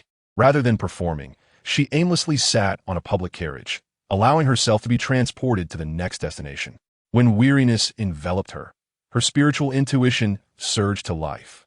And in her haze, she did not consciously disregard the faint whispers guiding her toward the West End. Outside the green cemetery, under the embrace of the crimson moonlight, Aiste approached a birch tree, its trunk marred by a peculiar ring of peeling bark. The soil at its base bore signs of having been hastily disturbed, as if someone had carelessly tended to it. How strange. It feels as though something lies beneath. Aiste scooped a handful of earth, crushing it in her palm, and with closed eyes, she scattered a circle upon the ground, a few specks of light ascending from her forehead, only to settle back down. Naturally, nothing transpired. Had anyone observed this scene from afar, they might deem her somewhat unhinged. The luminous specks that had descended into the ground floated back, intertwining with Aiste's hair. She was late. Someone had arrived here before her. Brushing the dirt from her hands, she scattered the circular pattern on the ground and departed, empty-handed. Though she was uncertain of what she sought, it felt as if it could elevate her being. The yearning for advancement compelled Aiste to heed her spiritual intuition. Yet this outcome inevitably left her heart heavy with disappointment. Perhaps it was not her intuition that faltered, but rather someone else who had eluded her spiritual guidance. How many extraordinary beings could be hidden within Beckland? Setting aside these thoughts, Esther anticipated the extraordinary gathering she would attend the following day. A day passed, and in the bridge district of Beckland, Iron Gate Street, before the heavy black wooden door of the Braveheart Tavern, a stoic bouncer stood guard. Sounds of cheers and shouts occasionally erupted from within, mingled with curses and the clinking of glasses. The potent aroma of alcohol did not yet waft to the street corner where Esther stood, and out of respect for the guard, she refrained from approaching too closely, maintaining a respectful distance as she quietly awaited Klein, still adorned in her Hamel attire. Before long, another figure cloaked in a similar manner approached, their face obscured by a dark iron mask. Esther, let us proceed. Once inside, shall we speak less? It feels somewhat inappropriate to draw attention to the close connections. Klein nodded in agreement, remarking, you are quite cautious. If there is anything to discuss, we can wait until our next gathering over refreshments. He led Esther into a narrow alleyway behind the bar, traversing a short distance before arriving at their destination. With a rhythmic knock, Klein rapped on the door. After a pause of 7 or 8 seconds, a small wooden panel slid open, revealing a pair of vigilant brown eyes that scrutinized the two for a moment before the door fully opened to admit them. The entire building was shrouded in darkness and gloom, devoid of any lights, as they followed Klein through the dimly lit living room. However, the sitting room was aglow, illuminated by a solitary candle on the central coffee table, surrounded by 4 or 5 individuals seated upon the sofas and chairs, with ample empty spaces available. Esther cast a glance around, noting that nearly everyone was clad in iron masks and hooded robes, and combined with the eerie atmosphere, she found it hard not to conjure images of a sinister gathering from some arcane realm. Klein and Esther settled into a corner. In their peripheral view sat a gentleman with a notably round chin, who appeared quite anxious, burrowing deeper into the sofa, as if fearing an unseen threat to his neck. Esther felt a flicker of curiosity. Could this individual, like herself, be a novice attending his first assembly? This, however, was not Dakwir's first encounter with the extraordinary gatherings hosted by the Eye of Wisdom, nor was it the first occasion his amulet had burned painfully against his chest at the behest of his mentor. The last time he experienced such an uncanny sensation was during his tenure at the Tingen Apothecary, though the specifics of that incident had faded from his memory. The dread of nearly being scalded by his amulet resurfaced. He surveyed the room, endeavoring to identify the source of the amulet's agitation. One by one, other participants trickled in and settled down. Apart from the 2 suspicious companions he had noticed earlier, they seemed to have little connection with the rest. Fixating on his target, Dakwir, now a beastmaster, surreptitiously speculated about their origins, unable to shake the suspicion that they might be enforcers from the official church, poised to surround the premises and capture all the wild, extraordinary beings within. Such a thought sent a jolt of discomfort through Dakwir, but soon his amulet cooled down, maintaining a temperature slightly above his body heat, akin to cradling a bowl of warm tea. What could it mean? Did they reconsider their intentions? Cold sweat trickled down the edge of his mask as Dakwir huddled awkwardly into the sofa, his posture betraying his unease. His peculiar behavior drew concerned glances from several familiar faces among the regular attendees, who wondered what had come over the rotund fellow today. In contrast to his usual eagerness to initiate transactions and offer potions, Dakwir maintained an unusual silence, glancing around with apprehension. The elderly gentleman of the Eye of Wisdom cast a puzzled look his way, but refrained from commenting. Soon, another individual raised his hand. His voice, reminiscent of a relatively young man, was gentle yet reserved. I have a commission from a notable figure. Should anyone uncover any leads, the reward promised is quite generous, with a split of the intelligence fee at 70-30. The party seeks individuals who adhere to the faith of the fools, potentially involving the enigmatic sovereign above the mist, the king clad in yellow and black who governs fortune, or the fools not of this era. I implore everyone to refrain from uttering these titles in any mystical tongue, as it may summon dire consequences. Esther blinked, feeling an inexplicable familiarity with the man's voice. Shortly thereafter, the voice of another individual also struck a chord within her. A stout gentleman to the side shook his head vigorously, murmuring softly, "This sounds like an underground, dark deity. Who would dare pursue such a quest? Truly reckless." In the profound silence of the room, his whisper was distinctly audible to all. The man who had proposed the transaction showed no reaction, as though he had not heard a word. After a brief pause, another individual raised his hand, inquiring about two extraordinary materials of which Aiste had never heard. The evening's dealings resumed their customary course. However, Aiste was preoccupied with the man's earlier words. Their resonance sparked a revelation within her, compelling her to commit those three titles to memory, eager to dissect why her spiritual intuition responded so. This was indeed her first encounter with such esteemed names. During a lull in the trading session, Klein seized the opportunity to raise his hand, lowering his voice to say, "I wish to procure a short dagger-like extraordinary weapon, ideally enhancing lethality or purification, yet unobtrusive in appearance." Regrettably, no one responded. Extraordinary items are often regarded as life-saving trump cards, rarely surfacing to meet personal specifications unless crafted by a skilled artisan. Aiste held no hope. If this attempt failed, she would try again next time. She had merely wished to familiarize herself with the gathering. The loquacious gentleman glanced back, inadvertently locking eyes with Aiste, causing the amulet at his chest to glow with renewed heat. Suddenly, Aiste recalled where she had seen him before, at Rosen's folk apothecary in Tingen, where he had been so frightened by her mere words that he hastily divulged a monstrous formula. What a fortuitous coincidence! A smile graced Aiste's lips as she comprehended why he appeared so uncomfortable on the sofa. During their previous encounter, she had sensed that the apothecary possessed a premonition regarding her. Judging by his current demeanor, it seemed he did not remember that incident, failing to immediately recognize her as a target. Otherwise, he would certainly have prioritized observing individuals whose movements were more feminine. The apothecary, shaken by that premonition, had been fidgeting uncomfortably throughout the transaction until Aiste's gaze fixed upon him, eliciting a raw display of alarm and unease. Aiste regarded the anxious apothecary with keen interest, perhaps unaware of the mischievous undertones present in her deliberate scrutiny. The gathering soon concluded, leaving most attendees with little to show for their efforts. A common occurrence at such extraordinary assemblies. The resources available to wild extraordinary individuals are exceedingly scarce, and their personal advancement proves to be a formidable challenge. The official church monopolizes the majority of mid to high-tier extraordinary materials and seals, and even the lower-tier items that occasionally surface on the market are both exorbitantly priced and rare.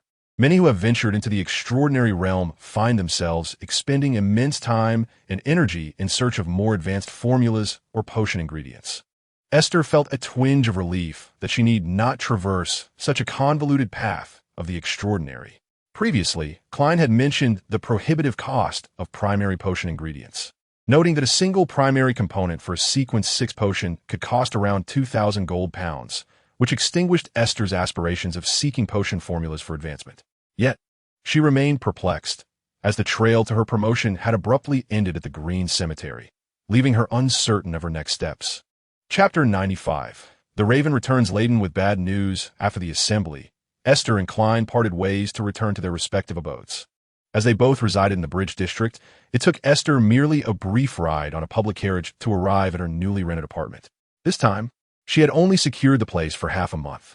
She intended to find an inn along the Tarsak River for a few days before searching for another residence at the edge of the Eastern District.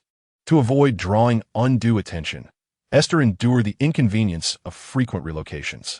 She refrained from indulging in frivolous purchases, opting instead to keep her belongings as lightweight as possible, ensuring she remained in a state of readiness for departure at any moment. Consequently, her apartment offered little in terms of comfort, furnished primarily with the essentials. Aiste merely moved in with her bag, forgoing any substantial personal decoration. At that moment, her little companion, Little Five, was still nestled in her pocket, while Aiste awkwardly leaned back in her single armchair, reflecting on the name she had encountered at the gathering and keenly sensing the feedback echoing in her mind. Strangely, her intuition presented conflicting inclinations, simultaneously urging her to pursue and to avoid attracting that fool, a contradiction Aiste had never before experienced. In her encounters with the Aurora Society, instances where her spiritual intuition contradicted her desires had been extreme, yet this time she harbored no particular preference. It felt as though her mind had split into opposing factions, leaving the undecided Aiste in a state of bewilderment. What a perplexing situation, Aiste sighed, exasperated, just as she found herself staring blankly at the ceiling. Allowing her spiritual intuition to grapple within her thoughts, A muffled thud resonated from the window. Bang! Esther instinctively sprang from the armchair, hastily retrieving her compulsive bow tie and positioning it at her mouth. Her senses heightened as she turned toward the window. She beheld a shadowy figure, wings trembling, perched on the outside of the window, prompting her to quickly raise the glass and welcome the raven into her abode. Xiaoqi appeared quite disheveled, its once sleek and lustrous feathers now in disarray, as if it had weathered a fierce storm. One of its wings drooped at an awkward angle, marred by several superficial cuts, though they had already scabbed over. What transpired? Did you engage in a confrontation? Esther anxiously rummaged through her medical kit, which contained herbal powders for staunching bleeding and bandages that she had procured from the apothecary. After locating a pin to stabilize the crow's wing and deftly wrapping the bandage around it, Xiaoqi, who had remained silent throughout, finally spoke. I have located that individual.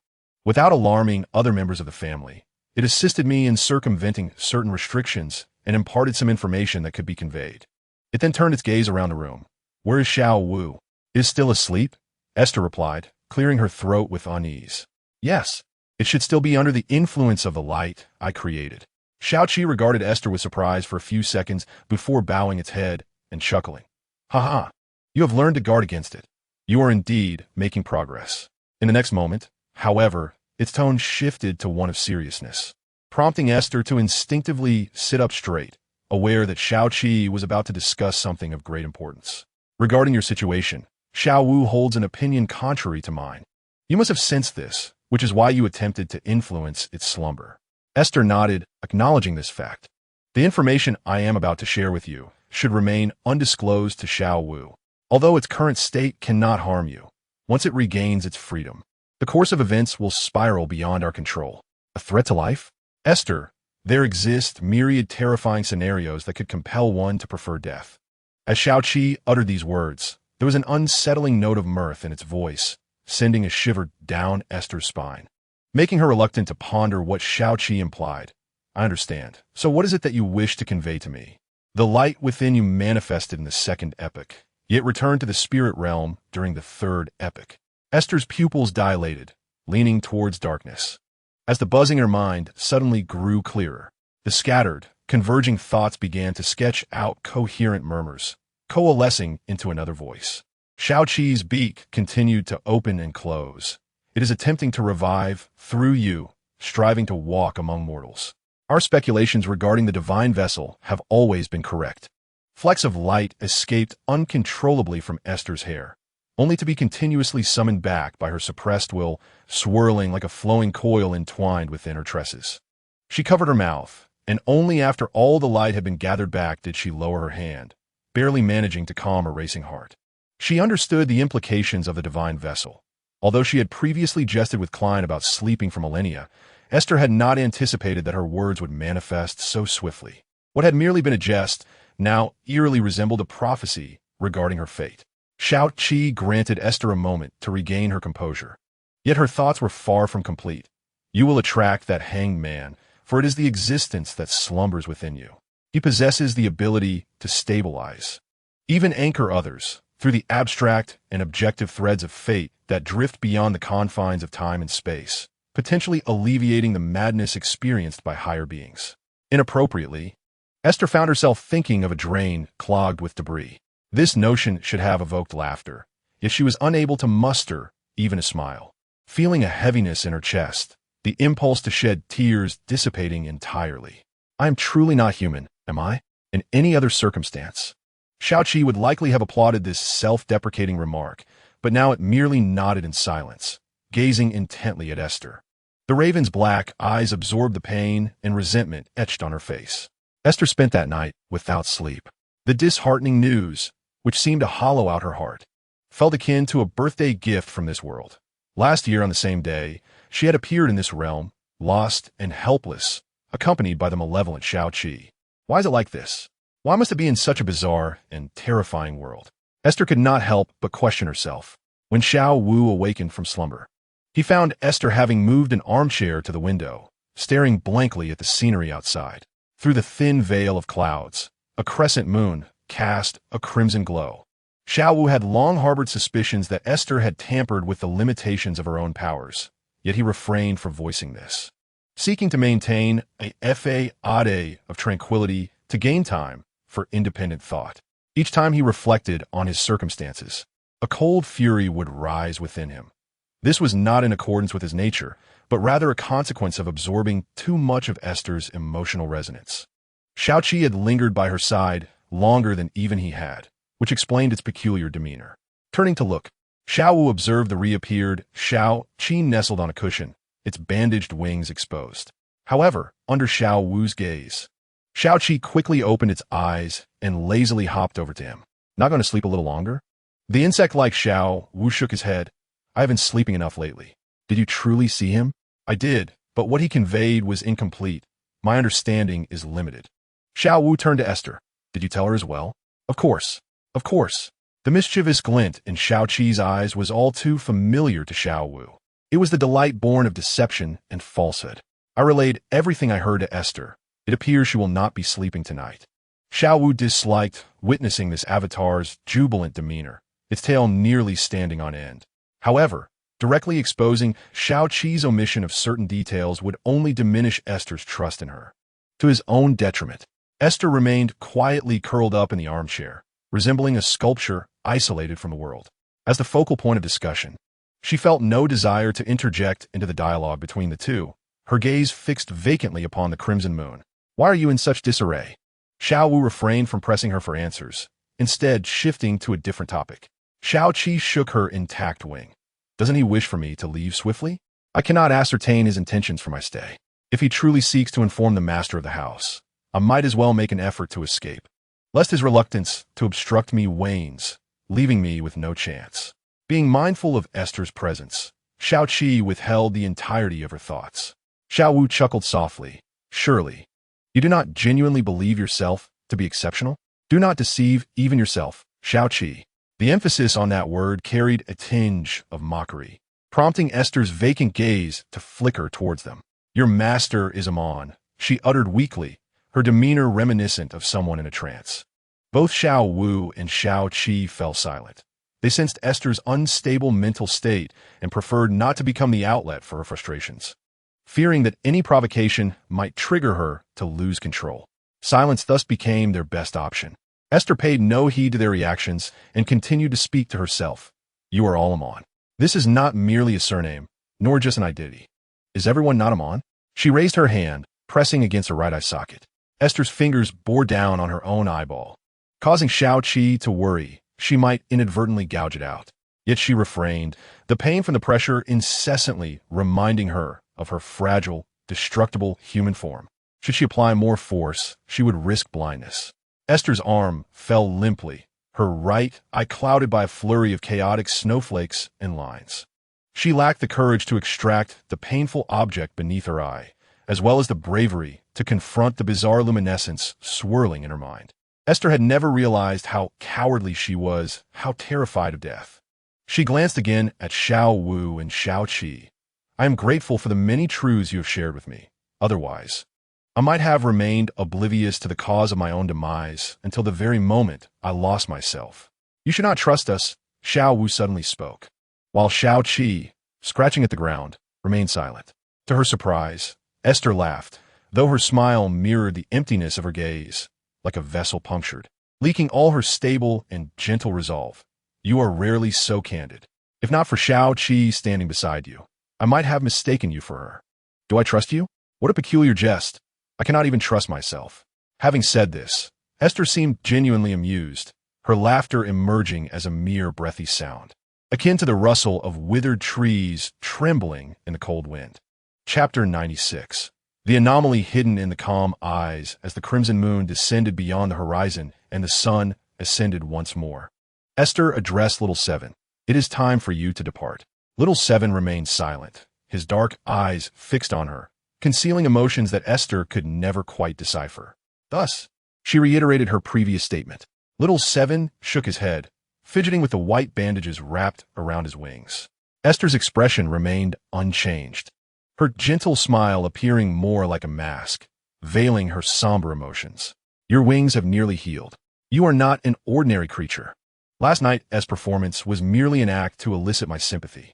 Pausing, Esther extended her finger to caress little 7's head. I must concede, you executed that quite successfully. Then why must you hasten my departure? Little 7's feigned grievance was abruptly interrupted by Esther. Because something seems amiss with you, little 7. Did that entity you encountered truly not manipulate you in any way? Little 7 suddenly recoiled, his eyes widening in disbelief. What do you mean? How could I possibly be? His words faltered as confusion washed over him. He shook his head, swiftly recalling the events of the past few days, and realized that his demeanor had been excessively aloof, inadvertently provoking Esther with his blunt manner. This was contrary to his true intentions. As a con artist, he ought to have communicated those matters with more gentleness and subtlety. Little 5, amused, lifted his head from the nearby coffee table. Even if you were indeed subjected to psychological suggestion in his presence, with your current status, you would have no awareness of it. I have said it before. You are not special. Your existence would only alert him. Little 7's gaze shifted, nodding at Esther. If that is the case, how much of what he asked me to convey yesterday was genuine? Perhaps that remains to be seen. Esther did not respond, silently plucking a strand of hair and wrapping it around little 7's claw. He nudged her finger with his beak, whispering, I shall take my leave now. It would be prudent for you to relocate swiftly. I fear he may pursue. Until little 7 flew out of the window, his dark feathers no longer visible through the rectangular glass. Esther resumed her seat in the armchair, resting her chin in contemplation. Little 5 questioned her in confusion. Aren't you leaving? If that entity truly knows so much about Zoya's past, why should I depart? Esther's voice remained gentle. I could very well inquire directly if there exists a solution to our predicament. Then why must you send little 7 away? To protect him? Little 5 scoffed inwardly, though outwardly he only denied Esther's reasoning. That is impossible. You cannot escape the consequences. Esther was well aware of this truth. Yet what could she do? Should she pray to the fool who had stirred her spiritual intuition?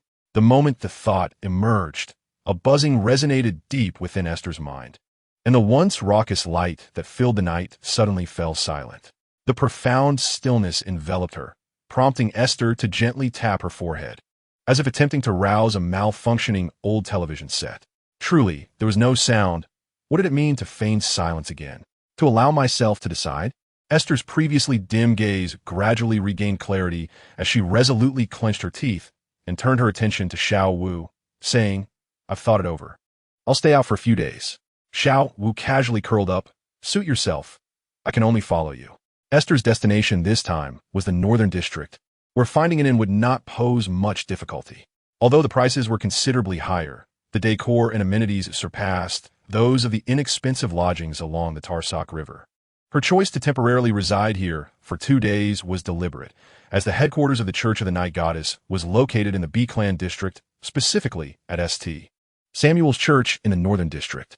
Whether it was the entity that Shao Qi had provoked, or the potential trouble Esther might encounter while praying to the fool, operating near the Church of the Night might allow her to seek the goddess's protection in times of crisis. Should the light point exhibit any anomalies, Esther would prefer to hand herself over to the Night Watcher rather than let some consciousness that occupied her body roam free. At least, based on the Knight's previous demeanor, it appeared to be relatively amicable, or rather, the power of the existence within Esther might be beneficial to it. The Knight would not harm her, but would likely refrain from offering substantial assistance, perhaps confining her once more within the confines of the Chanis Gate. Esther vigorously rubbed her right brow, scoffing at her own pessimistic mindset. If only she could cast away this intertwined fate of fortune and misfortune, she would gladly bestow it upon another. After ensuring that Xiao Wu had succumbed into a stable slumber following the enhancement of the Light Point seal, Esther surveyed the bright and airy bedroom before ultimately deciding to retreat to the more private washroom. She felt an overwhelming sense of shame regarding the act of praying to an unknown presence. Hence she refrained from uttering the name of the deity in the bedroom. Moreover, she did not employ the light point to create a partition, fearing that might hinder her prayer's transmission. Upon reflection, it seemed that other extraordinary beings typically invoked the names of deities in their ritualistic magic to beseech their strength. Why then did Captain Dunn prohibit me from engaging with such matters? As she gazed into the washroom mirror, Esther touched her forehead, as if beginning to fathom potential implications. If the Knight knew, it would equate to the Church knowing. Would communicating with the spirit realm more readily stir that presence in her mind? The sensation of harboring another entity within her body was indeed unsettling. It was with this unease that Aiste softly began to recite in the tongue of giants, "Mysterious sovereign above the gray mist, ruler of fortune, the yellow and black king." The fool not of this era. She faltered, having not fully contemplated what to say next. Yet, to her relief, she received no response. If she had spoken correctly, her spiritual intuition ought to have elicited some reaction. At that moment, the seeker of clues articulated a triadic honorific in a specific sequence. Perhaps it was precisely due to this order that the other party sought to evade the potentiality of invoking this existence, thus deliberately disrupting the hierarchy of the names. After a brief contemplation, Aiste rearranged these three phrases, kneeling with her head bowed, her fingers intertwined in supplication, and once again whispered in the tongue of giants, "The fool not belonging to this era, the enigmatic sovereign above the mists, the king of yellow and black who wields fortune." As soon as she completed the recitation of the honorifics, an indescribable terror enveloped her, not stemming from the external realm, but from the luminous orb within her mind. She could scarcely discern the source of her fear, only perceiving a cacophony of screams reverberating within her skull, akin to a frenzied swarm of bees buzzing from her left ear to her right. In an instant, warm, crimson droplets cascaded from beneath her nose, and the glimmering points within her hair exploded like fireworks, transforming her locks to silver. These luminous motes, once liberated, hung silently in the washroom, utterly motionless. An intensified buzz assaulted Aiste's nerves in relentless waves, interspersed with maddening whispers that urged her to scream in anguish. This torment seemed to target not her body, but rather her very soul. The fabric of the surrounding reality appeared to dissolve gradually, or was it her own form that was disintegrating? Aiste had wagered correctly. Her prayers to the fool would indeed invoke anomalies, and this was the backlash she had triggered. Trembling uncontrollably, every utterance from her lips emerged in fragmented gasps. "I beseech your gaze, I implore your grace and might. I seek a means to contend with the ancient presence within me." Two streams of blood tears coursed down her cheeks. Spiderweb-like fissures radiated from her forehead, swiftly spreading across her entire being, rendering her akin to a sculpture on the verge of shattering. These delicate cracks did not weep blood. Rather, they contorted into a multitude of chaotic entanglements, looping symbols and rings. Within the deepest recesses of the crevices, a fine web of pale yellow light faintly revealed shimmering waves reminiscent of flowing mercury. Such a violent and bizarre transformation, amidst her profound suffering, ignited a glimmer of hope within Aiste. Chapter 97. The Fool's Favor and whose tarot cards, as the chill deepened, the allure of the warm bed grew ever stronger. For Sherlock Holmes of 15, Minsk Street, it was an unremarkable morning, devoid of specific engagements, thus providing no impetus to rise from beneath the cozy covers. With just a few minutes remaining until 9 o'clock, he thought, perhaps I could indulge in 5 more minutes of slumber. In a state of drowsiness, Klein turned over, and suddenly a phantasmal cascade of murmurs filled his ears, intertwined with faint and anguished prayers. Setting aside the errant whispers, he recognized that prayerful voice all too well, prompting him to spring from his bed in alarm, noticing 4 dark dots prominently displayed on the back of his hand. Was it Aiste who prayed to the fool? How reckless can a fellow villager be? What if she were to encounter a malevolent deity? Klein felt a surge of irritation, tempered by a deeper concern. He immediately retraced his steps, moving 4 paces back into the mist. However, what caused Klein to frown was not a newly emerged crimson star whispering lunacies, but rather the luminous orb that had long served as the light source atop the fool's high-back chair. Is this light truly connected to her? Could it be that the mist here is the very origin of our passage? Klein raised his hand, and the orb, which continuously exuded a haze of murmurs and prayers, promptly descended at his command, gently hovering in the palm of his hand. After he plucked it from its place, he noted that its size was not significantly larger than those deep crimson stars representing the members of the Tarot Society. Having ascended to the rank of magician, Klein could now control the orb with ease, yet had consistently refrained from displaying any abilities or responding to his commands, leaving him uncertain of its purpose. The orb reacted most vigorously when Amon reached out toward the mist, prompting Klein to keep it suspended above him in its original form, in case he would need to fend off future incursions into the fog. However, Today, it exhibited peculiar behavior. Klein could perceive visions within the orb that resembled his usual observations of the Tarot Society members through the crimson stars. The only difference being that the image within was of Aiste, her body trembling incessantly. With just a glance, Klein resolved to bring Aiste into the mist for an experiment. Otherwise, given her current condition, once the myriad strange fissure symbols manifested on her body, she would undoubtedly be in grave danger. He placed his hand upon the orb's surface, fervently infusing it with his essence. A soft yellow glow enveloped Aiste's consciousness. She was filled with despair. Was the orb in her mind about to erupt, seeking to claim her life? Yet, this gentle radiance soon dissipated, revealing a vast expanse of swirling gray mist, towering columns, and a grand dome. Alongside a bronze long table encircling 22 high-backed chairs. Everything here appeared ancient and mysterious, evoking an instinctive sense of reverence. At the head of the long table, a dense fog shrouded a figure, barely discernible, seemingly a man clad in a black formal attire of ruined style, adorned with a half-high silk-top hat. This must be a transcendent being. Its gaze descended through the mist, causing Aiste to instinctively tense her body. She observed that the figure held within its grasp a transparent orb, the radiance within mirroring the light flickering amidst her hair, a detail Aiste could confirm. The buzzing in her mind had entirely vanished, as if completely severed. Her fingers curled and unfurled upon her knees, sensing the enigmatic state of her body, teetering between reality and illusion. So this figure is the fool? Aiste dared not gaze directly, instead stealing glances from the corners of her eyes, quietly awaiting the fool's words. Klein harbored no such concerns as he scrutinized Aiste's projection. Her form appeared remarkably solid, unlike the other members of the Tarot Society who seemed shrouded in a nebulous haze. Aiste's visage was not veiled by the soft, golden glow that enveloped others, but rather presented itself in clear and intricate detail across the long table, as if she were truly seated there. Adjacent to her chair in the realm of existence, she manifested at a considerable distance, diagonally opposite Klein. Observing the high-backed chair behind Aiste, he noted that its lines gracefully delineated a symbol in the shape of a circle, with delicate outer lines connecting to smaller circles, intertwining with pointers that symbolized time in all directions. At the center of this circular motif lay a coiled and swirling tentacle, reminiscent of a vortex. This was indeed the emblem of the thief's path, as described by his compatriot. After several minutes of silence from Aiste, Klein felt compelled to break the ice. "Are you praying to me?"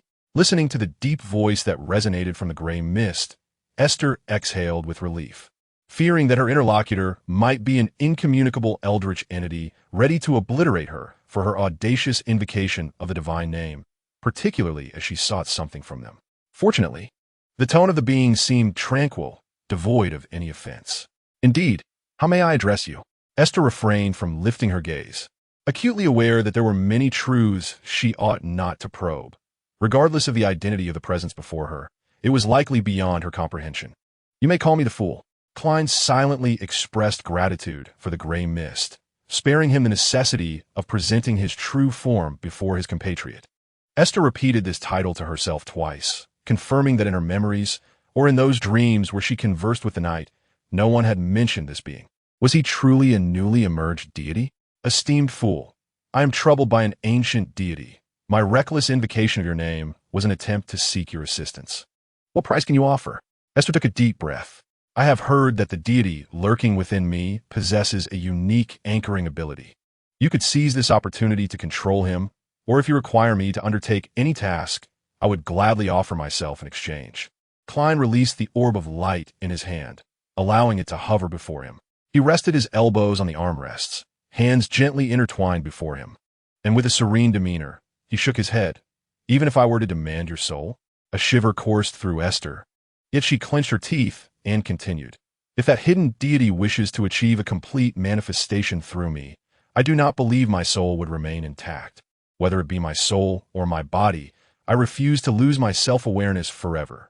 Klein fell into silence for several seconds, taken aback by the resoluteness of Aiste's words, as if she had gleaned sufficient clues to ascertain the dire nature of her predicament. Klein's mind raced, yet he found himself at a loss for any means to assist her. It was inconceivable for him to confront Xing. Even if he were to invoke the profane card to summon a paper angel from the mists, could it truly contend with a being so akin to a deity? Klein was uncertain. He slowly spoke. Are you not afraid that I might employ you in a similar fashion? The question landed on Aiste, who clenched her fists tightly. After a prolonged internal struggle, she exhaled deeply. I cannot conceal the truth from you. I am afraid, quite afraid. Yet I do not wish to surrender without taking action. Fear is indeed warranted. One should refrain from praying to an unknown entity. Klein silently critiqued, though he felt a twinge of frustration regarding this matter concerning his fellow countrymen. From the perspective of the true God Church, individuals like the vessel of divine descent were deemed a necessity to eliminate.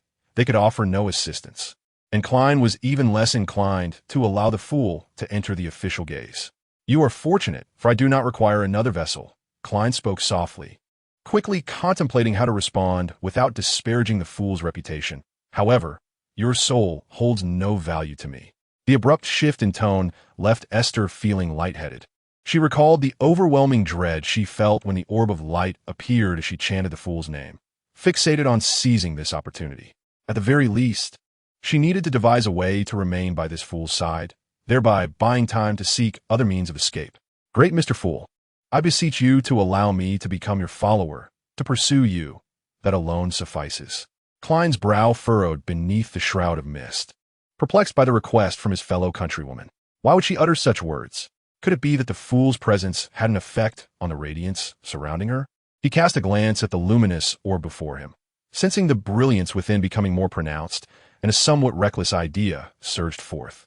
However, to actualize this notion, it would likely only be feasible after he ascended to a higher sequence. At present, Klein's control over the mists was limited, rendering him incapable of drawing forth the dormant power within the orb. Perhaps, indeed, Aiste had inadvertently stumbled upon a path to salvation. Her luck, as always, was remarkably extraordinary. I must hasten my ascension.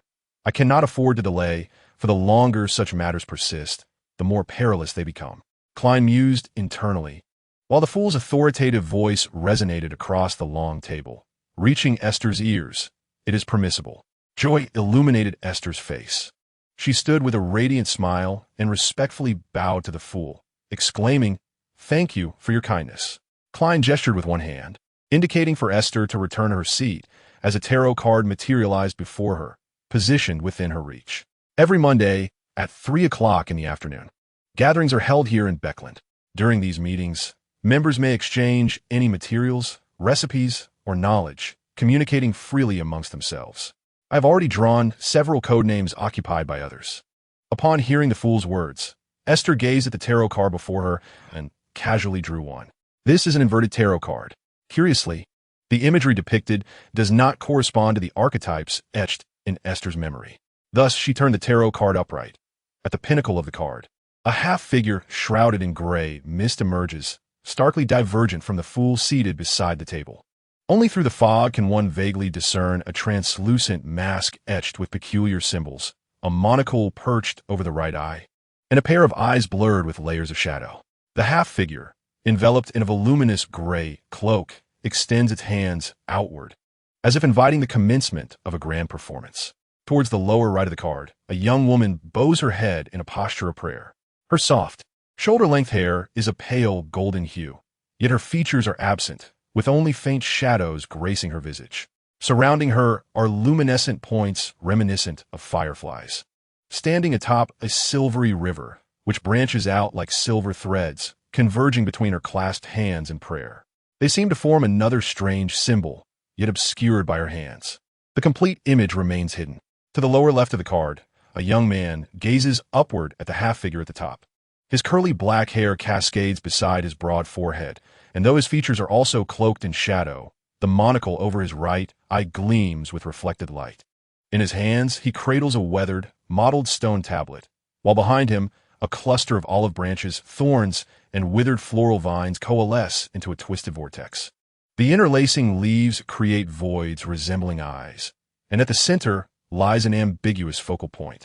The lower section of the card is enveloped in gray mist, nearly submerging the feet of the two figures. In the space between them, a radiant archway, tinged with a bluish-black hue, emerges from the fog. constructed of countless overlapping orbs of light. Aiste's hand trembled, causing the card to slip from her fingers and return to the bronze table. She lowered her gaze. What anomalies could be discerned upon the card? The fool's voice resonated from the far end of the grand hall. Welcome to the Tarot Society, Miss Lover. Chapter 98. A new week at the Tarot Society welcomes a newcomer after guiding Aiste through the gray mist. Klein gestured, and the lover's card soared from the table into his palm, revealing only the ordinary face of a tarot card, devoid of any peculiarities. Why did Aiste's demeanor seem so strange at that moment? Did she disfavor that title? Klein relaxed his fingers, and the tarot card vanished from his grasp. He gazed at the orb of light before him, which revealed no other visions, appearing to revert to its original state of immersion, offering no insight into Aiste's situation. However, Klein understood that by infusing it with spiritual energy, he could instantly bring Aiste back through the mist. If the members of the Tarot Society are considered compatriots, does that render him one as well? Previously, Miss Justice had inquired about the nature of the luminous orb, to which Klein had casually deflected with remnants of the past, entrusting the power of imagination to those below. To avoid arousing the curiosity of other members of the Tarot Society, Klein resuspended the orb above the hall, slightly adjusted towards the center of the table rather than directly above his head. This adjustment was primarily motivated by the thought that Aiste was connected to the gray mist through this very orb, instilling in Klein a sense of impending peril, as if it might fall upon him. Of course, he recognized that he was overthinking. Under normal circumstances, without his intent, no one could enter the sanctum.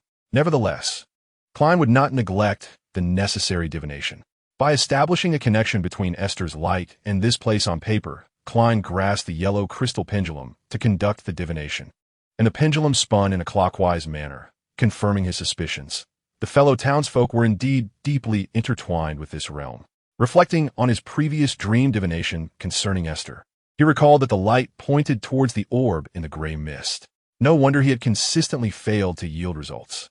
The gray mist itself possessed the power of anti-divination, and no matter how he probed, it merely revealed the orb without disclosing the connections within. What was it that lay hidden within Aiste? It seemed even she was only partially aware, but it was certainly beyond her capability to contend with. She was not even at sequence 5, and he was at sequence 7. Without control over the gray mist, he would be as hopeless as she. Klein let out a bitter smile, wiping sweat from his brow at the thought of the courage it would take for the townsfolk to seek aid from the malevolent deity.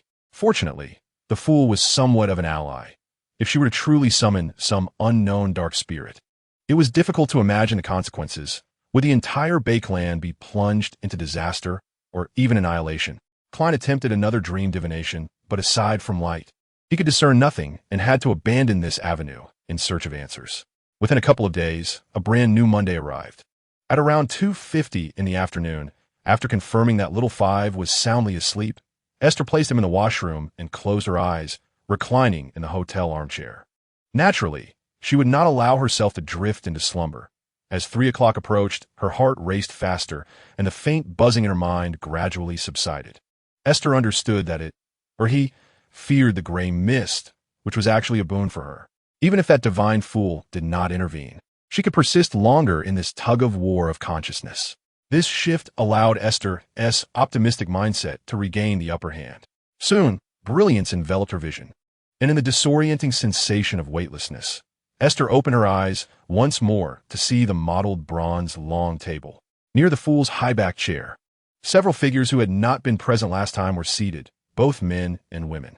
Their forms were indistinct and hazy, not clearly defined, and they were now turning their heads towards the end of the table. The fool held a luminous orb aloft, casting a gentle glow that instilled a sense of calm in Aiste. By his side, he gripped a card, but it was too distant for her to observe closely. As Aiste scanned the high-backed chairs behind a few others, symbols came into view, and with them, corresponding names emerged in her mind. The dreamer, the tyrant, the sun, and the gate, much like the symbols behind the fool that denoted his title. However, the act of recollection and comprehension are two distinct matters, and Aiste remained entirely oblivious to the meanings these names held, which only piqued her curiosity about the pattern on her own back. Soon after, a young woman by the fool's side rose gracefully and performed a curtsy before him. Aiste could discern her youth, her luxurious golden hair cascading down her back. and her attire was a splendid embodiment of the intricate designs favored by the nobility. The young lady's melodious voice resonated across the long table. "Good afternoon, Mr. Fool." The fool inclined his head slightly, and after she took her seat, he introduced her to everyone. "Beside the world is our new member, the lover." Feeling a twinge of nervousness, Esther mimicked the lady's gesture, rising briefly to bow before hastily resuming her seat. Under the curious gazes of those around her, she then noticed the presence of another individual beside her. Her attention had been so focused on the opposite end of the table that she had not realized a gentleman was seated next to her. Turning her head, she met the cold, rigid gaze emanating from beneath his hooded robe. He did not appear fully alive. This was Esther's immediate impression. Yet, considering the myriad abilities of the extraordinary, she reasoned that this demeanor might be a consequence of their unique path, deciding it best to feign ignorance. Unbeknownst to Esther, she too appeared rather peculiar in the eyes of others. To them, Miss Lover bore a faint gray shadow across her features, giving her the semblance of an exquisitely crafted doll devoid of distinct facial characteristics, thus obscuring her true visage. This transformation bore an uncanny resemblance to the gray mist surrounding the fool, leading to speculation that he had orchestrated it. In truth, it was indeed Klein's doing. Exposing Esther's face at the tarot convention could pose significant risks for both of them. Klein trusted the members of the tarot, yet he had to guard against unforeseen circumstances. Although Justice Audrey found the overly clear image of Miss Lover perplexing, as an extraordinary member of the audience sequence, she adeptly concealed her surprise. Curiosity arose regarding the connection between Miss Lover and Mr. World, especially as the former appeared slightly older than herself. Her attire suggested a modest economic standing, and though she seemed anxious, she did not exhibit fear. Her forward-leaning posture hinted at an unspoken anticipation for the gathering, suggesting a level of comfort with her own abilities that engendered confidence. What sequence might she belong to? What level? The hangman, Alger, pondered more deeply. Was Miss Lover's unusual form a consequence of her close relationship with the fool, or was she perhaps a favored one of his, endowed with his unique blessings? Derek, the son, had not contemplated much. Upon witnessing his lover's attire, he discerned that she hailed from the forsaken lands beyond, which stirred a modicum of disappointment within him. The magician, Foles, endeavored to rein in her wandering thoughts, yet the very term lover evoked an array of fanciful musings, as love had perpetually been an essential element in her literary endeavors. Ultimately, the most silent and somber entity, the world, raised a hand towards Esther and declared, "World." He then lowered his hand, shifting his dreary gaze away. "Ah, greetings, Mr. World," came the subtle acknowledgement, with Klein's clandestine orchestration leading the way. Justice Audrey and the others took turns introducing themselves to the young lady. Most offered little contemplation, save for the magician, whose curiosity compelled her to steal a few more glances at the world. When the world turned his head, she swiftly lowered her own, feigning indifference as she awaited the formal commencement of the meeting. Once all introductions concluded, Esther noticed Justice raising a hand and cheerfully addressing the fool at the head of the table. "This week, I have collected a page from Roselle's diary, Mr. Fool. May I accumulate this contribution?" The hangman also raised his hand. "I have gathered a page as well, wishing to defer my contribution for later."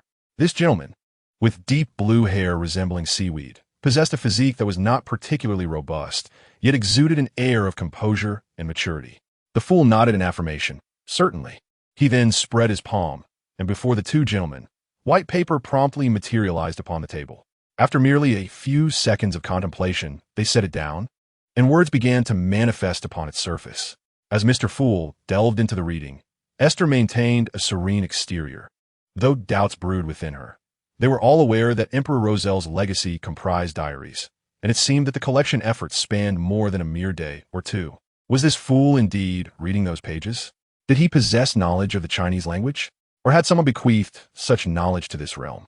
It was evident that it could not have originated from Roselle himself. He surely would not wish for the chronicles of his romantic escapades to be publicly disseminated, leading to his posthumous disgrace. Esther harbored another conjecture, one she found particularly unpalatable, and thus she promptly dismissed it. She did not wish to entertain the notion of any connection between the fool and Klein, even though this deity predominantly exhibited traits of tolerance and gentleness. Esther, as an avowed skeptic, dared not overstep her bounds. She found herself in dire straits, yet Klein should not be reduced to beseeching the fool. Observing the habitual demeanor of everyone present, Aiste surmised that this was the customary protocol of the Tarot Society. Once the fool set aside the diary, he smiled and announced to all gathered at the long table, "You may begin." The hanged man tapped the table and turned to the magician across from him. "I have news regarding the blood of the deep-sea swordfish you requested. We can proceed with the transaction in a couple of days. Do you have a psychological price point in mind? Just 350 pounds? If that is not feasible, then below 370 gold pounds will suffice. I have no objections to that price for a direct trade." Miss Magician's words were tinged with hesitation, her reluctance towards such a substantial expenditure palpable. Aiste could deeply empathize with her sorrow of needing to spend yet lacking the means. The hanged man nodded thoughtfully. "I can attempt to negotiate a better price for you. I would ask Mr. Fool to witness our transaction." The magician, torn yet satisfied, replied, "Thank you very much." The next to speak was the radiant Miss Justice, who turned her gaze towards the end of the table. "Mr. World, regarding the matter of the faceless hunter's fossil, I may not have a response until next week." Mr. World nodded, his hoarse voice accentuating the stillness that enveloped him. "Understood. Besides the faceless hunter, if anyone can procure the characteristics of the human skin shadow or the hair of the deep-sea naga, please inform me at your earliest convenience." Aiste diligently noted all the materials mentioned. Although she was unfamiliar with them, she could always inquire about these matters with the perpetually late little five. She understood that to seamlessly integrate into a place like the Tarot Society, demonstrating her own value was paramount. Chapter 99. Pursuing new goals through new channels. Aiste did not remain a mere listener, after others seemed to have no further comments.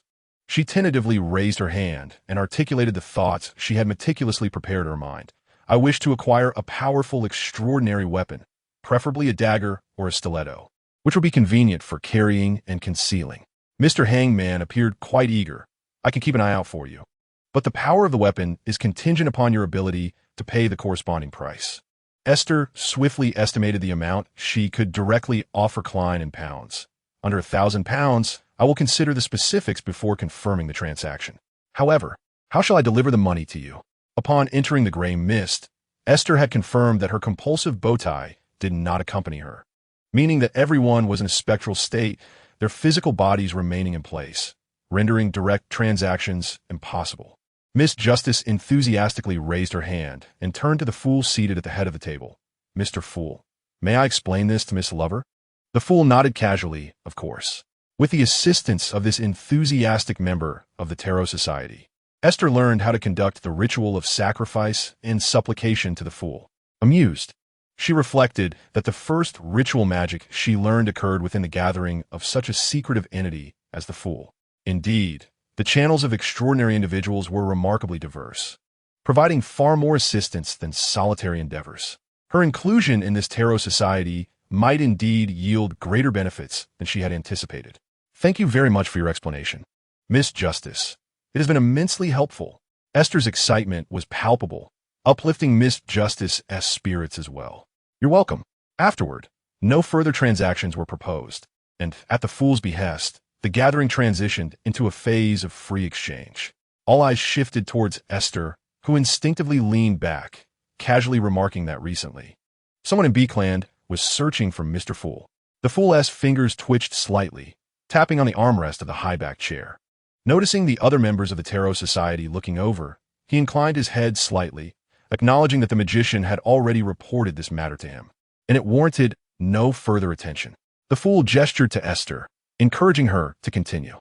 Initially inclined to remain silent, Aiste reluctantly spoke up. If anyone else is in B-Clan, they should be cautious not to reveal themselves. Following this, the hanged man shared several maritime anecdotes, providing Aiste with a clearer understanding of his activities. While Justice discussed the progress of a unified examination bill for government employees, which further confirmed her aristocratic milieu, the magician appeared to have a habit of zoning out while others spoke, seemingly lost in thought, as if her mind was perpetually in motion. Before long, the somewhat reserved yet youthful son mentioned that the six-person council in his location no longer seemed to monitor or control him. Seeking advice from the group on what would be the most prudent course of action, lacking knowledge on the matter, Aiste remained a silent listener. The seasoned hangman suggested that the son should avoid drawing attention and simply maintain his usual activities to accrue merits. Aiste sensed that the environment the son inhabited was not ruin. His subtle mix of curiosity and disappointment when she spoke of Beakland was intriguing, and the language he used appeared to be that of giants. Aiste's perception was delicate, enabling her to receive dual-layered information while the son spoke. She instinctively glanced at the fool, hidden within the gray mist, before quickly averting her gaze. Although everyone else, including the fool, communicated in Ruin-esque tongue, their exchanges were seamless due to the fool's ability to translate. Yet, even the legendary Farsak Empire, said to possess giant blood, did not utilize the giant language. Did it? Aiste was profoundly curious about the son's origins, but, unfamiliar with those present, refrained from directly inquiring, continuing to quietly absorb their dialogue. After the gathering concluded, the group, led by Justice, bid farewell to the fool. Aiste sincerely expressed her admiration for Mr. Fool, prompting a curious glance from the nearby world, which she, of course, failed to notice. Once everyone had descended into the gray mist, Klein took his place at the fool's seat, shaking his head with a sigh. Aiste's revelation of her presence in Beakland was rather indiscreet, although the impact was minimal, considering the abundance of extraordinary individuals in Beakland, including Justice and the Magician. One might argue that she was being excessively casual, potentially placing herself in jeopardy. Klein pondered whether her character had shifted due to the recent series of setbacks.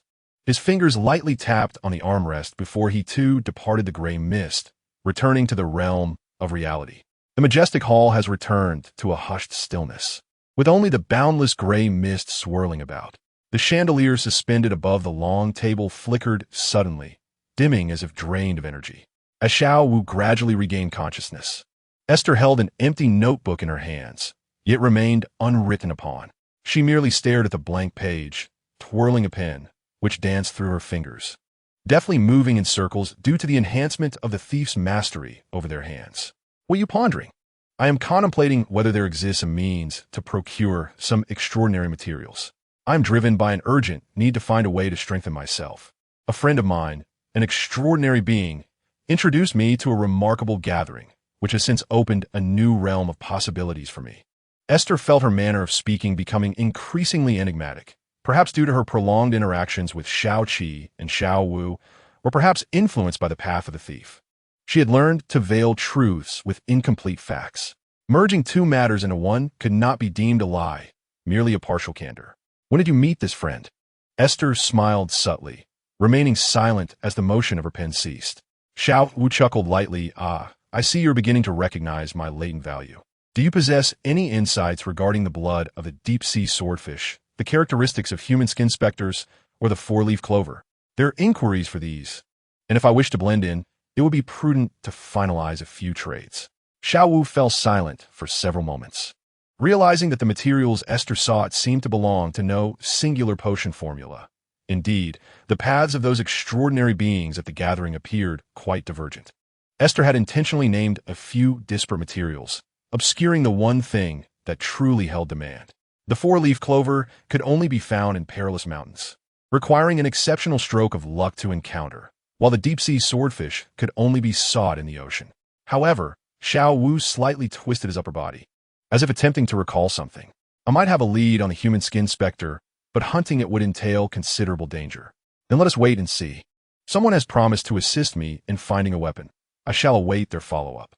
Your gathering seems rather perilous. Otherwise, you would not be so intent on reinforcing the seals upon me, would you? Xiao Wu's voice held a hint of amusement. Had it not been for the enforced sealing, Aiste might have felt a chill. Fortunately, she maintained complete control of the situation. With a smile, she replied, Indeed, I find myself in a bind, as even Xiao Qi cannot be trusted at present. Xiao will remain silent for a prolonged period, seemingly surprised by Aiste's response.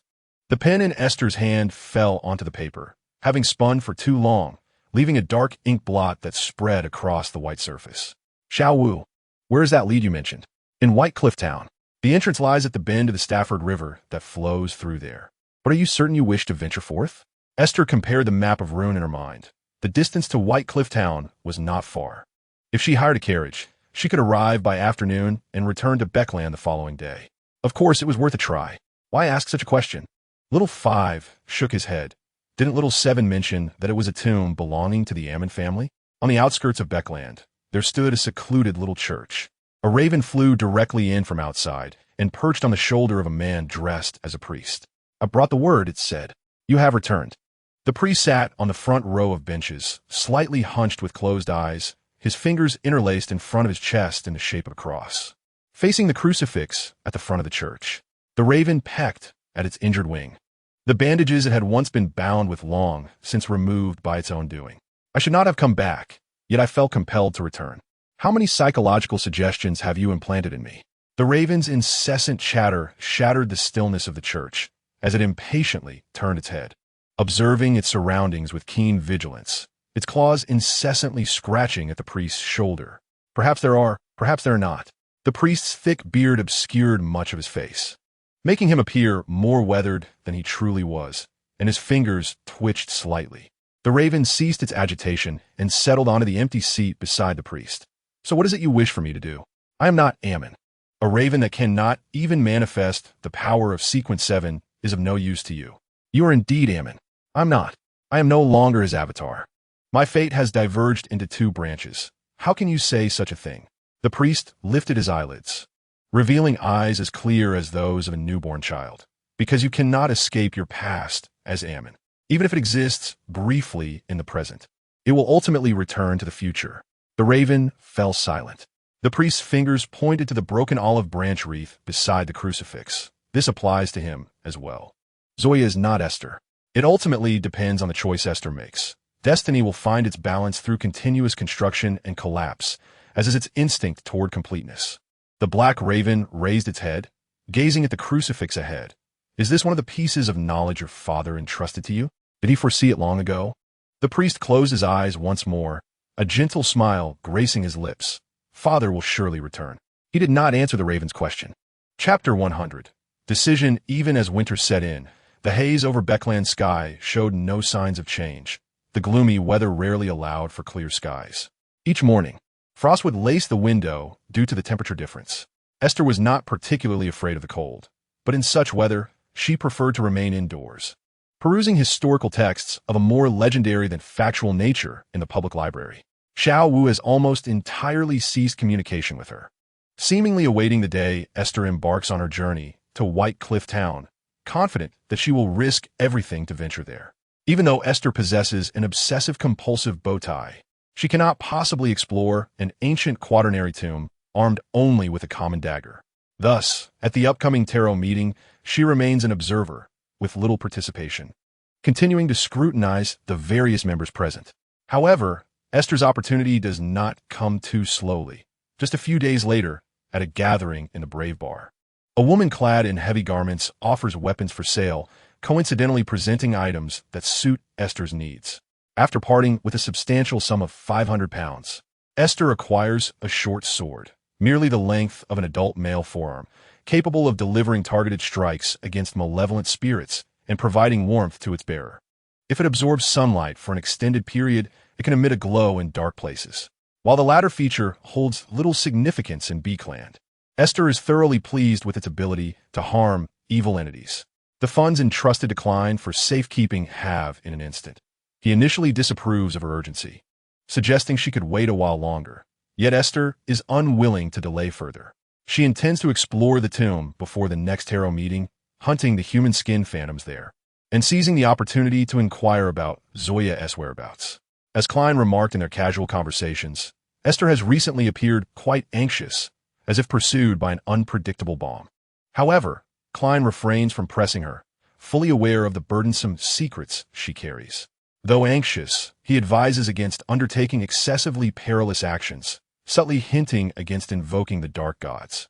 Esther laughs lightly, hastily departing Minsk Street with her newly acquired short sword, fearful of revealing too much to Klein.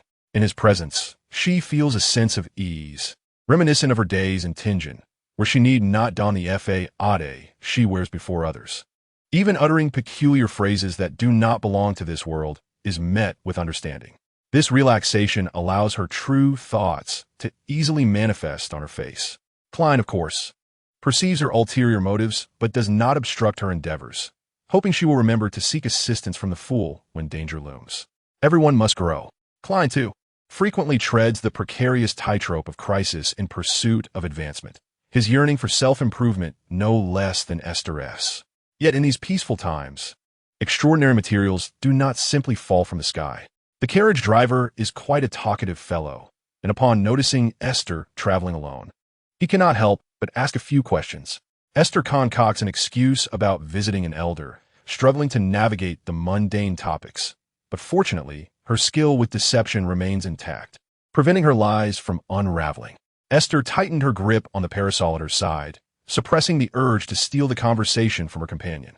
Internally, she reminded herself not to misuse her extraordinary abilities on ordinary folk. After the discussion, she felt utterly exhausted as she alighted from the carriage, seeking refuge in a nearby inn to rest. Once the door to her room was firmly shut, Xiao Wu peeked out from her pocket, prompting Aiste to place him on the table. "Have you made a decision?" Xiao Wu had awakened long before, yet Aiste, aware of her impending exploration of the tomb, refrained from meddling with him. She extracted a short sword from the tightly bound parasol and laid it on the table. "Yes. I hope no one else has noticed it there. If only you were seeking something else, such as the extraordinary traits of thieves, I could guide you to greater treasures." Aiste paused momentarily while counting her supplies of hemostatic medicine and bandages. "You wouldn't mean to imply that among those treasures, indeed, like the parasite of sequence 4, since you can directly accommodate my extraordinary traits, perhaps consuming something else might indeed elevate you." Xiao Wu's tone was exuberant, brimming with encouragement. Consuming extraordinary traits could drive one mad. At least, aside from myself, I have never encountered anyone who ascended without the aid of potions. But we don't require potions. We merely need to consume others' extraordinary traits. Aiste's eyes widened slightly before she regained her composure. So that is how it is, a parasite. Her thoughts began to crystallize, and she lightly touched her right eye socket, smiling as she asked Xiao Wu, "Is your current form the medium of parasitism?" Unbeknownst to her, the way she smiled and spoke evoked an unprecedented sense of oddity in Xiao Wu, causing him to retreat slightly, responding to her inquiry with silence. Aiste cast him a curious glance. "What are you hiding from? I would not consume you." "Oh, I forgot. I've already devoured your extraordinary trait. Your current demeanor is somewhat reminiscent of our master," Xiao Wu remarked. At this, Aiste shot him a disdainful look. "Honestly, your master does not sound like a good person. Are you implying I resemble him?" Xiao Wu sighed in relief. "Things feel much more normal now. Well, I must admit that I have been under considerable stress lately. Too tense. Perhaps I have been affected by something you left behind. I wish you could return it to me." Aiste chuckled awkwardly, choosing not to pursue the topic further.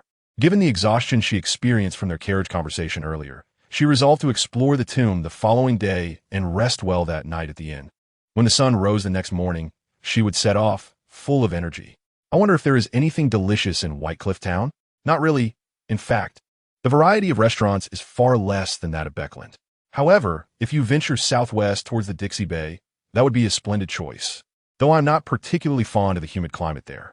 Aiste listened to Xiao Wu's relaxed and carefree narrative, unable to suppress a soft chuckle.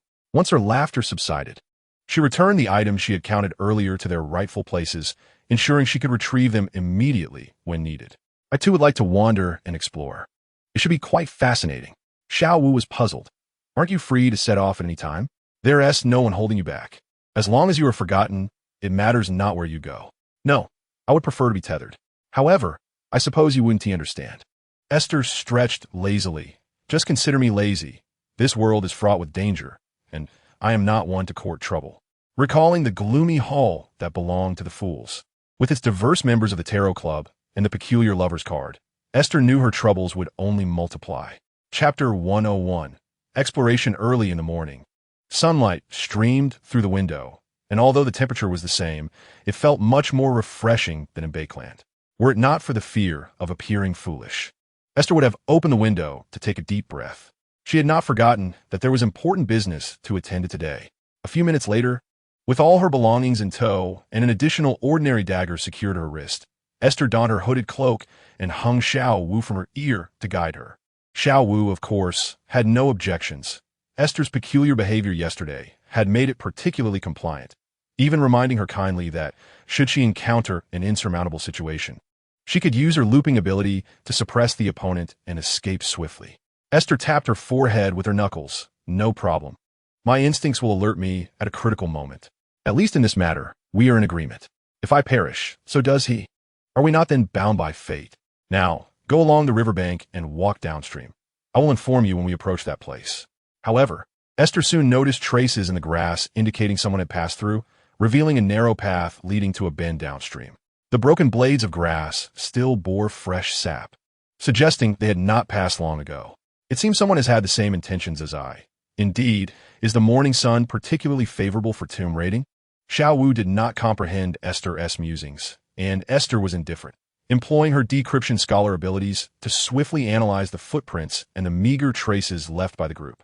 There were at least 6 individuals, and it was possible that some possessed the ability to conceal their footprints. 2 of them were particularly large or bore heavy loads, while one set of footprints was uneven, clearly belonging to a limping individual. Additionally, one had left a strong scent of perfume on the shrub. However, this aroma resembled a marking method, perhaps used to indicate a return path. Xiao Wu softly remarked, some potions can also be applied in a spraying manner. Indeed, their team must be quite diverse, especially considering they're venturing to explore the quaternary tomb. Perhaps several mid-tier extraordinary beings are among them. That may not necessarily be the case. For a wild extraordinary individual, achieving ascension is hardly easier than you establishing yourself from scratch as a commercial titan in Beakland. Aiste even tilted her head, contemplating for a couple of seconds. I could indeed invest in stocks, with my luck. Even buying a hunk of iron could yield a few dollars in profit. Quite so, Xiao Wu managed to squeeze out such a word with some reluctance. Aiste did not hasten to proceed, but, after surveying the nearby terrain, used a branch to sweep away a section of her footprints that extended to this point, leaving only traces leading towards the riverbank. Beyond lay the edge of a vast field. She wished to conceal her figure, and after executing this minor stratagem, she stealthily slipped into a relatively dense thicket. Aiste did not opt for the most suitable hiding spot, considering that others would likely be wary of such a place. Xiao Wu could comprehend her intent. Facing a greater number with fewer resources certainly placed Aiste at a disadvantage. Continuing on this path would inevitably lead to an encounter with them. In the absence of knowledge regarding their inclinations, avoiding confrontation was the least likely way to provoke conflict. Aiste was also unwilling to concede defeat so easily. She decided to wait for this group to turn back towards the tomb, hoping to glean any residual opportunities. If they were to fail, it would conveniently clear some obstacles for her. There were no signs of camping nearby. This squad was quite sizable, likely seeking lodging in the town of White Cliffs. Given their carelessness regarding the traces they left behind, it seemed unlikely they would have the foresight to choose an alternate route back, unless they were exceedingly confident that no one else knew of this tomb. Aiste sighed inwardly, lamenting her ill fortune, uncertain of how long she would need to remain in hiding. However, to her surprise, she found herself squatting in the thicket until the sun began to set. During this time, she shifted positions several times, but in the interest of maintaining concealment, she dared not climb a tree to lie down, instead adopting a rather awkward sitting posture. Fortunately, her legs did not fall asleep. Otherwise, she would have genuinely wished to leave, thinking, let those who desire to wait do so. Gritting her teeth, Aiste resolved to wait for 2 more hours before departing. December was fast approaching, and the chill of the evening breeze along the riverbank made Aiste feel as though this day were a cruel jest. She decisively abandoned the notion of lurking among those ruffians and headed straight for her lodgings, retreating into the warmth of the room with a blazing fireplace. Aiste took a large sip of hot cocoa and inquired of Xiao Wu, perplexed. Would they truly return? At last, you've posed a question. You could be more proactive. I never insisted you remain ensconced in that seal. Xiao Wu smirked before continuing. Since those individuals are driven by the greed for treasure, they must inevitably confront the perils within. The master is an exceedingly crafty thief. How could he not ensnare all who covet that tomb? In other words, the dangers on the periphery are incomparable to those deeper within. He will lure them all inside to capture them en masse. It is he, Xiao Wu corrected. Aiste pondered for a moment. Is it possible for us to only enter the periphery to observe? Certainly. It is indeed inconceivable that any spectral presence might linger in the depths of the tomb, unless it seeks some form of excitement. When Xiao Wu uttered these words, It was laced with a heavy dose of sarcasm. I can guide you. We are quite familiar with the layout inside. Then let it be so. We shall return tomorrow morning. However, I have a stipulation. Aiste pinched Xiao Wu, cradling it in the palm of her right hand. What do you desire? She inquired. Let us be clear. Invoking the name of your master is out of the question. Xiao Wu shook its head and twirled leisurely. It is not a difficult request. You need only to disclose what transpired in Tianjin and how you came to encounter Xiao Qi. This hardly constituted a confidential matter, yet as Aiste pondered, apart from her abrupt arrival at the tavern, there seemed little to recount. I am uncertain. Upon awakening, Xiao Qi was already by my side, ensnared in a seal akin to yours. Did you resemble your present self, then? Aiste instinctively covered her face with her other hand. No, I appeared considerably younger, clad in a suit that fit the physique of an adult male rather poorly. But it was only after accommodating extraordinary traits that you experienced growth. Aiste, feeling somewhat guilty, scratched her head. Surely there exist extraordinary beings capable of altering their appearance? I presume this was a peculiarity following the advancement beyond Sequence 4. However, the thief in Sequence 5 does not possess that luxury. Xiao Wu's voice softened considerably. I cannot ascertain what you would become if you truly ascended. Aiste could not help but recall several uncontrolled entities she had encountered in the past. Will I too transform into a monster? The higher your sequence, the more vibrant and frequent the awakened luminescent points become. You can now communicate with them effortlessly, as if, Aiste interjected, as if they are all very much alive. Xiao Wu raised itself partially, leaning towards Aiste. In drawing parallels, you should be able to fathom the relationship between a Mon and his lineage. A chill coursed through Esther's body. So that tomb, indeed, from the outset, it was never a grave but rather a trap. A passageway leading to an abyss from which the living ought to steer clear. Aiste believed that had it not been for its insect-like form, she would have witnessed a half-squinted, smiling expression on Xiao Wu's face. If the tomb is so perilous, I must reconsider my plans. There is no need. Simply extend to me the same trust you granted Xiao Qi, and all shall be well. For some inexplicable reason, Aiste felt an ominous sensation upon hearing Xiao Wu's words. It was not a warning or guidance from her mind, merely a profound unease. That night, Aiste compelled herself to sleep, and her conversation with Xiao Wu did not detrimentally affect her slumber. Upon awakening, she promptly set about preparing her belongings, retracing the route from the previous day to investigate the traces left by the expedition team. There were no changes. They indeed had not taken any remedial actions nor returned to this place. How careless of them, is it not? It appears that their plan was to return from this place, yet there would no longer be an opportunity to erase their traces. Aiste nodded thoughtfully and silently proceeded forward, traversing the overgrown thicket. She moved along the edge of a lush field until she reached the bend of a river, where a bare cliff stood, pristine as if it had never been subjected to the ravages of wind and rain. Following Xiao Wu's guidance, Aiste swiftly located the concealed entrance. After a brief assessment of the surroundings, deeming them free from imminent danger, she descended the deep, shadowy marble staircase. Dozens of luminous particles fell from her hair tips, casting a faint glow to illuminate her path ahead. The staircase leading underground was also shrouded in darkness, effortlessly evoking thoughts of a raven's ebony eyes. Even after nearly 2 millennia, it remained smooth and intact, showing no signs of erosion, merely dusted with the faintest traces of footsteps.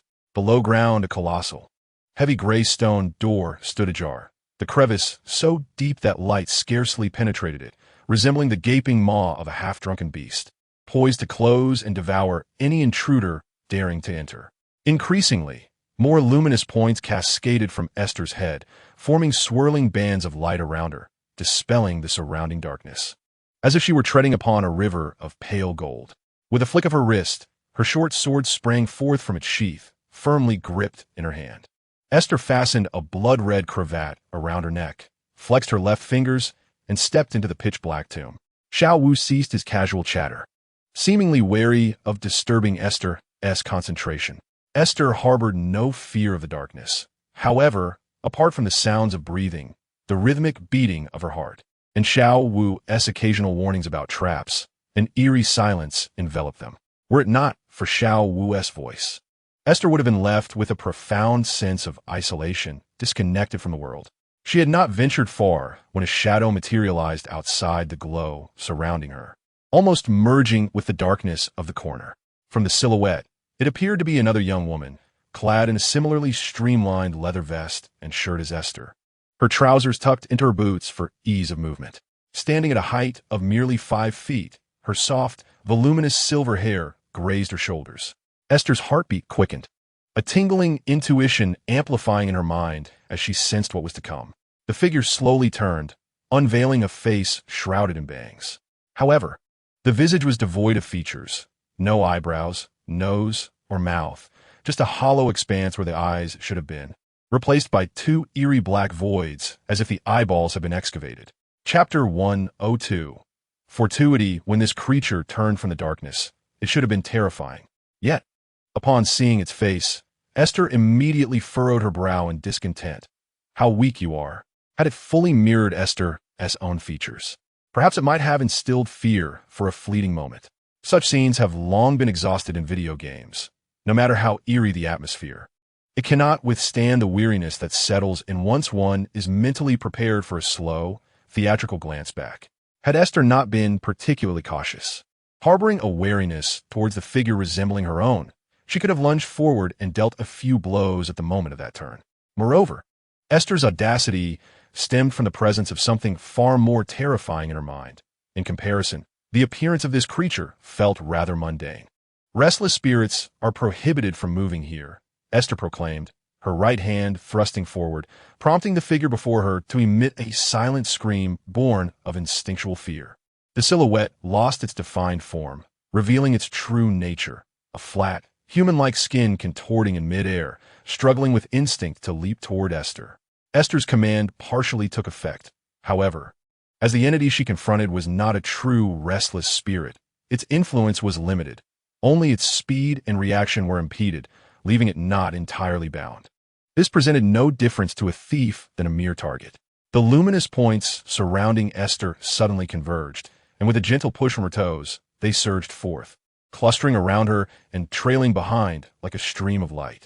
As Aiste extended the tip of her sword, those beams of light did not pause. Instead, they flew forth in layers, encircling the floating skin and completely severing its escape route. When the sword's tip pierced through the human skin, Aiste's instinctive awareness tingled, and her prepared left hand instinctively grasped. An inaudible scream escaped Aiste's lips, shattering the creature's plan to lure her in for an attack. The softly glowing blade descended upon the skin creature, akin to a paper cutter, and after Aiste had stolen away its final, sinister struggle, only destruction awaited it. The light, airy skin, cleaved in two by her short sword, fell to the ground, gradually wilting and decaying, collapsing into a condensed mass. Is this the end? Aiste mused, flicking her short sword to scatter the surrounding beams of light, compelling the encroaching darkness to recede. The small entity, tightly wound around her ear, observed the mass on the ground. Your luck is truly dreadful. That is the shadow of human skin. It will coalesce once its extraordinary properties manifest. Aiste inhaled the scent of her short sword, detecting an oddly tantalizing aroma that bore a hint of acidity and spice, easily reminding her of the spicy radish oxtail soup she had once tasted at the Klein household. Yet, this essence felt even more peculiar. Can this be eaten? The small entity had to concede that, even if this was typical for the Amon, it was astonished by Aiste's boldness for several seconds. You'd best not think of consuming everything. It seemed likely to upset her stomach, so perhaps it was best to refrain. After uttering this, Aiste unconsciously licked her lips. The small entity, fearing that Aiste's reckless eating might taint its extraordinary properties, hastened to explain. Swallowing extraordinary properties whole carries a risk of madness, especially the extraordinary traits that do not belong to this pathway. If you were to truly consume it, no one could predict the outcome. Perhaps you would simply explode on the spot. Such consequences are hardly desirable, are they? Aiste chuckled awkwardly, feeling a bit embarrassed as she remarked. I'm not at the stage of consuming it directly. I merely find it incredibly fragrant. Once the extraordinary traits of the human skin specter had crystallized, she retrieved the diamond-like amalgamation, whose countless facets reflected the surrounding twinkling lights. Each facet bore a different visage, densely overlapping. such that a prolonged gaze would send chills down the spine of any ordinary person. Little Five heard Esther swallow hard and promptly inquired, "Are you planning to venture further?" This question jolted Esther back to her senses. She wrapped the precious find in bandages and nestled it into her backpack, constantly reminding herself that this was something Mr. Whirl needed. If she were to consume this delicacy now, next time, Taro would merely be a bystander, unable to propose a trade. Esther shrugged, and the specks of light in the air obediently scattered back in the direction they had come from. Of course I cannot go further. I always have this ominous feeling that if I proceed, I may never return. In any case, I have achieved my objective. Little Five resumed his languid tone. You truly are not greedy at all. My luck is sufficient. Those who are overly avaricious end up with nothing. It is indeed a pity that you are a thief. Esther wholeheartedly agreed. I feel the same. If given the choice, I would prefer to be a warrior. I meant that this pathway is a misfortune because of you. Do you truly wish to become a warrior just to gain a bit of height? Until they exited the ancient quaternary tomb, Esther did not exchange another word with Little Five. Upon returning to White Cliff Town, the time had already passed noon. Esther was the first to find a restaurant and indulge in a hearty meal. On one hand, she genuinely felt hunger. On the other, she sought to combat her desire to consume that extraordinary material. By chance, she encountered a few merchants at the adjacent table who were preparing to return to Beakland.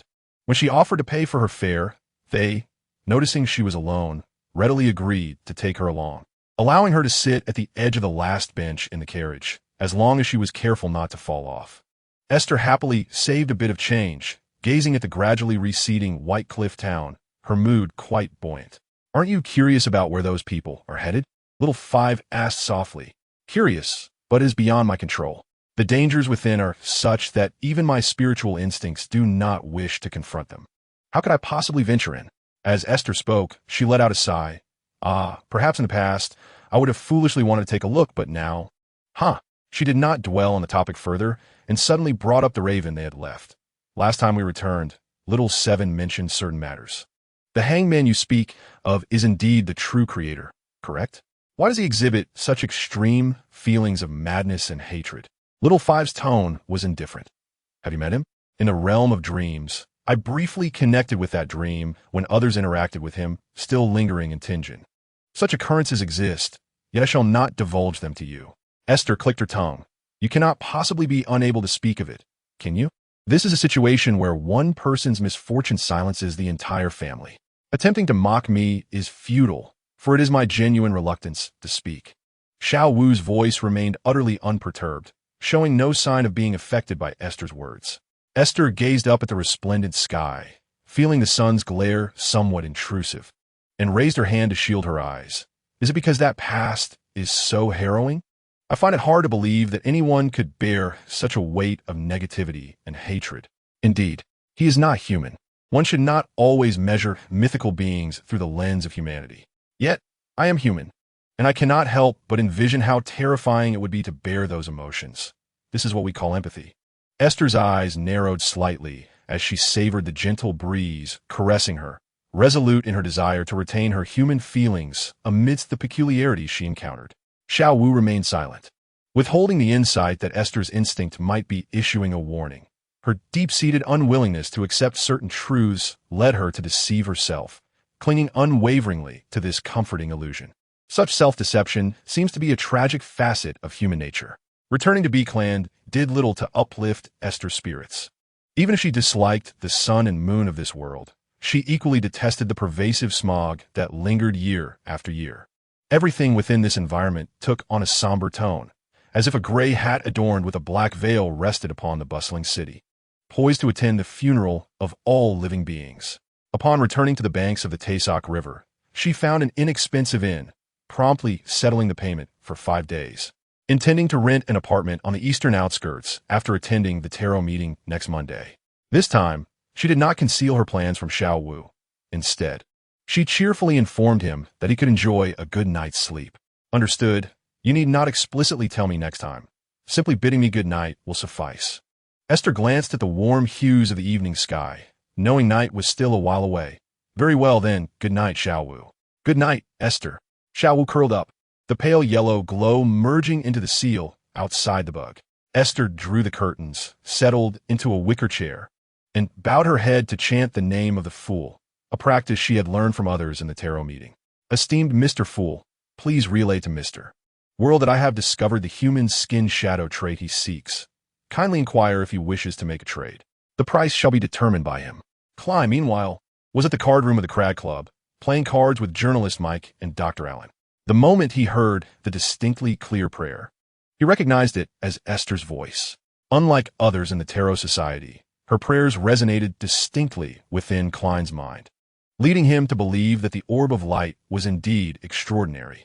Excusing himself to the restroom, Klein ascended to the Hall of Mist, summoning the luminous sphere into his grasp, from which Aiste's later words promptly emerged with clarity. Upon hearing that she had discovered the characteristics of the human skin shadow, a smile of genuine delight graced Klein's features as he sincerely commended his compatriot. He had not anticipated that she would assist him to such a significant degree. However, the cost of acquiring this material weighed heavily upon him, as it pertained to the share Aiste had previously given to the rogue Black Emperor. A peculiar sensation of transferring from one hand to the other enveloped him. Yet, it seemed that the funds at his disposal would fall short for this particular trait. As a primary material of Sequence 6, even if his compatriot offered a discount, it should not dip below 1,800 gold pounds. With the standard market price hovering around 2,000 gold pounds, Klein felt hesitant to take too much advantage of Aiste, yet his financial constraints made decision-making difficult. Chapter 103. The transaction shortly after Aiste concluded her prayers. She retrieved her previous notebook and began documenting the capabilities exhibited by the human skin shadow during the recent confrontation, reflecting on the events that transpired and her corresponding actions. This habit had developed following her entanglement with Galvin, as she cataloged all the extraordinary individuals she had encountered, including her former teammates from Tingen. The notes predominantly summarized the abilities from various pathways alongside their respective countermeasures. While assessing others, Aiste sought to explore the applications of the thief pathway's abilities, preparing herself in advance to avoid being caught off guard in the event of unforeseen circumstances. However, her knowledge of the Tarot Society's members was limited. Otherwise, she might have been able to deduce the scope of their respective abilities. The Fool's capabilities remained unclear, as she lacked sufficient information. Although she had a basic understanding of Klein's ascension to the Joker, the Magician of Sequence 7 was rather foreign to her. Regrettably, battles among extraordinary individuals were typically matters of life and death, devoid of the gentler concept of sparring. The next advancement for the thief pathway was Sequence 4, the Parasite. If one could consider parasitizing others as a form of theft, then the potential for what could be stolen appeared excessively vast. This ability, when broadly applied, resembled a Trojan horse of fate. She resolved to inquire with Little Five about the higher sequences and their specific abilities, necessitating careful preparation. Given that the head of the household was also a high sequence within this pathway, she must be ready for both eventualities. It would be unacceptable to falter at the first encounter. At the very least, she needed to contemplate potential means of escape. Aiste reclined languidly in her wicker chair, crossing her legs, fervently hoping that this day would not arrive. She stretched her left fingers, envisioning the scenario in which the act of theft could be extended to encompass numerous concepts, and let out a sigh. She felt acutely aware of her insufficient understanding of the extraordinary realm, particularly concerning high sequences, as she remained largely in the dark. Suddenly, a hazy and ethereal light materialized before Aiste, resembling a delicate veil that obscured her vision. Before she could fully comprehend the phenomenon, voices emanated from the glow, coalescing into the image of a man kneeling in prayer. Esteemed Mr. Fool, please convey to Miss Lover that my current resources in pounds are limited. I shall engage in further discourse with her at next week's tarot gathering. How splendid, Aiste mused, realizing that she was not the sole individual grappling with financial constraints in this world. Monday arrived swiftly, and during these past few days, Aiste resumed her life as a street performer. Although her earnings were meager, they were preferable to earning nothing at all. She was uncertain how long it would take to save enough for the attributes of a Sequence 4 parasite. If only there were safer tombs elsewhere to explore. Aiste couldn't help but think, while risky, it would be far more expedient than this prolonged accumulation. In the extraordinary realm, the true currency resided in various exceptional attributes and materials, particularly when there was a corresponding demand. In the familiar soft light and grand hall, Aiste once again found herself seated in the corner of the bronze long table. She had never quite understood why the world and her chair felt so distant from others, as though she were inherently solitary. "Good afternoon, Mr. Fool." The tarot meeting commenced with Justice's cheerful greeting. Following the last two gatherings, Aiste had developed a considerable fondness for the young noblewoman. Justice, while observing others, always managed to convey her care and attentiveness at just the right moments, readily answering questions within her knowledge, making her quite endearing. Indeed, she bore some resemblance to a class monitor. After everyone had exchanged pleasantries, only Miss Magician presented a Roselle diary to the Fool. The others had nothing to offer, significantly shortening the time for trading in today's tarot session. As anticipated, Mr. World was the first to raise his hand.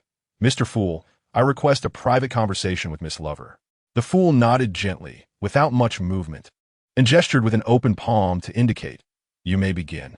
World immediately turned, and that profound stillness always conjured the image of his ashen eyes in Aiste's mind. "Miss Lover, do you require the extraordinary attributes of a werewolf?" Aiste suppressed the urge to ask if it was delectable and inquired instead, "What avenue does this pertain to?" "It pertains to the prisoner pathway, also known as the other." This was a complete, extraordinary attribute of sequensate. With the addition of ancillary materials, it could be used to concoct potions or forge extraordinary weapons. Fearing that Aiste might be unfamiliar with these concepts, World, against his usual character, felt compelled to elaborate further in hopes of impressing her. "Forging extraordinary weapons, you say? What is the complete price for the human skin wraith?" £2,000. A werewolf costs about £1,200. After a moment's contemplation, Aiste quickly resolved, "Didn't you mention that your available funds were limited? Then, simply supplementing £600 will suffice. You may use this extraordinary attribute to offset part of the cost." Klein felt a surge of joy within, yet outwardly, World merely nodded impassively, rasping, "Very well. Shall we proceed with the transaction once the meeting concludes?" "Certainly." Additionally, where did the characteristics of the human skin shadow originate?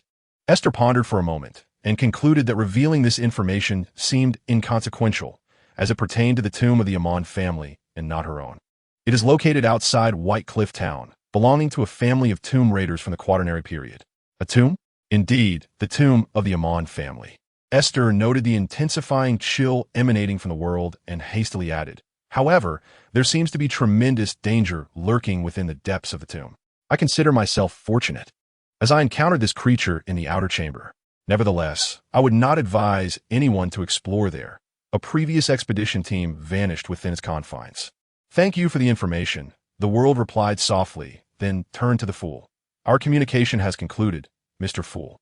Klein refrained from inquiring how Aiste had come to know the location of that tomb. Should she indeed have connections with the blasphemer Amon, who covets the gray mist?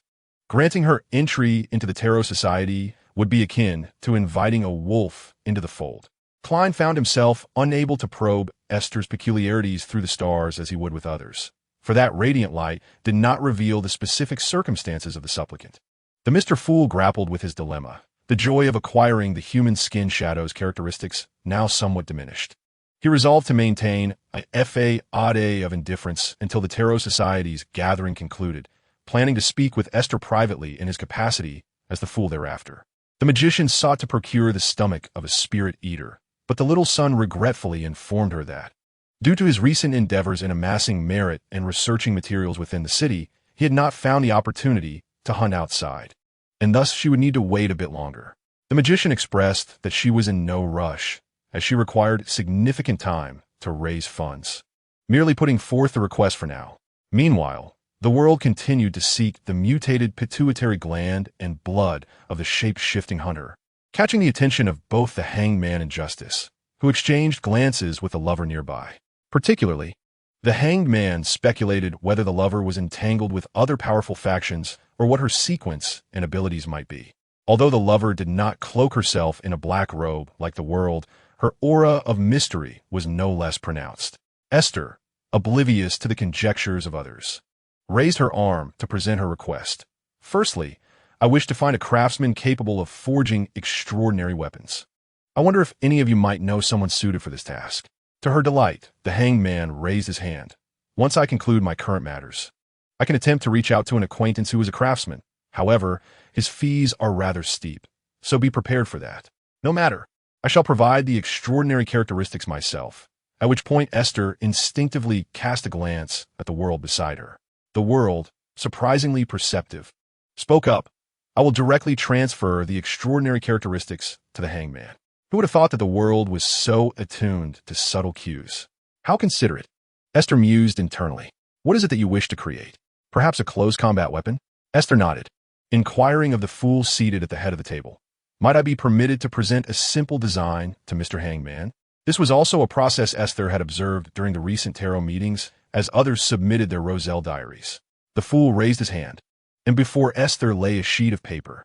With a slight focus, she traced 2 circles with her finger and pushed forward a rudimentary sketch of a clawed blade. In accordance with the fool's intent, the next moment, that very paper appeared before the hangman. He took it, examined it briefly, and nodded at Aiste. It should pose no issues, though the adverse effects of magical items will depend on their extraordinary characteristics. And we cannot guarantee the results of the finished product. That is of no concern. I have my own methods of resolution, Aiste replied. It seemed the lovers were not to be underestimated. Did they possess magical items capable of suppressing negative effects? The hangman could only speculate silently, and, after nodding, he refrained from further comment. Once more, Aiste raised her hand. In fact, I have a long-term commission. Should you possess any leads regarding the Amon family, particularly concerning the head of the family, please do share. I am willing to pay a corresponding fee for the information. The peculiar silence that enveloped the bronze table led Aiste to suspect that perhaps her offered information was too scant. She continued, this family, which rose to prominence in the Quaternary period, likely has a head who hails from an even more ancient era. I do not expect you to uncover too many details, as it may prove perilous. I merely wish to investigate his identity and background. All eyes instinctively turned towards the fool, safe of the world, who bowed his head in silence. Chapter 104. Shadows. The stillness among the tarot members alerted Aiste to an unsettling situation. Had they previously encountered Amon? Their unanimous focus on the fool suggested that there may have been an unresolved history between Amon and him. Klein pondered how to convey his warning to Aiste. His caution regarding Amon stemmed from the incident involving the little son entangled with a strange shadow, yet directly expressing such apprehension to the fool felt inappropriate. To recount the experience of the son being liberated from the parasite seemed equally unsuitable. All members of the tarot had heard the little son's account of how the fool had aided him in overcoming his predicament. The son's heartfelt praise for the fool was genuine, and the bizarre nature of that experience had raised concerns among others. At that moment, a new member of the tarot suddenly mentioned Amon's name, enough to stir disquiet among the group. If the information were to be conveyed by the world to Aiste, it would be far more fitting than having the fool articulated. With this thought, Klein swiftly reached a decision.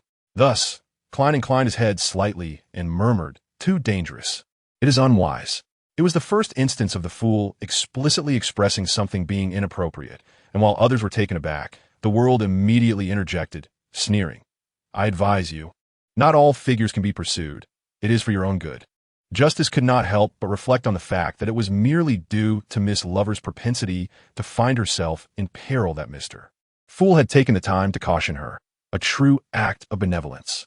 Klein was acutely aware that Aiste was a sequence 5, and although she surpassed all the members of the tarot club present, one could not overlook the fact that Amon's avatars in Silver City were at least sequence 3 or higher, not to mention the potential danger posed by the entity himself. Should Aiste truly delve into any matters, Klein harbored no illusions about his ability to safeguard her. The hangman was taken aback. It appeared that the world was in high spirits today, having struck a deal with the lover, prompting his thoughtful warning.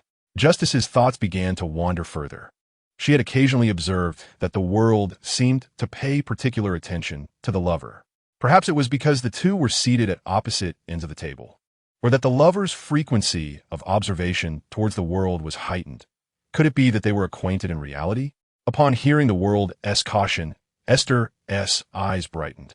She keenly sensed the underlying implication of his words, revealing his familiarity with Amon.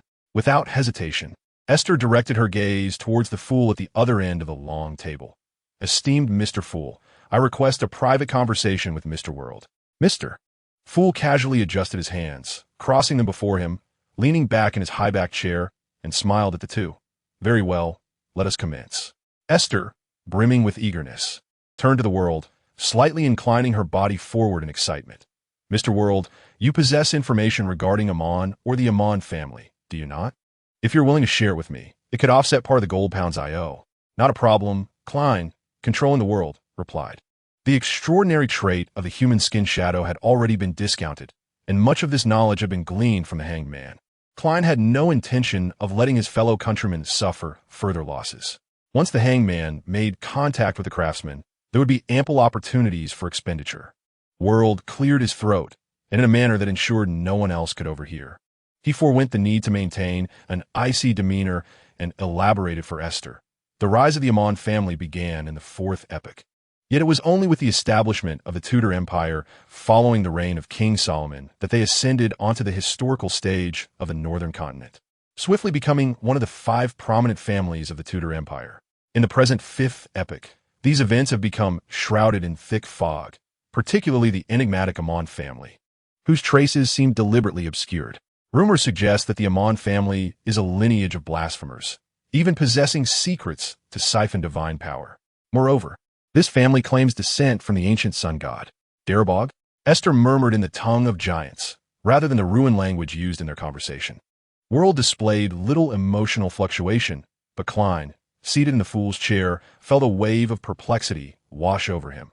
This was a name he had never encountered before, and even in the language of giants, its pronunciation seemed rather awkward.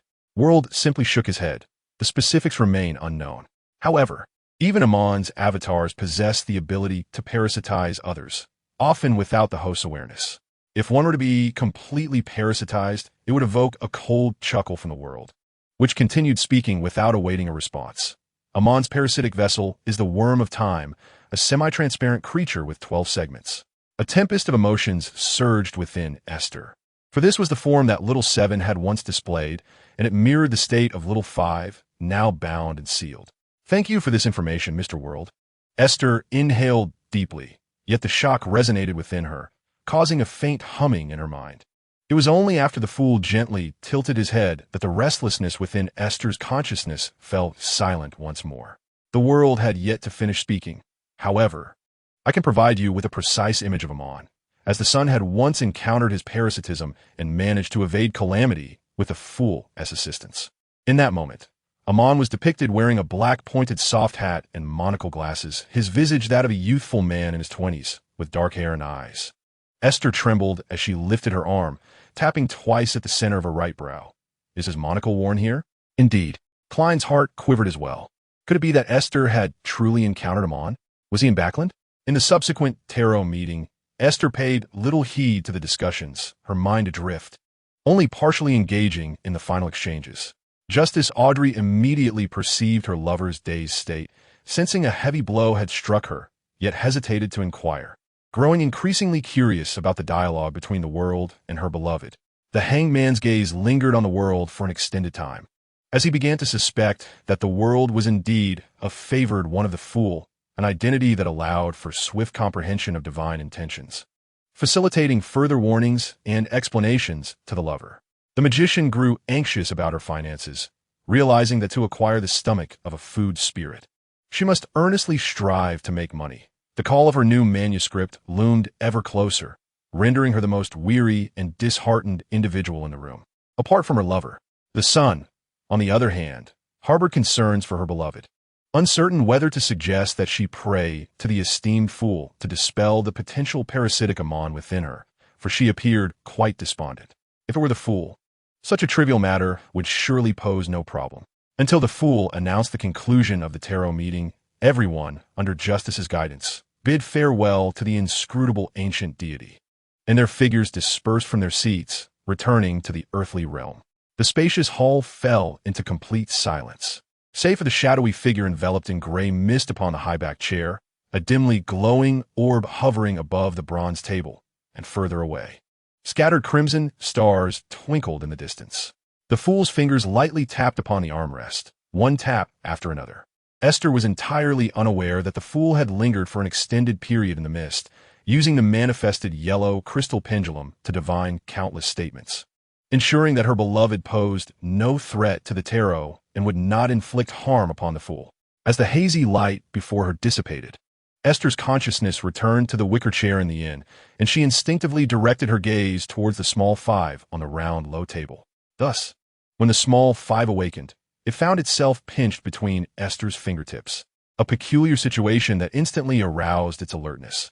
I believe it would be prudent for you to abandon any thoughts currently occupying your mind. I haven't said anything yet. Aiste replied with a reluctant smile. You two are a manifestation of that family head, as is little 7, correct? Therefore, you cannot equate us. My life rests in your hands, but should you truly annihilate me, I cannot guarantee what may transpire with the entity in your right eye. Aiste gently placed the small 5 back upon the low table, pressing her fingers against her right brow. Is that the monocle? Indeed. Aiste scrutinized the small 5 for a moment, hesitating before speaking. So your sealed state is actually closer to a cycle rather than mere suppression. You have been indefinitely trapped in this moment by the power of that entity in my mind, along with your extraordinary traits and this thing. Aiste pressed her fingers to her right brow. If the designated source of power necessary to maintain the cycle were to diminish, this stable situation would cease to exist, leading to your complete demise and drawing the attention of your family head, correct? A hint of amusement colored the small 5's voice as it relished Aiste's predicament. Indeed, if you were to lose control at that time, my uniqueness might very well carry fragments of information back to the original. The extraordinary traits would not be taken away. That is different. Uniqueness is singular, and you may continue to be your dream thief. Aiste remained silent for an extended period, her eyes betraying an inner struggle. Yet she ultimately chose to maintain the status quo. Speaking of which, did little 7 initially parasitize someone? Who knows? The original can parasitize far more than just humans. Yet intriguing individuals are better suited to be part of the Amon family. Are you implying something? This is not an implication. I am merely stating a fact. Some individuals are inherently suited to be vessels. Aiste clenched her fists but soon regained her composure, gently poking the small 5's head. Do you think Amon would be very interested in the entity within my mind? Who would be interested? The small 5 scoffed. I do know of one deity who is disinterested and even kindly helped me suppress that light. Aiste mused inwardly. Chapter 105. The ritual. Aiste did not forget her agreement with Mr. World and promptly stepped out to prepare the necessary items for the sacrificial ritual. As for the spiritual materials, she intended to purchase some directly from Klein, who was far more knowledgeable about ceremonial magic than she, and these items should be readily available. Upon hearing the request, Klein stood in a daze for 2 seconds before acquiescing to Aiste's proposal, only symbolically accepting a single pound from her. The more he contemplated the situation, the more perplexed he became. Was she sacrificing to offer me extraordinary materials in exchange for my spiritual resources? What odd cycle this was. Unaware of these intricacies, Aiste joyfully returned with her acquisitions, also taking the opportunity to procure additional materials required for the rituals along her way. This time, for the sake of safety, Aiste used points of light to delineate 4 slender lines around her, substituting the process of establishing a spiritual barrier. She harbored a hint of curiosity, eager to discover whether, under such isolation, the fool could still connect with her prayers and offerings. Her audacious plan hinged on the hope that if the points of light effectively severed the fool's gaze, her irreverent act of offending divine authority would remain undiscovered and thus unpunished.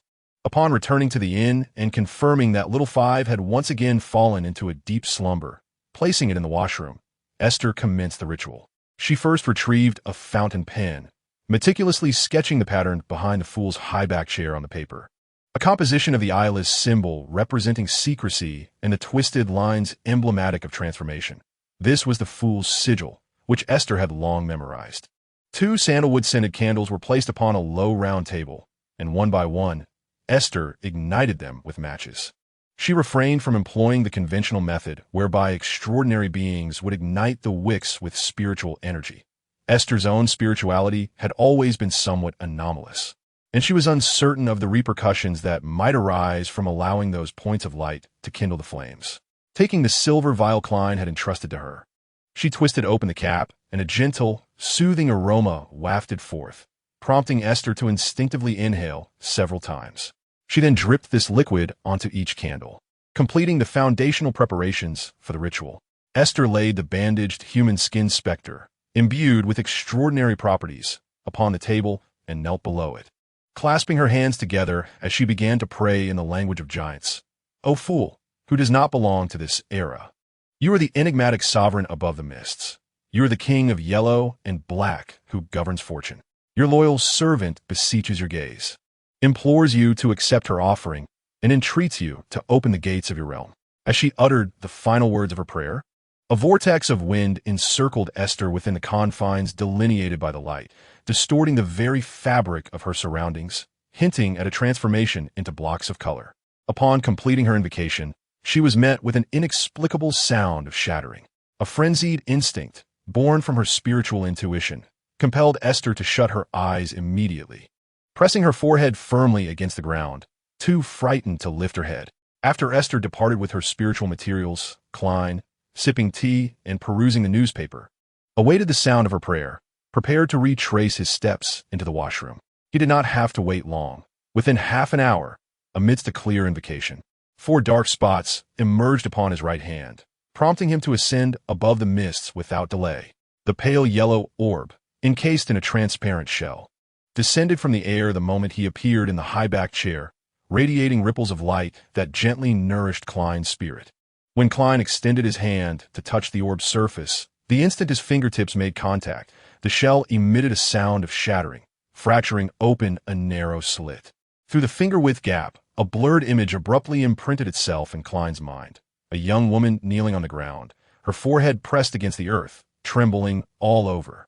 Golden strands of hair intertwined with serpentine lines and dots that writhed and flowed, resembling living serpents swallowing pearls, cascading from her crown and completely obscuring what lay hidden within. It was Aiste. Before her lay an altar adorned with an object wrapped in bandages. Aside from Aiste and the altar itself, everything surrounding them seemed to dissolve into a chaotic and indistinct blend of colors, utterly unrecognizable. Klein furrowed his brows, but upon witnessing Aiste's apparent suffering, he hastily donned the gray mist that characterized the human skin shadow of the sacrifice, promptly withdrawing from his perception of the orb's interior. The fissure atop the orb persisted, causing its luminosity to flicker erratically. Klein summoned a veil of gray mist to envelop it, and to his astonishment, the crack began to draw in wisps of the mist, mending the transparent shell from the outside. Did the gray mist possess the ability to seal this orb? Thus, the light within likely did not originally belong here. Klein twirled a solidified coin in his hand, pondering the peculiar connection between this luminous sphere and the deity associated with Aiste. Following the closure of the frenzied, murmuring fissure, several minutes elapsed before Aiste dared to rise from the ground. Beads of sweat clung to her forehead, and a profound agony coursed through her body as if it were being shredded by a tempest. Supporting herself against the edge of a low table, Aiste barely managed to stand. The object on the altar had vanished, evidently taken by Mr. Fool. Why had such a simple binary ritual of sacrifice inflicted her with such torment? If the reaction were truly so intense, surely the considerate Lady Justice would have mentioned it. Was it due to the fear of that entity within her mind towards the fool? Its inherent restraint might have impacted her as well. This seemed a plausible explanation. Aiste massaged her arms and calves, striving to restore her body from its rigidity. Was this the might of the divine? She felt a heaviness in her chest and lungs. Coughing lightly before taking deep breaths, the discomfort gradually subsided, and soon, another segment of a dimly illuminated, blurred vision directly entered Aiste's mind. The man humbly knelt on the ground, addressing the esteemed fool. Kindly relay to Miss Lover that the extraordinary traits of the werewolf, along with the gold pounds, will be temporarily entrusted to you. She may conduct the ritual of supplication at her convenience. It seemed there were no issues. The prospect of this ritual made Aiste rub her hands together in anticipation, yet she decided it prudent to wait a few days, as she felt no urgency. Receiving such a substantial sum, she pondered how to explain it to her fellow townsfolk. It would be imprudent to continually burden him with the safekeeping of the gold pounds. She also wondered when the hanged man would manage to contact the craftsman, as the extraordinary trait sequence corresponding to the werewolf was not particularly high, and the cost of creating the requisite items should not exceed her available funds. As Aiste contemplated Setting aside her anticipation for a new weapon, she entered the washroom, cradling little Five in her hands. This was the source of her more pressing troubles. If annihilating little Five were an option, she would likely hesitate due to the gratitude she felt for its assistance during this time. However, bound by the constraints of inaction, her anxiety only deepened, fearing the day the seemingly vengeful Lord would come after her. With no alternatives, Esther was compelled to keep little Five close. In these moments of inner turmoil, she could not help but think of little Seven. Chapter 106. Winter's arrival. As December approached its midpoint, Beckland officially entered the depths of winter. Though snow had yet to fall, the streets were notably less populated, with passers-by hurriedly wrapping themselves in their coats and scarves to fend off the occasional chill that crept through their collars. Esther's performances to attract patrons had also diminished, as she found little joy in the relentless outdoor hustle. Without the warmth of a fireplace, the damp cold seeped through the sleeves, sapping her spirits and leaving her longing for the comfort of a warm indoor space and a hot drink, yearning for the bleak weather to pass. During the tarot meeting, the hanged man indicated that he would need to wait a while longer before meeting with the craftsman. Esther, understanding the situation, refrained from pressing him further, assuring him that it was of no consequence. Justice remarked that she owed the fool £2,000 and would not be able to amass any cash until she gained control over her assets in February or March of the following year. When she mentioned this, the hanged man subtly cast his gaze toward the direction of the world card. Justice also shared that she had received the Alchemical Society's endorsement and, to prevent unforeseen events, had prayed for the fool's early protection, offering the Roselle Journal as a sacrificial gift. The magician, with his pockets empty, was striving to devise a new story outline. The recent tarot meetings had become less vibrant, much like Esther, who predominantly listened to others' exchanges or declarations. Nevertheless, she mentioned her ongoing interactions with the descendants of the Abraham family. In response, the hanged man and Justice provided the magician with guidance on how to navigate the situation, while Esther offered advice on the art of deception, which left the magician feeling immensely grateful to them all. The son spoke of his continued daily patrols and tasks, occasionally feigning slumber to avoid detection in his participation in the tarot meetings. However, when he mentioned Elder Lovia, the shepherd, still confined at the base of the round tower, a look of deep concern clouded his expression. Esther, lacking knowledge of the intricate details, refrained from commenting and suppressed the urge to inquire about his whereabouts.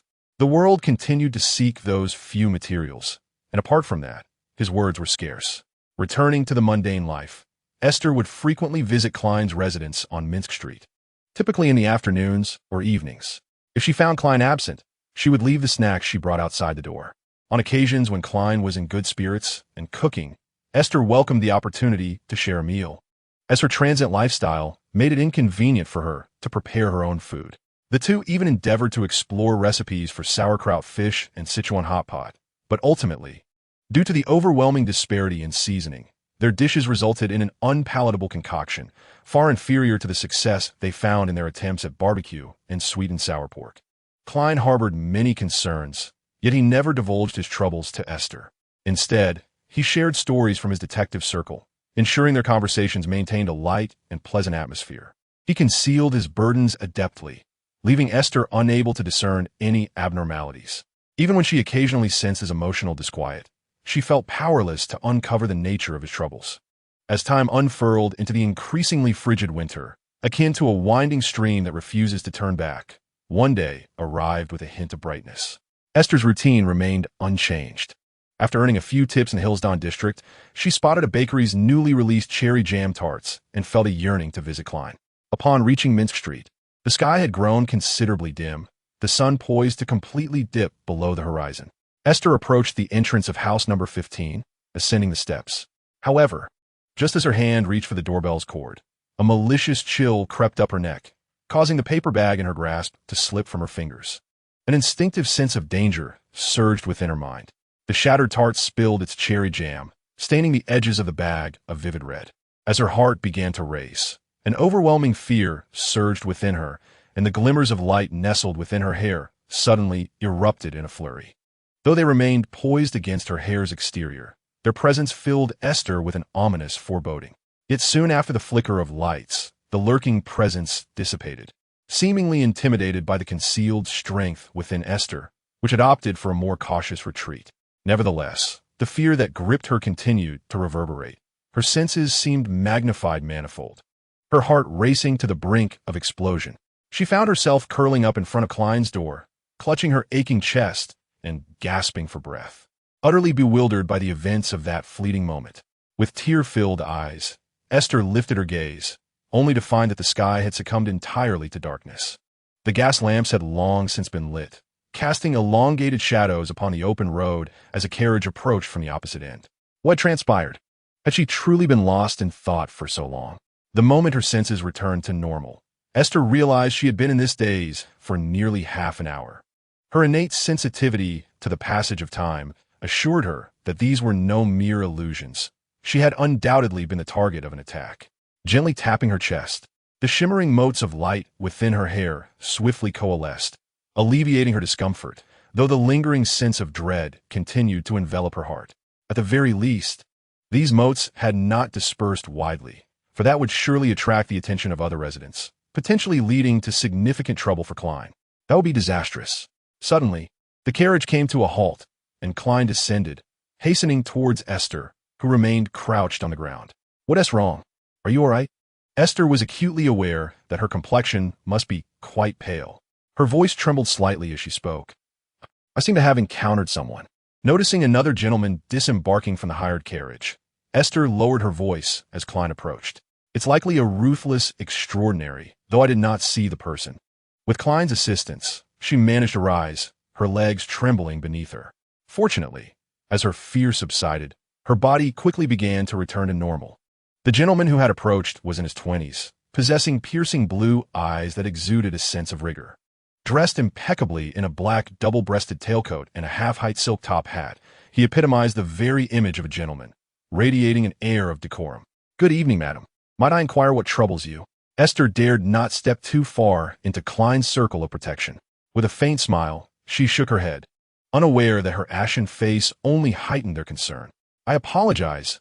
I merely came to deliver some pastries to Detective Sherlock, to express my gratitude for his assistance with the troubles in the East District. I did not anticipate my old ailment would resurface here. I shall return tomorrow." She picked up the paper bag from the ground, the dark stains indicating its contents had nearly shattered upon her mishap. She needed to leave. The extraordinary lurking in the shadows might very well have followed her, and she could not allow Klein to be ensnared as well. Unbeknownst to her, the reality was quite the opposite. The assailant's true target had always been Klein, and she was the one caught in the crossfire. With a respectful bow, she bid farewell to the two gentlemen. "I hope I have not dampened your spirits. Good night, gentlemen." The unfamiliar youth tipped his hat in acknowledgement. "May your health improve swiftly, madam." Klein waved to Aiste. "Then I shall not escort you. Please be cautious on your way. And if anything arises, do not hesitate to contact me, or seek help nearby." Though Klein implied the fool, he felt uncertain whether his compatriot would grasp the meaning behind his words. Aiste nodded slightly, and soon departed from the entrance of number 15 Mint Street. Standing beside Klein, Attorney Jurgen awkwardly adjusted the brim of his hat, observing that the lady appeared to be quite frightened. Klein added, noting her earlier discomfort. Yet he could not finish his thought, a bitter smile lingering on his lips. Jurgen nodded in agreement. "Let us return for dinner. My grandmother has likely been waiting for quite some time." Klein nodded, casting a deep gaze towards the doorway of his home. "Let us proceed. I eagerly anticipate Mrs. Doris's culinary skills." After partaking in the urchin's dinner, Klein leisurely stroked the black cat Brody, deftly evading Brody's swiping paw, revealing no signs of abnormality in front of such amiable neighbors. However, as he departed from the urchin's residence and approached the entrance of number 15 Minsk Street, Klein instinctively rummaged through the mailbox, retrieving a freshly delivered Beckland Evening News. He paused on the doorstep, spreading the newspaper as a guise, while in truth, a copper penny was nestled between his fingers. After silently reciting 7 times that entering the door would pose a danger, Klein flicked the coin into the air, its hard edge flipping as it fell back into his hand, revealing its reverse side. Was there no longer any threat within the room? Had the assailant simply vacated? Why would they target Aiste at the door? Could it be that the attacker was lurking inside at the time, harboring murderous intent towards the visiting Aiste? Given her demeanor, if the concealed assailant truly intended to strike, she would possess little capacity for resistance. Alternatively, perhaps the attack had provoked a reaction from the light surrounding Aiste, alerting the assailant to her distress, prompting an immediate departure. Indeed, the unknown individual's attack on Aiste seemed impulsive. She had not arranged a visit today, making it improbable that a trap had been laid for her. It was likely aimed more directly at me. Klein touched the paper doll effigy within his pocket, stepping cautiously through the doorway and vigilantly surveying the living room. He was acutely aware that divination could be disrupted. Even definitive results might alter. A crucial tenet he had gleaned while masquerading as a diviner. On the coffee table, an additional item was present, a letter. Klein approached the table slowly. Throughout this process, an eerie silence enveloped the surroundings, devoid of any sounds or lurking threats within the house. Upon opening the letter, Klein was unequivocally certain that the target was indeed himself. Inside lay a thin sheet of paper, exuding a metallic scent of blood, upon which a simple, yet chilling message was penned in dark red liquid. "You shall all die." Immediately, Klein narrowed down the list of suspects in this matter. In fact, his late return today is inextricably linked to the extraordinary individual lurking in the shadows. It was precisely due to the bloodshed encountered at the Xing residence, coupled with the influence of that party, which compelled him to linger too long, that Klein found himself a suspect and subsequently taken to the police station. Thus, he was left with no choice but to seek assistance from lawyer Jurgen. Hoping to extricate himself from this predicament, he fervently wished that Aiste would not draw the attention of that individual. Furrowing his brow, Klein pondered the implications of their actions as he ascended to the second floor and entered his bedroom. There, another letter lay quietly on the desk. Klein tore open this missive, revealing its ominous contents under the crimson glow of the moonlight. "You are next." Chapter 107, traces West District, 6, Edward Street. Within the opulent mansion of Patrick Jason, an entirely unexpected guest arrived. Sensing the bold intrusion, the homeowner was compelled to momentarily withdraw from his plans and hastily approach this uninvited visitor. Before Jason's malice could fully manifest into action, the youth seated calmly on the sofa, concealing his nose with a handkerchief, spoke in a subdued tone. "I come at the behest of the abyss." The strange shadow that had enveloped Jason Belial's face gradually returned to its usual form. "You are far weaker than I had anticipated." Is the feeble observer who ought to perceive more of the truth. In the past, my own weakness blinded me, leading to significant misfortune.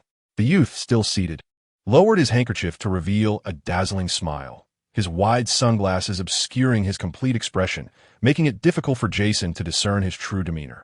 Maintaining his vigilance, Jason settled into another single armchair, the prominence of his cheekbones lending his features an air of bitterness and arrogance, his gray-blue eyes clouded, occasionally flashing with a hint of bloodlust. "What brings you here?" "I am scheduled to assassinate the target tomorrow night." Had the intruder not revealed the greatest secret of this transaction, Jason would have already eliminated this faintly pulsating extraordinary being and buried him in the garden as fertilizer. "I shall not introduce myself. Such formalities serve neither of our interests. I am here for another matter." "What matter?" Jason's tone was decidedly brusque, lacking any courtesy for the trespasser in his mansion.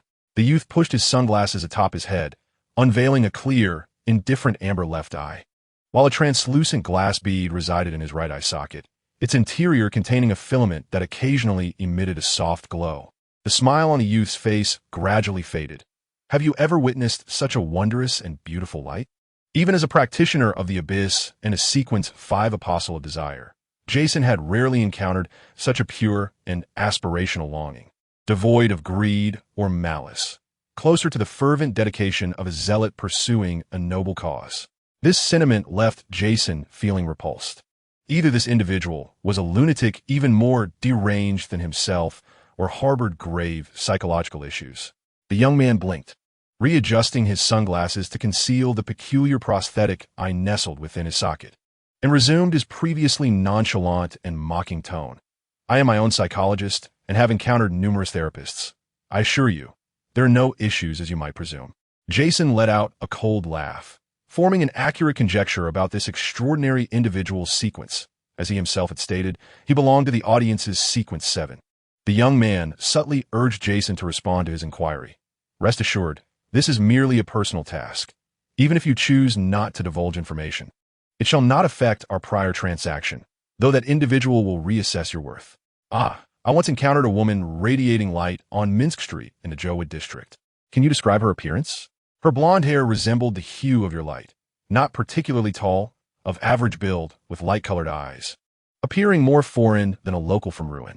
Her attire seemed somewhat modest, consisting of a burlap long skirt typical of the East District Bridge area, adorned with a sunflower-decorated hat, and she carried a satchel. Listening quietly to Jason's description, the young man nodded with pleasure. It seems you did not harm her. Splendid. Jason paused for 2 seconds. How can you be so certain?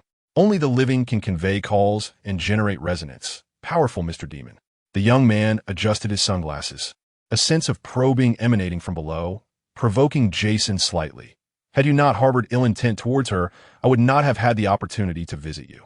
Jason's expression grew solemn.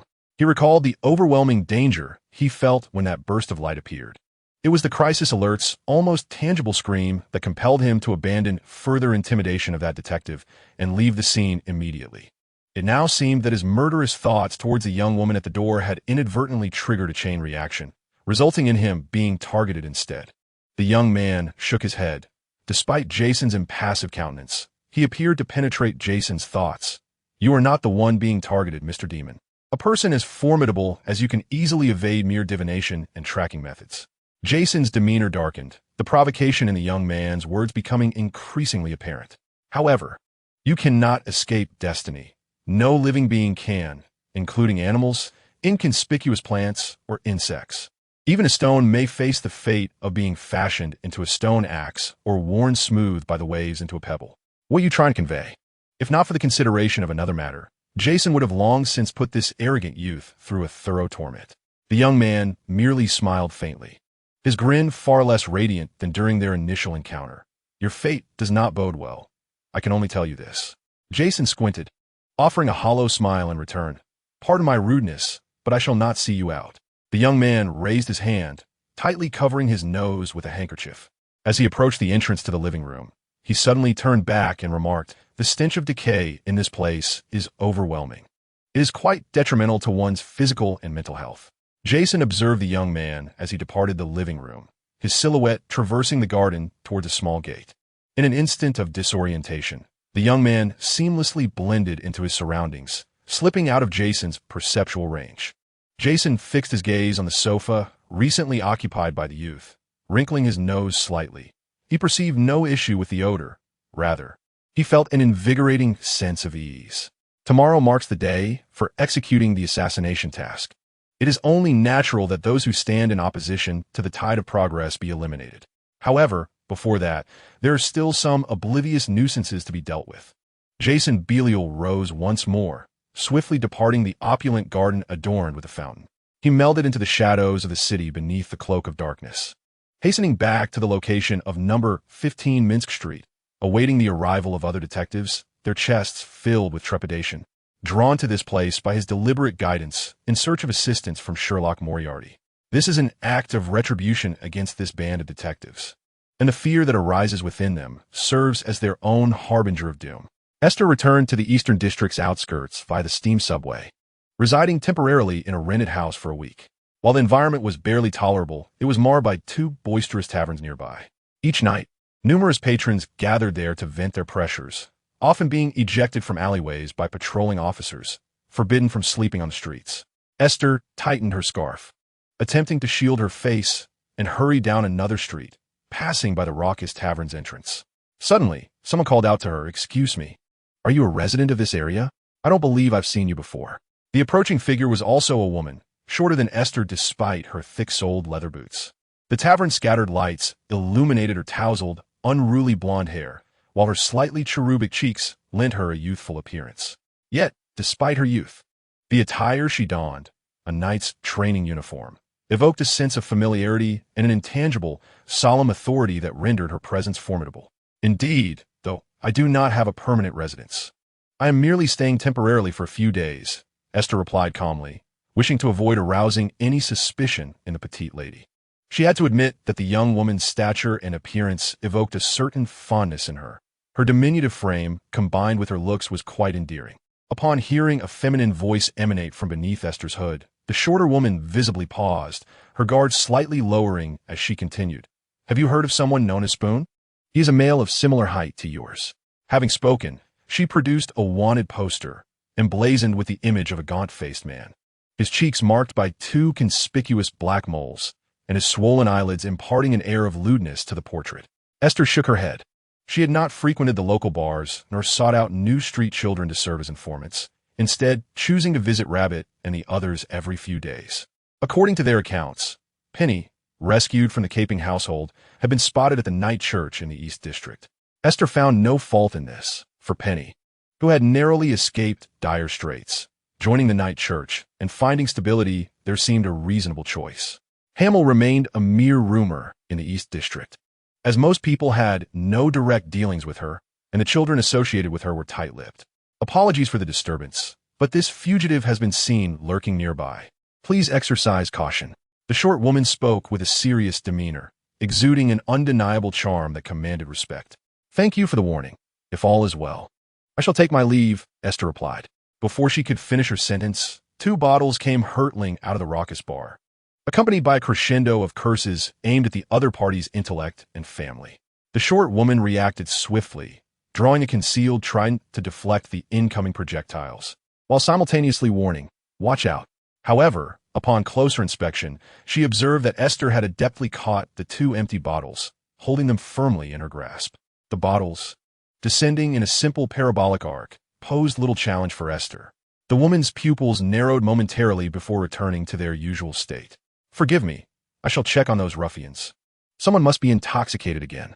Esther smiled and nodded in acknowledgement. Just another day at the tavern, I suppose. After all, it is one of their rare moments of leisure. Farewell, madam. Goodbye.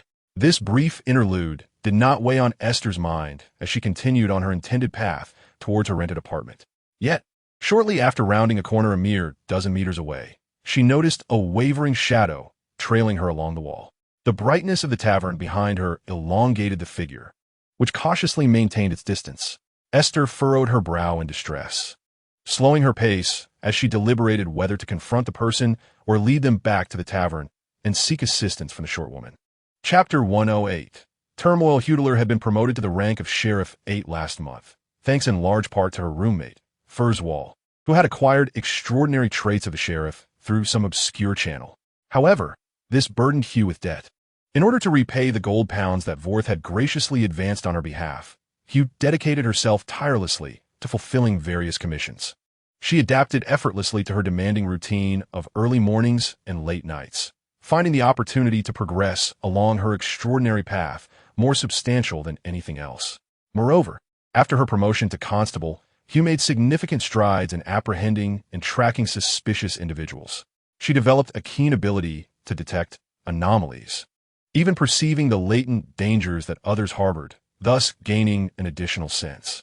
Although such capabilities were confined to the jurisdiction of her office and diminished significantly outside familiar territories, they proved highly effective for the wanted tasks she undertook, as most individuals were mere petty criminals, lacking the extraordinary abilities of counter-divination or tracking.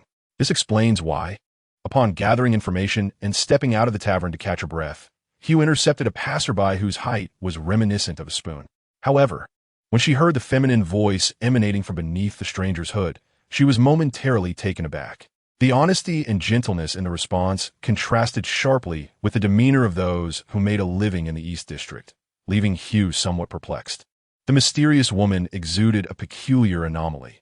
When Hugh did not consciously focus on her, she could distinctly sense the underlying chaotic elements surrounding her. Yet, once she directed her attention towards the woman and initiated conversation, that strange perception vanished as if it had never existed, replaced by a subtle warmth, whether intentionally or inadvertently emanated by the woman, which swiftly brought Hugh back to her senses. This was even more unsettling. A sense of caution arose in Hugh's mind, yet outwardly, she merely presented the image of the wanted spoon and intended to bid her temporary farewell to inquire further about this peculiar new resident. Though imbued with a sense of justice, Hugh was no fool driven solely by passion. Her experiences in the East District had taught her the necessity of cautiously avoiding conflict. Without clarity on the stranger's intentions, it was prudent not to act rashly. A reckless encounter with other wild extraordinary beings could lead to an exceedingly awkward situation, particularly if she found herself unable to contend with them. As two bottle-wielding individuals flew from the establishment and were deftly caught by the woman, Hugh's internal conviction solidified. Even feeling a measure of gratitude towards the drunken patrons for unwittingly testing the depths of the stranger's capabilities. Thus, under the pretense of mediating the tavern's disputes, she abstained from further engagement with the enigmatic woman. Sometimes, the more one knows, the harder it becomes to extricate oneself. Hugh understood this principle well. Fortunately, the stranger appeared to harbor no malice, not deliberately seeking to assert her authority through that action, and she did not linger at the tavern's entrance. However, after forcibly separating the two brawlers within and reprimanding them soundly, Hugh immediately sensed a disturbance in the adjacent alley, a special intuition belonging to a constable indicating that a fight was underway. Remembering the mystery surrounding the woman from earlier, Hugh clenched her teeth and resolved to leave the tavern to investigate further. At least on the surface, the other party did not appear to be someone incapable of communication, and it was necessary to ascertain what had transpired. However, to her surprise, only a few steps out of the tavern, that lady emerged from a nearby alley, carrying a tattered cloth bag, making her way towards the establishment. The hood of her cloak had slipped down to the nape of her neck, revealing a cascade of soft, light blonde hair and a visage that echoed her gentle, youthful voice. Though her expression bore hints of distaste and irritation, her cheeks slightly flushed. Upon noticing her, she hastened her pace, directly approaching with the unconscious figure in her grasp, unceremoniously tossing him onto the ground before Hugh. "Is this your target?" Hugh assessed the man sprawled on the ground, his swollen eyelids and two small, dark moles easily identifiable from the side. Numerous bruises marred his face, unmistakable signs of a violent confrontation. "It's him. Why are you looking so bewildered? Did he attack you?" "Indeed, had it not been for your need to find him, I would have left him to his fate. What a wretched day this has turned out to be. I must take my leave." The lady spoke through clenched teeth, flexing her delicate fingers before once more pulling up her hood to obscure her familiar countenance. "Thank you." Hugh felt a surge of happiness. It seemed this lady merely wished to return home swiftly, leaving the disposition of the man entirely to her. Just as the lady lifted her foot to depart, she hesitated, sizing up Hugh before bluntly inquiring, "You can manage to move him, can't you?" Hugh distinctly sensed an underlying misjudgment stemming from her height. "I can." A sense of being underestimated washed over her. Moreover, he will not recall the events that transpired. Upon awakening, he may experience confusion regarding his memories, a common occurrence. With that, the lady waved her hand dismissively at Hugh, and this time she truly hurried into the shadows of the street corner, not glancing back. Hugh speculated that this was connected to the lady's abilities. She scrutinized the man on the ground for several seconds, using her foot to lift the edge of his long coat, revealing a protruding gun holster beneath. Thus, she was indeed extraordinary, likely ranking higher than my sequence 8, which had rendered this fugitive incapable of retaliating. Alternatively, her exceptional abilities might involve instant immobilization of others, and it could not be ruled out that she possessed some magical artifact. Regardless of the perspective, this lady was most likely a perilous individual. Hugh concluded, deciding to frequent the area more often to prevent any misfortune befalling her acquaintances residing nearby.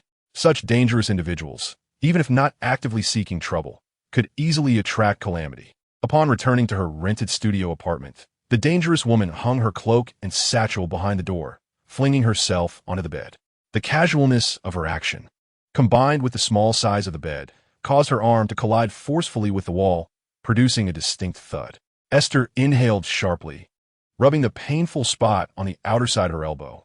Fortunately, the wall bore no conspicuous marks. Indeed, today was proving to be quite unfortunate. Xiao Wu wriggled restlessly in her pocket, prompting Aiste to extract him. "It seems you've awakened rather prematurely. What were you up to before?"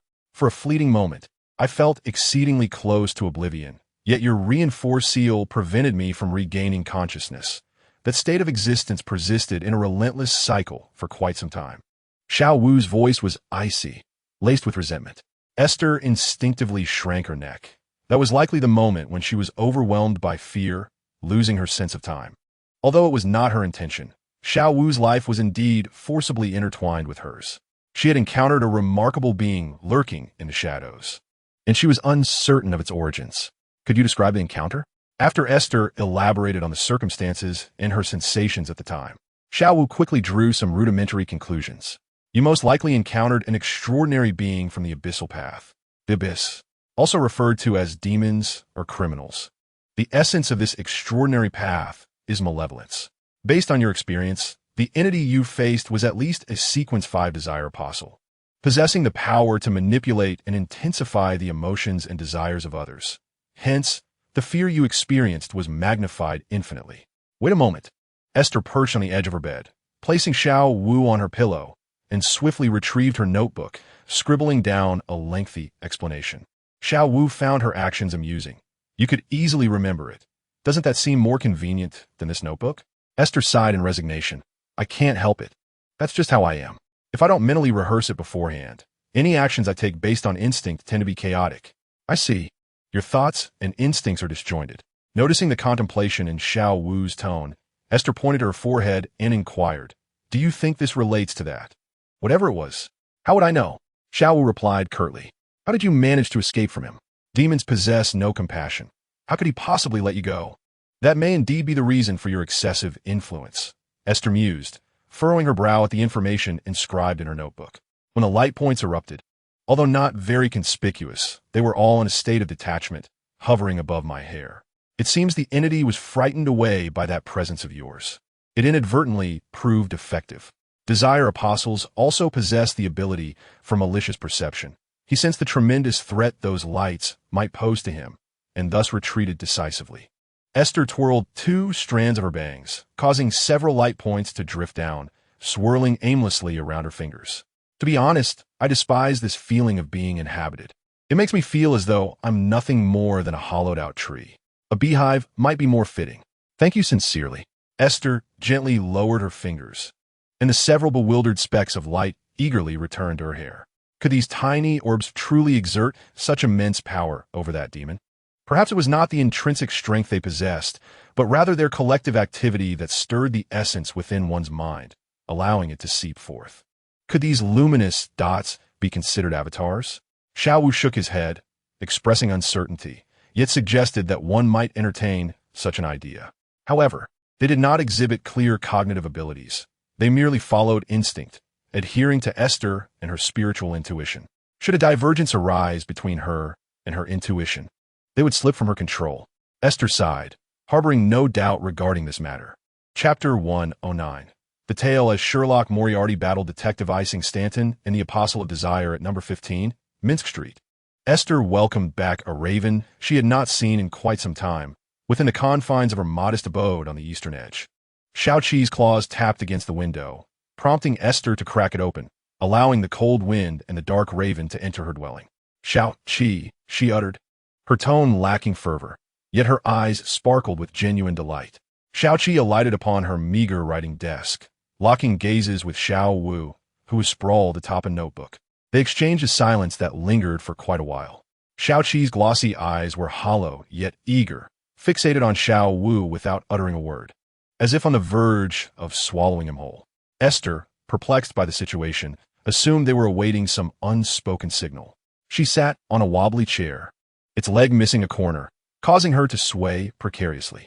Aiste, Xiao Wu suddenly called out, use your specks of light to cleanse this creature. Cleanse? Aiste was taken aback, unable to grasp Xiao Wu's meaning.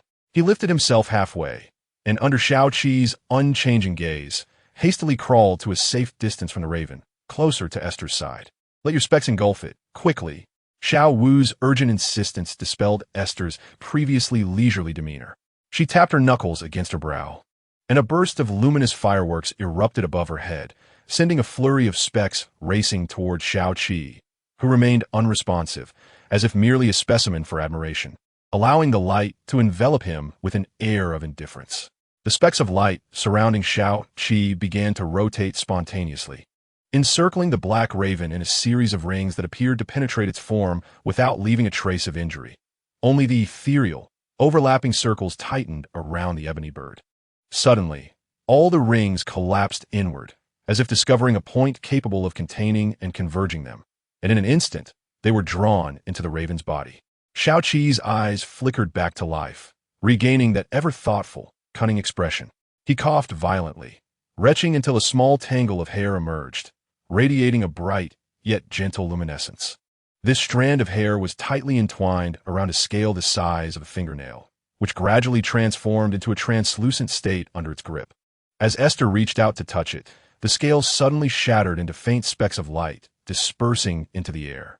The hair also broke apart, but the number of luminous particles released was significantly reduced, slowly drifting back to intertwine with Esther's own locks. At last, relief washed over him. Just a little more. Xiao Qi breathed heavily, exhausted as he collapsed onto the spiky surface of the desk. Thankfully, a loophole within his command provided a means of escape. Esther rummaged through a bag of peanuts she had purchased for snacking, cracked open the shell, and placed 2 kernels into Xiao Qi's mouth. He stared at her in shock for a moment, yet obediently swallowed them, then quickly flipped over and bounced up, shaking his head. I am not you. I truly do not need to consume these. Xiao Wu let out a mocking laugh. Let us get to the point. Is the one who implanted that psychological suggestion no longer concealing their identity? Xiao Qi inhaled deeply. In a few days, he will notify the master of the house and has instilled a psychological suggestion in me to keep a close watch on you. As he remains wary after witnessing my transformation, my mind is almost entirely under his control. However, through that command, I have executed the task of monitoring you. Esther recalled Xiao Qi's glaring demeanor towards Xiao Wu upon entering, realizing how well Xiao Wu understood him. Yet, she quickly remembered that both were avatars of their master, making their similarities entirely normal. She continually found it challenging to perceive Xiao Qi and Xiao Wu as one entity. Xiao Qi turned to Esther, his tone laced with a pitiable plea, though it was difficult to ascertain how sincere it was. I truly have nowhere else to go. Only by relying on the intrinsic cyclical nature of your light can I evade divination or perception, thus eluding the master's pursuit. Xiao Wu interjected as Esther hesitated. Do not take this fellow's words too seriously. Remember, the 8th of the thieves sequence is a con artist. I merely wish to stay. It is indeed safer beside Esther, for when someone arrives, she will become the target first. Xiao Qi stated calmly, entirely unfazed by Xiao Wu exposing his true nature. Esther could even sense that his words were far more sincere than his earlier lamentations. Her eyes twitching slightly. I sincerely apologize for attracting the ire of others. She paused, continuing, moreover, I am aware that your master is the true entity. Xiao Qi fell silent for quite some time, fixing Xiao Wu with a disdainful glare. Xiao Wu scooted further to the side, nearly teetering off the edge of the desk. You have missed a great deal. However, if you follow me during the day, it may prove inconvenient. Xiao Qi tilted his head. Your lies are becoming increasingly polished. It must be because you harbor secrets, right? Rest assured, I will not shadow you every day. Esther, distressed, rubbed her right brow and decided to lay her cards on the table. Very well, let us be candid. I have someone to meet and matters to attend to, along with occasional secret gatherings. I can suppress Little 5 with the light because of its peculiar state, but it would likely be ineffective against you. It would be rather inconvenient to bring you along. Little 7's tail drooped. Is it really impossible? Then how about visiting every other day? Tuesdays, Thursdays, and Saturdays, perhaps? Esther felt a touch of melancholy. If Little 7 resembled a time bug, she would have remained resolute. But being gazed upon by a personified crow with such a pitiful expression felt exceedingly strange. Even knowing it was all an act, she found it difficult to harden her heart and send it away. However, Little 7, who is responsible for your current predicament, I cannot reveal its name. Those who ascend to the pinnacle of the audience sequence acquire such traits. Anything uttered will inevitably be known. Esther furrowed her brow, instinctively leaning back in her chair, only to forget that the rear leg was missing. Fortunately, her reflexes were sharp. She managed to stand and leap aside before the chair toppled completely, catching it just before it hit the ground. That was indeed quite alarming. Such a trait felt vaguely familiar. Why? Due to Little 7's unwavering insistence to remain by her side, Esther abandoned her plans to visit Klein the following day. After the fright she experienced last night, she yearned to compensate for the emotional turmoil by indulging in a bit of extra sleep. Yet her steadfast, mechanical biological clock would not permit it. After merely opening her eyes once, she found herself completely unable to return to slumber. Oh well, at least she was spared from any dreams. Since leaving the Chanis Gate, Aiste had not experienced those strange dreams again. Whenever this thought crossed her mind, she couldn't help but suspect that the night had played a trick on her.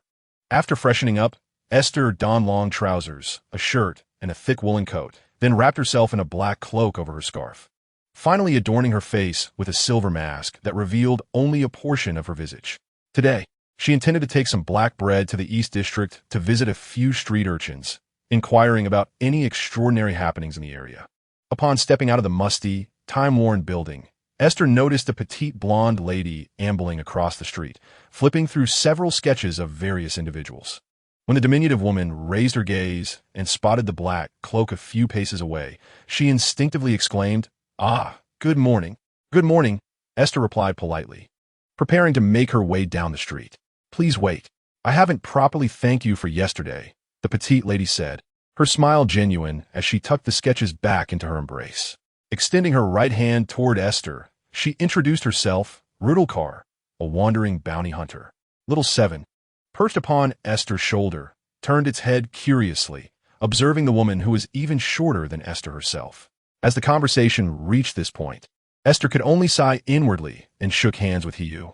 "You may call me Hamel. As for my profession, I shall keep it secret. Should you ever seek to capture me, it would be quite unfortunate." Hiu chuckled brightly twice before responding, "You make a valid point, Miss Hamel. As we speak, several gangs are on the lookout for your whereabouts. I find myself questioning whether I am the first to introduce myself to you." Aiste felt little fear. Her skills in memory theft had grown increasingly adept.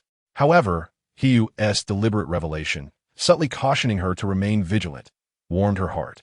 "In fact, you are not the first. You are the second. It is a pleasure to make your acquaintance, and I appreciate your warning. I'm simply quite curious. Last month, numerous rumors about you circulated in the East District. My roommate even considered composing ghost stories featuring you. That would be unfortunate." Aiste mused silently for a moment over her reputation. "I hope she refrains from doing so.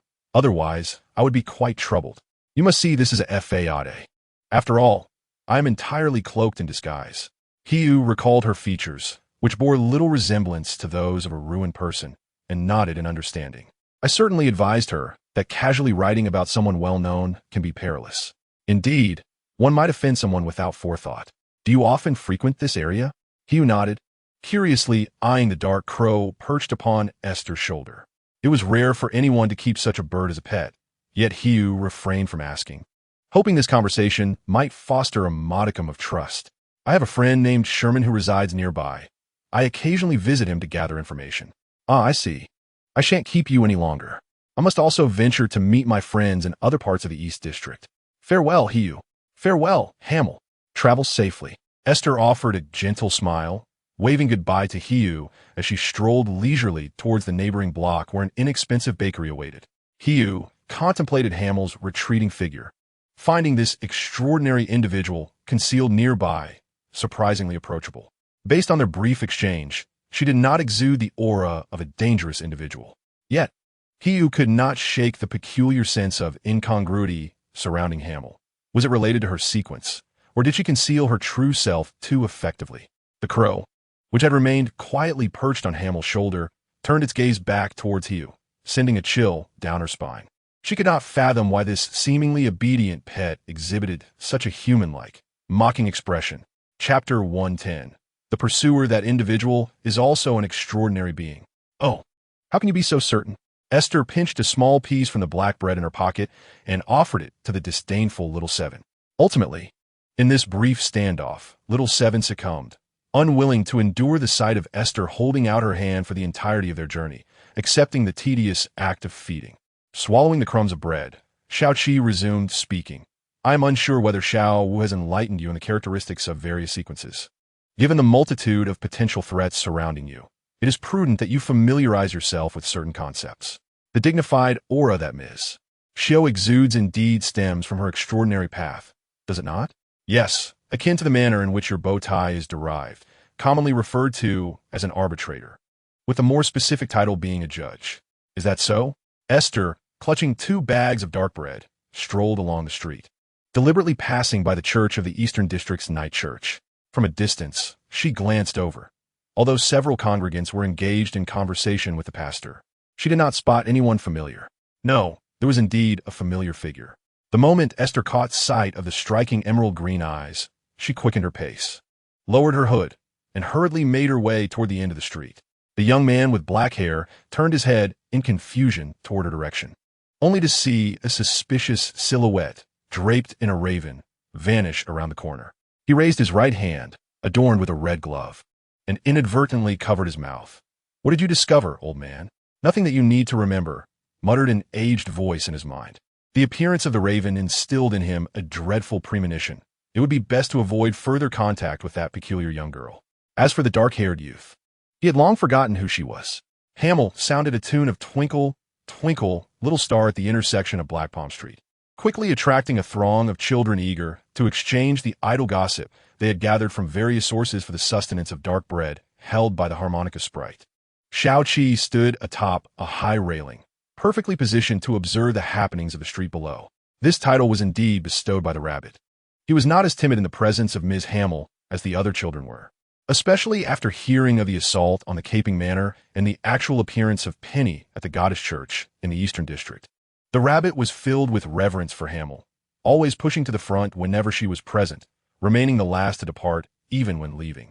After Esther listened to the children's chatter, she learned that there were still individuals searching for the fool's followers, yet no leads had surfaced. It appeared that the Tarot Society had not exposed any members, which brought her some relief. There were organized efforts underway to incite workers to strike, though the children had little understanding of this matter, and Esther did not expect them to gather more targeted information. As most of the children concluded their conversations, they soon began to disperse. The rabbit, as usual, lingered until the end, anxiously rising on his toes from time to time. Under the mildly reproachful gaze of the leader, he stubbornly remained. Once the surroundings quieted, the rabbit bounded to Esther's side, his gaze intense as he said, Hamel, recently a substantial bounty has been issued. Would you care to try your luck?" Amused, Esther replied, "If it is indeed a high bounty, it signifies that the opponent is likely formidable. I dare not provoke such a foe." The rabbit glanced around nervously, lowering his voice in excitement. "But you are undeniably formidable. Alternatively, you might seek assistance from the notorious Black Emperor. But let's not indulge in fanciful thoughts. I am, in fact, unfamiliar with that rogue. However, who is the individual with a bounty on his head?" "Ah, I knew you would find this intriguing." The rabbit puffed out his chest with pride. "For many gangs are on the hunt for a man named Ask Egris. Those of the Barong lineage tend to stand out in Beckland, and it remains unclear which prominent figure he has offended." Esther felt a flicker of recognition at the name, yet could not place it immediately. Observing Hamel's silence, the rabbit continued, "It is said that he is a university lecturer, presumably knowledgeable about many matters. Are you implying he is erudite?" Esther rummaged through her pocket, retrieving a handful of peanuts interspersed with a few pennies, gesturing for the rabbit to catch them.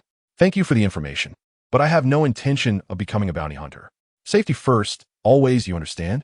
The rabbit tucked the peanuts into his coat, sorting out all the pennies. His cheeks flushed as he attempted to return them to Hamel. "I cannot accept this. I have already partaken of your bread. This is merely a bonus for the information. Is it not?" Upon hearing this, the rabbit swiftly stowed several pennies into the inner lining of his socks, his movements quick, lest Hamel change his mind. Esther chuckled softly, unfazed by the grease clinging in patches to the rabbit's hair, and playfully patted the boy's head as she leisurely departed from the street. Before she had fully vacated the rabbit's line of sight, Xiao-Qi suddenly swooped down from above, nipping at Esther's ear. "Hurry, someone you know is approaching." Unfamiliar with Klein, Xiao-Qi's tone suggested that this acquaintance must pose some significant trouble. Esther had scarcely stepped beyond Black Palm Street when another man appeared, donning a soft-topped gentleman's hat, clad in a tailored gray-blue long coat, adorned with a gold-trimmed tie, with his hands tucked into his pockets and oversized sunglasses concealing much of his face. He briefly surveyed the street before diverting his gaze to a nearby alleyway. There, a ragged boy, grimy yet with remarkably clean hands, crouched happily, cracking open peanuts as if they were the most exquisite delicacy. The man withdrew his hand from the pocket of his coat, letting a 5-penny copper coin slip from his fingers, rolling across the ground until it struck the boy's tattered shoe, glinting in the light and reflecting the boy's avarice. The boy, scarcely in his early teens, nimbly snatched the penny and tucked it into his trousers, feigning ignorance of the approaching man as he continued to crack his peanuts. "Little mouse, have you seen a coin drop around here?" "No, sir," the boy replied without flinching. "I've been too busy eating." The man flashed a gleaming smile, yet there was something unsettling about it for the boy. "Then, have you spotted a young woman passing by? Light golden hair, not particularly tall." The boy's action of peeling the peanut shell was momentarily interrupted, yet he shook his head nonchalantly. "You appear to be a wealthy gentleman. The person you seek is unlikely to be found in the East District. I suggest you search in the Jowood or St. George areas." "I'm not a pimp, sir." The boy innocently lifted his head, his disheveled brown bangs falling over his eyes, revealing shrewd, scrutinizing eyes beneath. "Not only did you know her, but you were also quite familiar with her, familiar enough to risk offending a wealthy stranger, jeopardizing your own survival on the streets by misleading others about her whereabouts." The man's light, affirming statement caused the boy's hands to falter, and a peanut meant for his mouth fell to the ground. "So, where's she gone?"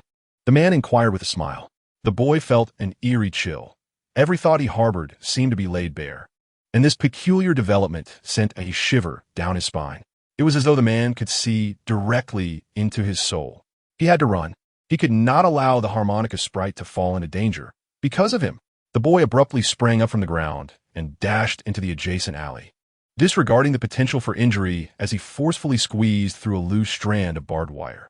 He plunged into the winding paths he knew best, racing along the shadowy contours behind the buildings, attempting to evade this terrifying man through his familiarity with the terrain.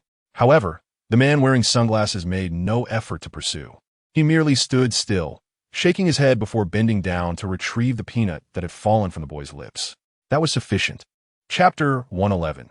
Enemies in rage at the prompting of Xiaoqi, Esther hurriedly traversed several blocks toward the steam subway station. "Who did you see?" The one-eyed man in sunglasses, astonishingly alive and tracking her down from the confines of the steam church's prison. Xiaoqi rapidly replayed the events in her mind, realizing the oversight from her previous return. "Oh no, it was during that time. At that moment, I had been completely under control. You need to explain. I am utterly bewildered." Esther's pace quickened, nearly breaking into a run. Xiaoqi crouched low, claws gripping her shoulder to steady herself. "Last time, I vaguely recall asking you for a strand of hair, the one that was tangled around my foot. But I still had your hair at that time. I never lost it." This meant that the strand had been given to him by someone. The person giving orders to you is the same as the one behind Galvin. Esther, too, felt a chill run down her spine. She had not anticipated that such a convoluted chain of events would lead someone to seek out Galvin, possessing enough power to rescue him from the hands of official extraordinary beings, allowing Galvin to roam the streets like a free man, all in pursuit of someone who had come into contact with him. Truly haunting. However, it seemed peculiar. If they had allowed you to return, why not simply let him track you? Esther gently rubbed her right brow, voicing her lingering doubts. Xiaoqi shook its head, unable to fathom an answer. "I too find it perplexing. If the adversary genuinely intended to capture you, what use could a mere pair of sunglasses serve? Perhaps they merely seek to utilize Galwin to buy time, waiting for an opportune moment."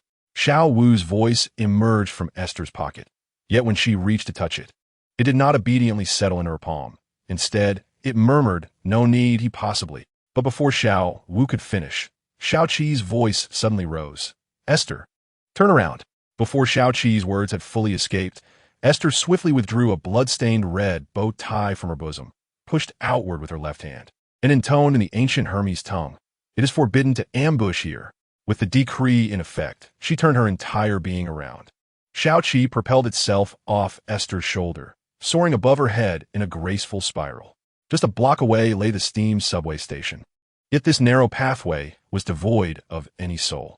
Immersed in her analytical musings, Esther inadvertently overlooked this detail. Facing her stood a man clad in a gray-blue long coat, his golden hair gleaming like the sun, peeking from beneath the brim of his hat, albeit shorter than Esther's previous recollections. The oversized sunglasses shielding his face remained unchanged. Yet the smile gracing his lips had transformed from fervent warmth to a gentler demeanor. Galwin Lepels? Esther could not be entirely certain. There was an intangible shift about him. "It is I. What a delightful encounter. I am pleased to meet you. May I have the honor of knowing your name?" This was not unexpected for Esther.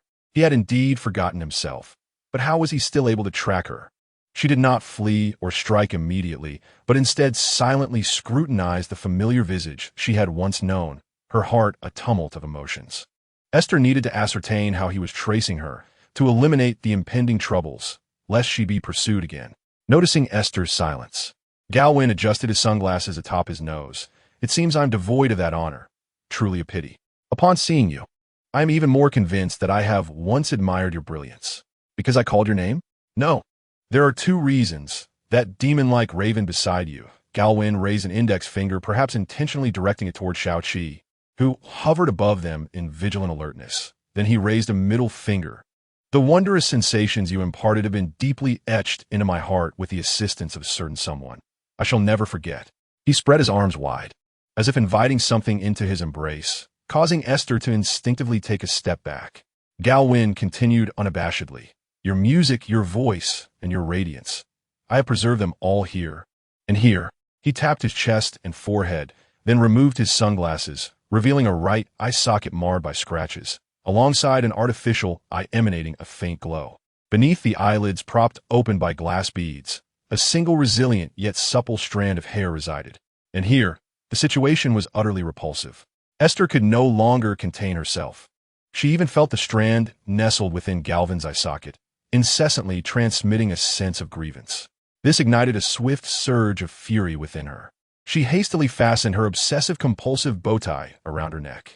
Galvin's disjointed eyes further fueled her wrath. It appeared that this strand of hair was the primary means by which Galvin tracked her. If she could devise a way to seize or destroy the outer layer of glass beads, she could reclaim the light within. Drawing the short sword concealed upon her person, Aiste refrained from striking first, wary of the audacity that allowed Galvin to stand there so confidently. Why do you harbor such animosity towards me? Galvin murmured, his tone reminiscent of a caregiver soothing a frightened creature. To this day, I have shown you no disrespect. In truth, I hold a deep admiration for the memories you have bestowed upon me, even if they have been distorted by some strange force. You would do well to extract what lies within your eye socket before making such claims, Aiste retorted through gritted teeth. Instinctively, Galvin raised a hand to cover his softly glowing right eye, his left eye elongating and sharpening. Absolutely not. This is a divine gift. Be careful. Xiaoqi, who had been vigilantly observing Galvin's transformation, was the first to notice this development. It was evident that Galvin had received assistance far exceeding that of a mere false eye. He had ascended. This blind man was no longer a mere mind reader of Sequence 8, but had become an audience member of Sequence 7. Given his prior mental state and overly extravagant performance, such rapid advancement was unexpected. He must have ingested a potion under unstable conditions, enduring the agonizing approach of loss of control to forcefully elevate his sequence. With the calming presence or intentional guidance of a top-tier audience member, achieving this was indeed plausible, and the results now stood before Xiaoqi and Aiste, posing a significant threat. Logically, even considering the suppression of sequences, Aiste had no reason to fear an ordinary Sequence 7. However, the audience was extraordinarily unique to her. Once one reached Sequence 7, this pathway began to converge upon a formidable influence over the mental realm. The psychologist of Sequence 7 could directly affect the target's psyche, and Aiste's overwhelming emotions were her greatest vulnerability. Such a glaring weakness presented before an audience member was akin to willingly lying upon the sacrificial altar. Xiaoqi rapidly contemplated strategies to break the stalemate, but Aiste, lacking knowledge of psychologists, was unable to think as deeply. Her anger had been thoroughly exacerbated by Galvin's deliberately displayed provocation. From the very moment their gazes met, Galvin had incessantly applied psychological suggestion upon Aiste, aiming to cloud her mind with rage, leaving her no room to contemplate anything else. This was precisely what Galvin desired, to suppress her entirely under the weight of her emotions, rendering her rationality powerless. In the throes of extreme fury, Aiste harbored no thoughts of retreat. Her sole focus was to fight to the bitter end. From the very beginning, Galwin's objective had been singular, to ensure her presence remained. An audience can indeed be the finest of actors. Chapter 112. The essence of light Galwin's strategy cannot be deemed unsuccessful. Whether intentional or inadvertent, he had deftly seized upon Aiste's most profound vulnerability, deftly orchestrating her emotions to remain firmly within his grasp. Yet, He had no intention of confronting the tempest of Aiste's wrath directly. The palpable anger in her eyes, almost tangible, unsettled him, as if her intense hatred radiated an invisible power. As Aiste sprang from her position, her short sword slicing through the air like a comet. A glimmer of gold flashed in Galwin's keen right eye, with faint dark golden scales appearing around his eye sockets. Little 7's suspicions were confirmed. Galwin had indeed forcibly enhanced his abilities, his state far from the calm Aiste he projected. What Galwin unleashed was not a tangible skill. In the face of an emotionally charged adversary, he possessed far more effortless means of engagement. A psychologist driven to frenzy, Aiste barely managed to advance towards Galwin, collapsing instead a few paces away, her short sword emanating a faint warmth. Slipping from her grasp and skidding across the ground for a mere 2 meters before Galwin nonchalantly stepped on it.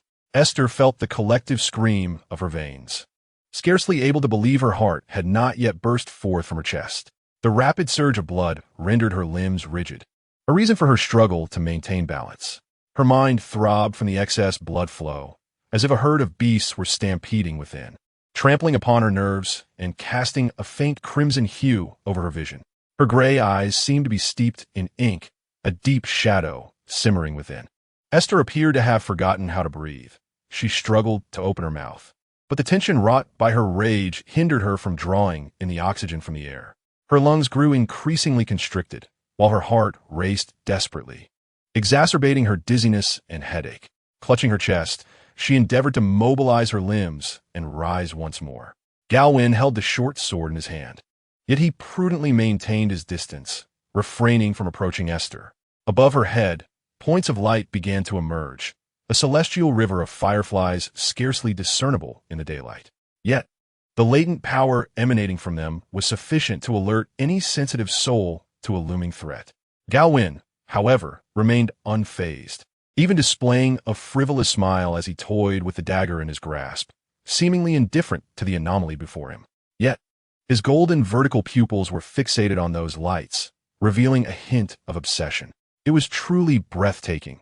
Even obscured by the sun, their brilliance remained astonishing. Upon witnessing them, I was reminded, little lamb, that you are indeed the wolf in sheep's clothing. Galvin was not merely reveling in the beauty of the scene. He was subtly stalling for time. He required a moment of stability to launch another potent mental assault. Otherwise, after exerting his extraordinary abilities once more, even if Aiste were to collapse entirely, he would succumb to an irreversible loss of control, a scenario Galvin sought to avoid at all costs. Aiste found herself unable to respond. She had only just managed to regain a semblance of her breath, her body swaying as she struggled to rise from the ground, her limbs trembling uncontrollably.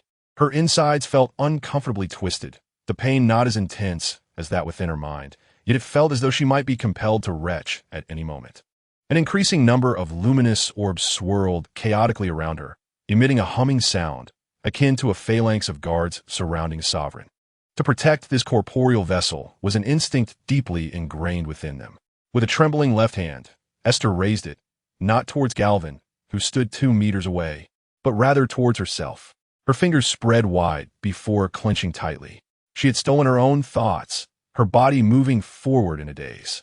In that fleeting moment, Aiste's consciousness slipped into oblivion, replaced by something that had lain dormant for far too long. Both Galvin and the soaring crow, Xiaoqi, experienced an ineffable sense of dislocation. Xiaoqi, wary, perched on a nearby rooftop, hesitant to descend, feeling an unsettling loss of control. The gentle and radiant light seemed irresistibly alluring.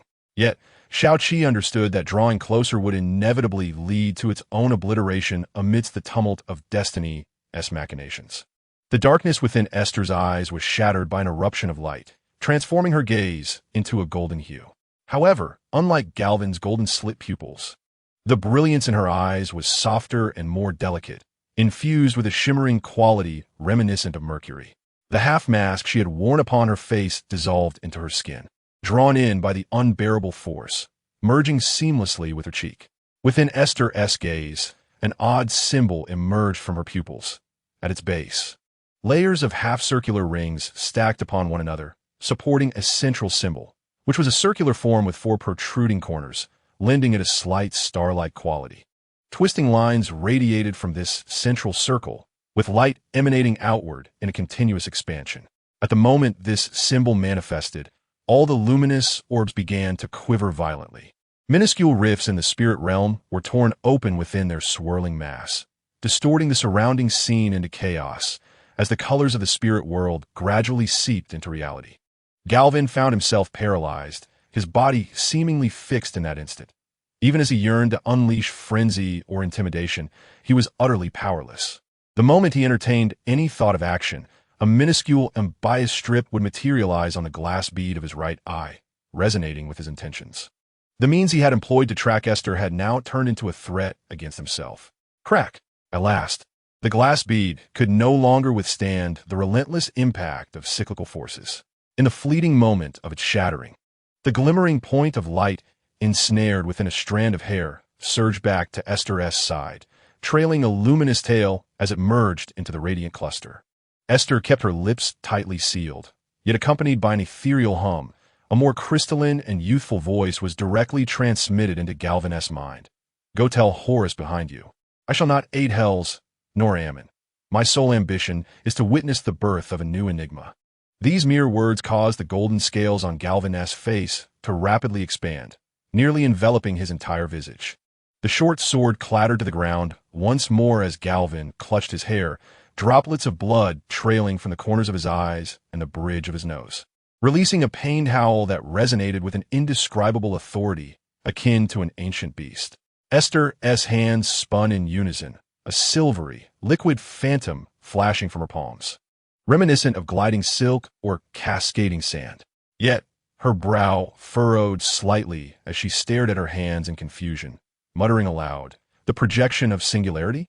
What a vile trick. Ultimately, Aiste merely gestured to command the nearby points of light, drawing them to coalesce around Galvin, forming a colossal unbiased strip. As his condition rapidly regressed and restored, the scales on Galvin's face swiftly receded, and even his well-preserved left eye returned to its normal state, though primarily, it was his spiritual and astral forms that were restored. His body remained steeped in profound weakness. Waves of sharp pain throbbed within his head, as if something had burrowed a wound inside. Once again, Galvin thought, with a mix of agony and irony, that he had been spared by Luna, rescued from the brink of chaos. Yet this time he understood why she had intervened to suppress his unraveling.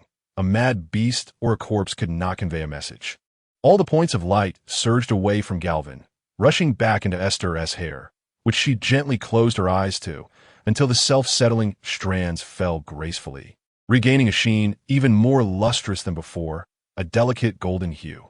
Only then did she reopen her eyes, which had returned to normal, reflecting a pale, almost ethereal gray imbued with bewilderment and confusion. Aiste's consciousness lingered in the void of the moment her awareness had been stolen. Utterly oblivious to the events that had transpired, yet she faintly recalled the words uttered about a vile trick. Those were not her words, but rather those of the entity, Zoya, hidden within her, who seemed to possess an understanding of the peculiar circumstances surrounding her existence. Meanwhile, the small creature atop the roof did not descend immediately, anxiously observing every subtle change below. The rifts in the spiritual realm surrounding Aiste lost the tempestuous grip of the storm's center, rapidly sealing off without further tearing, indicating that Aiste had intentionally restrained the outflow of her power. Was it afraid of a complete communion with the spirit realm? Manifestly, the powers exhibited by him should render the spiritual realm his domain, where entering it would only amplify his strength. Why, then, does he harbor reservations? Aiste's chest heaved violently, her body consumed by an intense, hollow hunger, a sensation induced solely by the momentary usurpation of control by Zoya. Although the negative emotions stemming from her earlier fury had been wholly dispelled by Zoya's consciousness, the gnawing hunger still left Aiste feeling dizzy and disoriented. She hastily retrieved a bag of peanuts from her pocket, neglecting to meticulously shell them, and crushed them in her palm, shoving both shells and kernels into her mouth, swallowing them hastily after a few random chews. The rough sensation as it scraped her throat was unpleasant, yet the mere act of consuming food provided a fleeting respite from her weakness. She had to leave this place. If she lingered any longer, the official extraordinary beings would soon arrive. Even if Zoya had suppressed the power from that moment, its residual effects would inevitably attract attention. Aiste cast one last glance at Galvin, who was struggling to rise from the ground. With a mere thought, a mask grew from beneath her skin, adhering seamlessly to her cheek, light and breathable as if it were non-existent. This mask had seemingly become an integral part of her being. Aiste refrained from looking at the man who was stumbling against the wall, attempting to depart the scene. Galvin pulled something from his pocket and whispered an incantation in ancient Hermetic, after which his presence rapidly diminished, soon vanishing from Aiste's perception as if he had become invisible. She retrieved her short sword and turned towards an alternate path leading to the steam subway station. A faint circular halo flickered on her forehead, obscuring the traces she left behind. A black raven descended silently, perching upon her shoulder. No words were exchanged. Chapter 113. Kaleidoscope. Aiste dared not relax. She recalled seeing Leonard at the night church, clad in red gloves, a mark of the elite squad within the Nightwatch, tasked with aiding other teams or executing the most perilous and urgent missions. Leonard had surely been promoted by now. She pondered what rank he might hold. Aiste dismissed the chaotic thoughts swirling in her mind, attempting to divert her attention with these trivialities. She was reluctant to recall the recent events, fearing that it might once again awaken the will of that presence in her mind, reducing her to a mere puppet devoid of self. Exhausted, she entered the steam subway station and rode until the southern district of the bridge. Finding a CF, Aiste was indifferent to the fare, merely urging the server to bring her order expeditiously. The hunger within her surged anew, akin to a flame scorching her stomach.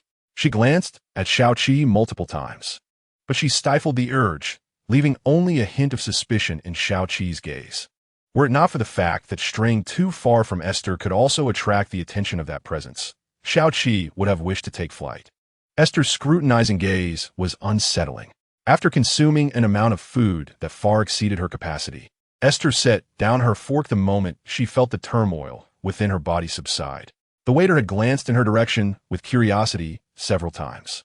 Aiste could now perceive that her excessive eating was not merely a result of hunger. It resembled a compensatory behavior, an attempt to make amends for her body's extreme depletion. Thus, the true method for rapid replenishment lay in consuming the extraordinary attributes of the same sequence. Contemplating this, Aiste settled the bill for her nearly 1-pound lunch and reluctantly exited the CAF. Had she known she would eat so much, she would have chosen a more economical establishment. "Are you feeling calmer?" Xiaoqi whispered conspiratorially to Aiste. "Yes, I suppose so. At least I no longer wish to consume you." After such a long time, it seemed she had once again become a reserve supply. Xiaoqi's inner musings were lost on Aiste, who absent-mindedly touched her face, finding no unusual sensations.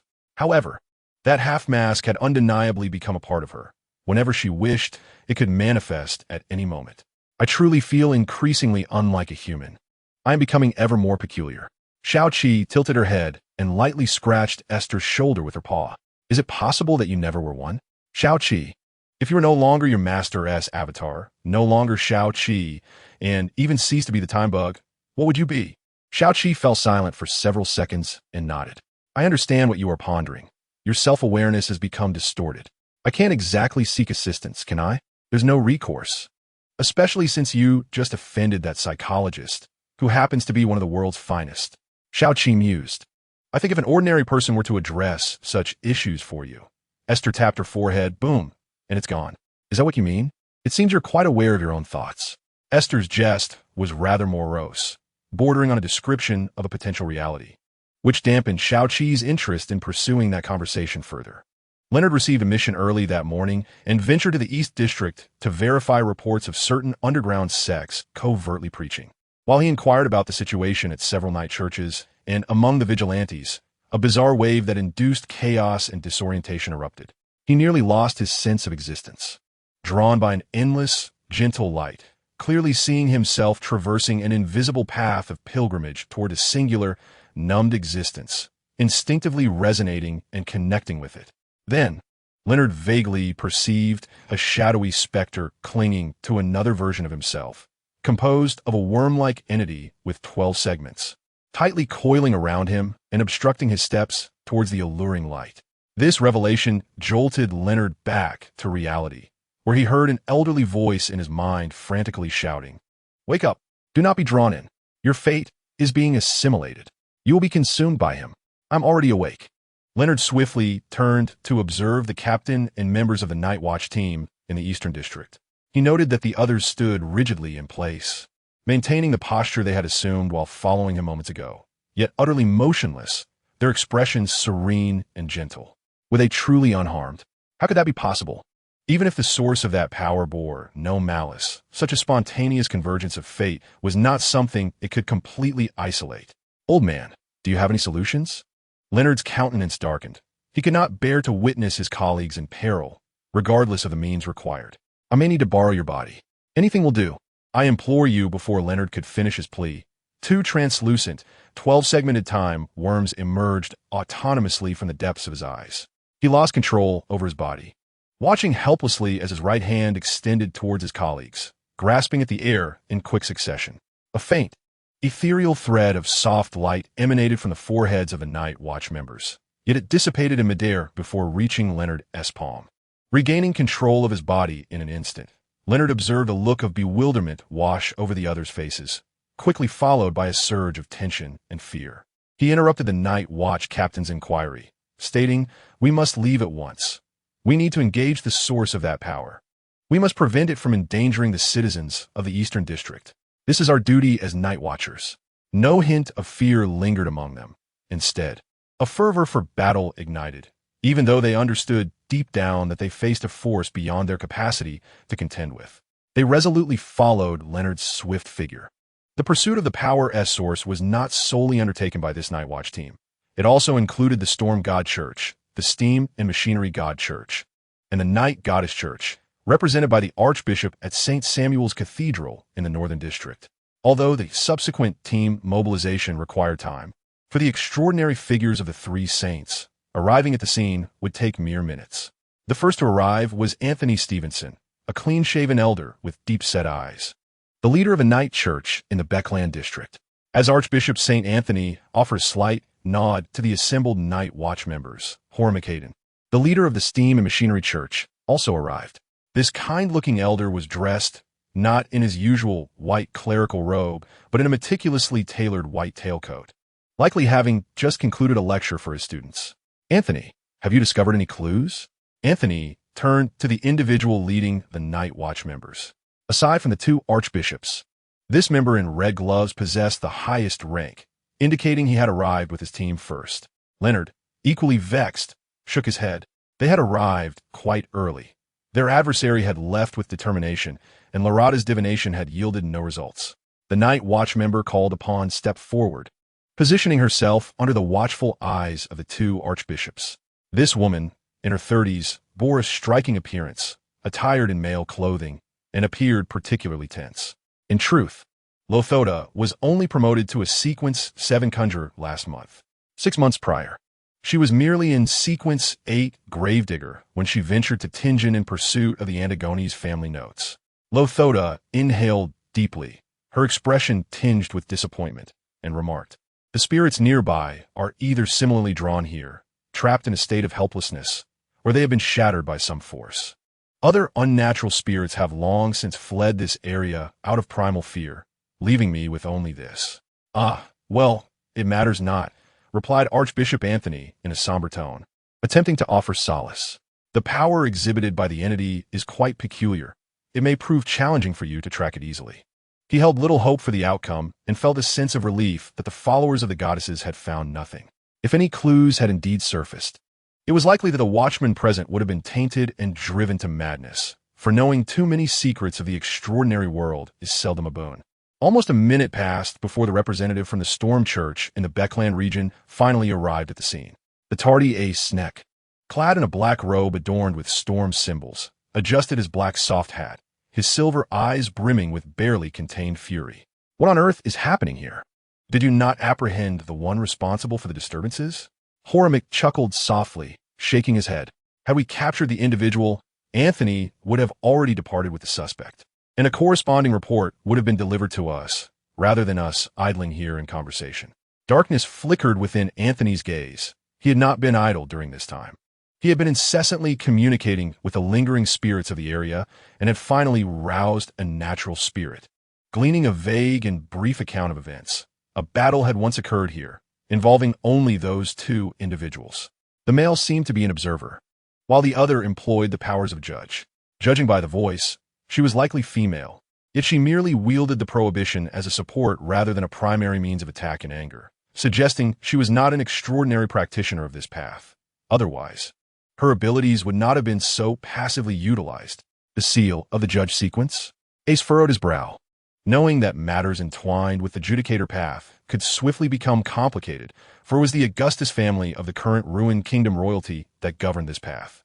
Although the number of judges in the mid-sequence was limited, any extraordinary artifacts or traits that emerged would often be promptly reclaimed.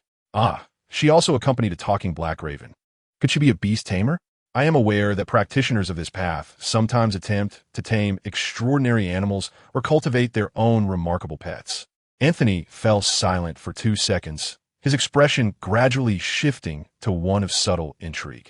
After she demonstrated the abilities of a thief, all nearby natural spirits descended into chaos. That must be the catalyst for the disturbances in the Eastern District. And one of the nearby residents, Hormick, seemed to follow Archbishop Anthony's line of thought. Were they not subjected to control? Not at all. Following that event, all sensory perceptions of the spirits were engulfed in confusion. Even a nearby spirit realm was plunged into turmoil. Prior to this, only those two individuals had made contact. Hormick shook his head. This did not align with the notorious style of the legendary thief.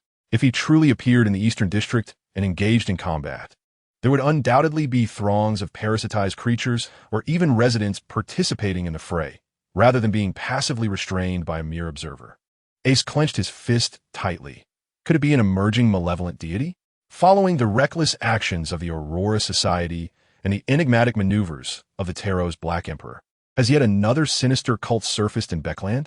Hormick and Anthony exchanged glances, neither nodding nor shaking their heads, yet both silently acknowledged Aiste's resentful conjecture. We must closely monitor this unusual occurrence. I shall convene an urgent meeting to analyze the essence of the powers involved. Either it or he, Hormick declared.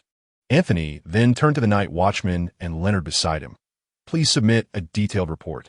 You are too close to this location to guarantee you won't be affected. You will also need to check in at Chanis Gate for examination and treatment. Leonard and the others had no objections, though Leonard himself felt a twinge of guilt. Yet, the old man had remained undetected for so long. He hoped to continue eluding scrutiny this time as well. He just needed to concoct an excuse to explain the rapid recovery of his companions. It was too troublesome. Nothing seemed reasonable. Perhaps it would be best to simply admit ignorance. A few moments earlier, at 3 Birmingham Road in the Hurston district, stood the home of Alan Kress, the renowned surgeon who was enjoying a day off, spending time by the fireplace with his wife, who was over a month pregnant. Though winter had arrived, Alan's wife had recently developed an unusual craving for sweets, particularly ice cream. Alan believed this was related to the dietary changes that accompany pregnancy, but he was apprehensive about allowing her to indulge in cold treats as temperatures dropped. Despite her persistent pleas, he could only permit her a small cup every few days. At that moment, his wife reclined on the plush sofa, nestled against her husband's shoulder, holding a tall, open glass filled with scoops of vanilla ice cream, of which she had already consumed a considerable portion. Alan turned to observe the joyful smile on her face as she savored the ice cream and couldn't help but smile in return. Shedding the cold demeanor he often wore outside, the joy of impending fatherhood had rendered him somewhat foolishly cheerful lately. We agreed on moderation, remember? You can't indulge like this tomorrow. It isn't good for the baby, he said. His wife pouted in response. Perhaps it's because the child likes it that I crave ice cream so much. Alan shook his head, feigning seriousness. How could an infant possibly know the taste of ice cream at this stage? He or she's not even fully formed yet. Honestly, you could be a bit more romantic, she replied. Just as Alan leaned in to place a kiss on her forehead, her hand, holding the spoon, suddenly froze mid-air. The scoop of ice cream slipped off the small silver spoon, leaving a stain on her fuchsia house dress. Before Alan could fully comprehend the situation, his wife clutched her abdomen in agony, tears streaming down her face. After a brief moment of chaos, she regained her composure. Though her pallor betrayed the pain she had just endured, Alan held her tightly, offering her comfort, while anxiously summoning the household servants to prepare the carriage and travel attire. He retrieved a handkerchief, frantically wiping away the tears and sweat from her face, reassuring her, "Do not be afraid. Everything will be fine. We must head to the hospital. You truly cannot indulge in ice cream any longer." Chapter 114. When the wind rises, Aiste swiftly departed from the East District, having received intelligence regarding the Apostle of Desire. Patrick Jason Belial from the Punisher. He had to join the effort to subdue this fiend, with no time to linger here. Once the matter reached a conclusion, such reports will be shared among the 3 churches to avert catastrophic disasters. That afternoon, Klein did not encounter Dr. Allen at the Crag Club, who was taking his wife for a medical examination, and thus did not entertain speculations about Willong's sainting initiating a cycle. However, the howling winds outside continued to provoke his curiosity. Shortly thereafter, Icon Ser Bernard from the Mechanical Heart arrived, informing Klein that Jason had escaped from the Punisher's encirclement, inciting the Song of the Gods to unleash that tempest. After all, some events would proceed unaltered by unforeseen circumstances. While the 2 major churches were troubled by the mysterious malevolent deity in the East District, the Storm Church was fuming over the Apostle of Demons. Meanwhile, Duke Negan, aboard his luxuriously appointed carriage, set out to visit a young mistress who had captured his affection over the past 2 years. His destination lay in the Jowood District, not far from the Cathedral of St. Wind, where he had relocated several of his lovers for the sake of his own protection. Unbeknownst to him, an assassin lurked in the shadows. The assassination of a duke, the intervention of the rogue Black Emperor, and the twilight of an era bore little direct relation to Esther, who remained blissfully ignorant of these unfolding events. The East District soon returned to normalcy, as the populace had little time to linger in the fleeting illusion of that moment. They swiftly adapted to reality, and after shaking off their brief stupor, they entirely forgot the luminous vision that had briefly captivated them. Esther nestled herself in a public library in the Hillston district, pondering her next steps amidst the heavy historical tomes that threatened to lull her into slumber. Little Seven was left outside, unable to accompany her into such a place, and thus harbored suspicions that Esther might be meeting someone, vigilantly observing the suspicious individuals entering and exiting the library. Spread before Esther lay her notebook, upon which she had recently jotted down an abundance of information regarding the Spectator Sequence 7. She felt a profound headache at the thought of these extraordinary beings capable of directly influencing others' minds or emotions. The East District was no longer a viable option. Esther resolved to head towards the Beckland Bridge District, where numerous inns did not require identification for lodging, even though the expenses might significantly exceed those of renting a place in the East District. Esther deemed it prudent to overlook such financial considerations in order to evade the scrutiny of the extraordinary officials in that area. She felt akin to a migratory bird perpetually in search of a place to alight. During these times of impending relocation, she found herself reminiscing fondly about her days in Tingen. As she turned to the next page of the book, The Fabricated Mythical History, she encountered a thin slip of paper nestled within the author's impassioned tirade, accusing mainstream historians of neglecting the mythical era. Esther casually picked it up, wondering if it had been inadvertently left behind by someone, and thus returned the entire book. This crumpled fragment had likely been trapped within for quite some time. Even when Esther smoothed it out, it revealed only an irregular shape, resembling a torn corner of paper with nothing inscribed upon it.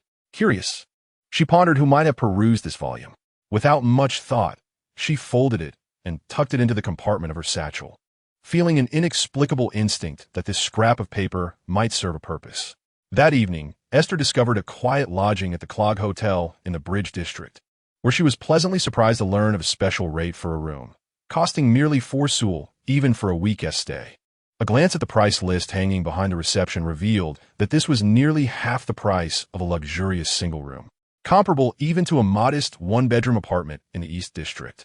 While she found the offer enticing, she couldn't help but voice her curiosity. With such a generous rate, surely there's no sinister history attached to that room? The receptionist, a burly man sporting a full beard, was momentarily taken aback, his expression darkening as he impatiently adjusted the creases of his attendant's uniform. Stay or leave. Don't speak carelessly. Get out. Esther felt a twinge of intrigue, but resolved not to squander more time searching for alternatives. She produced 4 one-sul banknotes from her bag and casually tossed them onto the counter. I never said I wouldn't stay. Now, where's the key? The proprietor's gaze turned even more peculiar. He coldly retrieved the key marked with a 513 from the wall and flung it onto the counter, offering a curt reminder. Right turn at the top of the 5th floor stairs. If you require room service, come here. To have the room cleaned, hang the sign outside. Thank you, Aiste replied with a sweet smile, subtly concealing her left hand beneath her cloak as she reached for the key before ascending the staircase. In her mind, her earlier jest had been validated. Indeed, the room had been the scene of a mysterious disappearance, with the bathroom mirror stained a deep crimson. Yet the woman who had occupied the room vanished without a trace, never to be seen again. The authorities had certainly intervened, taking over the investigation and even removing the ominous mirror, but ever since, guests who occupied that room reported hearing weeping sounds in the dead of night or during their slumber. In truth, all Aiste needed to do was inquire at the nearby bars or CAFS, and the ever-curious gossip-mongers would eagerly share the latest tidbits with her. In this monotonous corner of daily existence, any peculiar or supernatural occurrence often provided great amusement to the locals, and this particular tale had circulated for several months. Aiste was quite intrigued, her fear remarkably minimal. She had little experience with spirits. If the entity was indeed a manifest malevolence, she had a purification dagger resting comfortably in her satchel, leaving her with no cause for alarm. In reality, her reluctance stemmed more from laziness. After a day filled with events, she longed for a cozy, private space to unwind, and the thought of searching for another seemed an endless endeavor. Even though she possessed a rough mental map of Beekland, the details were scant, and she had no inclination to traverse the neighborhoods on foot. While this location might not be the most ideal, Aiste felt no objection to staying here and resolved not to expend any more energy on aimless wandering. Ascending the tidy staircase and corridor to the door of room 513, Aiste inserted the key and pressed down the doorknob. She heard a faint whimper, as if someone had been on the verge of tears but had their voice stifled, timidly suppressing the sound, which resembled a hiccup. Unable to contain herself, Aiste chuckled softly a couple of times, closed the door behind her, and began to survey the charming room. Admittedly, although this inn was considered relatively expensive in the Beekland Bridge district, it was tastefully decorated. Despite being a single room, its spaciousness accommodated a considerable amount of belongings. The floor was adorned with a soft, cream-colored carpet, while the walls were embellished with pale apricot wallpaper featuring delicate vine patterns. A soft, gauzy bed nestled against one wall, draped in sheer fabric, was complemented by a painting depicting a flourishing flower field, its brilliance reflected in the thick, polished glass above. The smooth writing desk was impeccably clean, and although a gas ceiling lamp illuminated the room, a traditional oil lamp with a shade sat atop the desk. The matching couch and armchair, along with a footstool, were in warm wood tones, the sofa adorned with several cushions embroidered with floral designs, creating an overall sense of warmth. The fireplace beside the sofa was stacked with smokeless charcoal, which, once ignited by a match, radiated warmth throughout the room, dispelling any chill. On the coffee table, a tray held an entire tea set alongside a double-tiered candlestick, while a nearby tray displayed a modest selection of fresh fruit. A double-door wardrobe stood in the corner, with an outward-opening window facing the right side of the bed, its magenta curtains trimmed in gold and secured with tassels on either side. The door leading to the washroom was adjacent to the wardrobe.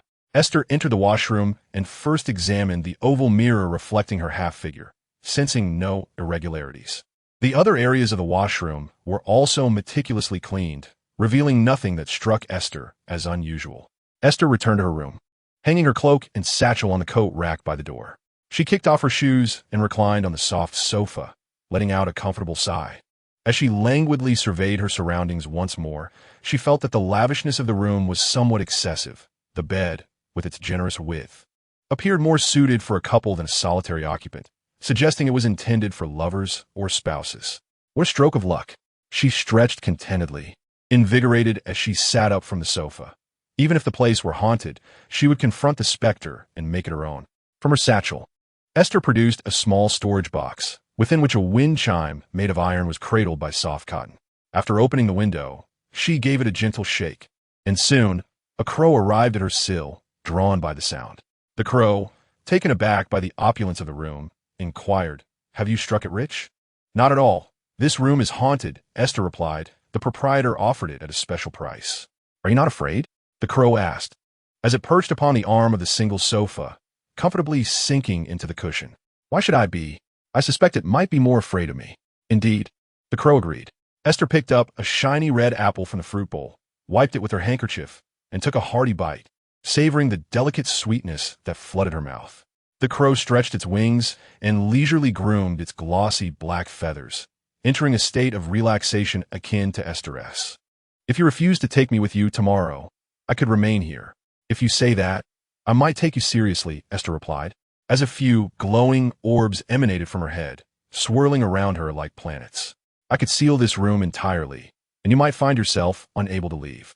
There remains a strong connection between us. They cannot effectively hinder physical entities, but they can restrict spirits. Haha, I was merely jesting, the crow chuckled sheepishly. Aiste shook her head with a smile, feeling quite pleased with herself. Why don't you fall for it, my friend? Perhaps I am merely trying to frighten you. Your temperament certainly seems to be worsening, the crow remarked. Aiste paused slightly. Really? I haven't noticed any change. Just a reminder, it replied in a flat tone, as if simply advising Aiste to remember her umbrella when it rains. Chapter 115. Night Terror. This marked Aiste's first night at the Clog Hotel. After encountering a muffled sob upon entering, she experienced no further anomalies until she laid down upon her down pillow. Thus, she tucked herself under the covers, listening to the occasional crackle of sparks from the fireplace, and soon fell into a deep sleep. Little did she anticipate that she would be met with a long-lost dream. It was an arid and desolate plain. Beneath her feet lay nothing but black, unyielding stones devoid of life. Even the resilient grasses that might sprout in any crevice were absent. Aiste reached down to prod at the stones, which seemed immovable, steadfastly fulfilling their role as mere backdrops, impervious to external influences. As she lifted her gaze towards the distant horizon, the murky and indistinct sky appeared to be draped with a veil, so chaotic that it failed to delineate any recognizable shape. The most prominent feature was a towering spire at the edge of the horizon.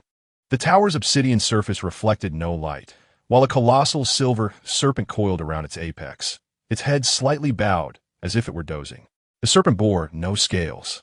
Instead, its exterior was adorned with intricate, esoteric patterns that formed an array of peculiar wheel-like symbols, interconnected and surrounded by a dizzying array of additional markings.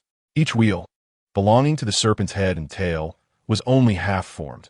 Only when it grasped its own tail would it achieve a complete circularity. As Aiste observed, the immense serpent remained motionless, its eyes firmly shut.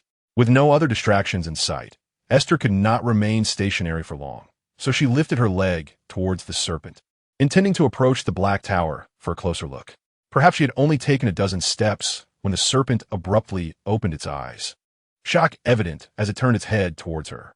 Its red slit-like eyes were chilling, yet the astonishment and even fear within them rendered it less menacing.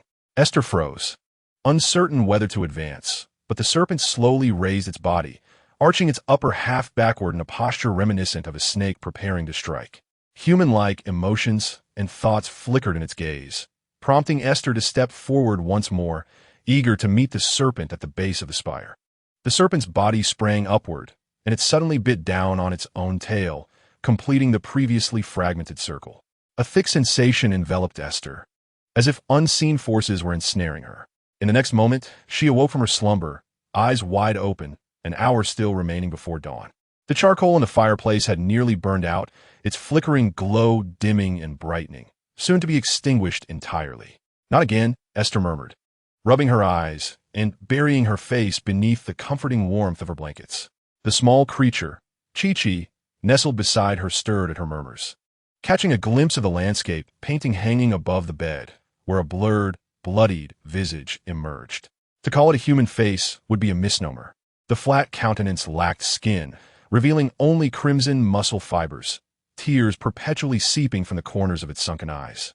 A pair of dark gray eyeballs, tautly drawn by the muscle, bulged outward like a goldfish, adorned with fine, orange-red veins, threatening to burst forth from the painting and spill blood and tears into the realm of reality. Yet within those eyes now lay a profound terror and dread. Had it not been for its inability to move, it might have vanished in an instant. Chi-Chi silently locked eyes with the faceless figure. The skinless visage frantically shook its head, its expression rife with desperation. Chi-Chi understood its plea. It wished to remain unnoticed to avoid drawing any attention. Thus, Xiaoqi nodded towards the spirit that instilled profound fear in Esther. "Esther, look at that painting above your head," she called out unrelentingly, rousing Esther from her reluctant slumber. Hearing these words, Esther sat up in a daze and turned to gaze at the landscape painting of a flower field, where she beheld a face devoid of skin floating within. Her eyes widened in astonishment.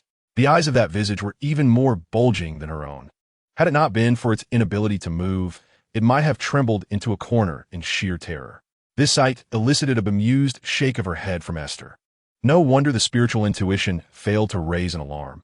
It was far more frightened than I am. "Do you have anything to say?"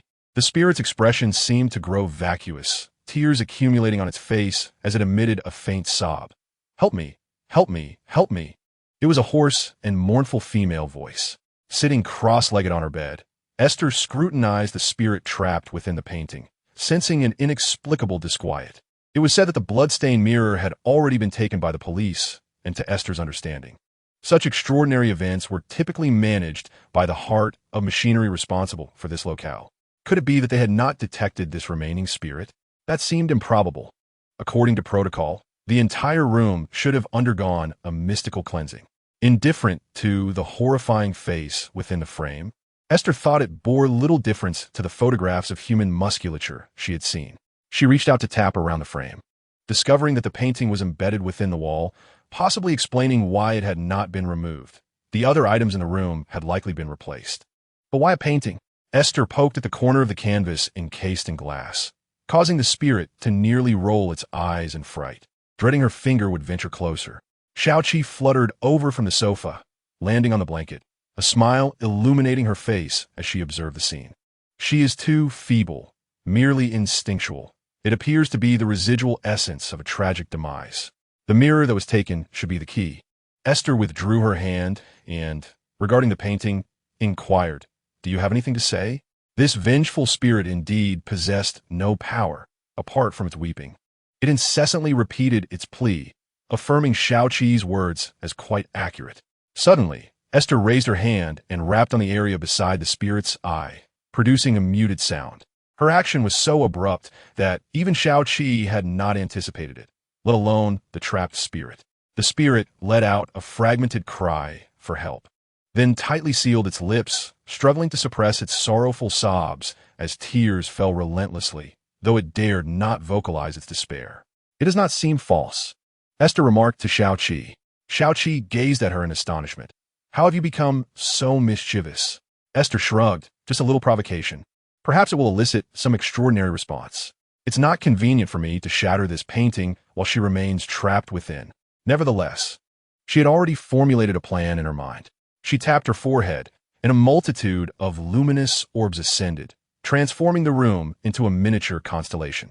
They disregarded the increasingly frantic gaze of the vengeful spirit and swiftly penetrated the glass, soaring into the frame before gracefully emerging once more. After reclaiming these glimmers of light, Esther lowered her eyes, attentively listening to their feedback. It was not the painting that ensnared her, but rather the layer of glass. She seemed to have once been an extraordinary being herself. "Are you familiar with witches?" "Huh, a witch devoid of beauty? Who could recognize her?" Esther murmured softly about how beauty ultimately fades to dust, and since she spoke in Chinese, little Seven heard but did not comprehend, aware that she was once again utilizing a language beyond his understanding. The term which refers to the mid to high-tier extraordinary beings within the assassin sequence. Only those of sequence 6 and above bear such a suffix. Yet, the frail spirit before her was likely just a witch of sequence 7. The witch you mentioned is probably the true culprit behind her current state. I see.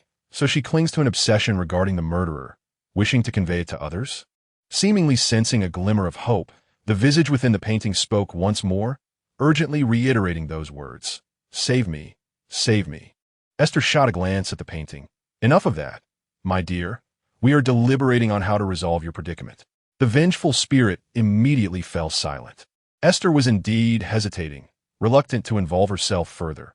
Her own troubles were already plentiful, and the doubts brought on by the recent dream still lingered in her mind. Now, a witch, potentially linked to a higher-tier sorceress, had surfaced. Beckland could very well be rebranded as the City of the Extraordinary. Primarily, Aiste also wished to rid herself of this visage. She despised being scrutinized while she slept, even if the observer posed no threat. Presently, Aiste weighed several options in her mind. First, she could destroy the painting, using a purification-blessed dagger to eradicate the vengeful spirit, then compensate the owner, feigning an accidental shattering of the frame and obfuscating the incident before promptly departing the inn after her stay. Second, she could seek alternative vessels, attempting to utilize the light points to tear apart and isolate the spiritual energy, transferring the vengeful spirit from the glass frame to another location, thus allowing her to continue residing here without concern. Third, she could inform the front desk owner of the situation, urging him to contact the authorities, thereby handing this supernatural occurrence over to the local heart of machinery. But this would inevitably lead to scrutiny and potential arrest. With no identification and possessing extraordinary items, she would easily arouse suspicion, making this the least likely course of action she would pursue. Little 7, do you believe it is necessary to keep her? Aiste scrutinized the face within the frame, having grown accustomed to it, no longer feeling the discomfort that had accompanied her initial glance. The surrounding light points danced up and down, serving as the primary source of illumination in the room. Little 7 naturally shook his head. Though the allure or curse of a witch may likely be ineffective against you, they can still inflict considerable harm on a physical level. It is best to avoid contact, if possible. Indeed, Aiste met the eyes within the frame, witnessing the despair and sorrow reflected therein. Little 7 lifted his head. Do not be soft-hearted, Aiste.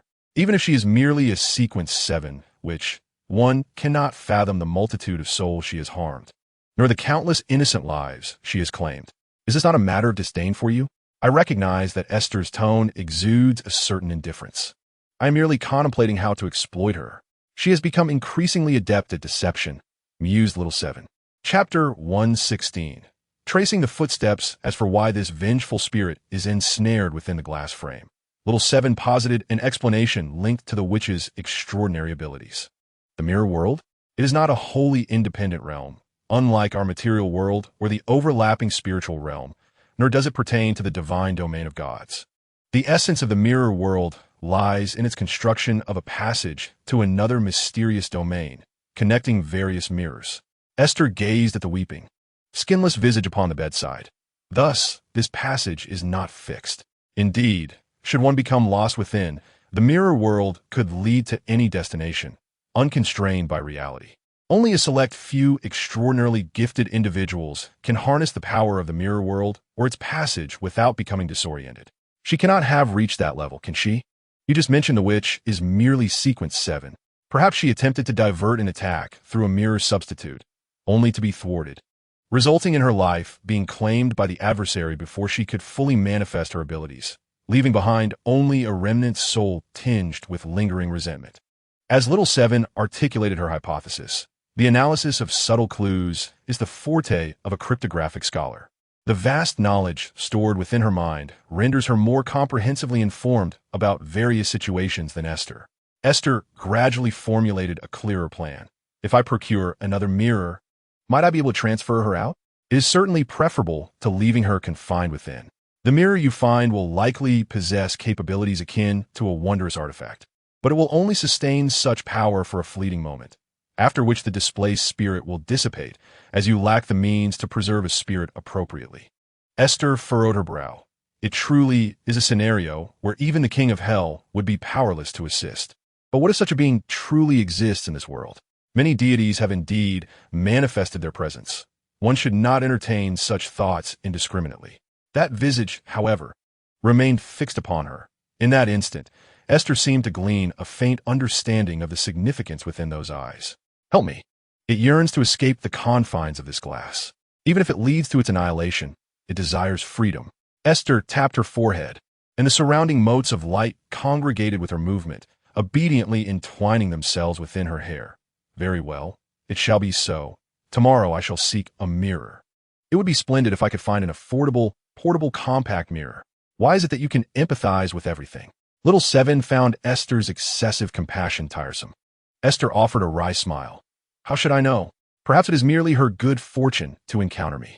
The vengeful spirit depicted in the painting appeared to comprehend Esther's words. It gratefully closed its eyes, and the tears that had continuously streamed from the corners gradually subsided, until the first rays of sunlight streamed into the room. The faceless figure naturally faded into the reflections on the glass, leaving no trace behind. Morning had arrived. In the early hours, Chi-Chi ultimately chose to remain in the hotel room, while Esther took the sleeping Xiaowu and ventured out alone. Now, she found herself seated in a quaint CF, habitually ordering a copy of the Bakerland Daily, perusing it alongside her hot cocoa and cheese toast. She sought advertisements from the Ernst Trading Company regarding their acquisition of goods, a signal for the gathering of extraordinary individuals in the underground. As she skimmed through the front-page headlines, she read that yesterday, the esteemed Duke Negan had been assassinated, and true malevolence roamed the earth. Esther's interest peaked upon encountering the keywords associated with the Aurora Society in the detailed report, prompting her to reread the article from the beginning. She soon grasped the summary.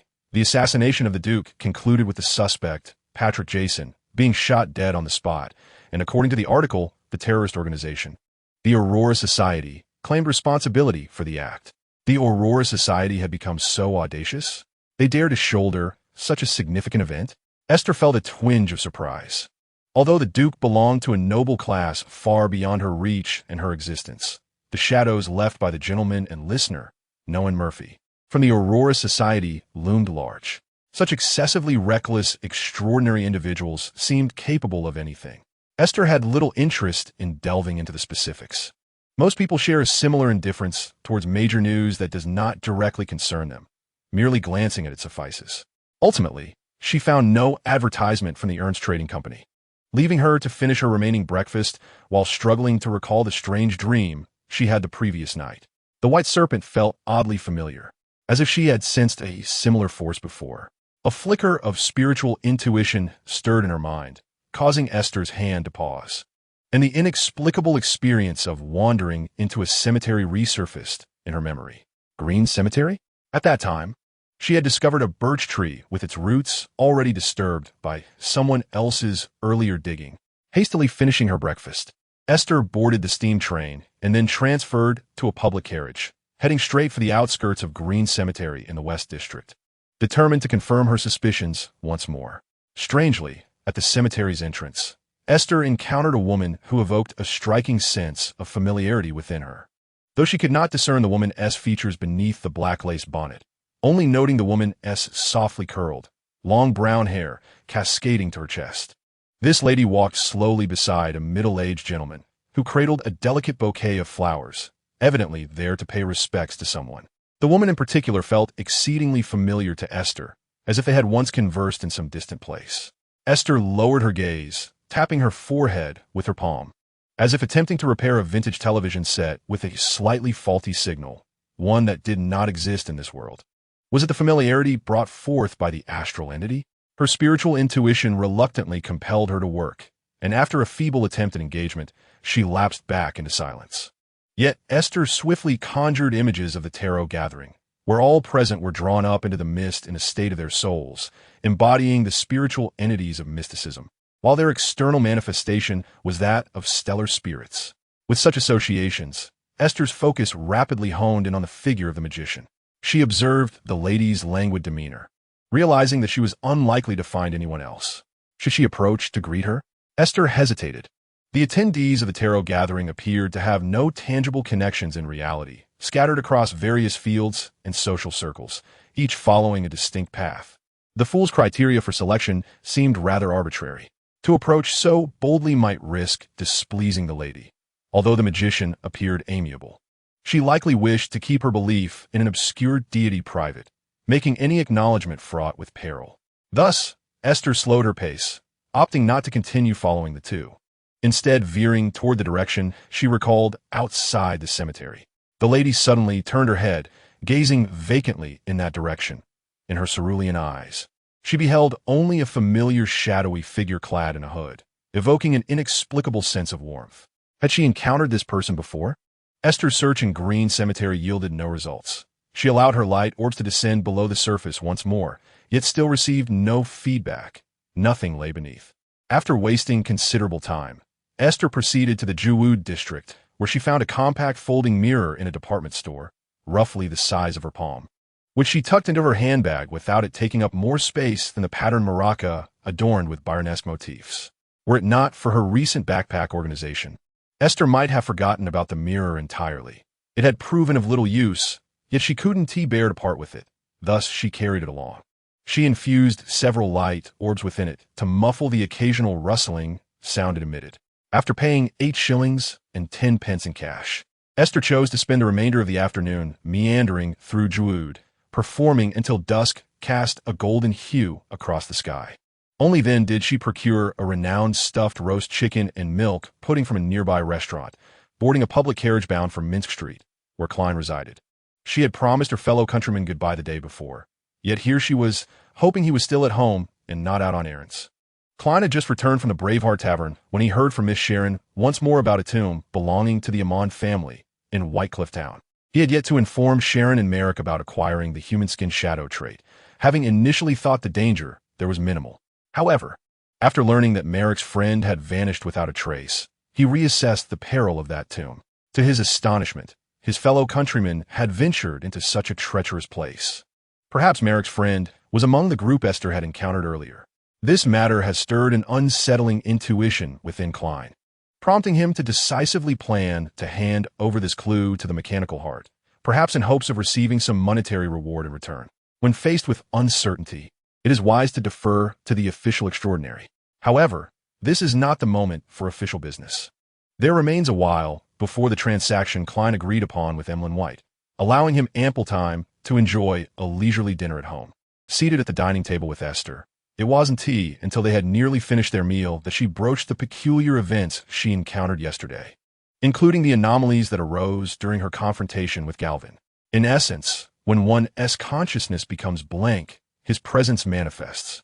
Klein was immediately reminded of the time during his midnight watch at the Chanis Gate in Tingen, where he encountered Aiste, who appeared to be in a trance, grasping the cursed doll of misfortune. At that moment, she even called out her own name in Chinese. This was indeed curious. How could this enigmatic being possess such knowledge? Could he share Aiste's memories? This experience was undeniably perilous, but it must not recur. Should he awaken frequently, the consequences are beyond anyone's imagination. Aiste nodded vigorously. I understand. I merely sought to steal away my anger, at least to calm myself. Yet, I overestimated my abilities and failed to achieve that. The intention was commendable. Perhaps when you ascend to a higher sequence, you will succeed. Speaking of which, there is another matter that piques my interest. Klein poured them both fresh cups of steaming black tea. On a chilly day, a warm beverage is always comforting. What? Have you truly found a clue for your advancement? It seems so. I dreamt of a desolate wilderness, where a silvery serpent coiled atop a black spire. Klein deftly displayed his curiosity, concealing the tumult within his heart. Is this a prophetic dream? And then, as I approached, I startled it, and I awoke. Klein stifled a laugh. It was likely that Aiste had been expelled by Wilkinson. If you encounter that scene again, with any new developments, we can delve deeper into it. For now, the emptiness of this dreamscape may signify that you are in a state of confusion and helplessness. The only structure, the Black Tower, is not a favorable omen. It likely symbolizes a great calamity, while the white serpent represents an obstacle in your path, possibly embodying the force that suppresses disaster. Aiste pondered thoughtfully. How professional. Is this the mark of a top-tier diviner? Klein did not conceal the slight flush of warmth on his face. His ability to make such deductions stemmed from his understanding of the scenes in Wilkinson's dreams. It is debatable whether this could be considered misleading to Aiste. One cannot claim to be professional. Divination is not infallible. These omens may symbolize the past, present, and future. It is crucial to acknowledge these aspects. This is merely my personal interpretation of your dream. Suddenly, it expelled me. Does this signify that my journey towards my goal is likely to end in failure? Aiste inquired, a hint of despondency in her voice. The local had certainly learned quickly. Did she possess an innate talent for divination? Klein mused silently, yet he nodded in agreement. It seems that the current endeavor may not unfold smoothly, encountering various obstacles along the way. Aiste narrowed her eyes, scrutinizing Klein for a couple of seconds. Klein, You are not attempting to mislead me with your divination, are you? Klein inwardly appreciated the jester's remarkable control over subtle facial expressions and solemnly shook his head. It depends on whether your dream has any subsequent developments. Aiste understood this principle. Yet she couldn't help but recall her previous experiences while sleeping at the Chanis Gate. It was hard for her to believe that it was merely a dream. After all, she had once conversed with the darkness while wide awake, and the white serpent's astonished gaze had been more subtle than encountering a ghost. The apparitions of the extraordinary world seemed far less terrifying than humanity itself. Before her thoughts could scatter excessively, Aiste made an effort to rein them in. By the way, that demon that was at your door earlier has not returned, has it? Klein was momentarily taken aback, not probing into how Aiste had discerned that the extraordinary being who had secretly attacked her was a demon. In fact, this is also what I wanted to inform you about. Did you read the newspaper this morning? I did. Was that demon responsible for the assassination of the Duke? Yes. His original target was my circle of detectives, as we assisted the authorities in unraveling the case of the demon hound S murders, which left him resentful. A couple of nights ago, he plotted another attack, but upon sensing danger, he fled. You must have seen the aftermath in yesterday's news. Aiste recounted the sequence of events, and, realizing she had merely been collateral damage, breathed a sigh of relief, grateful that Klein had not encountered any further troubles. Well, it's a bit complicated, but it's truly fortunate that it can be resolved. Klein gently nodded, swallowing a warm sip of tea. He withheld the truth regarding the Black Emperor, as the one who truly vanquished the Apostle of Desire was none other than himself. However, Klein found it challenging to explain his connection to the Grey Mist, opting not to burden Aiste with unnecessary worries. Let her believe it was the work of the Aurora Society. Their relationship had never been one of absolute transparency. Both were acutely aware of this. Yet they never withheld trust from one another. The path of the extraordinary in another world was exceedingly lonely, echoing Klein's earlier analysis, bewilderment and helplessness. Since Klein mentioned he had an engagement that evening, Aiste soon bid farewell and returned to the Clog Hotel situated in the Bridge District.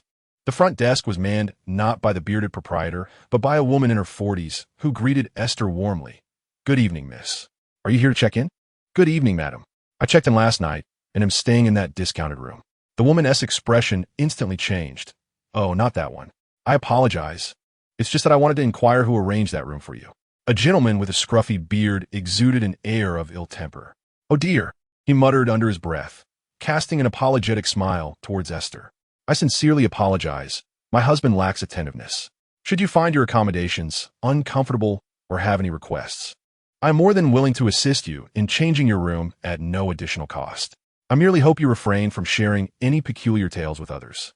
Aiste chuckled lightly. Thank you, but I find my stay in room 513 quite pleasant, with no complaints at all. Ah, is that so? That is splendid, the lady replied, nodding towards Aiste. I shan't delay you from returning to rest. Should you require anything, please do not hesitate to call for me. We offer complimentary hot beverages. Thank you for your generosity. I shall return to my room now. The woman, seeing that Aiste genuinely appeared content, felt her anxiety dissipate.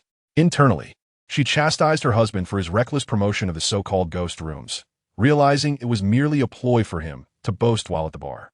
Such actions undeniably tarnished the reputation of their establishment. Unbeknownst to Aiste, she pondered whether she could communicate with the lingering spirit that remained. Uncertain of her plan's success, she felt compelled to attempt it nonetheless. She instinctively touched her pocket, since the day her actions had awakened the consciousness in her mind. The spirit named Xiao Wu had not regained awareness. Regardless of when Aiste retrieved it, it remained in a sealed state, unresponsive. Aiste had also endeavored to awaken Xiao Wu with light orbs, yet to no avail. This only reinforced her belief that the power of the light within her hair originated from the luminous mass in her mind, rendering her control significantly weaker than her counterparts. It must have been the one who thoroughly sealed Xiao Wu. Recalling the malevolent trickery she had vaguely perceived, Aiste could even discern the annoyance and discontent interwoven within it. It was evident that the entity resembling Zoya was indeed at odds with the head of the Amon family. She wondered if this discord could be of any advantage. Rubbing her right brow, Aiste inserted the key into the door of room 513. Though such thoughts were audacious, she knew that she alone could not contend with either party.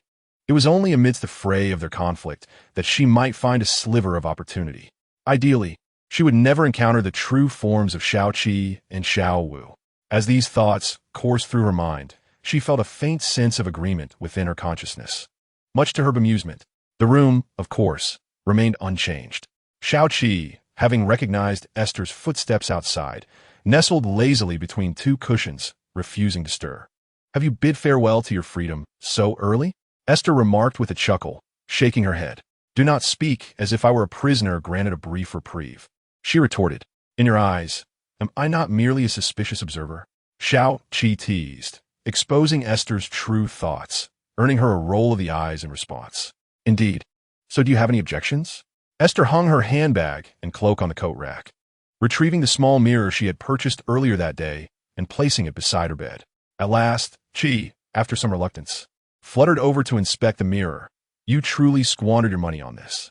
"I take pleasure in it," Esther replied. "You are aware that your efforts are in vain, are you not?" A brief silence ensued, and after several moments, Esther extended her hand to tap the frame of the painting affixed to the wall by her bed. It remained unchanged, showcasing a plethora of unknown wildflowers, their vibrant oil paints flowing towards the sunlit distance. "So what? I might derive some benefit from it. This is for my own sake." Such stubbornness, Qi chuckled lightly, diverting the conversation. "So, did you gain anything today?" "No. I went to the green cemetery because the white snake in my dream felt oddly familiar, but I found nothing." Qi clicked its tongue. "You mentioned this morning that when you were expelled, the snake was biting its own tail?" "Indeed, what are you implying?" "I know that a mythical creature associated with a certain pathway is a colossal white serpent, which bites its own tail when it activates its powers." Suddenly, Esther recalled, "Wait, you mean the Ouroboros, don't you? The king of angels under the true creator. Was I witnessing its serpent form in my dream?" "Not quite. If it were him, your initial reaction in the dream would not be to flee, but rather to find a way to approach and trace you." Esther gasped in realization. If that's the case, then it cannot be the Ouroboros. There must be other angels of this pathway, and I dreamed of one of them. Before she could respond, a fervent desire sparkled in her eyes. "Is there a way to capture him? My intuition is exceptionally strong. His extraordinary nature aligns perfectly with mine." "You are only at sequence 5. What do you possess to capture an angel?" "Acting impulsively, relying solely on instinct and an emotional mind." Qi's tone conveyed urgency. Utterly baffled by Esther's audacity to pursue the extraordinary traits of an angelic being. Even against a demigod, she might not stand a chance. How oblivious she was. Esther fell back on her bed, rubbing her face wearily. "I know, I am fully aware that I lack the capability to contend with him. Even if I reached an understanding with my spiritual intuition, without any tangible clues regarding his true form, I cannot simply pluck him from thin air." "At least you understand," Qi remarked, returning to the sofa to create distance from Esther, who was venting her frustration like a headless fool. "Qi, you must find life rather exhausting with such intelligence." "No, not at all. As long as I can make others' lives more burdensome, I find it quite easy." Esther was momentarily speechless, unable to retort. "Let us wait patiently for midnight. When that spirit emerges, we shall attempt to enact our plan and see if we can draw her out." Esther toyed with the flip mirror, scrutinizing her reflection. Yet with each glance, she felt a growing sense of unfamiliarity. As time passed, the lights across the street gradually dimmed, leaving only the gas lamps along the road to cast their glow, standing in stark contrast to the crimson moon veiled by clouds above. The night deepened, and Esther drew the curtains tightly, extinguishing even the gas lamp within, allowing the darkness to envelop her lashes. Only the smokeless charcoal, a recent addition from the landlady, emitted a flickering glimmer as it burned.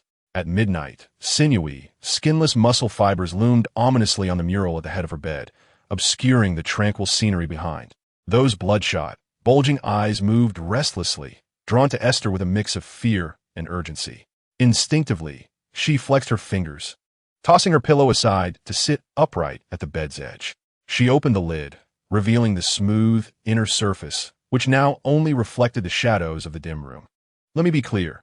I have no idea what will transpire." Esther inhaled deeply, considering the worst outcome would be the destruction of the frame, leading to her immediate dissolution.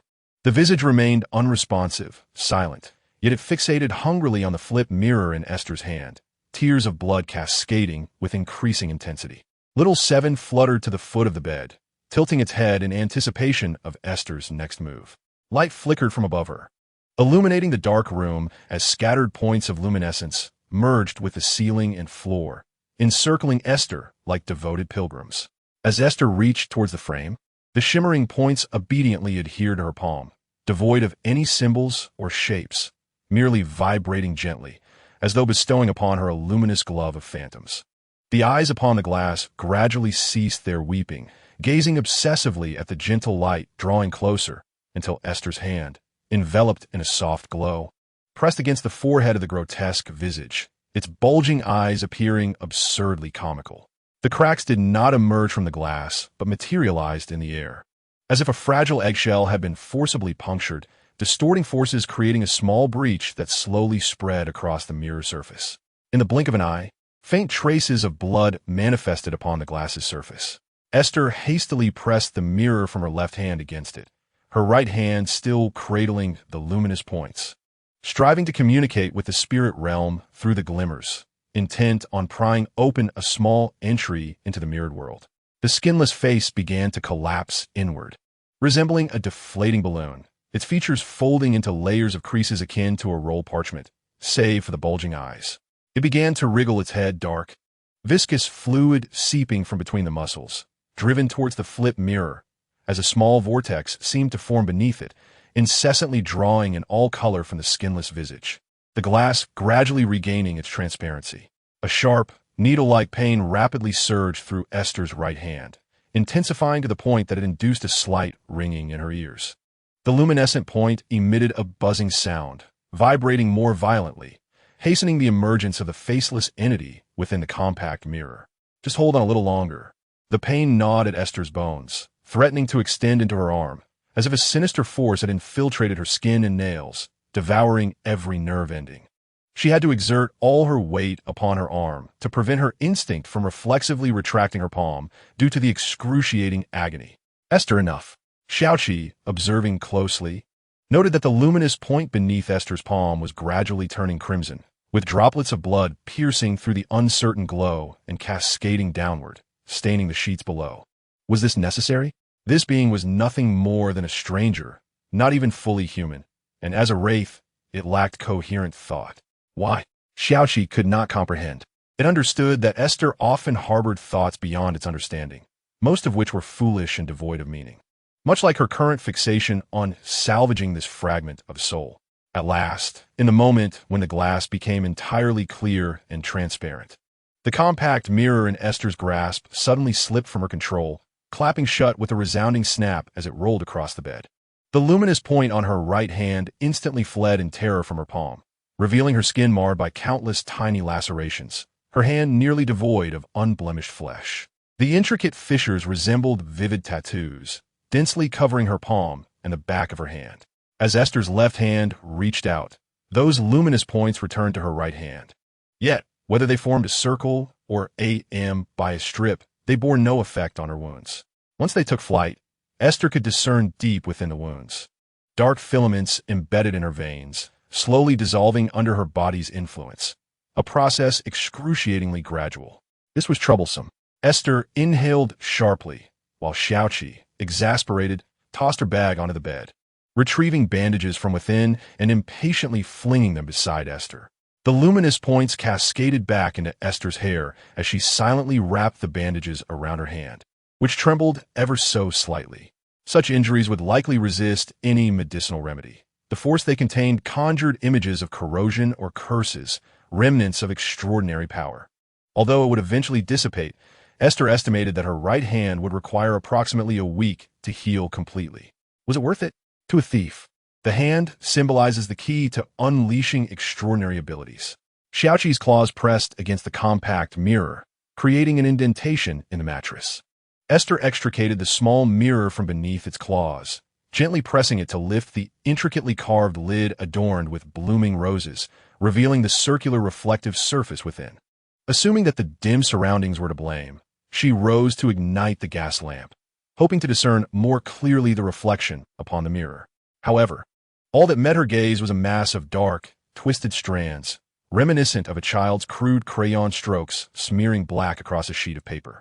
Apart from the occasional flicker of crimson light that hinted at faint vascular patterns, nothing else was visible. when Aiste reached out to touch the mirror surface. The dark strands writhed momentarily, only to revert to stillness once her fingers withdrew, tightly obscuring whatever lay beyond. Could this mirror truly serve a purpose? She found it utterly inscrutable. Attempting to close and reopen the lid yielded no alterations. It required considerable concentration merely to sense any feedback emanating from the mirror, indicating that the essence it contained was exceedingly fragile. Perhaps Klein could assist with the divination, though it felt so feeble as to be futile. Though Xiaoqi's appraisal was rather unflattering, it was nonetheless astute. Perhaps it was best to simply retain it. After all, it would dissipate on its own in a few months. Utilizing its capabilities would only hasten its demise, and it appeared to hold no real value anyway. With this thought, Aiste nonchalantly stowed the modest mirror into her satchel, treating it like any other trivial object. Chapter 119. A new week. The ensuing days passed with remarkable tranquility. Aiste spotted a report in the newspaper about the eradication of the Aurora Society's hideout and swiftly dismissed it from her mind.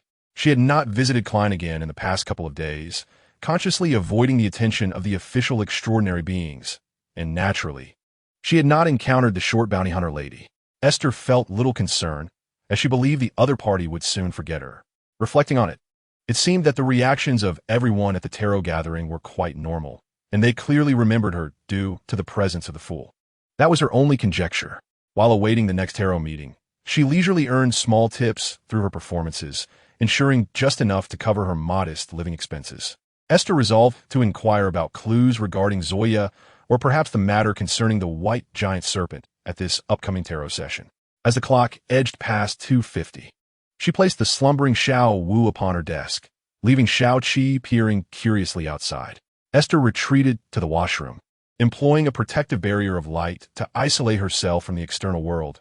Settling into the chair she had recently moved in, quietly awaiting the hour of 3. The familiar gentle radiance cascaded down upon her, enveloping Aiste completely. When her vision regained clarity, she found herself seated at the bronze long table within the majestic hall. "Good afternoon, Mr. Fool." "Good afternoon, Mr. Hangman."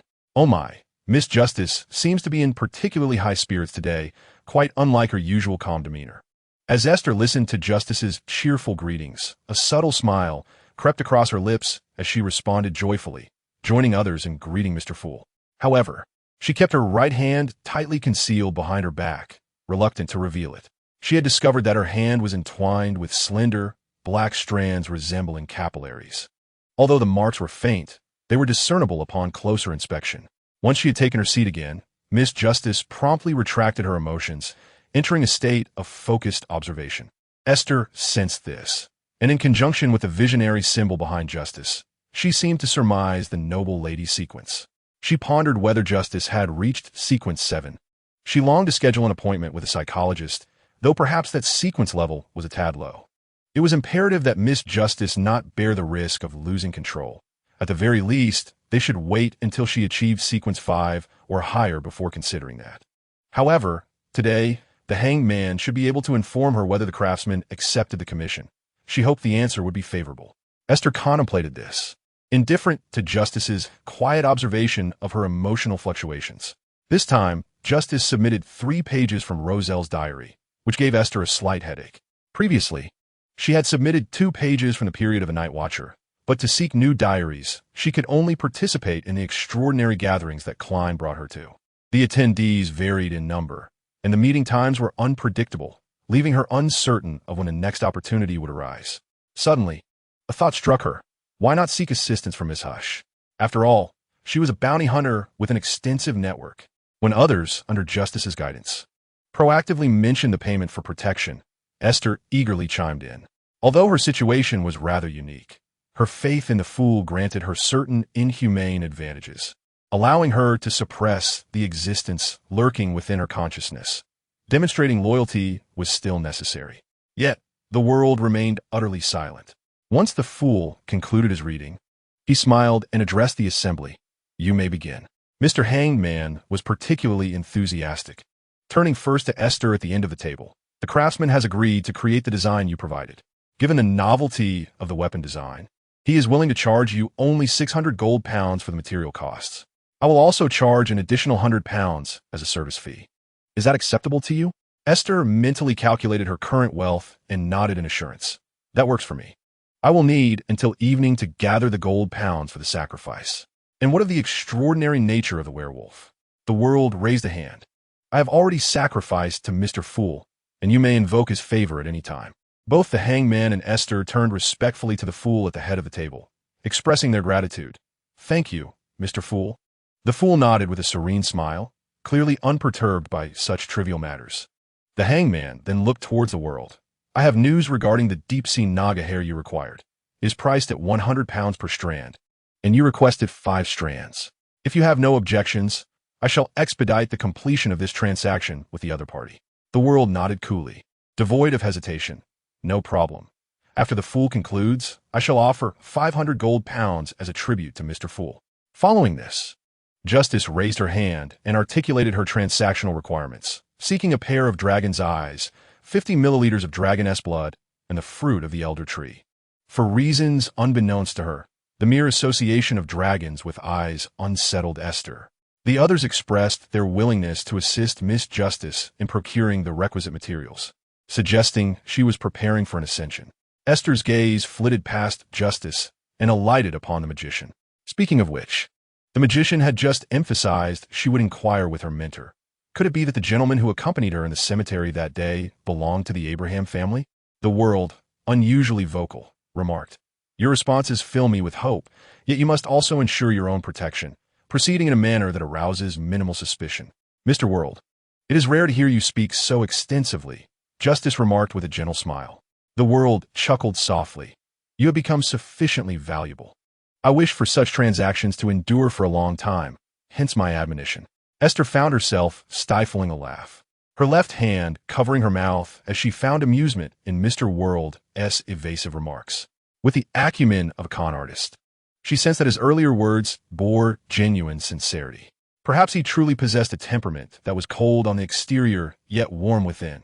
After all, he had warned her about the implications of the Ammon family's affairs after grasping the fool's intentions. As Justice graciously expressed her gratitude to the world, her gaze inadvertently swept over her lover beside her, noting her reaction with contemplative interest. Subsequently, the hangman inquired about the assassination of Duke Negan, to which Justice mentioned the appearance of the rogue Black Emperor at the scene of the Apostle of Desire's demise, revealing that his true pursuit was the organization behind the Apostle of Desire. The fool suddenly interjected, in the outside world, do not mention the name of that organization, nor inscribe it. Justice visibly faltered. Why? The fool's response sent a chill down Esther's spine. All that is spoken shall be known. She had heard this phrase before. When questioning Shao Qi about whom she had visited, Shao Qi had informed her that the other party possessed such traits. Could it be that the entity Shao Qi met belonged to this organization? Esther did not expect her expression to elude the fool's notice. Perhaps even Justice would observe her tense posture leaning forward. However, the others remained enveloped in the comprehension and shock of that statement, falling into a momentary silence. Soon, the magician scanned the room and posed the next question to shift the topic. Ladies and gentlemen, do you have any methods to resolve the issue of excessive accumulation of extraordinary traits at the same level? The hangman then suggested childbirth as a means to eliminate traits, causing Esther's face to involuntarily contort. Ultimately, the magician's smile appeared strained as he opted to absorb the surplus traits through his role-playing. It appears that the Tarot Assembly's role-playing is not a secret. It is merely the advancement process of ordinary extraordinary individuals. Thus, Shao Qi and Shao Wu consistently urge me to embody the actions of a thief, intending for me to draw closer to the essence of potions, thereby better harnessing and adapting to the corresponding powers. As Esther pondered, the sun adjusted its posture, akin to a student anxious to speak. I have once again been assigned an exploratory task. Explore where? Inquired the hangman. Still that half-destroyed temple of the fallen creator. Esther gazed at the sun with curiosity. She had never heard of any temple belonging to the true creator in the northern continent, confirming that the sun's location was indeed exceedingly distant. The hangman inquired once more, is the elder shepherd still in the dungeon? Yes. This exploration is led by the chief. Subsequently, the hangman analyzed the implications of this task for the son Esther. Overhearing the prior message you conveyed, that Amon and the fallen creator are mortal enemies, could not help but furrow her brow slightly.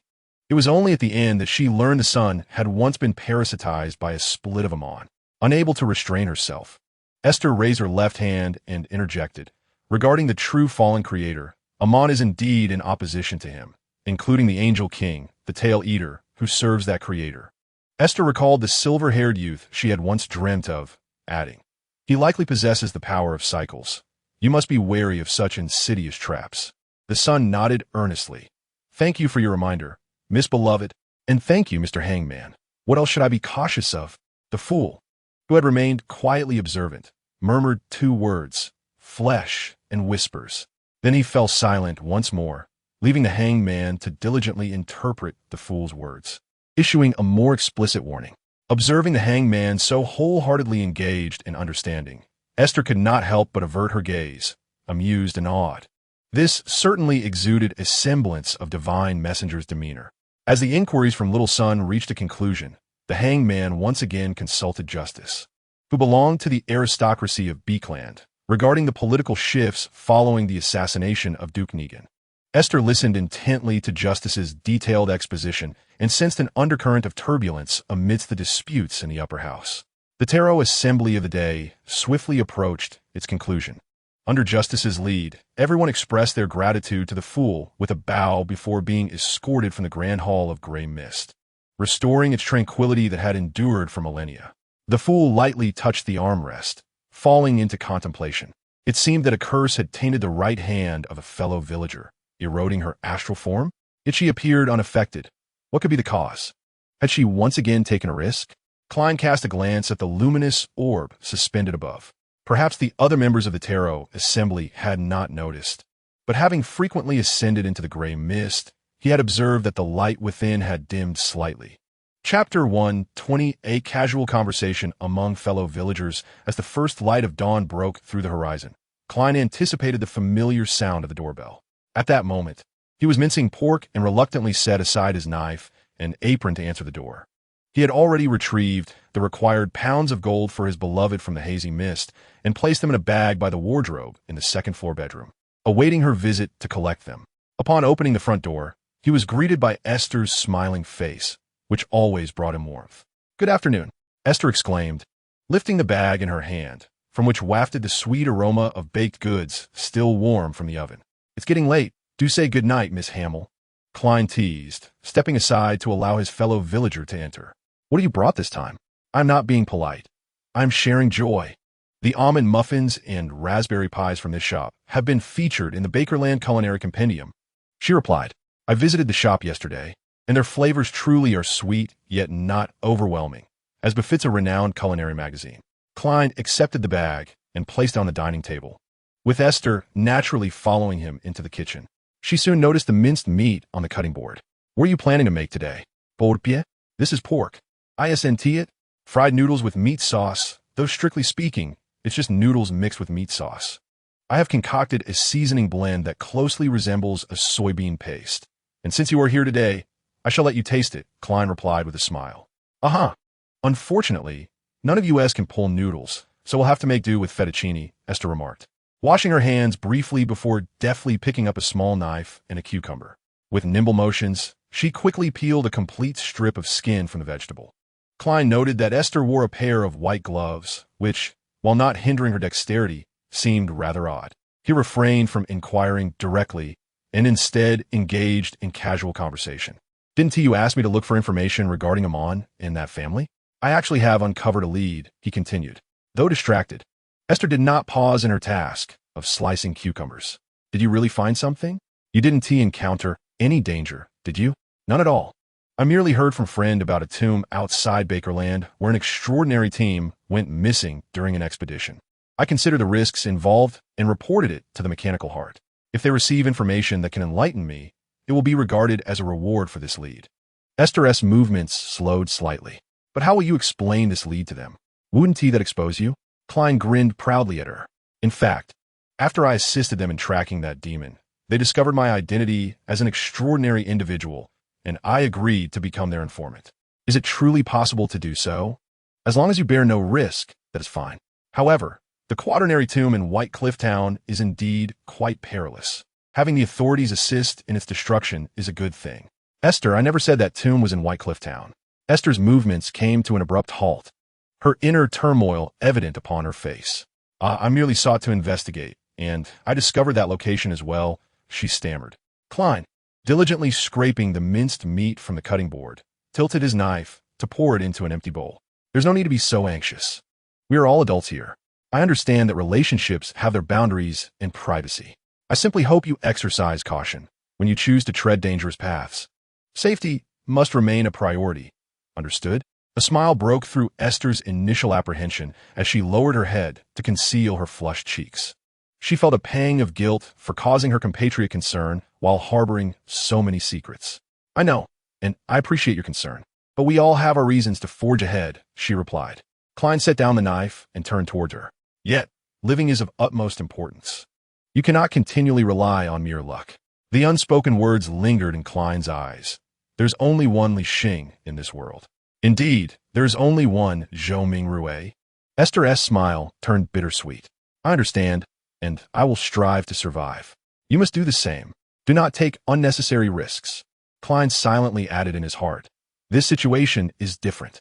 His means of resurrection likely afforded him 2 more lives, but he was uncertain whether, should Esther encounter peril again, the one to awaken would be Zoya. If that day ever came, Klein would be at a loss as to how to face Esther. After indulging in Finaport meat sauce pasta, the two languidly sat at the dining table, and Esther finally broached the purpose of her visit. Are you here to collect 800 pounds? Have you found some extraordinary material? Klein feigned ignorance with increasing finesse. Esther smiled brightly, waving her fingers. I found a gentleman who assisted me in crafting a new weapon, a rather dashing claw knife. I believe it suits thieves exceptionally well, being a short weapon that requires speed and dexterous finger control. Klein, seemingly unfamiliar with such an item, merely nodded. All right, I will go upstairs and fetch it for you. Thank you. Please continue to safeguard the remaining sum, she replied. Previously, at the tarot gathering, the Mr. World had purchased the human skin shadow attribute and entrusted the pounds to the fool, which Esther had hidden at Klein's residence. Klein's expression had been rather peculiar at the time, prompting Esther to explain that she had exchanged some materials for the money. She thought Klein had misunderstood, believing she had engaged in some illicit trade that suddenly yielded such a substantial sum. Before long, Klein returned to the living room, carrying a briefcase, having withdrawn an additional 100 pounds. Although he was unclear as to why Esther required a larger amount, he chose not to inquire. To do so would only expose his awareness of the transaction price, potentially arousing Esther's suspicions. Despite her seemingly carefree demeanor and an air of innocent simplicity, Klein recognized that her intuition and intellect were remarkably sharp. She simply tended to relax excessively in his presence. Klein wished to avoid an encounter with Esther at the Tarot Club. After all, the identity of the fool must remain concealed from all. This was not merely a matter of awkwardness, but rather a necessity to ensure that the true identity of the fool remained undiscovered.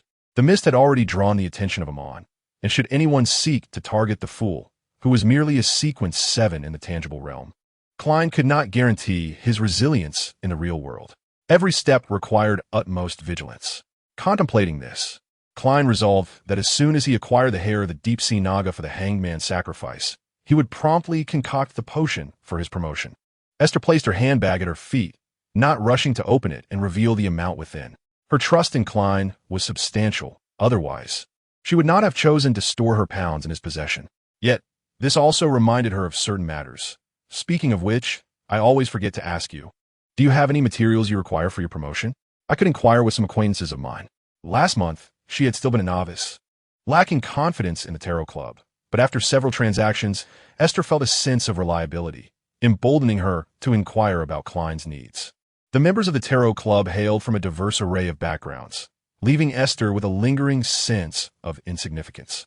Nonetheless, she had shared some trivial intelligence from the East District, including recent rumors of a peculiar new sect gaining traction. As the world, alongside the fool, prepared to gather the materials for promotion, Klein sighed inwardly. Externally, he merely smiled and shook his head, veiling one lie with another. There's no rush. I'm still awaiting a response from the heart of machinery. Should this exploration of the ruins yield fruitful results, they might be willing to trade materials, thus sparing him considerable pounds. Regrettably, I lack an overt identity. Engaging with official extraordinary individuals is perilously risky. Aiste poured the red tea from the teapot into their cups, her gaze dimming as she wondered about their well-being. Klein, of course, understood who she referred to. I hope they are faring well. Surely they are thriving, and will continue to do so. Familiar yet distant faces flitted through Klein's mind as he softly murmured, fixating on a tea stem floating upright on the surface of his cup. Is this perhaps a diviner's prophecy? Aiste's earlier melancholy vanished, and before Klein could respond, she continued with a hint of excitement. However, that morning in the East District, I actually spotted a former colleague at the night church. He has joined the Red Gloves. Klein had no objections to her sudden topic shift. Are you prompting me to guess? Let me ponder. Could it be Leonard? Aiste stared at him in astonishment. You didn't cheat with divination, did you? Klein chuckled. Would you care to guess as well? It shouldn't be too far-fetched. After all, you lost so much money playing card without resorting to extraordinary abilities for cheating. Those words struck a chord. Had he not perfectly controlled his expression, Klein's smile would surely have contorted. It was merely due to his own peculiar attributes, a matter of simple deduction. Such was the detective's professional acumen. However, I did not anticipate that Leonard would pass the scrutiny of the Red Gloves, especially considering that he harbors an elderly gentleman within him. The elderly gentleman? Aiste nodded slightly, saying, the sequence 4 of the thief is the parasite. As its name suggests, it should be capable of parasitizing others. This, indeed, is Leonard's hidden advantage. How amusing it is that he still fancies himself the protagonist of this era. Klein chuckled softly, though his voice soon grew subdued. Leonard should not be in any peril. Aiste observed Klein's concern. As a night watcher, and now part of the elite team of the Red Gloves, he remains under the church's watchful gaze. If that parasite posed a threat, the sanctuary would not have allowed matters to linger until now. Could they truly be oblivious to such parasitism? Having once faced the crisis of the sun being parasitized, Klein found it difficult to shake off his apprehension. Perhaps it is merely my personal sentiment, but that elderly gentleman does not strike me as malevolent. He once shared a fragment about Zoya, imparting a saying concerning destiny from the thief's pathway. Klein appeared perplexed. Is there a connection between the thief's pathway and destiny? Aiste's expression remained largely unchanged as she swirled her teacup, the pale red liquid at the bottom rapidly cooling in the air. The sequence 2 of the thief is the Trojan horse of destiny. Since this elderly gentleman is aware of such a saying, he must be referred to as such. Hidden within Leonard is at least a demigod, and it is more likely that he is an angel. Aiste lifted her gaze, her smile gentle. What else can we do? If we report to the church, what fate awaits Leonard? Can we be certain of anything? In Klein's eyes, her smile was reflected, along with an unspoken coldness and sorrow lurking behind it. A crackle erupted from the fireplace, sparks leaping forth only to return and merge into the glowing embers. Chapter 121, Extraordinary Phenomena After Bidding Farewell to Klein. Aiste returned to the inn in the Bridge District. Xiaoqi was not in the room, and it remained unclear when he had flown out, the window ajar, allowing the cold wind to infiltrate for far too long, chilling the air to a prickling degree. After leaving a few Suler coins at the front desk, the attentive landlady promptly brought up a new fruit platter and a portion of charcoal for the night. Before long, she returned a second time, presenting Aiste with a plate of excessively dry jam biscuits and hot tea. The biscuits were hard, having been baked some time ago, reflecting the landlady's lackluster sincerity. The room was warmed again, and it was not until Aiste was on the verge of slumber that a faint rustling came from the window. She drew it open to find a black crow, its wings shaking, impatiently fluttering to the hearth, appearing rather listless. Before Aiste could inquire, Xiaoqi preemptively began to explain. I intended to retrieve something, but the atmosphere over there felt quite off. Someone was sealing off the surrounding area, so I had no choice but to return. You didn't venture to that tomb, did you? Xiaoqi regarded Aiste with suspicion. Aiste immediately shook her head. It was not me. Someone else has discovered the location of that tomb. The mechanical heart has become aware of this matter and is likely planning a corresponding investigation. These churches are indeed bothersome, yet they inadvertently assist us. Xiaoqi inched closer to the fireplace, spreading its wings to warm its damp feathers. There exists a back door, a perilous passage accessible solely to the main body. Allowing them to seal it off is perhaps wise. to prevent the main body from whimsically emerging through that portal one day. Aiste settled onto the carpet beside Xiaoqi, her palm resting on the slightly coarse texture. Ah, is this the intriguing place that Xiao Wu previously attempted to entice me to visit? Indeed, it is, came the reply. Is it still asleep? Aiste fished out a tightly wound time worm from her pocket, which had shown no reaction in recent days. I can sense its faint vitality, albeit significantly diminished. The aura it emanated that day indeed affected the seal on Xiao Wu, suggesting it may have been intentional. Have you identified its true identity? Xiaoqi shook its head. No, merely conjecture. I'm also speculating. Aiste tapped her forehead. Could it truly be Julia? At least, that appears to be the most plausible explanation. Otherwise, it is difficult to account for your bizarre dream. If it truly is, Xiaoqi's gaze darkened slightly. Would you kindly adjust your hair to seal this room? Aiste's thoughts shifted, and motes of light dispersed, isolating the room from the outside world. This is also what I wish to remind you of. Julia ought not to be a thief, but rather a manifestation of the fateful path exhibited by the light, which embodies the path of monsters. Suddenly, Aiste comprehended why the creature atomizer felt an unusual closeness to her. The light it perceived was indeed Julia itself, not merely the motes of light amidst her hair. Does this include my ability of retrospection? Its precise designation should be reboot. Xiaoqi's eyes glimmered with nostalgia. In ancient times, I have witnessed it. We all have. In that era where red and silver, tempest and sunlight, wisdom and reverie, coalesced to shield the supreme deity. You sound rather regretful. Was that ancient era truly dreadful? Aiste inquired casually. Xiaoqi widened its eyes slightly, taken aback by Aiste's keen perception of its subtle emotional shift, responding with a detached tone. Perhaps. Aiste pressed one finger down, then another. Reboot is a symbol, and the circle ought to represent another symbol corresponding to a different ability. However, my capacity to wield its power is exceedingly limited, serving merely as a means to isolate external inquiries, sealing or diminishing the extraordinary influence of others. Do you harbor any particular feelings regarding this application? Aiste traced a circle in the air with her finger. The sealing of Xiao Wu must also involve the application of this power. As Xiao Wu is ensnared in a state of slumber and weakness, perpetually repeating this cycle. Can this be considered a cycle? Thus, when you apply it to yourself, you can navigate external time by inducing a brief withdrawal into a cycle. Xiaoqi nodded. There exists also a pure oscillation trajectory. These luminous points possess an innate ability to rend the fabric of the spirit realm. Only by existing simultaneously in both the ethereal and the material worlds can they amass sufficient power to influence the tangible realm. Aiste slowly unwrapped the bandage encircling her right hand. The delicate fissures left by the light had nearly healed, yet faint scars remained, rendering her hand akin to a porcelain piece that had been shattered and then painstakingly reassembled. However, Aiste harbored a premonition that in a few days, these residual scars would dissolve autonomously, leaving no lasting trace. Wearing gloves felt uncomfortable to her, as it restrained her hand movements, rendering her thievery instinct sluggish. Xiaoqi quickly grasped her sentiment. So your wounds heal slowly because the residual curse's power has infiltrated both your corporeal form and your astral body through the rifts in the spirit realm. Aiste nodded, acknowledging the unexpected revelation as a fortunate discovery. If these rifts could accommodate both the curse's power and the feeble, lingering spirits, then she too might traverse through them. This presented a novel approach. If she could create sufficiently large tiers, she could escape into the spirit realm.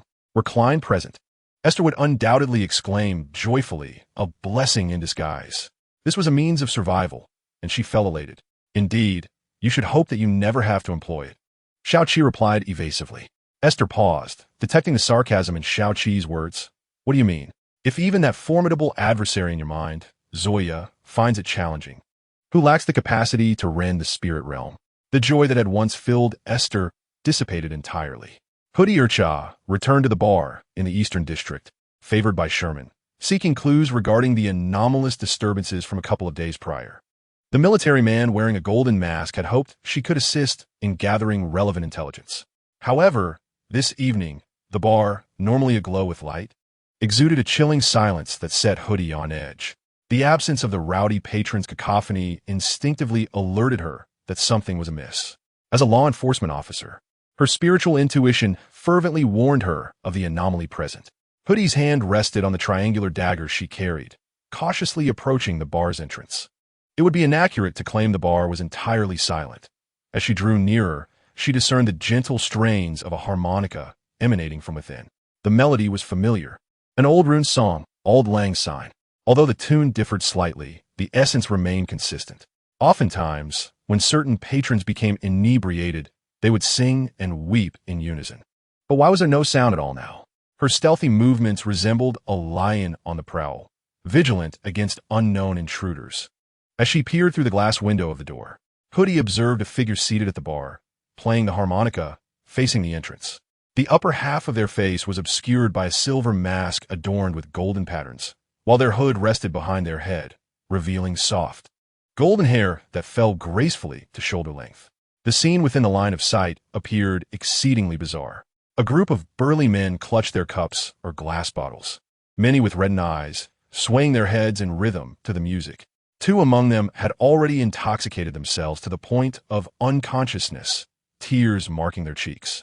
Yet even in slumber, they wore serene and gentle smiles. Their tranquility stemmed from an intense focus on the melodies played by Miss Hamill. Hugh failed to notice a glimmering light rise gracefully from the ground, settling upon her disheveled hair, pulsating discreetly. A strange chill enveloped him, the source of which eluded his instinctive perception. The performer abruptly ceased, moving her harmonica slightly away from her lips, smiling toward the entrance of the tavern. "Good evening, Miss Hugh." Everyone turned in unison, their expressions a blend of unawareness and gentle confusion. This surreal tableau extinguished any curiosity Hugh had about the situation, prompting her to flee. Esther sat, wide-eyed, on a high stool at the bar, astonished as she felt the distance between herself and the bounty hunter grow, helplessly touching the harmonica in her hands. Am I truly so frightening?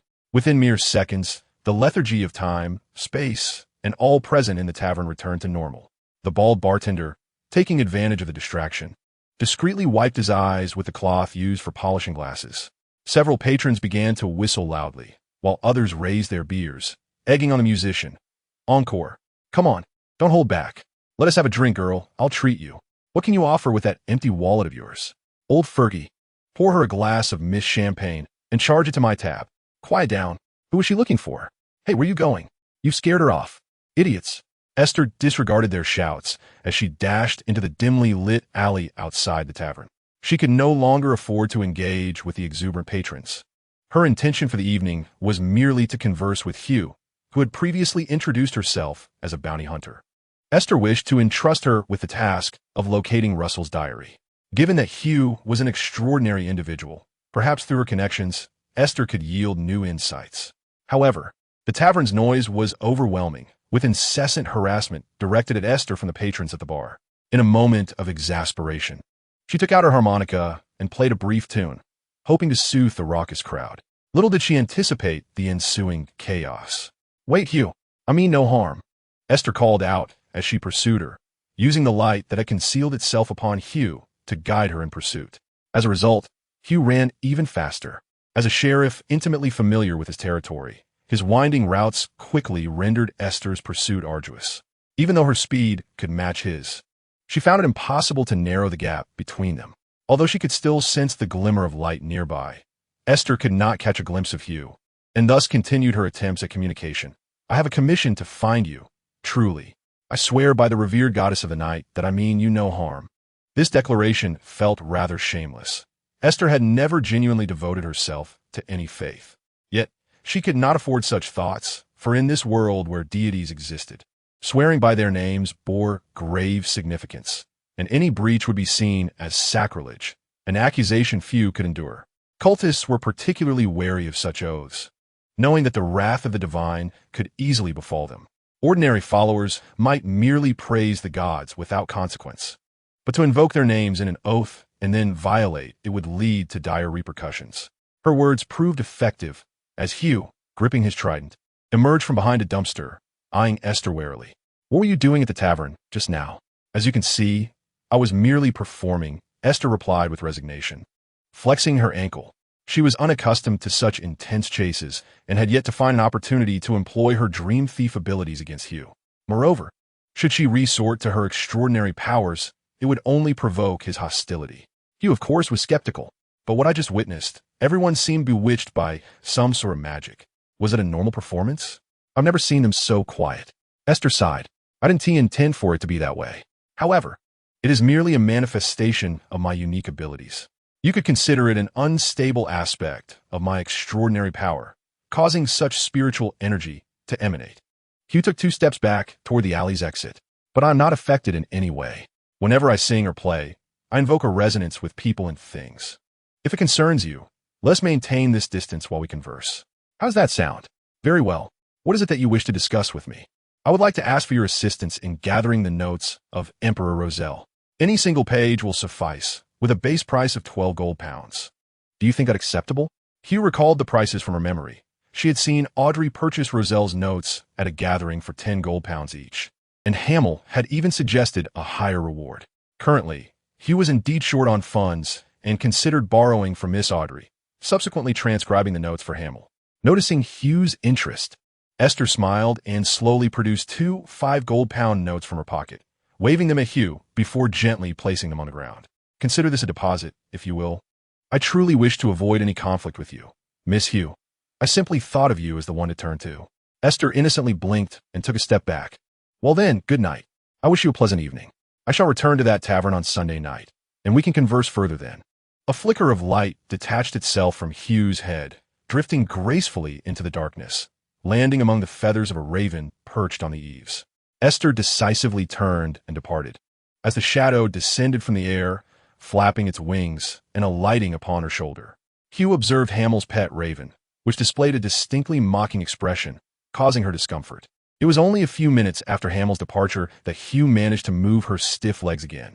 Nevertheless, she bent down to retrieve the banknotes from the ground, deciding to casually return to the tavern to purchase something, thereby ensuring she could exchange it for smaller change and feel at ease. Although Hugh contemplated disregarding them, the allure of those pounds was too great for someone burdened with debt. Hamel's demeanor was certainly not forthright. Hugh could discern her sincerity and was inclined to trust her. However, out of caution, she wrapped the 2 banknotes in a piece of greaseproof paper she picked up from the ground and hurriedly clutched them as she left. The peculiarities triggered by Hamel in the tavern sent shivers down Hugh's spine whenever she reminisced about them. Esther felt equally helpless. She had not anticipated Hugh's reaction would be so intense. Fortunately, the persuasive language of the con artist, coupled with her own sincerity, allowed Hugh to slightly lower her guard. The life of a wild, extraordinary being seemed to be even more precarious than she had imagined. Esther snapped her fingers, grateful for her ability to steal thoughts from others. Since Hugh had directly confronted her, she refrained from using her compulsive tie, which was meant to be her last resort in this chase.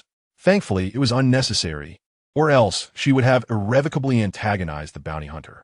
Number 15, Minsk Street, on a tranquil evening. After attending the funeral of the equestrian instructor Talon Dumont, Klein met with Old Kohler in the East District, investigating the inexpensive inn where the wanted Ask Aegis had stayed. After concluding the day's endeavors, Klein felt a weariness settle in his heart and slipped into bed early. However, his dreams were once again disrupted by external forces as the mechanical heart's mirror, named Erod's, showcased the scene of a group exploring the tomb of White Cliff Town, projecting the entire process for Klein to witness. Although Klein could only speculate that Erod's actions stemmed from sensing the aura of the gray mist about him, the seal of such a duplicitous entity still felt rather peculiar to him. Klein observed the mechanical heart's exploration, which was akin to burning money in its futility, his mind becoming increasingly numb to the conversion of pounds. While he admired this life-preserving and labor-saving method of combat, it was certainly not something the average person could emulate. The outer chambers of the tomb revealed no murals, a curious absence for the great nobility. In these expansive underground chambers, nobles often preferred to immortalize their remarkable achievements and recount their lives through murals, which significantly outnumbered written records from ancient times. However, ultimately, after the mechanical heart deciphered the myriad traps left by the tomb's master and unveiled the sarcophagus within the main chamber, it contained only a soft cushion embroidered with 12 circular rings of time's insects. The walls had weathered over time, obscuring much of the murals within the main chamber. Yet a particularly large mural remained relatively intact, stretching from the wall to the dome above, as if a pair of eyes were watching from behind the curtain of history. The peaks of the mountains resembled a luminous crucifix, with a mighty deity surrounded by joyful angels. Below, two 12-winged angels stood humbly, each cradling an infant, one with dark curls and eyes, the other with golden hair and eyes. At the base of the mountains, various extraordinary races, such as dragons and giants, were bound or imprisoned, cowering in the dim corners of the mural, neglected by the glory of the divine. What troubled Klein the most were the larks, which were inconspicuous, merely spiraling at the edges of the scene, in crevices, or peeking out from behind an angel's wing. Only 3 larks had complete forms, circling beside the supreme deity, one holding a thorny crown in its left claw, another grasping an olive branch in its right, and a third carrying a garland, merely flying alongside without adorning the deity. This corresponded perfectly with the fairy tale described by the sun. Archbishop Hormick gazed up at the mural and uttered the names of the 2 children, Ammon and Adam. Klein quickly recalled the creator of all, the omniscient and omnipotent deity that the sun had mentioned. If Ammon was indeed the son of God, inheriting the powers of the realm of time was plausible. But what of Adam? Was he still alive? Why did this deity, worshipped in the Silver City, use the crucifix as a symbol, akin to the true creator? What connection do they share? And the lark, was that the essence of Zoya? No, it should merely represent her incarnation. From this composition, it seems Zoya appeared before this deity long before the birth of the Son of God. Yet why had she left no traces in historical accounts or legends? The possibility of concealment was substantial. On the surface, Klein remained unperturbed, displaying no signs of distress, for Arad's was still present, until Hormick destroyed the entrance to that abyss. This exploration of the mechanical heart reached its conclusion. A beautifully patterned illusory silver mirror materialized from Adair, its flanking black gemstones shimmering softly. And soon white letters emerged upon its surface. Esteemed Master, do you harbor doubts about the brilliance concealed beyond the river of time? Klein, taken aback, replied, yes. Is it dangerous? The mirror swiftly spewed forth a torrent of words, as if eager to present them to Klein. He is the remnant of a light that hails from a more ancient era, having only recently graced the world during the second epoch, scattering across the earth in the form of a lark. To any existence, he is a perilous chaos. Yet due to his inherent abilities, he is exceedingly precious. Although he may heed the commands of the entity that governs his essence, he embodies no loyalty, a trait stemming from his own uncontrollability. He shall never bring harm to you, yet is destined to betray you. The most untrustworthy of servants. A servant? Does this enchanted mirror insinuate that I possess control over that radiance? Why is its reaction so vehement? Klein refrained from probing further and displayed no shock, instead feigning nonchalance as he nodded. I understand. You may leave now. Arad's departed, leaving behind a remark. Yes, great existence above the spirit realm. This revelation provided Klein with yet another thread of insight. Indeed, it was the detection of the gray mist that led it to seek him out and impart such information within his dreams. The entire scene shattered, Arad's power severing from Klein's dream, leaving him with more perplexing riddles. Why did the mirror proclaim he was destined to be betrayed? Chapter 123. A promising future prompted by Arad's words in the dream. Klein swiftly awoke, resolute in his decision to concoct a potion to ascend to sequence 6 immediately. He glanced at the time. 3 hours remained until dawn. After performing a ritual of supplication, Klein entered the kitchen, equipped with materials. The large pot was a recent acquisition, specifically purchased for the preparation of potions. After cleansing it and scorching the surface with flame, Klein meticulously cross-referenced the potion formula of the Faceless One stored in his mind. The required materials, namely, the mutated pituitary gland and blood of the thousand-faced hunter, had been procured through a transaction with the vampire Emmeline White from the Harvest Church. He had already gathered them all, and now even the final ingredient, the hair of a deep-sea naga, was in his possession. He was poised for ascension. However, Klein felt there was no need to delay further. The sooner he grasped the gray mist and controlled that luminous sphere, the swifter he could secure Esther's freedom and safety. Although both had been resurrected by their respective means, Klein could never forget the haunting cry of Esther on that fateful day in Tingen when he fell. He did not wish for the day to come when he would be the one calling her name. Power, the foundation of the extraordinary world, was imperative, and he must advance further. Holding the glass vial containing the freshly brewed potion, Klein, after divining to confirm its potential harm, took a few seconds to calm his mind. Then, he tilted his head back and consumed the viscous, black-green liquid that bubbled with faces. The feedback from the extraordinary potion instantaneously began to dissolve Klein's form, and as he endeavored to meditate, striving to maintain his bodily stability, he ultimately navigated through the most arduous and uncontrollable phase of his ascension. He successfully ascended to the rank of Faceless Man in Sequence 6. Klein gazed into the mirror and transformed back into the visage of Zhou-Ming Rue, smiling at his own reflection. Fortunately, he had not been cast too far from his hometown. He was determined to share this delightful news with her at their next encounter, hoping to bring her a surprise. As Klein gently brushed his hand across his face, he instantly morphed into Emlyn's countenance, and then shifted once more, revealing Captain Dunn's face in the mirror. Is this truly what it means to be a faceless man? He hoped it wouldn't startle her. Klein imagined the astonished reaction that Aiste might display, his smile deepening. A new day dawned, bringing with it a fresh morning. Aiste had not enjoyed a particularly restful night, as she felt an incessant agitation reverberating in her mind, causing her to awaken shortly after falling asleep. However, the instinctive intuition she received did not warn of imminent danger. Rather, it seemed to signal a response to something unusual, triggering a stress reaction. Due to the incessant blaring of her alarm clock, Aiste rose early, groggily making her way into the washroom. It was utterly maddening, and she thought to herself that she could not simply pry open her own mind. After splashing her face with cold water for a considerable time, she gradually regained her composure, shaking off the irritability of her morning mood. Before long, she departed from the hotel, accompanied by Little Seven, which soon darted off towards the Western District. Aiste did not inquire about its destination, but instead boarded the steam subway to Hillsdon District for her performance that day. Each time she explained her situation to the shopkeepers, her words varied slightly. Though the details were trivial, she had become increasingly adept at weaving her fabrications. Today, she played a lively cuckoo waltz, lifting the somber atmosphere of the drizzling rain outside the CF. As a carriage passed by the CF, it unexpectedly halted, and a well-dressed lady descended, accompanied by a maid who held an umbrella for her. The lady clasped her hands at her abdomen, and when Aiste raised her gaze, she suddenly entwined her fingers, as if startled from the music, and hastily returned to the carriage without a glance back. Aiste did not cease her playing. Instead, she fixed her gaze intently on the direction the carriage had departed. In that fleeting moment, she had caught a whiff of an enticing aroma, like freshly baked cake or rich hot cocoa, profoundly sweet and alluring. Yet, the lady was not an extraordinary being, as Aiste could discern.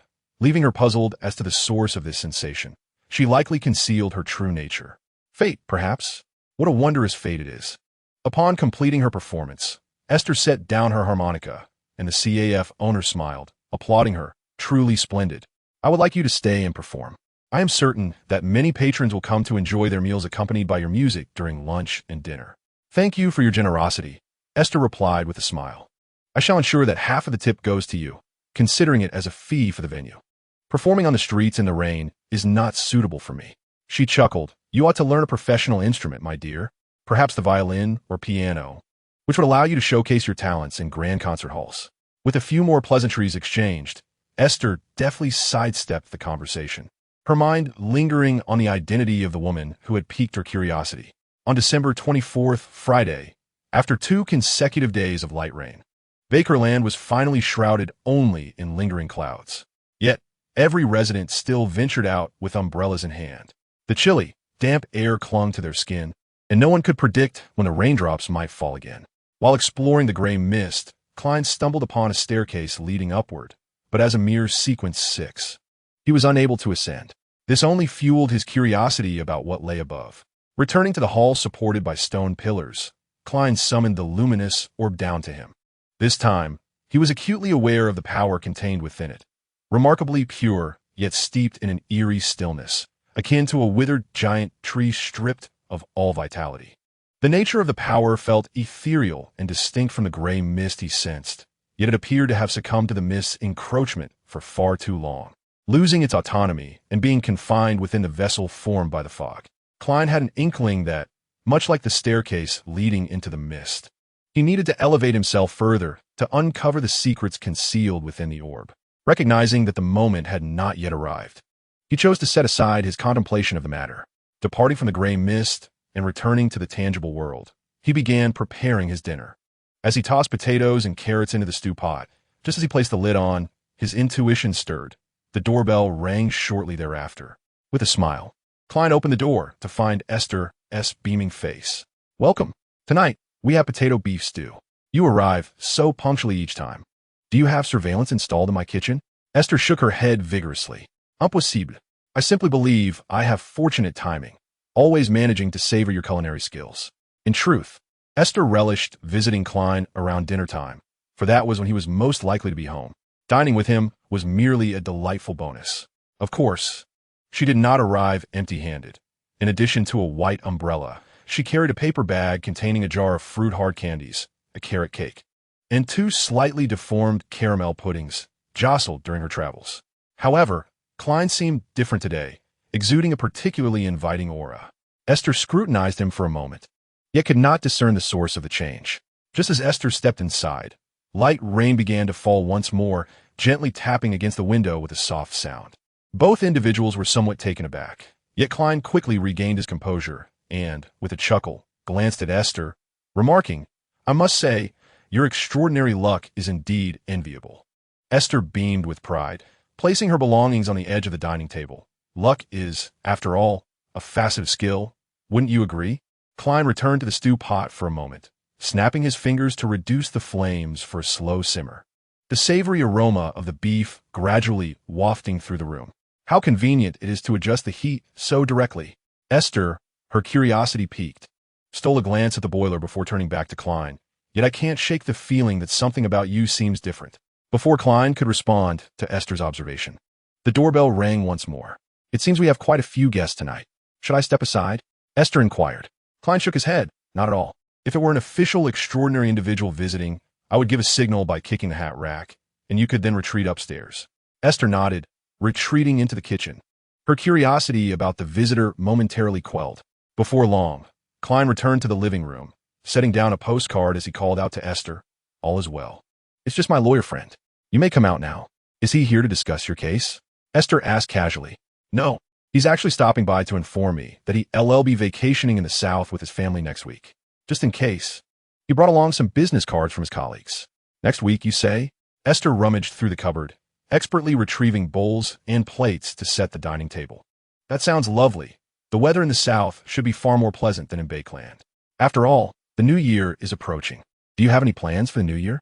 Aiste inquired as they savored the steaming potato beef stew, accompanied by slices of bread lightly sautéed in garlic and olive oil. "Not really. I'll probably remain in Bakeland. I may set sail in search of promotion after the new year. I will certainly let you know then. What about you?" Aiste pondered for a moment, gesturing with her hand over the bread as she contemplated cutting tofu characters from red paper for each of them. "If you plan to stay, perhaps we could celebrate the new year together. Idle hands are the devil's workshop. After all, we can make dumplings. I still remember how to do that." Klein delighted in the idea, his eyes lighting up. "Excellent. What filling would you like? I can procure the ingredients." Aiste hesitated for a couple of seconds before whispering, "Strawberry cream?" Silence ensued, followed by a spontaneous eruption of laughter from both. Klein, covering his face in playful exasperation, laughed heartily while waving his hands. "No way. That is simply culinary darkness." The warm glow of the fireplace dispelled the chill within the room, leaving the dreary night to the drizzling rain outside.